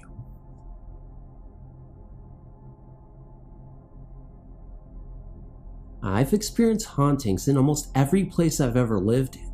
That's probably because my mother never sees ghosts, but loves old-fashioned houses. The first house I grew up in was a single-level 2-bedroom with a basement. When you passed inside the front door, you came upon a hallway with 4 doors. First my parents' bedroom door, then the bathroom door, then the basement door, then the door to the bedroom that I shared with my brother. When I was little, I was always the first one awake. I would walk into the hallway to go to the bathroom. Once, I saw a carved wooden chair with big wheels, one on each side, sitting right outside my parents' bedroom. Normally, I would have lost no time in climbing all over this new piece of furniture, but this one, for no apparent reason, made the hair stand up on the back of my neck. I ran back into my room and slammed the door. Later that day, I asked my father to please get rid of the big wooden chair in the hallway. Thinking I was playing a game, he said there weren't any chairs in the hallway, but if he ever saw one, he'd be sure to move it. I didn't see the chair again for almost 6 years. When I saw it the next time, I was sitting in the exact same place as before. I was older now, but wasn't quite so afraid, so I came closer. The chair was battered and scarred this time. Part of the back corner had been broken off, and the seat was yellowed. It smelled like very old, musty leather. I still couldn't bring myself to actually touch the chair, but I managed to go to the bathroom anyway. While I was brushing my teeth, I heard a metallic crush in the basement. I figured my dad was downstairs trying to fix the furnace again. It was October after all, but that was odd, since I hadn't heard him go down there, but maybe he was up there before me. When I came back out, the chair was gone. I went to the fridge and poured myself some juice. My mother came into the kitchen in her nightrobe, and I asked her if Dad had gotten the furnace fixed yet. She said no, but he'd probably try once again. He got out of bed. I said he's already up. I heard him in the basement. She told me, "You mean that loud noise? I heard it too. It woke me up. Your dad's still in bed. Go downstairs. Maybe a stray got into the basement last night." And so, I went. The basement was very cold, colder than usual, even for an October morning. I searched the entire area. Not too difficult since it was just a big, concrete floor. Not much on it except for shelves of canned goods. But I didn't find any signs of an animal being there. No droppings, claw marks, paw prints, or jars of food broken. There was no animal smell either. I thought for a moment. The crash I heard was too loud to be just any animal, unless something had been knocked over, and everything appeared to be in its usual place. That wasn't the first time we had heard strange noises coming from the basement either. They normally happened around winter or late fall, and the noises always sound like metal clanking, like someone banging a shovel against a wall. The sounds would come at night or early morning, and one week, they got so bad that we had to move into the living room just to get some sleep. I didn't put two and two together until many years later, when I was a teenager. Mother finally told me a story of how they bought the house. It had been cheap to buy because a man had fallen to his death down the basement stairs a few years prior to Dad buying the place. The man was fairly wealthy and had the house built, 1 story high, to accommodate his special needs because he was in a wheelchair. I told my mother about the chair I'd seen in the hallway twice before. Chair with wheels. I was too little to have seen a wheelchair, and she told me what her next door neighbor had told her, that when the man had died, he was sitting in the hallway while the nurse ran a bathroom and the basement door opened, or had been left opened, who knows. The man was a miser, according to neighbors, and probably didn't want a draft coming into the house, so he wheeled himself over to shut the door. One of the wheels accidentally went over the edge, somehow, and the poor guy fell down the stairs and split his head open. There were still bloodstains at the bottom of the stairway. My brother and I always just assumed it was just red old paint. The nurse called out for him to come and take his bath, and heard him flailing around downstairs, trying to get back into his chair. Mom and Dad never told me or my brother. I guess they didn't want us to grow up nervous or jittery. The ghost, if that's what it was never really mean. I guess he just wanted his wheelchair back. I live in Spartansburg, South Carolina. I live fairly close to the Cowpens battlefield area. I'm going to tell you about one of the times I went there. A couple of weeks ago, I visited the battlefield for a picnic.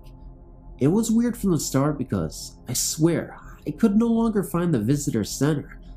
The asphalt roads had been replaced with dirt roads. In the clearing, where concerts are held, was all covered with trees and bushes. When I finally found my way to the area where the big cavalry battle was fought, I began to feel an eerie presence like I was being watched. I turned around to find a bush shaking furiously. From the bush, a big flash quickly followed by the sound of a loud bang erupted. I quickly turned to see who or what was shooting at. In the clearing, a good 50 yards away, a blue cavalry rider, surely American, stood with a traditional 17th century revolutionary uniform on, and before my eyes, he vanished into thin air. I've not been back since. The story I'm about to relay was told to me by a very reliable friend during my years in college. I had no reason to question the authenticity of his story, since I knew him to be a very level-headed man and was not given to ghost and goblin stories. It appears that his grandfather lived in an old home out in the lonely countryside of North Carolina during the 30s and 40s. He was a farmer by trade and a very religious man. He lived there some years alone, his wife having died of an unusual sickness. I had occasion to visit the area myself, and if you go to this area of North Carolina today, you will still find many cousins and aunts and uncles living very near one another. It was the same way during his grandfather's time where he lived there, very near to his son, my friend's father. In fact, the homes were only 2 miles apart and connected via a dark path that wound through a gloomy forest through which the relative often traveled on visits back and forth. It was always the goal to leave well before sunset. Lamp oil was a precious commodity before and during the war years, and one could not waste it on long trips in the dark. On this particular occasion, my friend's grandfather went to visit the relatives on the other side of the forest. It was Thanksgiving time, and the trees had shed most of their leaves going into winter, and there was a cold chill in the air. The family had a joyous time together, feasting on turkey and all the trimmings. Grandfather was deeply engrossed in all the family time, and no one noticed the sun starting to dip low in the horizon. In fact, too low for the safe journey back through the forest. Even though the members of the family pleaded with him to stay the night, Grandfather shrugged them off. "I have to start out early tomorrow morning for town. My house is closer. I'll be all right." He departed just as the sun disappeared behind the horizon, and everything was bathed in the misty light of twilight. As I said before, Grandfather was a very religious man and wasn't in the least bit intimidated by ghosts and ghouls, so the trek back through the forest, although very dark without a lamp, didn't even cross his mind as being risky. It was a waning moon that evening and cloudy, so there was very little light, and under the eaves of the forest it was even darker. He told his grandson later that even though he knew the trail well, he found himself thrashing around in the underbush on several occasions. He even miscalculated the stream that crossed the path around halfway through the forest and got his feet soaking wet. It had rained through the night before, so the trail itself was muddy and his feet started getting heavy from the mud. It was at about this point in the trail that he felt something, as if something were following him. Never having been on the trail after dark, he explained it away as his imagination. Perhaps another 50 yards down the dark trail, as he recalled, he heard something behind him splash through the creek he had just crossed only moments before. I didn't know what to think of that. Maybe a deer or something that was just spooked down the trail by his passing, he later told his grandson. It sounded like he was in a big hurry, whatever it was. Perhaps it was the uncertainty derived from the extreme darkness. Maybe it was his imagination. But when he heard a twig snap no more than 20 yards behind him only seconds later, he knew it was time to make tracks. His grandfather was in his early 40s at the time and was in excellent physical condition, like many farmers from the years of working with their hands. From his estimation, he was only a half mile from home when he started running, more of a jog than anything, as he recalled. The mud made it tricky work, and his feet were pretty heavy with the thickness of mud clinging to them. But when he broke from the trees and saw the shadow of the house around 100 yards away, he heard whatever it was behind him give out a guttural growl, as if it were exerting itself by pouring on the stream for the final stretch. That was his cue to let loose with full-out run for his life, mud or no mud. He didn't look back. but he heard the beastly thing behind him chugging for air and crashing through the underbush as it too broke into the open. He then thought it might be a cougar or panther because of the snarl. He didn't turn around to find out. He made for the back door that was unlocked and at full speed dove through the door. The door crashed open at the force of his huge frame. He probably slammed it shut with his foot and quickly locked it. No sooner he had gotten to his feet and backed away from the door, perhaps 3-second time lapse, when something hit the door, the force of which shook the house. The center of the door bowed in, and he heard the hinges creak under the stress, but thankfully, as he was to recall later, it held solid. He quickly reached for his gun, and like many hardy folk of his era, leapt at the window just next to the door and aimed his shotgun out at nothing. There was nothing there. Immediately, he went around the house to make sure all the doors and windows were locked. Of course, they were all wide open, but nothing got in that he could find. It didn't rain that night, so the next morning, before he went to town, he went to check out the tracks of the great beast that chased him. To his surprise and dismay, he found none. Nothing to verify his story, that he didn't imagine it, only his word, which was significant since he grew up in an era where a man's word was totally his bond. He rarely told the story because he just figured it was a panther or maybe a bear. He did find it strange that between the time it took him to grab the shotgun and get to the window was less than a second and there was nothing there. He couldn't see anything racing off towards the forest in the decreasing light. What about footprints? Certainly. Something that knocks down trees and crashes into doors with such force should leave tracks.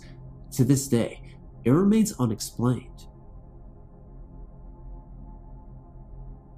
From the time I was 4 until I was about 16, my grandparents lived in a house on Cloverdale Road that had a poltergeist in it. I lived with them for the first 4 years, then moved out with my mother, but even after we moved, I would spend weekends or holidays at my grandparents' house. The happenings were noticed by everyone in the family. My grandfather was the only one who never said anything was out of the ordinary. He's a staunch man of God and kept pictures of Jesus around, and he prayed daily to bless our house and everyone in it. The house had a sunroom that was added on the second floor. Over the front porch, this became my room. This wall between my bedroom and the master bedroom, where my mother slept, was brick and had 2 small windows on either side of the door. I had to walk through a room to get to the upstairs hall, where there was a door leading to the middle room. Always dark, because the only window was 2 feet from the house next door. In the back of the upstairs had a small kitchen over the top of the one on the first floor, and a bathroom at the very back over the top of my grandparents' room on the first floor. The downstairs had a living and dining room combination that was curtained off. The front room was a bedroom, the middle the dining room, and the stairs to the basement went down at the doorway to the kitchen.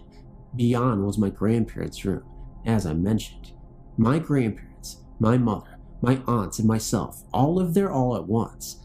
My aunts were teenagers and experimenting with the occult and spirit invocations. I really think this had to do a lot with everything. At their age, they could have understood the consequences of what they were asking. You could clearly hear the footsteps in the middle room, even during the day, and then find out later that my aunt wasn't home. So many things got moved around in Susan's middle room that she put a lock on her door, but it wasn't any of us. We heard walking, someone laying down heavily on the bed, drawers opening and closing, the closet opening and closing, not loud or frightening, just the normal noises Susan would make if she was there. Many times, when I was very young, I'd scamper up the stairs, convinced she was there, and wanting to play with her. When I got there, the door would be locked, and no one would answer me when I knocked. Once I even saw the light was on in her room. It was shining around the door. I called to her and tried to open it, but it went out and the noises stopped. My scalp would tingle with fear, and I'd run crying to my grandmother and tell what happened. Once, when I was about 5 or 6, I got up to the bathroom in the middle of the night. My room was awash with streetlight lamp, but my mother's, with no other windows, was very dark. I had to go slowly, even though I was dying to go into the bathroom, because I didn't want to crash into something and wake her up. When I got there, I was just flushing and was suddenly possessed, no pun intended, with the most abject horror for no apparent reason. I screamed and screamed and screamed. I ran all the way to the bathroom past my mother, who was struggling to get up, into my room and under my blankets. I was trembling and pale and shaking. It woke up the whole house, and it took me hours to calm down and sleep with the light on. I never knew what had set me off, just blind panic.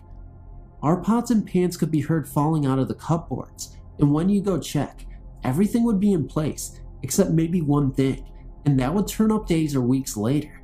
My mother saw a black shadow about 2 to 3 feet high at the foot of her bed when she'd wake up in the middle of the night.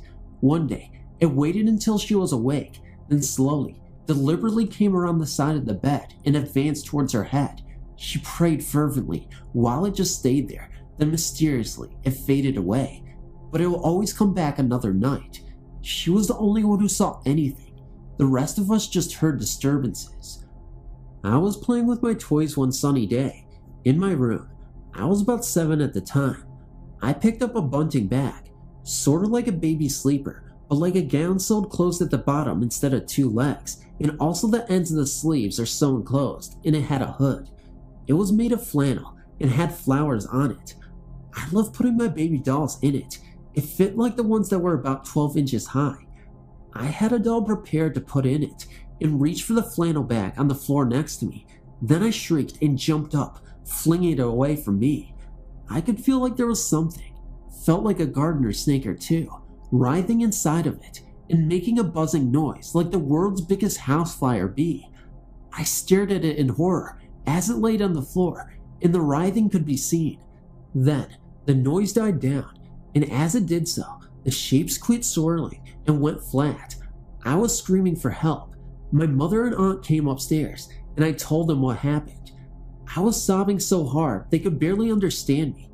They picked it up, even though I screamed and begged them not to, and looked inside. There was nothing. The only way out, if something was in there, was through the neck hole, and it was lying face up a couple of feet from me, and I had not taken my eyes off it for anything. They searched the room and found nothing. They said I imagined it, and took me downstairs to have juice to drink. I swear I never played with it ever again. I put that thing in the bottom of a box and left a pile of heavy toys on top of it. The house still stands, and when we all left, none of those things ever followed us. I wonder what else happened there over the last 20 years. My father died in Las Vegas in 1993, the youngest of his 5 children. I was the first one to make it out to Vegas for his funeral. He was cremated. I got there on a Wednesday. Thursday morning, one of my mother's friends came over to our house with some soda and other things for us. I ran out of the house to help her unload her car.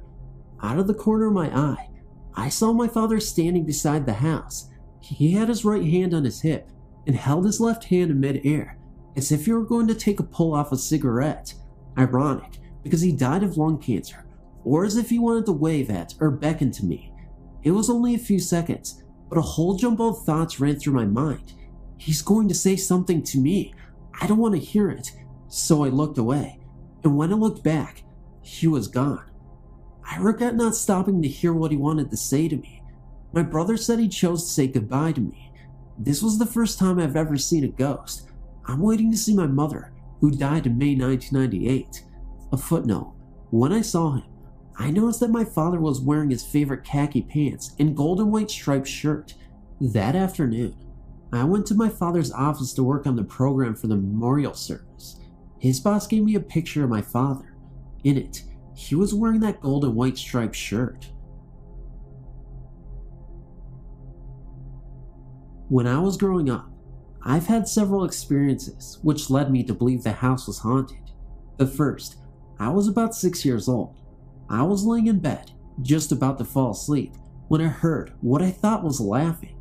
I turned over to tell my sister to be quiet when I saw a black form floating beside my bed. My sister was sound asleep. This form had no legs that I could see. It did have a smile on what I call its face. The next encounter did not happen until I was 16. I was coming home late one night and came face to face with this thing. It was the same thing I saw when I was 6, only this time there was no smile. After an indiscernible amount of time, I ran to my room. I've had several encounters with this thing throughout my teen years and began calling it Paul.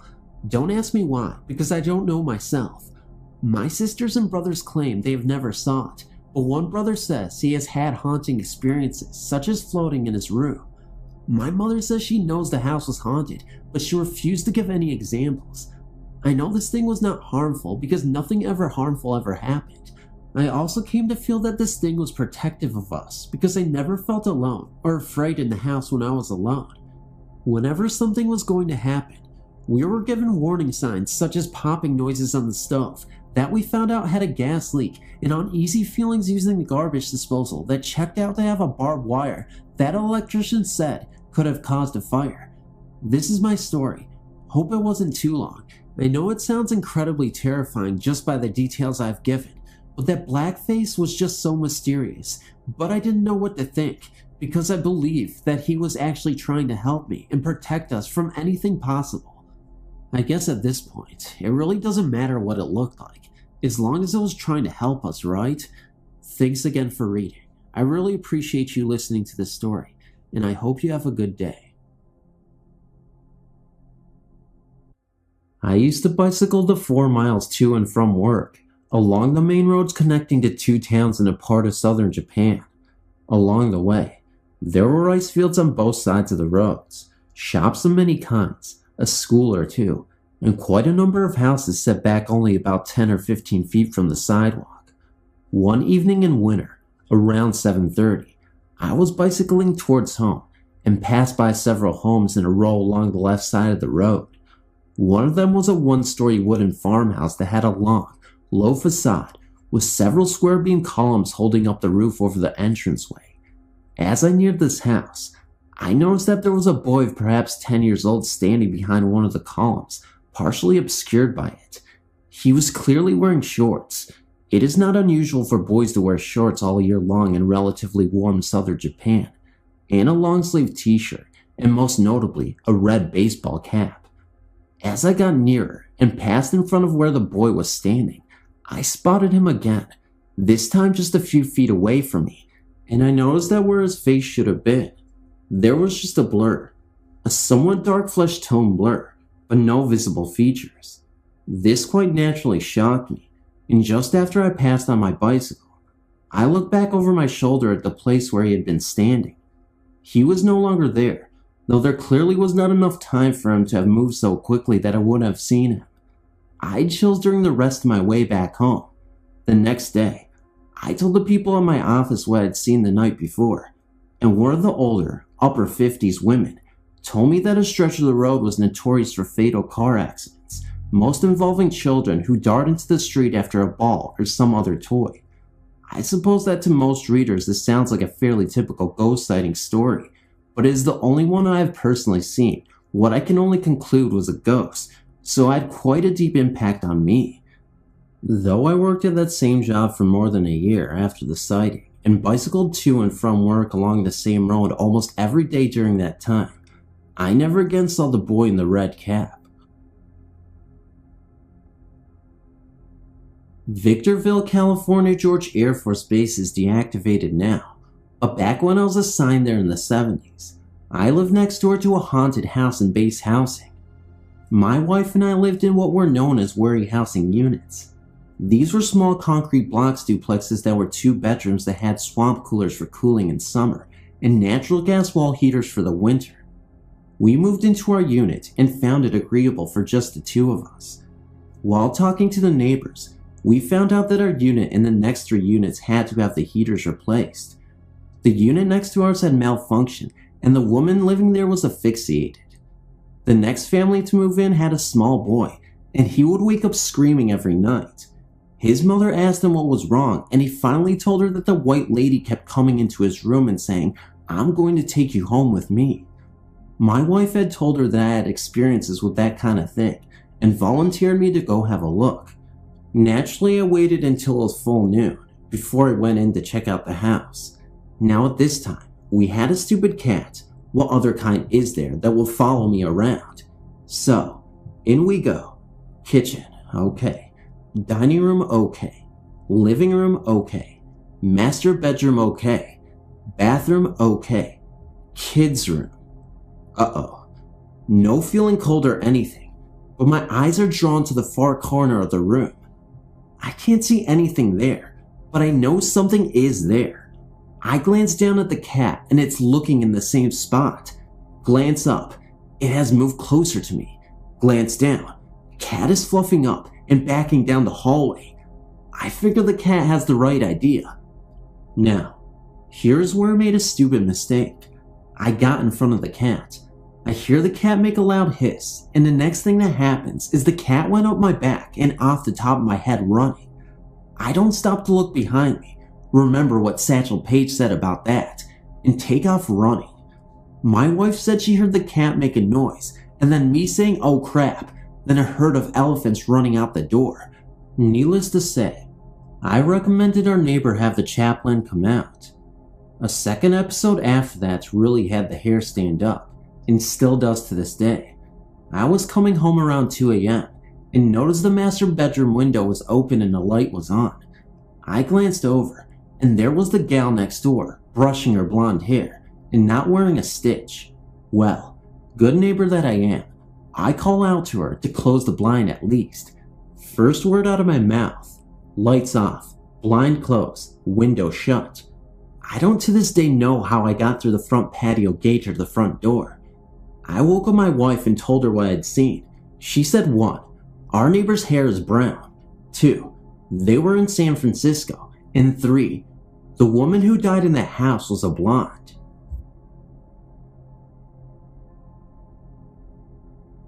I went to Blackburn College in Carlinville, Illinois.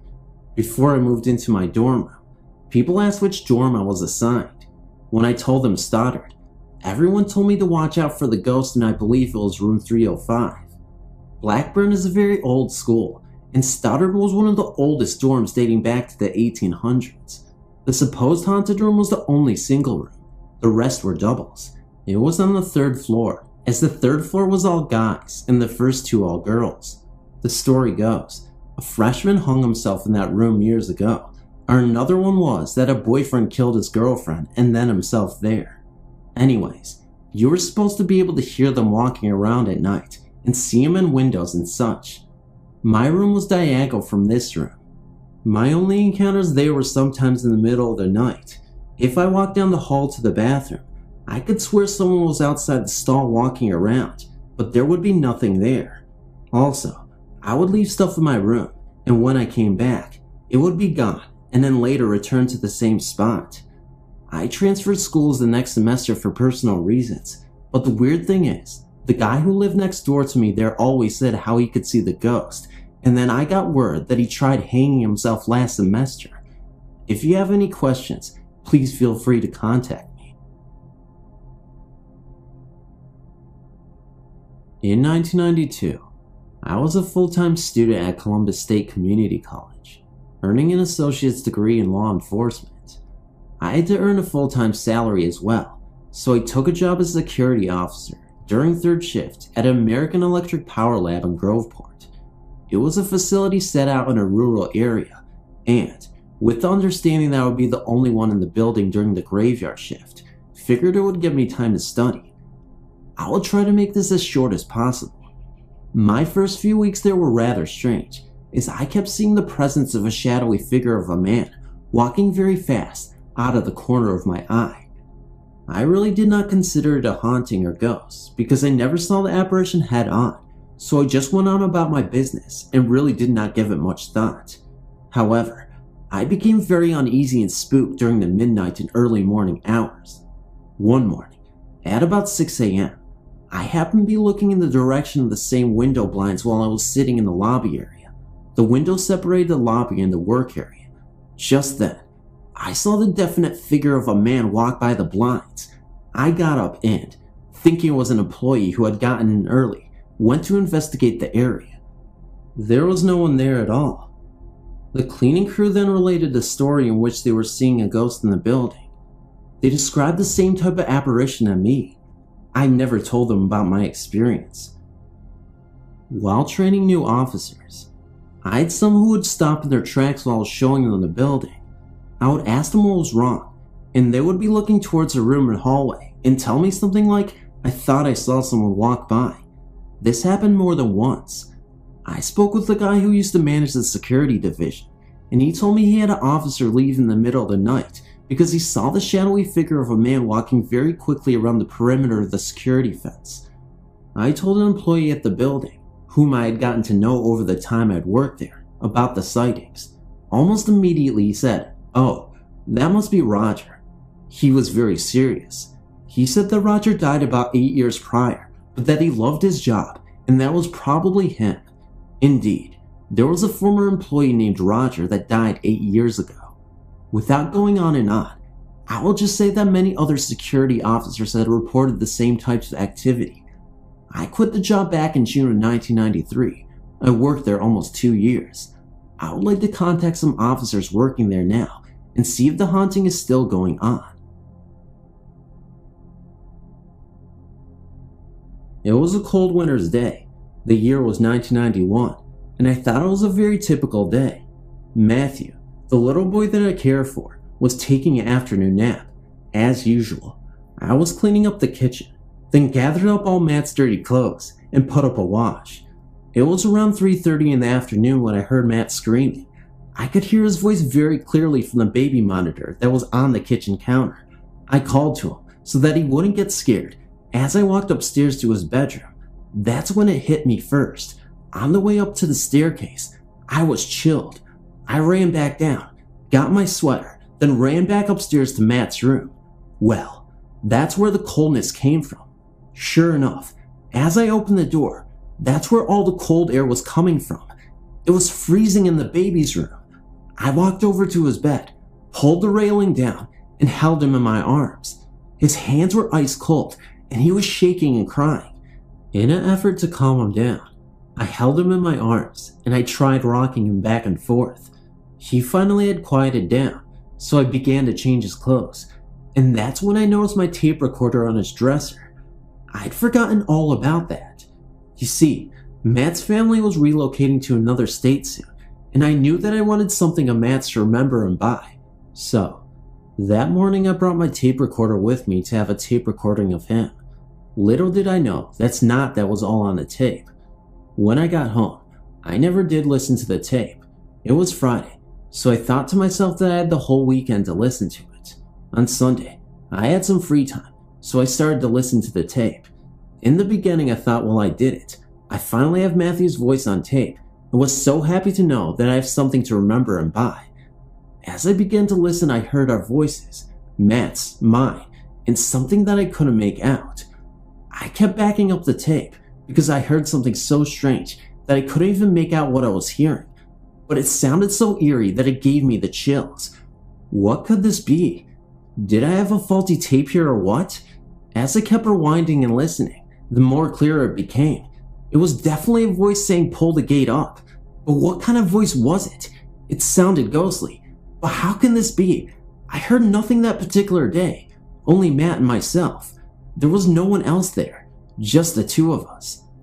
As I kept listening, I became more frightened. I heard the same voice saying, "I wish you were dead." I couldn't believe what I was hearing. I never heard of anything like this before. I thought to myself, you're just imagining all of this. You're going crazy. But it was true. The tape doesn't lie. It had to be a ghost or something else. I had no other explanation. It just had to be. After a few hours, I decided to let my daughter listen to the tape. Now, my daughter is a very religious person. She has many religious friends and even knows a couple of Catholic priests personally. After she heard the tape, she told me that she would contact a priest right away. The next day, we called a Catholic priest that we both knew very well and made an appointment with him for the next night. Since the priest knew about the tape already, when we arrived there, we went right into his office. The three of us sat down and he listened to the tape right away. Well, it only took him one time to listen to it. He already knew what happened. He looked at me and he asked me if the family was Catholic, and I answered yes. Then he asked if there was anything religious in the home. I said no, and then asked him why. Then he began to explain that the family had no protection in the home. It was at this time that I understood what he was talking about. He was very concerned for the baby's welfare. He said that what he heard on the tape was evil voices and other things that I didn't even hear. Certain sounds of doors slamming and some creaking floors. He told me to tape Matt's room again, and if it happened again, that I should tell the parents. But what should I have told them? That Matt's room was haunted, or the whole house was haunted? I didn't know what to do. If I told the parents the whole story, would they think I was nuts? So, I decided to take this to a doctor friend of mine. He happens to be a psychiatrist, and also dabbles a little into strange and unexplainable things. When I went to see the doctor, I told him the whole story thus far. Then he listened to the tape. His exact words were, "The voice is not from this world. It's from another dimension that is not a human voice." Well, from then on until this day, from a priest to a doctor, this tape has been a mystery to me. So, I've decided to take my tape and my story to any parapsychologist or website that has to do with the paranormal and let the experts decide for themselves. What in the world happened to Matthew's room that cold winter day in 1991? I'm finally ready to hear what they have to say, aren't you? I lived in what I believe to be a haunted apartment for about a year. I cannot disclose the exact location due to the fact that the apartment is still rented to tenants. When I first moved in, everything seemed normal until I began doing some small renovations. My husband Eric began to pull up the carpet, and we noticed odd gouges in the floorboard that would be our bedroom. At the time, we thought that maybe some previous tenants had damaged the floor while moving their furniture, so we proceeded to paint the floor and lay down the rug. After 2 months or so, my husband walked into the bedroom after taking a shower. I was on the bed reading when suddenly, Eric slipped on the area rug that covered the gouges. After assuring that he was okay and passing it off as having wet feet, we turned in for the night. The next morning we noticed what appeared to be stains seeping through the area rug. They appeared to be the same pattern as the gouges. I picked up the carpet and noticed a slick substance sticking to the back of the carpet. After much arguing as to what exactly the substance was, we decided to just throw it away. We never gave it a second thought. About 3 or 4 days later, I was in the kitchen having a cup of coffee with my friend Alec when suddenly the room temperature dropped considerably. I asked him to make sure all the windows were shut. As he walked into the living room, he glanced into my bedroom on the right and noticed the curtains were blowing. He went in to make sure the window was closed, which it was. About 5 minutes later, we both heard a loud bang coming from the bathroom, which was on the other side of the living room. It took Alec and I a good 15 minutes to get the courage up to check the bathroom. The first thing you see when entering the bathroom is the tub. I opened the curtain and noticed 4 tiles on the back wall that appeared to be pushed out.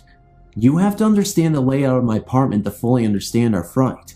The apartment was a 3rd floor attic in an old Victorian style house that was renovated into a small loft type apartment. When entering the apartment, you go up 3 flights of stairs, into the doorway, and up another 2 sets of stairs into the living room.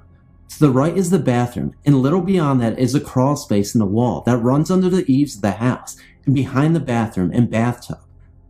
Alec and I bickered about who was going to go into the crawl space. Needless to say, we waited until Eric came home about 2 hours later. We told him what had happened and insisted that he go into the crawl space to investigate. When he got to the space behind the bathtub, he discovered a lot of debris, which included dark old stained ropes and large J hooks. I insisted that he just leave them alone and figured where the house was so old, they must have been left behind during renovation or construction. We had our landlord fix the tiles and continued with our daily lives, even though I was permanently left with a feeling of unease. For about 6 or 7 months nothing happened. On Christmas Eve of 1975, we had a tray set up in front of the crawl space door, which was approximately 2 inches wide by 3.5 high. The door fell open, knocking over the tree and smashing all of my Christmas ornaments. Eric jumped out of bed and stopped suddenly. We both heard a strange sound coming from the living room. It seemed to be coming from the crawl space. At the same time, I saw a strange mist or fog hovering close to the ceiling in the living room. It was a very faint, almost like thin smoke. I pointed it out to Eric, but it vanished before he could see it. I still can't believe how calm I stayed throughout this whole episode. When Alec and his new wife Vanessa came by on Christmas morning, we told them the whole story. Vanessa was a very spiritual person and became instantly spooked before we even told her the story. Alec commented on how strange she was acting before she entered the apartment. She lost all the color in her face and seemed aloof. She mentioned that something didn't feel right about my apartment. I really started to feel like it was time to start looking for a new place to live. Eric had to leave the following week for a business trip to California. He would be gone for almost 3 months. I asked my girlfriend Samantha to stay with me for a while. I did not want to be alone. Samantha knew what had been happening and agreed reluctantly to stay on the sofa in the living room. The first month and a half was pretty much uneventful, so Sam and I began to look at new apartments. I started feeling confident, and then nothing was going to happen. I was wrong. Samantha had to go back home for a few days, so I was alone. I'd gone out with Alec and Vanessa on a Saturday night and came home at about 1 a.m. I climbed into bed with a book. I must have fallen asleep while reading.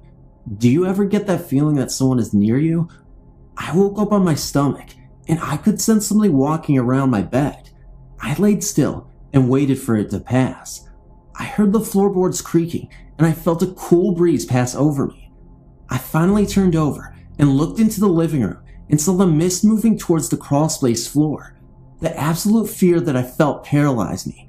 I could do nothing but stare and hope that nothing would happen. The strange noises started again. I can only describe the noise as a clang or knives being sharpened. I lost all of my composure. I ran out of my apartment wearing only my nightshirt and grabbed my car keys on the way out of the door. I drove to Alex and spent the night.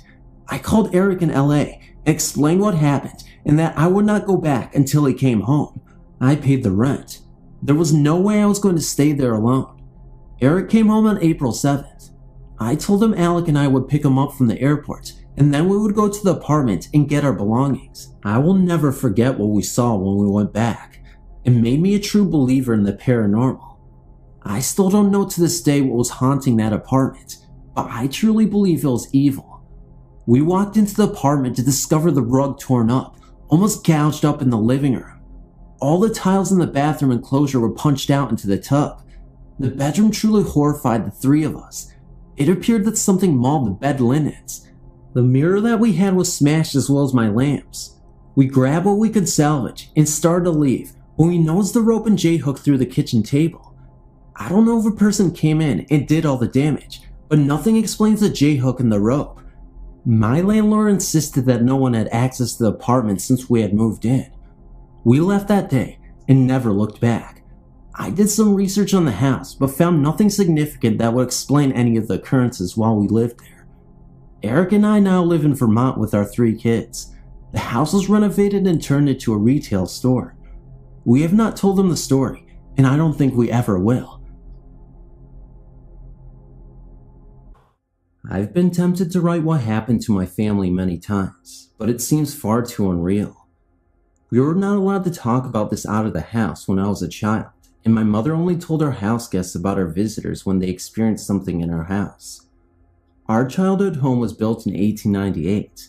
My parents bought the house in 1974 when I was only 6 months old. The house was very large and had been converted into a double. My grandmother moved into the upper level. Strange things began to happen shortly after my family moved in. My mother had her first experience one night after she sent my older sisters to bed. From her bedroom door, she could look out and see into the kitchen's hallway and into the bathroom. My family had only lived in the house less than a month when my mom saw a little blonde-haired girl walk into the bathroom. All of my sisters have very dark brown hair, and this was clearly a blonde-haired child. My mother panicked and yelled to the little girl, but the door shut. My mom jumped out of bed. In her mind, she was thinking that this little girl was a neighbor's child that my sisters must have snuck in the house. When she opened the door, there was nobody inside the room. My mother nicknamed the little girl Jessie, and I have no idea why. My mother had many experiences in the house and with the younger children, myself, my younger sister, and younger brother. When we were very small, it was as if we were playing with someone else. I don't remember this particular incident, but my mom did. But I do remember that in my oldest sister's bedroom in her closet, there was a paneled off section that led under her hallway steps to the second floor.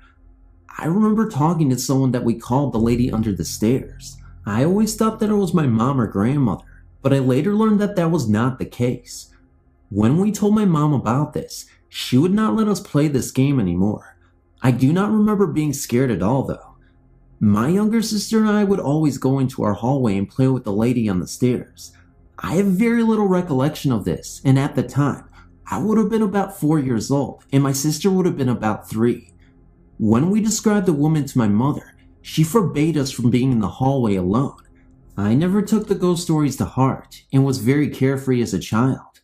I always felt safe. However, I did finally have a bizarre experience that I could not explain or rationalize away.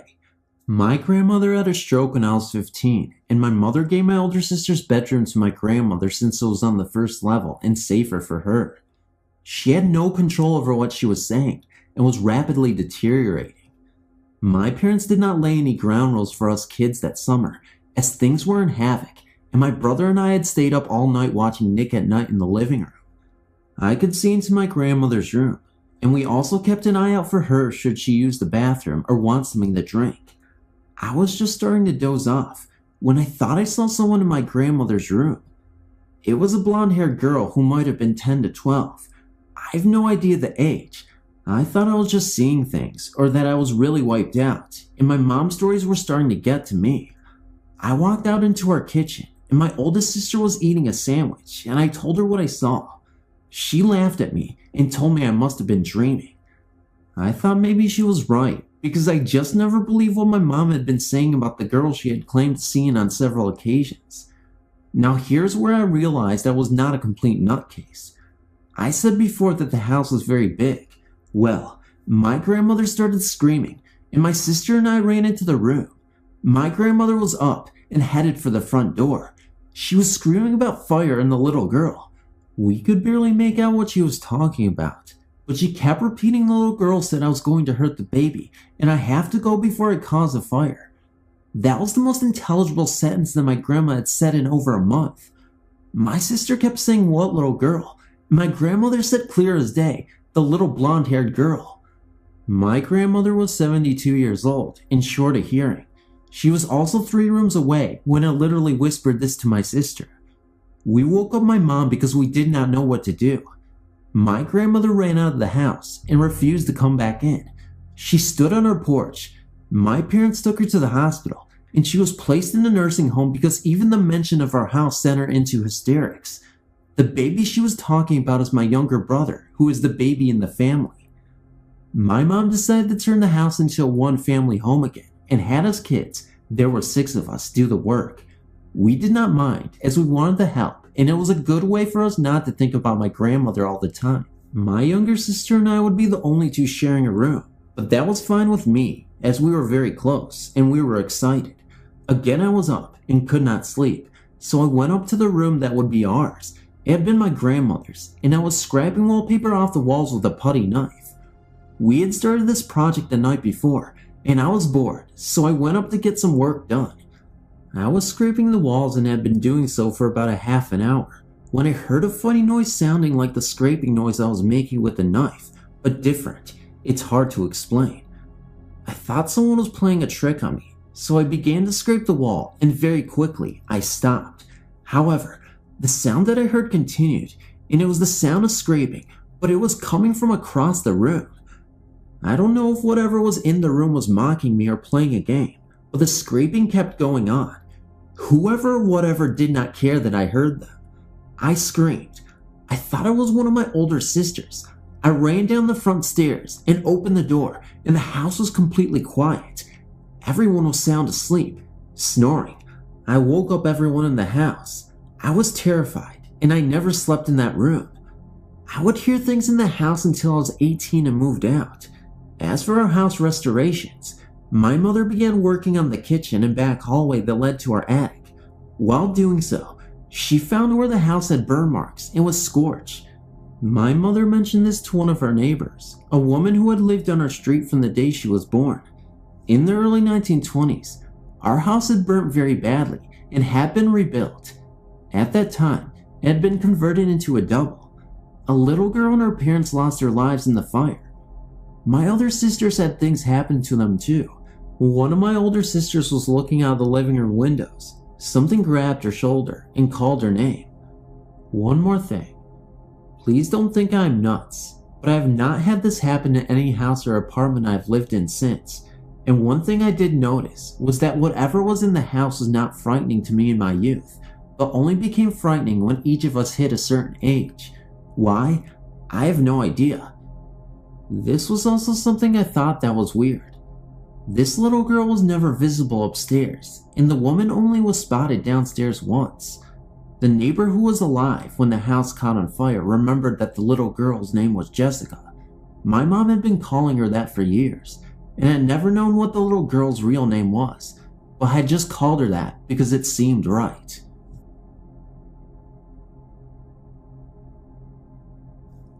I've been reading the stories on your site for a while now, and decided to share experience of my own. I'm afraid it's not particularly exciting or dramatic, but I feel it's a good example of the attitude you need to take when dealing with spirits. I've been told on more than one occasion, by people who claim psychic abilities, that there are spirits present in my house. This really comes as no huge shock, as the core of the house is a farmhouse that is over 120 years old. Although I've never seen a ghost myself, I'm familiar with the sort of chilled feeling that people describe when they are in the presence of spirits. It is not truly the same feeling as normal reaction to temperature, but something that seems more internal and comes and goes independently of environmental changes. I've very commonly experienced this sensation, usually beginning before someone else remarks about their perception of something otherworldly. Several years ago, one summer morning, I'd come home in the early morning from working the night shift. I was getting undressed for bed and placed my bedroom door in a 3/4 closed position that I usually keep in to provide some cross ventilation. Let me explain that my bedroom is a rectangular room, approximately 10 foot wide by 16 feet long. There's a set of double windows on the far end of the room. My bed is crossways in front of the windows with the head on the longer wall. The door was on the other end of the room, and due to irregularities from different additions to the house, there was an approximate 4-inch step down when entering the room from the hallway. At the time of this incident, there was no central air in the house, so the only cooling method was to open windows. As I was getting ready for bed, I saw the door swing shut rather firmly from the 3/4 position. At first, I dismissed this as just being the breeze, as I was feeling a slightly chilled feeling on what was a rather warm morning. Even though I didn't really notice much in the way of the air current, I was very tired and somewhat groggy, and only wished to get to bed as soon as possible. I put my door back into the position I had it in, and went back to getting ready for bed. Almost immediately, the door swung shut again very firmly. Even though I really did not notice the breeze, the door swung quite freely on its hinges, and I did not think much of the fact that it kept shutting. I then took one of my work boots, the common style most everyone is familiar with that laces up about 9 inches above the ankle, and placed it with the toe section underneath the door and the heel towards the doorway, and repositioned the door to the 3/4 position I wanted it to be in. Moments later, the door dragged the boot across the carpeted floor and closed as far as it could with the boot in the way. Now at that point, I realized that there was certainly no breeze present that could exert that amount of force, and the chill I was experiencing was not the normal environmental kind, nor was it in any way cold enough that morning for me to be experiencing a normal chill. Now, I'm not a person who likes to have his sleep interfered with, nor do I particularly like to have my plans of any kind thwarted. Besides, all of my reading and conversations regarding the supernatural and hauntings have always indicated that you have to assert your rights to control your domain when challenged by spirits. With this in mind, I grabbed up a heavy, approximately 12-pound Thor hammer I'd cast from aluminum years before in shop class, and placed the head of it underneath the door, with the handle sticking up between the door and the doorway.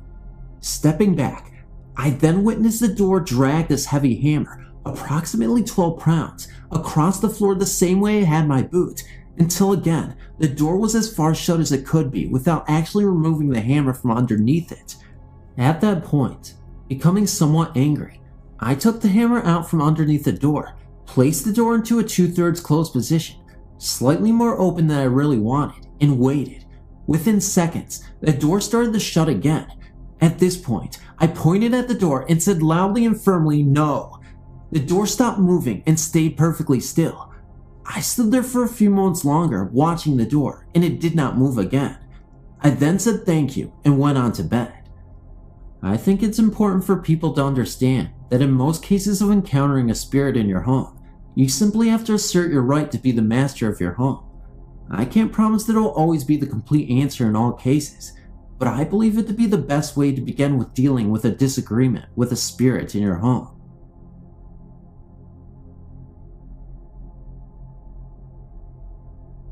Many years ago, my family and I lived in a lovely Queen Anne-style home. We lived in it for 13 years, 11 of which we experienced paranormal phenomena. 2 years after we moved in, we had our first of many odd occurrences. My daughter was in the kitchen and I was upstairs when I heard her call out that the upstairs toilet must have overflowed because water was running down the outside of the staircase. I ran to the top of the stairs in bare feet, only to feel water on the surface of the carpeting. I looked over the top of the railing to assure that the toilet hadn't overflowed, and that was when I felt the wetness on my feet, but there were no water pipes in that part of the house. When I got down the stairs, I found water running in rivulets down the wooden molding. My daughter reached up to turn on the light under the stairway alcove, and as soon as she did, the water stopped. We had to wipe the trom down, and we never found any reason for that activity. Months later, while preparing for bed one night, I heard footsteps running down the attic stairs. The door crashed against the opposite wall, and then nothing. I was terrified thinking that someone was there. They would have to pass my room to get downstairs, but nothing happened. When we finally went to look, the door was against the wall. We even thought that maybe a ball had bounced down the stairs, sounding like footsteps, but there was nothing. Strangely, when we started to think our house had unseen guests, we were no longer frightened. As time passed, we had many more experiences. I heard a woman crying softly but pitifully. 2 of my daughters saw images of old-fashioned children dressed in long white nightgowns and mob caps. A visitor to my house saw the same thing and asked me who the little girl was. On another occasion, my nephew was spending the night and thought he saw me standing at the top of the stairs in a long white old-fashioned nightgown, and then supposedly, I went down the stairs and didn't come back. My nephew was 16 at the time, and we hadn't told him about the house. My husband thought we were all crazy because he didn't believe in this sort of thing. My daughter came home late one night and was just lying in bed, going over her evening, and looked up to see a male figure suspended over the bed, and as she watched the image dissolve from the bottom up, as if it were sand falling. There were other things that happened there, although nothing dangerous, and finally, we sold the house and moved on. It was several years after we moved from the house that we met a family that had lived there years before we did and had very similar things happen to them, but they said their experiences were very frightening and mean-spirited. I sometimes think our guests moved in with us because from time to time, we still get very strange sensations in our present Victorian home. This is my own personal ghost story. This happened when I was about 12 years old. So keep in mind that 12 years have passed, but as long as I live, I will never forget the details. Here goes. I was spending the night with a good friend of mine, in a house that was extremely haunted. Stephanie lived in one of those houses that just seemed to be the epicenter of paranormal activity. Her aunt walked the basement steps, an unknown spirit lived in the attic, and there was a tree out back that just looking at it scared me to death. I'm really not entirely sure why the tree scared me so much, but it rocked me to the bone. It was large and had an ominous presence. Stephanie called it the witch tree, but really had no actual reason for doing so. But nevertheless, the tree is not my focus in the story. It just gives a little background information. We went to sleep that night, and about 2 a.m., I woke up with a start. I thought it was just because Steph and I had talked about ghost stories until we fell asleep, but then I had the feeling that I was being watched. I looked up and saw this large pair of blue eyes hovering over me. I know this sounds silly, but I'm dead serious. They just kept watching me. Maybe watching me is not the right word. They kept glaring at me, and all I could sense was evil. I felt so cold, and I couldn't wake Stephanie up. I thought I might have been dreaming, so I closed my eyes and laid there. I looked up every few minutes and the eyes were still there. I had no clue what to do to make them go away, so I just started praying to God, something I saw in a movie, and never opened my eyes that night again. I woke up in the morning and told Stephanie about them. She had never seen them before, but didn't doubt me. She of all people knew the history of her house. I went on with life as normal, forgetting about the eyes, until about 2 months later, Stephanie came to me and said she talked with her little brother Aaron, who was 8. She said she didn't even mention the eyes to him, but one night, they were talking about the house, and he asked her if he had ever seen a large pair of blue eyes. She stopped dead in her tracks. Aaron said that to him the eyes were friendly and never glared at him. We just figured out that they saw me as a stranger and focused evil on me. I will never know for certain. All I know is that I never stayed in that house again. In addition to that story, my sister and I were out driving about 9 months ago. It was about 11 p.m. and we passed by Stephanie's old house. She no longer lived there, but I'm pretty sure that her father still did. I turned to Lauren, my sister, and said, "Look, La, there's that creepy house." Now, this next part will sound so bizarre, but I swear it is true. All of a sudden, a light shot up from the house, which was completely dark, and 2 other lights shot up from the other side of the road. We thought they might just be electrical charges. That was, of course, until they started chasing the car. We had to get the mail down the road until they disappeared. Do you have any idea what those lights might have been? Thank you for listening to my stories.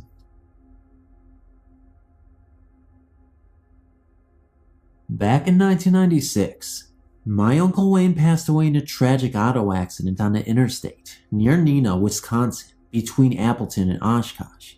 He had been pulling a load of sod with a small pickup truck that he borrowed from a coworker. The truck must have been too small to carry the load because the truck flip killed my uncle instantly. Needless to say, my father flew out to Wisconsin from our home in Pensacola, Florida, to attend the funeral of my youngest brother. My father is the oldest of 7 children. The story I'm about to tell comes from the mouth of my father. The afternoon before the day of the funeral, my father took his mother and father to the funeral parlor to finalize the arrangements. On the way back to my grandparents' home, my grandmother noticed that her family ring was missing a stone. The stone that was missing was my Uncle Wayne's birthstone. They looked everywhere for the stone and could not find it. Everyone kept saying it was Wayne's way of saying a final goodbye to his mother. The next day, the day of the funeral, everyone left my grandparents' house to go to the funeral except my Uncle Stan. Stan stayed behind to wait for that cousin that was running late. A few minutes later, Stan heard a car pull into the driveway. At the bottom of the driveway was a car that looked exactly like Wayne's, a green Spitfire. My Uncle Stan thought how strange it was that their cousin had a car exactly like Wayne's. His car was still parked outside his old apartment at the time.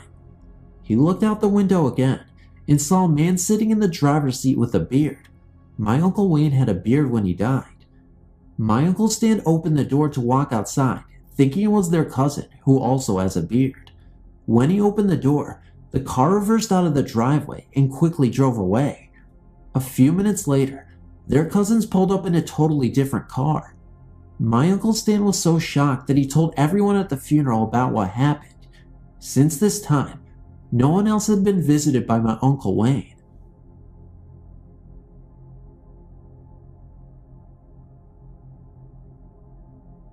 A year ago, we bought an old Victorian house. The family matriarch had refused to let it be sold, although it was in a dismal condition. When she passed away, the family decided to sell, although it had been with them for 80 years. We began the serious process of renovation, but I was disturbed by the obvious presence of an old woman, dressed in pink, always in the same place, in the same room. I naturally assumed it was the family matriarch, Sophia. She was so unhappy and seemed displeased at the disturbance we were causing, so I called in a psychic friend of mine to help her move along. The psychic rang bells, chanted, burned, and we put lit candles in all the doorways and windows. The very next day, it appeared that Sophia had gracefully moved on. A year passed. We finished a renovation and were preparing to throw an open house party. The day before the party, a woman came into the house and announced that she had grown up there. She said she had been coming by to check on her progress, but had always been shy to come in. Something had drawn her courage up to come in on that day. We were very pleased and immediately invited her and her family to come to the open house the very next day. They all came. At one point, I couldn't resist, and I asked this woman if there had ever been ghosts in the house. "Oh yes," she replied. "My great-grandmother was so persistent, we had to call in a priest to exorcise her." Feeling confident, I then told her about Sophia. The woman began to tremble and cry. She said that her mother, Sophia, had always worn pink, and the room and place I described would have been between the beds in the children's room. Rest in peace, Sophia.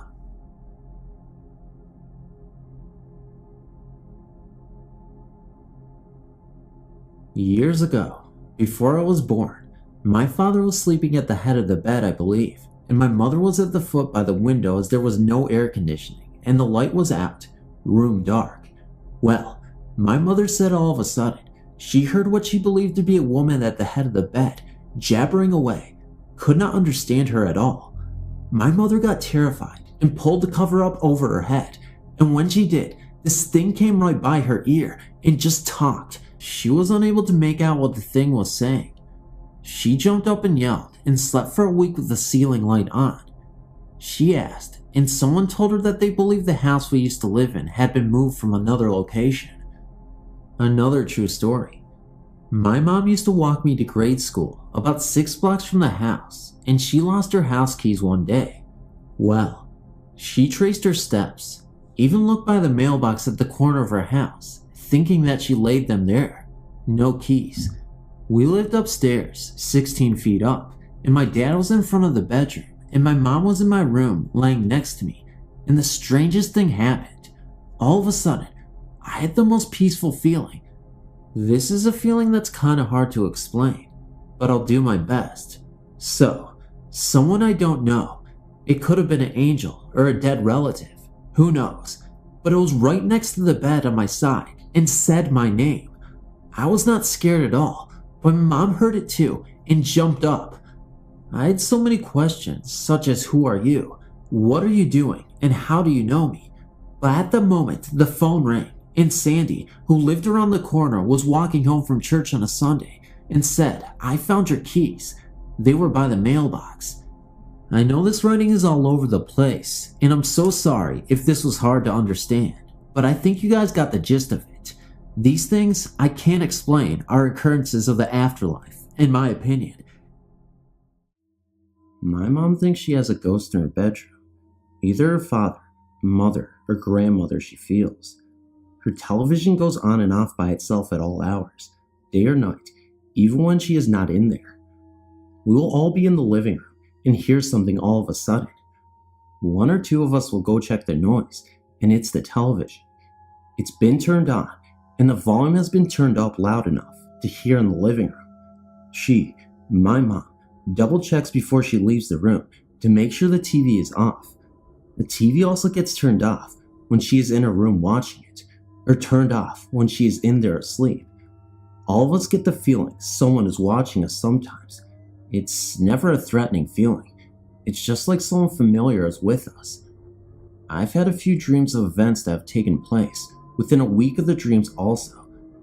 Things like, I dreamt I was standing in our backyard, and you can see our neighbor's front yard from there. In the dream, there were about a dozen cars parked in front of their house, and people going into the house were dressed in like Sunday clothes.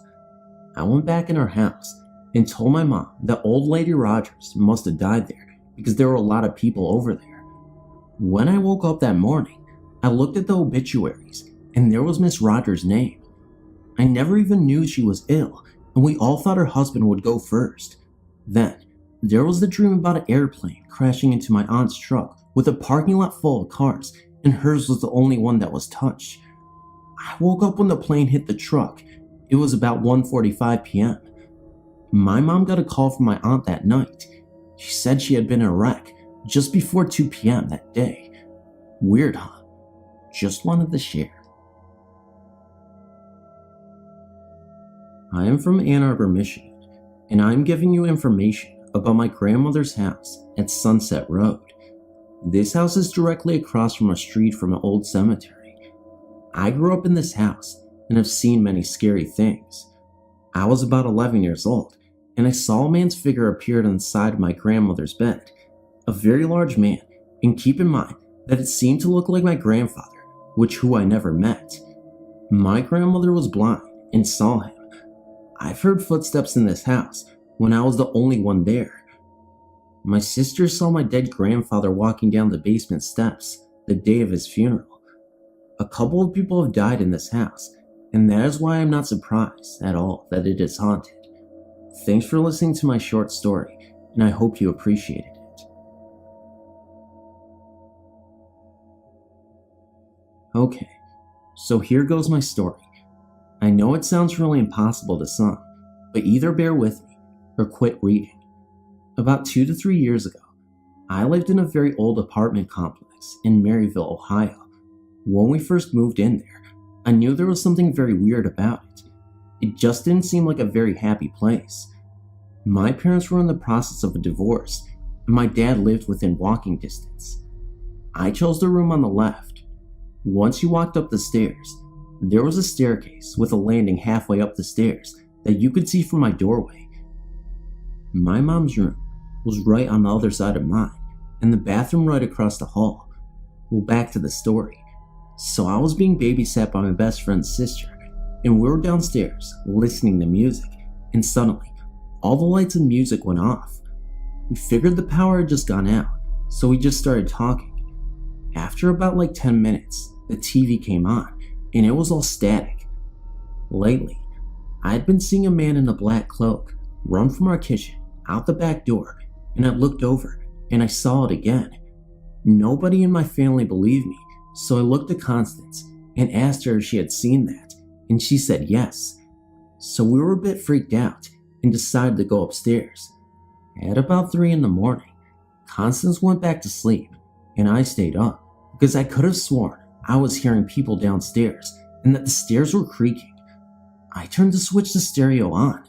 The power had come back by this time, and I heard a voice right behind me.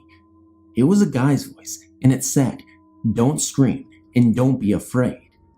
I slowly turned around, expecting to see a guy with a rope or something, ready to tie me up, but there was nobody there. I quietly asked who was there and where they were, but nobody answered. Constance was babysitting for a week. I decided I had imagined it, so I just decided to go to bed.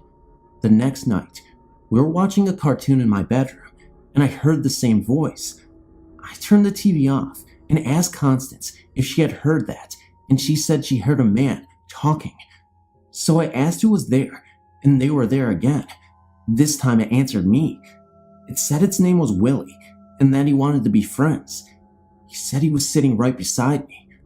I turned to look, and I couldn't see him. Will said that he was my guardian angel, so I wouldn't be able to see him. I think it was a mistake. I agreed to be a friend, so me and Constance talked to him for the remainder of the babysitting stay. After about a month, things started to turn for the worst. I had a problem with one of my friends, and I told Willie, and he, or it, asked me if I wanted him to hurt him.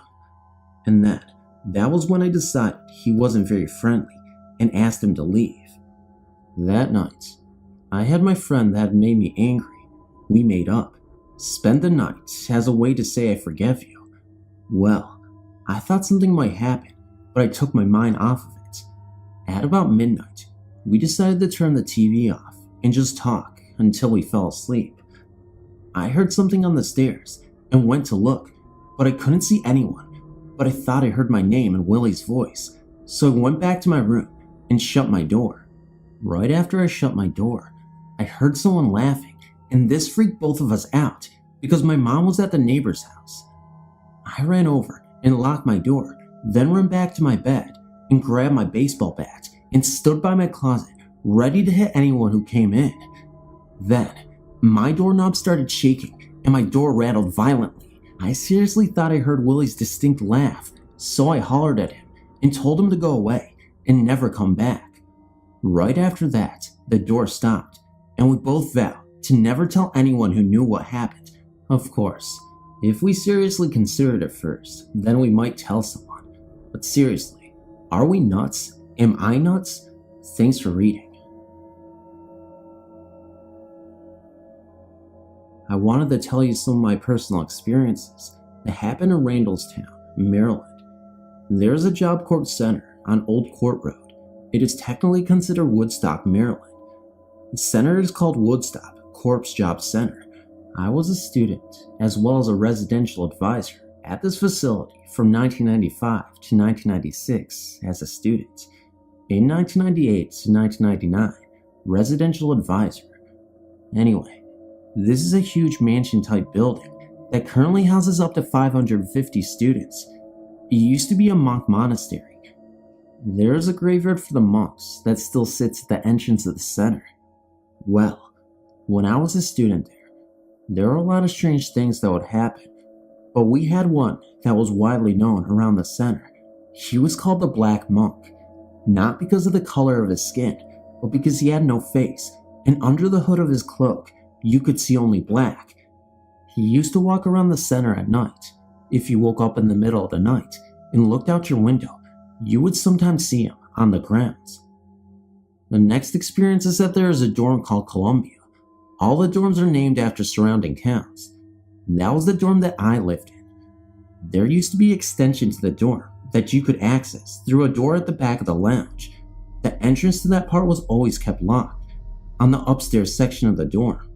This section of Columbia burned down sometime in the 80s. When the dorm caught fire, there was a 16-year-old girl who perished in the fire. She has been seen many times in the dorm lounge.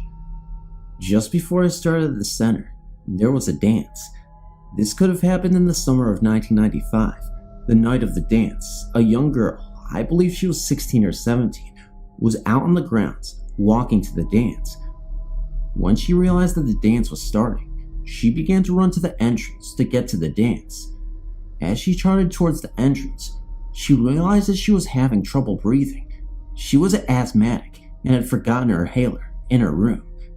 Having trouble breathing and with no one around, everyone was in the dance.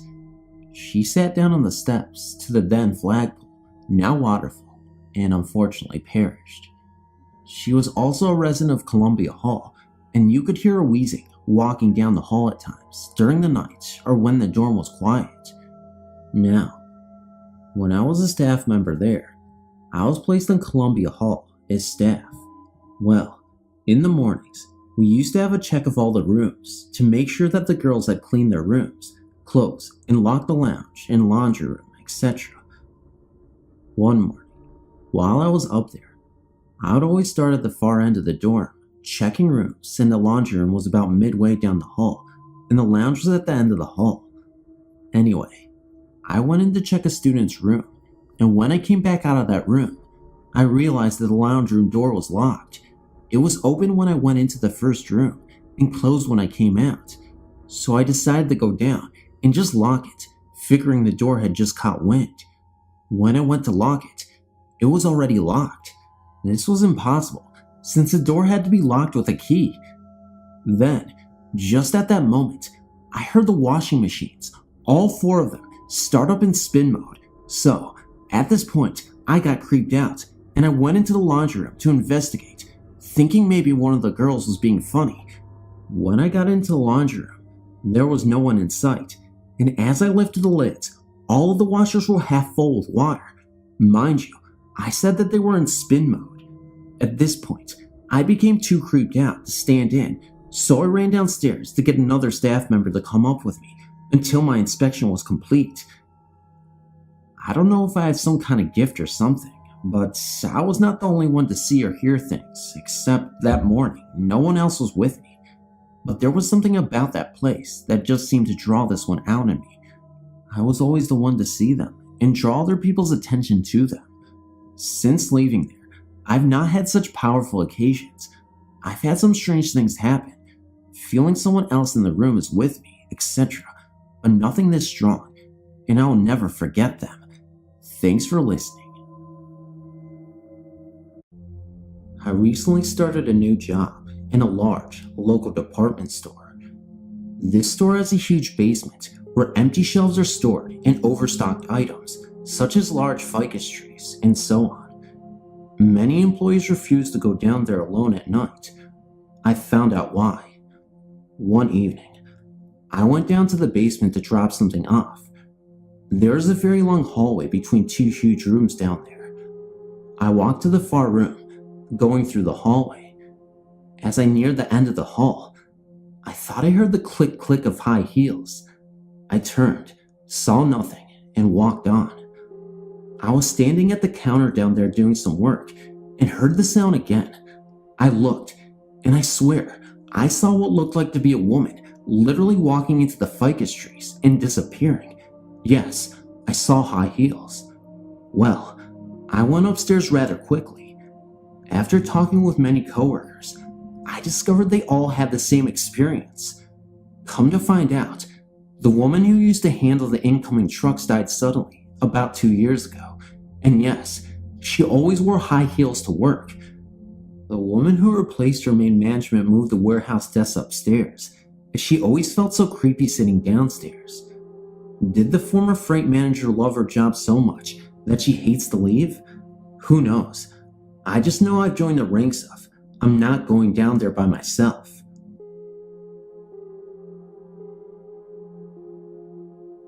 In 3 months, my husband and I will have been married a year. A few months after we're married, we moved to this house here in Minneapolis, and since we have gotten here, I've never felt comfortable. My husband's best friend was kind enough to let us share this huge house with him after some of my new in-laws sold the house out from under us and kind of left us standing. Anyway, I have an extreme fear of basements, and when I say extreme, I mean extreme. Our washer and dryer are in the basement, so come time to do laundry, it took me weeks to build up the courage, telling myself you are 30 years old, grow up. So my first venture to this basement, I swallow the lump in my throat and continue on with my mission. Under our stairs, there's like a triangle place that most people leave open to store things. Only on these stairs, the entire area is blocked in, like boarded up, so I tried not to notice, but my fear had me on my toes. I was alone, except for our 2 pit bulls who are larger than average, so you would think I would have no fear. As I was putting the clothes in the washer, our male pit comes downstairs and was lying on the floor beside me. While I loaded the washer as fast as I could, he suddenly gets up and goes into the spare room in the basement and starts this deep growling he only uses when he is protecting. Just like kids, you get to know their different sounds. Anyway, I looked up from what I was doing and saw something out of the corner of my eye that looked like another dog's hindquarters in the doorway to the room. In this area, we have a lot of idiots who think it is cool to fight their pits, and we have ours for family dogs, only they are loved and protected, just like children, but they know it is their job to protect us. Several people have approached us wanting to fight our dogs, and we always turn them away, so they get angry. So the first thing that comes into my mind was someone found a way to get one of these fighting pits into my house, so I panicked and grabbed the pipe beside the washer. As I went to approach the other dog, my male came bolting out of the room and straight up the stairs. I got this feeling someone was behind me, so I ran after him. When my husband got home, I told him what happened, and he finally broke down and told me there's some stories to this house, and one is for sure that right before his best friend moved in here, some idiots kept a dog on a 12-inch chain. It was attached to the wall downstairs in the spare room, and sometimes their dogs seemed to see him. Then he says he might as well tell me the rest that goes with this house. Seems that back in World War II, an older lady had lived here and had fallen madly in love with this house. Her husband had been killed at war, and she was just living alone, and she had made the request to be buried with this house. I thought he was crazy, as he told me to wait, and I would see things. I'm a skeptic, and I made this clear. I was sitting on the couch one afternoon, facing the stairway, which has no windows, no reflections, no nothing. There's a window on the landing, and one at the bend, but the stairway itself has no windows. I looked up at my husband to say something, because I had just seen him walk down the stairs, and something was floating down my stairs. It wasn't a form, just a haze, just something was there. I told my husband again. After that, things have only been worse. I was sick in bed, sitting up one night, when I felt something rub my back. Thought it was my kitten, but it was not. So I sat back down, and it happened 3 more times, like someone was trying to massage my back with tiny hands. Instead of crying out to my hubby, which I do so often, I just turned on my light and fell asleep. The next morning, I told my husband, and he said something had been missing with them. He let the dogs out. When they came in, he shut and locked the door. We never leave our doors unlocked, no matter home or not. Then he sat back down in the family room to finish his show, and he felt freezing air. When he got up to check the door, it was standing wide open. I should know, to lock this door, you need a deadbolt. I said to my husband, I don't care if anything is here. I don't mind sharing a house. I just don't want to be touched again or see anything else. Being touched by something not there is too scary. It has happened to me in my sleep, in the tub, getting ready for work, a lot of times. Since I've said that, I don't see too many things. After the thing I've seen in the dining room on all fours, I'm thankful.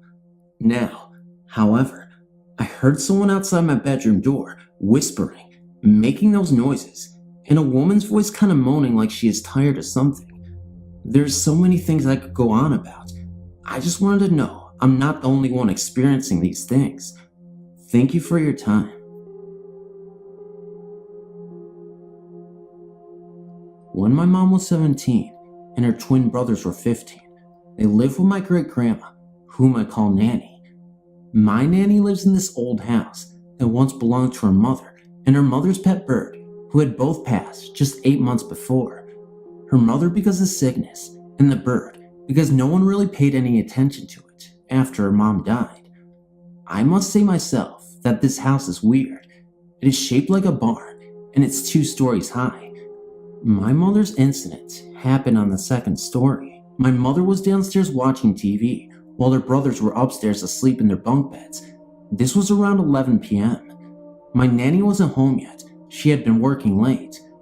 While my mother was sitting on the sofa, debating whether to go to bed or wait for Nanny, she heard a loud screech that sounded like her great-grandma's bird. She shrugged it off and got up to get a snack. From the kitchen, you can clearly see the twins' bedroom. She was walking towards the kitchen and looked up to see the twins' light on in the room and went up to investigate. When she got to the room, the light switch was flipped down, but the light was on. She flipped the switch a couple times, and the light still would not go out. About this time, she heard the TV downstairs get very loud. She ran to the stairs and looked down and didn't see anything and walked back to the twins' room. The light still had not went off, and it was still flipped down. My mother then heard her deceased great-grandmother's voice say, "Scotty, Scotty, wake up." Scotty, who was on the top bunk, then started rolling towards the side of the bunk bed, opposite of the wall where the rail should have been, but he refused to put it there. He was getting ready to roll off when my Uncle Stephen, who was on the bottom bunk bed, dead asleep, threw a body pillow from the side of him and onto the floor. Not a second later, Scotty rolled off and hit the pillow. The light went off, the TV turned down, and my mother, who nearly passed out, heard the bird screech again and heard her great-grandma say, "Calm down, Femi," the bird's name. Hello. I thought of sending a peculiar occurrence that happened to me, but I hadn't found the right place. Here goes. My grandma was diagnosed with cancer in 1996. She was treated, and we all thought she was cured. In my case, I really didn't know much about cancer, and when the doctor said that the cancer was out, I never thought it would come back. In December 1999, I was living out of town. It had been a month since I had seen my grandma, a really long time for us. I was supposed to come pick her up and take her to my house for the holidays. On the 18th, she felt sick and went to the hospital. I arrived on the 19th, and she still wanted to go back to my house for Christmas, so against what the doctor thought, she checked out. Her bladder was no longer working, and she felt weak all the way. To be fair, now that I'm writing this, it sounds that she was pretty bad already. I always thought it was going to pass, I mean, she had overcome cancer, hadn't she? I know, it was stupid of me. But anyway, after an 8-hour trip, we arrived to our destination. I had to take her to the hospital. She stayed there until the 31st, and Aunt and myself would take turns in staying with her day and night. All through this, I thought she was still okay. On the 30th, my grandma had been in a great mood. She had been joking and playing with me all day, and so when my aunt arrived, I headed home. I would arrive at home and start cleaning and preparing next day's supper. I was pretty occupied with what I was doing, and my 2 children were sleeping. As I was mopping the kitchen, the back door had a sort of mirrored glass. I was in front of this door when I felt someone walk behind me. I looked up and I saw a shadow walk by. The feeling was more intense than what I actually saw. What went through my head as I saw this shadow was the memory of my grandpa, deceased for 5 years at the time. I dropped the mop, forgot about everything, ran up the stairs, and cuddled in between my sleeping children. I would love to say that when I thought it was my grandpa, I felt at peace. I was scared, honestly. I woke up at around 6 in the morning to the smell of roses. My aunt phoned at 7 to let me know that my grandma had fallen into a coma. All this day, the smell of roses persisted, and I would smell it everywhere. She died on January 1st, 2000. She never made it out of the coma. Unfortunately, the cancer had invaded most of her organs. I know it's not really scary, but it's the only experience I could not explain logically. I've never read of anything that has to do with the smell of roses. If anyone has had a similar experience, please let me know so I can understand this better.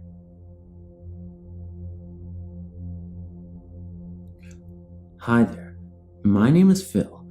I used to live in a bungalow in Surrey for 13 years with my parents. The property was built in 1953. And we think that was built on an old forest. We moved there when I was 13 years old, and I'm 29 now, and I've moved out, but things still happen. My parents have now sold the property on. Anyway, when we moved in, we wasn't told that the previous owner had suddenly died in my mom's and dad's bedroom from a heart attack.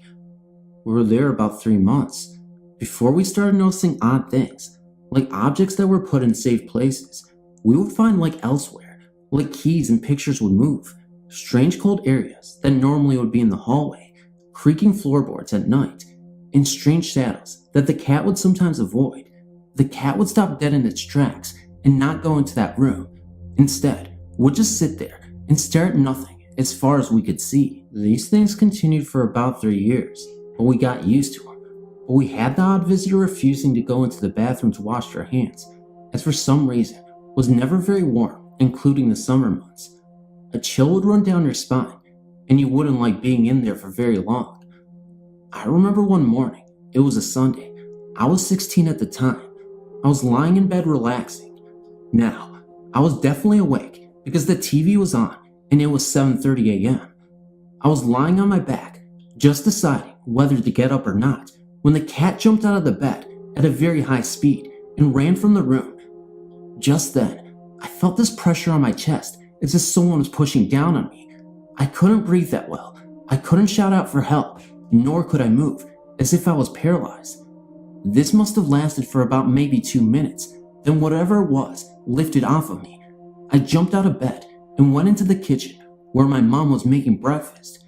She said I looked very pale and white, and when I told her what had happened, she told me that she had a similar thing happen to her, only that she felt as if someone was trying to strangle her, and at the same time, I told a friend of mine, who at the time was heavily into the paranormal, and he suggested that the person who died of a heart attack in the house was feeling something bad, and he wanted us to feel the same thing. He wanted us to feel the pain he went through, but I wasn't sure about this thought, as I think that someone or something in that house wanted us out.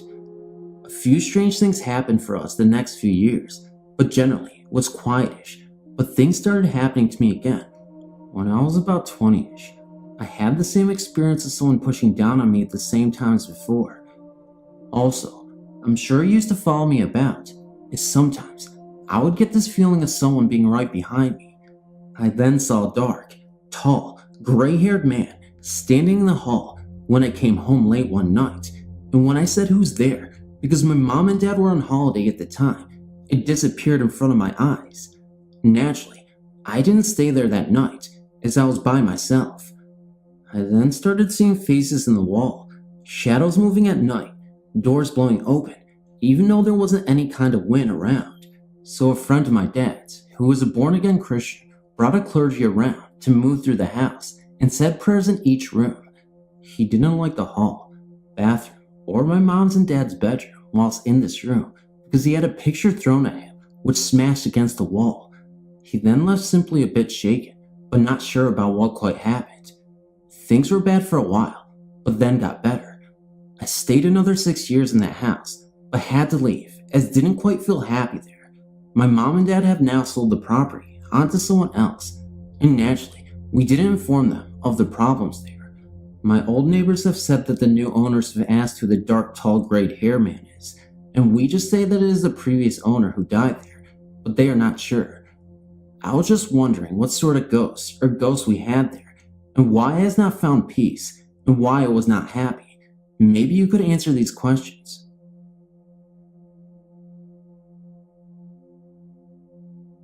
I have a best friend named Mandy, and she has always said that there was a ghost named Jack that watches over her, and at the time she told me this, I was about 9 years old. I was invited to her house on a Saturday just for the day, but I ended up staying there till after dinner. She told me Jack likes to hang around in the basement of her house and likes to open this old refrigerator, freezer door. I never thought about it until we went down to the basement to play. I felt like someone was watching me. Later, we went upstairs and her mother told us dinner was ready and told us we were eating outside. So before I went for dinner, I told my friend Mandy that I'll be out in a second, and she said okay, and she went out to have dinner. I forgot my toys downstairs, and I remembered when I looked downstairs, the lights were off and the freezer door was wide open. At this time, I was thinking of whether or not I should go down there, so I just stood there for about a minute. All of a sudden, I heard someone call my name. It was like a soft whisper voice. I thought it was my friend Mandy. I knew she was outside with her parents having dinner, but I thought maybe she came back to get something. So I went downstairs. I looked all over for her, but couldn't find her anywhere. Now, I felt very scared, and I grabbed my toy and ran upstairs, thinking someone was watching every move I made. I went outside and saw my friend Mandy and her parents out there having dinner. I didn't want to bring up anything about it in front of my friend's parents. So after dinner, I told my friend Mandy what I heard and felt, and she said that it was our ghost Jack. Then she started to bring up how Jack communicates to her, and she sometimes sees him walking around down there. She doesn't seem to be startled at this because she believes that Jack is there to watch over her. This past September, my sister and I visited this place. I've noticed it is no longer on your website. The place is truly haunted. I'm no ghost hunter, but we thought we would give it a try on our vacation. This place I'm referring to, of course, is Knoxville, Tennessee's Evil and Copper Ridge Road. When we got there, no sooner than we got out of the car and crossed the street, I was overcome with fear. We went into the graveyard and was looking around. I looked at the building and saw a glowing light. I just thought it was from a street light on the other side of the building, but my niece was standing beside me and never saw it. I was taking some pictures of headstones when my sister started running towards me, yelling, "Did you hear that?" I then proceeded to tell her that I didn't hear anything, so we all ran scared, and she said she even heard a dog growling. We left and went back to our motel. We got brave and decided to go back. When we got back, we went into the building and not the graveyard. This time, it was like I couldn't breathe. After a few minutes, I was okay. We walked around the outside of the building. My sister wanted to go inside, but only if one of us went with her. I said I wasn't going in there, so we ended up back in the graveyard. We start looking around again when we noticed something really strange. What we saw in the distance of the graveyard, all the way in the back, was the faint image of a black shadowy figure approaching us. I started yelling, "Run, it's going to get you." Everybody sees this thing, so we run for my car and refuse to get back out. Now, my sister, for whatever reason, wanted to get back out there and investigate. It's out of curiosity, I guess, but I told her not to go out there. We drove away, and that was that. I live in a small town in Texas. For as long as I can remember, everyone has told stories of our high school being haunted. Before I begin, I will give you some background info. The high school was built, I believe, in the 1920s. As the years have gone by, the school has been expanded on, but the original building is still there. It is in the part of the building that most of the weird experiences have happened. These are all stories told to me mostly by the teachers. I've never experienced anything myself. I will try to remember everything. As a side note, this all occurred in the original part of the building. On with the stories. To start with, one of the classrooms in the old building belongs to Miss P. I won't mention anyone's name for privacy reasons. She has told me that there is a cold spot in the corner of the room. She has placed a large cabinet in the corner because her students would frequently mess around there. She also told me of a time when she was picking up for summer vacation and had neatly stacked all her books up on the desk before leaving for the night. She was the only person there at the time, and she locked the room up. The next morning, she returned to her room and found all the books she had stacked open, thrown throughout the room. I've taken her class, and sometimes without warning, the mobiles on her ceiling will move, but there is no breeze to move them. Also, the smell of lemons can be smelled by everyone every once in a while. Sometimes when she has her own scented candles, of which are never lemon. The main hauntings, I guess you could say, come from the gym. For years, people have had strange things happen. About 4 summers ago, we had a teacher bring in some paranormal investigators to have a look at the high school gym. They told us that the center of energy, I guess, is located under the gym in the girls' weight room. This made sense on several occasions because the punching bag down there, which is very heavy, will swing violently on its own. Also, in pictures taken of the girls' basketball team, a white haze can be seen in the top corner of the picture near the basketball goal. I've seen this picture. My friend is a photographer for the yearbook, and in a lot of her pictures taken in the old high school, white balls called orbs can be seen floating around, and even my teacher has seen them floating around as well. Anyway, the investigators took video of the gym while they were walking around, and twice, when they crossed the gym, they were followed by a burst of light, I guess is the best way to describe it. They also left a tape recorder in the weight room during the investigation, and upon listening to it, heard voices that sounded raspy and so far off of what a usual voice would sound like. I will never forget what the voices said though. The reason we view the tape and listen to the recording is because the head of the investigation has a website that she has posted this on. They said, and I quote, "No one hears us." I just thought I would share this with you all after reading the many experiences of others on this website. I attend this high school currently. Many rumors fly around about who the ghost can be.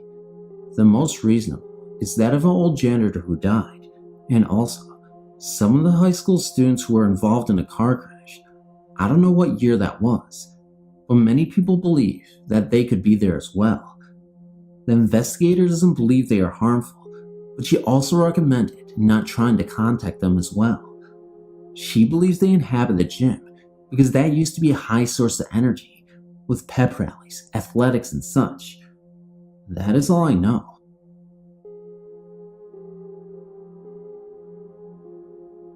After reading some of the stories here, I thought I would like to take this opportunity to share an experience I had back in 1992 and 93 in an apartment my friend and I were living in at the time. It was a relatively new apartment complex at the time, only 3 years old. Things were innocuous enough to begin with, so neither my friend nor I really thought anything was odd. Items of food, jewelry, or clothing would disappear and reappear frequently, days or weeks later, in strange places, other than those where they had originally belonged. We each thought the other person was misplacing these items and forgetting we'd moved them. It was quite amusing at times to open up the cupboard and find the cheese in with the dinner plates or the chicken pies in your closet. Oh, and socks used to disappear a lot. Well, usually one, but I think that was the washing machine eating them. Often, there would be a dark shape out of the corner of your eye, and when you turned to look, there was nobody there. I mean, you could feel someone there too. Laying in bed at night, I would hear the front door open and footsteps walking across the living room, and thinking it was my roommate coming in from her night out, I would call out to her and get no reply. She hadn't come home. No one was home except for me. I was woken up one night by voices whispering very close by. I thought it was someone chatting outside my bedroom window at 3 o'clock in the morning, but when I woke up more fully, I realized it was coming from my bedside radio. But the radio was not turned on. It was not even plugged in. The TV would turn on by itself. Usually when we were in bed, it would come on really loudly and startle you awake, and it wasn't even on a channel we even liked to watch. One night, my friend had volunteered to sleep in the living room on the couch because my friend and daughters were over for a visit. Another long story, and my daughters had taken her bedroom over. Lynn told me the next day that during the night, she had been woken up by the feeling of someone standing over her. She said the feeling was very intense, and at this point, she had not opened her eyes, and she just knew someone was standing over her, watching her. She at first thought it was either myself or one of my daughters, but for some reason didn't want to look. Eventually she said she had to look, and as soon as she opened her eyes, the feeling was gone, and nobody was there. My family and I were all fast asleep. Then, over a period of time, things became even more weird. We had some fresh skim milk in the fridge, just bought that morning from the local 7-Eleven, which was only across the parking lot of where we lived. A short time later, we went to use the milk, and it was curdled. No harm done. We took it back to the store, and they gave us another fresh carton. We took the carton, and it sounded normal, so off we trotted home for our tea. We opened up this carton to pour into our tea, and lo and behold, curdled again. I mean thick, lumpy, sludgy goo. Not weak, watery, skimmed milk. So, thinking this was just bad luck, when all we wanted was a cup of tea, we took it back again. The store clerk must have thought we were boiling it or something, but gave us another carton, and after we shook it a few times and squeezed it to try and determine if it was fresh, we took it home. But that one was curdled too. We gave up on having our cup of tea at that point. Not long after that, I awoke one morning, and my ring finger felt sore. I looked down at my hand, and my engagement ring was buckled. It wasn't a little bent, but completely buckled into a triangle shape. It had been perfectly fine when I went to bed, and my wedding ring was normal. It was extremely hard to get off of my finger, and when I did finally get it off, it wasn't not only bent, but actually broken almost completely through the gold band in 3 places. I don't know how a ring could even be broken, even if I had laid on my hands. I mean, they would only have pressed the ring into the mattress, and maybe I'm wrong, but I don't think that is enough pressure to bend a diamond ring. Of course, maybe hubby had bought me a ring out of a lucky bag. Never thought of that. I took it to a jeweler for repair, and he said in all his years as a jeweler, he'd never seen a ring broken like that. After having it repaired, a short time later, I somehow managed to drop 5 rings in the shower, and the only one that disappeared down the plug hole, never to be seen again, was this engagement ring. All my other rings stayed in one place. I realize none of these events are horrifying. Apart from the curdled milk, have you ever seen skim milk curdle in 2 minutes or less? But this one is the only house or living quarters that have experienced any strange occurrences like this, so I thought this was the place to share it. We do. Both my friend and I believe that there is something wrong with that apartment, as the feelings and events were getting stronger and less friendlier the longer we stayed there. Eventually, we moved out into another apartment in the same complex and never had any other things like that occur. I was often tempted to go and ask the new occupants if anything weird happened to them, but didn't want them to think we were crazy.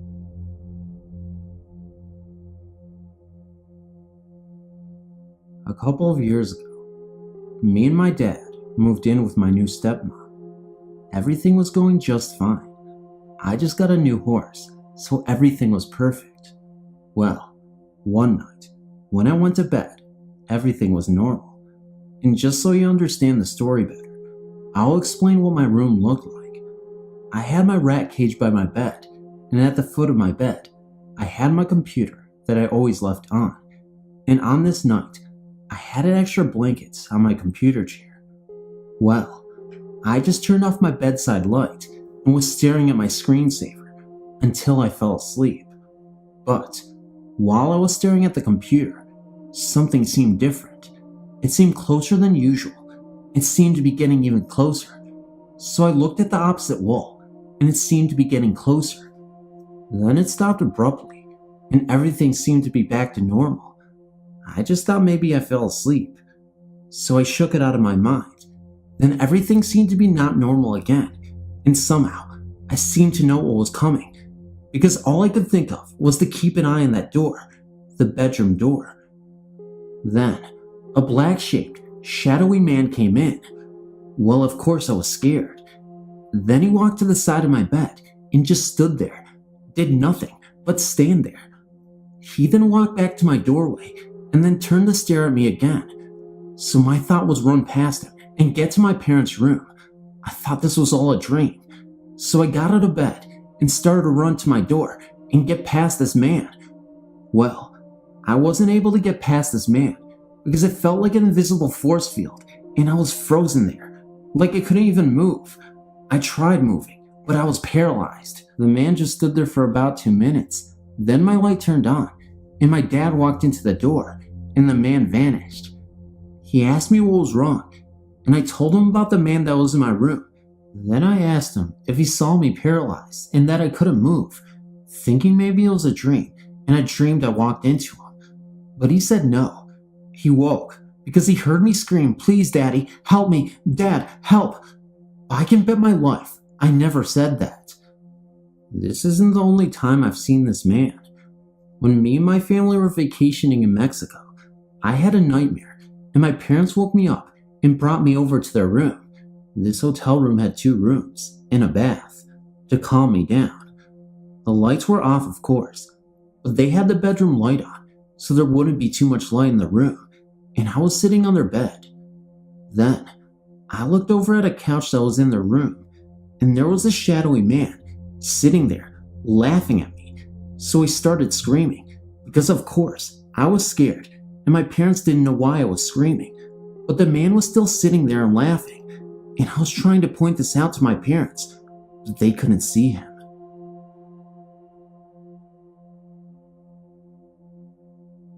One day when my family was out, I stayed home by myself. I then started to feel a breeze, so then I went to go get a blanket, and I felt like someone was watching me. I went upstairs to my room, and I saw a really bright shadow. I got frightened, so I started running to my room, but right then, my door opened. I went inside. I saw a glare near my bed, and its image started showing up. It looked like a little girl. So I told her to leave me alone. Covering myself up, I felt a chill. I started crawling to the hallway near the steps, and it was standing right there in front of me. My parents came home right then, so they tried to open the front door, but I went to open it, but it was already unlocked. I told them what had happened. They couldn't believe what I was saying. I went to go drink some water, then I went to sleep, but I couldn't. It seemed like the little girl was watching me. I can still see her to this day, but it does not frighten me. It sometimes seems like she is talking to me. I can tell when she is there because I either get the chills or I feel if someone is touching me. I moved not too long ago, but I will always remember her. I wish I knew what she was trying to tell me or leave me alone. I will remember that forever. My family had moved into this house. The old owner, a middle-aged man, Moved because of the memories. 2 years earlier, his wife had died giving childbirth. Soon after that, we moved in. My older brother decided to move back in and took the room across from mine. I hated my room. It was always cold, and I was scared to be in it by myself. I would lay on my bed and watch TV. 2 times I saw ghosts. My dad sometimes went in my brother's room to play his PlayStation, and out of the corner of my eye, in broad daylight, I would see an older man, slightly bald, wearing a white shirt, and walk into my brother's room. I thought it was my dad, but the lights didn't turn on, and my dog started to cry. Soon after, I saw a young girl walk into my brother's room. She had long, dark brown hair and was wearing a white nightgown. We have a mirror at the end of the hall between our rooms, and while walking down the hall a couple of times, I would see people behind me. One time, there was a very tall, skinny man standing behind me about 10 feet, staring into the mirror. I told my mom, and she thought it was funny. She gave him the name Frank. A second time I was walking down the hall, I looked up into the mirror, and a dark figure with a flowing dress ran across the hall. Then one night, I was sleeping and was woken up by a man standing beside my bed, staring at me and breathing deeply. I was too scared to move or talk. After I fell asleep, I had a dream about the devil. I swear I felt like I was awake and something was holding me down. I couldn't even move my head. After those things happened, I wouldn't go to sleep until my brother got home. And one night, after he got home, I decided to sleep on the couch in the living room. My eyes were shut and it was dark. We have big speakers and there was a flower pot on them by the window. I heard the flower pot slide across the speaker, but was too scared to even open up my eyes. I was lying on my back with one arm under the blanket and one arm on top of the blanket. Not a minute after, I heard the flower pot move. Something grabbed my hand and squeezed it. I swung my arm out and didn't hit anything, so I quickly opened my eyes and turned on the light behind me, but nothing was there. I was so scared, I couldn't sleep for days. My brother moved out soon after, and I took his room. Ever since, I've been told in his old room, strange things stopped happening. My family moved into our LA, Orange County home about 18 years ago, so I've been here all 16 years of my life. When I was little, I always fancied my invisible friend, who I've recently called Eric. I talked to him up until I was about 5, so my parents told me. Then I stopped. When I turned 15, I started seeing things. Out of the corner of my eye, while I was on the computer, I would see a figure in black standing in the doorway to my room. My computer is in my parents' room, being they have the alternate phone line. Their door is directly down the hall from mine. You can look through my door from theirs. I would also smell odd smells, like death or some sort of fish when none is cooking.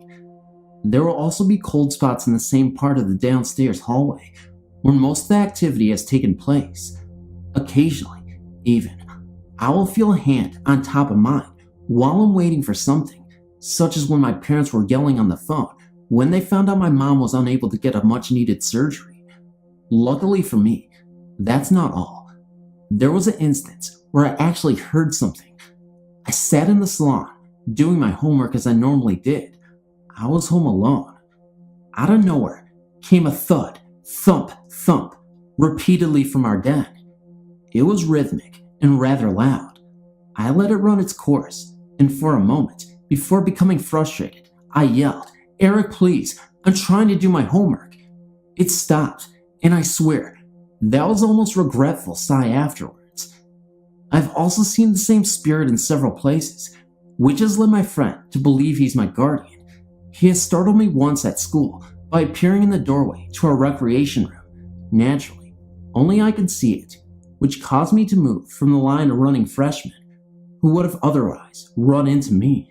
I'm planning to do an EVP as soon as I get an external mic for my recorder. In another story, a small home located in the suburb of Chicago, House is a very strange spirit. The room I stay in while visiting my grandparents' house is across the hall from what used to be my uncle's and now deceased. Every now and then, the hanging doors in the closet will sway, even when there is no draft nor air conditioner. In the night, there will be occasional whispering. The spirit has never appeared to be malicious, which has led me to believe it is the spirit of my uncle. Though the house was built during World War II, there is no other reasonable explanation. Another story I have is a story I'm sure many people have. It begins on a warm summer day upon the Queen Mary, which is permanently docked in Long Beach, California. I was visiting with my grandparents from above story, and my parents and brother, since I've been begging to go for a long time. My grandmother and I just passed the closed-off fitness room, which my parents, brother, and grandfather had stopped at to gawk at. Gran had gone ahead a bit, so I was walking virtually alone. I descended the stairs at the end of the hall, slowly, half because I was tired, half because I was waiting for the group of four to catch up. As I went down, I felt a violent jerk on my backpack, as if someone didn't want me to progress any further. I turned immediately, believing it was my brother being a jerk. There was no one there. As we left, I turned back to the boat to take a final snapshot before departing, knowing it would be a long time before I'd see it again. On the highest point of the boat, closed off to the public, I saw a woman in white with dark hair, her dress blowing in the wind. I thought it was an employee until I looked again, and there was nothing there, and no door through which she could have gone through. Now this last story I'll refer to as Purple and Gold. Luckily for me, this has only happened today, so the details are easy to remember. Of course, every ghost researching person, serious or phony, in this country has heard of the Whaley House, the most haunted house in the United States, whose residents include the playful Yankee Jim and Anna Whaley, whose lavender perfume can occasionally be smelled by visitors and employees alike. I had gone upstairs long before my family did, eager to view the house I had heard so much about. There were only a few of us upstairs at the time, one woman and 3 men, only one of which was wearing any kind of body spray. I sniffed as I passed them. Don't ask why. Impulse, I suppose. Which was Axe, worn by one of the men. I entered the room, which had once been a playhouse, and froze in my tracks. The unmistakable smell of lather perfume hung in the air for a moment, then disappeared. This happened in several points in the house, which can also be confirmed by my mother, who later smelled it in a different area. We also witnessed a moving curtain, which I checked for a draft. There wasn't any. No one had been in the room for a while either.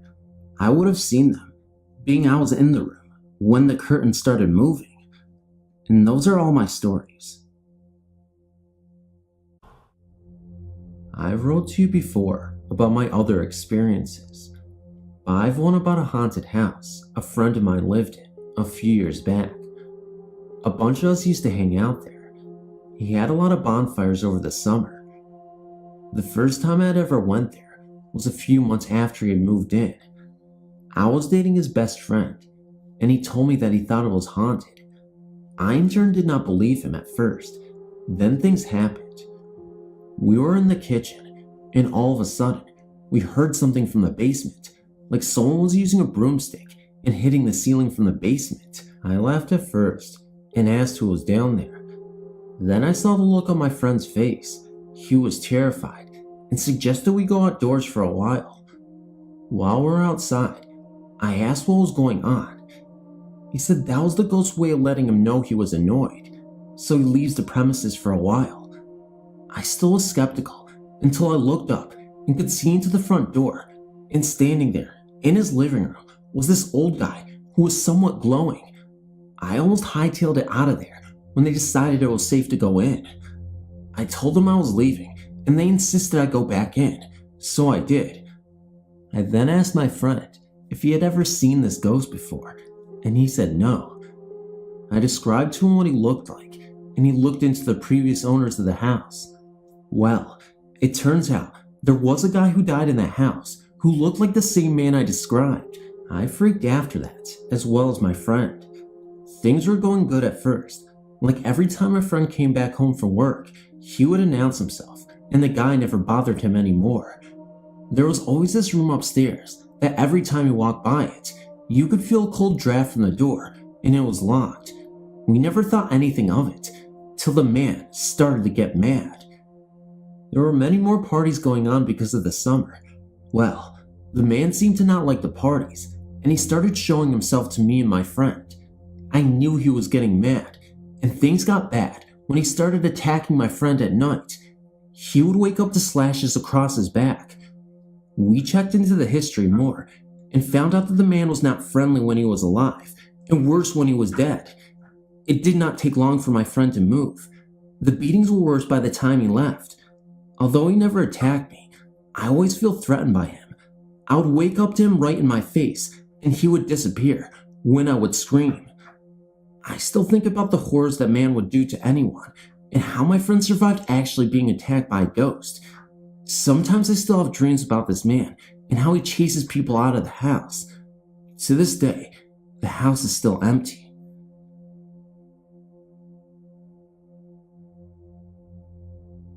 My name is Billy, and I would like to share a supernatural story of mine.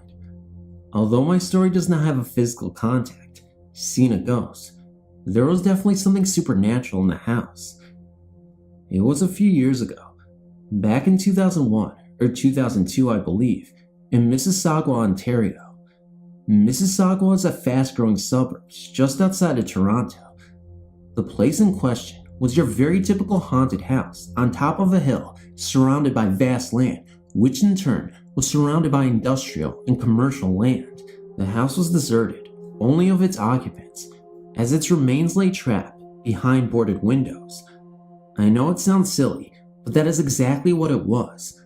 That looming house on the hill that every kid stared at as there were parents that drove by. I was one of those kids who, while in the backseat of my parents' car, stared silently at the house as we drove by. But it was more than just the stereotypical view of the house that captured me. There was something there, something odd that pulled me in. It was not until a few years later that I had the guts to go to the house. I'd moved away from Mississauga to Toronto, but I never forgot the house. I'd always told myself that I would go back, alone, and take photographs of the house. So one day, I grabbed my camera and I headed back to the house. It was early spring, and the leaves have yet to grow on the trees. The house had the most scary driveway I'd ever seen, probably the length of 2 to 3 football fields, and that is no joke. Now, from what I know, the house remained deserted and the land untouched by commercialists. I guess sometime, someone managed to get inside because the roof was burnt completely off. Most of the window boardings were torn down, and the insides of the room were completely overturned and damaged. From the beer cans all over the place, there must have been a party. The property around the house was littered with about 3 to 4 sheds and about 4 to 5 old rusted cars and scraps all over the ground. I forgot to mention that for some reason, I decided to go in the house in the evening, dusk to be precise. I had less than an hour to take photographs before darkness settled in. So, I entered the house from the back because it was the only part of the house with an open door. The floor was littered with papers, overturned chairs, and a lot of other rubble. I took some photos in the entrance and made my way inside. I went into the room that was the furthest into this part of the house. The first floor had 2 sections to the house that could not be reached from inside. This room had an overturned couch, a fireplace, and a littered floor. This room gave me very strong thoughts about entering it. I don't know what it was, but there was something that felt like I wasn't supposed to be there. But I entered, and I stood at the far right corner behind the couch and aimed my camera towards the fireplace. The light on my camera flickered on and off rapidly, and my camera refused to take the photo. I tried and tried, but my camera would not take it. Instead, I stood there and watched as the room went from total darkness to light as the camera flickered on and off. Afraid of what might appear, I left the room and stood looking into it from beyond. From there, I went to the upstairs to where a previous fire left the entire floor naked to the sky. This is where I noticed something odd. The house's main floor as I've said before, was divided into two parts. Neither could be reached from inside the main floor. You either had to leave the house, go around, and enter through another door, or, as I just had learned, you had to go upstairs, cross over to the other side, and take another set of stairs down. Unfortunately, the stairs that led to the other side of the house was blocked by fallen timber, but this layout of the house was very, very odd. It did not make any sense. So, I went back downstairs and went around to the other side of the house to enter. I found an open window and pulled myself up onto the ledge. I froze right on the spot, staring deep into this part of the house. I have no idea what it was, but something was telling me to stay the hell away from the house. I felt this deep fear, this huge warning of not to enter this part of the house, so I pulled myself back down and walked away. Now, here's the interesting part. I've dreamt much of this house before I had gone to visit it. In my dreams, there was another entrance to the house, or another part of the house, a tunnel carved into the house from the ground. As I walked away, I saw it, about 50 feet from the house. 5 feet down the portal of it, cemented there, lay another path wide enough to crawl through that pointed to the house. Now, you can believe this or not, everything I've said is true. Just thought you would like to hear it. In the late 1970s, I attended college in New York State, around the Finger Lakes. The building I describe was first built in the 1890s. Since we were in the middle of the first oil crisis, students who remained on campus spent the short winter term in the old main dorm to conserve energy. As it happened, some friends and I were assigned a large, empty room on the top floor. It was 4 floors up and 1 below the attic, and 1 end slanted along the roof line. The room had been primarily used for storage. The gloomy winter sun had a hard time shining through the one ice-upped window facing the lake. Dark as it was, we cheerfully shoved a desk to one side and slept on the floor to give us more room. We were having a good time camping out and weren't inclined to do much schoolwork until our papers were due. After 3 weeks or so, a winter storm was approaching, so we decided to stock up on necessities and have a little party just amongst ourselves. I'd like to say that we were all sober as judges and went to bed early after saying our prayers. However, it being the late 70s, we indulged in smoke and alcohol. We had the stereo up loud, but the music couldn't completely cover the growing sound of the wind. Our window was frosted up, and a tree branch scratched the glass.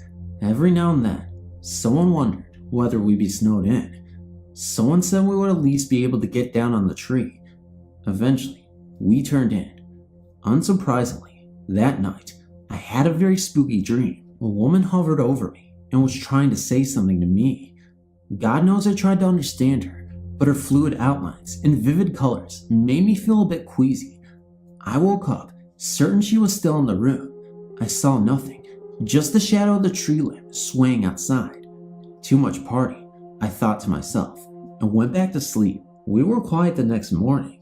I suppose it was due to too much of a good thing the night before. The snowdrifts were impressive, as the wind had been so wicked, but the sun was out, and the sky was clear, and the snow was pristine. It was so much different than the storm that I felt up to sharing my spooky dream. It seems that 2 of the others had strange dreams as well. Since we all dreamed different things, I was certain nothing occult had happened. I was very relieved, since we still had 3 weeks to live in that room. Being a Florida girl, I was still curious about snow still, and wanted to have a look around. I dragged a willing soul with me, and we make a quick trek around the yard.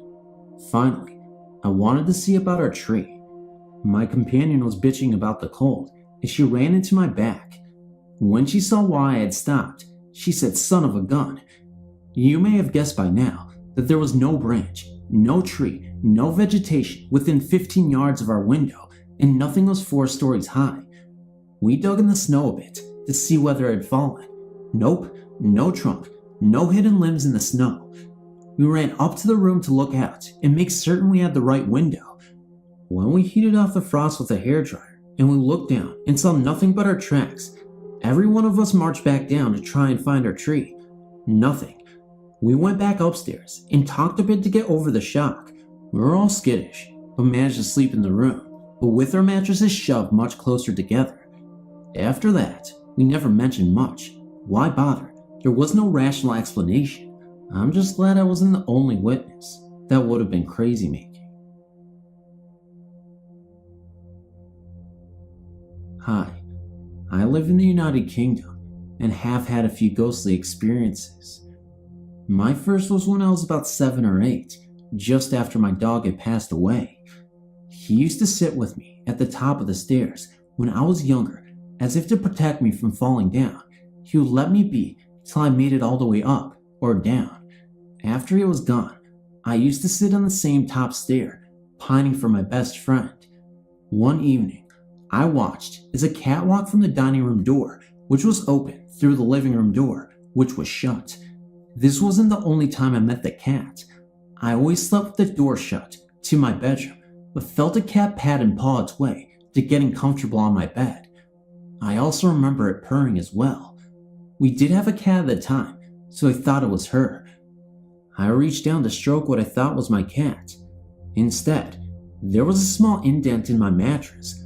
When I turned the light on, there was nothing there. My door was still shut, and my cat wasn't in the room. During my teens a few times, I woke to find my light on and television turned on. This stopped when I moved out of the family home while I went to college. I suppose more disturbingly is what has been happening to me for the last few years. In 3 different properties I've lived in, my bed has been shaken. The first couple of times it happened, I was really scared, but have gotten used to it now and have accepted it. If I had the courage, I would ask it what it wants, but it's never hurt me, and I believe it is there just to let me know it's looking out for me. Whenever it has happened, it is usually when I've been upset. It happened after I broke up with my ex-girlfriend, for example.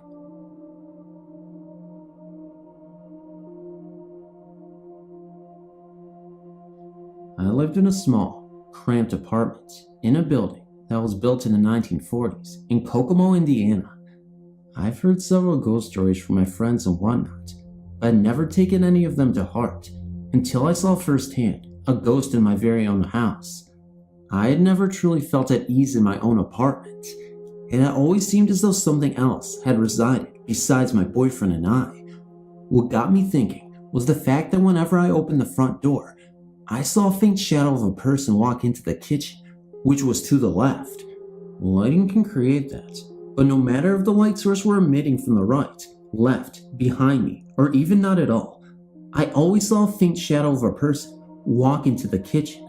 I really never thought much more than it being a light trick, though I was creeped out that I saw a shadow, even though there would be no light at all. After a while, I rarely noticed it. Things changed on January 19th, 2004. I was on my computer in my living room. To the left of me was a walk-in closet. We always kept the doors to the closet open. I was the only one home. It was nighttime, and the lights were on in the house. I stared at the screen, not paying attention to anything else, when the lighting in the room changed and got dimmer. It repeated this for a few seconds, and I chalked it up to the snowstorm outside. A few minutes go by, and then, to my left, I see what appeared to be a person outside my field of vision. I wear glasses, so I don't see way off to the side too well. Anyway, I turned my head, and I saw, as clear as anyone could ever see, a young man walk straight into my closet and then disappear. I remember exactly what he had looked like. About 6 feet tall, short, straight blonde hair. He never looked over at me. I only saw him from the side as he disappeared into my closet. Strange, I know, and I could not make sense of it either. I was so scared that I immediately jumped up from my chair and drove to my mother's house, where I stayed for a couple of days. Later on, after I had moved out a month later, I found out from my landlord that the last resident was a young man who had committed suicide by hanging himself with a noose in the walk-in closet. I wonder to this day, why did I see him? What was the purpose? I don't know if I'll ever know, but I've been both fascinated and frightened by my experience, and from the day it has happened, It has always captivated me. I'd like to start out by saying that, while I am interested in the paranormal, I tend to be pretty skeptical and prefer to think things out rationally before dismissing every little thing as ghosts or the like. This experience, however, has no logical explanation I can think of. I'm pretty new here as well, and I apologize in advance if I'm not doing this right. So yeah, here we go. I was 17 and it was mid-October, nearing Halloween. My family and I had gone to a really small, fairly rural town to meet a group of family friends for dinner and catching up for old time's sake, as my siblings and I had grown up with the children of the other families.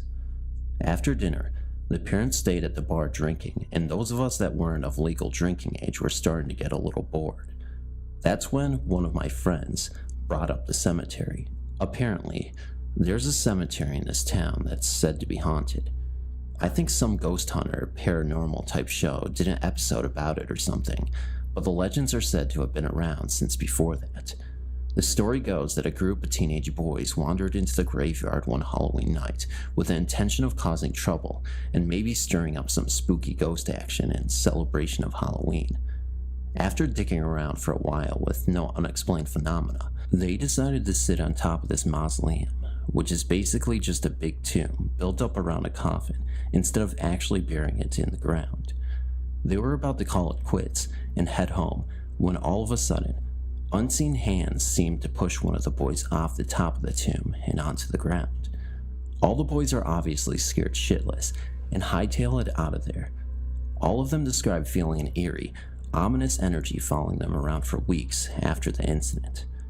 There have also been numerous reports of orbs, headstones inexplicably moving or disappearing, ghostly apparitions, inscriptions being changed, flashes of lights, strange noises, the whole works.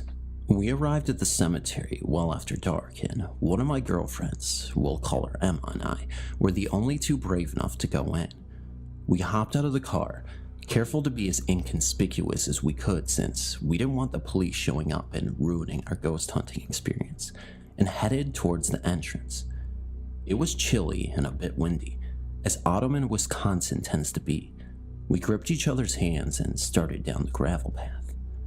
As soon as we passed the fence that surrounded the plot of land, everything seemed to get very still and quiet. We couldn't even hear the wind anymore, which was strange as it had definitely been breezy as we got out of the car.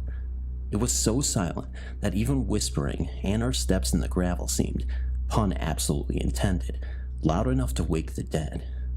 Though there were no lights in or near the cemetery, there was enough moonlight filtering through the clouds to allow us to see pretty well. We soon realized we had no idea where the fabled haunted mausoleum was, but we kept walking anyway. We made a random left turn and, lo and behold, there it was, about 30 yards in front of us. Pretty good luck, right?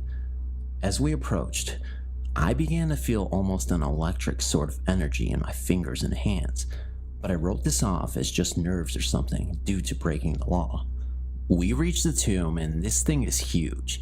It was twice my height and at least made of weathered gray stone with moss growing sparsely on it. We stare for a moment and Emma whispers, "You should touch it." Being the badass ghost hunter I am, I obliged. There's nothing really remarkable about the cool roughness of the stone, so I decided to take it a step further and hop up to sit on the lip of the curved top of the thing. Again, nothing happens, so I jokingly shout, "If there's anyone here, any spirits or anything, come on out."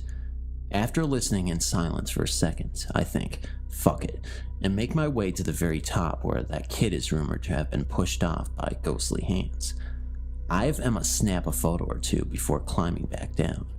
Slightly disappointed by the lack of spooky encounters, we agree to head out and are about to do just that when we see a pair of headlights slowly creeping down the road that borders one side of the graveyard. We immediately assumed someone noticed us and called the cops, so we crouched down behind some bushes with the mausoleum directly to our left to hide. Both of us are completely silent except our breathing as we watch the vehicle slowly make its way down the street. I'm watching its taillights turn the corner when I hear a low, creepy, menacing laugh coming from my back right. It sounded so strange, like it was a few feet away, but also right in my ear. I'm freaked out, and I'm about to chalk it up to some kind of adrenaline-induced hallucination when Emma, who is standing to my left, whispers, "Hey, did you hear that?" My blood ran cold as I slowly nod a silent yes I did. I cautiously turn my head to the direction I heard it come from and, I shit you not, see a dark figure stand up from one of the headstones not 10 feet away from us. I scream bloody murder and somehow end up on the ground as the next thing I know, Emma is pulling at my arm shouting, "We have to run, we have to get out of here. Come on, we have to go."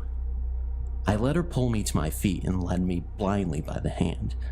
We're full out sprinting, tripping over gravestones and plants and who knows what else in the dark, and we can't even find the exit in our panic. We finally reach a gap in the fence, and I can feel tears streaming down my face as I run for my life down the middle of the road, not even paying attention to the oncoming headlights until I nearly run into them. Luckily, it was the car containing the rest of our friends, and we rip the door open and throw ourselves inside screaming, "Go, go, please just drive," before we even bothered to sit in an actual seat or shut the door. I can't remember who was driving, but I think our panic and terror shook them enough that they did what was asked of them and sped away back to the bar. They kept asking us what happened and if we were okay, but we couldn't calm down enough to answer until we were back inside the bar and sat down. Still shaking and out of breath, we recounted our story to all of them, drunk parents included. I think a lot of them were pretty skeptical, and honestly, I would have been too if I hadn't experienced it myself. In the weeks that followed, I felt that same eerie energy the boys in the legend described hanging over my head. Personally, I attribute it more to paranoia after being scared out of my mind by something I couldn't actually see than some kind of curse, but it made me uneasy nonetheless. It's been a few years since this happened, and I still cannot think of a single logical explanation for what happened that night.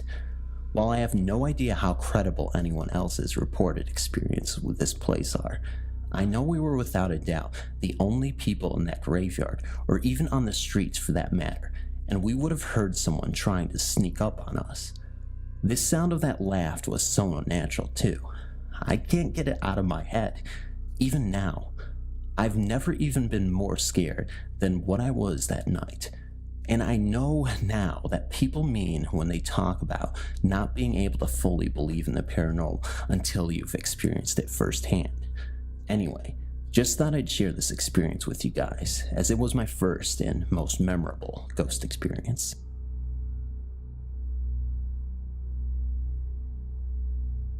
This could have not happened at a better time.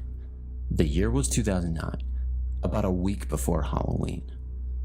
My sisters and I got a call that our grandmother's health had taken a turn for the worst, and that the doctors were calling the family in. My grandmother was in the LaGrange Hospital, and we were in Newnan. It would take us 30 to 45 minutes to get there. Each of us 4 girls took off from work, and we all met at my house, where we would ride together to the hospital. Being in such a hurry, neither of us took the time to use the bathroom, so by the time we got to the hospital, me and my baby sister were about to burst. We got parked and Kelly, my baby sister, and I ran into the hospital looking for a bathroom. The entrance that we took, we had to walk through double doors and turn slightly to our right, then slightly to our left before heading down a long corridor. The corridor led us to a gift shop that sat on the right. Just before the gift shop, there were 2 small bathrooms, one for men and one for women, to the left of the hall. My sister and I were racing to the bathrooms when we saw an elderly woman in front of us. She was about 25 feet away from us. She was stooped over a tad and wore an old, outdated black coat and an old black hat with a flower attached to the side of the hat. It was not cold enough outside to wear a coat. The old woman entered the bathroom, and my sister and I raced in after her. The bathroom was so small that it only had 2 stalls and 1 sink, and 3 people would be considered a crowd. My sister beat me to the second stall, after she saw the old woman enter the first stall and heard her lock the stall. My sister and I were laughing at each other, and we were talking to each other while my sister was in the stall. I was play fussing at her for beating me to the only available stall. So here I was standing outside the first stall, waiting for the old woman to come out. All of a sudden, the door to the first stall slowly creaked open, and I stepped to the side so that the old woman could get out. Told you the bathroom was very small. After a few seconds, no one came out, and I peeked around and pushed the door open a little bit more. I was scared that I may find the poor old lady sitting on the toilet, and she had let the door come open on her or something, and we would both have an awkward moment. I looked into the stall, and no one is there. My sister was still in the second stall, and I said, "Kelly, wasn't that old woman in this other stall?" My sister replied with a yes and why. I said, "Kelly, she's not here." Kelly asked, "What do you mean she's not in there? I saw her go in." And I replied with, "Well, she has either gone down the toilet or she has disappeared." I remember Kelly asking me, did I see her go out? And I said, Kelly, she would have had to bump into me to get out, and no, she did not go past me." The conversation went on like this for a few more seconds, ending with my sister coming out of the second stall, fast as lightning, with her pants half buttoned. Flying towards the door, she turned to me and asked if I was coming, and I responded that I have business to take care of. Of course, my sister left me there alone while I took care of business in the first stall. I was either feeling brave or stupid that day. After I came out of the bathroom, my sister was waiting by the gift shop. We knew we just had a ghostly encounter. Retelling the story to the rest of our family members had them thinking we were off our rocker. I retold the story again to the nurse, who was assigned to my grandmother, and she confirmed that there had been several ghost sightings in the hospital.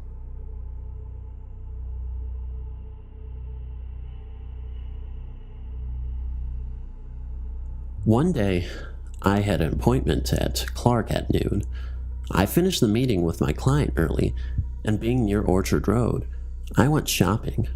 By the evening, I got ready to go back to the flat.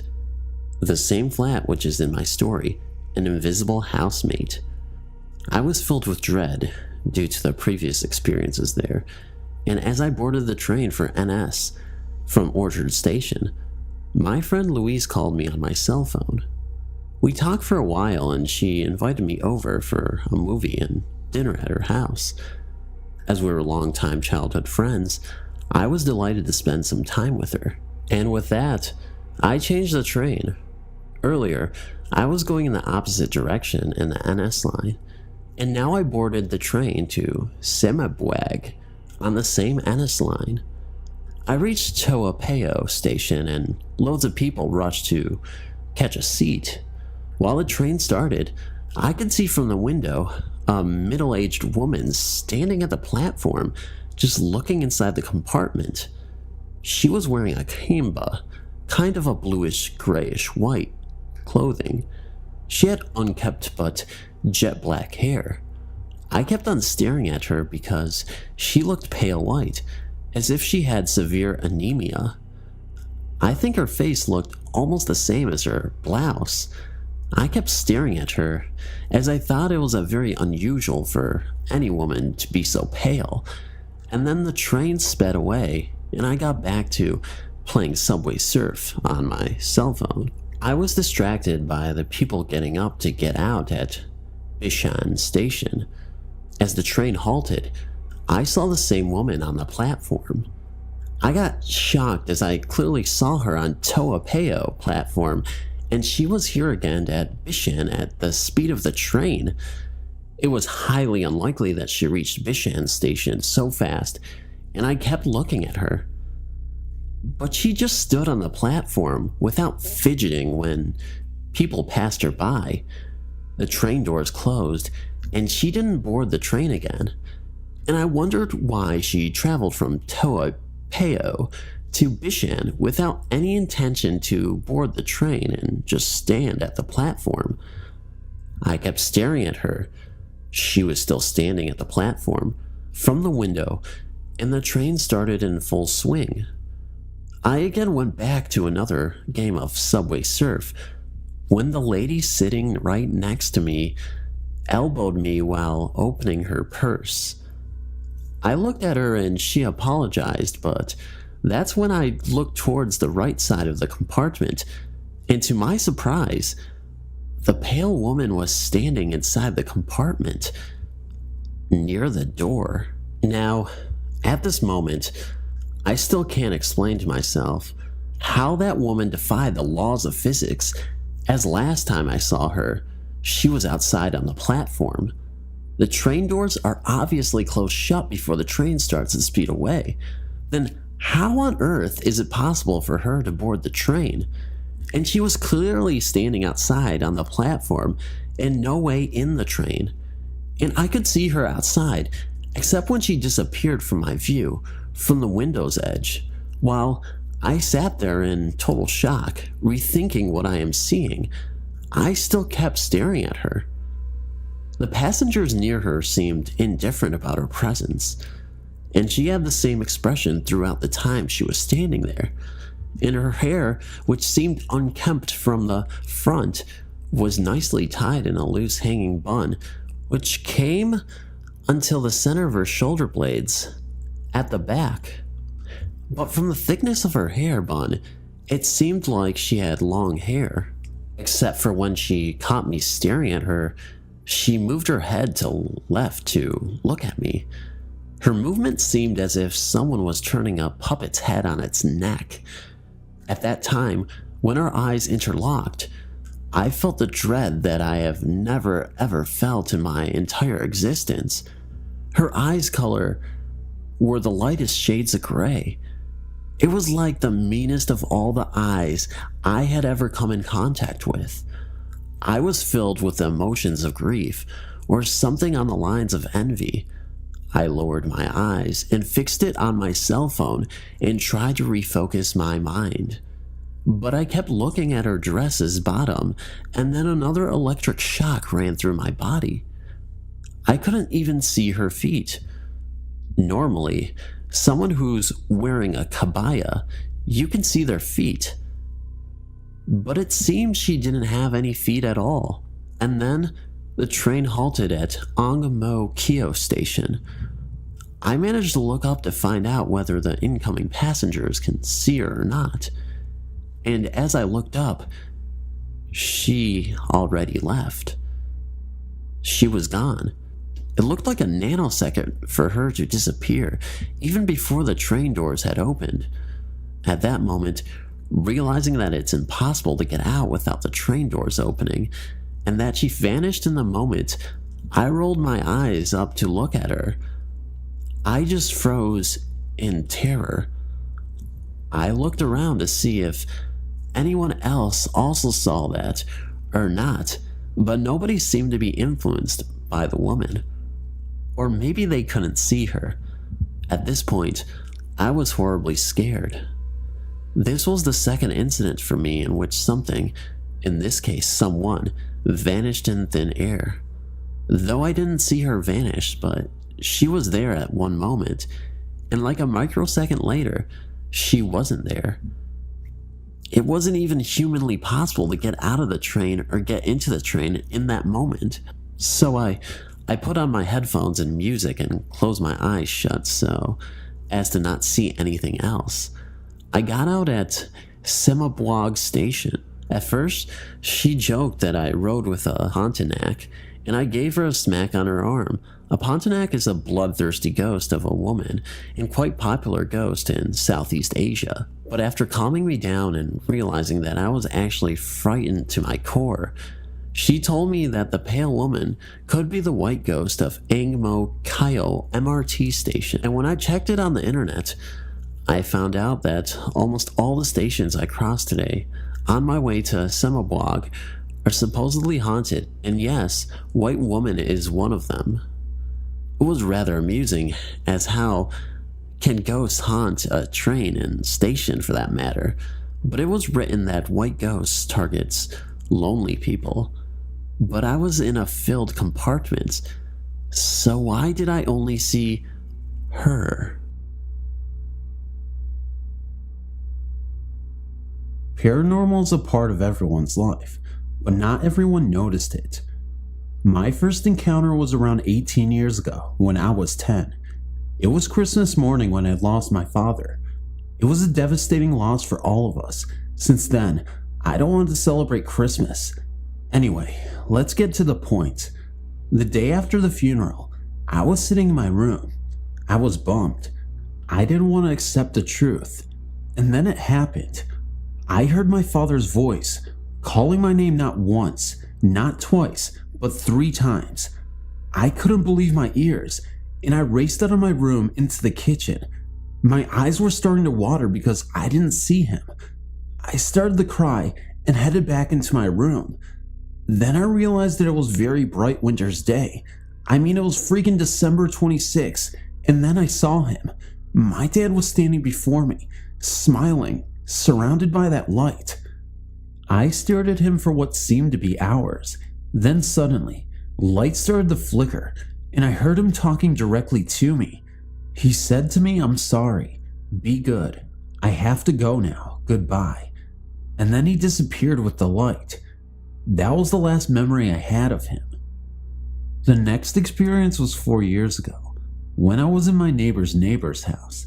My neighbor, let's call her Z, lived with her father, let's call him A, who by the way was a creepy guy. However, Z was gifted. She could see the future through cards. I was stunned when she told me things known only by me. I went there often times, but every time I took even the slightest look to A, my head started to hurt like hell. When I shared that to Z, she told me that I was sensitive. Every time, when I get a headache, I was in a way cleansing the negative energy. I shook it off because that couldn't be true. After the seance, you know the cards. She told me that I have a big hole in my heart, a hole full of pain and sorrow. She started to cry and told me that soon, very soon, I will lose someone very close to me, and I needed to be strong at that moment. After that, I stopped going there, and a week later, she died, leaving behind her awful father. I know it's a terrible thing to say, but he was evil. I can't explain how I know. I just do.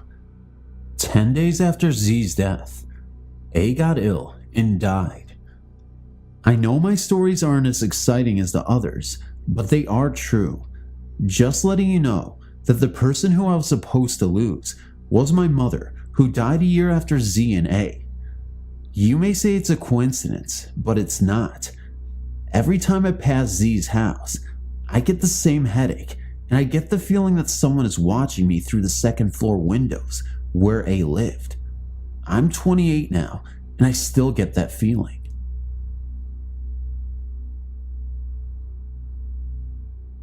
About 20 years ago, when we lived in Navy housing on Oahu, Hawaii, my daughter and I experienced something that still haunts me.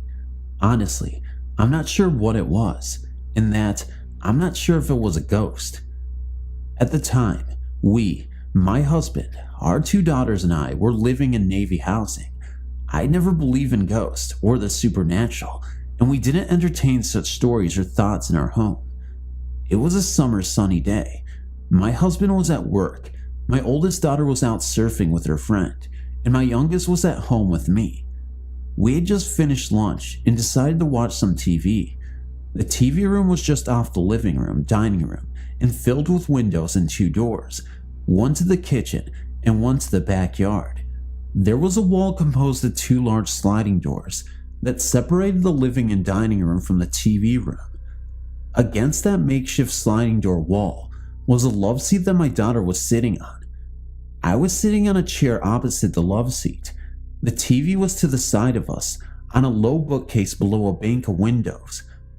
While sitting there watching TV, something shimmery, a staticky, sparkly, flashing sort of mass passed between us and the TV. It had entered from the living room into the TV room and then moved across the room and out the back door. Within seconds of seeing it, we turned to look at each other. She then jumped into my lap, and we sat hugging each other tightly for a bit before either of us could speak. I knew by her actions and the panic on her face, She had seen what I had. With fear in her voice, she asked me, "What was that?" I had no idea what it was, but I tried to reason it away. Staying as calm as I could, I told her it was probably the sun reflecting off a car passing the house. With a trembling, soft voice, almost a whisper, she replied, "But all the blinds are down."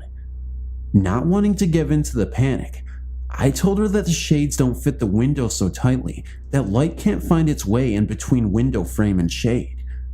I then changed the subject to picking up my oldest daughter and going for shaved ice, a Hawaiian snow cone, but better. Other than telling family and friends for the next few weeks, we didn't and haven't talked about it since. We put it behind us. Fast forward 2 years later, my husband, reassigned back to Rhode Island, had moved back to the mainland to open our old home and get it ready while the girls and I were still in Hawaii. The girls still had a few months of school to finish, so he went ahead without us.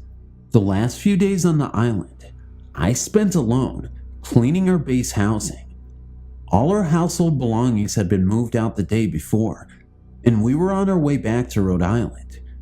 While I cleaned the house, readying it for inspection, my girls enjoyed their last few days with friends on the beach. I had cleaned the kitchen and laundry the day before and was now cleaning the bedrooms, bathrooms, and on into the living room and dining room. The whole house was floored with floor covering, which I had to sweep and mop spotless. I was mopping the living room and dining room area. The only thought in my mind was how warm it was now that the air conditioner was gone.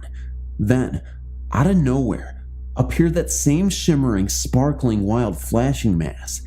It crossed the room right in front of me. Being all alone and startled by what I was seeing, I packed up and left. I still hadn't mopped the TV room, nor finished the living or dining room. I didn't care. I was out of there. I grabbed my cleaning supplies, my purse, and locked the door. I left the mop and bucket with the curbside trash and got in the car and didn't look back. I have never ever seen anything like this before or after Hawaii. I've also since become more open-minded to ghosts. Once back in Rhode Island, I started watching the many supernatural and ghost hunting shows that had since started appearing on TV, and although I am open-minded now, I haven't seen any real proof. I say that because I'm still not sure what I saw in Hawaii. I still feel like there might have been a logical explanation. I'm still waiting to come across someone, somewhere, who has experienced the same thing. Someone who can tell me what it was that my daughter and I saw.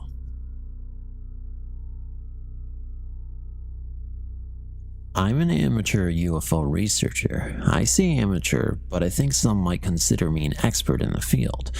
Anyway, I'm writing here to record what's already occurred. I'm too afraid to post on the forums I usually frequent when discussing my findings because I really don't need the extra attention right now. I'm afraid that something is going to happen, and I have to document it somewhere. So here it is, and I hope you enjoy my story. I know what you're all thinking, no doubt. I'm probably some nutjob that sees airplanes flying at night and thinks they're aliens, and I can respect that train of thought. My purpose here isn't to get people to believe, it's purely selfish. Now, I'm not really in fear for my life. Well, I am, but that's not why I'm writing this. It's my research I'm concerned about. All my years looking into extraterrestrial life, I've had a number of experiences, some more notable than others. I've seen orbs in the sky maneuver in ways aircrafts never could, and I've picked up radio waves with no point of origin on Earth. Those types of things I've looked into, but no real proof has ever come out of it.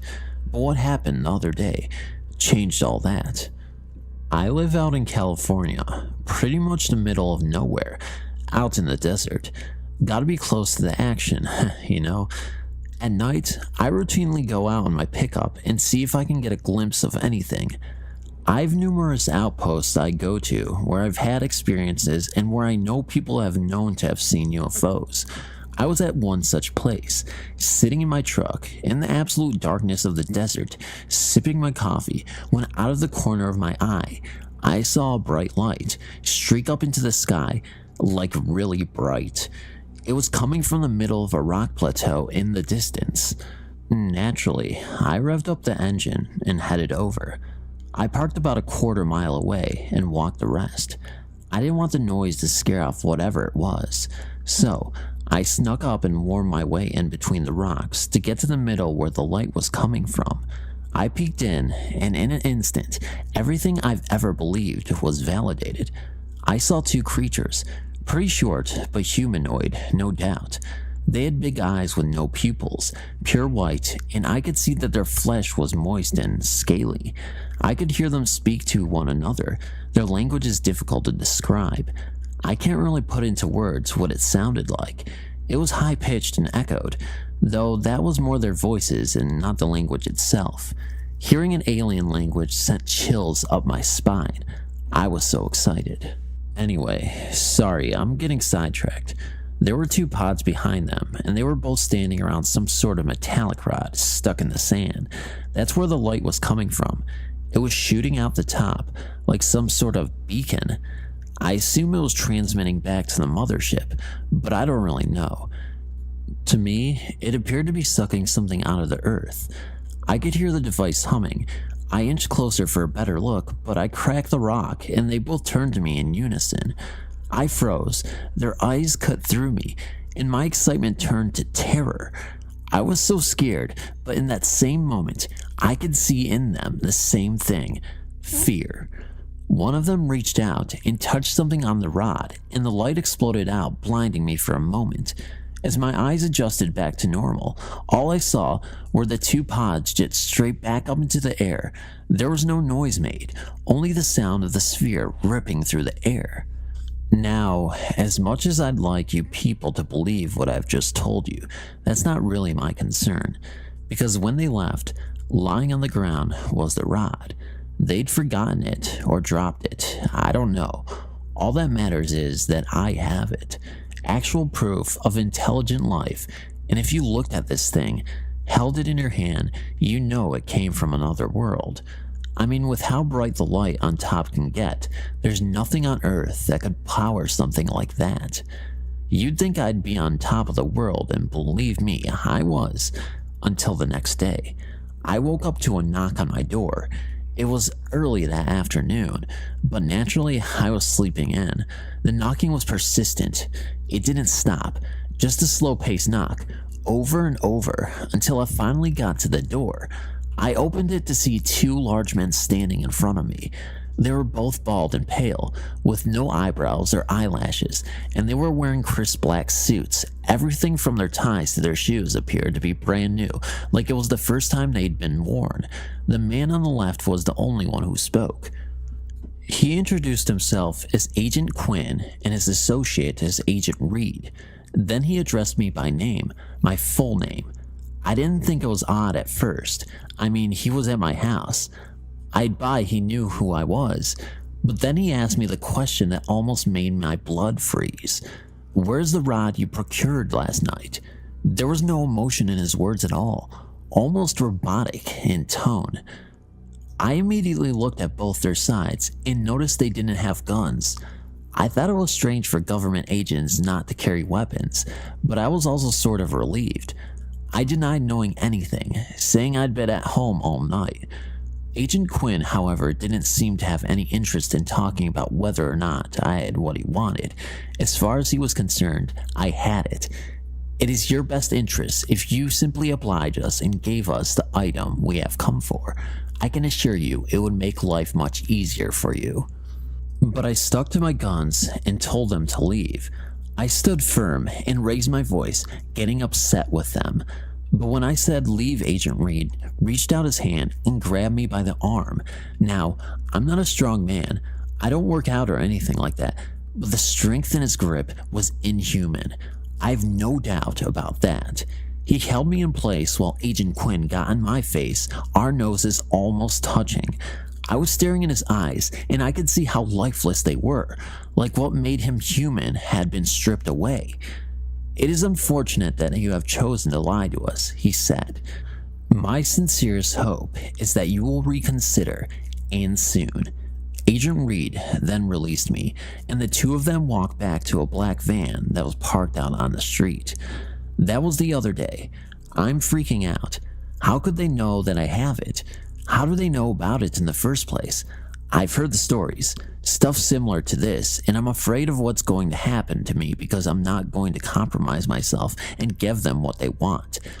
I was smart enough the night before to hide the rod, but I'm hesitant to say where. But I do want to. I want someone other than me to know where it is, but I have no family or friends, so I've turned here. I'm not really looking for advice as to what to do, but I'm not adverse to it either. I only want to have what is happening to me be out there. I can't let them cover this up too. As long as they don't find these posts, I'll keep posting about what's happening. I need it documented. Alright, things have gotten pretty crazy. I'm not much of a drinker, but I've since took up the habit. I'm 2 drinks in as I write this. I appreciate the comments and advice I've been getting, but I don't really have any intention of handing the rod over. I've dedicated years and years to investigating UFOs and extraterrestrial life, so to finally have something and just hand it over just isn't an option for me. I left a good job paying and another life to come out here to chase my passion, and that's what I intend to do. After posting the other night, I waited a few hours until a little past midnight and decided to head back out to the rock plateau where I originally encountered the life forms. It had been a few days, and I wanted to get a second look at the site, but after the agents came to my door, my mind had been in a different place. But I refused to let fear change the way I live my life. I went out and crept out, got into my pickup, and headed towards the desert. I half expected to be followed, so I couldn't help but glancing back to my rearview mirrors the whole time. But it seemed I was alright. I got out into the desert, no problem, but as I got closer to the rock plateau, I could see it was illuminated. Not by some extraterrestrial technology, but like the lights you see when they're doing construction late at night on the highway. The entire thing was encased in what looked like a white quarantine tent. I parked quite a distance away and got out my pair of binoculars to take a closer look. The tent seemed to be surrounded by black vans, the same that I'd seen the agents leave in. There were men similar to the agents all around, no hair and in the same fine suits. I have no idea what they were doing, but I got extremely nervous as I watched them. Some were going in and out of the tent, while others stood motionless, as if they were on guard like statues. There was no way they could see me from the distance I was, so I decided that even though it wouldn't be that clear, given my range, I thought I'd record what was going on. I got my phone out and zoomed in as far as I could. It wasn't good enough to see what exactly they were doing, but I could see one thing that didn't show up in my binoculars. The eyes of every single person there were glowing, like some sort of bluish white, but I could see it very clearly through the screen. It sort of disturbed me, but I didn't really know what it meant. Some of you have commented that you have thought that the agents were themselves aliens, and I didn't really think that until seeing that. Though I do also believe they work for the government, there's no way they would be able to churn out an operation like that without people having questions and them having the right answers.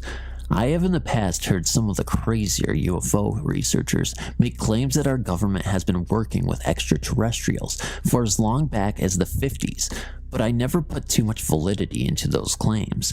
Seeing this, however, made me question everything. Anyway, sorry, I got sidetracked again. I recorded them for about a half hour for no real reason other than I thought something more interesting might happen at any moment. You couldn't tell what they were doing at all, so it was a half hour of guys with glowing eyes walking around and standing.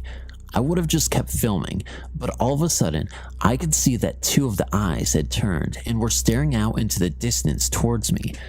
I didn't think much of it, just that he had moved, but then slowly I noticed the same stationary eyes turns towards my direction. It wasn't long until, on my camera, it was a wall of eyes staring. I immediately jumped in my truck and peeled out of there. As I rushed home, I kept assuring myself it was nothing. There was no way they could have seen me. It was pitch black out there, and I was so far away. I assured myself something else had to have caught their attention. I got home and rushed inside. I just stared out the window for about a good hour, expecting a black van to show up or something along those lines, but nothing. I breathed a sigh of relief and opened up my laptop to transfer the footage from my phone. I hooked it all up and opened the file, and much to my dismay, the video was fuzzy. And not like a normal fuzzy video. This was like the black and white fuzz you'd see when the VHS tape stopped running, something I'd never see on digital video. To say I was pissed is an understatement. It had recorded so smooth, it makes no sense that it was corrupted like that. I was shaking. I was so angry, so I decided to get a drink to calm my nerves, and I just kept drinking till I woke up the next morning, or I guess afternoon on my couch with a splitting headache and a bad taste in my mouth. I looked out the window, and sitting in front of my house was a black van. All the windows were tinted. I couldn't see anything. I was pretty scared, I'm not gonna lie to you, but I had things I had to take care of, and to do that I had to leave my house. I mustered up the courage and walked outside, or I suppose ran is more accurate. I wanted to get into my truck as quick as possible, but the moment I stepped outside, the van drove off. I was relieved, but I knew there had to be more to it. But I didn't have time to worry about it. I had things I needed to do. So after a few hours of running errands, I came back home to my door being wide open, pulled in my driveway, and took a deep breath before heading in. The place was a mess. Furniture turned over and ripped up, books and knickknacks thrown about. I turned my couch back right side up and just sat on what was left of the cushions, looking at everything I owned, broken and beaten. I knew that they thought they'd find, and I knew it wasn't there, so they gave me a bit of relief. Then as I sat there, I remembered the rest of my research. I went back to my bedroom, and sure enough, everything had been tampered with. Cords had been yanked out of my computer, boxes of documents emptied out all over the floor. But as I looked at everything, I noticed nothing was missing. It was all there. They hadn't taken anything. I did notice, however, there was an envelope amongst the mess. I didn't have anything that I kept in an envelope, so I knew whatever it was, it must have been them who left it. I opened it up, and inside was just a single piece of paper, typed up. It said, "It has come to our attention that you are not only continuing to hinder our investigation by keeping what we desire from us, but that it appears that you have begun an investigation of your own. What you saw the other night was not for your eyes. To continue on this path you appear to be on would be unwise." Now I'm just sitting here, 3 drinks deep in what used to be a nice and tidy house, typing this, wondering what to do. I'm at a loss. I don't know how far they'll go. Right now, I think they're just trying to scare me into doing what they want. And since I know I'm not going to, I'm nervous as to what's coming next. I work night audit at this semi-swanky hotel next to the airport. One night, I get a call from a lady in 204. She says there was arguing, loud banging, and crying coming out of 206. Check the computer. No one has checked into that room due to maintenance issues. What the fuck? Called my supervisors to see what to do. She tells me to call on site security and follow them up with a key. I decide to be the bigger man and go up anyways. As we get off the elevator, we can hear the crying. It's loud. My heart starts racing as we near the door, so I hand the key to the security guard. The next 5 minutes seem to happen in slow motion. He opens the door and immediately flicks on the light. Keep in mind 206, we're on the 2nd floor, only door was by me, and this is at like 3 a.m. and there was no one around. As we enter the room, the shower is on, steam is coming from under the door. There is only one lamp on in the room. It's super cold, and there's a lady in red, lacy bra, black panties, with super red hair curled up crying in the bed. She was facing away from us. As Frank approached her, he asked if everything was okay. She sorta just stopped crying and rolled over. When she did, a wave of horror came over me. She was super pale, covered in blood, and was just staring behind us. That's when we realized the shower had stopped and the door was open. There was a man about 6'5" standing in the doorway. As we turned around, cops tased him and arrested him. Turns out he was a rapist who hides in hotel rooms, kidnaps women who stay there, and cuts them open. To this day, I will never go to a hotel again. I'm currently a janitor at a gym. We have a stairwell that leads down some stairs to a door that doesn't open because we lost the keys years ago. One night, there was a loud banging sound coming from the door. Sounded like someone was banging it every second for a couple minutes. I stood at the top of the stairs and listened and watched, and it stopped. It started up again a few minutes later. I went back up there to see, and it stopped again as soon as I got there. Told my manager the next day and had a locksmith come in. He got the door open, and it's just an old supply closet that's empty. Every so often, someone hears a banging sound coming from the door at the bottom of the stairs. Third shift gas station attendant. My first night alone. I'm out cleaning trash around the pumps and refilling the windshield fluid containers. Cop pulls in, drives by really slow, staring at the store, doesn't see me standing near pumps, parks, and walks into the store really fast. He's clearly looking for an attendant, so I walk into store. He jumps when the door opens and I say, "Hey, what's up?" The Dunkin' Donuts, 2 streets over, just got hit and the guy doesn't fit any profiles. We think he just likes to shoot people, so we're letting people know. He gets in his car and drives off. Was sitting at a desk in front of a good-sized window, reading a binder. Sort of had that feeling like someone was watching me, so I looked up, and there was a face pressed to the glass. No idea how long he was there before I looked up.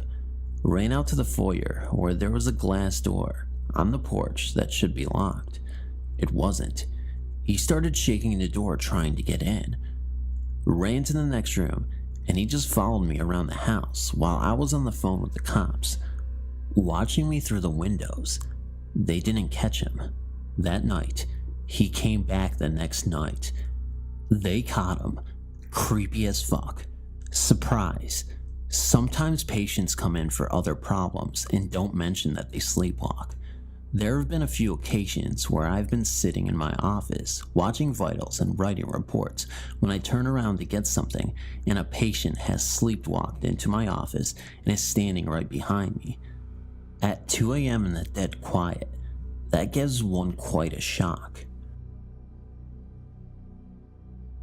Right out of college, I got a job as a nanny for 2 elementary school-aged girls. For their anniversary, the parents went on a week-long cruise, and I stayed home with the kids. The first few nights, the 8-year-old would come into my room multiple times a night and wake me up. It was obvious she hadn't pre-planned what she was going to give me as a reason for waking me up, so she would stumble through an excuse on the spot like, "I just wanted to make sure we are still going to the park tomorrow," or "I think I forgot to brush my teeth and wondered if I should do it now or wait till the morning." I figured she was just missing her parents and feeling out of sorts, so I let it slide at first. But by the 4th or 5th time, knowing I needed sleep to keep up with 2 active kids, I told her that she wasn't to wake me up unless there was an actual emergency. I got a couple more hours of undisturbed sleep, but wake up with a weird feeling around 5 a.m. I turn over and nearly piss myself. The girl had brought over a chair right next to the bed and is staring down at me. It didn't help that she had long, dark hair, and this happened a few months after The Ring came out. Her explanation? "I just thought it would be fun to watch you sleep. I didn't wake you." Touché, kiddo. It was the summer of 1992. I was 20 years old, and I had just completed my junior year of college, and I was staying in the same city as the campus to take some summer classes. I also worked a couple of part-time jobs to handle living expenses. One of my jobs was as a fast food delivery guy. We cooked and delivered steaks, chicken, and burgers instead of the usual pizza or Asian food. One night after completing my shift, I was bored and for laughs, decided to check out an adult movie and novelty store that I had seen sometimes in the course of all my driving for that job. I parked amongst several other cars and got out of my car to go into the store. I saw a middle-aged man with a pasty appearance, with greasy dark hair and receding hairline in the car parked closest to the store. I approached the car on the way in, and he raised his hand hello to me. Not wanting to be rude, I raised my hand in return. As I walked directly by the driver's side door, he said hey, and I said hello. He leaned his head out of his window. He said, "You want to get it off?" I browsed about, and put off by the sheer seediness of the place, quickly left. Out of the corner of my eye, I saw the guy in the car in a different parking space. I got into my car and started out of the parking lot. As I got to the road, I saw the guy start his car and start to come out as well. Hoping this was coincidence, I turned out of the parking lot to go home. It wasn't coincidence. Suddenly, this guy was following me very closely and blinking his high beams at me every few blocks. I tried to lose him at some traffic signals, but was unsuccessful. I decided to go an alternate route at that point, not wanting to direct this creep to where I was living. Luckily, my delivery job had made me familiar with a lot of the roads in the city. I headed for a particularly labyrinth neighborhood, turned in, and took as complicated a route as I could, and quickly as I could, and finally lost him in there. I thought that was the end of it. A few weeks later, during work at the takeout place, I stopped at a convenience store in the course of a delivery to get a soda. After I checked out, I saw this same guy. He smiled and raised his hand hello again. I hurried outside to my car, but this time I was in my shirt and hat from the takeout place. Now he knew where I worked. By the time I left the convenience store, he followed me again. Fortunately, I was able to lose him again, but spent the rest of the summer afraid to see him pop up at the place of my work, or worse, order food and bring me to his house. Thankfully, that did not happen. But skeevy guy who likes to follow people, let's not meet again. You believe in ghosts? If so, then boy, do I have a real ghost story for you. Being so involved with the paranormal from an early age on, you tend to open yourself up to experiences that you've never previously had before. I'm of the belief that if you commit to actively hunting spirits, they will start to manifest and make themselves known to you. However, if you close yourself off to this realm, the chances of finding yourself in a paranormal situation are slim. A lack of commitment will result in most spirits ignoring you. Just think about it for a second. If you have absolutely no desire to see paranormal activity, why would a ghost waste their time trying to communicate with you? It would be just like talking to a wall. Just like the saying goes, seeing is believing, or in this case, investing is believing. This story I'm about to share with you, though just a story, is undeniable proof that ghosts are living among us in the human world. These experiences occurred late in September of 2005, and at the time, I was 15. My mother tragically perished in a car accident the year previously, and that left my dad to care for me alone. It was an absolutely miserable existence from then on, as this was the love of his life. My dad ended up being so depressed that I would often find him crying alone in his room at my house every single day for the next month and a half. I personally have never seen my dad suffer so much, and although I was also hurting, I was more concerned with my dad's well-being. It was then that I would start praying for Mom to return and give us a sign to at least help comfort my dad and let him know that she was okay. However, all that praying didn't seem to help. All of the nights begging God to send her back down to us for a message almost seemed futile. I remember doing spirit sessions alone to frantically contact my mom, using a Ouija board, a spirit box, anything I could get my hands on to help. I never got any signs, and the house stood silent, as quiet as it's ever been, except for the faint sounds of my dad crying most nights. It made me start to doubt and think that ghosts and God were imaginary. I lost my faith in nearly everything. I remember angrily saying to myself that God and ghosts don't exist. My dad is hurting so much. I wanted to connect with the afterlife so bad, and yet nothing is coming through. Show me something. I remember saying that in utter and complete frustration. Still nothing. But all that was soon about to change. I remember one late night, I could once again hear my dad sobbing in his room after a hard day's work. He came back later that day, around 10 p.m. He was lying on the bed, and to comfort my dad, I went to sleep with him in his room.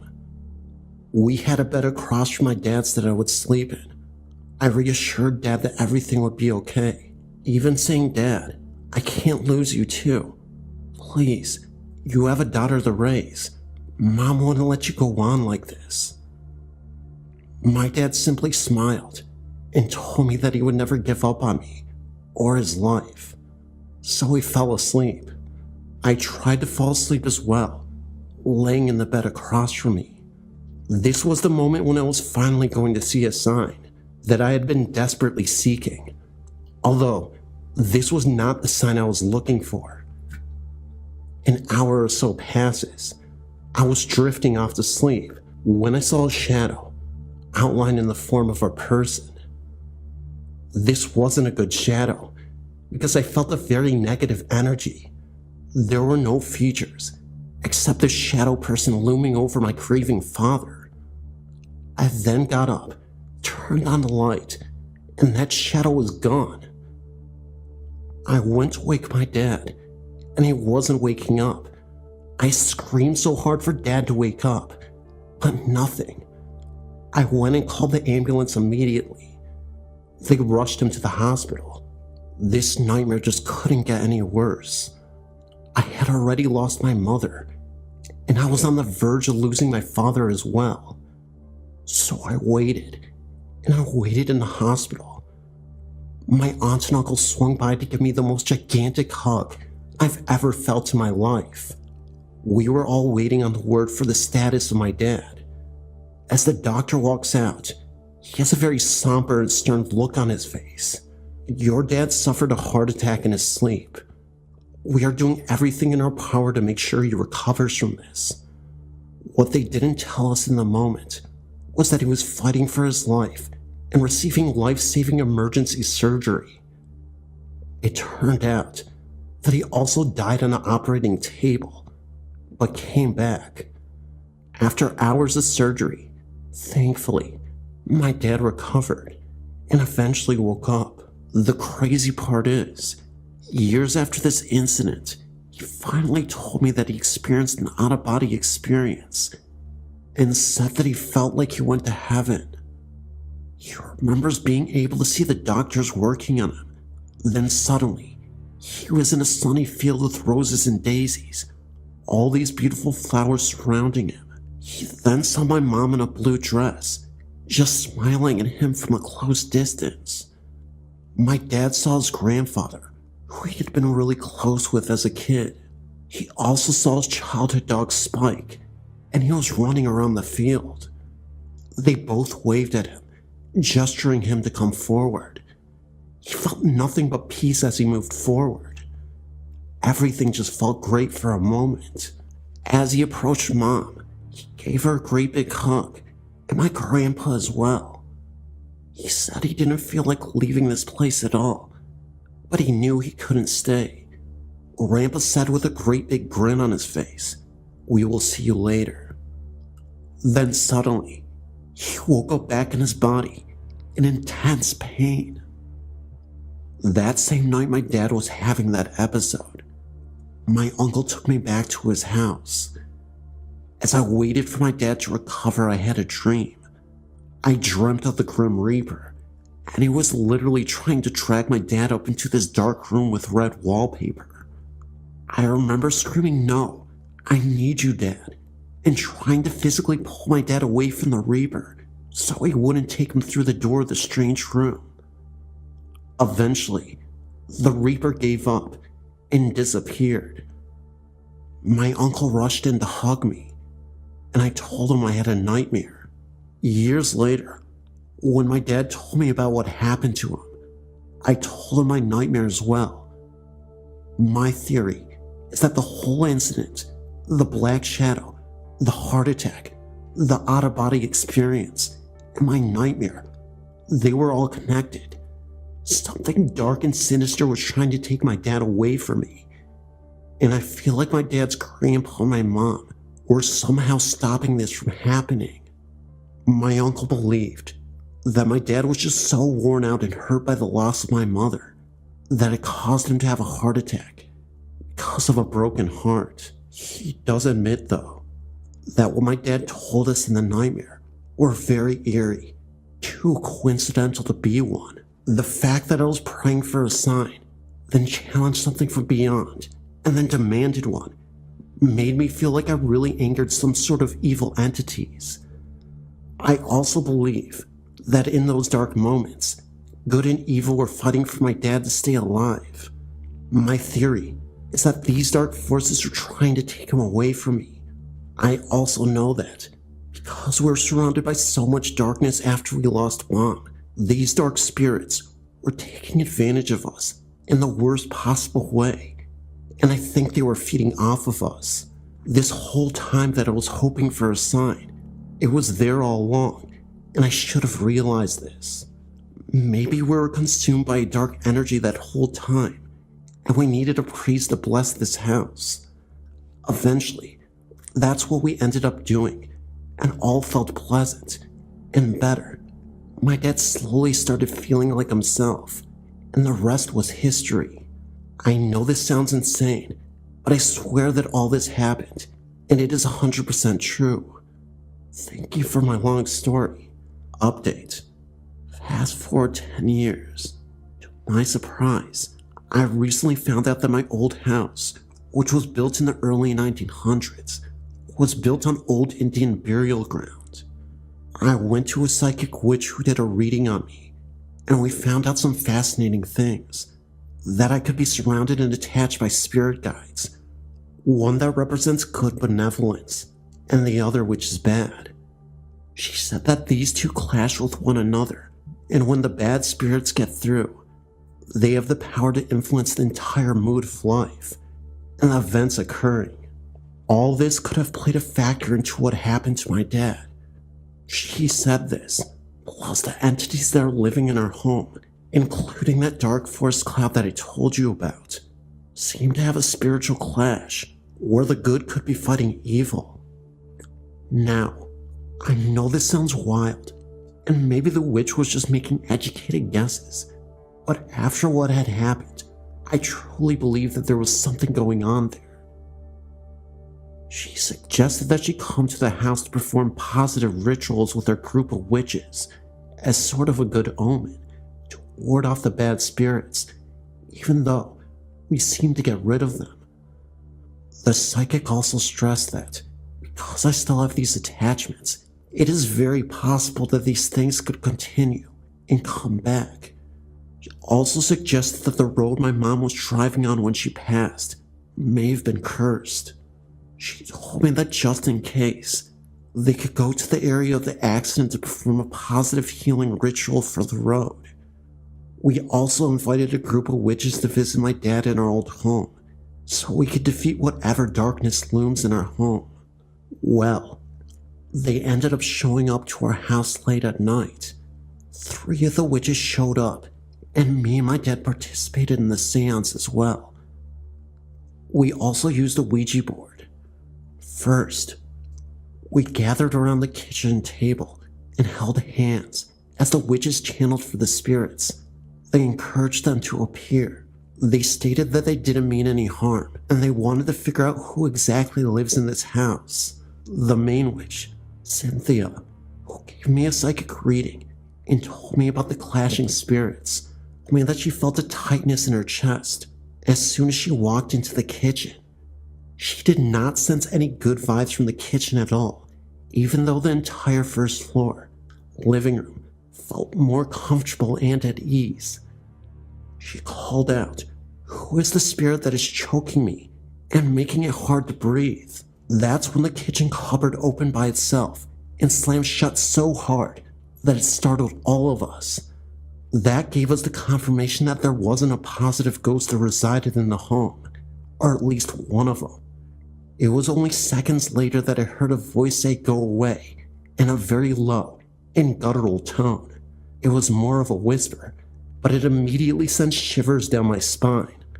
I turned to the psychic, who was sitting right next to me, and I asked her if she heard that. She said no, but that she could feel the presence of a dark shadow standing between us both. Cynthia then told us that she was getting messages in her mind that the spirit was named Tim, and that he used to be a very angry man, about middle-aged. What we were able to confirm next was crazy. We used a Ouija board and asked about Tim, and the Ouija board both confirmed that it was exactly him. Cynthia was right. She then said that Tim was a very lonely man after his entire family died in a house fire. We later found out that the house we lived in had been rebuilt shortly after. We asked the Ouija board to confirm, and to our surprise, the Ouija board spelled out yes. We then asked about Mom, if she was still okay, and if she passed on. We never actually got any answers from the Ouija board, nor did Cynthia. However, a few days after the whole incident, and I'm not sure if this was just a coincidence or not, but I ended up getting a random text from some unknown number. The text literally showed up with a YouTube link to the song "Found Out About You," a song by Gin Blossoms. That was my mom's favorite song. The song is also about grieving for the loss of a loved one, so it really seemed to be a direct message that tied into me and my family and what we experienced. Anyway, incredibly lengthy story, but I couldn't leave any details out. Thank you so much for reading.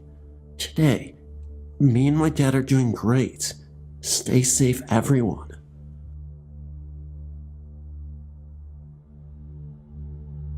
This is my first, but not my last experience.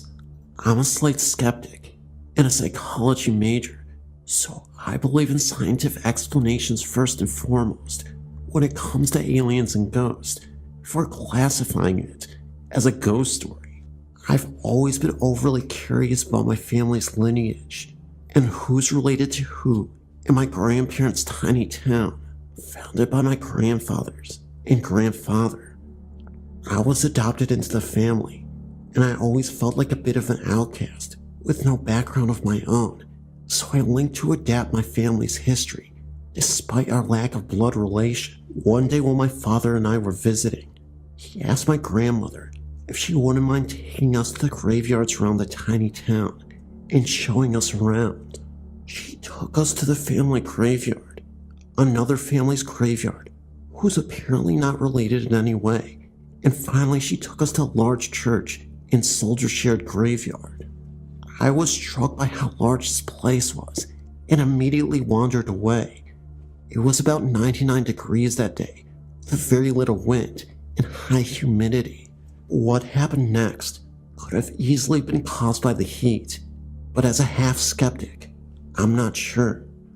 I decided to tidy up around the headstone, believing it wasn't fair to neglect someone in life or death.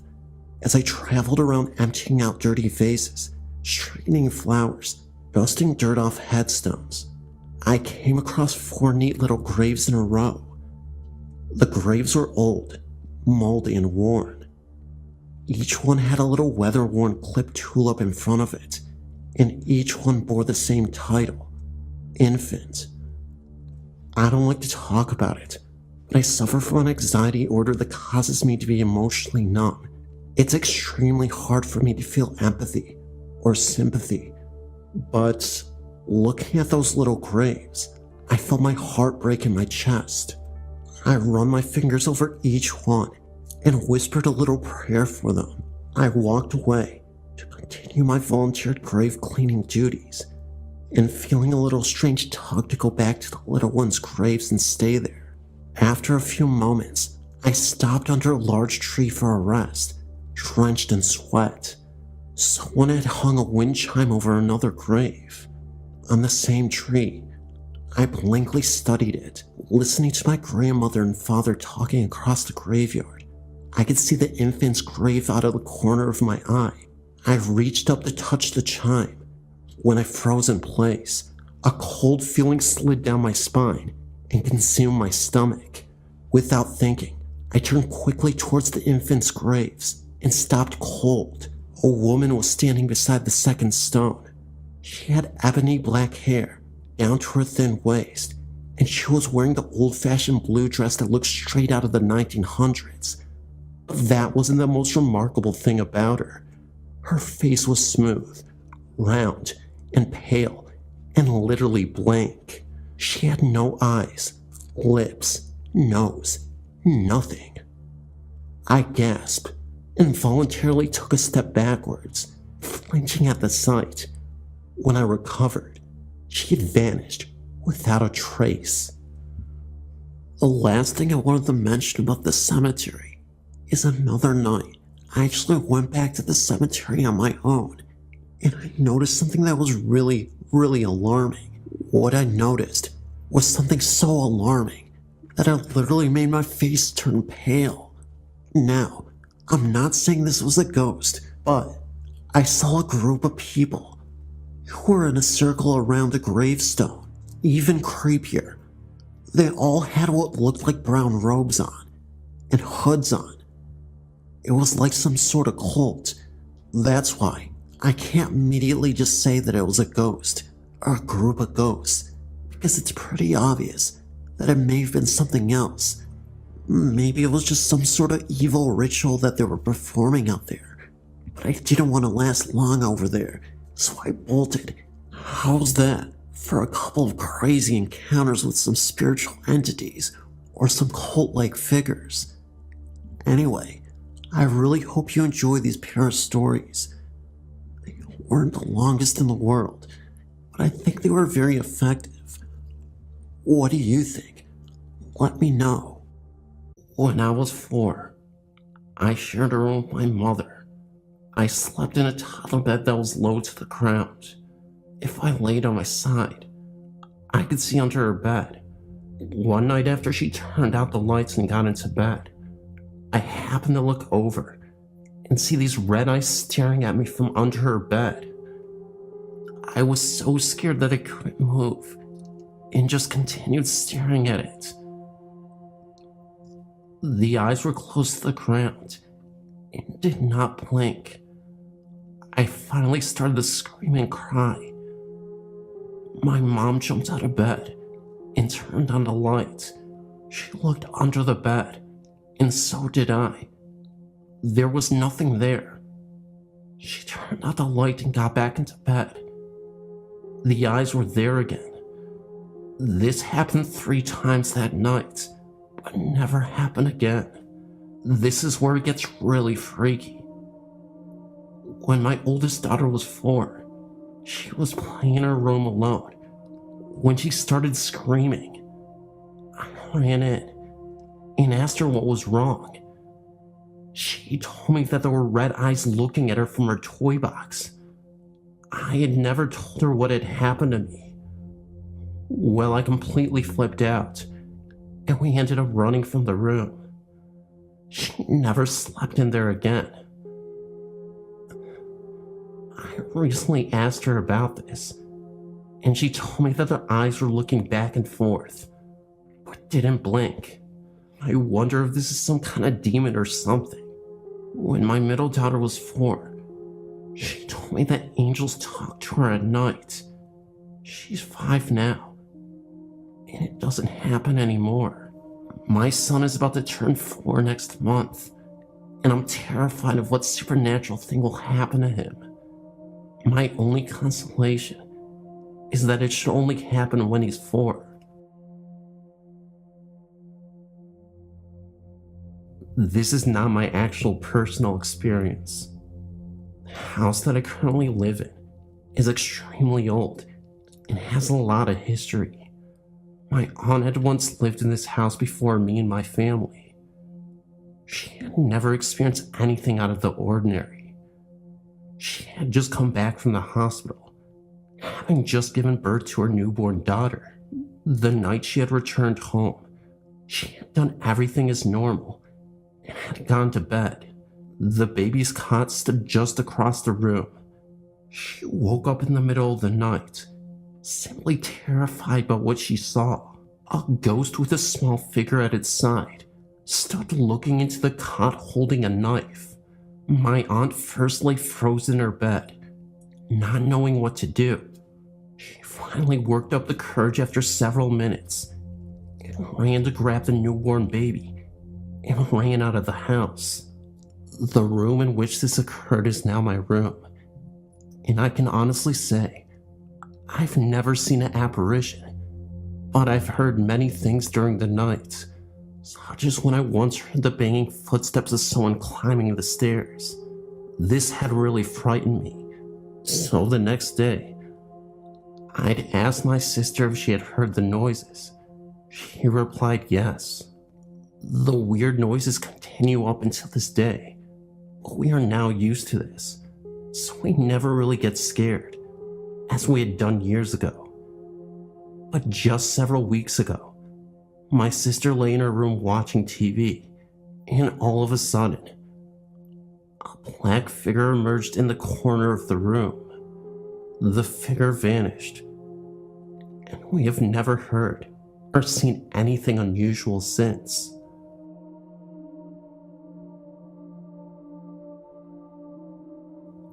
My name is Sam. I've been interested in ghost spirits and other unexplained phenomena for years now. When I was young, between the ages of 6 to about 13, I had experiences in the house I grew up in. I'm now 29 years old, but I know that something happened, and that there are things that we as people can't even explain. My story takes place in Tallahassee, Florida, home of the Seminoles. I was about 6 or 7 years old. I always heard footsteps walking down the hall of my house, and sometimes it sounded like the floor was just simply creaking, like old wood, I guess. The creaking sound moved down the hall like footsteps though. On several incidents, I would wake up in the middle of the night and hear footsteps in the hallway. I never saw any apparitions, but I'm sure they exist. There is a sleep paralysis where you can wake up from your sleep, but not be able to move. I've seen many accounts of this on your website.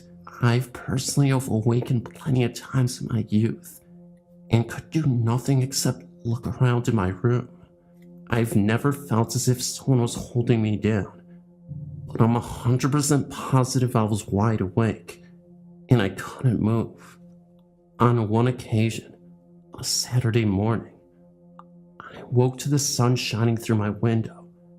I wasn't scared, mainly because it was daytime, about 10 a.m. in the morning, but I was frozen solid.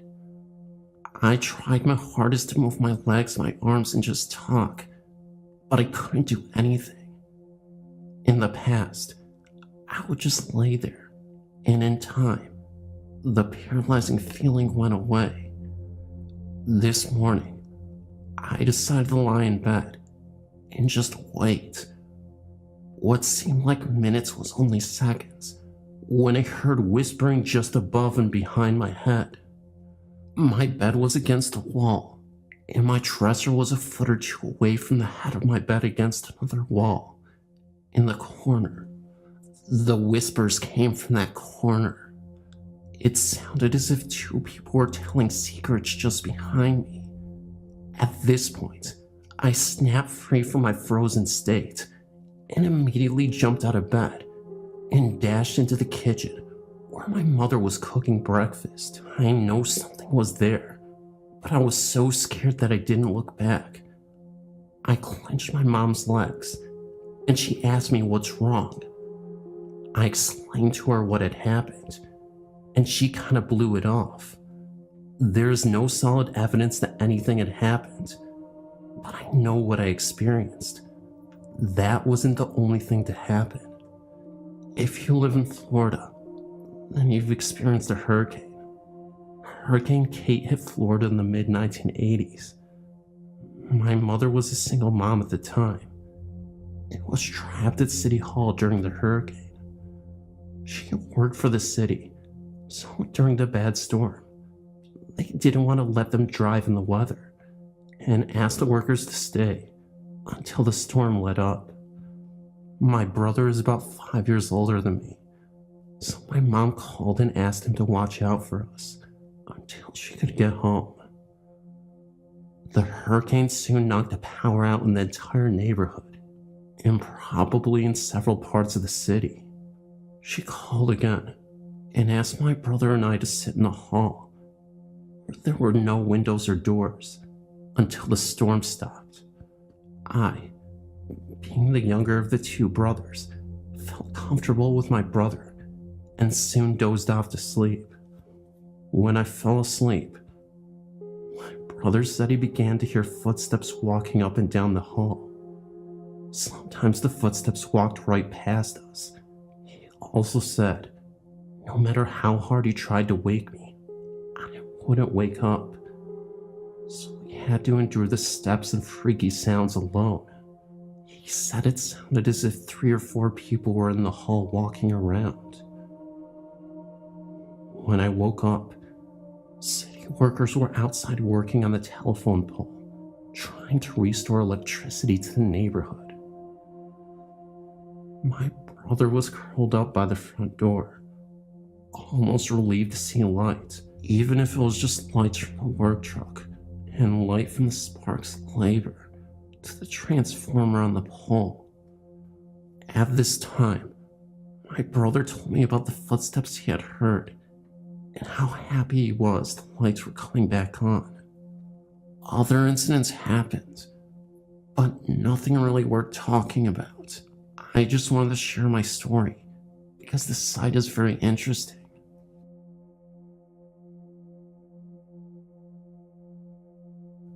I have 2 experiences that I know are so unusual that I thought I might share. It's a little short, but I know that these were some freaky ghost occurrences, and I simply can't not tell it. My eyes don't play tricks on me, and I wasn't tired or hallucinating. In fact, this first story, especially my friend's experience, was also very real and happened at school. I was about 8 years old. I was riding my bike in trails of the woods near our house. I'd been riding for so long that I lost track of time. And being an 8-year-old kid, of course it was the time of my life. I ended up getting lost in the woods and the trail for quite some time. It had to be a couple hours, and it started to get dark. So as the sun was setting, I tried to make my way back the way I entered. As I was going through the woods, I ended up going through a cornfield, and from a distance, what I saw couldn't be ignored.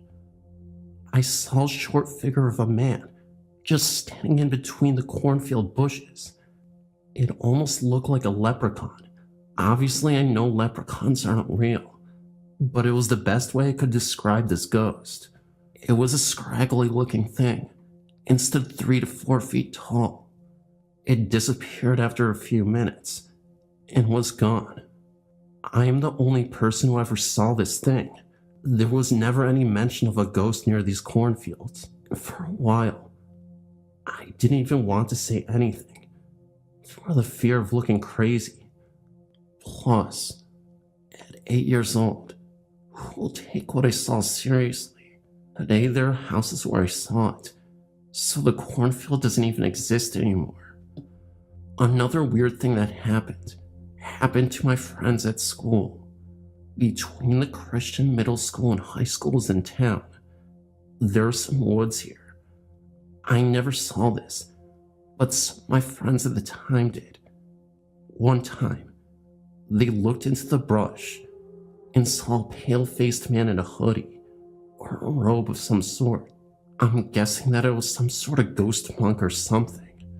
They looked lost, but he didn't move at all. He was just squatting in some brush. When I was told about it, it made me realize that my experience might have been tied to this one, and that I wasn't as crazy as I thought. What happened was just odd. It's possible that the guy in the robe just could have been a creepy dude spying on the school. Personally, I think the one at school was just some weirdo, but the leprechaun could be something. However, I wouldn't just write it off, as I know that'd be hypocritical in doing so. Thanks for listening. Let me know what you think.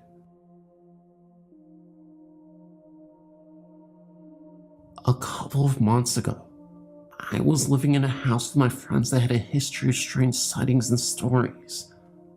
I personally had never seen anything there, but had somewhere else. That was about to change. I was standing in the kitchen with one of my friends, and we were the only two people in the house at this time. The kitchen door was slightly open, and all of a sudden, I heard what sounded like a gentle whisper in my ear. As I looked towards the door, I saw a lady walk past the door, wearing jeans and trainers towards the front entrance of the home. At first I thought it was my friend Laura, who always used to wear jeans, so I popped my head around the corner to try and scare her, but there was no one there. I wasn't scared because it was in the middle of the day.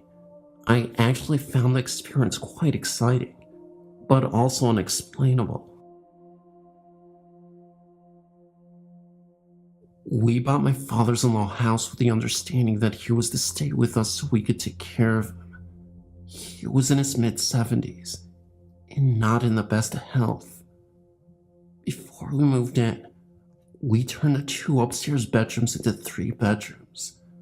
My husband was upstairs taking the panels off the walls and called me upstairs to figure out how and where to move the heating duct. As soon as I got to the top of the stairs, my husband hung his hammer on a nail that was sticking out of a stud. We were standing right next to the stud the whole time I was upstairs with him. We were the only 2 upstairs. When we were finished talking, he went to grab for his hammer. It was no longer hanging on the stud. We looked for it for about 15 minutes before finding it under a pile of panels about 10 feet away from the stud it was hung on. We just gave each other a raised eyebrow look and didn't say anything about it. The TV would always turn on and off by itself. It was my father-in-law's TV that was sat in the living room. It was the only TV in the house that did that, no matter what outlet it was plugged into. I would turn it off, and by the time I would walk into the kitchen, it would be on again. I would have to say something like, "I don't have time to play right now," before it would finally stop.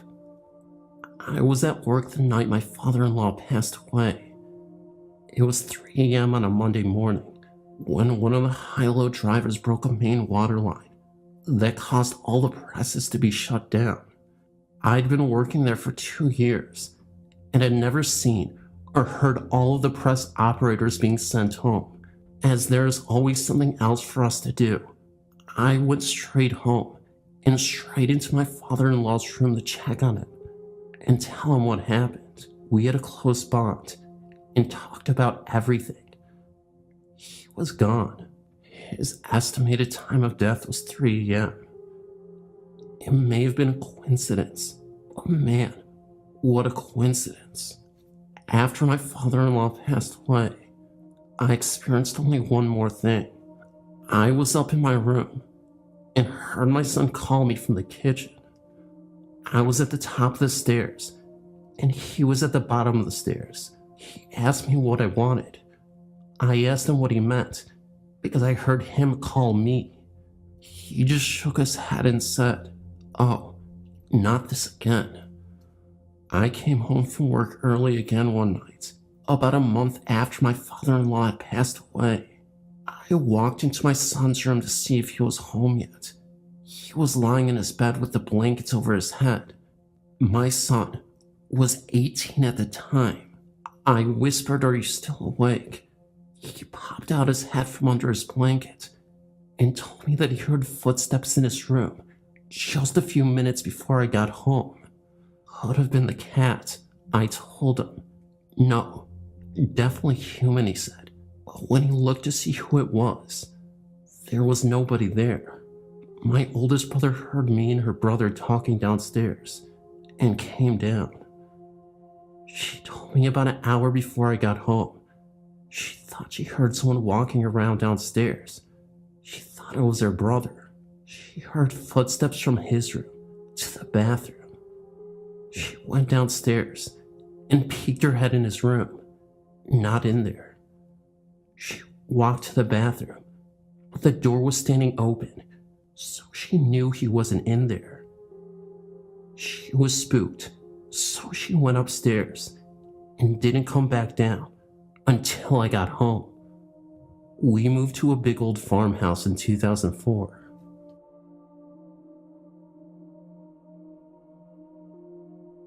In my former residence were myself, my husband, and my teenage son lived.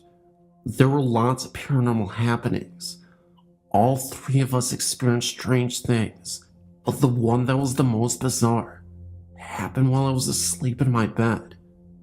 My husband had gone away on business for a few days, so I was alone this particular night. My son was asleep in his room down the hall.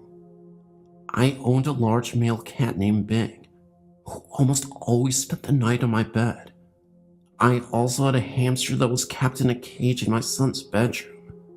The cage door was broken, so we tied it up with baggy ties.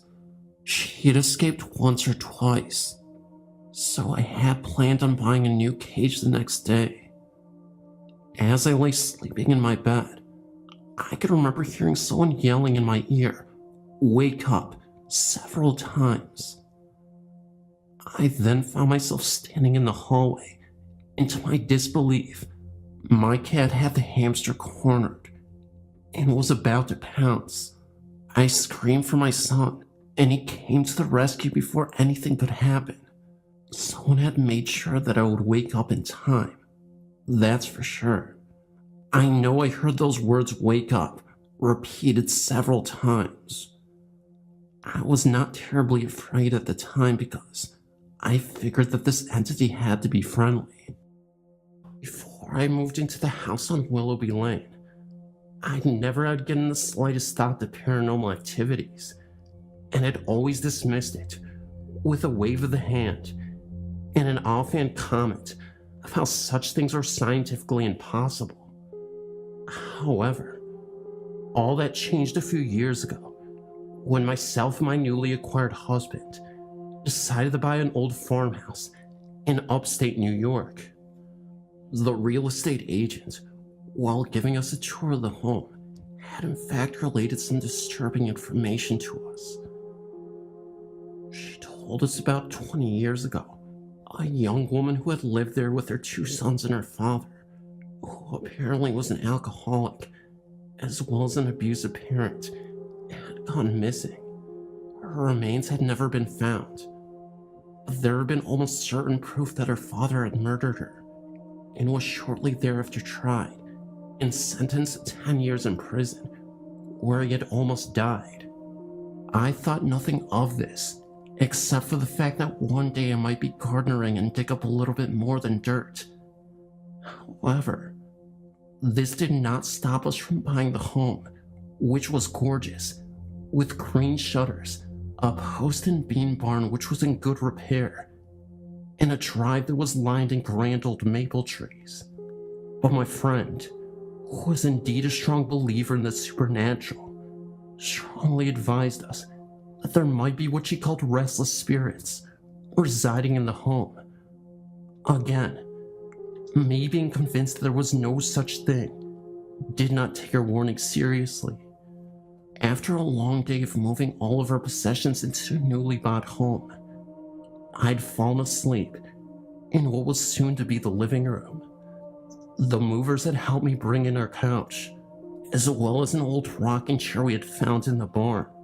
Both my husband and I thought we were able to save the old thing, which was made of oak and not damaged, except for the fact that the seat itself was no longer there. I was snoring away on the couch when I awoke, drowsily, to a consistent creaking. My husband, who was at work, and the movers, who had long since gone home, were absent, leaving me alone in the home. As I looked around, I noticed that the rocking chair was moving, as if someone was in it. Needless to say, I was incredibly scared, and proceeded to throw a book I'd been reading at the chair, or running out of the home. As the weeks passed, more and more of these types of things would happen, all ending with me rather frightened. Things would disappear and reappear without notice, some of which would never be there in the first place. Some of these items consisted of a wide collection of women's jewelry that I occasionally would find in what we found out later used to be a bedroom. Though we converted it into a study, I would hear knockings. Doors would open and shut for no apparent reason. We would occasionally hear the faint creaking of the rocking chair, even though I had insisted it be placed back in the barn. Occasionally, I would hear hushed voices and see flashes of what appeared to be figures out of the corner of my eye. This behavior increased as time passed, till I was starting to get used to it. I even admit to talking with the spirit whenever I was alone in the home. I would always be rewarded with an abrupt cease in all abnormal activity. On the evening of the housewarming party me and my husband were holding, one of my friends came to me in a state of anxiety. They said that they had been in the basement when they saw a woman standing there, staring at them, then turning and vanishing. Myself and a few others hurried down to the basement, where we looked all over, trying to find the woman. What we did find was a hidden cupboard with what was later confirmed to be the remains of Sue Hoover, the woman who disappeared nearly 20 years ago.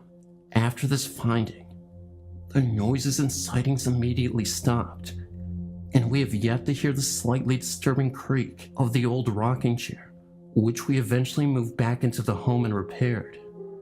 However, I will never forget my experiences that year, and never again doubt the existence of spirits in the physical world again.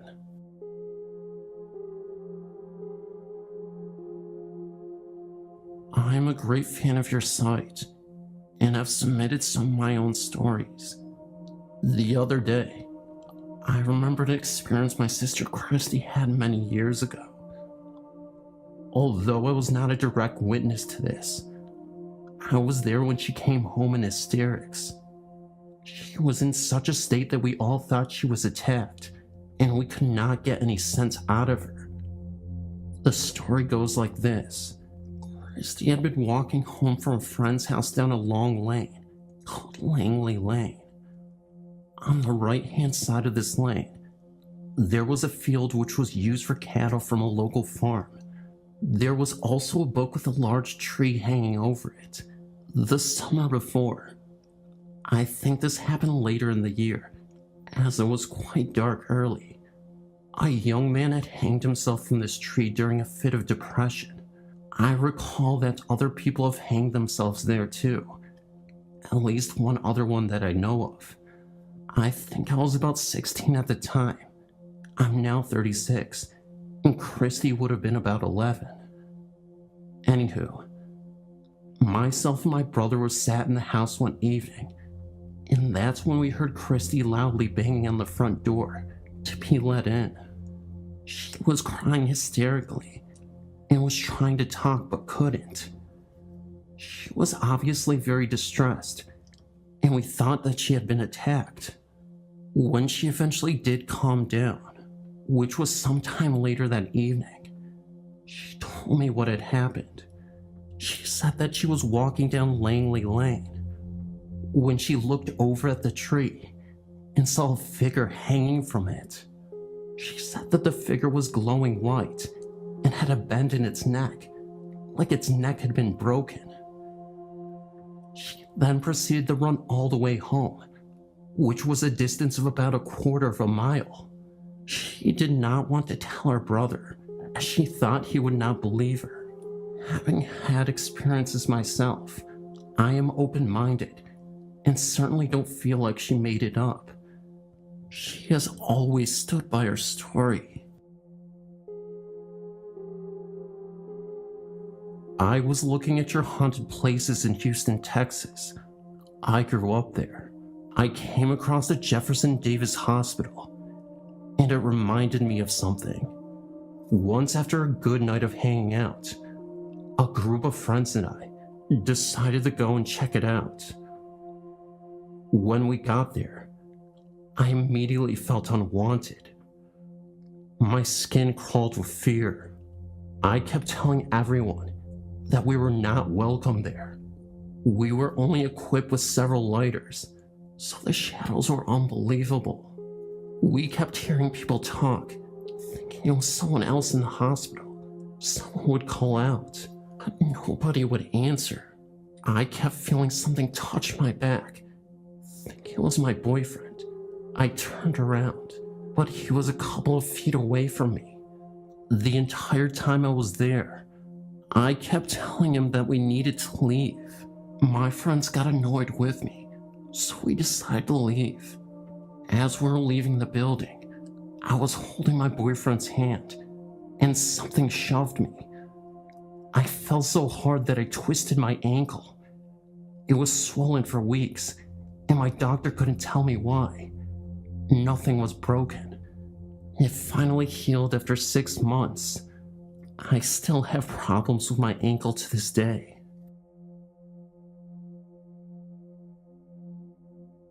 I have an experience that I would like to submit to the website. I've attached it below. After my encounter one late night in August with my sister, I found out that we'd always been around ghosts. My family has moved 5 times, and in every place, there had been at least one ghost there with us. When I lived in Texas, I moved from Houston to San Antonio.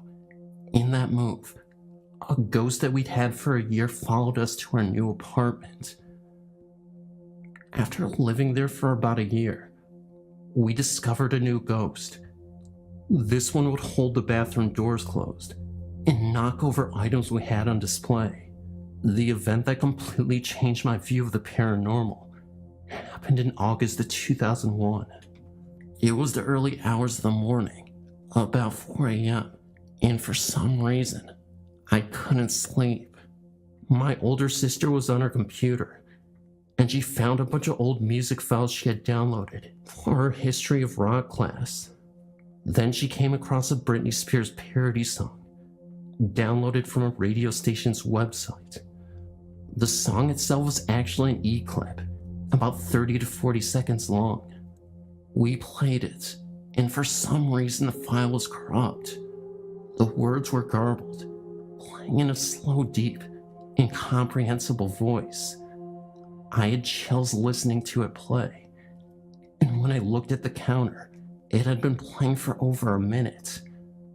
My sister finally turned it off. She was just as spooked as I was. We moved on, laughing about the look on each other's face. Then about 5 minutes later, we heard 3 soft, solid pounds in the back wall in the far back of the apartment. Neither one of us said a word. We just listened, trying to explain away in our minds. We lived on the 2nd floor and shared only one wall, and that was not it. Another couple seconds passed by, and the banging jumped to the one long wall we shared, still towards the back of the apartment, but getting closer.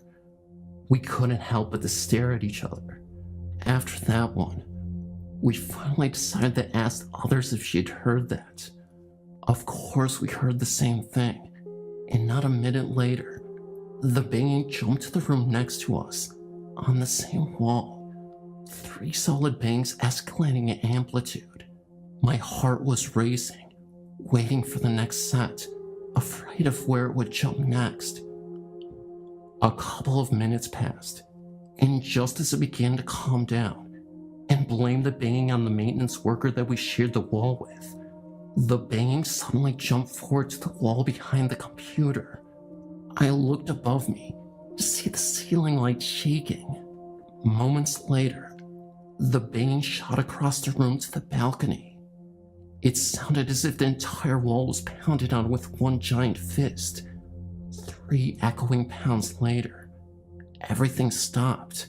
I checked the sliding doors, and they were locked, thankfully. We both ran into my mother's room, and somehow she was still sleeping. She hadn't heard a thing. That was something I never understood. My baby brother was in the same room with her, door closed, and he heard a soft rumble, and my mother heard nothing. After that experience, I've always been a little on edge. I always think about what would have happened if I'd left the sliding doors unlocked that night, and what the thing was trying to get in. One thing I know for sure is that my ghost from Houston left that night, and the one already there seemed to get more active. Everyone started to hear their name being called, even when no one was around. Luckily, no one ever attempted to communicate with whatever it was. As a matter of fact, we rarely began to answer unless we saw the person who was calling us. 2 years later, after I finished high school, we moved to Iowa when I was accepted to college, and so far, we have not had any strange paranormal occurrences.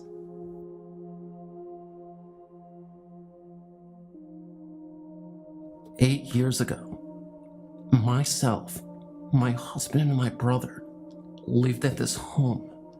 We were told by the neighbor that no one ever lasts, and we didn't either. Not because of the haunting, but because we needed to come back to Massachusetts for family reasons. Anyway, we lived in this house for 9 months. We were told the AC was broken, and in the Valley of Folsom it gets very hot, but not in our living room. It was always very cool in that part of the home. On one occasion, I was in the bathroom, and after my shower, I was looking towards the mirror, and I saw an orange blur over my shoulder. I turned to look, but it wasn't there. It looked as though it was a face, and it would have been standing at the right height, to where a head would be on a grown man.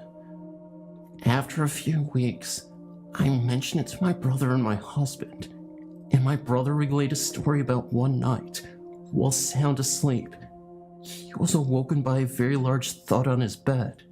He said it felt like a bowling ball had landed on the bed, like someone sat down. He said he was too scared to look, so he fell back to sleep. After a few more months, we found out that the house used to belong to the town doctor that treated inmates from the Folsom prison back in the 1800s. After putting all the info together, we realized we were living in a haunted home. I was hoping to see other stories about the house on this website, but maybe my story will start to flow.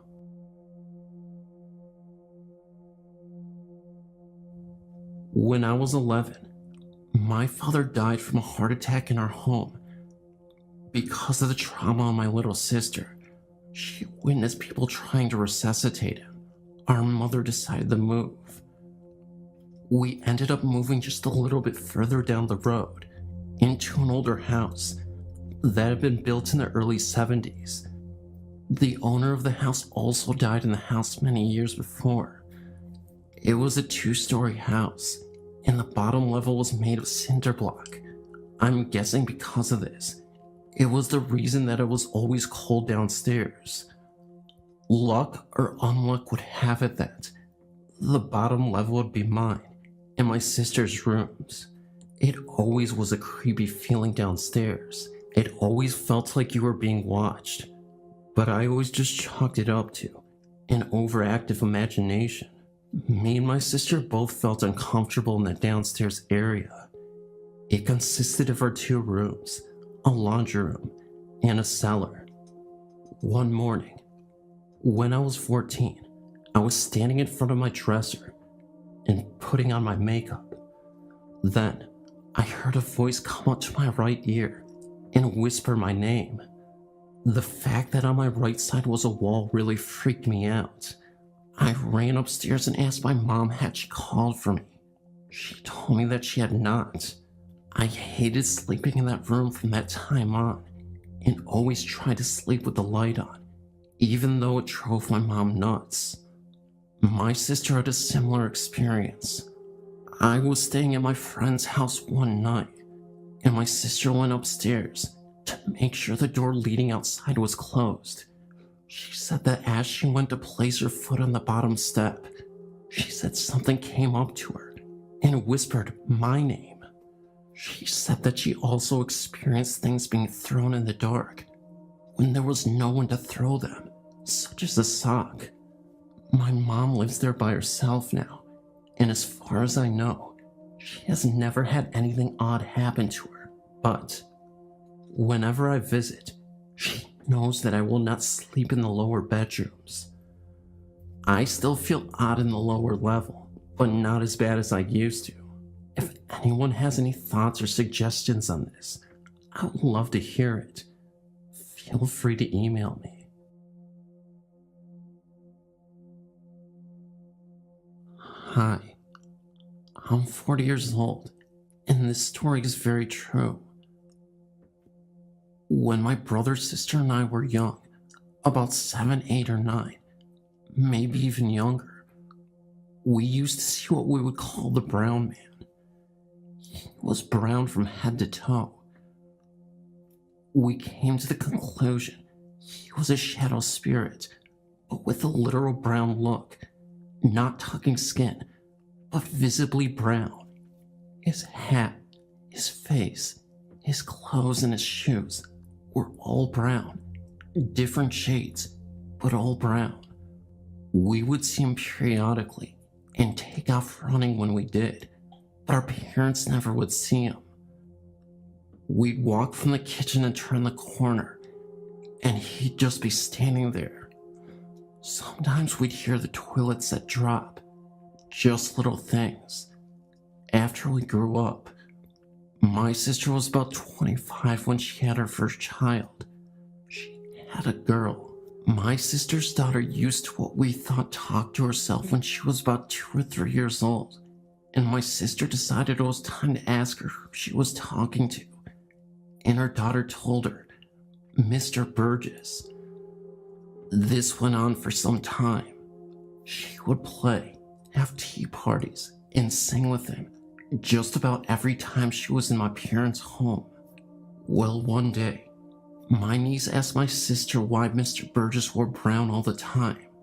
Needless to say, that really shook us up because we thought we saw the brown man. We would tease each other and say, the brown man's behind you, and get a real kick out of it. I've since had 3 children, and my sister another daughter, but they have never come in contact or ever seen the brown man. We live in a haunted house.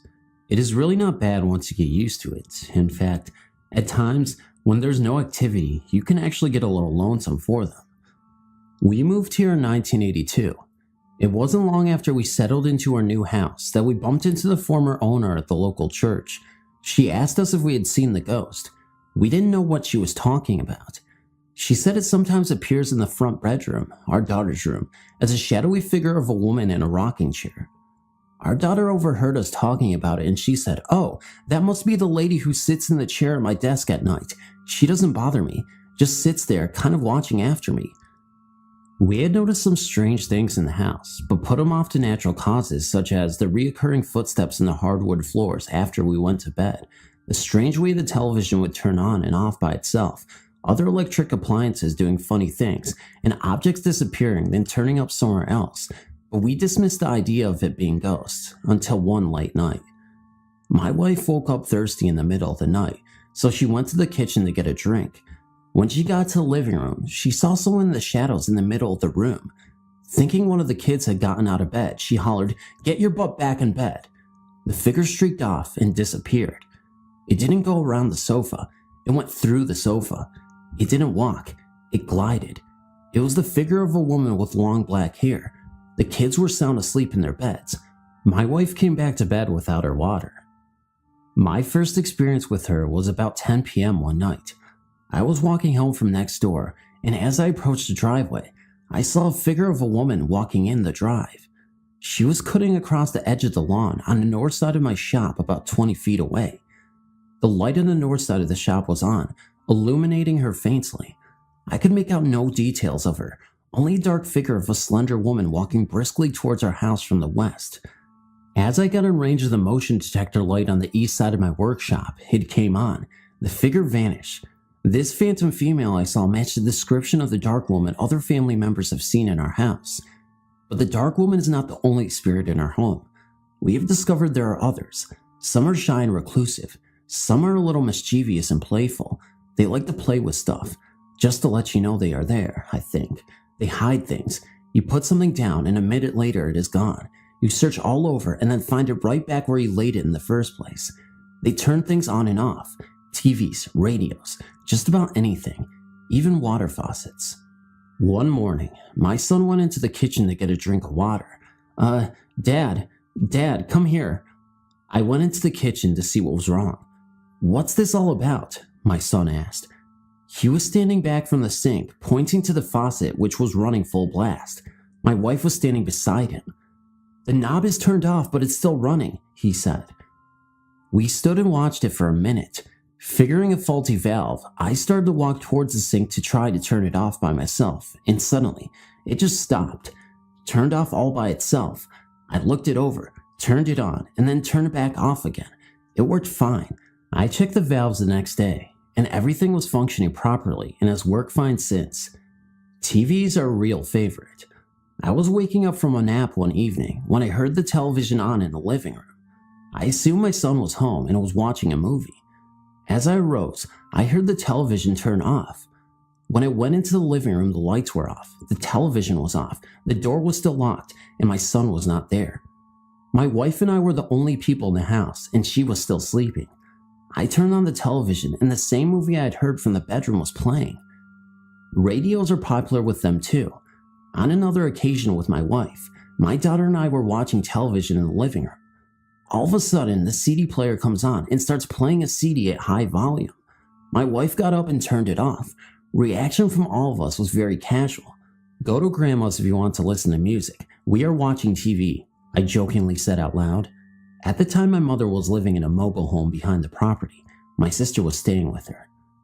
I found out the next day they took my suggestion to heart. My sister called. "I went out to go to work," she said. "The radio in the van was playing. I thought someone left it on. Oh great, now the battery will be dead," I thought. Then I realized the radio doesn't work unless the key is on. I was holding the key in my hand. That's weird, I thought. I unlocked the door and I reached in to turn off the radio and it was already off. It quit playing when I touched it, so I put the keys in the ignition and turned on the radio and it came on. I turned off the ignition and it went off. Ignition on, radio on. Ignition off, radio off. Does not work without a key. How is it playing without the key in the ignition and the knob turned off?" she asked. We have all gotten used to our ghosts now. Our children have grown up around them and have their own stories. The friends in ours have all been scared out of their wits a time or two, but are accustomed to it now. New friends take a little time to get acclimated though. My son was in his teenage years and most of his friends knew about our house. His new friend Jason did not though. My wife and I had gone out for the evening and my son was having a party. All his friends were over. Everyone was having a good time but Jason. He was tired. Jason was new to Tommy's parties. Jason was also new to our house. If he had known about the things that happened here, he might have not left the main group and gone to the game room where it was quiet. Most of our friends know and have experienced eerie things while here with enough frequency that it really doesn't surprise them. but Jason was new, ripe picklings from a mischievous ghost. So Jason left the party and went into the game room by himself, where he laid on the floor to get a little rest. My son and his friends were only a little surprised to see Jason run into the living room pale and frightened. "The pinball machine," Jason said. "Flash Gordon, it came on all by itself and started playing itself. There's nobody in there, and it just came on and started playing." "Yeah, so?" responded my son's other friend, who was so accustomed to such things here. "Flash was Philip's favorite machine," my son explained casually. "Philip was our nephew who died in an accident a short time before." "He was probably just enjoying a round of pinball," said my son. "He is a nice guy. He won't bother you." Everyone went on about having fun, except for Jason. He stuck close to the group for the rest of the night, but he never came back to our house. There have been times when these spirits have saved the day for us. We once awoke to find a fire had started on our patio by a candle left burning when we went to bed. About 15 square feet of one wall covered in rattan was charred from the flames, but somehow, mysteriously, it had gone out by itself. The dry rattan, though very flammable, had just stopped burning. This was not the only time. It had only been a couple of weeks since we buried my wife's brother, Virgil. Tragically, he was killed by a car while walking home. My wife had been cleaning out his mobile home next door. A terrible task, but she faced it with courage and fortitude. Sometimes I think she is operating on automatic pilot. She came home and told me, "I saw him, Virgil. He was just standing there in the doorway of his trailer while I was sorting out his things. He said nothing. Then he disappeared." A few days after that, my dad came into the shop where I was working. "Do you know the door on Virgil's mobile home is open?" he asked. "No," I replied. "I'll check it out." The home was vacant since Virgil died. We were watching his property while probate proceeded. I walked over and saw the front door ajar. I feared the worst, that the vacant home had been broken into. We were careful to lock the door, and no one else had a key. I carefully entered the premises. The overwhelming odor was unmistakable. Propane, strong. I had to exit immediately. A gas leak. The house was full of it. I went to the rear of the home and found the main gas valve. I turned it off. Covering my mouth, I entered the home again. Quickly, I began opening windows. I could not stay in there for very long. "I can't believe this place didn't blow up," I said to myself. "It's a good thing the front door was open, but how did the front door get open anyway?" Sometimes they go with us, sort of a spirit field trip, I suppose. In 1998, my wife and I took on extra jobs. I was managing and bartending at a local hotel bar, and my wife was the cocktail waitress.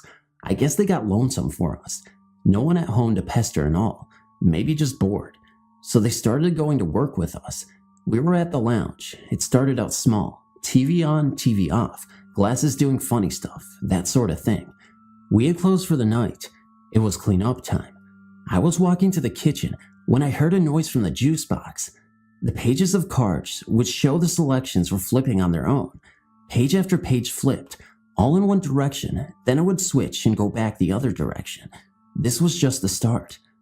They seemed to prefer after hours at the bar. We were cleaning up one night when we decided the small table and chairs would look better if I moved them farther away from the pool table. I moved them over near the dance floor. I proceeded to clean the rest of the bar.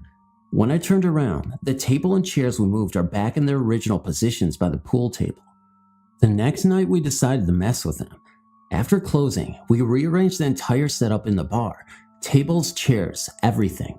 Then we went to my office, got our stuff together to go home, and walked out to find everything back where it was originally.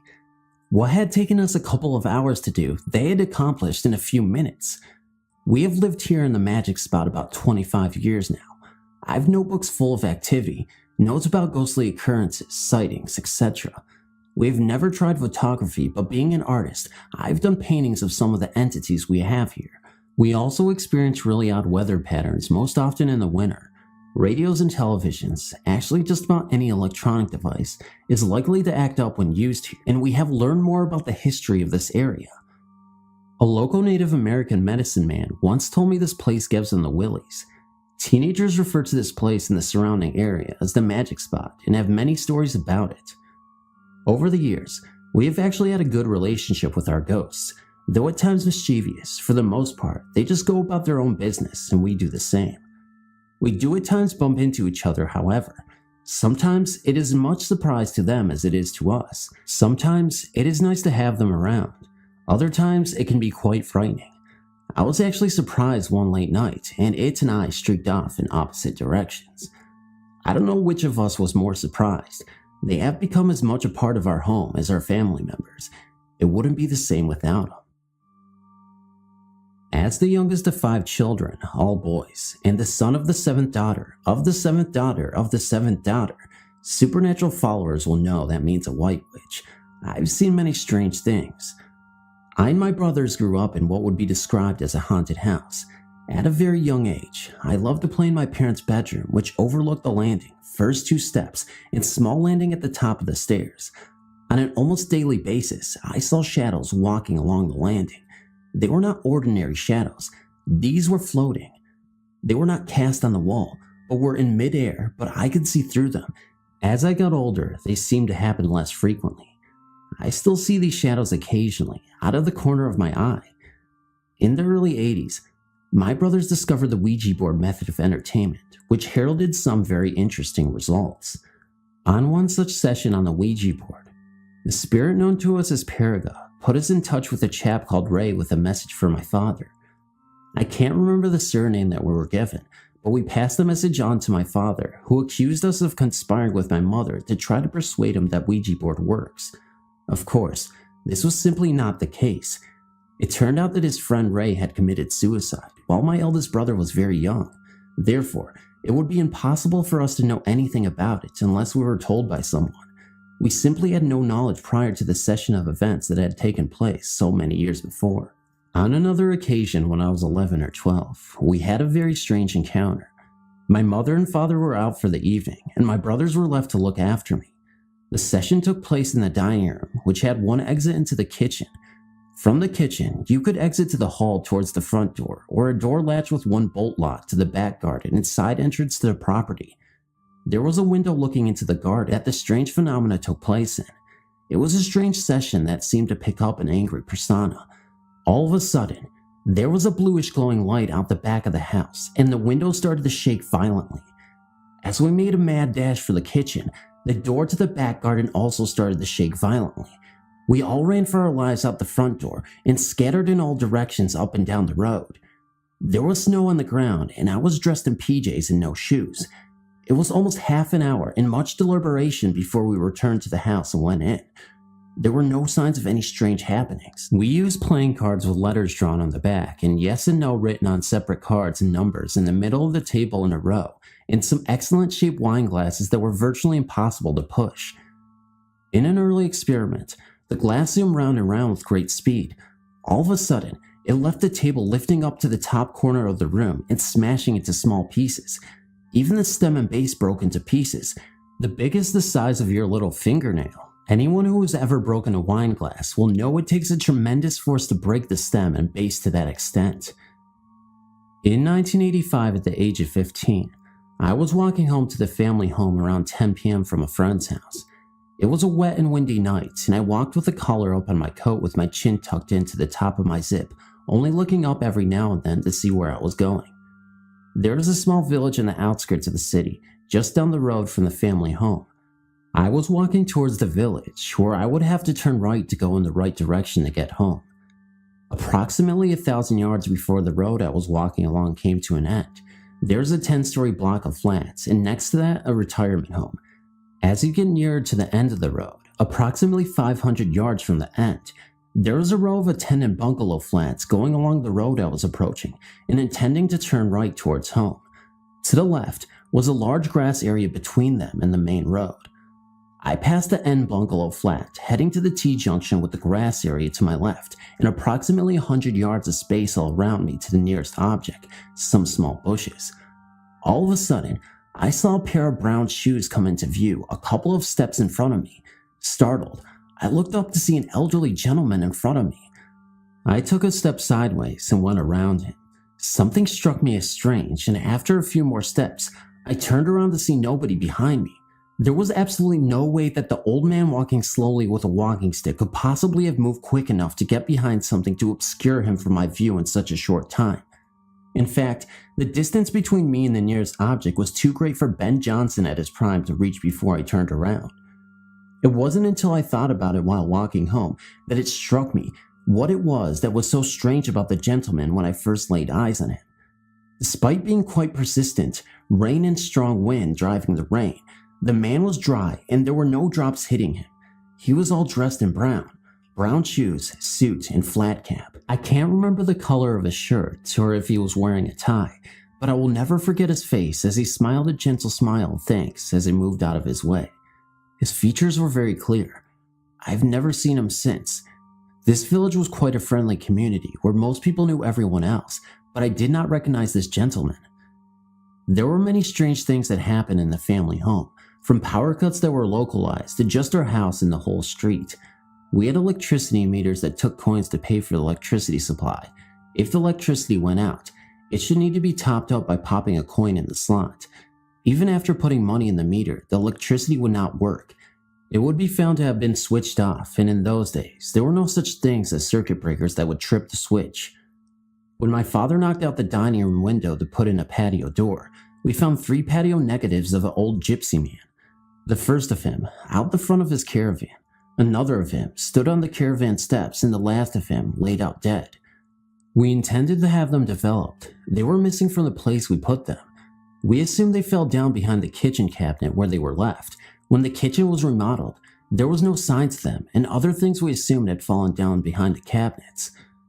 On many occasions, I've told certain people to answer the phone because it was for them, and it was. The problem was the phone had not actually rung until after I had told them, but within a few seconds. I can't explain it, but it still happens. It was in October of 2004, around 3:30 in the morning.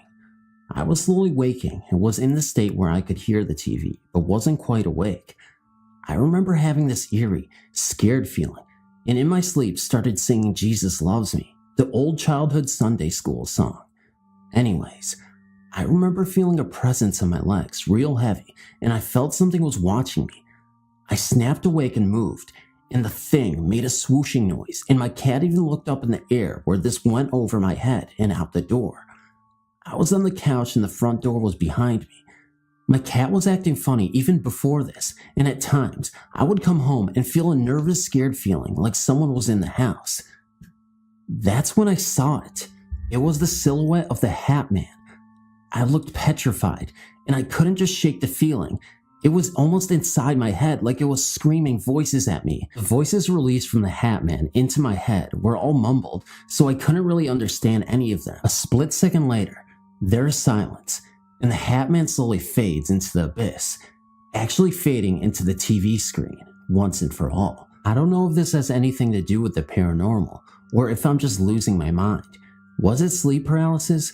Was the Hat Man real? Or was it just all in my imagination? I have no idea, but I'm kind of hoping and praying to God and Jesus that this doesn't even exist and that I'm all hallucinating this just to make myself feel better.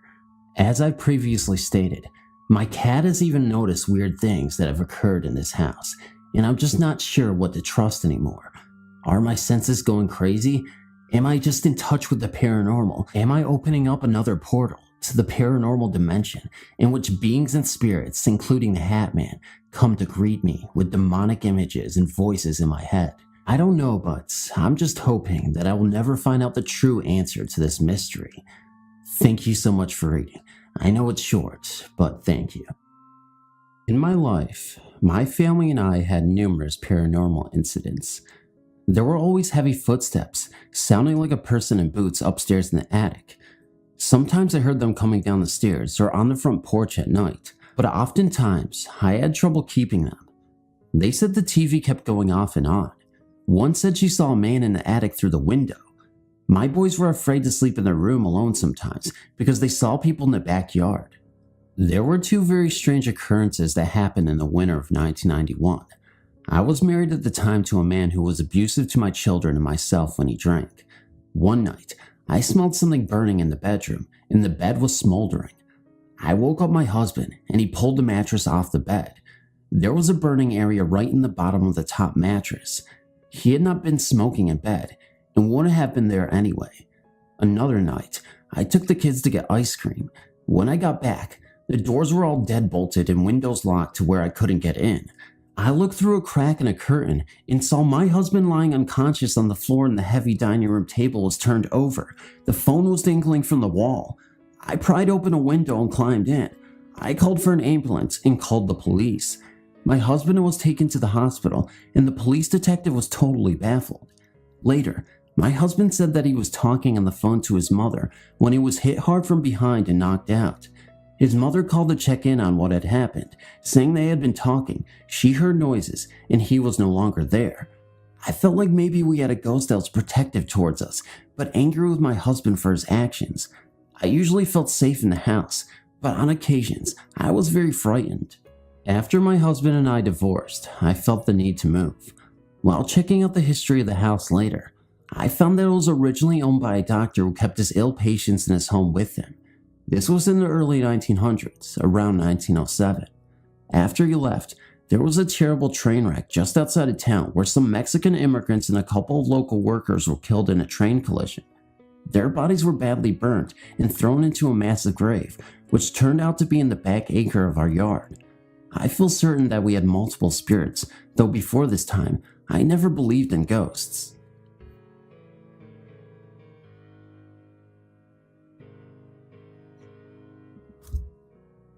I was visiting California on a school trip. My friends and I were hanging out in the hotel's hot tub. We were playing Truth or Dare. I was dared to leave the hot tub and dive into the cold pool, then run back to the hot tub. I got out and went to the edge of the pool. Looking at the clear water, I dove in. Next thing I knew, I was face to face with a dead body. He was face down at the bottom of the pool. It was like it was slow motion. He turned to me with his eyes closed. He slowly opened his eyes and stared into my eyes. He was missing his left eye. I was scared. I breathed in to scream and breathed in water. I pushed through the dead man on accident, and in my struggle to get to the top, I was thrashing around quite a bit. A friend came and helped me out. Panting, I said I didn't feel like playing anymore. Me and my two friends went back to our hotel room. One friend was taking a shower, and my other friend was watching TV. We noticed our phone blinking. We checked the messages. We had 362 messages. We were only out for an hour. We had no way to trace the calls. No one even knew our hotel phone number. We listened to the first few messages. They seemed like they were all blank. Finally, we heard something. One word, hell. This freaked me out. I haven't told about the man at the bottom of the pool. I tried to downplay the message. Later that night, we went to sleep. I don't recall any of this next part, but my friend said that at 3 a.m. I got up, turned on the curling iron, and turned on the faucet. I then hit my head really hard on the headboard of the bed and went back to sleep. I woke up that morning with nothing but an eerie feeling, which was soon forgotten since the next day we went to Disneyland. A week later, we drove home. The thought of this man still terrified me. I just pushed it to the back of my mind and continued on. I did not believe he wanted to harm or scare me though. Weeks went by. I remember doing chores around the house. I was putting laundry away in my mother's room. Her dresser has a huge mirror. After placing the clothes in the drawer, I looked up into the mirror. Standing behind me in the back of the room was this man.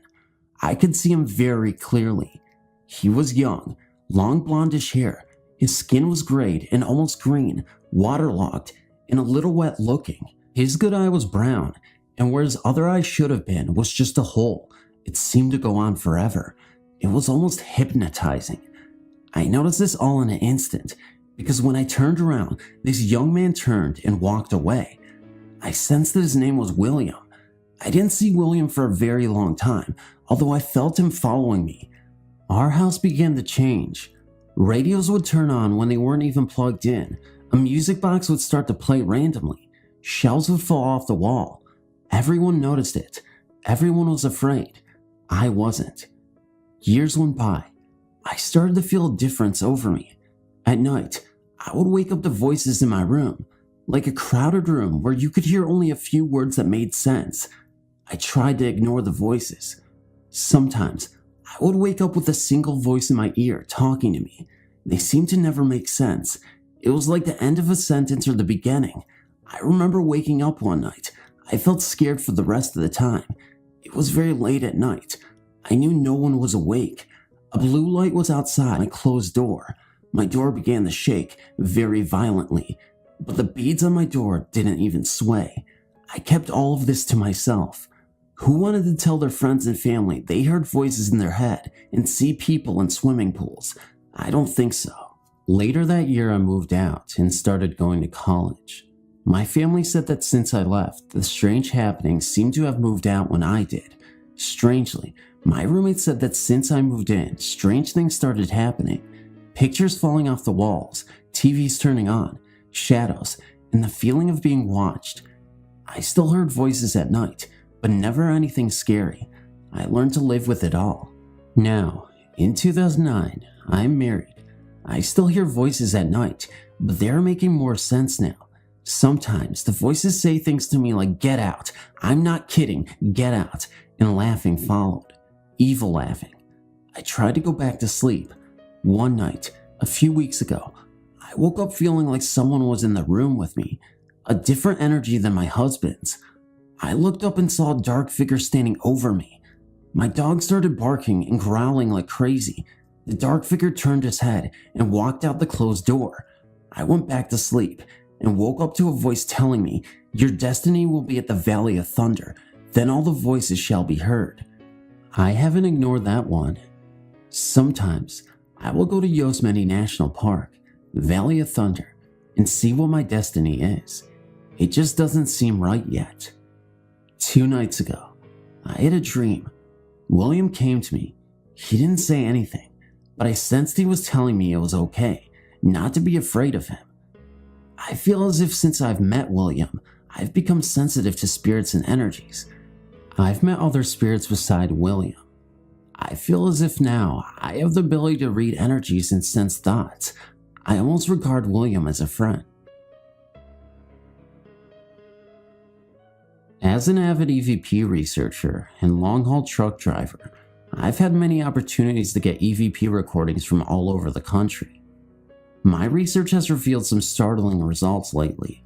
On the 20th of January this year, an EVP has attached itself to me somehow.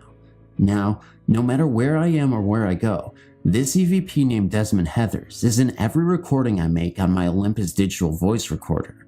Even when I'm traveling down the road at 65 miles per hour, Desmond is there ready to talk when I turn on my recorder. I know a lot about them and where he is now. One startling development occurred when I asked Desmond if he knew anyone that I knew. He said, "Yes, Joe." I said, "Joe, my brother?" He said, "No, Joe who is with me." I asked him if Joe was with us now, and he said, "He is in you now." So I asked, "Joe, are you there?" And I got this voice in the recording that was very deep and gruff sounding. I can only say it sounded like Mr. T from the TV show The A-Team. Joe said, "Go away, leave me alone." Well, I don't communicate with those who don't want to, so I just do what I always do with the ones I get who I don't think deserve my attention. I just ignore them. Here's where the story takes a strange turn. The week after that, I was talking to my doctor about a fatigue problem I've been having lately. Nothing serious, just tired during the times of the day I don't think I should be. He asked if I was sleeping okay, and I said I tend to wake up several times during the night. He recommended I get a sleep study done. After finding the only sleep research center within 100 miles of where I live, I was told the study would cost in excess of $1,600 for one night. Well, I thought this was ridiculous, so I figured I would do it myself. I was on the road the night I decided to do my sleep study and set up my digital voice recorder and DV camera on the sleeper of my big rig. I fell asleep within 15 minutes. When I reviewed the recordings the next morning, I was so startled at what I had recorded, I could hardly listen to it. The recording revealed that I snore rather loudly. What was startling, though, was that EVP Joe was using my snoring sound to speak to me in my sleep. With every rattling snore, he formed words. He said things like, "Don't you know you love me? Don't leave me.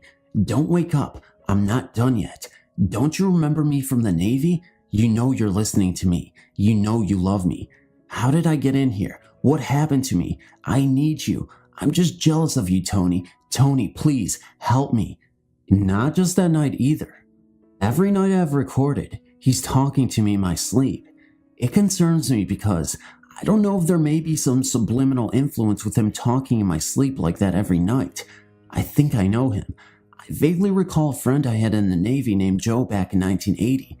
I remember feeling sorry for the guy because of his drinking problem and was always trying to help him when he got in trouble. I used to buy him gifts for his birthday and Christmas because his family wanted nothing to do with him. Other than that, I can't recall very much about him. When I asked him how long he has known Desmond, he said about 5 years. That's how long Desmond told me he's been dead. Actually, Desmond didn't even know he was dead until I convinced him he was. He kept trying to tell me he was alive. So I asked what it looked like where he was, and what did he see around him. He said nothing but a faint amber and turquoise colored light that was all around him. He desperately wants out of there. He says he can see me sometimes. One day, when I was sitting at my office desk at home, I asked him if he could see me, and he said he could. So I reached in my pocket and pulled out a $20 bill and asked if he could see what I had in my hand. He said $1. Thinking it was just a lucky guess on his part, I dropped the bill and picked up a Bic lighter. I then asked again, what am I holding in my hand right now? And he said, a light. I reached in my desk for it and had my hand closed around it so I couldn't even see it. How did he know? Many times Desmond will ask if I can see him. I've never been able to do so I got out my digital camera and asked if he would let me take pictures of him. He said, I will try. I told him where to be in my living room at home while I snapped a few dozen pictures. Nothing showed up on review, so I asked if he would mind trying something else. I explained what white noise was to him, and he was already familiar with it. He helps me to adjust the levels and spectrums of white noise to be able to hear him better. I explained that I could generate a different type of noise that is not audible, but that I might be able to see him with. So I set up my DV camera to form a video feedback loop with my Sony Trinton 32-inch TV, manually adjusting the focus in such a way that the feedback picture was focused on the pixels on the screen, as it oscillated slightly due to some technical reason I can't explain now. After talking with Desmond during the setup and adjustment period, I told him where I thought he could best try to show himself. Desmond appeared to me only once for about 2 seconds in the video. He had very plain symmetrical features and was shown from the waist up. He seemed to be in his mid-30s with dark sunken eyes. He was wearing a bowler hat and a 1940s type jacket with wide rounded lapels with an open shirt that had no collar. Further research with Desmond shows he can see me and some things around me when his energy level is high. For example, I can give him instructions on how to travel somewhere. One time I showed him a map on my Microsoft Streets and Tips and showed him the same roads and satellite photos taken from Google Earth. With this information, I am able to ask him to get a specific place and get information I desire. One time I sent him to the Powerball lottery drawing headquarters located at Urbandale Drive in Urbandale, Iowa, to see if he could see the Powerball numbers being drawn 6 hours before the draw. I have reason to believe he is not bound by time as we know it, and thought he could travel through different threads of time and different timelines. Well, I asked him to go and do this one for me, after about an hour of instruction of what to look for and how to get there. Then, when I asked if he was ready, he said, I'll try. Then, I'll be right back. He returned in approximately 30 minutes and gave me some numbers. I was all excited and purchased our ticket. Later the next day, I went to check the ticket and realized I had sent him on the wrong day. I explained to Desmond how sorry I was for the mistake and how much time and energy we wasted. I asked him what the numbers were he gave me because he was there 24 hours too early to see the actual drawing and realized he must have witnessed one of the practice draws they do to check out the machines. Lately, I've been having some other problems. I injured my back seriously at work and have not had the desire to record anymore due to my pain and medication. I've been recovering well and expect my research to continue. My new job doesn't offer me as much travel and time to do the things I'd like. I just hope when I start recording again, Desmond and Joe will let some other people talk to me.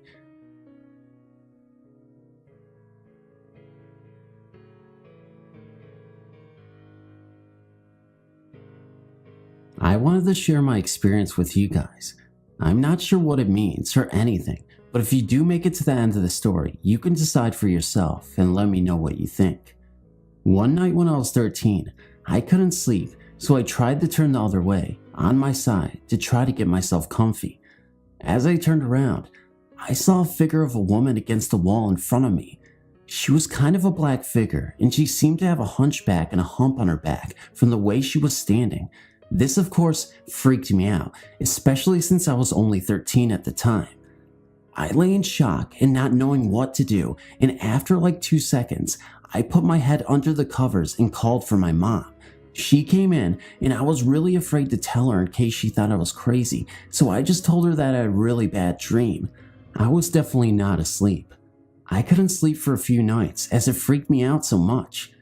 This kind of went away after a few weeks, and I was gradually able to sleep again.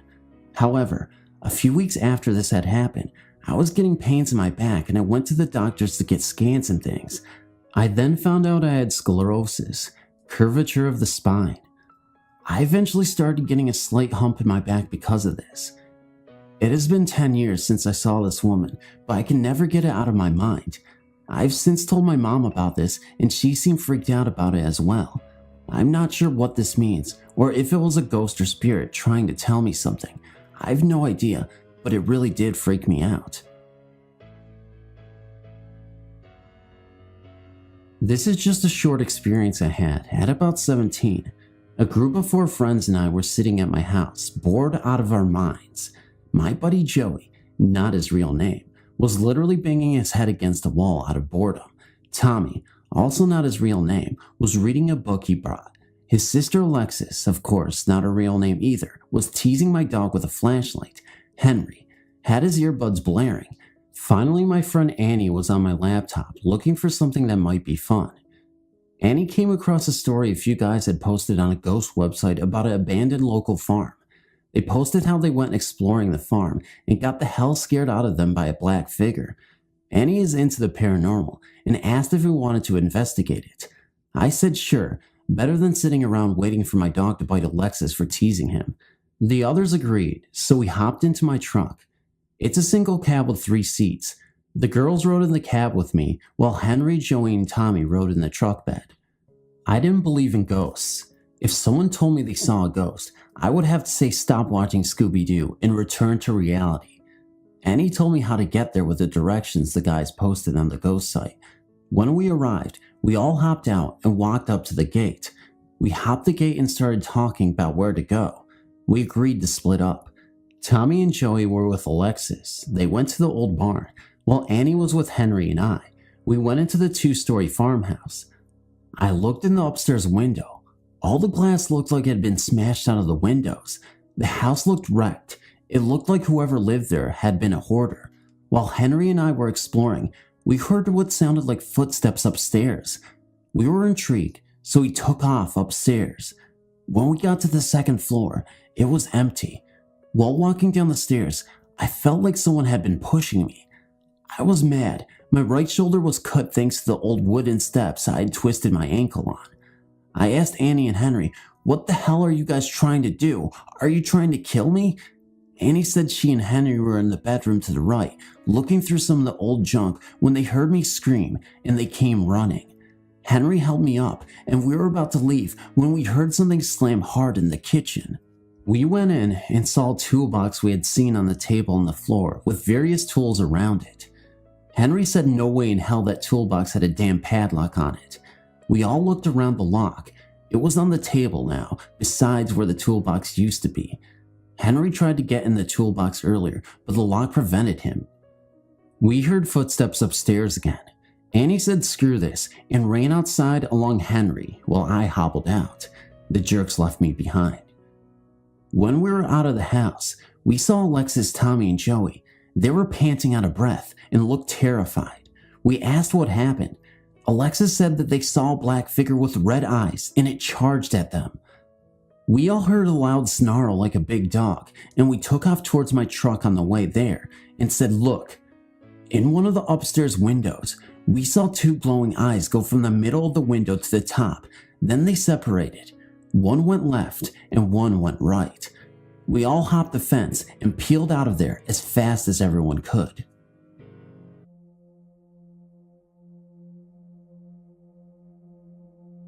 I am not currently experiencing any hauntings, but I do have a tale of a spiritual encounter. I will begin by prefecting story with the events leading up to the event. My grandfather passed away in hospice care in July 2000. I spent his last night on earth with him, holding his hand and reading the Bible to him, which was his favorite literature. He was an artist and a carpenter, and spent his last remaining years up in his home carving beautiful artwork out of wood.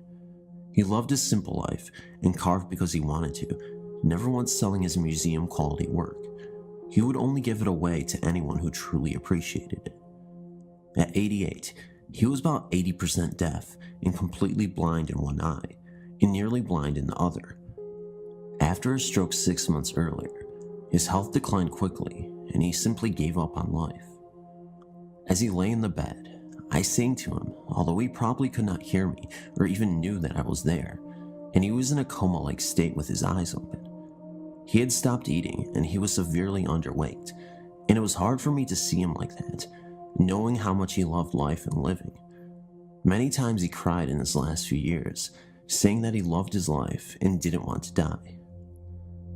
During his last living moments with me, I looked down into his distant, foggy eyes, knowing he couldn't hear or see me, and told him that the baby goose that he held at my house the last time he visited had grown up now and had 4 babies of her own. His eyes filled up with tears and turned red, and his mouth began to quiver as if he was trying to say something. He hadn't spoken in nearly 2 weeks. His love for animals and nature transcended through his limitations that night. I knew he would probably die that night, so I sat next to him with my hand on his chest, feeling his every breath and heartbeat. He didn't pass away until the next day, after I left. He was alone, which is what I didn't want. I didn't want his spirit to leave his body and to look down at an empty room. That bothered me for a long time. In an attempt to comfort ourselves, we turned to his Bible. He was much more dedicated to the word than we were ever, but knowing that it was so close to his heart, we thought it would ease our minds. My mother said to read something that he had underlined or highlighted, which is something his Bible was full of. I read the first thing I opened that was underlined. You do not have to understand the Bible to feel the power behind these words, which read, "For the Lord himself shall descend from heaven with a shout, with the voice of the archangel, and with the trump of God, and the dead in Christ shall rise first. Then we who are alive and remain shall be caught up together with them in the clouds, to meet the Lord in the air, and so shall we ever be with the Lord. Where there, comfort one another with these words." We all felt a chill run through us. At his wake, I waited until everyone left, and I cut a small lock of his beautiful, thick white hair and placed it in an envelope. As myself and my friend walked to the vehicle to leave, I opened the door, and a mourning dove flew into me as if trying to enter the truck with me. It injured its wings, and I brought it home. I rescue and rehabilitate small animals all the time, so I mended its wing and let it go about a week later. I took that as a sign from my grandfather, as we had that bond of loving all creatures great and small. A couple of weeks later, in August, my best friend was at my house, and I was showing her videotapes of Pawpaw, that is what I called him, because she had never met him. I wanted to share with her the kind of person he was. For nearly 2 hours, we watched him talk about God, Leonardo da Vinci, his childhood, his 24 brothers and sisters, his beloved mother, and we saw him play his guitar and sang old, sad songs about homeless children and hobos, songs that made grown men cry, including himself. After the tape was finished, I got up to go to the kitchen for something to drink, and my friend went to the restroom. At that moment, we both heard a loud musical tone that sounded like a doorbell. Since I do not have a doorbell, we both said, "What the heck is that?" We both re-entered the living room where we had been watching the tape and searched everywhere where the sound had come from. My heart sank as I realized what it was. About 2 years earlier, I had one of those cheap doorbells that you plug into the wall, using a battery-operated button at your front door to operate the sound. I became so irritated by all the neighborhood kids ringing it that I just took the button off and put it in my piano stool. The battery had gone bad anyway. I never unplugged the part that rings. I had forgotten it was there because it was hidden behind a chair. That was eerie enough, but what really got me thinking was when I explained to my friend that I had the ringer set to only ring one long tone. To change it to the traditional two-tone ding-dong, you had to take the back off of the unit and set the switches according to the manual. Needless to say, it did ring in the ding-dong fashion. Oddly enough, it was my friend who said, "Maybe it was your grandfather saying hi." It hadn't even occurred to me. Shortly after that, I was explaining what happened to my mother on the phone, and it happened again. She could hear it, and we both fell silent. He was letting me know that his fears of leaving his family behind were pointless, and that he was with the rest of his family in heaven. I believe he was thanking me for being there for him when no one else could. It has been 3 years since his own death, and the doorbell has not rang since.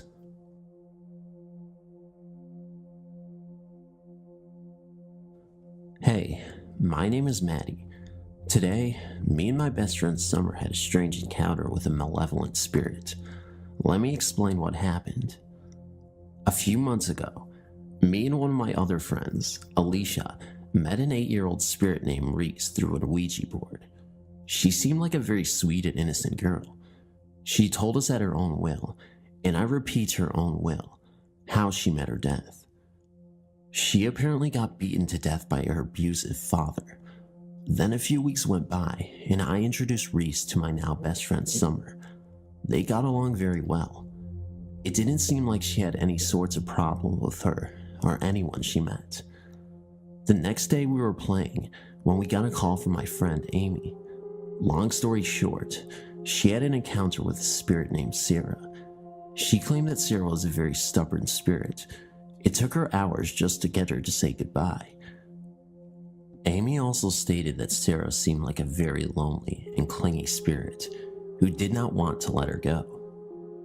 Then we made an attempt to contact Sarah through the board. It was a success.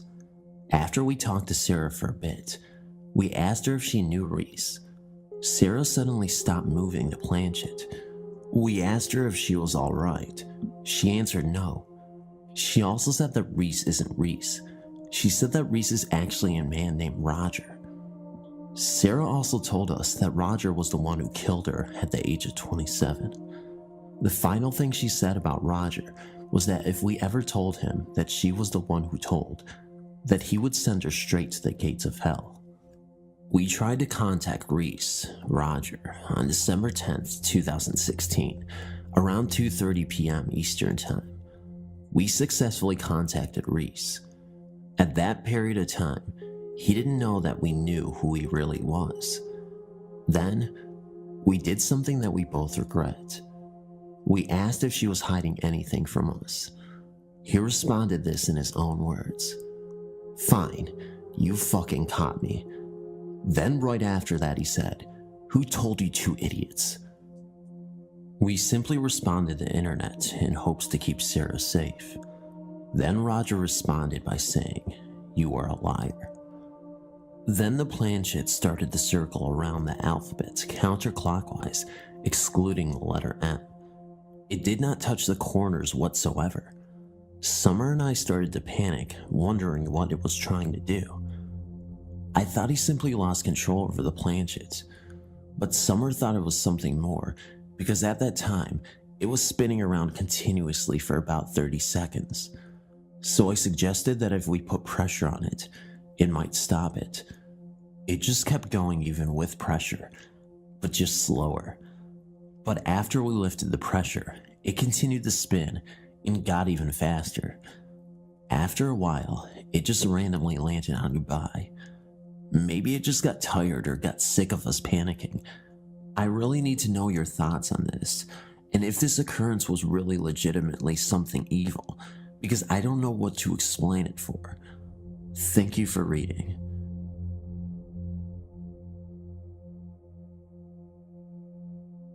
I didn't believe in the Ouija board because they sell them at Toys R Us, so I didn't think they would sell something dangerous to kids and adults. I've read stories about the Ouija board, but I don't know if it's true. People do make up stories, so it's hard to tell if it's true or not. Some people say the Ouija board is just a game.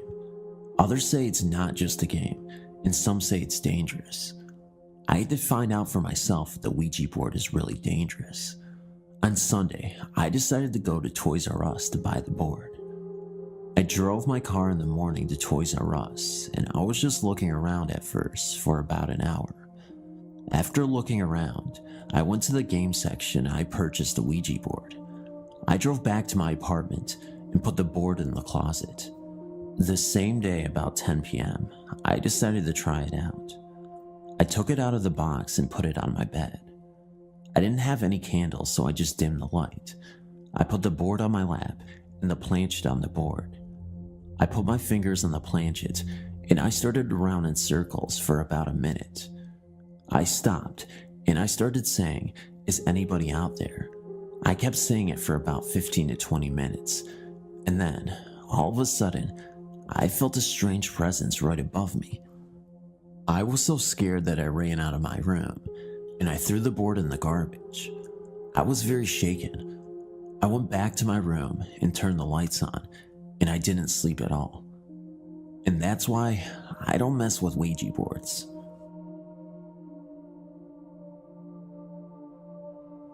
I have had several experiences, but I will tell you two of my most frightening. A friend and I had started playing with the Ouija board, and it ended up turning our lives upside down for the span of around 2 years. One night, my friend Judy, her husband Luke, Loma, and myself were watching a movie called Witchboard right in the middle of a winter storm.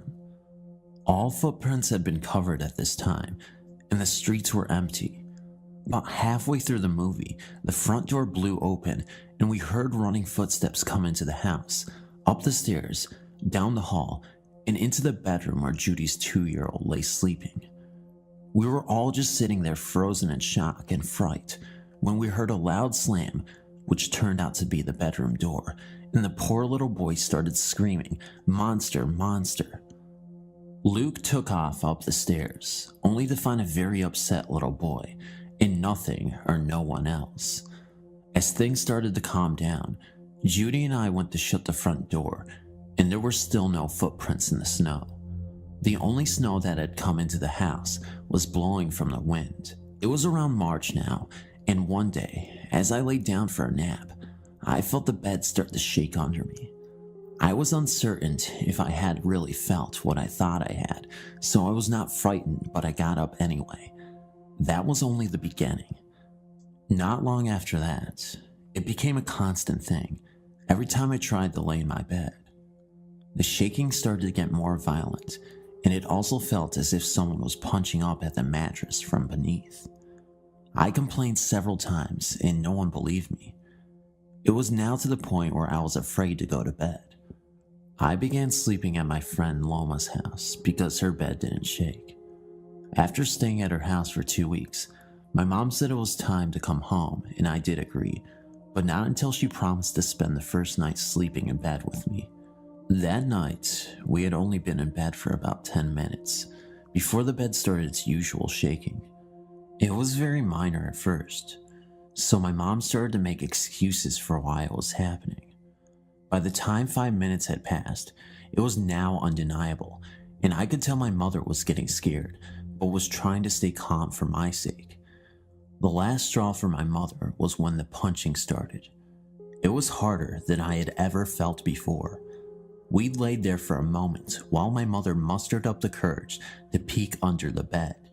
Of course, she didn't find anything, and we promptly left the room and set ourselves up in the living room for the remainder of the night.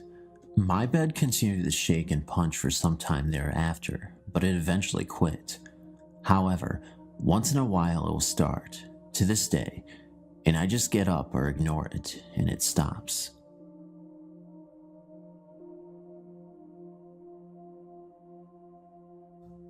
This encounter involved a Ouija board, and possibly my guardian angel.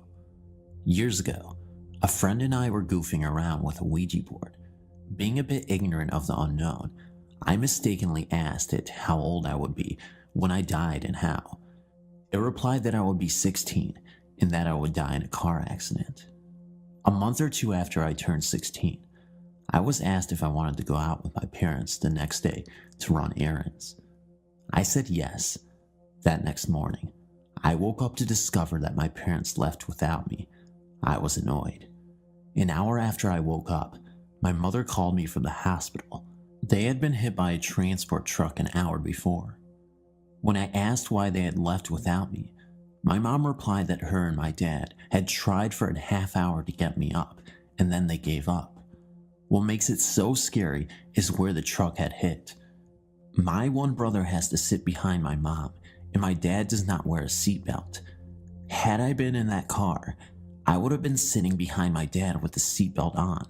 The transport truck hit the car on the driver's side, almost imploding on the driver's and left backseat side. That's where I would have been sitting. Guardian angel? I think so.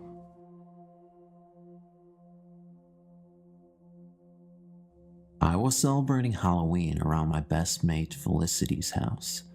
We usually have a laugh and a joke, but neither of us had played with a Ouija board before, so we gathered about 7 friends from the neighborhood. First, we lit candles, 1 black, 1 red, 1 green, and 1 clear. Fliss had purchased the board from an old shop in the Stoke Town Center. We sat down in her dining room and placed the board right in the middle of the dining room table.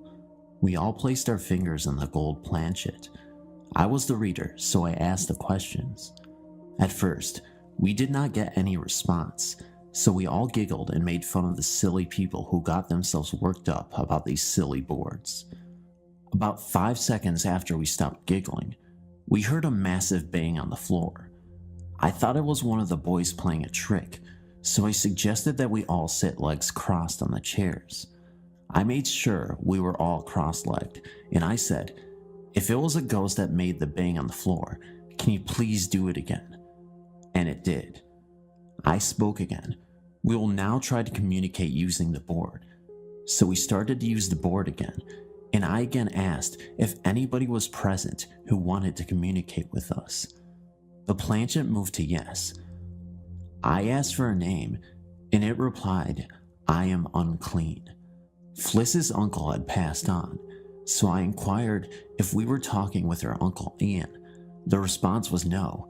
Again, the planchet moved to the following letters, "I am unclean." We had made contact with an apparent demon. We decided to say sorry for disturbing, and we thanked the spirit for its presence. However, it did not go. The spirit of demon flung Fliss back into the wall. Then it came for me. I had a vision of hell itself at that moment, and I remain grateful to this day that it did not hurt me. In telling the story, let me assure the reader that it was passed to me by my grandmother, Eileen. Eileen is in failing health, but her memory is untouched, and her ability to spin a tale is uncanny. This particular story is about her father, Joe, his first wife, and a house that will never be forgotten. My grandmother is a devout Christian, but she believes these tales of the unexplained to be completely true. Judge for yourself. In the late 1800s to early 1900s, it was common practice in the coal fields of Kentucky and West Virginia for a miner to spend the majority of the week at the mines while leaving his wife at home alone. This is exactly what Joe, my great-grandfather, did during his first marriage. After a hasty marriage, Joe bought a small, quaint home for himself and his new wife, Sue. Sue quickly alerted her husband to a potential problem. The house was directly across the road from the local cemetery. Joe, being a firm disbeliever in such superstitious nonsense like ghosts and spooks, had a good laugh when Sue begged him not to make her stay alone in a house so close to a graveyard and told her to get used to it. When Monday morning arrived, he left her alone and laughed as she sobbed on the porch. That night, after completing her tours, she settled down in the bed for a good night's rest and doused the lamps. As soon as she had climbed into bed, a strange noise became apparent outside. As she pulled the covers up around her head, She could hear something like barrels rolling or horses galloping around the house. She tried to sleep and eventually, as the sunrise drove the mysterious sounds away, found some comforting slumber. Every night, the noises started getting louder and louder, seeming to get closer to the house, and, on Friday night, Sue heard 3 knocks on the door. In a terrified fit, she screamed, "Leave me alone," and suddenly, the noises faded. The next morning brought Joe's return, and the first thing Sue did was beg him to let her leave the house, telling him of the haunted noises. He laughed unsympathetically and told her to get over this stupidity. In desperation, she bitterly screamed, "Joe, I hope to God it gets you." Joe wasn't the least bit frightened and told her that it was Cheryl's local men playing tricks on her. Later that night, Sue slept well in Joe's arms, but some subtle suspicion began to eat at the unbeliever. As he drifted into a shallow sleep, he was startled at a loud crack coming from the fireplace that startled him, and as he sat upright in the bed, he saw the apparition of an elderly woman staring at him from the rocking chair at the foot of the bed. My grandmother says that Joe knew exactly who the woman was, but he took the knowledge of her identity to his grave because simply, she had been dead for 6 months before they moved into the house. Joe shuddered with fear and her bony, cold hand stretched to clutch his ankles as she latched onto his foot and began pulling him towards her and the footboard of the bed. Joe fainted with fright as he felt his foot slide down to the foot of the bed in the dead hand of the spirit. The next morning, Sue roused her pale husband and sat up in the bed as he opened his eyes and screamed with terror. The footbed of the bed was broken and the rocking chair had been toppled during the night. Joe immediately promised his frightened wife that not another night would be passed in this restless house, simply telling her, "Sue, whatever it was, it got me." Thank you for reading my grandmother's story. I hope you found it entertaining because, well, I thought it was pretty frightening. See you later. I have told this story to people who are not there to witness the actual event, and some look at me as if I am just telling a story to get a good laugh, but I find nothing funny about it. Everything I'm about to relate is true, and I guess in some bizarre way, I feel that by retelling this story to anyone who is willing to listen to it will bring me some comfort. On July 6, 1990, a high school friend shot himself in the head with a rifle in a nearby local baseball dugout. The act shocked and saddened everyone, especially his parents, of course, who did not want to believe their only son would take his own life. The days that followed his death were happening, for me, as if in a dream. Fearing this act would spark some sort of chain reaction, school's counselors were sent in to help the students grieve and discuss their feelings of loss. Days went by, and there seemed to be a cloud of despair and confusion hanging over our entire high school class. If he had lived, my friend would have graduated from high school with the rest of us that same year. When he died, he was 2 months away from his 18th birthday. About a week after his suicide, I was visiting my best friend at the time, we'll call her Anne, in her home.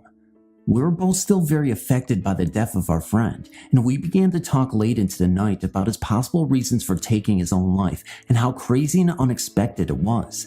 We had been discussing the whole chain of events and basically trying to make sense of something we couldn't even imagine when I suddenly became very uncomfortable talking about our deceased friend. I was sitting at the time in a desk chair across from Anne, who was sitting comfortably on her bed facing me. She was looking directly at me, and she could see the discomfort on my face. She assumed I was just overreacting, and our discussion had gotten to me, so she stood up and moved towards the door of her bedroom and gestured in a sweeping motion with her arm for me to follow her into the kitchen down the hall. There was a single small desk light on behind me when she made this motion with her arm, so that when she moved, her body created a shadow on the wall. This is going to sound ridiculous, and I'm no physics expert, but when Anne swept her arm up into the air, gesturing me to follow her, her shadow did not follow her arm. Instead, there was a strange kind of delay, and I saw her arm move, and about 5 to 10 seconds later, the shadow of an arm moved, mimicking the same gesture she had just made. I, of course, thought my eyes were playing tricks on me and ignored the shadow, and I would have kept it to myself if only Anne had not turned to me and asked, "Did you just see that?" I answered yes, of course, and we fled out of the room and into the kitchen. Anne's house was large, and our frightened voices bounced off the columned walls, but nothing ever occurred after that. My friend Anne and I no longer speak, and I am sure that if she knew I was relaying this story to strangers, she would think I was crazy. But I remember the death of her high school friend as if it were yesterday, and I can't help wishing that the shadow we saw was indeed a sign from our friend, but I will never be too sure. I write this story in his memory, and in the hope that he is in a place where his problems have been all taken away. Thanks for reading.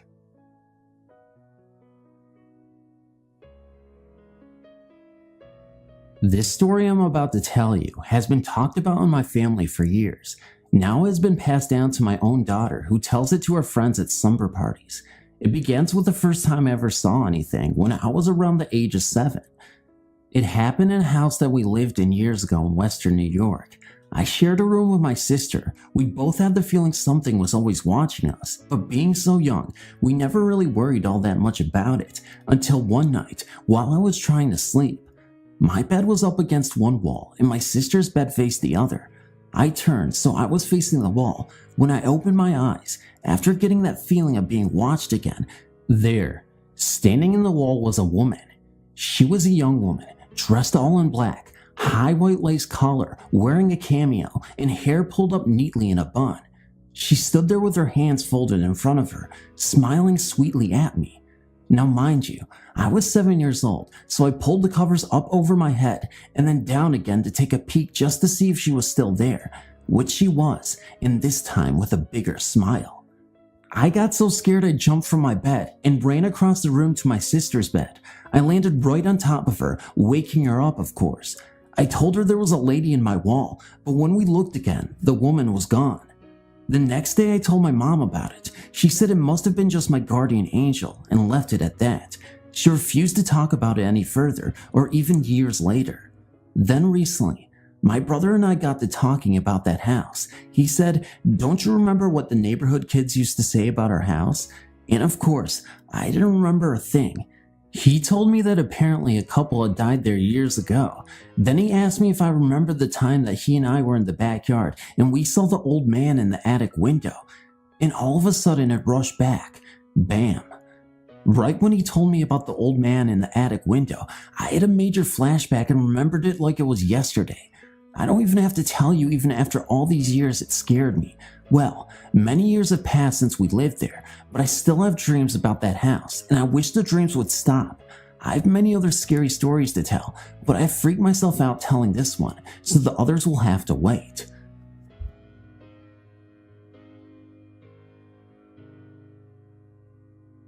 This incident happened about 2 years ago.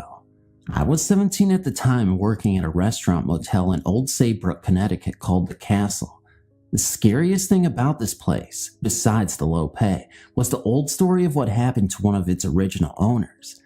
From almost my first day working there, I was told that one of the members of the family who built the house had killed himself on the grounds.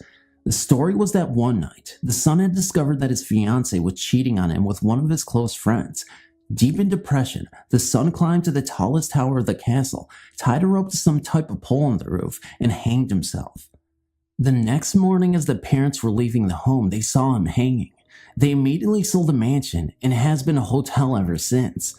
Many employees said that they had heard and seen things, yet I, as most people believe at first, didn't believe the stories. That is, until one night, I was working a late shift with a friend of mine named Katie. We were cleaning up the dining room after closing when we heard the kitchen door slam shut. I had popped them open, but as the wind off Long Island Sound is pretty strong, I figured they had been blown shut. Katie yelled at me to get over there and look at the kitchen. When I arrived, I saw a weird green light pouring through the round window of the door and flooding out the crack at the bottom.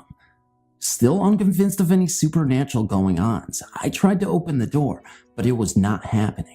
I thought someone was in there, and I knew if the place got trashed, I would get fired, so I reared back and tried to put my shoulder through the door. At the time, I was about 6'2", 200 pounds, played football and lifted a lot of weights. The door should have popped right open, but not this time. Katie and I peered into the window, and there, plain as day, was a man dressed in antiqued clothes with a noose around his neck looking right back at us. He walked by and the green light left us. We instantly figured, forget the boss, it's quitting time. We ran outside and could barely light our cigarettes. Our hands were shaking so badly. From then on, I was a believer, and I knew I would never, ever doubt ghosts ever again.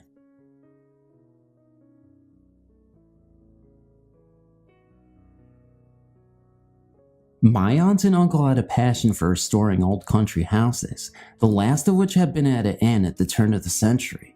The house sits on 50 acres at the top of a hill, next to a historic old church with an equally historic old graveyard.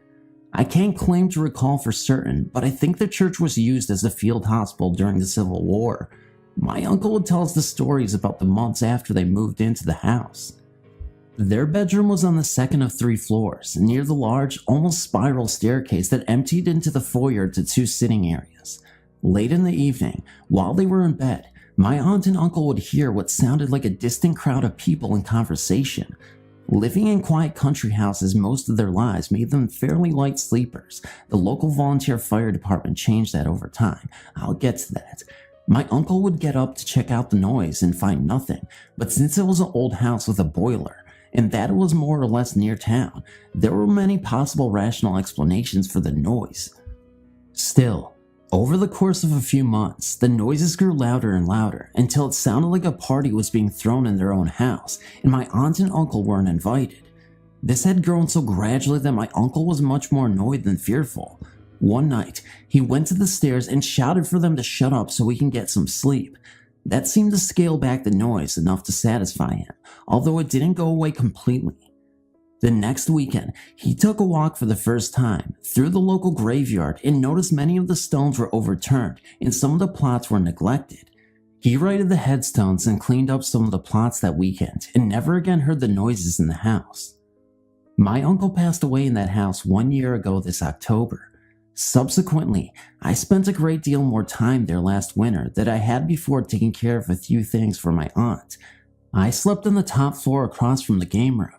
Many nights an air raid siren would go off, summoning the local volunteer firefighters to the station house. I never did get used to sleeping through that. Then one night, the siren wailed at about 2 a.m., and I was having a hard time going back to sleep. I was wide awake when I heard something. It lasted only an instant and seemed to me to be a crowd in the distance that had just been told the punchline to a very funny joke. Whatever it was, it reminded me of one of my uncle's stories. As an epilogue, I should mention that my aunt is trying to sell the house. So far, the most likely buyer is the local funeral home.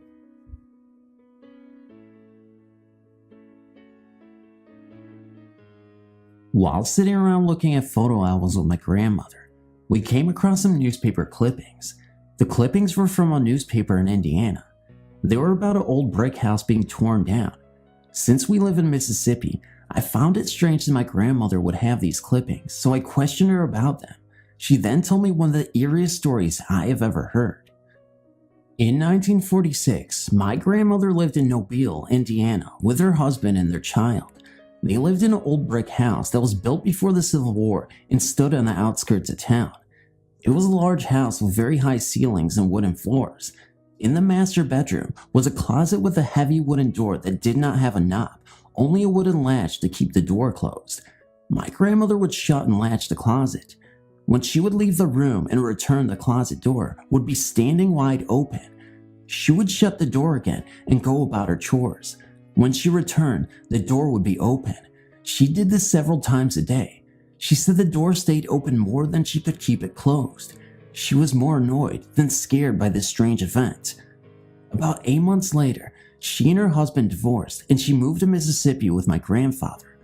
The house she had lived in did not cross her mind until 10 years later when her Aunt Bonnie wrote her a letter and sent her the newspaper clippings. The clippings talked about her old house and reported that it had been torn down. While they were tearing down the house, a hole was discovered under the closet floor.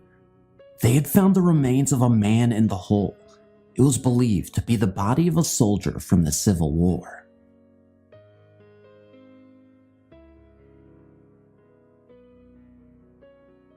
After lurking around here for ages reading everyone else's story, I finally got up the nerve to post one of my own. My story isn't as dramatic or interesting as some of the other stories posted here, but I feel confident enough to post it because 3 other people have had experience in this particular house, so here it goes. This happened a few months ago while I was visiting a friend's house one evening. I'll refer to my friend as G. A mutual friend of ours, J, was also present. This was my first and only visit to the house, and no one else was home at the time apart from the 3 of us. The house in question is an old wood villa, which would be, at a guess, 80 to 100 years old. It's a rather large one-level structure with 2 long and connected hallways, one that leads from the front door to the back of the house and another that spans across the back of the house. Together, the hallways form the shape of a T. While eating dinner in the kitchen, dining room area located in the back portion of the house, something drew my attention to the right, so I glanced down to the top section of the hallway. As I watched, a dark shadow moved across very quickly from right to left, as though it just moved up the other long hall, through the center of the house, then straight ahead crossing the top hallway. I didn't say anything at the time, although I was curious about what I had seen. I have to say that while I definitely believe in ghosts, I didn't want to get too excited about something which could have a very logical explanation for. After dinner, G invited us on a tour of the house, and while exploring the rooms off the back hallway, I carefully checked to see if there were any windows that could have let car headlights in to cause the shadow I'd seen, but I couldn't find anything to explain it. Sometime later, G left the lounge to make coffee and, while she was out of the room, I whispered to J that I had seen a shadow cross the back hall. She surprised me by telling me that she too had seen a ghost moving from right to left in the same exact place, only she's seen it twice before in broad daylight. We were intrigued and quite excited about this, but didn't say anything to G as we didn't want to frighten her.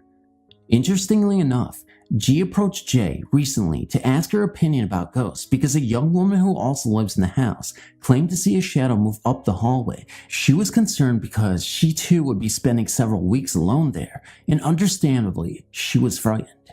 G explained that while she hadn't seen anything herself, there was one occasion when she was walking up the hallway and she felt like she accidentally pushed someone out of the way, even though she couldn't see anyone there. I've been in various places before where I've been able to sense unseen presences. I've had one experience where I used to get a feeling of overwhelming fear every time I went into one particular room in a house my parents owned. With the shadow that Jay and I saw, we didn't feel any strong feelings or emotions connected with it. At this moment in time, I haven't heard any more events in that house.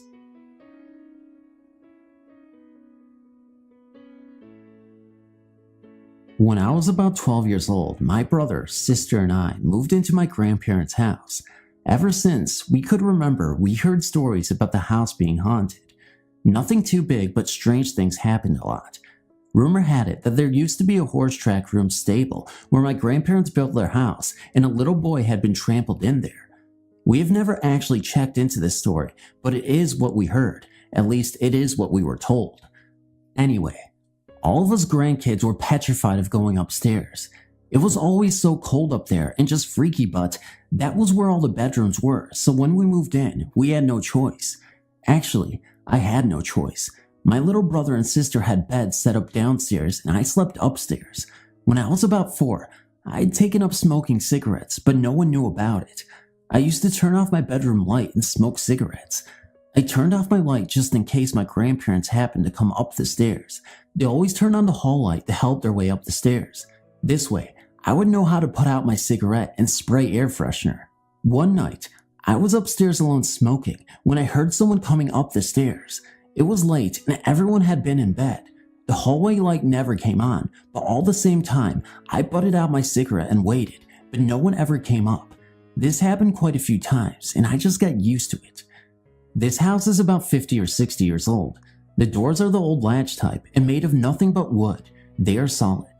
To close the door, you have to lift the hook and latch it onto the other part of the door. To open the door, you have to lift the handle and pull the door open. On my bedroom door, I also had an eye hook lock to keep my room locked and my little brother out.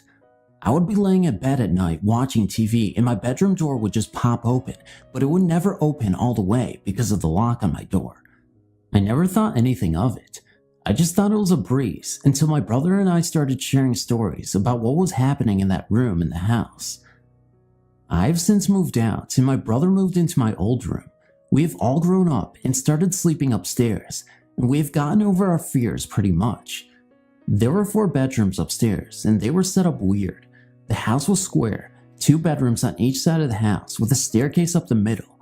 To get to the 2 rooms, you have to walk through the main 2 ones. When my little sister finally decided to move upstairs, she moved into the room behind mine. She swears to hearing a little boy crying in her room at night. Recently I bought a Ouija board and have been using it at my new house. One night my cousin, brother, sister, and boyfriend were using it when my cousin and I started talking about how we used to use the board when we were younger at my grandparents' house. My cousin remembers talking to a little boy who died at this location, and she remembers the little boy telling us his vision of the story of what happened to him. He told us his name was Brandon and his father beat him in the tack room, and that unlike the story being passed around, he hadn't been trampled at all. Which story is true, I don't know, and I guess we'll never know. My little brother is the only one of us left living with my grandparents, and he is now living in my old bedroom.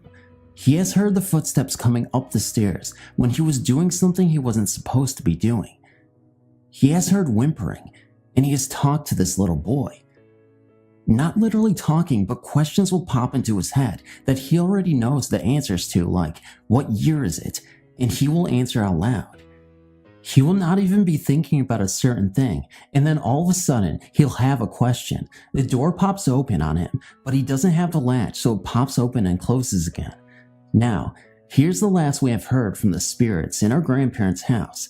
He was sitting in his room talking to his girlfriend on the phone when he heard someone coming up the stairs. The footsteps stopped at the top of the stairs. He hung up with his girlfriend and went into the hallway, but nobody was there. Now, what happens next makes us believe that the little boy was beaten to death and not trampled as everyone had been told. The footsteps were heavy ones, definitely not of those of a child. When my brother realized no one was there, he just assumed that it was the father because of the heavy footsteps.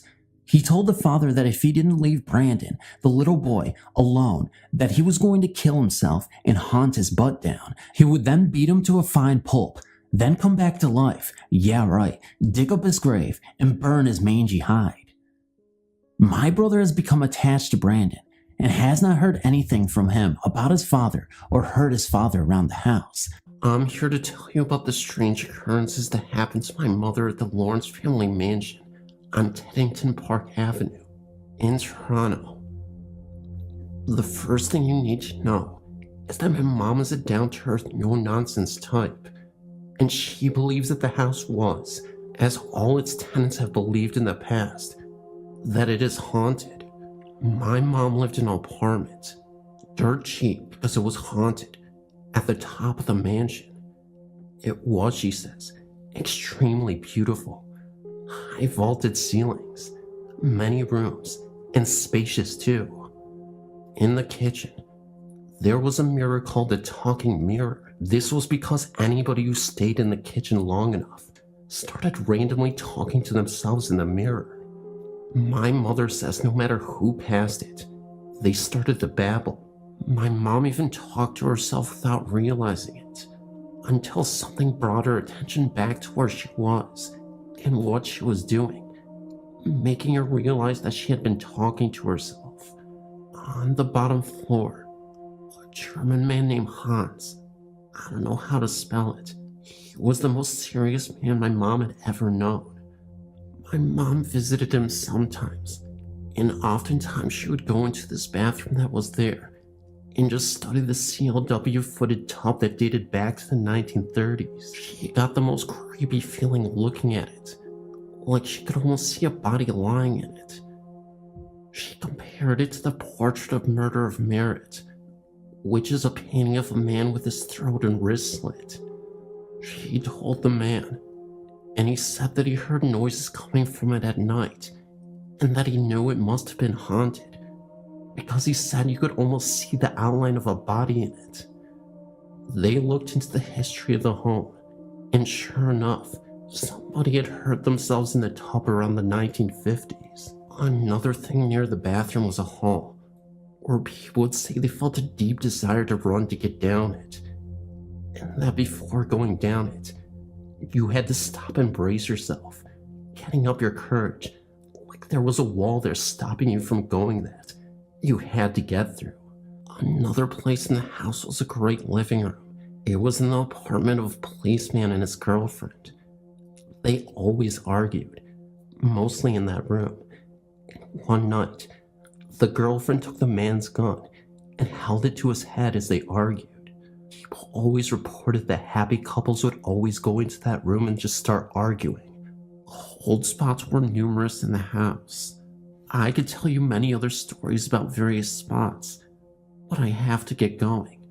My mom says the house is sold for over $5 million, and that she suspects that someone tore the house down to get rid of the hauntings and built a replica.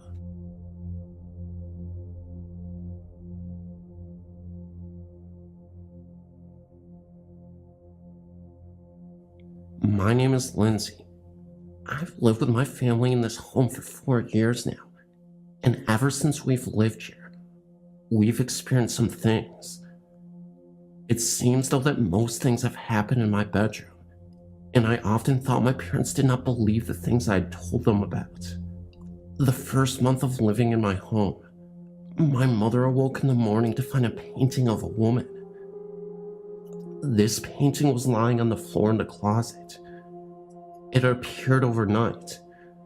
She had questioned all of us in the home, and nobody had seen it before. The music boxes would play randomly in the middle of the night. Doorknobs, turning seconds before turning them yourself. My bedroom door always sounded like it was opening by itself, when it was really shut.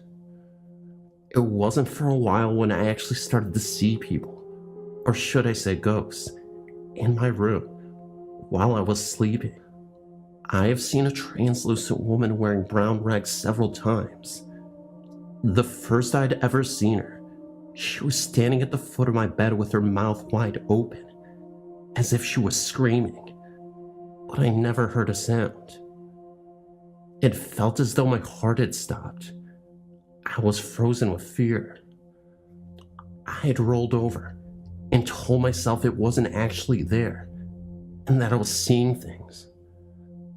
Then about a month later, the same lady sat in my chair, in my room, just watching me. I then covered my face with my pillow and went back to sleep. In the morning, I told my mother about both times this lady being in my room, and she just mocked me. She just kind of laughed and joked about it. She told me that the first time that the lady was there, it was because her teeth hurt, because I'm planning on becoming a dentist after schooling. I didn't think my mom believed me at all. Sometime after that, a tall man stood next to the head of my bed, once again, just staring at me. When I awoke, I started screaming, and my mother came running into my room. She told me it was just a dream and to go back to bed, but I knew it wasn't. She was just saying what parents would say, just to make me feel better. It was strange how my room was the only room I'd ever seen them in. My family would just make fun of me and would make stupid jokes about the ghost in my room. Later one night, my sister was across the hall from me sleeping when she woke to a flash that lit up the room at 1 a.m. This was when she was 20. She then ran into my room and slept next to me. She was not sure that it was a flash from a camera, since we were upstairs and everyone was sleeping. We never figured what the flash was. When my mother was away on vacation, and I was the only one home, I was sleeping, and when I woke in the middle of the night, I found myself eye to eye with a young girl who had to have been at least 10. She had a wound in her head where her eye had been. Terrifyingly, there was a hole through her head. It was the right eye that had been gone. This was the most frightening thing I'd ever seen. I once again couldn't do anything. I was the only one home, so I laid there and went back to sleep. Once again, I see the woman lady, except this time, I find myself fighting her in my dream. The weird thing was, a mobile that was hanging above me on my ceiling had fallen and hit me in the stomach while I was sleeping. I still found that my parents didn't believe me until one night, my dad went downstairs for a drink at 1 a.m. That's when he heard some girl humming a song. He thought it was me, until he realized that he and my mom were the only ones home that night. Later the same night at 3 a.m, my mother awoke and had to use the restroom. While she was walking down the hall, she heard a lady talking. My parents told me about this when I arrived home the next morning, and now they believe me. We don't know about who these ghosts are, but we are trying to find some history about our house, as it was built in 1890. Maybe the history will reveal who these ghosts are, and why they are there.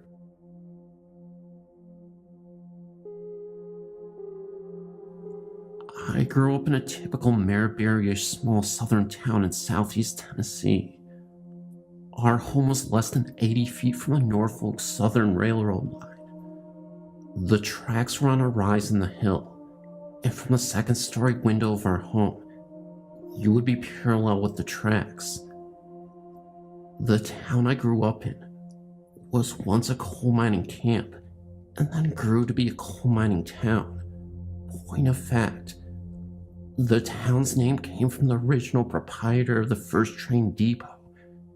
It was called Daisy, after his only daughter. From my house, the original train depot was situated just about a mile north, and the area of the train tracks in between was often referred to as Black Track because there were several curves in the railway, and coal was often spilled in these curves, leaving the soil covered in the black, chalky coal residue. It is purportedly haunted, and there are several ghastly and ghostly tales attributed to that area of track. From what I'm able to gather, one story is that a female slave was once accused of leading other slaves to freedom via the train tracks, and when her trajectory was discovered by her owner, she was tied to the tracks until a train came through, chopping off both of her feet. Once this was done, she was carried to the slave quarters as an example of what would happen to all others who attempted to escape, or assisted others in escaping. Slowly she bled to death, despite the other slaves' best effort. I know several people who have laid their hands on the Bible today, and testify seeing her feetless body in the area. Other stories about a train wreck that happened about 15 yards from the back door of my old home. In southern Tennessee, we do not get much snow, but we can get quite a bit of rain. Apparently in the late 30s, a weather front came through, bringing a lot of rain and flash flooding to the area. One night after the rain had slowed to a drizzle, a fully loaded train was slowing to stop at the depot, not knowing that the ground below was giving way under its weight. During the initial wreck, several railroad workers and hobos were trapped in the rubble. Many of the rescuers were local farmers and residents who perished as the mud shifted under the weight of the debris, and ultimately, a large land and debris slide halted all rescue efforts. As many as 50 people perished, and the old-timers would say that they could hear people moaning and screaming for help for days after the wreck, and how help never came. Some people swear that they could hear the sorrowful screams and moans of the trapped on bright, still nights. Lastly, another story about the area tracks has to do with teenage hormones and stupidity. Along the section of track is an old paved road that weaves back and forth across the tracks. In the 50s and 60s, this area of road was used by teenagers to prove the muscle in their machines and the guts in their drivers. More than one person has perished in their efforts to outrun the train.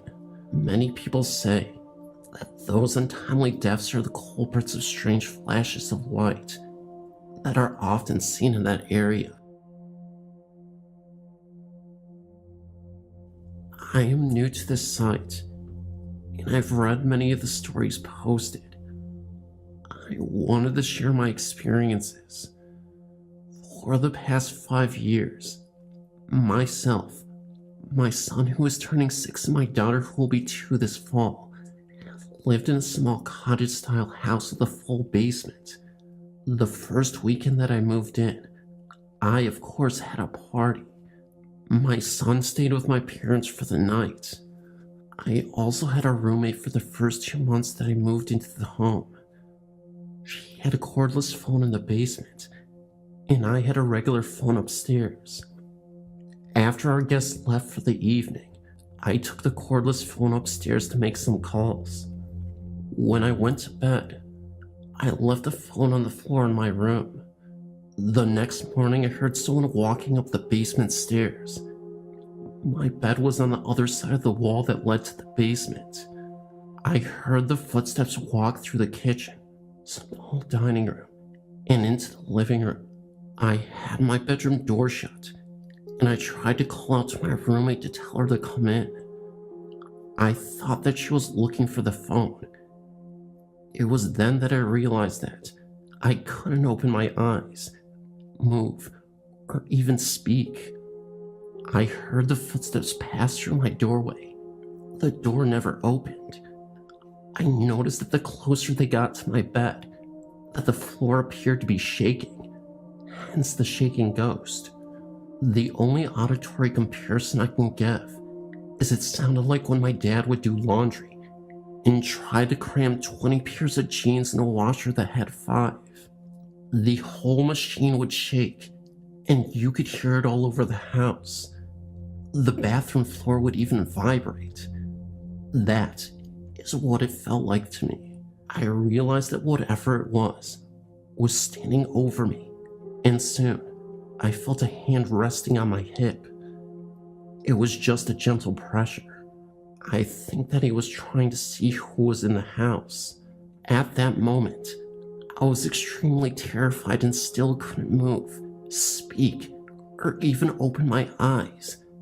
There was a banging on my window. The noise stopped, and whatever had touched me let go. I jumped out of bed, and there was nothing in the room. Apparently, my dad had been standing outside for 10 minutes banging on the door. I never heard him pull into the driveway, which is right outside my window, or knock on the door. He also said that he tried to call us, and I'd never heard the phone ring. I never had this happen again, until just 2 nights ago. My daughter and I share a room, and around 2 in the morning, she woke up. I could hear her cry out, "Mama," and I tried to get up. I was paralyzed. I couldn't move anything but to lift my head off the pillow briefly. I realized that the floor was shaking again. I tried to open my eyes to look at it, and I couldn't. I believed that it was looking to the crib at my daughter. I didn't feel anything evil, but I don't think it wanted me to see it. After about 5 minutes, the shaking stopped, and my daughter was back asleep. It all happened so strange that I even considered that I was maybe dreaming it all. When I checked the crib, my daughter seemed fine, and nothing was out of place. Some other just normal haunting things I've experienced are footsteps in cabinets open when I know that I'd left them closed. The ghost seems to like my kids, and likes to check up on them. I smoke, so during the winter when it is cold, I go down into the basement and smoke by the back cellar steps. I have often heard footsteps go from one bedroom to another, but they never go back out of the last room they entered. Also, when my daughter was in her baby swing, anytime I went downstairs, I would hear footsteps walk over to the swing and stop They are always too heavy and slow to be my sons. Also, whenever I hear them and go back upstairs, he is soundly asleep in his room, so I know that it was never my son. There have been a few times, though, that I felt that I was unwelcome in the basement. I feel like I'm being watched in there, and that something doesn't like me to be there. I have also felt that feeling walking past my kitchen at night. It's like something is standing there watching me, and this thing seems very cold. I have never been harmed or felt completely threatened by anything. My son has complained of being scared, but if he has seen or heard anything, he doesn't tell me. I just wanted to share my story. We are moving in a month, so it'll be interesting to see if the people that end up renting my house have any experiences too.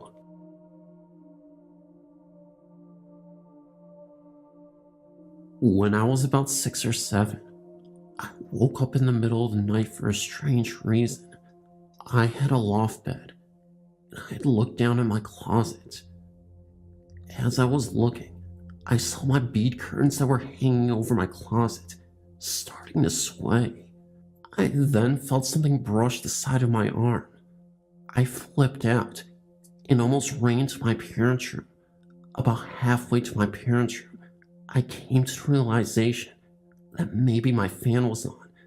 When I went back to my room, I noticed that my fan had been unplugged the whole time. I knew then that my curtains were definitely moving on their own. I didn't even own any pets, so I had no logical explanation for what had happened. I remember always seeing someone in the corner of my eye. I would turn to see who it was, but when I did, no one was there. Things would disappear, such as homework and school supplies. Then they would reappear on the kitchen counter and on my dresser. I would always feel someone is watching me.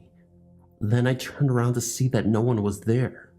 I remember one time in particular, I had a friend sleep over.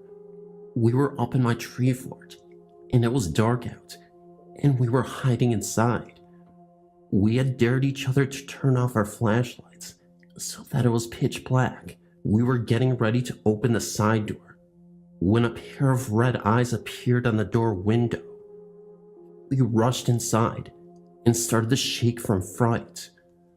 I have moved from that house 5 weeks ago and have lived in that house for 7 years.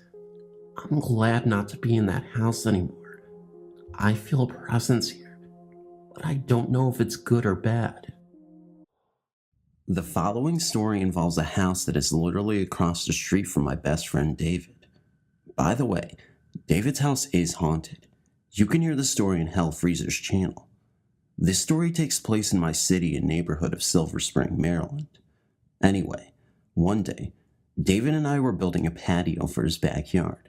I decided to take a break and headed out front. I sat on his rocking bench and lit my cigarette.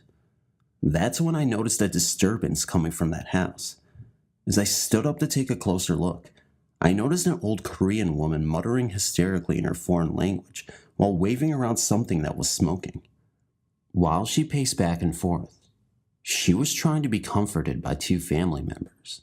I was immediately intrigued by whatever she was holding, but also wanted to see if I could help. I slowly approached the situation. As I got closer, I see the woman with tears in her eyes, holding what is mostly known as a sage smudge stick. A sage smudge stick has many purposes, and one is cleansing a space inhabited by evil spirits. I asked the other woman, her daughter, what was going on. She told me that this was her mother's home and that she couldn't stand the ghost in her house anymore. My mom thinks this place is haunted by an evil spirit. I asked if I can help with anything, but she declines. I wanted to keep asking questions, but this wasn't any of my business. David's neighbor knew a lot about our neighborhood, told me why the house was haunted too. He said that in 1989, a young man who lived there killed his parents and then himself. I found an old article on this story. It stated that a 27-year-old man, armed with a shotgun and a rifle, fatally shot his parents in their bed in their Wheaton home before killing himself. Back to me. His parents didn't live in that house, but he did. His sister was the one to find her dead brother. The police officer asked her whether her brother was mentally disturbed. She nodded yes. I suppose a troubled man can also be a troubled ghost. When I was 17 years old, a group of friends and I decided to check out a haunted place in our state of Maryland. It is known as Crybaby Bridge. As a side note, in the early 70s, my mom actually went to this same exact bridge when she was 17 too. It's pretty cool stuff, to be honest. Now, this bridge is also known as the famous Goatman Bridge. There claims to be a Goatman Bridge all over the country, but through some research, I discovered that this particular bridge was the original, at least for the legend of Crybaby. If you're ever in Maryland, go to Governor's Bridge Road in Bowie. There are some sketchy backwoods characters who live out there, so be very careful. Anyway, let me start this story from the beginning. There were 5 of us: Andy, Hector, Mary, Jessica, and of course myself. We hit the road all excited. Andy was blasting his new subwoofers he installed in his Cadillac, so we were in good spirits. Our GPS was directing us pretty well in the beginning, but once we hit that area of Bowie, it literally stopped and our phones were all disconnected. Jessica was filled with fear and grabbed my shoulder tight. I assured her and Mary, who was also scared, that this is how it is in the boonies. We were getting so close to the bridge, but didn't know which dirt road to take. It started getting dark. That's when we randomly came upon a trailer park spot.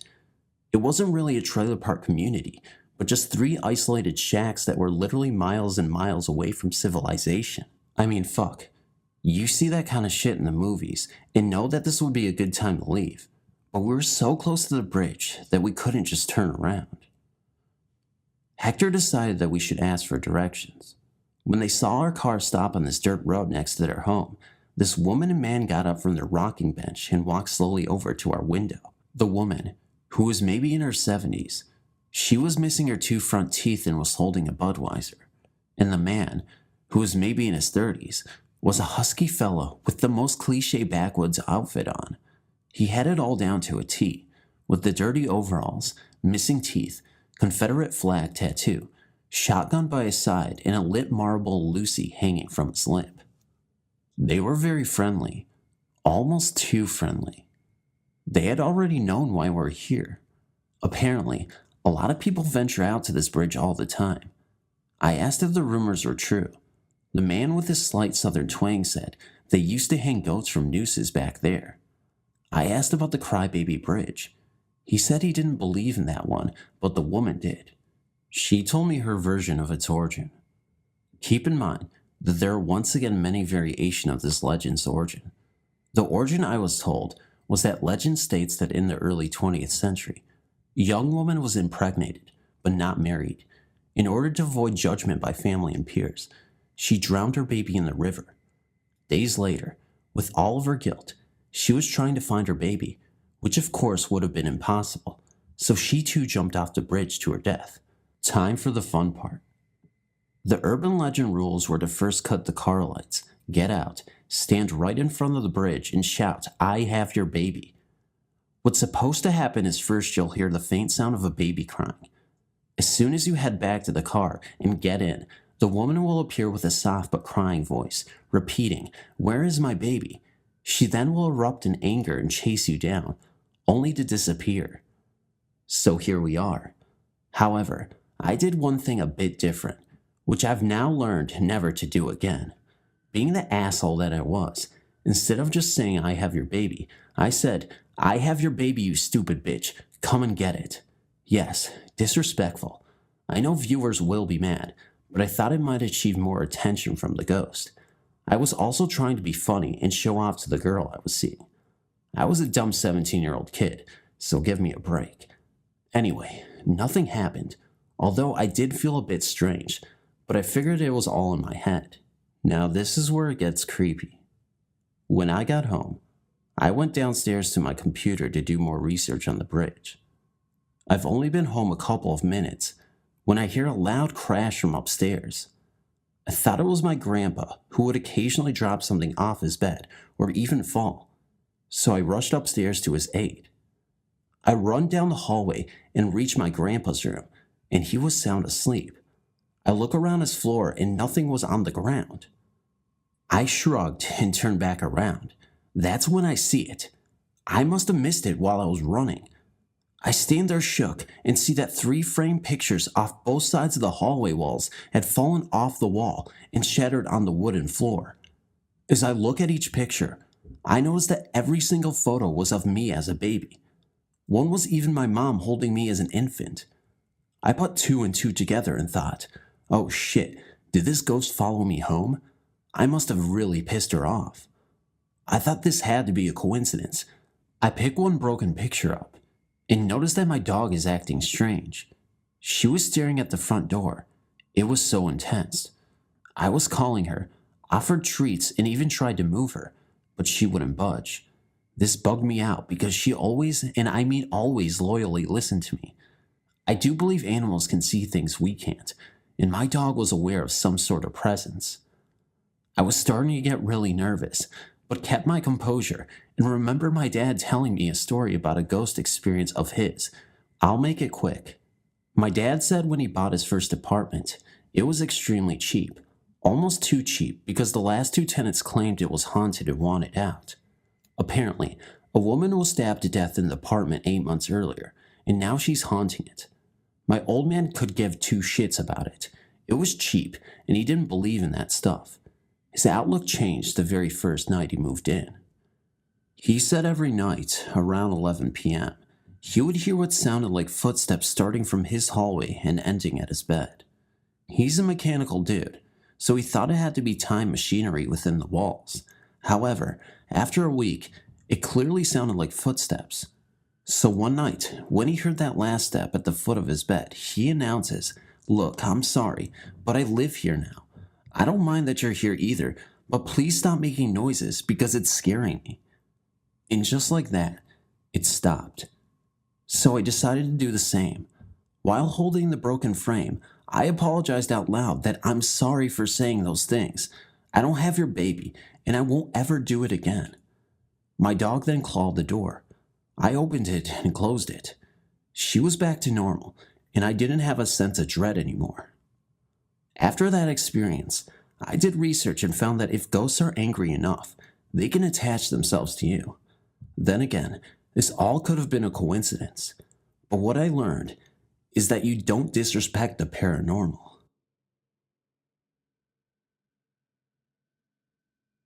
This is a story of a young woman that got killed on the highway in the town near us.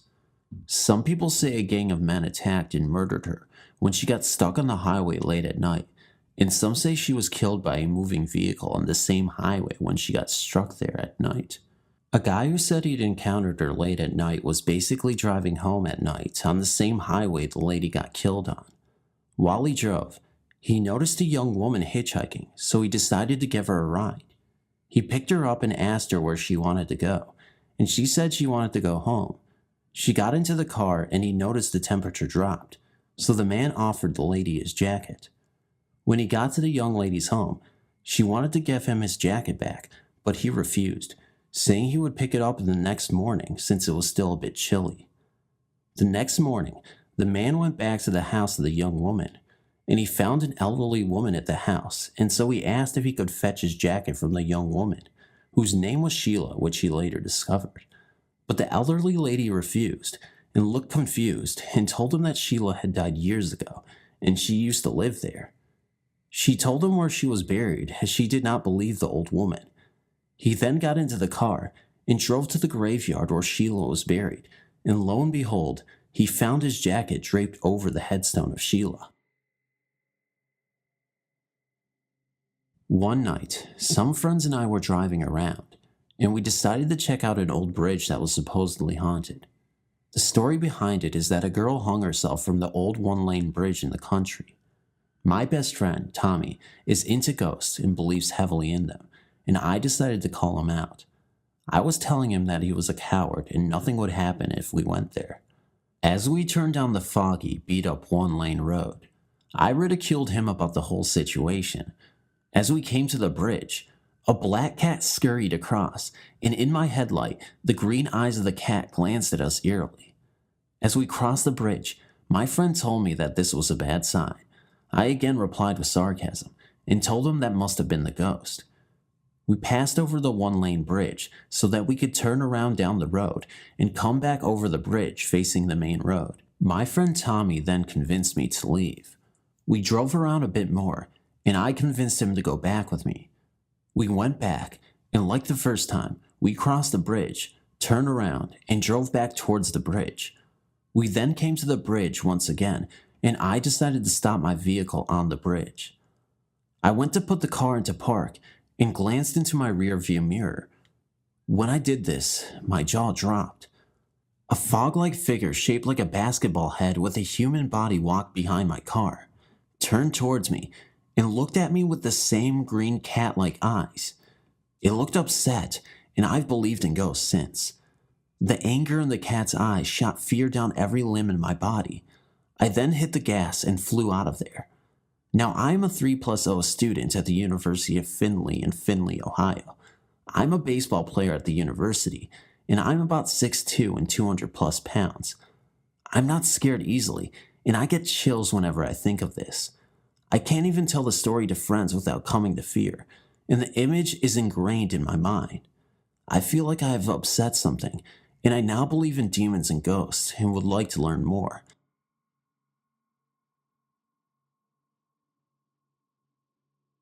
On January 8th, I was hanging out at a local shopping complex with a couple of friends of mine. My friend, Mary, turns to me and begins telling me a story of a bridge just over the North Carolina and South Carolina state line called Catswoman Bridge. She was telling me that a number of years ago, a woman was driving home one night, and just before she was about to cross the bridge, a cat ran out in front of her. Trying to miss the animal, the woman swerved and wrecked her car in the woods just before the bridge. The next morning, local police found her car sitting, upside down, underneath the bridge. Upon investigation, police found the woman's body being beaten by a group of cats. My friend, Mary, continued to tell me that if you park your car in the center of the bridge and turn off the engine, you can hear the faint sounds of a vehicle crashing into trees at the end of the bridge. I'm in total disbelief. She continues to tell me that if I go to start my car to drive away, then my engine will not start unless it is pushed to the end of the bridge. I decide, okay, let's test this.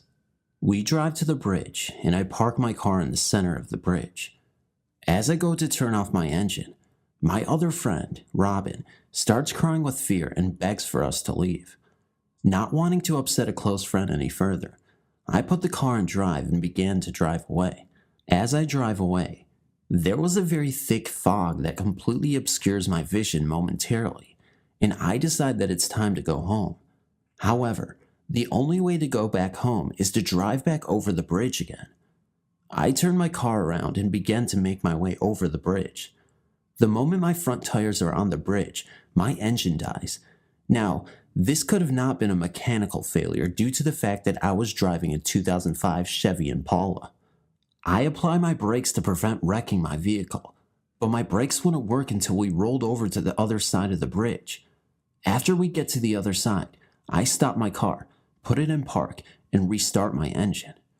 Just as we are about to pull away, we all see bright lights that appear to be car headlights beaming upwards at an angle as if it were a car that had run off the side of the road. Scared out of my wits, I drove as fast as my car would get to get off that side of the road. When we got back to my house, we look over my car as soon as we get out.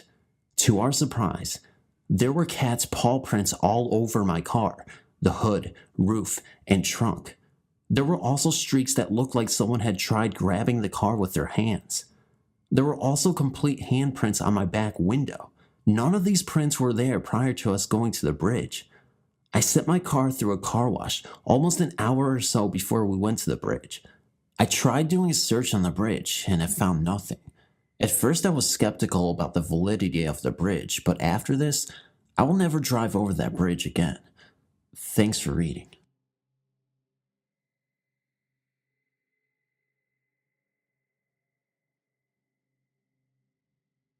I was in the Navy at the time and stationed in Norfolk, Virginia. I was driving to Houston, Texas, on leave, and had been on the road all night and alone. My diet had consisted of just Coke, and it was coming on 2 to 3 a.m. I remember seeing something out of the corner of my eye, so when I turned to look, I was surprised to see what appeared to be a runaway slave sitting in my passenger seat. He had an unkempt fro and bib overalls with no shirt. He kept looking around frantically as if someone was chasing him. Then he was gone. I then noticed something out of my other eye. When I turned, I noticed hovering outside my car was an older white man with a sunburned face and neck, wearing a khaki shirt and sporting a crew cut. Out of the two apparitions, him I did not like. Now things started getting interesting as he proceeded to yell or chant something at me through the window as I was traveling about 70 miles an hour. The next thing I knew, I was transfixed on my windshield as it starts to turn white, like at the beginning of a movie when the screen goes white. Oblivious to everything, the slave man starts yelling at me to look out. I snap to and am literally inches from plowing into the car in front of me. Then everyone was gone. A few minutes later, the white man shows up again and everything starts over and ends the same way. Finally, the third time it happens, I couldn't snap out of it as quickly. I felt the car shaking and bopping about as the white man chanted and the slave man yelled at me to look out. When I did snap out of it, I was in the median between the two roads headed for a bridge.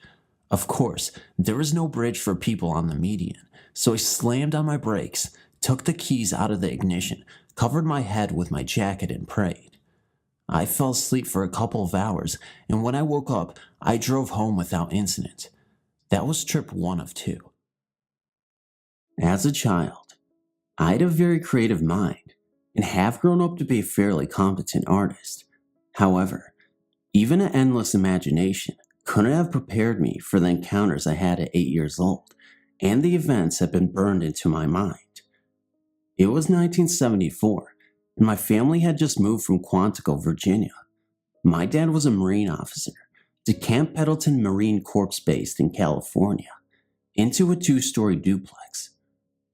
Just about the time we got settled in, my paternal grandfather was murdered. A few months later, my mom's parents visited.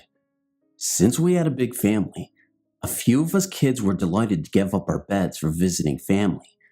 Pappy got my bed, and I was relocated to my brother's bunk bed. Mark and I didn't get along, so I slept on the bottom with Daniel, with my head at the foot of the bed. At about 4 a.m., the first night, something awakened me. I didn't think anything about it and started to sleep again. However, I felt as if someone was watching me. Then I could hear very heavy breathing and felt a downward draft on my face. Scared out of my mind, I squinted my eyes and saw a hulking black figure, looking like the Grim Reaper without bones, hovering over me as if staring into my eyes. I tried to ignore it, but it wouldn't go away. I even snored, but it still didn't leave. Thinking that a little movement might disrupt the nightmare, I moved towards the center of the bed, but I didn't wake up, and the tormentor continued to breathe on my face, moving around the bed and laying down beside me. Immediately, I leapt from the bed and screamed at the top of my lungs, "It's got me! It's got me!" Everyone in the family came running to see what had happened, commenting that a dark figure had disappeared in the hallway to the bedroom. Needless to say, I didn't sleep the rest of the night. What's worse, that black fiend and his lot continued to haunt me, the family, and the neighbors for years. I resorted to sleeping with an adult very close by, as often as I was allowed. Otherwise, encounters like the following were a nightly ritual. If I ever turned my head from the hallway light, which was left on for my security, the fiend shadow would appear, and he would start panting like he'd just run a 26-mile race. Sometimes, he'd hide behind the door or in a closet. Sometimes, the whole family would hear chains dragging across the floor or glass breaking downstairs. One night it sounded as if plungers were being walked up and down the stairs. By this time, I'd mustered enough courage to investigate the sounds and saw nothing in the stairwell. Perhaps the scariest moment was the night I heard the hideous, angry laughter. As usual, something had awakened me, and I sat there wondering what to expect. Suddenly, I heard a commotion from downstairs, followed by laughter that could have come from the movies Sybil or The Exorcist. First it was one voice, then it was two, as if they were running around the first floor. Then they stopped. Suddenly, the first one started again, and I could hear it coming from up the stairs. It entered the hallway, ran to the bedroom, and brushed up against me, passing into the wall. Then the second voice started, but I didn't lie in bed waiting for it. I ran straight to my parents' room. Another time, one of our cousins came to visit, and it was decided that he and I would share a bed. Sometime that night, I was awakened to see the outline of a goat's head on my mom's wardrobe. It was kept in my room, with a bright ring in its nose and spiraling, fiery horns. As I screamed, it went away. Finally, one night, I'd had enough of the crap from whatever was haunting me. He had decided to inhabit the corner behind my bedroom door, just staring and breathing towards me. I sat up and said, "In the name of Jesus, leave me alone." Guess what? It stopped. I've never seen that thing again, and every day I thank God for the relief. However, all the haunting hadn't stopped. As recently as 1988, I've been harassed by a paranormal phenomenon. Even though we moved across the country, at times I would wake up being dragged by my feet off the bed. I also asked my parents if they had noticed my old bunk bed, the one from California, would sometimes shake and squeak as if a couple were going at it. My dad confided that, when I was young, the bed would often make lots of noise, sometimes when I was asleep on it, which would explain why I was often awake in the middle of the night. He bolted out of his room, swearing someone was harming one of his boys, only to find us all sleeping soundly. He also said the neighbors in California, the Martins, shared similar experiences to what I'd had. The past 11 years have been pretty uneventful, paranormally, and I hope it stays that way.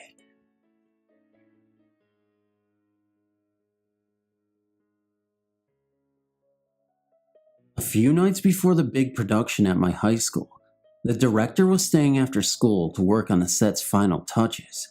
She was alone on stage when suddenly a single long blonde hair fell from above. She thought to herself, must have been Stephanie's. Yeah, it must have stuck in the light fixture when she was working on it. Still, Miss Holton couldn't shake the somewhat eerie feeling that crept around her neck. She'd had this feeling ever since the beginning of rehearsals. The next day, Miss Holton went to visit a friend of hers in the school. "Elizabeth, I had the strangest thing happen last night.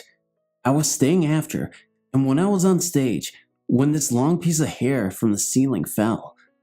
"Was it long blonde?" asked Elizabeth. "Yes, why?" "It must have been Julie's," Elizabeth said in an eerie tone. "Who's Julie? You mean you haven't heard of Julie before?" Back in 1974, the drama department decided to put Romeo and Juliet for the spring production. Julie was a tall, beautiful blonde senior who was talented in every way. She was determined to get the part of Juliet. Auditions came around, and sadly, Julie didn't make the cut. She was outraged. She told the director if he didn't give her the part, she would die, simply die. "If I don't get the part," Julie told him, "I'll kill myself." Of course, no one took her seriously, and a few months later, Romeo and Juliet opened up. The first night, Julie was there, sitting directly in the middle of the house, staring angrily at Juliet. She didn't laugh or cry. When the play was over, she got up and left. Juliet went to the house manager and told him, "My God, Julie was giving me the creeps. She just kept staring at me." Her friend comforted her and told her not to worry about it. No, she's just jealous, that's all. She won't come back the next night. But Julie came back again. She sat in the center of the house, neither laughing or crying, just glaring at Juliet. Once again, Juliet went to the house manager and told him, "She was here again, Jared. She just kept staring at me. Now, I mean it. If she comes tomorrow, give her a different seat." Yeah, okay.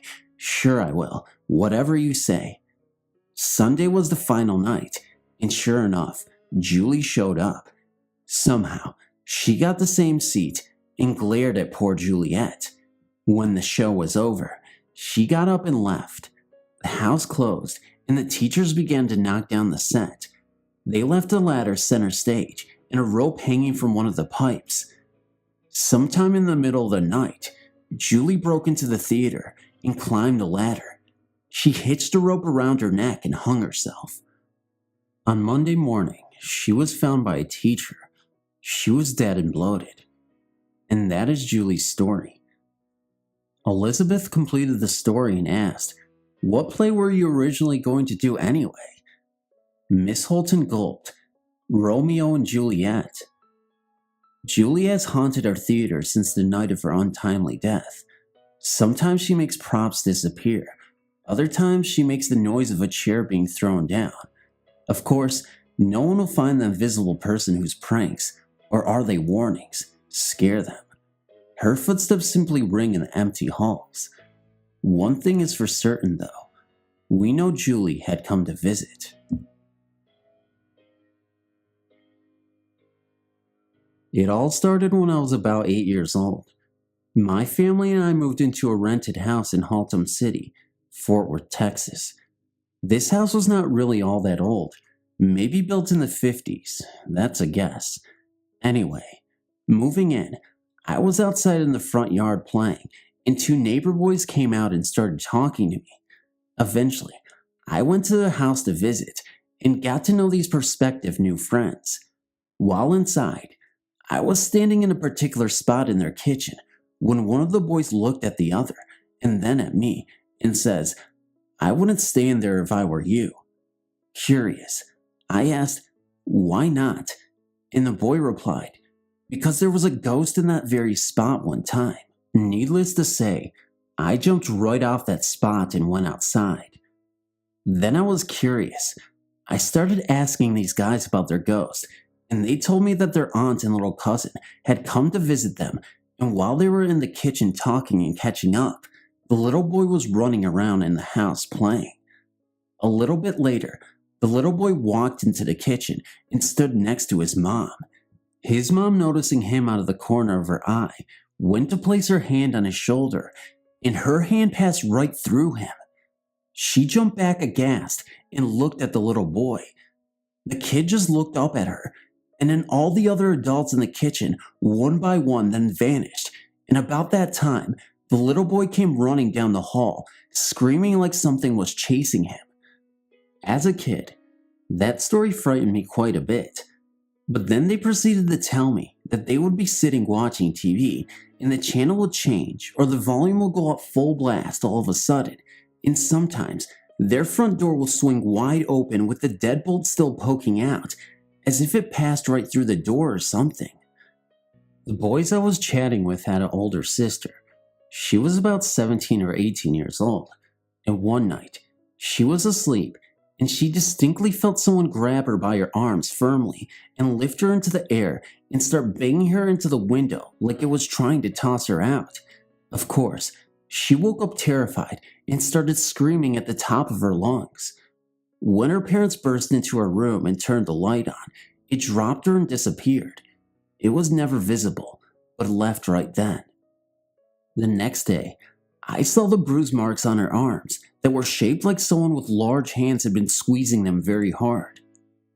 At the time, I was too scared to ever go into the house, but at the same time, I felt like they may be pulling my leg and making up these stories. That is, until one day, my parents were outside talking to these boys' parents, and they told my folks the same stories that they told me. To top it off, they said to my parents, Some very strange things have happened in your house too, but we'd rather not talk about that. And they never told my folks what happened in our house. I'll send in another story soon.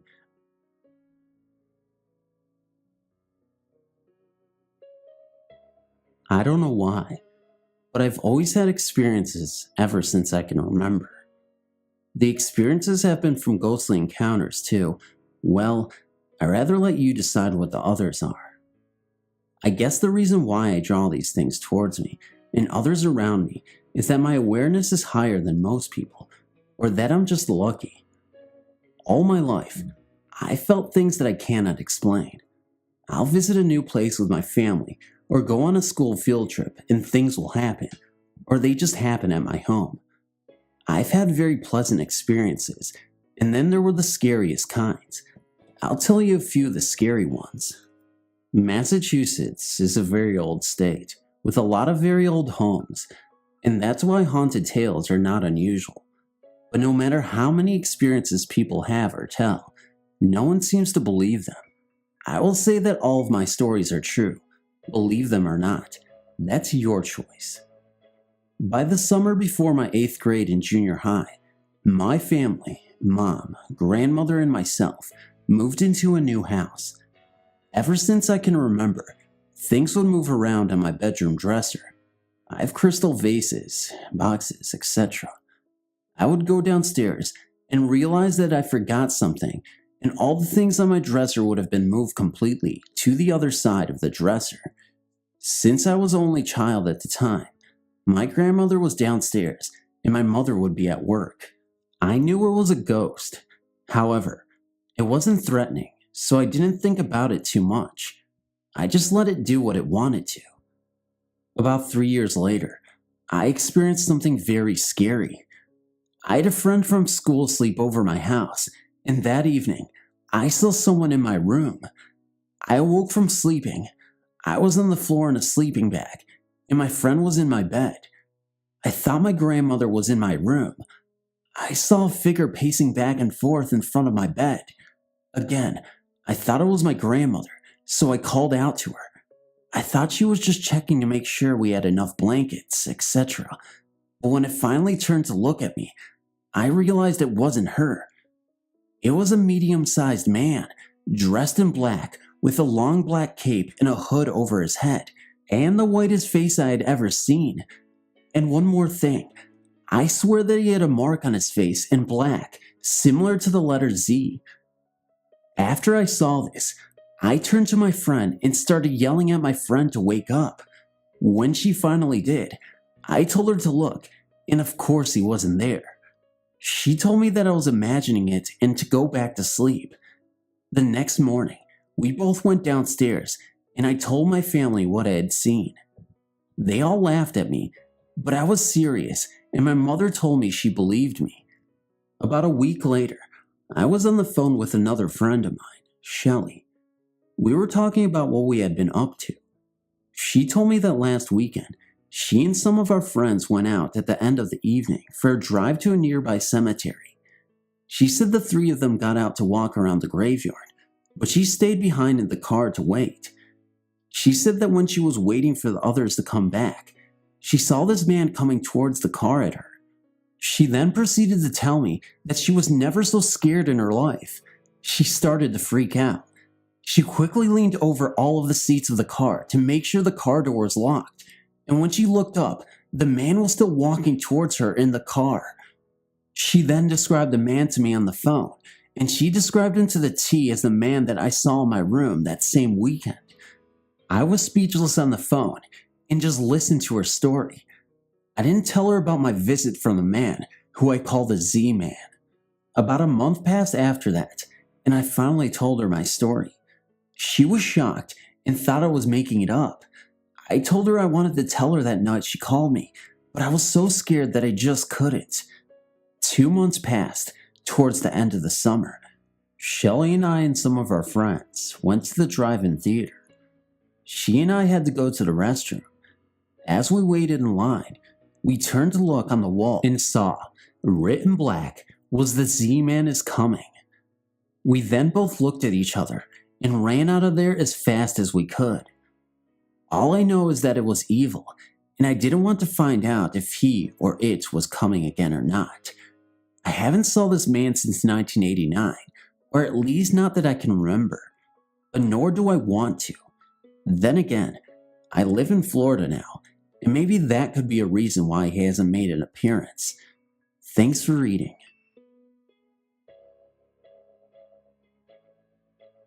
It all happened when I was at my old house, which was a rather smallish farmhouse.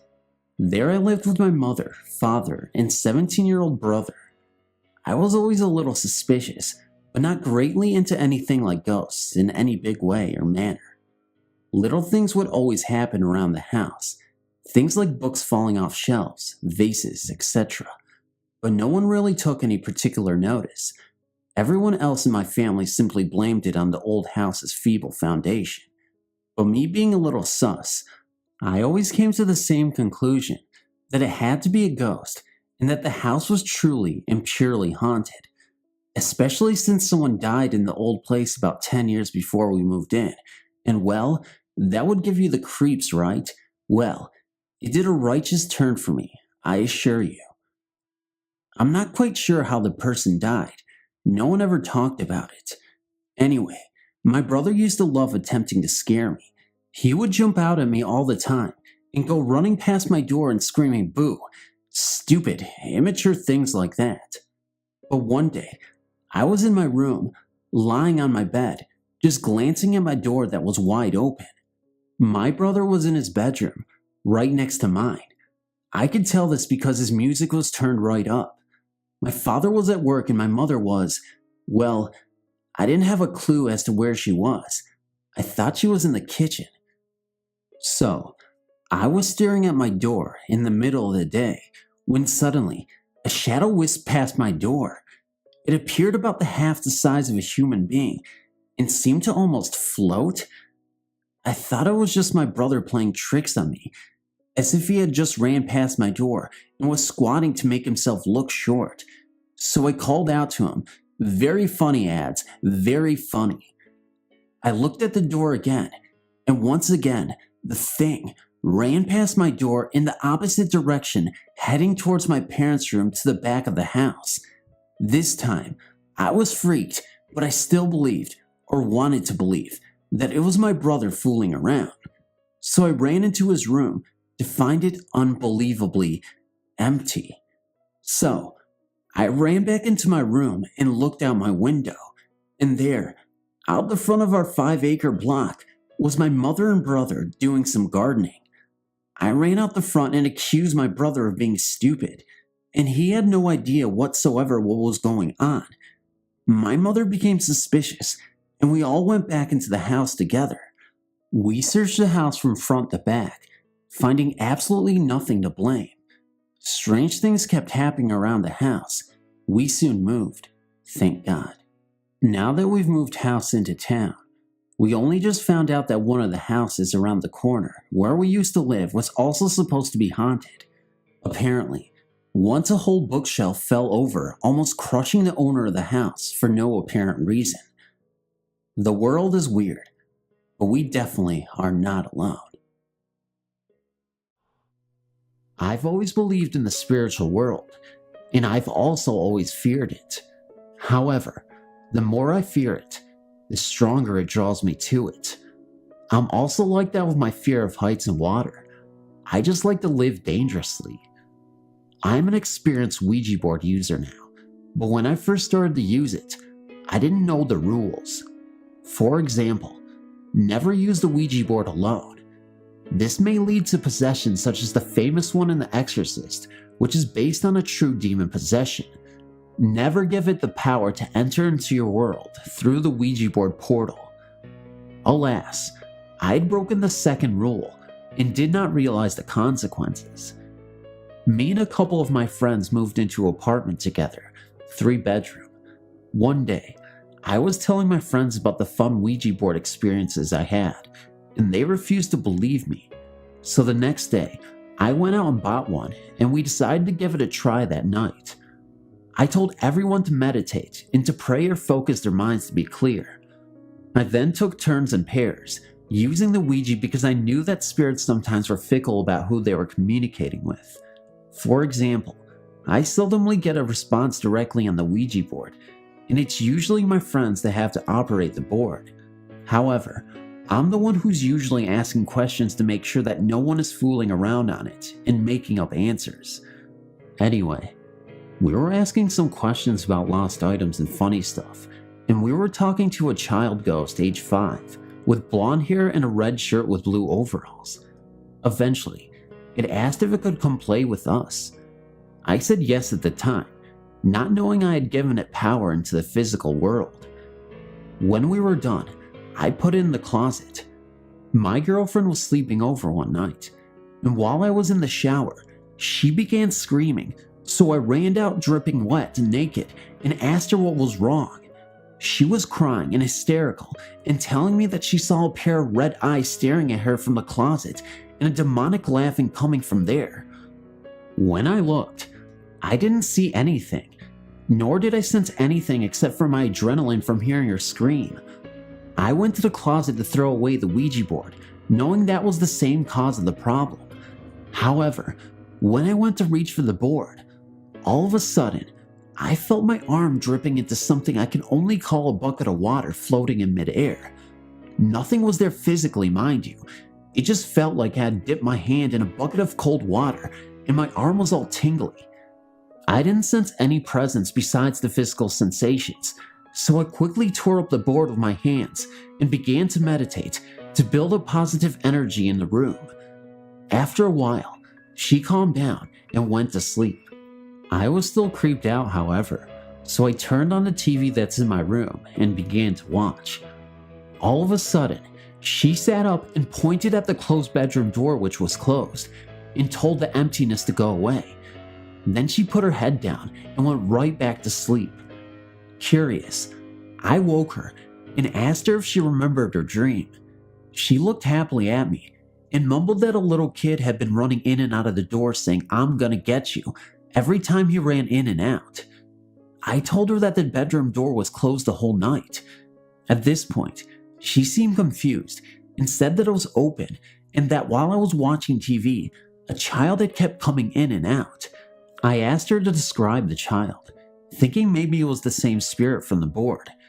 Keep in mind, she didn't know anything about me having a Ouija board or even using it with my friends. She described to me a little blonde boy in a red shirt and blue overalls. This of course creeped me out even more, and I told her about what happened with the Ouija board. A few months later at a party I was having in my apartment, I told a few of my friends about what happened, and they decided they wanted to try it out. So again, we went to Toys R Us and bought another Parker Ouija board. We played it again, and ended up talking to the same child. This time, I just kinda watched. Some of my friends said that they could feel something sitting in their laps or touching their arms from time to time. The next day my friend called me and said that he had a bad dream and that he woke up with his pillow very bloody from a nosebleed. Needless to say, my friends thought it was perhaps the Ouija board, so we gathered together to ask it what happened. It said that it had done it, and that it would continue to do so with each person for 2 weeks at a time. We freaked out, and I told it if it could stop, and it agreed to stop. The next day, my friend called me again and told me that the same thing happened, so we got together and we burned the Ouija board. After that, nothing else happened, and I never touched another Ouija board again. However, again like I said, I'm into being dangerous, so I'm up for another go if anyone lives near or close around the area and wants to try it together. Now this is going way back, but it is a story I've told my children on many occasions.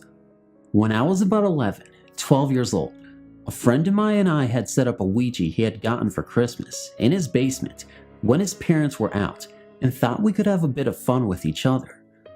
As kids often do, we would ask questions and force the heart around, ask questions, kick the table, and try to freak each other out. How's the best way to put this? A while into it, we heard a rapping sound on his basement window, It hit a couple times, and then, from what he and I remember, 3 more, hard. Scared the crap out of us, and we ran upstairs. After we settled down, we started doing what most would do, and tried to figure out what happened.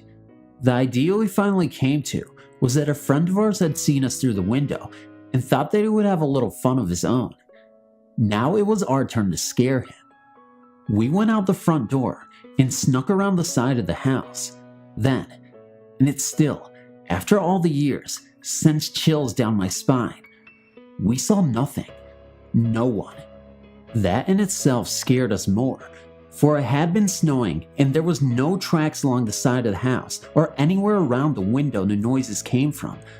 It could have not been more than 5 minutes from the time we ran from the basement until we went outside. The snow was fresh. We asked our friend if he had been around the night before without telling him what happened, and he said he had not. Last time my friend, who is now my brother-in-law, and I have messed with a Ouija board. You can call us crazy and paranoid. We don't really care. Hello. I would like to first thank you for giving me the opportunity to have my true story posted. It took place about 10 years ago at my friend's house in Medford, Massachusetts. We both decided at the time to write it out so we don't forget any of it, but I don't think we will ever forget it. Hope you get the same chill I get every time I tell it to someone. On a cold December night, a few days before Christmas, I went to my best friend's house to stay over the night, have a few drinks, and give him his Christmas gift. Paul's wife was away visiting relatives, so he was home with his 6-year-old son Patrick, who was already asleep. Paul lived in a 2-story rental with the landlord living upstairs. When I arrived, he met me at the door with his signature drink in hand. We settled into the living room by the Christmas tree, all covered in blue and white lights. It cast long shadows around the darkened room. By now, we had a few drinks in us as we got caught up in a little music in the background. It was about that time that I reached into a brown shopping bag and pulled out Paul's gift, a long flat box wrapped in green paper. He laughed and said, "I guess it's not a bottle." He quickly unwrapped the gift to find the original Ouija board. He said he always wanted one and opened it. No time like the present. We joked a bit how the Milton Bradley people were the first to come out with the whole chat with the dead home kit. We scanned the directions and began, board on our knees between us, fingertips resting slightly on the pointer. The trick, it seemed, was to put no pressure on the pointer, just barely touching it. We sat for a while, waiting for something to happen, asking dumb questions, all the usual skeptical stuff. But slowly, the pointer began to move. A slow circle in the center of the board. It was so smooth, it was unlikely that Paul could do it unless I was working with him to do it. After about 2 rotations, I pulled my hands away and asked Paul, "How are you doing that?" He stated that he was going to ask the same thing. After a discussion on how hard someone was going to get beaten if they were screwing around with the other, we placed our fingers back in position. Almost immediately, the pointer began to move back in its familiar clockwise circle. Paul began to ask some simple questions. At first, no replies, but then, "Is there someone here with us?" The pointer moved to yes, then spun off, now moving counterclockwise. It seemed to wait for the next question. Paul asked, "Can you hurt us?" No, it answered. Not much relief in that answer. We were both very spooked badly by this point. I found it odd that after each answer, the pointer would change its direction, and much too smooth and fast for Paul to have any control of it. Next question, "What is your name?" The pointer moved to D, then P. We asked again, but got the same reply. We moved on. Paul, feeling a little more gutsy, I guess asked, "Can you see us?" The answer came yes. "Can we see you?" No. I then asked why not. The visitor spelled out one letter at a time. D, E, A, D. It was as though neither of us saw that answer coming. It sent a cold chill through us both, and our hands shot away from the board. It took a few minutes of nervous chatter and laughing to get past that one, But somehow, we both knew we were just getting started. We moved back to the board and placed our fingertips back. It jumped to life as though it was waiting for us to return. We continued asking away. Did you live in this house? No. How old were you? It seemed to struggle with that, so we asked, were you young? It replied yes. Did you like it here? Yes was the reply. Spelling seemed difficult, so we thought that whoever it was may have been too young to spell or had not gone to school. We tried to keep yes and no answers, and this seemed to work better. We asked if it was a boy. No. Girl? Yes. Went back to how old. The pointer hung up between 6 and 7. The questions continued, but the answers were few. It was as if DP grew weary of this game. Paul and I put the board away and discussed the information we had to work with. There was a knock at the front door, and our friend Kevin was in the area and stopped in to say hello. While we stood by the door filling him in on what had gone on, we all heard a distinct bell, like an old-fashioned alarm clock, chime just once. It was loud enough to startle us in our already jumpy condition, and Paul quickly said, "What the hell was that?" Kevin said it was an alarm clock. Paul stated that there are none in the house that have a bell. It seemed to come from halfway up the stairs to Patrick's room. Very strange indeed. Kevin had it out, and Paul and I decided it was time to call it a night. After very little sleep the next morning, Patrick came bouncing down the stairs and settled in with the TV. Paul followed him into the room soon after and just gave him a look as if to say, "Did that really happen?" Soon after, Patrick spoke up and said, "I didn't sleep good last night." Paul asked why. "Are you getting a cold?" Pat said no. There was a girl on the wall in my room. She wanted to come play, but I was scared and I told her I wanted to sleep. A cold shiver ran through us both, and neither of us said a word. No need for Pat to get too far into this one. Later that morning, Paul's landlord was heading out, and Paul met up with him at the front door. He asked if there was ever a young kid that lived in the house that died. Lou answered no, but then stopped and said, "You know, the only kid I knew around here that died lived in the house behind this one. It was a little girl with polio, and she was always sick." He went on to say that she didn't go to school or leave the house much, but when she felt up to it, her mom would go get her and bring her over to play with him and his sisters, so she got to be with other kids. He thought he said she died when she was about 7. Paul and I both had chills by this point, but the question had to be asked, what was her name? He thought for a second and said Dorothy Picante. We knew we had found our visitor from last night. 4 weeks after this night, my phone at home would ring one single chime during the night. I didn't think much of it until one day, while visiting my friend Paul's house again, his phone did the same thing. Ding. He said, "You know, it's been doing that since the visit from Dorothy." I told him that the same thing was happening to my phone too. It seems she knows where we both live now. As far-fetched as this story seems, it is the absolute truth. I will never forget the visit as long as I live.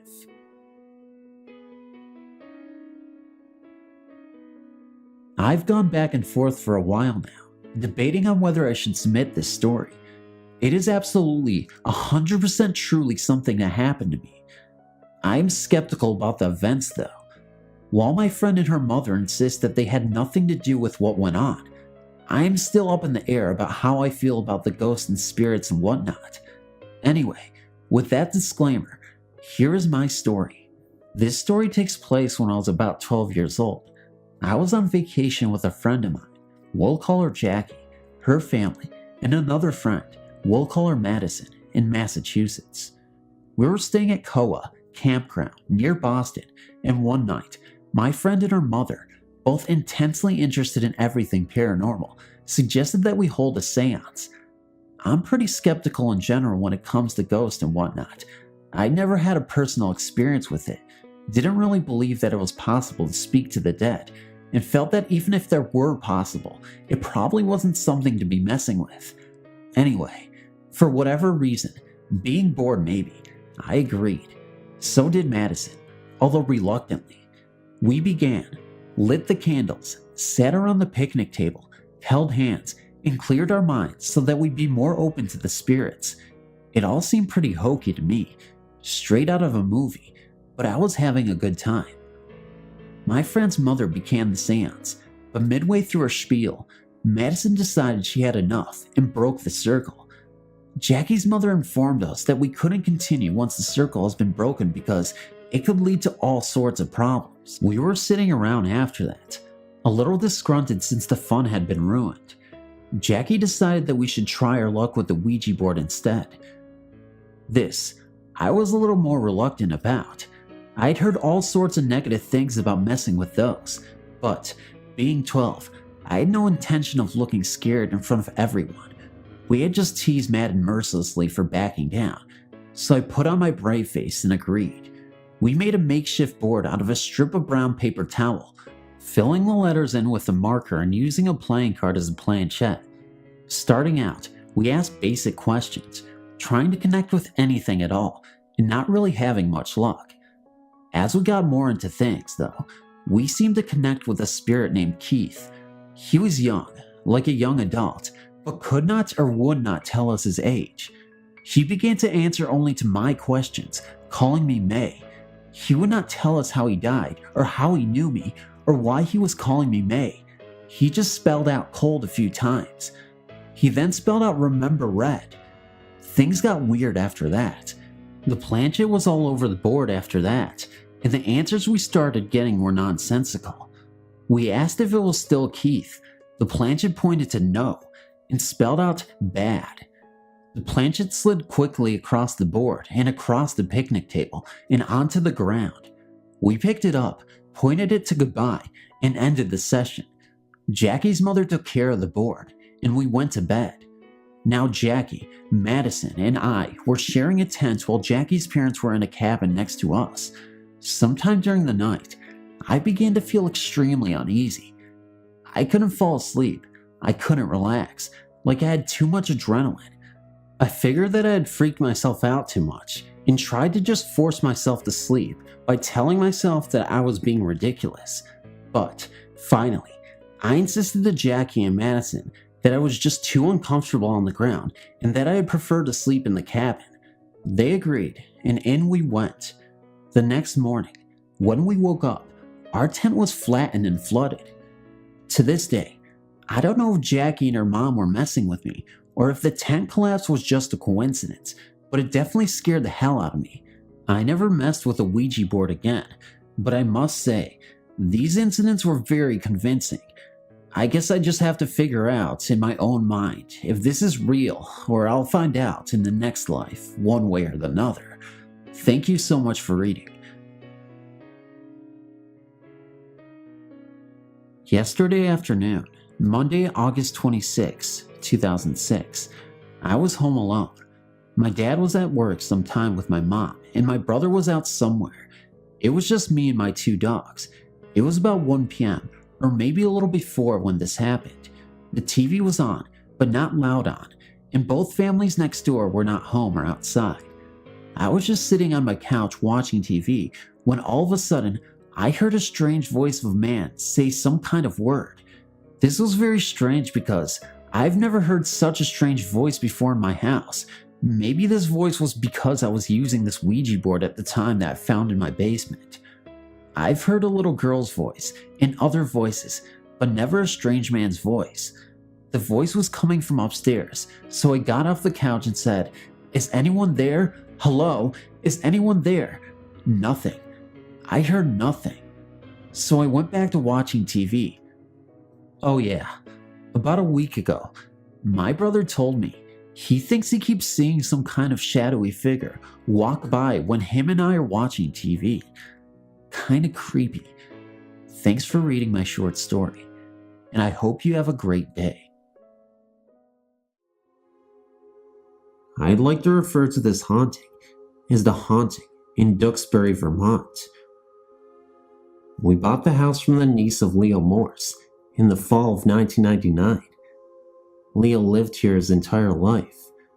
Shortly after we moved in, we heard strange footsteps on the second floor when we knew no one was up there.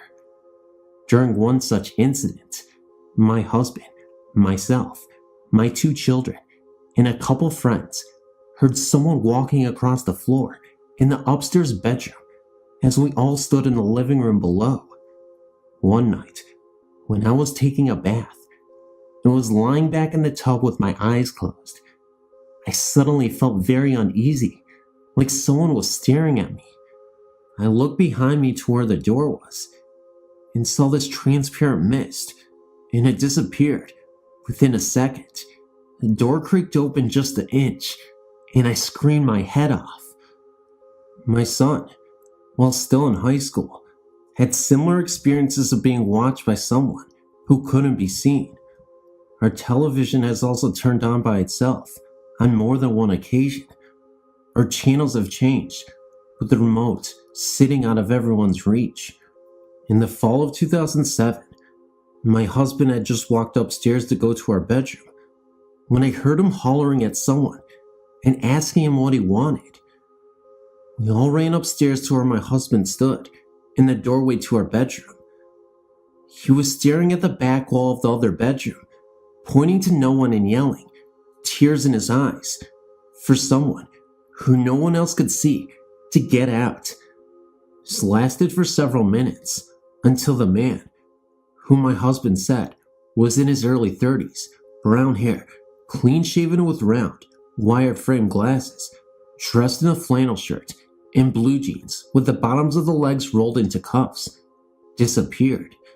It was a very restless night that night, and my husband, who is not drunk or on drugs and isn't prone to hallucinations, doesn't like to talk about it much, but is very adamant that it truly happened. We haven't had any more sightings since then, but I still hear footsteps and unexplainable bangs and thumps coming from upstairs every morning after I get up, and I know my husband is still sound asleep in our room.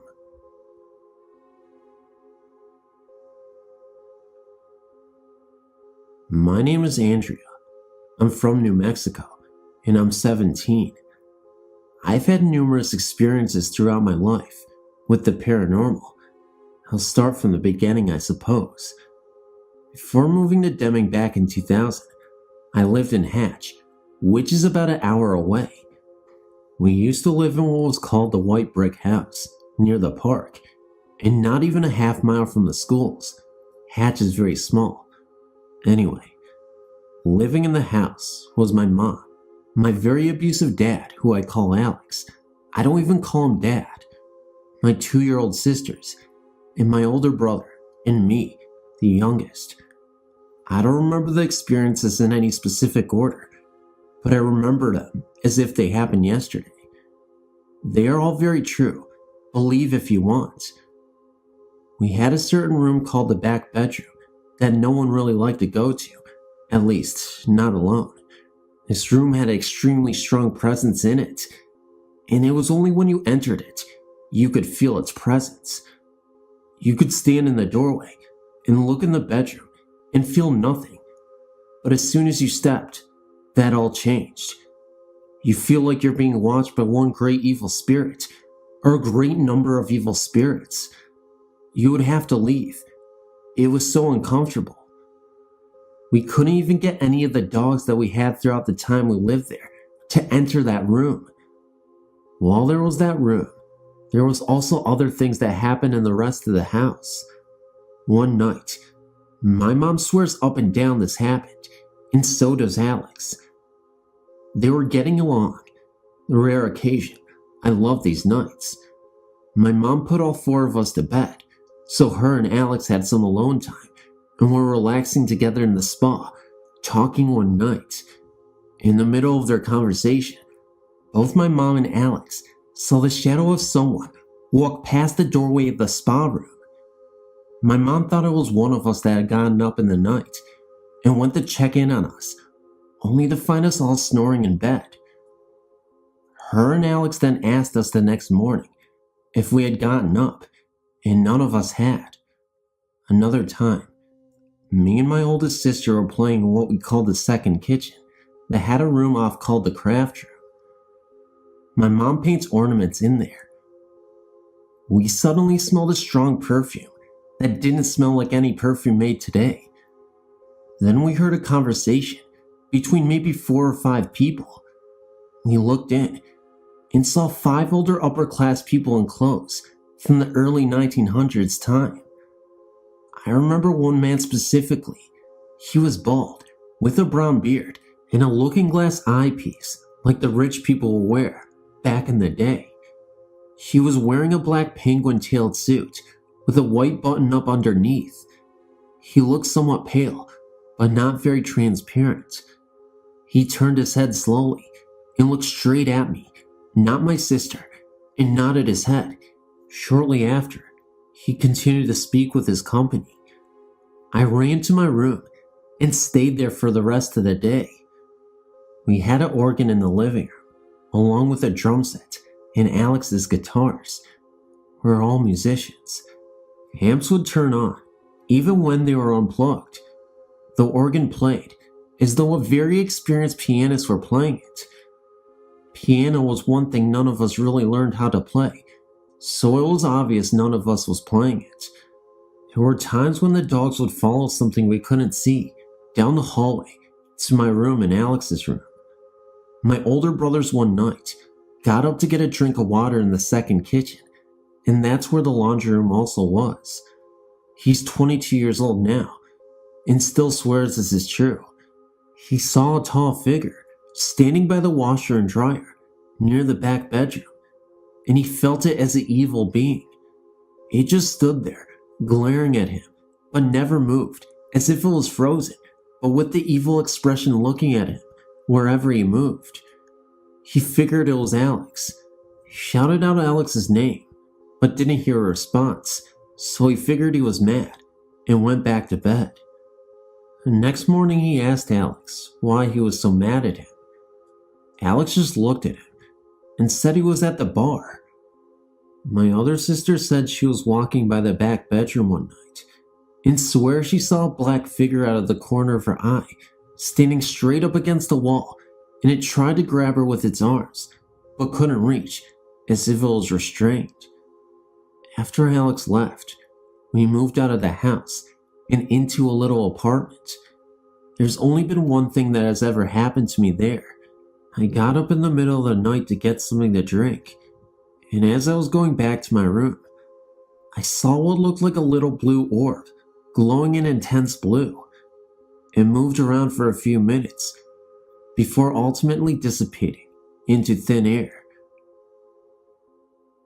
Aside from these apartments we lived in, we also moved into a trailer not too far from the white brick house. This house was always said to be haunted because the man who used to live there died of a heart attack in either the yard or the bathtub, and he had 2 dogs that died of mysterious causes after he did. It was almost as if they died of a broken heart. There would be nights when we could hear the clicking sounds of a dog's nail on the tiles. I was in my room reading one night when my whole dresser just fell over. No reason for it just to fall over. My friend and I, Rosario, and my sister were all in the living room one night when we heard a window shatter come from my room. We never found a single shard of broken glass in the house or even outside, even though the sound came from inside. Finally, I would always see the shadow of someone walk into the laundry room, and no one would be there when I looked. All of these incidents were fairly alarming to all of us, and I'm convinced that they were being followed by the same evil spirit that resided in the red brick house. These days, I never experienced any hauntings, and I'm very glad that this is all over.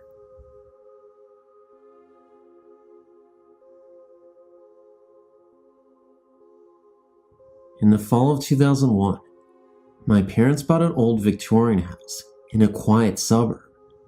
It was a huge relief for us because that year was a very tumultuous time for our family. We couldn't find a house that was affordable, and nearly every house we found in the area was either in need of major repairs are super expensive. When we moved into this home, there had been mumblings around town that nobody wanted it due to its supposed hauntings. By the way, I'm 21. The house had a history of violence and death. The city is very safe now, but years ago, it was considered one of the worst cities to live in. It was said that a man who had lived his entire life as a loner took up residence in the house in the early 1920s. One night, he apparently hired a prostitute to stay the night with him. She was unaware that he had no money to pay her for her services.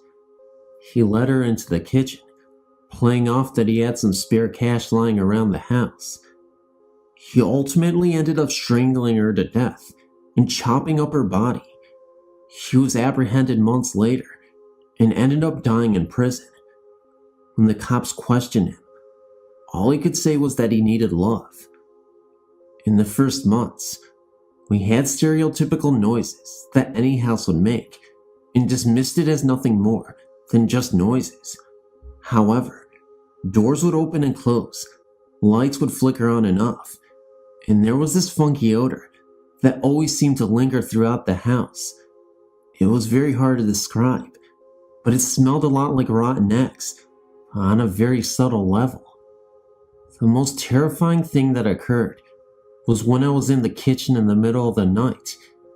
It was about 11 p.m., and I had just come home from work and entered the front hallway of the house at first. That's when I heard whispers, which sounded like the word lonely. I figured I was just exhausted from a long day's labor, so I decided I needed to get to bed.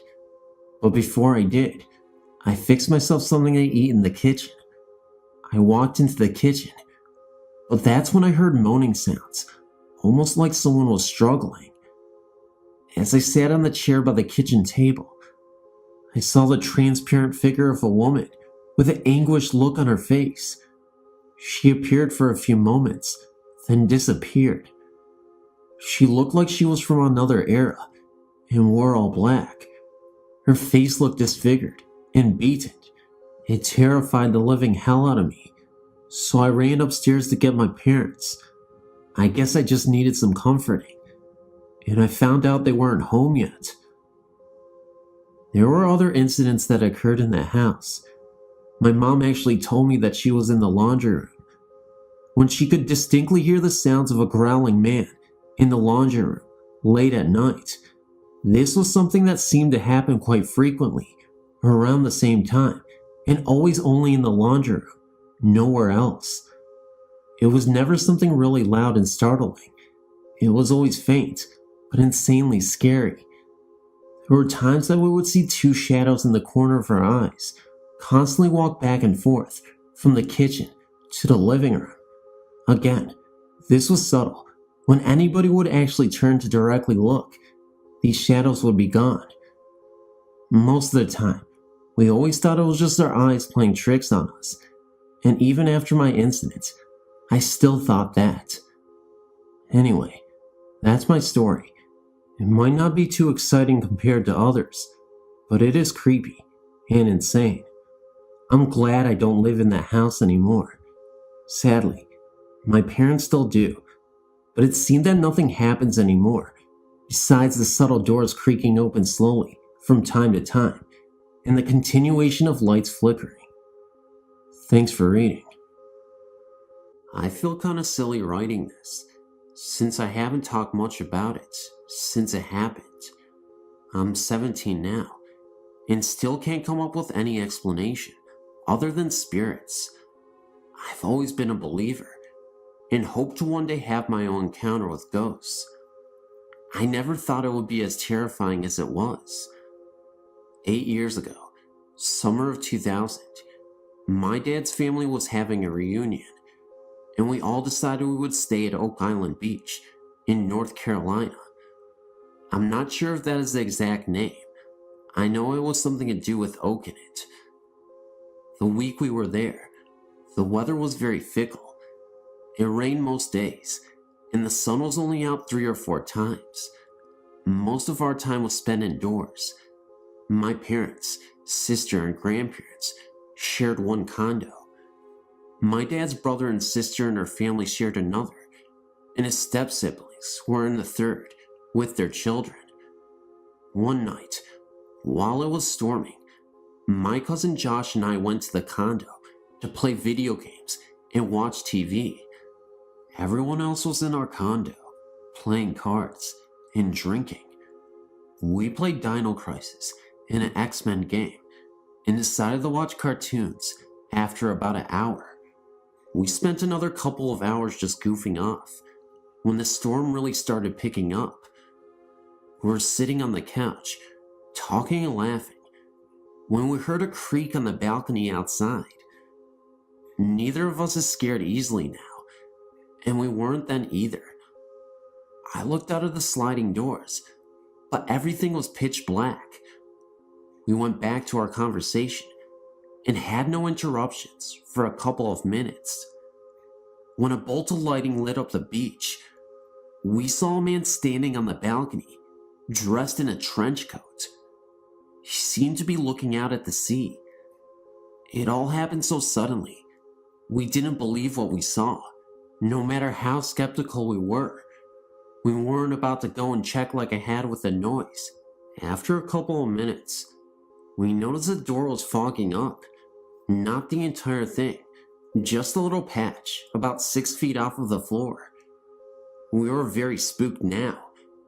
During the next bolt of lightning, we both saw the man standing against the door, looking in on us. He screamed, and I screamed, and we jumped over the couch, headed for the door. We yanked it open, and as we did, we heard the sound of glass breaking. We didn't look back, just ran across the parking lot to the other condo. When we came in, we were soaked and out of breath. Our parents started to freak, asking us what was wrong. When I told them, they just laughed and brushed it off. We kept begging them to call someone, but they refused. After about a minute, they got fed up with it. They grabbed us and their umbrellas and dragged us over there. When we went in, the place was just as we left it. The door was intact, and no one was on the balcony, not even a footprint. I know I didn't imagine it. I believe that the spirit was drawn to me for some reason. My cousin has had no other experiences that he has told me about, and I've had quite a few, but none as intense as the first. Anyone that has had a similar experience, know that you're not alone. Finding the site has opened my eyes to the world of ghosts and those that have been affected by them. Thanks.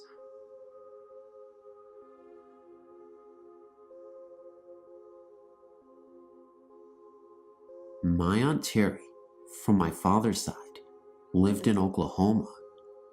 When I was about 16, she came here to Memphis, and she told me about a house that she lived in. She said that when her husbands and kids moved in, there was a barn out back, and she said when she walked in there was an upside-down pentacle on the barn floor. After she saw that, she never went back out there. One night, when everyone went to bed, my Aunt Terry heard the dogs barking in the kitchen. She went into the kitchen and watched her dog bark at a corner in the room. The next night she went to bed, and the TV in the living room came on by itself, and she said it did it every night. So one night, she decided to unplug the TV, and she went to bed as normal, and the TV still came on. Then another day, after everyone ate dinner, they were all sitting in the living room. My aunt looked out the window and saw a pair of red eyes. Her husband saw them too, and it really freaked them out. On yet another night, my aunt and uncle and the kids were leaving to go see a movie, and on the porch stood a beast with red eyes, and half his body was human, but the rest of him was like an animal. She described his hands and feet as hoofs. Well, after they got home that night, my aunt and uncle made the kids sleep with them, and Catherine started to get really sick. When my aunt and uncle tried to take her to the hospital, the car wouldn't start, so they had to push the car all the way down the street, and it started right up. The doctors couldn't find out what was wrong with Catherine. My aunt and uncle decided to move, and every morning the car wouldn't start when my aunt had to go to work, until my uncle pushed it down the street. After my aunt and uncle found a new place to live, when they got everything they owned out of the house, Catherine got better immediately, and the car never gave them a problem, and the TV never came on by itself again. Some strange occurrences, but I swear they're true. Thanks for reading.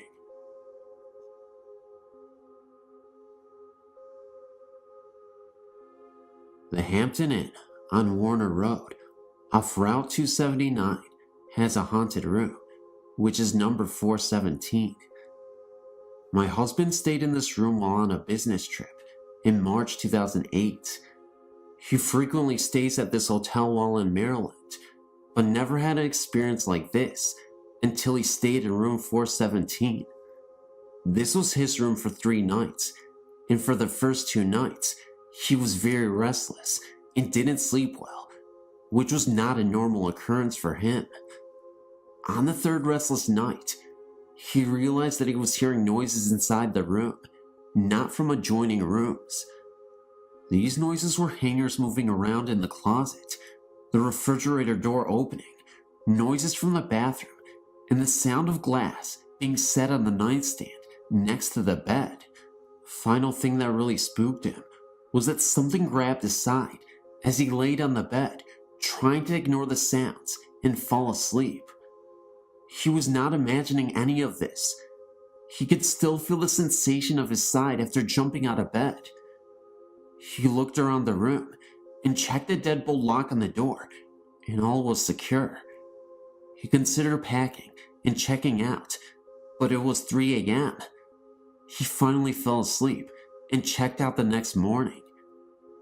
He has since stayed at the hotel and was offered the same room upon check-in, but he refused it. The hotel clerk wanted to know why, but he didn't want to sound foolish and wouldn't elaborate on his experience. For the record, he didn't believe in ghosts or spirits until this happened. We believe that someone must have died in this room, heart attack or something, and their spirit is trapped there. We dare anyone to stay in this room. It is creepy.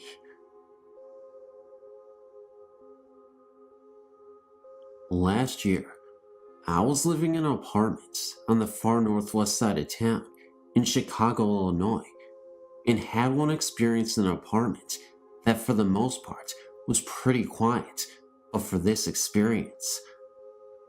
I lived in a frighteningly active apartment on the northeast side before this occurrence, so this didn't really totally freak me out, but I was sitting in my living room on the couch reading.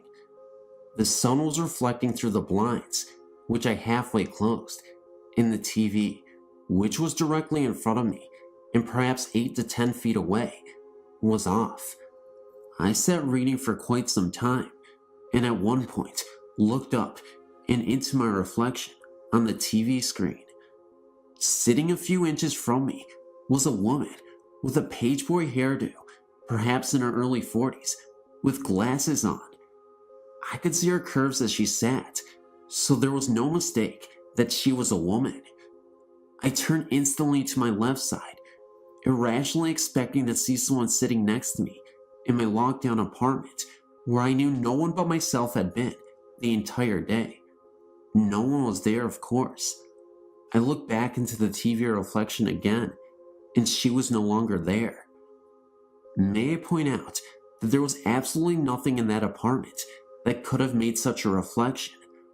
I was on the 2nd story, so there was nothing inside that could have reflected that way, no nearby trees, etc. It was a bona fide experience. There was this one terrifying experience, though, that has haunted me ever since while being in that apartment.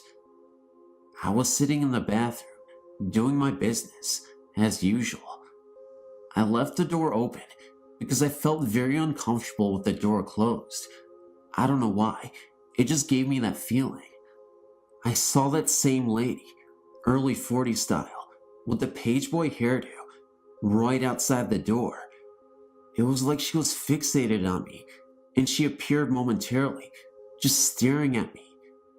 Although the bathroom light was obviously on, the hallway outside the door was pretty dim, so you could just barely make out the outline of her face and her body. There were some slight changes with her this time. The only difference being this time was that she looked like she was in some kind of nun outfit. It was really creepy. This was the moment where I was terrified. I didn't know what to think. She kind of looked like Mother Teresa in a way. It also looked like she was trying to open her mouth, but somehow couldn't.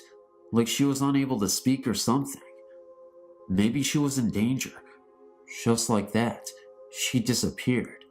And later on in that day, I also saw an orb float around. It was pretty eerie.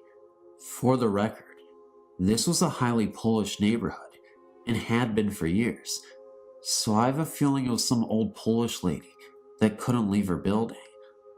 I lived there for a year, and am now gone. I also have a theory that because she is Polish, that she was wearing the nun attire due to her religion. You see, Polish people are Roman Catholics usually, so it all made sense to me at the time when I thought about it. Thanks for reading.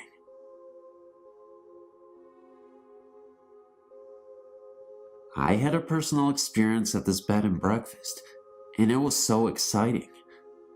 A friend of mine and I were staying in this B&B, the Henderson House, while we visited her daughter at a nearby Baptist university where she is a cheerleader. We stayed in the downstairs guest bedroom by the dining room. When we arrived, they were setting up for a big sit-down dinner and reception with round tables covered in white tablecloths. It was a big affair that went on for a while we were at a football game.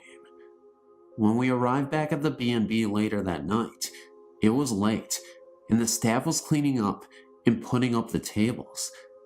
They apologized for making so much noise, and said that they'd be finishing up for the next hour or so, washing the tablecloths and putting them away. We were exhausted, so we each took a shower, and my friend crawled into this beautiful mahogany bed, and I pulled out the sleeper sofa and settled in and watched TV for a little while. Finally, it quieted down somewhat out in the parlor, so we turned off the lights and immediately fell asleep. I woke up some time earlier as 3 women in gowns brushed by my bed, carrying things.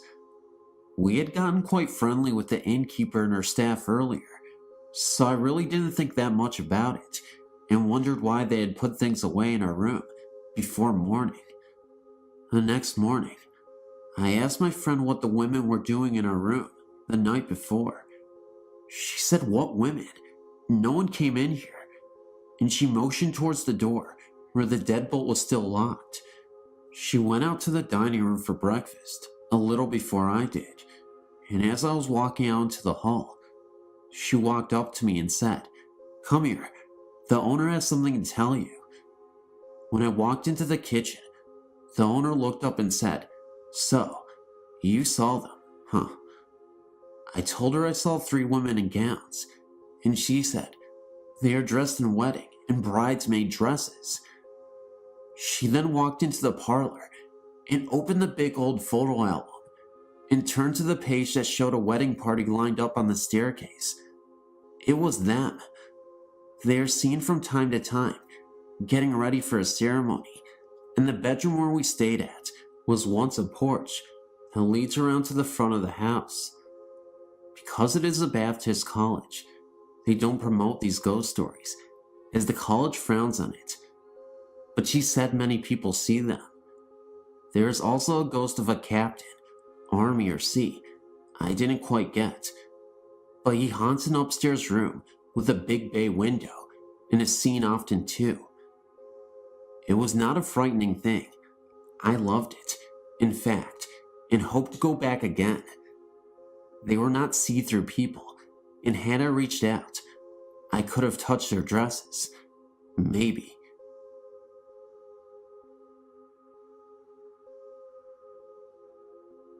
In the year 2000, my husband and I moved to LaGrange, Georgia, to a fairly new apartment on Old Airport Road.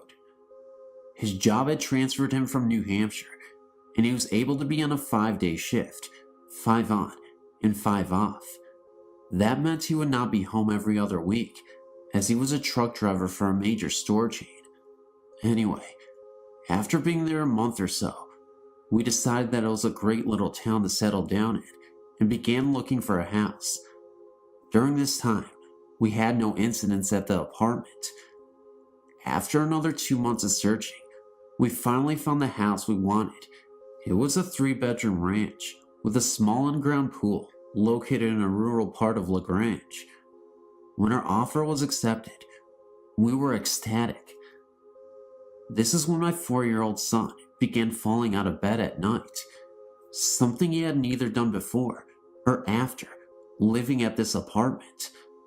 Eventually, this led him to waking up in the middle of the night, and I would have to go in and confront him, which was usually fairly easy to do, and he'd go back to sleep, only to wake up later again in the night. When I put them to bed, I would sit in the hallway between both of their doors. Daughter's bedroom was at the end of the hall, which was about 10 feet long, but their doors were close together. I would have all the lights off, except the hallway, and once they were asleep, I'd go and get on the PC in the dining room, adjacent to their hallway. This hallway had a bathroom at the opposite end of the bedrooms and a laundry closet where my washing machine were. One night, my son insisted I lay with him in bed, so I laid down behind him, closest to his closet, with him closest to the door. My eyes were closed, and we were both resting quietly, when suddenly he half sat up in bed and said, "Who is that?" Naturally, I asked, "What do you mean?" He said a woman in a long skirt just walked by his bedroom door and headed to his sister's room. Of course, this is the week my husband's gone, so I'm alone in the apartment, thinking someone must have broken into our second-floor apartment. So I got up and looked. My daughter, who is 9 years old, thankfully was sound asleep, so I checked her room, closet, and under her bed to make sure no one was in there. I questioned my son again, and he said no one passed back by his door, and there's no exit from my daughter's room, just right by my son's room. I brought both kids to sleep in my bed on the other side of the apartment that night. Another night, I sat in the hall again until they were both asleep. Now keep in mind, all the lights are off except the hall, which includes their big walk-in closets. No lights on. When they were both sleeping, I got up and used their bathroom at the end of their hall. While in there, I heard what sounded like a toy hitting the wall of my son's closet, which shared a wall with the bathroom. Thinking that he woke up and started playing, which was not like him at all, by the way, I went to his room to find him sleeping cozily, but the closet door halfway open and the light inside open.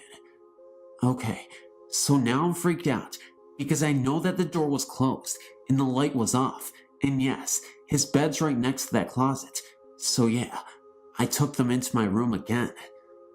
Again, on another night, my son wakes up again, but this time my husband's home and we're all asleep in our own beds.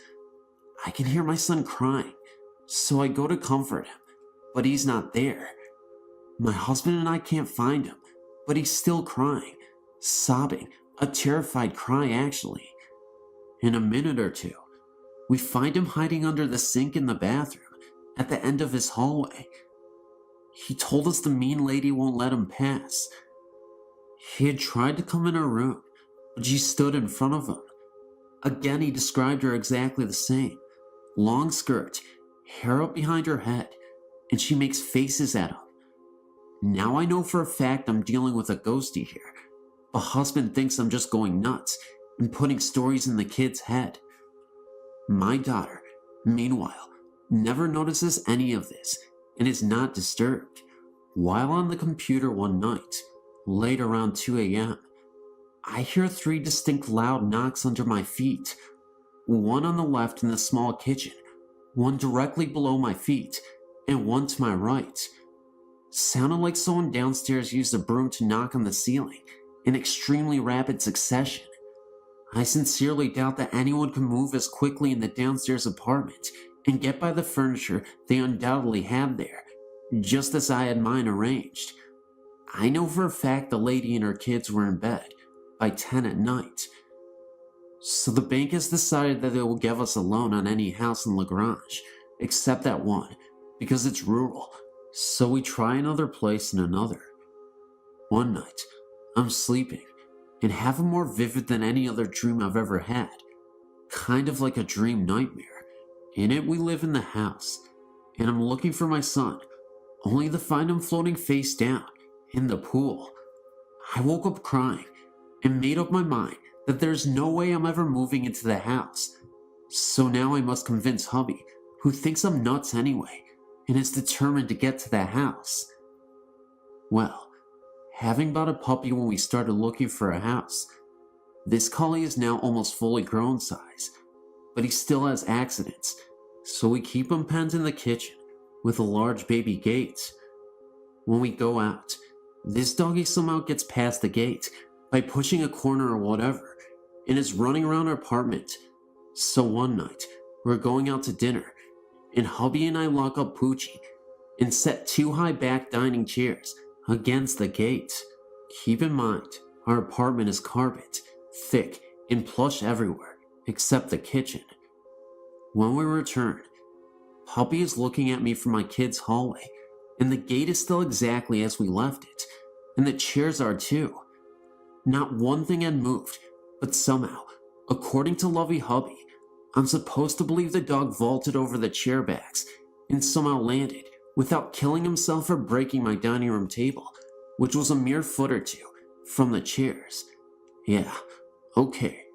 My downstairs neighbor's kids told me that their mom was upset because I let my kids run around my apartment, banging at all hours of the night, mostly after 10 p.m., and she can't believe I let my kids stay up so late. She has to get up early, yada yada yada. Except, my kids are in bed every night at 9 o'clock, and asleep no later than 9:30ish.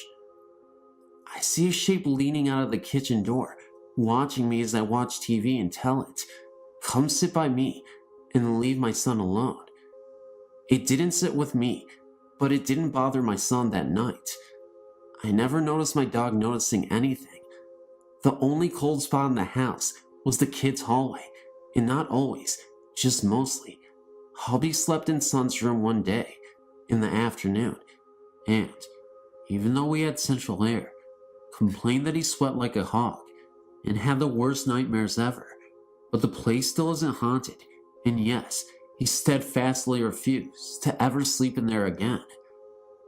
I saw blinds move on their own, doorknobs that rattled when I was alone in the place, and no, it wasn't a teeny shake caused by some truck rumbling by, which was there some 50 to 100 feet between the side of our apartment and the road. This was a defined and voracious shaking, a definitive hello, I'm trying to open the door, but no one in the apartment but me. Finally, my husband grew tired of trying to get a loan for that house, and mysteriously, everything stopped. No more rattling of this or that, no shadows, but by now, it is also true that the 4 of us were sleeping in my waterbed, in the one room that never seemed affected by the haunting. But I noticed everything in the apartment changed, and felt cozy again.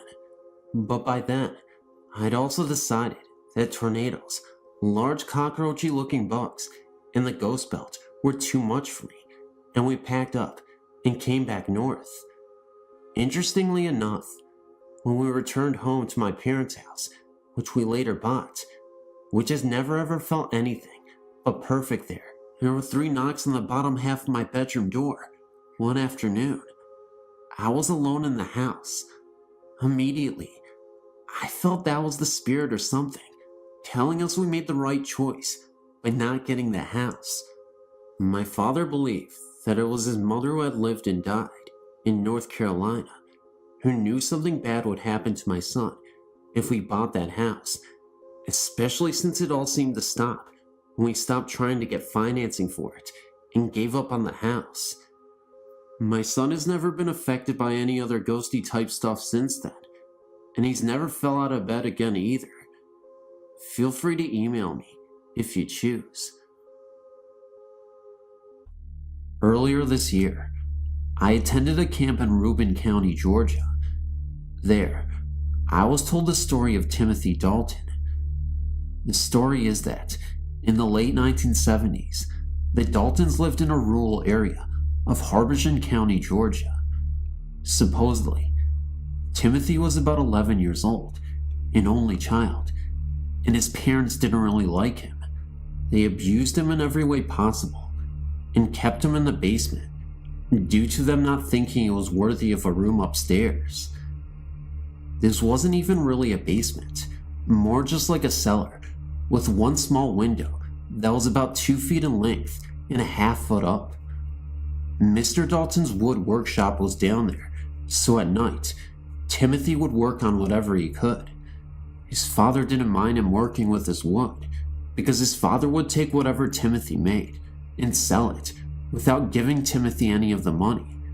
Well, one day, Timothy was at home, alone weeding the field, when the postman came. His parents had got off into the next city over to get some supplies for the upcoming fall.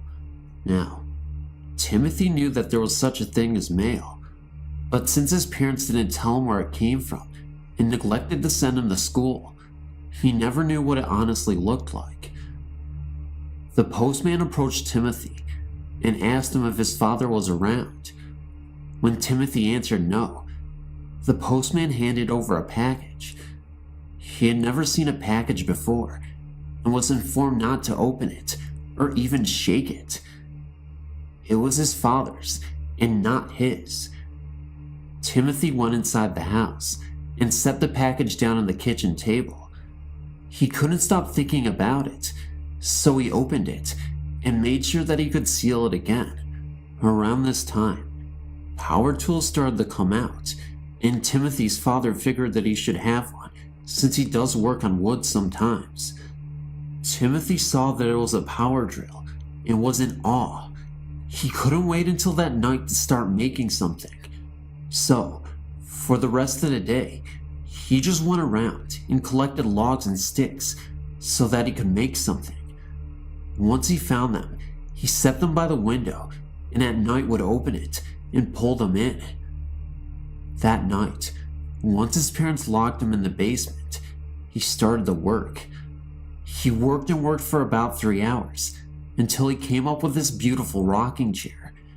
He had never seen something this beautiful and never been this happy about something like this. So every night, throughout the summer and the fall, he would sit and rock in it until he would fall asleep. Well, a horrible blizzard blew through, and it was a horrible sight. All the crops of the city had died, and nothing was left of them. So one day, Mr. Dalton told Timothy to go and find firewood for the fireplace, since they didn't have electric heating. Timothy knew that all the firewood would be wet, but decided not to fight with his father. After about 2 hours, Timothy had found some dry pieces to possibly hold them over for the night, so he turned back and started to walk back towards the house. As he approached the end of the woods, he noticed that there was a smoke coming out of the fireplace. He found this very odd and didn't quite know why his father would send him out to find firewood if he already had some. So Timothy walked into the house, and as soon as he walked in, he was horrified. He saw his rocking chair, the only thing he had ever been proud of, chopped up in the fireplace, burning to little bits. Timothy snapped, that's all to say. He didn't start to yell at his dad or anything. He just mentally snapped. So he sat down the firewood and did his chores. Before he was locked down in the basement, he managed to sneak some chicken wire under his shirt, so he took it down to the basement and was locked in there. After about an hour, he knew that his mom and dad had just turned off the light to go to bed. After maybe 3 hours, he had constructed this power drill into this killing machine. He had found an X-Acto knife and bound it to the power drill so that when he turned the trigger on it, it would spin around and around. So he used some chicken wire to unlock himself and walked up the stairs to his parents' room. He slowly bound his parents' hands and feet to the bedpost and footboard. It took him about an hour just to do this without either of them stirring. So, once that was done, he just stood over his father, staring him dead in the eye with his hand and power drill behind his back. As soon as his father awoke, he started yelling at Timothy, calling him a freak, and wondering what he was doing there. So, Timothy didn't do anything, just pulled out the power drill and jammed it straight into his father's heart and turned it on. His mother was screaming bloody murder, so he pulled it out of his father and slowly walked around the other side to his mom. She was crying and was in absolute hysterics. Timmy looked over at her, then revved the power drill once and shoved it straight into her neck. He just dropped everything, didn't wash his hands, didn't even try to clean up. He didn't care if he was caught. All he cared about was that rocking chair. So he went over to the fireplace and sat down in front of it and stared into it for 3 days until the police got suspicious and noticed that they hadn't seen them for a while. When they came to the house, they didn't even have to ask any questions. They knew what happened. So they admitted Timothy into the psych ward, where he stayed into the late 90s. Now that you know the story, I can get to my experience. It's important to understand that story so you can understand the experience that happened to me. When I was with my camp, our cabin of 20 boys and girls were on a bus headed to Helen to go tubing on the Hooch. It was really rainy, so they didn't want us going in the water, so they took us to go bowling in the Habersham County. The night before, we had hiked up Blood Mountain and was told that story, so we were all pretty freaked out. Well, me and my friend Kelly and her boyfriend Jake decided to go walk around the bowling building since a lot of the counselors were already back there. So as we're walking back there was an old man with slightly grayish hair standing out there and smoking. We had been informed that if you see anyone outside your camp, that you kindly say hello, don't say your name, and only tell where you're from, camp-wise. The man did what any other person would do and ask us our names. We sat down on a curb that was parallel to him, but the length of a car away from him. We told him that we were from CHH Lake Burton and that we were here with a camp. Well, that still doesn't answer my question, he said. Kelly spoke up. I'm sorry, sir, but we're not allowed to tell you our names. He looked at her and laughed a little. Well, Kelly, my name is Tim. We're all completely shocked and confused. How do you know our names? I asked. He laughed again and put out his cigarette. Let's just say that I know a lot of things. Habersham is a very quiet town, and as of last night, for you guys, it was a very innocent town too. We were all in shock and awe. How did he know that he knew about the murders? We all got spooked, and Jack led the way back around the building. But every crazy person has some parting words. Just remember this, he said to us as we all halted to stop.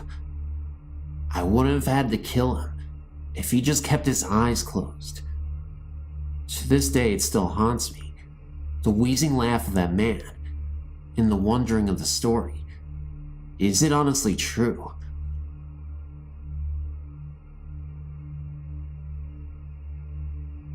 A few weeks ago, My grandparents and I went to a Mormon pioneer cemetery a few miles from where I live to get a picture of an ancestor's gravestone. While driving into the cemetery, I noticed a particularly tall gravestone. As soon as I saw it, I got the chills. Normally, I'm not scared of cemeteries or things like that, at least not in the daytime. As we left the cemetery, my grandmother pointed out the creepy headstone.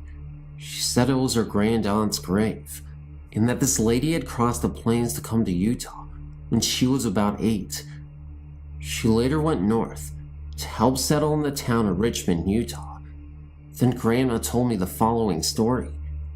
When my Aunt Andrea was about 15, she was home alone in the kitchen right after school. She heard a woman's voice and turned around. She saw an elderly lady in a long, old-fashioned style dress with her hair in a bun. Andrea ran out of the house and to a neighbor's, where she called my grandmother at work.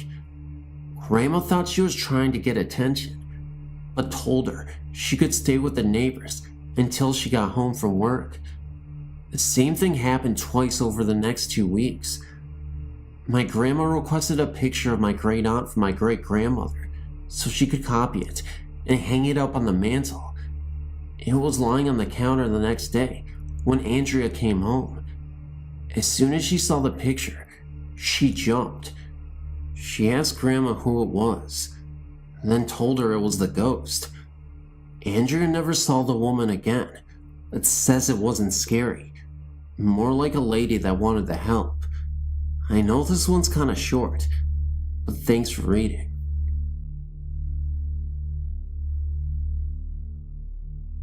I have a story to tell you of a sight which will always be engraved into my mind for life.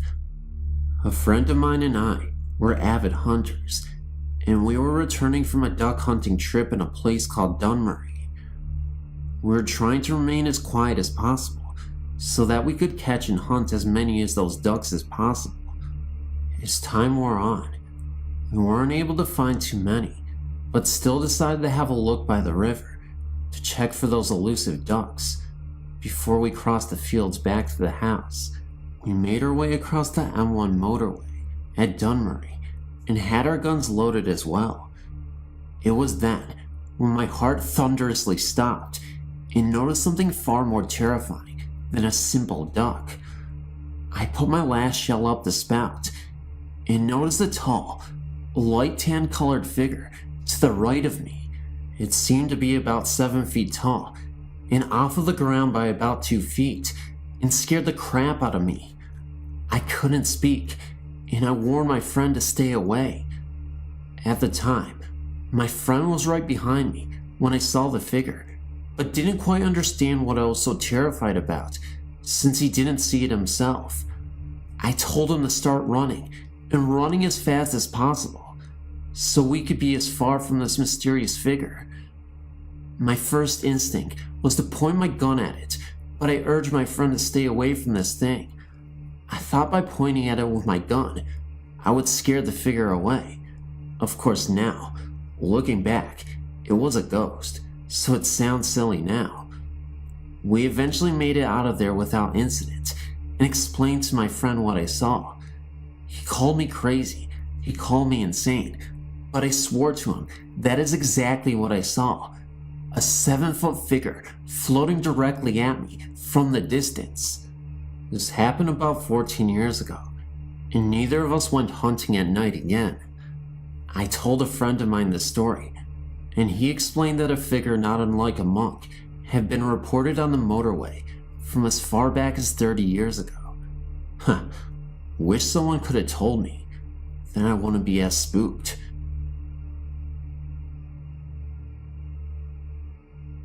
My grandparents used to own a home in New Hartford, Connecticut, until about 5 years ago. It was a huge house, mostly built by my gramps, and it sat centered on about 4.5 acres of land. It was really nice, in the daytime, anyhow. It was a 2-story house with a huge attic and a basement as well. There were a total of 5 bedrooms in the main part of the house, and there was a 2-bedroom apartment connected to the house. Now, just as a bit of a background, my Gram and Gramps were some really cool old people. They traveled a lot. In fact, they've been to many different countries. They have been to all 48 continental states, plus Alaska, in their RV. A few years before I was born, they went to Haiti, and they bought this freaky little wooden statue. Ever since I was a little girl, anytime we went up to Connecticut to visit them, I hated that statue. A giant pillowcase used to have to be put over it so that I couldn't see it. One night, when I was about 13, I was sleeping in the bedroom that was converted into my Gram's needlepoint and sewing room. I woke up to go to the potty. A little freaky statue man had the customary pillowcase pulled over him and was standing in his usual corner across the short, squared hall from my room. I went potty and came out. First thing I always did was I had to check and make sure that the little man hadn't moved. I ended up wetting myself when I looked and saw the pillowcase on the floor in the corner where Scary Statue Man was, and then looked at the corner by my door, and he was there. I was only in the bathroom for 2 minutes, and that statue was way too heavy for anyone to move it, and me to not hear it. Everyone else was asleep anyhow. My older brother, the one who would have been sick enough to pull a mean prank like that, was not at my grandparents' home. He was in Bark Homestead with my cousin Sean and my Aunt Joni and Uncle Jim's house. As soon as I saw that Mr. Man was waiting for me by my door, probably waiting for me to walk by so that he could grab me and eat me or something, I immediately took off running down the stairs, which was an incredible feat for me in and of itself, if you've never seen a fat 13-year-old girl run before, and run through the family and living room, through the kitchen, into the foyer, and up 2 steps to the attached apartment where my mother was sleeping with my little sister Hannah and my baby brother Ryan. The next morning, bright and early, we went upstairs to investigate, and where was the statue? Back in the corner it was supposed to be in, with the pillowcase pulled over it.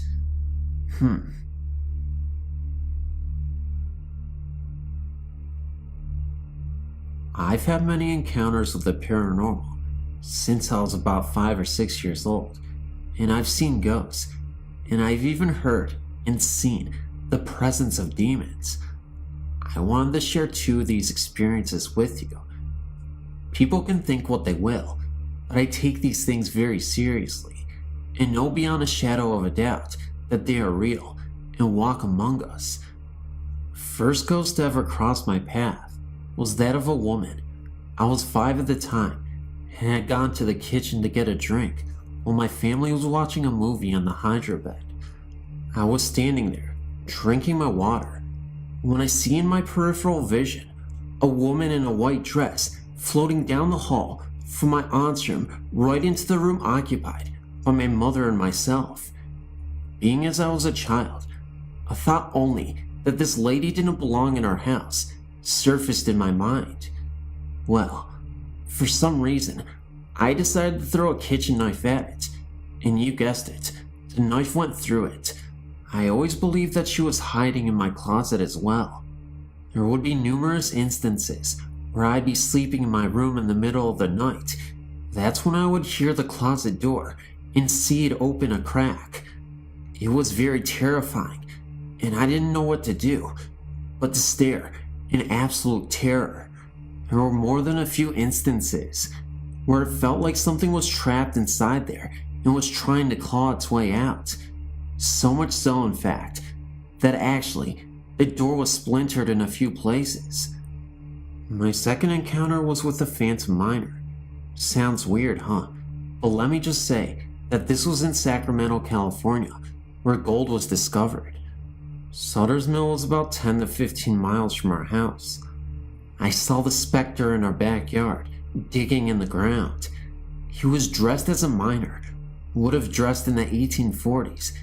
He even had a mule with him, loaded down with things. It was at about 10 p.m. at night. I guess he found what he was looking for, because he pulled something out of the ground, put it in a pack, grabbed the mule's reins, and started to walk away. About 3 seconds later, he had vanished from sight. The thing that was odd to me was that a water pipe that was in the spot where the phantasmal miner was searching at, that very next morning, mysteriously began to leak. Strange series of events, but I'm glad you were able to read them, and I appreciate your readership.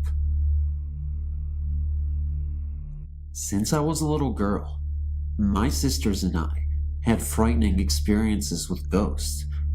When I was 6, my family and I moved to a fairly new house, only 8 years old at the time, in West Texas. As far back as I can remember, we had strange things going on in that house. First off, at night, if you were to go through the hallway to get to my parents' room, you would always hear what sounded like a TV. You could hear voices and sometimes music. Most of the time, my parents' TV was off. If you left the room and stood in the hallway again, the sounds would be gone.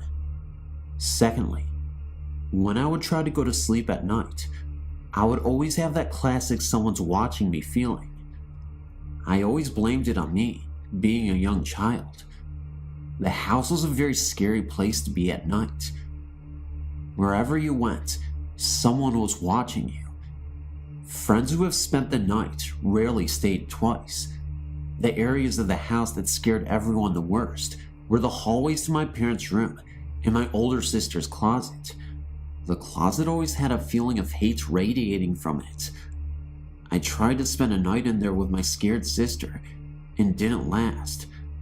I was sleeping on the floor with my head next to the closet, and that just wasn't a good feeling. I went back to my room after she fell asleep. A couple years after we moved in, my younger sister had a frightening experience. Her and I shared a bedroom with our beds parallel to each other, with a nightstand in between us. We were about 3 feet apart.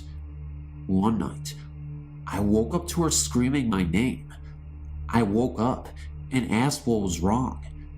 She told me that, for no reason at all, she woke up and looked over at my bed. Laying at the foot of my bed, she saw a light blue, glowing figure of a woman. Her eyes were gone, and her mouth hung open. My sister described her as looking dead. My sister also added that she couldn't see me anywhere on the bed, so she started screaming my name and closed her eyes. When she opened them, I was awake, asking her what was wrong. She told me, and I looked down at the foot of my bed, and my huge stuffed animal that I had there every night was sparking like it had really bad static electricity. I took it off my bed and threw it in my bathroom sink and ran water over it. Being young, I thought it would help. Years later, my family and I moved to southern Louisiana and moved into a gated subdivision. One night my 2 sisters were mad at me and left the house to go on a walk. I followed them without them knowing. I followed them up to the front gate of the subdivision and talked to them for a minute. They quickly left in a huff, being that they were still angry with me. For what? I don't remember now. I stayed by the gate for a couple of minutes afterwards, and then decided to run to the end of the main street and hide behind some bushes that faced the gate. I waited for my sisters to walk by, and when they did, unaware of where I was hiding, they stopped remotely in front of the bushes. I heard my younger sister say, "What is Jenny, me, doing, sitting on top of that stop sign?" The stop sign is located next to the gate. After that, they walked on. I was a bit confused. It was about to chase after them, but then, through the leaves, I saw a shadow of someone running past the bushes I was behind. I could also hear the sound of footsteps. I stood up quickly to see who was there. No one was in sight. After this, I ran to my sisters and told them what I had seen. They then told me that they saw me, or what looked like me, sitting on top of the stop sign. They said I had a very angry, disfiguring grin. After we traded stories, we ran home quickly. Later, my younger sister told me that the ghost she saw on my bed and the ghost she saw on the stop sign both looked exactly like me. Possible doppelganger? I don't know. It all began around the 1st of June, this very year. This incident took place in my grandmother and grandfather's house. My grandfather had been diagnosed with cancer in the summer of 1998, and I didn't know that these last few months would be the last time I would ever see him alive. During that period of time, I'd spent a whole lot of time with my grandparents, and had felt like I actually gotten a little closer to them both, but especially my grandfather. At the end of the summer, I left and went back home. Subsequently, about 5 months later, our family received a disturbing phone call. It was from my grandmother.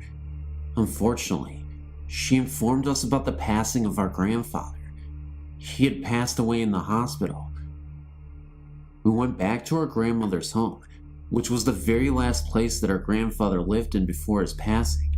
A month and a half after we had been staying there, I noticed that something just didn't feel right.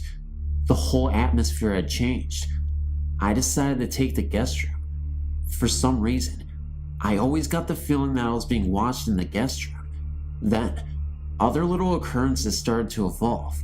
The very first was, I always felt like somebody was standing over my shoulder. I started to notice scars on my back after I would awake in the mornings, and I would feel light touches on my back.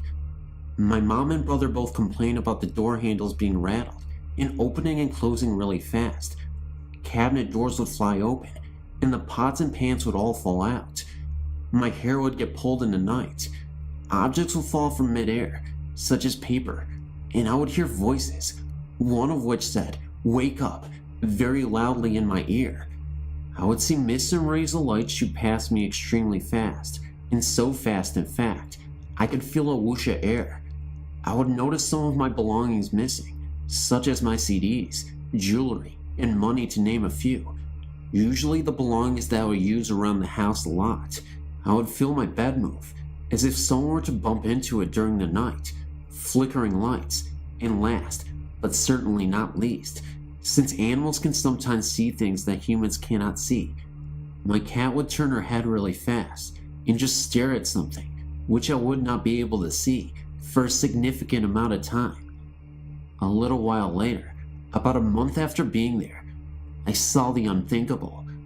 After I had sound sleep for about 7 hours or so, I woke up suddenly to a spirit at the foot of my bed, and it was my grandfather. I could not believe what I was seeing, but I will describe this to you in full detail. There was no doubt in my mind that this was actually a spirit. He was shadow-like, but his clothing was colored. He would always wave at me, and sure enough, he was waving in my direction with a smile on his face. It was plain to see that he was trying to get my attention. He just wanted to see me. I was too afraid to move a muscle, in fear that in spite of everything else, that he would approach me. I had never seen anything like this before in my entire life. I didn't want to tell this to anyone though. I thought that nobody would believe me, or even listen. About a week later, I was in the kitchen with my mom, and she told me that the guest room was where our grandpa had stayed before he died, because he was too ill. That explains the reason why that very room felt like the most eerie room in the house. I almost fainted whenever I discovered that, but I knew that a spirit can travel anywhere in the home, even outside or in back of the house. But it wasn't until a month later that I decided to come out with the news. I first confided in my mom and brother, and my mother believed me, because she said that before I brought up anything that I had said. Our grandmother had experienced the exact same thing, that he was at the foot of the bed watching over her and smiling. I had a phone conversation with her, and I let her do all the talking fast, and everything that she told me measured up with my experience. And It only happened to my grandmother and I, whom he was the closest with, before he passed away. Everyone was wondering why I didn't scream or attempt to run out of the guest room as soon as I saw him, but I was too afraid. Whenever you're that close to something like that, it just takes your breath away completely. I was in my own little calm. I felt very uncomfortable. It wasn't until I started sleeping in the living room sofa that I felt appeased. Albeit, this has not been my first experience. Ever since I was the age of 5, my family and I started traveling around a lot, and we would move here and there. I've went to 9 different schools total. I'm 17 now. In previous homes, I've experienced a whole lot. I lived in a haunted house for a total of 3 years. Not only by all the experiences that I've endured, I've been doing many researches involving the paranormal. I'm really good at picking up on things too, which I've found out. There was this one house that we went into that we were thinking about purchasing, but I felt like something was wrong. There were many rooms in the home that I could just not stop venturing off into. The main ones were the master bedroom and the study. After I left the house, I told my parents that someone from the house must have passed away, someone that used to stay in the master bedroom. So, my mom went to go look up the history of the house, and sure enough, the owner and his wife, on a trip to California, got killed in a car wreck, and they lived in the master bedroom, and the owner spent most of his time in the study. After I was enlightened with that information, I was in disbelief. I still am, even to this day. My mom told me that it goes back to her being Jewish and Indian. She said that she can pick up on and see things too. She claims that it's an Indian thing, but I don't know. Maybe it is. Anyways, God bless everyone, and thank you for your time. Great website, by the way. I'm a current visitor.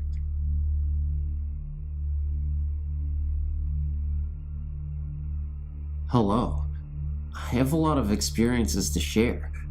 I've been told that I'm more in tune with the spiritual world, and that's why a lot of stuff happens to me. Anyways, I'll just share some that I can remember. One night, my friend Amanda was having a sleepover with 3 other girls, and someone brought along a Ouija to play. We were playing and having fun because it was spooky. After that, we went to sleep at about 12, and we slept on a trundle that came out of the couch. We were the only ones in the house because her mom was out. Anyways, I woke up and shook everyone awake because I had a bad feeling, and I heard the closet door slamming all night. It was pitch black, so I told for my friend to turn on the light. She did, but it blew out. She tried it again, but it blew out once more. I thought bulbs can only blow out once. We were really scared, and we saw this black mass approaching us and closing in on us. We jumped up and all ran out of the house. We were really spooked and didn't go back inside for like 2 hours. One time, when I was about 7, I'd been staying at my grandparents' house for Easter vacation. I'd got up to sleep in this one room, but for some reason, I didn't like it. Well, one night, I woke up because I felt someone watching me. There's a door that leads to my room, and right next to it is a door that leads to the backyard. I sat up in bed, and right in front of the back door was this figure. It was about 6 foot, and they appeared to have armor on. I was afraid because I knew it was bad, but I wasn't able to run away because the door to get out of the room was right next to where the spirit was. I just looked at it, and it wouldn't let me go. Finally, after like 2 minutes, it faded away, and I ran out of the room and refused to sleep in there again. Another time, at my mom's house, I was home alone, and I was watching TV in the living room. I heard the bath water running, and so I ran to the bathroom to turn it off. I thought it must have been loose or something, so I tightened it. I closed the door and resumed watching TV again. It somehow turned on again, so I tightened it again. This continued on for another 4 times, and I still didn't know what it was. In my dad's house, an old lady supposedly died there. I never sleep with the light off, because I like to be able to see who and what is in my room. Anyways, I always get knocks on my door, even though it's open, and one night, I felt like someone was sitting on my chest while I was sleeping. My older sister seems to get bugged more. Someone tickles her feet, pokes the bottom of her mattress while she's sleeping, and breathes behind her when she's on the computer. In the same house, in my bedroom, I hung this picture about 6 inches across and 3 inches wide of this rapper Dr. Dre on my wall. The next day, there were scratches that had torn through the picture, although it was still on the wall. This freaked me out because I was the only one visiting my dad that weekend, and he doesn't have any pets. I put tape over it just to cheaply laminate it and see if she could or would scratch it again. The morning after that, I was surprised to find it scratched again. It freaked me out, but I left the picture there. I don't think she likes rap very much, and I think she and they take and hide things. These may not sound scary, but when they happen to you, it is. I have many more, but I can't remember anyone right now. Thanks for listening, and I'm sorry it was so long. This is the This Is Why I'm Cool video. Why do I refer to it as the This Is Why I'm Cool video? Because the short videos are the sample of what's to come. This is the big video, so it's the This Is Why I'm Cool video. So if you got to the end of the video, right, this is why I'm cool. That way I know you got to the end of the video, you're enjoying the content, and you love it. Bye. See you in the next video.